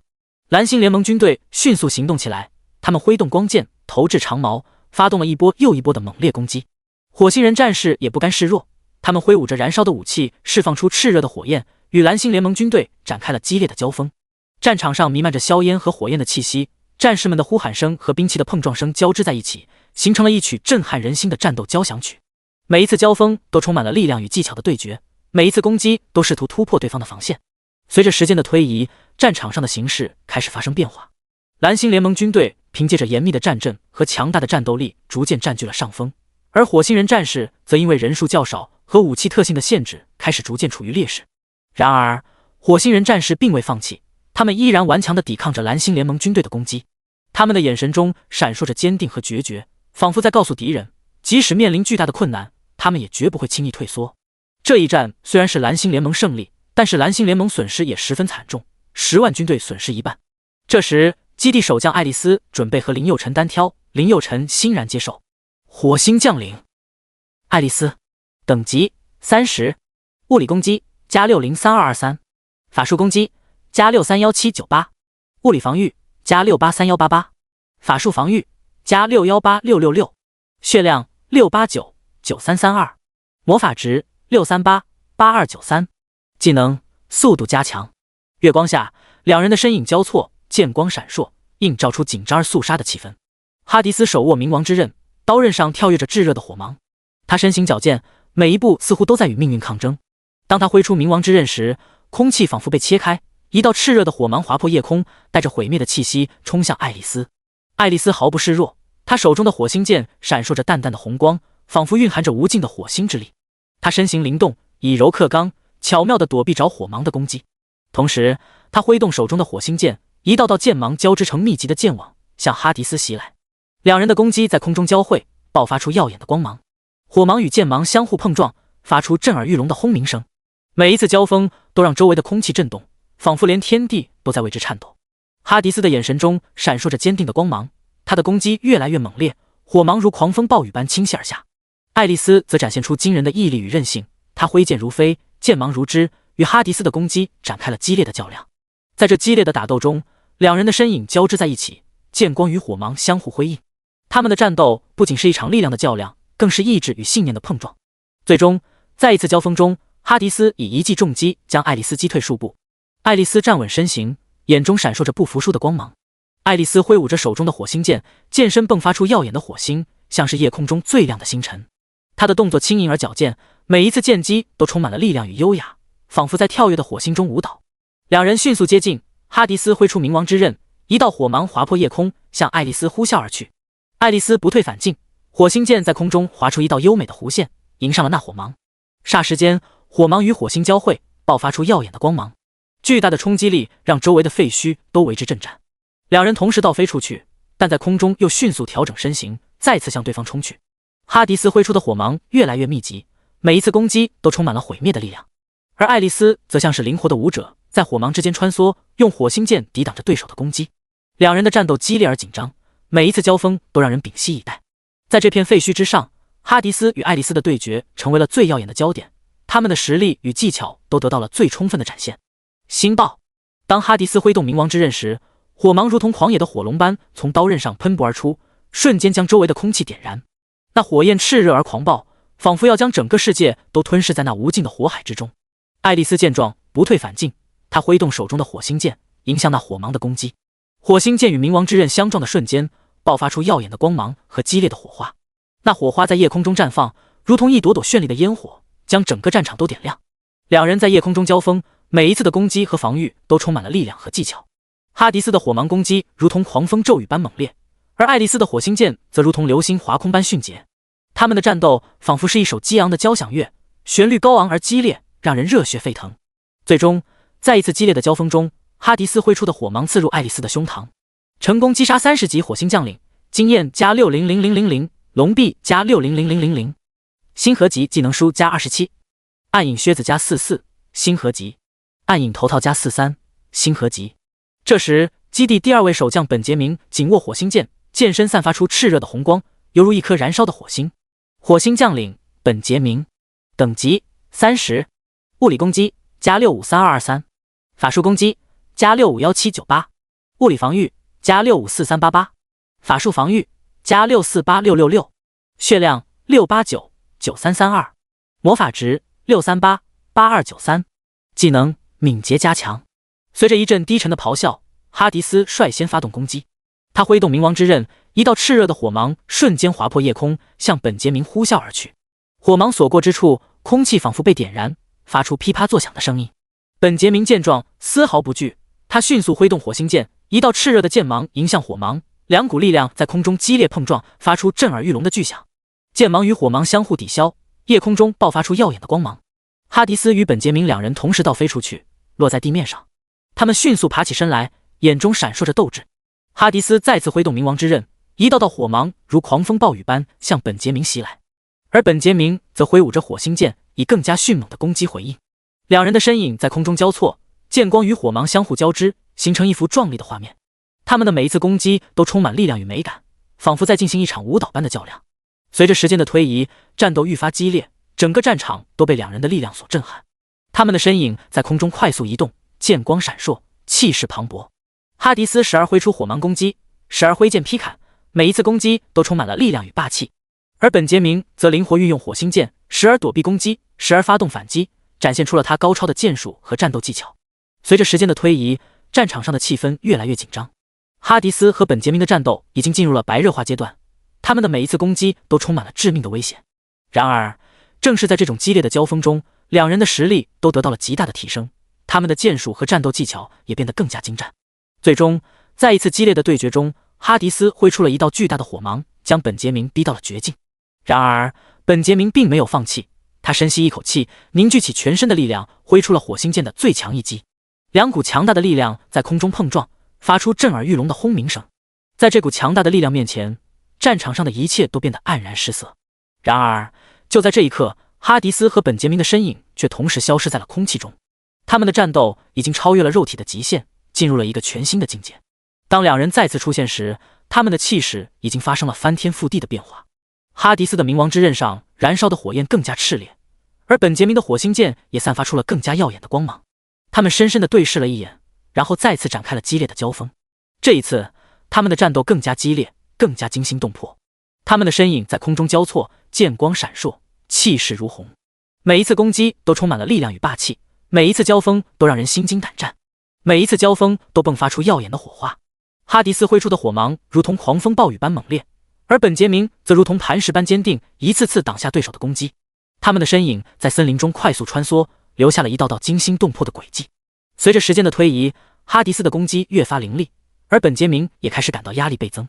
然而，他并未退缩，而是更加坚定地挥舞着手中的火星剑，与哈迪斯展开了一场殊死搏斗。最终，在一次激烈的交锋中，哈迪斯找准了本杰明的破绽，狠狠地刺向对手的胸口。本杰明的身体在空中划过一道优美的弧线，重重地摔落在地。成功击杀30级火星将领，经验加600000，龙臂加600000，星河级技能书加27，暗影靴子加76，星河级，暗影头套加41，星河级。这时，第3位基地守将詹姆斯站了出来，詹姆斯则紧握火星弓，弓弦紧绷，散发出炽热的火星气息。火星将领詹姆斯，等级30，物理攻击加666223，法术攻击加666798，物理防御加663188，法术防御加618666，血量6899332，魔法值6388293，技能急速射击。哈迪斯挥动冥王之刃，一道炽热的火芒划破夜空，向着詹姆斯呼啸而去。詹姆斯毫不畏惧，他迅速拉紧火星弓的弓弦，一支燃烧着火焰的箭矢呼啸而出，迎向哈迪斯的攻击。两支强大的攻击在空中激烈碰撞，瞬间爆发出耀眼的光芒和狂暴的能量波动。火星战场上弥漫着硝烟和烈火的气息，仿佛整个世界都在颤抖。哈迪斯和詹姆斯你来我往，攻守有序。冥王之刃在哈迪斯手中如同灵活的蛇，不断挥出火芒攻击，而詹姆斯则凭借火星弓的精准射击，不断逼迫哈迪斯后退。随着时间的推移，战斗逐渐进入白热化阶段。哈迪斯挥出的火芒越来越密集，而詹姆斯的箭矢也如同暴雨般倾泻而下。两人的实力相当，难分高下，让旁观的战士们都不禁为之惊叹。就在战斗进入关键时刻，哈迪斯突然发动了一记威力巨大的绝招。他挥动冥王之刃，凝聚全身的力量，一道巨大的火芒如同流星般划破夜空，直奔詹姆斯而来。詹姆斯眼中闪过一丝凝重，他知道这一击非同小可。他紧握火星弓，深吸一口气，然后猛然松开弓弦，一支比之前更加炽热、更加巨大的箭矢呼啸而出，迎向哈迪斯的火芒。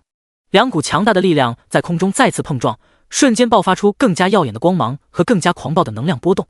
整个火星战场仿佛都在这一刻颤抖起来，就连远处的山脉都仿佛受到了波及。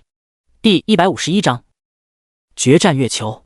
两人的战斗激烈而紧张，每一次攻击与防御都充满了力量与智慧的对决。哈迪斯的冥王之刃与詹姆斯的火星弓相互碰撞，发出金属撞击的清脆声响，火花四溅。在这火星战场上，两人的身影成为了最耀眼的光芒，他们的战斗仿佛成为了这片土地上的传奇。随着时间的推移，战斗逐渐进入了白热化阶段。哈迪斯挥出的火芒更加炽烈，詹姆斯射出的箭矢也更加迅猛。他们的每一次交锋都仿佛能够引发火星的震颤，整个战场都被他们的战斗气息所笼罩。然而，在这场激烈的战斗中，詹姆斯突然发现了哈迪斯的一个破绽。他紧握火星弓，凝聚全身的力量，射出了一道比之前更加璀璨夺目的箭矢。这道箭矢划破了夜空，直奔哈迪斯的胸膛。哈迪斯眼神一凝，他感受到了这道箭矢的不同寻常。他迅速挥动冥王之刃，凝聚出一道更为强大的火芒进行反击。然而，詹姆斯的箭矢速度极快，瞬间穿透了哈迪斯的防御，直取他的心脏。哈迪斯闷哼一声，身形微微一晃，但他并未倒下。他眼中闪烁着坚定的光芒，紧握冥王之刃，继续与詹姆斯展开激战。他知道这场战斗尚未结束，他必须坚持下去，直到最后一刻。呼呼，两人对视着，空气中弥漫着紧张而肃杀的气氛。突然，哈迪斯身形一闪，瞬间出现在詹姆斯面前，冥王之刃挥出一道凌厉的火芒。詹姆斯反应迅速，身体向后一仰，避开了这一击。他紧接着拉动火星弓的弓弦，一道炽热的火星箭矢划破空气，直射向哈迪斯。哈迪斯冷笑一声，手中的冥王之刃再次挥出，火芒与火星箭矢在空中相撞，发出一声震耳欲聋的巨响。爆炸产生的气浪将周围的废墟掀飞，灰尘和碎石四溅。两人都未受伤，但彼此都明白对方的实力不容小觑。哈迪斯再次发动攻击，他挥舞着冥王之刃，一道道火芒如同狂风暴雨般向詹姆斯袭来。詹姆斯不甘示弱，他快速拉动火星弓，箭矢如同流星般射出，与火芒在空中交织成一幅壮观的画面。两人的战斗越发激烈，每一次攻击都充满了力量与技巧。哈迪斯的冥王之刃如同死神的镰刀，而詹姆斯的火星弓则如同天神的怒火。他们的战斗不仅是对力量的较量，更是对意志和信念的考验。最终，在一次激烈的交锋中，哈迪斯成功挥出一道强大的火芒，将詹姆斯逼退数步。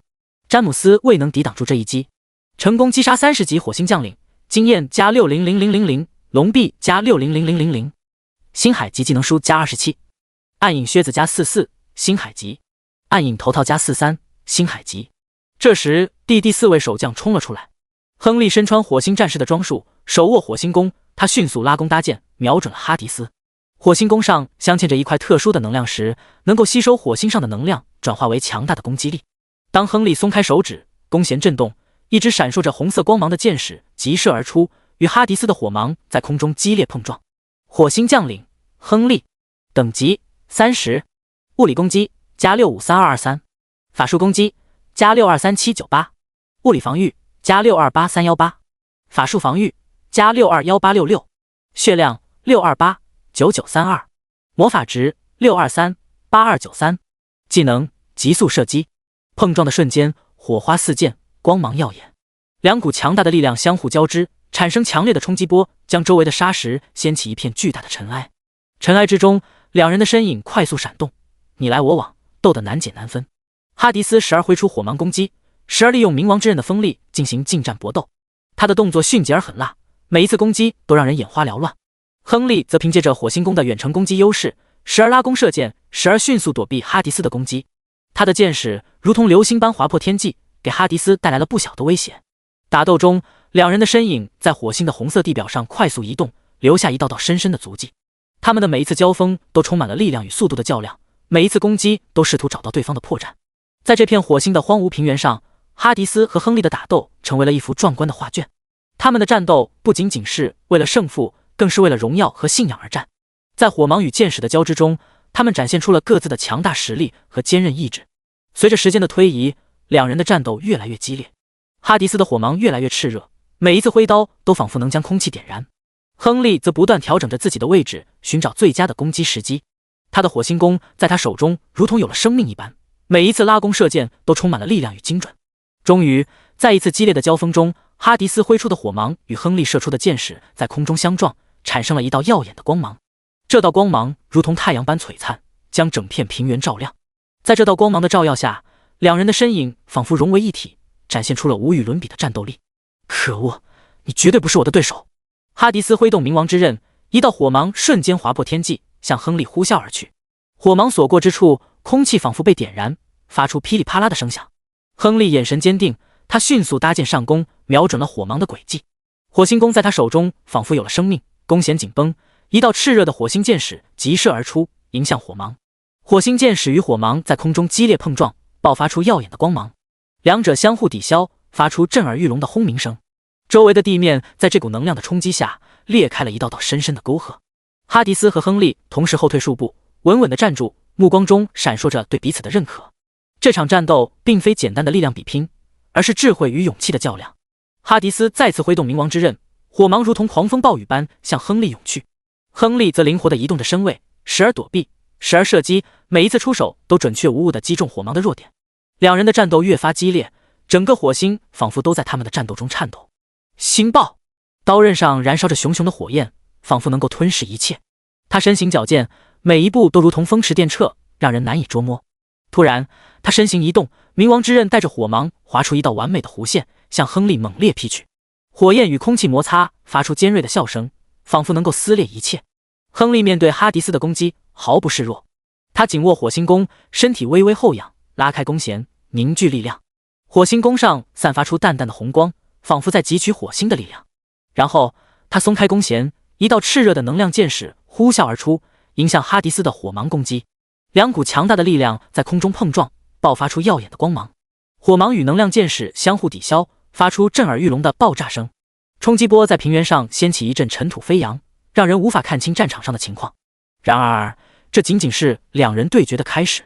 哈迪斯和亨利都深知对方的实力，他们必须全力以赴才能决出胜负。于是，他们再次冲向对方，展开更加激烈的交锋。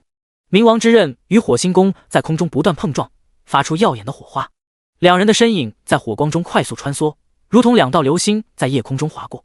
这场打斗不仅是一场力量的较量，更是一场智慧的角逐。哈迪斯和亨利都在不断试探对方的弱点，寻找制胜的机会，而他们的每一次攻击和防御都展现出他们过人的战斗技巧和坚定的意志。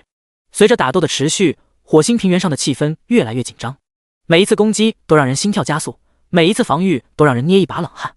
观众们屏息凝视着战场上的两人，期待着最终的胜者能够脱颖而出。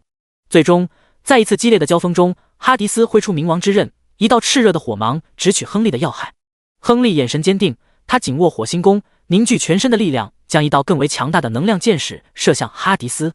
两股力量在空中激烈碰撞，引发了一场更为壮观的爆炸。爆炸过后，烟尘渐渐散去，亨利身受重伤，成功击杀30级火星将领，经验加600000，龙臂加600000，星海级技能书加33，暗影靴子加33，星海级，暗影头套加48，星海级。就在这时，第5位守将索菲亚身穿一身火红的战袍，手握巨大的火星巨斧冲了出来，他的眼神坚定而炽热。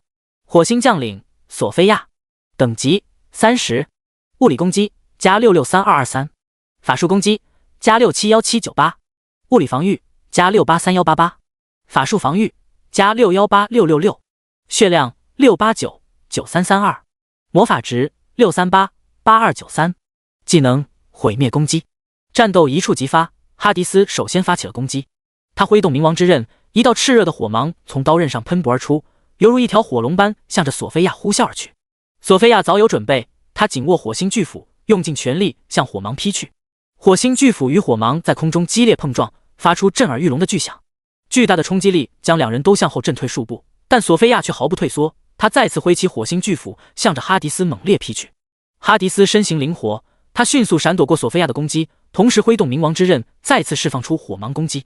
这次他改变了攻击的角度和速度，使得火芒更加难以捉摸。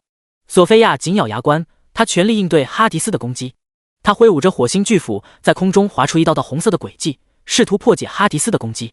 两人的战斗异常激烈，每一次攻击和防御都充满了惊险与刺激。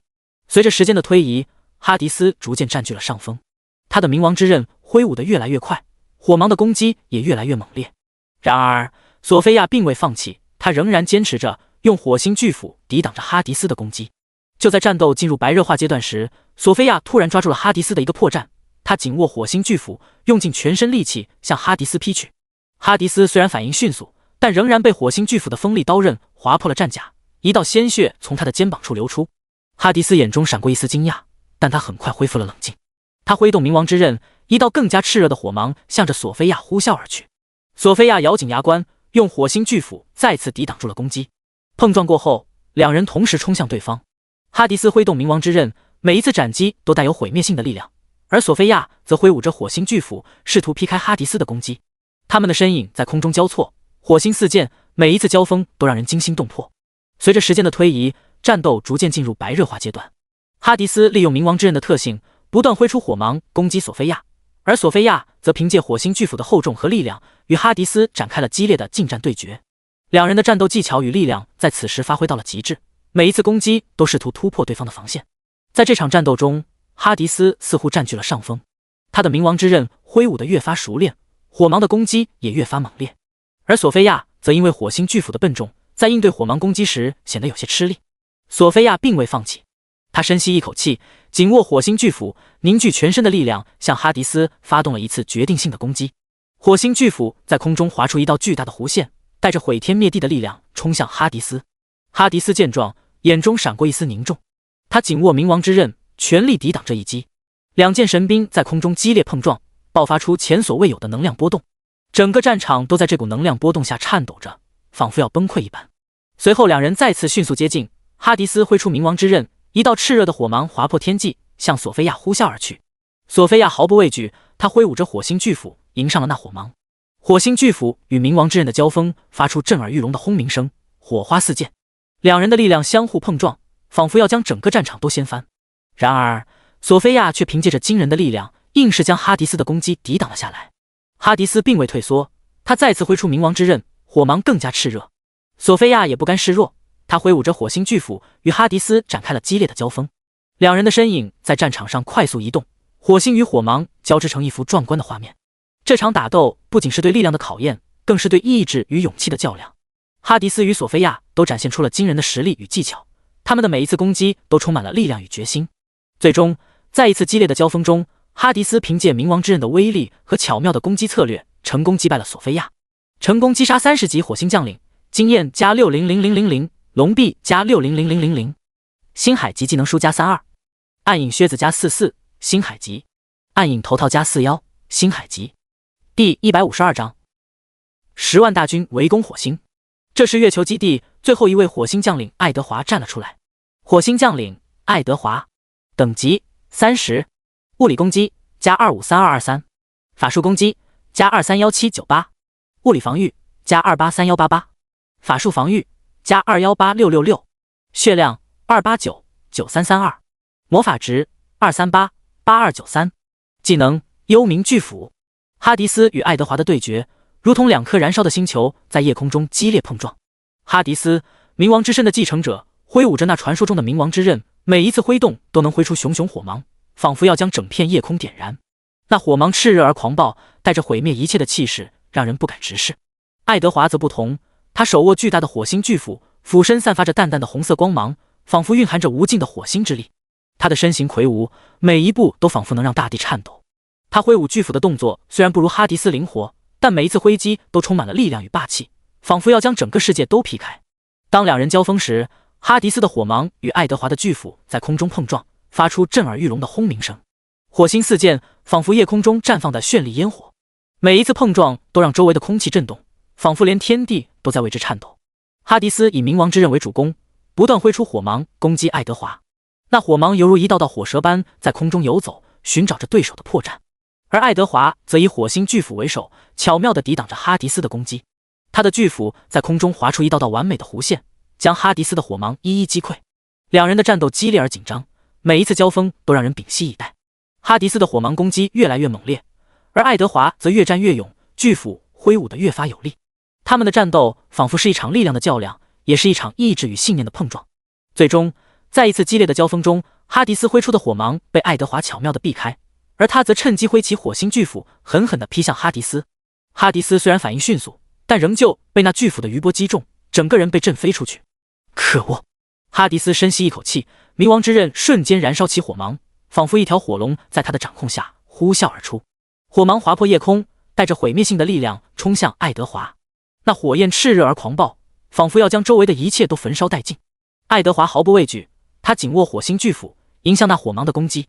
火星巨斧在夜空中划出一道巨大的弧线，带着雷霆万钧之势与火芒相撞。刹那间，火花四溅，光芒耀眼，整个战场仿佛被点亮。两人的攻击力量势均力敌，巨大的冲击力让周围的废墟都为之颤抖。哈迪斯与爱德华同时倒飞出去，但在空中又迅速调整身形，再次向对方冲去。哈迪斯挥出的火芒如同狂风暴雨般猛烈，每一次攻击都让爱德华感受到炽热的火焰气息，而爱德华则以火星巨斧抵挡攻击。他的力量惊人，每一次挥斧都能让哈迪斯感受到巨大的压迫感。两人的战斗激烈而紧张，每一次交锋都让人屏息以待。冥王之刃与火星巨斧在空中碰撞出耀眼的火花，仿佛星辰与火焰的较量。随着时间的推移，哈迪斯逐渐发现了爱德华的弱点。他看准时机，挥动冥王之刃，一道炽热的火芒直奔爱德华的破绽而去。爱德华眼中闪过一丝惊慌，但他迅速调整身形，巨斧在空中划出一道完美的弧线，勉强抵挡住了哈迪斯的攻击。哈迪斯挥动冥王之刃，一道炽热的火芒呼啸而出，犹如一道火龙冲向爱德华。爱德华毫不畏惧，他紧握火星巨斧，用力劈向那火芒。巨斧与火芒相撞的瞬间，发出震耳欲聋的巨响，整个战场仿佛都在颤抖。火星四溅，热浪滚滚。哈迪斯与爱德华的交锋激烈而迅猛，每一次攻击都充满了力量与技巧。冥王之刃的火芒与火星巨斧的红光在空中交织，形成一幅壮丽的画面。两人的战斗仿佛是一场力量的舞蹈，他们的动作流畅而协调，每一次攻击都精准而有力。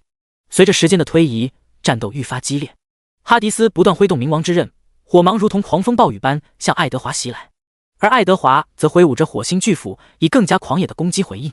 他们的身影在空中交错，每一次交锋都让人屏息凝视。最终，在一次激烈的交锋中，哈迪斯成功突破爱德华的防线，冥王之刃的火芒瞬间击中了爱德华的胸膛。爱德华倒在地上，火星巨斧滚落在一旁。他挣扎着想要起身，但已经无法抵挡那火芒的力量。哈迪斯收起冥王之刃，看着倒在地上的爱德华，眼中闪过一丝复杂的情绪。他知道这场战斗的胜利不仅仅是因为他的力量，更是因为爱德华的坚韧与勇气。整个战场陷入了沉寂，只有火芒的余温在空气中弥漫。哈迪斯站在战场上，凝视着远方，仿佛在思考着未来的道路。而爱德华的倒下也为这场战斗画上了句号。成功击杀30级火星将领，经验加600000，龙臂加600000，星海级技能书加54，暗影靴子加32，星海级，暗影头套加45，星海级。林佑辰顺利占领整个月球，此时林佑辰的等级也提升到了30级。姓名林佑辰，职业暴君法师，等级30，物理攻击加20000，法术攻击加42788，物理防御加21990，法术防御加43246，真实伤害加23445，致命强化正50%，致命抵抗正50%。天赋傀儡暴君超神级，无限进化，神级隐藏。装备魔王权杖，星云1星，魔尊套装，星域9星，暗夜玉佩，神级9星。技能火灵龙炮，星辰级，天火狼暴丸，星辰级，魔尊透视，星河级，天魔灭世，神级，断魂刺，星云级。同时也增加了一位新暴君冉闵，获得新技能僵尸傀儡，可以俘获敌人成为自己的士兵。此时林佑辰手下还有5万多的军队，加上俘获的火星大军，现在一共有10万大军。他四处搜寻宝物，把整个月球洗劫一空后，林佑辰继续率领大军进攻火星。林佑辰率领大军来到了火星人王国外围，火星城市的远景展现在林佑辰眼前，如同一幅宏伟的科幻画卷。这座城市坐落在火星的红色沙土之上，巍峨的建筑群在夕阳的映照下闪烁着金属的光泽。远处的山脉在火星特有的橙红色天空中清晰可见，山脉上的陨石坑仿佛是古老历史的见证者，默默诉说着星球的沧桑。城市的中心是一座巨大的透明穹顶，它像一颗璀璨的宝石镶嵌在火星的地表上。穹顶内，绿色的植物和潺潺的流水为这座城市带来了生机与活力。阳光透过穹顶洒在街道上，映照着行人的脸庞，带来一丝温暖。街道两旁高耸的建筑错落有致，它们的形状各异，有的如同巨大的水晶宫殿，有的则像科幻电影中的太空舱。城市的交通系统高效而先进，磁悬浮列车和自动驾驶汽车在街道上穿梭，几乎听不到任何噪音。空气中弥漫着一种清新的气息，这是火星特有的土壤和植物混合而成的味道，让人感到宁静与舒适。看到林佑成大军围了上来，第一位守将邦尼站了出来。他紧握火星之枪，枪尖闪耀着淡淡的红光，仿佛一颗即将爆发的火星。火星将领邦尼，等级35，物理攻击加703223，法术攻击加731798，物理防御加783188，法术防御加718666，血量7899332，魔法值7388293，技能地狱之枪。该死的人族，就你也敢来攻打火星，受死吧！呵呵，区区火星何足挂齿。随着哈迪斯的一声低吼，他率先发动攻击。冥王之刃在空中划出一道炽热的火芒，犹如一道流星划破夜空，向邦尼呼啸而去。邦尼早有准备，他迅速后退，同时挥动手中的火星之枪，一道红色的枪芒迎向火芒，两股力量在空中激烈碰撞，发出震耳欲聋的巨响。森林中的树木在这股力量的冲击下剧烈摇晃，树叶哗哗作响。哈迪斯和邦尼的身影在空中交错，他们的攻击快速而凌厉，每一次交锋都让人心跳加速。哈迪斯挥出的火芒如同狂风暴雨般密集，而邦尼则灵活地躲避着攻击，时而挥枪反击，时而跃至空中发动空中攻击。火星之枪在邦尼手中舞动得如鱼得水，枪尖的红光时而明亮如火焰，时而暗淡如星辰。他的攻击既有力量又不失灵巧，让哈迪斯也感到了一丝压力。然而哈迪斯并没有退缩，他挥舞着冥王之刃，不断挥出火芒攻击，试图突破邦尼的防线。两人的战斗进入了白热化阶段，他们的身影在空中快速移动，攻击与防守的节奏越来越快。森林中的树木在他们的攻击下纷纷倒下，形成了一道道障碍。然而这并没有影响两人的战斗，他们灵活地穿梭在树木之间，继续展开激烈的交锋。两人的战斗激烈而快速，每一次交锋都伴随着火花四溅。哈迪斯的攻击如同狂风暴雨般猛烈，而邦尼则如同在火海中跳舞的精灵，灵动而优雅。他的火星之枪在空中划出一道道绚丽的轨迹，与哈迪斯的火芒相互辉映，构成了一幅壮丽的画面。随着时间的推移，哈迪斯的攻击越发凌厉，而邦尼也开始感到压力倍增。然而他并未退缩，而是更加坚定地挥舞着手中的火星之枪，与哈迪斯展开了一场殊死搏斗。在一次激烈的交锋中，邦尼看准时机，火星之枪带着璀璨的光芒，狠狠地刺向哈迪斯。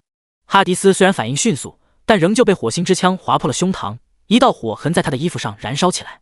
哈迪斯眼神中闪过一丝惊讶，而邦尼则趁机发起更猛烈的攻击。他的火星之枪如同火焰喷射器般疯狂喷射出火焰，将哈迪斯逼得步步后退。然而哈迪斯并未放弃，他挥舞着冥王之刃，挥出更加炽热的火芒，试图反击。两人的战斗再次进入白热化阶段，火星与火芒交织在一起，照亮了整个废墟。突然哈迪斯身形一闪，瞬间出现在邦尼面前。他挥动冥王之刃，一道炽热的火芒呼啸而出，直逼邦尼而来。邦尼早有准备，他迅速后退一步，同时举起火星之枪，一道红色的枪芒迎向哈迪斯的攻击。两股力量在空中激烈碰撞，发出震耳欲聋的巨响。火芒与枪芒交织在一起，形成一幅壮观的画面。邦尼借助反作用力，迅速拉近与哈迪斯之间的距离，一枪刺向对手的胸口。哈迪斯身形一侧，巧妙地避开了这一致命的一击。两人你来我往，攻防有序。哈迪斯的冥王之刃挥舞得密不透风，邦尼则凭借火星之枪的灵活多变，不断寻找突破口。他们的身影在荒原上快速穿梭，带起一阵阵尘土和火星。随着时间的推移，邦尼逐渐适应了哈迪斯的攻击节奏，他开始主动发起进攻，火星之枪带着凌厉的气势直逼哈迪斯而来。哈迪斯也不甘示弱，他挥动冥王之刃，与邦尼展开了一场惊心动魄的交锋。最终在一次激烈的交锋中，邦尼找准了哈迪斯的破绽，火星之枪带着璀璨的光芒，狠狠地刺向对手的胸口。哈迪斯虽然避开了致命的一击，但也被枪芒击中了肩膀，整个人向后飞了出去。战斗结束，邦尼收起火星之枪，目光复杂地看向倒在地上的哈迪斯。这场战斗让他更加坚定了自己的信念和决心。而哈迪斯虽然败北，但眼中却闪烁着不服输的光芒，似乎预示着两人未来还将有更多的交锋。成功击杀30级火星将领，经验加600000，龙臂加600000，星海级技能书加56，暗影靴子加56，星海级，暗影头套加66，星海级。第153章血战木星。林佑辰顺利占领火星，而林佑辰也俘获了20万火星士兵，成为自己的傀儡。林佑辰立刻马不停蹄地向木星进军。木星守护神卡罗琳手持木星剑，剑身散发着淡淡的绿色光芒，仿佛蕴含着木星的生机与力量。他身姿轻盈，眼神中透露出聪慧与机敏，毫不畏惧哈迪斯的威势。木星神卡罗琳，等级40，物理攻击加1 225 3223，法术攻击加1 323 1798，物理防御加1 228 3188，法术防御加1 221 8666，血量132 899 332，魔法值142 388 293，技能灵魂攻击。突然，哈迪斯身形一闪，瞬间出现在卡罗琳面前。他挥动冥王之刃，一道炽热的火芒呼啸而出，直逼卡罗琳而来。卡罗琳早有准备，他迅速后退一步，同时举起木星剑，一道绿色的剑气迎向哈迪斯的攻击。两股力量在空中激烈碰撞，发出震耳欲聋的巨响。火芒与剑气交织在一起，形成一幅壮观的画面。卡罗琳借助反作用力，迅速拉近与哈迪斯之间的距离，一剑刺向对手的胸口。哈迪斯身形一侧，巧妙地避开了这一致命的一击。随后，卡罗琳开始展现出木星剑的独特威力。他挥动剑身，一道道绿色的剑气如同藤蔓般缠绕而来，试图将哈迪斯束缚住。哈迪斯则凭借冥王之刃的炽热火芒，不断斩断这些藤蔓般的剑气，同时发动迅猛的反击。两人的战斗激烈而快速，每一次交锋都伴随着火花四溅。哈迪斯的攻击如同狂风暴雨般猛烈，而卡罗琳则如同在森林中跳舞的精灵，灵动而优雅。他的木星剑时而化作一道流星划过夜空，时而如同绿色的藤蔓缠绕而来，与哈迪斯的火芒相互辉映，构成了一幅壮丽的画面。随着时间的推移，哈迪斯的攻击越发凌厉，而卡罗琳也开始感到压力倍增。然而他并未退缩，而是更加坚定地挥舞着手中的木星剑，与哈迪斯展开了一场殊死搏斗。卡罗琳紧接着发动反击，他挥动木星剑，一道绿色的剑气向哈迪斯席卷而来。哈迪斯丝毫不惧，他挥动冥王之刃，火芒与剑气在空中激烈碰撞，发出震耳欲聋的巨响。两人的战斗异常激烈，冥王之刃与木星剑的交锋不断在森林中上演。哈迪斯的火芒攻击威猛无比，而卡罗琳的木星剑法则灵动飘逸。他们的身影在树木间快速穿梭，带起一阵阵风声和剑气。随着时间的推移，卡罗琳逐渐占据了上风。他运用木星剑法的精髓，将周围的自然力量与剑气相融合，形成了一道道强大的绿色能量波。哈迪斯虽然勇猛无比，但在卡罗琳巧妙的攻势下，也不得不节节败退。然而哈迪斯并未放弃，他紧握冥王之刃，全力挥出火芒攻击，试图扭转战局。卡罗琳眼中闪过一丝惊讶，他迅速调整战术，运用木星剑法将火芒引导至一旁，同时发动一道凌厉的剑气，直逼哈迪斯的要害。哈迪斯身形一闪，巧妙地避开了这一致命的一击。他深吸一口气，再次挥动冥王之刃，与卡罗琳展开了一场更加激烈的交锋。两人的战斗已经达到了白热化阶段，冥王之刃与木星剑的交锋不断在森林中掀起一阵阵惊涛骇浪。最终，在一次激烈的交锋中，哈迪斯找准了卡罗琳的破绽，冥王之刃带着炽热的火芒狠狠地击中了他的身体。随后，林佑辰让自己的20万大军立刻向木星城堡发起攻击。很快，林佑辰就占领了木星，而林佑辰再次升级，直接升级到了40级。姓名林佑辰，职业暴君法师，等级40，物理攻击加200000，法术攻击加400000，物理防御加200000，法术防御加400000，真实伤害加200000，致命强化正20%，致命抵抗正20%。天赋傀儡暴君超神级，无限进化，神级隐藏。装备魔王权杖，星云1星，魔尊套装，星域9星，暗夜玉佩，神级9星。技能火灵龙炮，星辰级，天火狼暴丸，星辰级，魔尊透视，星河级，天魔灭世，神级，断魂刺，星云级。第154章，占领太阳宫。林佑辰占领木星之后，此时林佑辰的星际远征军已经拥有100万军队。他立刻率领远征军向太阳宫发起攻击。太阳神凯利紧握太阳神剑，剑身散发着淡淡的绿光，如同生机勃勃的太阳之力。太阳神凯利，等级40，物理攻击加22 253 223，法术攻击加23 231 798，物理防御加27 283 188，法术防御加21 218 666，血量222 899 332，魔法值212 388 293。技能太阳圣剑术。哈迪斯首先发动攻击，他身形如风，瞬间消失在原地，只留下一道淡淡的火芒轨迹。当他再次出现时，已经是在凯莉的头顶上方。冥王之刃带着呼啸的风声和炽热的火焰，狠狠劈向凯莉。凯莉早有准备，她轻盈的跃起，避开了这一致命的一击。凯莉不甘示弱，她身形旋转，太阳神剑在空中划出一道优美的弧线，带着生机勃勃的绿芒攻向哈迪斯。哈迪斯眼神一凝，他挥动冥王之刃，在空中划出一道火墙，将凯莉的攻击挡在了外面。两人的战斗异常激烈，每一次攻击都充满了力量与技巧。哈迪斯的冥王之刃挥出的火芒如同狂风暴雨般猛烈，而凯莉的太阳神剑则如同春天的嫩叶般灵动。他们的身影在一击中交错，每一次碰撞都迸发出耀眼的火花。随着时间的推移，哈迪斯逐渐占据了上风。他挥动冥王之刃，一道巨大的火芒如同巨龙般冲向凯莉。凯莉面色凝重，他知道这一击非同小可。他紧握太阳神剑，将全身的力量注入其中，迎向那火芒巨龙。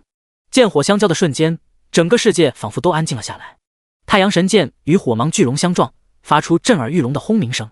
凯莉被巨大的力量震得连连后退，但她仍然紧握着太阳神剑，眼中闪烁着坚定的光芒。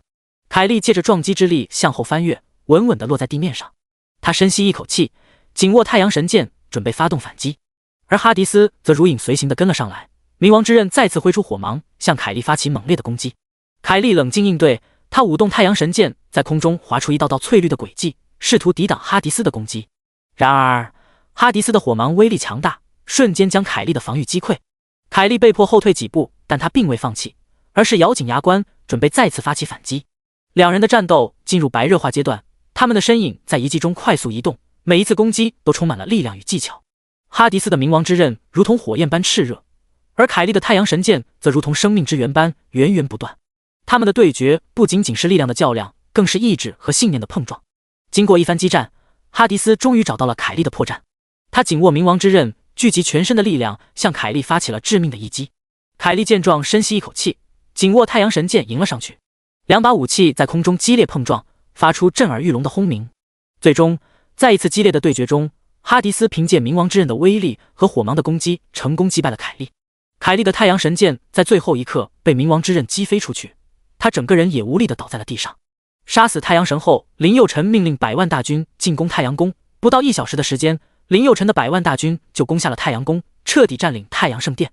而林佑辰也升级到了50级，姓名林佑辰，职业暴君法师，等级50，物理攻击加20000000，法术攻击加20000000，物理防御加20000000，法术防御加20000000，真实伤害加20000000，致命强化正100%，致命抵抗正100%。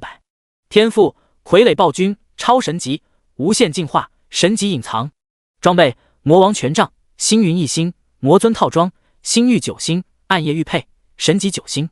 技能火灵龙炮，星辰级，天火狼暴丸，星辰级，魔尊透视，星河级，天魔灭世，神级，断魂刺，星云级。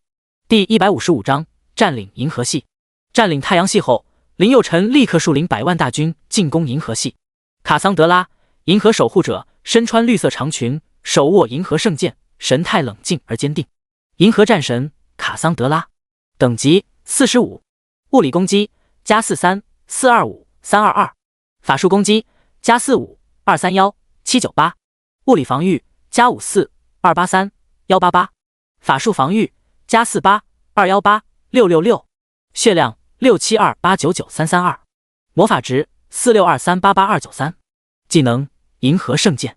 卡桑德拉，银河守护者，身穿绿色长裙，手握银河圣剑，神态冷静而坚定。哈迪斯率先发动攻击，他挥动冥王之刃，一道炽热的火芒瞬间划破夜空，向卡桑德拉呼啸而去。火芒所到之处，空气仿佛被点燃，发出噼啪的声响。卡桑德拉丝毫不惧，他身形轻盈的跃起，巧妙地避开了火芒的攻击。同时，他手中的银河圣剑也挥出一道道绿色的刀气，迎向哈迪斯的攻击。两人的武器在空中激烈碰撞，发出金属交击的清脆声响。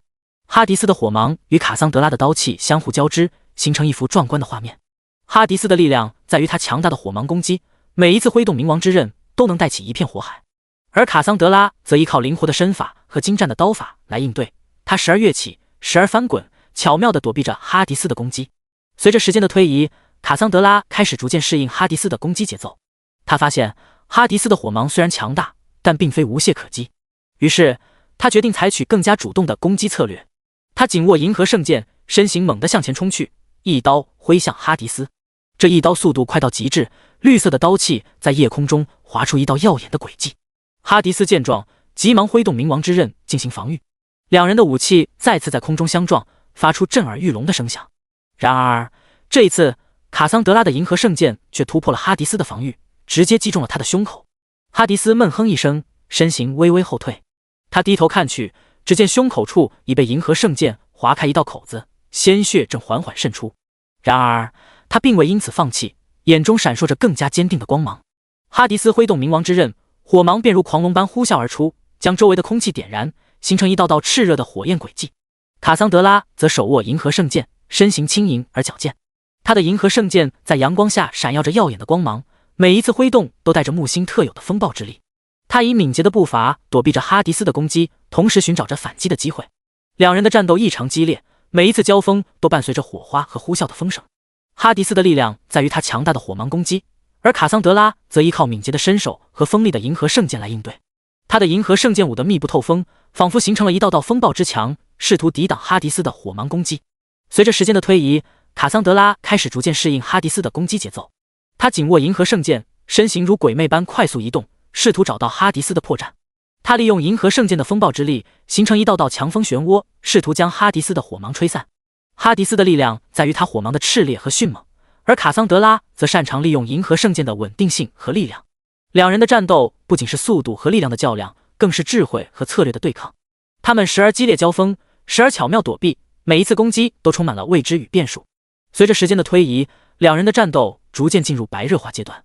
哈迪斯挥出的火芒越来越炽烈，仿佛要将整个宇宙都吞噬，而卡桑德拉则越发冷静。他利用银河圣剑的稳定性，不断抵挡火芒的攻击，并寻找着反击的机会。在一次交锋中，哈迪斯成功挥出一道强大的火芒，直逼卡桑德拉。然而卡桑德拉并未慌张，他紧握银河圣剑，利用木星的力量将火芒稳稳地挡下。然后他借助反弹的力量，迅速发动反击。银河圣剑在空中划出一道耀眼的光芒，直取哈迪斯的要害。哈迪斯身形一闪，成功躲过了这一致命一击。他深深地吸了口气，眼中闪烁着敬佩的光芒。他知道这场战斗他已经无法轻易取胜了，而卡桑德拉也同样明白，这场战斗的胜利并非易事。两人的战斗进入了最后的阶段，每一次攻击都充满了决心与毅力。哈迪斯的火芒与卡桑德拉的银河圣剑在空中交织成一幅壮观的画面，仿佛两颗星球在宇宙中激烈碰撞。最终在一次惊心动魄的交锋中，两人的刀刃在空中相撞，爆发出耀眼的光芒。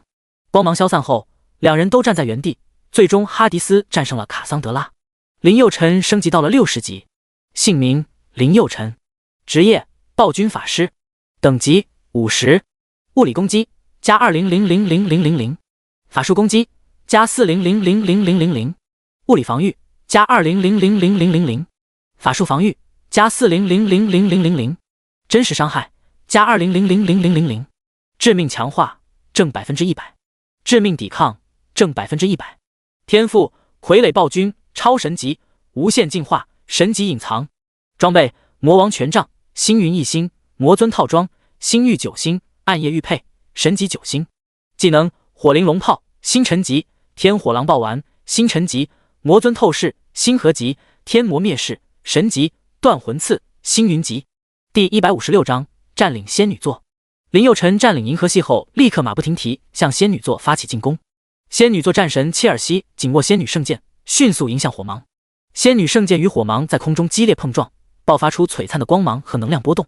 仙女座战神切尔西，等级60，物理攻击加69253，法术攻击加70231798，物理防御加59283，188，法术防御加98218666，血量8928993332，魔法值9823882293。技能仙女狂剑术。切尔西紧握仙女圣剑，迅速迎向火芒。仙女圣剑与火芒在空中激烈碰撞，爆发出璀璨的光芒和能量波动。两人的战斗异常激烈，他们快速移动着身位，时而近战搏斗，时而远程攻击。哈迪斯的冥王之刃舞得密不透风，火芒如同狂风暴雨般向切尔西涌去，而切尔西则凭借仙女圣剑的锋利和速度，时而躲避火芒的攻击，时而发动迅猛的反击。在战斗中，哈迪斯展现出了冥王之刃的独特能力，他可以通过意念控制火芒的攻击方向和威力，这使得他的攻击更加灵活多变，让切尔西难以捉摸。然而，切尔西也不甘示弱，他凭借仙女圣剑的特殊能力，可以在关键时刻吸收木星上的能量，增强自己的攻击力和防御力。随着战斗的深入，两人的动作越发迅猛，攻击越发凌厉。哈迪斯挥出的火芒如同火龙般在空中翻腾，而切尔西的仙女圣剑则如同旋风般舞动，将周围的空气搅得翻涌不定。他们的战斗不仅仅是为了胜负，更是为了信念和荣耀而战。火芒与仙女圣剑在空中激烈碰撞，发出震耳欲聋的巨响。哈迪斯的力量在于火芒的炽热与破坏力，而切尔西则依靠仙女圣剑的灵活与韧性，不断化解哈迪斯的攻击。两人你来我往，打得难解难分。随着时间的推移，哈迪斯开始逐渐占据上风。他运用冥王之刃的特性，不断挥出火芒，将周围的树木点燃，形成一片火海。切尔西身处火海之中，却毫不畏惧。他挥舞着仙女圣剑，将火焰劈开，同时借助木星的能量，不断恢复自身的力量。在这场打斗中，哈迪斯与切尔西都展现出了惊人的实力和技巧。他们的战斗不仅仅是为了胜负，更是为了荣誉和信仰而战。冥王之刃与仙女圣剑的交锋，火芒与翠绿色光芒的交织，构成了一幅壮丽的画面。最终，在一次火芒与仙女圣剑的激烈碰撞中，切尔西因为力量不支而被震退数步。然而，他并没有放弃，而是顽强地站了起来，继续与哈迪斯展开对决。他深知，只有坚持下去，才能赢得这场战斗的胜利。哈迪斯也尊重切尔西的勇气和毅力，他没有选择继续攻击，而是停下了手中的冥王之刃，静静地等待着切尔西的下一次攻击。他知道，这场打斗不仅仅是一场力量的较量，更是一场意志和毅力的考验。我不会败。他挥动仙女圣剑，一道翠绿的刀芒划破宇宙，向哈迪斯斩去。刀芒所过之处，仿佛有生命的力量在涌动。哈迪斯身形一闪，巧妙地避开了这一攻击，同时挥出更加猛烈的火芒进行反击。两人的战斗异常激烈，他们的身影在宇宙中快速交错，每一次攻击和防御都充满了力量与技巧。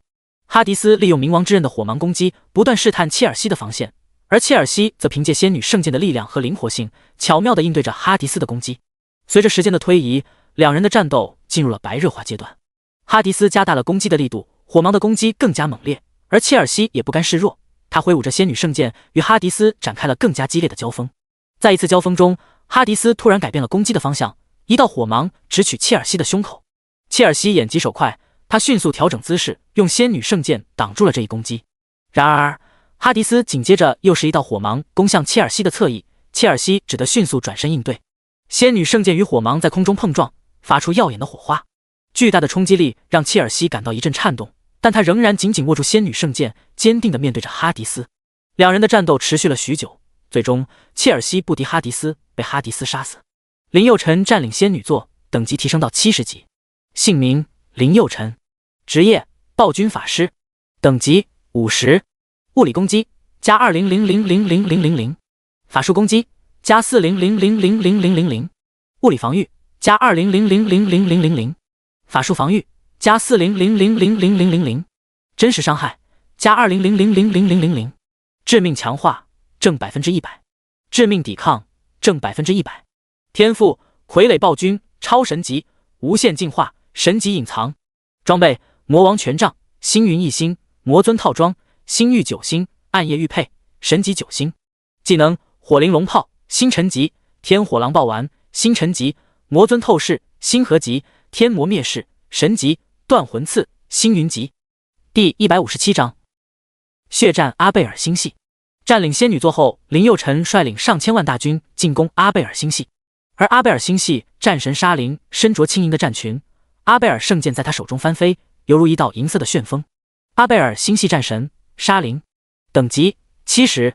物理攻击加122253223，法术攻击加132231798，物理防御加132283188，法术防御加122186666，血量13328993332，魔法值13523889293。技能阿贝尔圣剑术。哈迪斯首先发动攻击，他挥动冥王之刃，一道炽热的火芒划破空气，向沙林呼啸而去。沙林眼神冷静，他挥动阿贝尔圣剑，在空中划出一道优美的弧线，与火芒激烈碰撞。轰鸣声响起，两者的力量在空中交汇，爆发出刺目的光芒。沙林身形轻盈，他借助阿贝尔圣剑的威力，在空中翻飞跳跃，巧妙地躲避着哈迪斯的攻击。他时而低空冲刺，时而高空盘旋，展现出无与伦比的灵活性和技巧。哈迪斯则凭借冥王之刃的火芒攻击，不断地试探沙林的防线，试图找到他的破绽。然而，沙林的防御异常严密，他以阿贝尔圣剑为盾，巧妙地抵挡着哈迪斯的攻击。同时，他也不忘发动反击，阿贝尔圣剑在他手中翻飞，时而劈砍，时而刺杀，试图突破哈迪斯的防线。两人的战斗异常激烈，每一次攻击和防御都充满了紧张与刺激。哈迪斯的火芒攻击与沙林的阿贝尔圣剑技巧相互碰撞，爆发出耀眼的光芒和巨大的声响。整个遗迹都在这股能量波动下颤抖着，仿佛要崩溃一般。随着时间的推移，战斗逐渐进入白热化阶段。哈迪斯加大了攻击的力度，火芒的攻击更加猛烈，而沙林则凭借阿贝尔圣剑的灵活性和威力，与哈迪斯展开了更加激烈的交锋。两人的身影在空中快速交错，每一次交锋都让人惊心动魄。在一次交锋中，哈迪斯突然改变了攻击的方向，一道火芒直取沙林的咽喉。沙林眼疾手快，他迅速调整姿势，用阿贝尔圣剑挡住了这一致命的攻击。然而，哈迪斯紧接着又是一道火芒攻向沙林的胸口，沙林无法同时抵挡两道攻击，只得硬抗其一。阿贝尔圣剑与火芒在空中碰撞，发出耀眼的火花。巨大的冲击力让沙林感到一阵剧痛，但他仍然紧紧握住阿贝尔圣剑，坚定地面对着哈迪斯。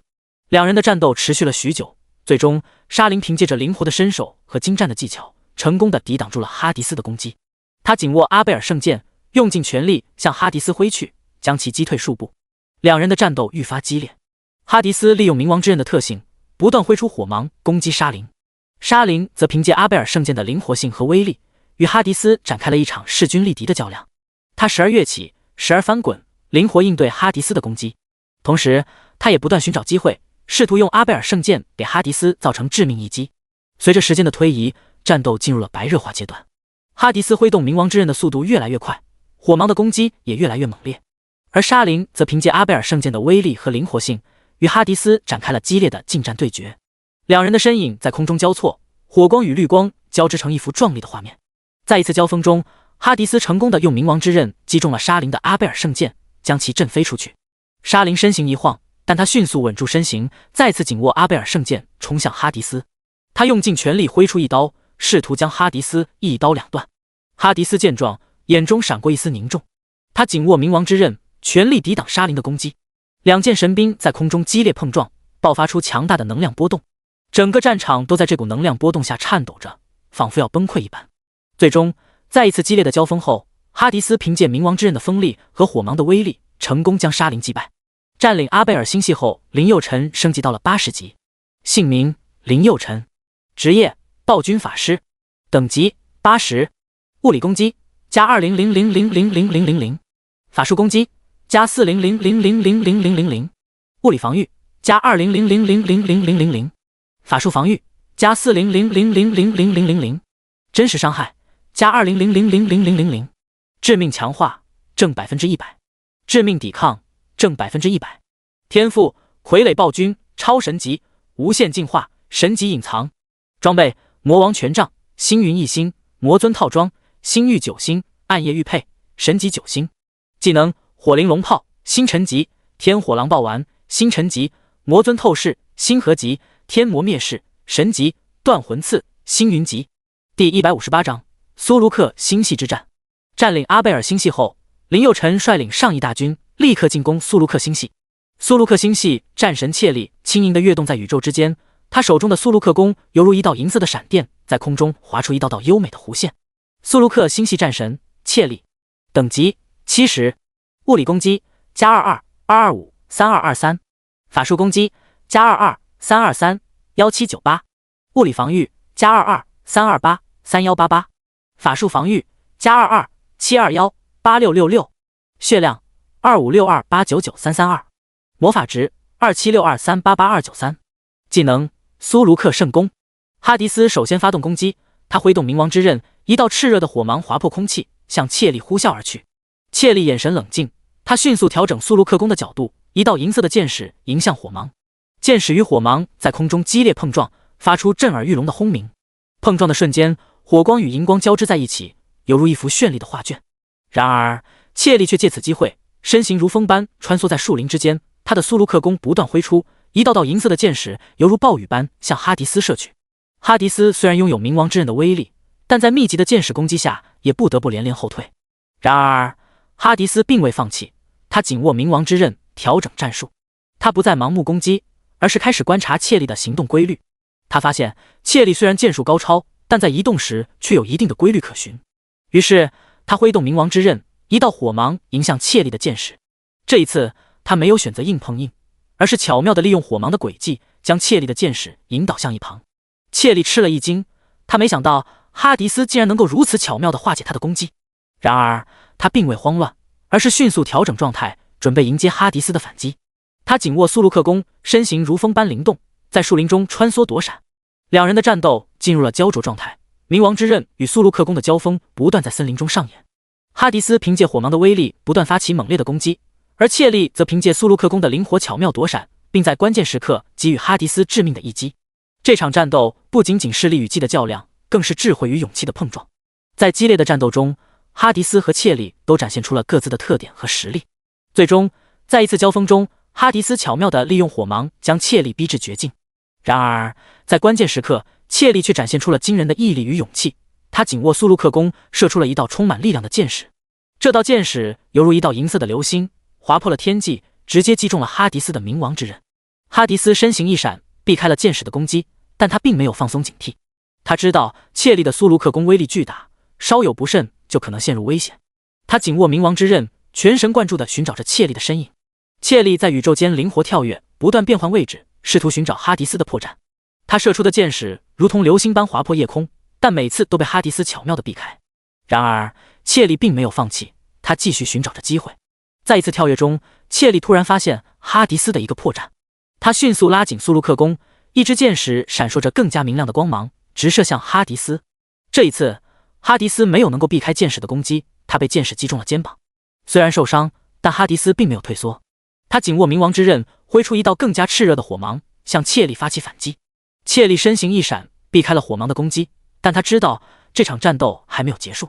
他继续隐藏在宇宙之间，寻找着下一个攻击的机会。两人的战斗在宇宙之中持续了很长时间，他们的身影在群星间穿梭，每一次交锋都充满了速度与激情。哈迪斯凭借着冥王之刃的火芒攻击，不断压制着切利的行动，而切利则凭借着苏卢克弓的灵活与威力，不断寻找着反击的机会。最终，在一次激烈的交锋中，哈迪斯凭借着冥王之刃的威力，成功击败了切利。占领苏卢克星系后，林佑辰升级到了90级，姓名林佑辰，职业暴君法师，等级90，物理攻击加200000000000，法术攻击加400000000000，物理防御加200000000000，法术防御加400000000000，真实伤害加200000000000，致命强化正100%，致命抵抗正100%。天赋傀儡暴君超神级，无限进化，神级隐藏。装备魔王权杖，星云1星，魔尊套装，星域9星，暗夜玉佩，神级9星。技能火灵龙炮，星辰级，天火狼暴丸，星辰级，魔尊透视，星河级，天魔灭世，神级，断魂刺，星云级。第159章，此刻我是宇宙之王。占领猎犬星系后，林佑辰率领几十亿大军进攻最大星系猎犬座星系。猎犬系战神克里斯汀手握猎犬圣剑，剑身沐浴在金色阳光中，散发着炽热而耀眼的光辉。猎犬座星系战神克里斯汀，等级30，物理攻击加34，425，3223，法术攻击加46，523，1798，物理防御加36，728，3188，法术防御加37，621，8666，血量3872899332，魔法值3882388293，技能猎犬座圣剑。哈迪斯率先发动攻击，他身形矫健，犹如一道黑色闪电，瞬间穿越了与克里斯汀之间的距离。冥王之刃带着呼啸的风声和炽热的火焰，狠狠地劈向克里斯汀。克里斯汀早有准备，他以猎犬圣剑为盾，迎上了哈迪斯的攻击。剑与刃相撞的瞬间，爆发出耀眼的火花。猎犬圣剑上的金色光辉与冥王之刃上的火芒相互交织，仿佛在这片黄昏的天空下上演了一场壮丽的光影盛宴。两人的力量在这一刻达到了巅峰，他们的身影在光芒中交错，每一次碰撞都迸发出惊人的能量。克里斯汀不甘示弱，他挥动猎犬圣剑，发动了一连串迅猛而凌厉的攻击。猎犬圣剑在空中划出一道道金色的轨迹，如同太阳的光芒般璀璨夺目。哈迪斯眼神一凝，他挥动冥王之刃，在空中划出一道道火墙，将克里斯汀的攻击一一挡下。两人的战斗愈发激烈，他们的身影在黄昏的天空下快速移动，每一次攻击都充满了力量与技巧。哈迪斯的冥王之刃挥出的火芒如同狂风暴雨般猛烈，而克里斯汀的猎犬圣剑则如同烈日当空般炽热。他们的战斗仿佛是一场光与火的较量，让人目不暇接。随着时间的推移，克里斯汀逐渐占据了上风。他挥动猎犬圣剑，一道金色的剑芒如同太阳般耀眼，直冲哈迪斯而来。哈迪斯面色凝重，他知道这一击非同小可。他紧握冥王之刃，将全身的力量注入其中，迎向那金色的剑芒。剑芒相交的瞬间，整个世界仿佛都静止了。冥王之刃上的火芒与猎犬圣剑上的金色光辉相互碰撞，发出震耳欲聋的轰鸣声。哈迪斯被巨大的力量震得连连后退，但他仍然紧握冥王之刃，眼中闪烁着坚定的光芒。经过一番激战，哈迪斯终于找到了克里斯汀的破绽。他紧握冥王之刃，挥出一道炽热的火芒，直取克里斯汀的要害。克里斯汀见状并没有惊慌，而是冷静地应对。他紧握猎犬圣剑，将阳光的力量发挥到极致，形成一道耀眼的光芒护盾，成功抵挡了哈迪斯的攻击。哈迪斯并没有放弃，他再次发动攻击，火芒如同狂暴的火龙般冲向克里斯汀。克里斯汀也不甘示弱，他舞动猎犬圣剑，将阳光的力量注入剑身，形成一道璀璨的剑芒，与哈迪斯的火芒激烈碰撞。两人的战斗进入了白热化阶段，他们的身影在空中快速移动，每一次攻击都充满了力量与技巧。哈迪斯的冥王之刃与克里斯汀的猎犬圣剑在空中不断碰撞，发出刺耳的金属碰撞声和震耳欲聋的轰鸣声。火芒与阳光交织在一起，形成一幅壮观的景象，仿佛将整个平原都点燃了起来。最终，在一次激烈的对决中，哈迪斯凭借冥王之刃的威力和火芒的攻击，成功击败了克里斯汀。占领整个猎犬座星系后，林佑辰升级到了100级，成为宇宙最强者。姓名：林佑辰，职业：暴君法师，等级100，物理攻击加200000000000，法术攻击加400000000000，物理防御加200000000000，法术防御加400000000000，真实伤害加200000000000，致命强化正100%，致命抵抗正100%。天赋：傀儡暴君，超神级，无限进化，神级隐藏。装备：魔王权杖，星云1星，魔尊套装，星域9星，暗夜玉佩，神级9星。技能：火灵龙炮，星辰级，天火狼暴丸，星辰级，魔尊透视，星河级，天魔灭世，神级，断魂刺，星云级。在浩渺无垠的宇宙中，一个崭新的时代悄然来临。林佑辰，这个曾经操控嗜血剑以火球攻击敌人，与马子轩激战于森林的英勇战士，如今已登临宇宙之巅，成为了宇宙之王。他的加冕仪式在宇宙之星，一颗璀璨夺目的恒星上举行。恒星的光芒映照在林佑辰的身上，为他披上了一层神圣的光辉。他站在恒星之巅，俯瞰着下方无尽的星辰，感受着宇宙间无尽的能量在他体内涌动。这一刻，整个宇宙都为之震动，所有的生灵都向他顶礼膜拜。林佑辰挥手之间，星辰闪烁，银河流淌，仿佛整个宇宙都在他的掌控之中。他成为了宇宙之主，拥有着无尽的力量和智慧，守护着宇宙的和平与繁荣。成为宇宙之王后的林佑辰并没有沉湎于权力之中，他深知自己的责任重大。他开始着手规划宇宙的未来发展，希望在这片浩渺无垠的星海中建立一个和谐、繁荣、充满希望的文明。他运用自己的力量和智慧，推动着宇宙的科技发展，改善着生灵们的生活。他倡导和平与包容，尊重每一个星球、每一个种族的独特文化和发展道路。在他的引领下，宇宙中的各个星球开始互相交流、合作，共同探索着未知的宇宙奥秘。同时，林佑辰也没有忘记自己的初心，他时刻关注着那些弱小的星球和种族，保护他们免受侵略和压迫。他用自己的力量维护着宇宙的秩序和平衡，确保每一个生灵都能在这片星海中安居乐业。在林佑辰的统治下，宇宙迎来了一个崭新的时代。这个时代充满了希望与梦想，所有的生灵都为能在这样一位伟大的王者的庇护下生活而感到骄傲和自豪。而林佑辰也深知自己的使命尚未完成，他将继续努力，为宇宙的繁荣和和平贡献自己的力量。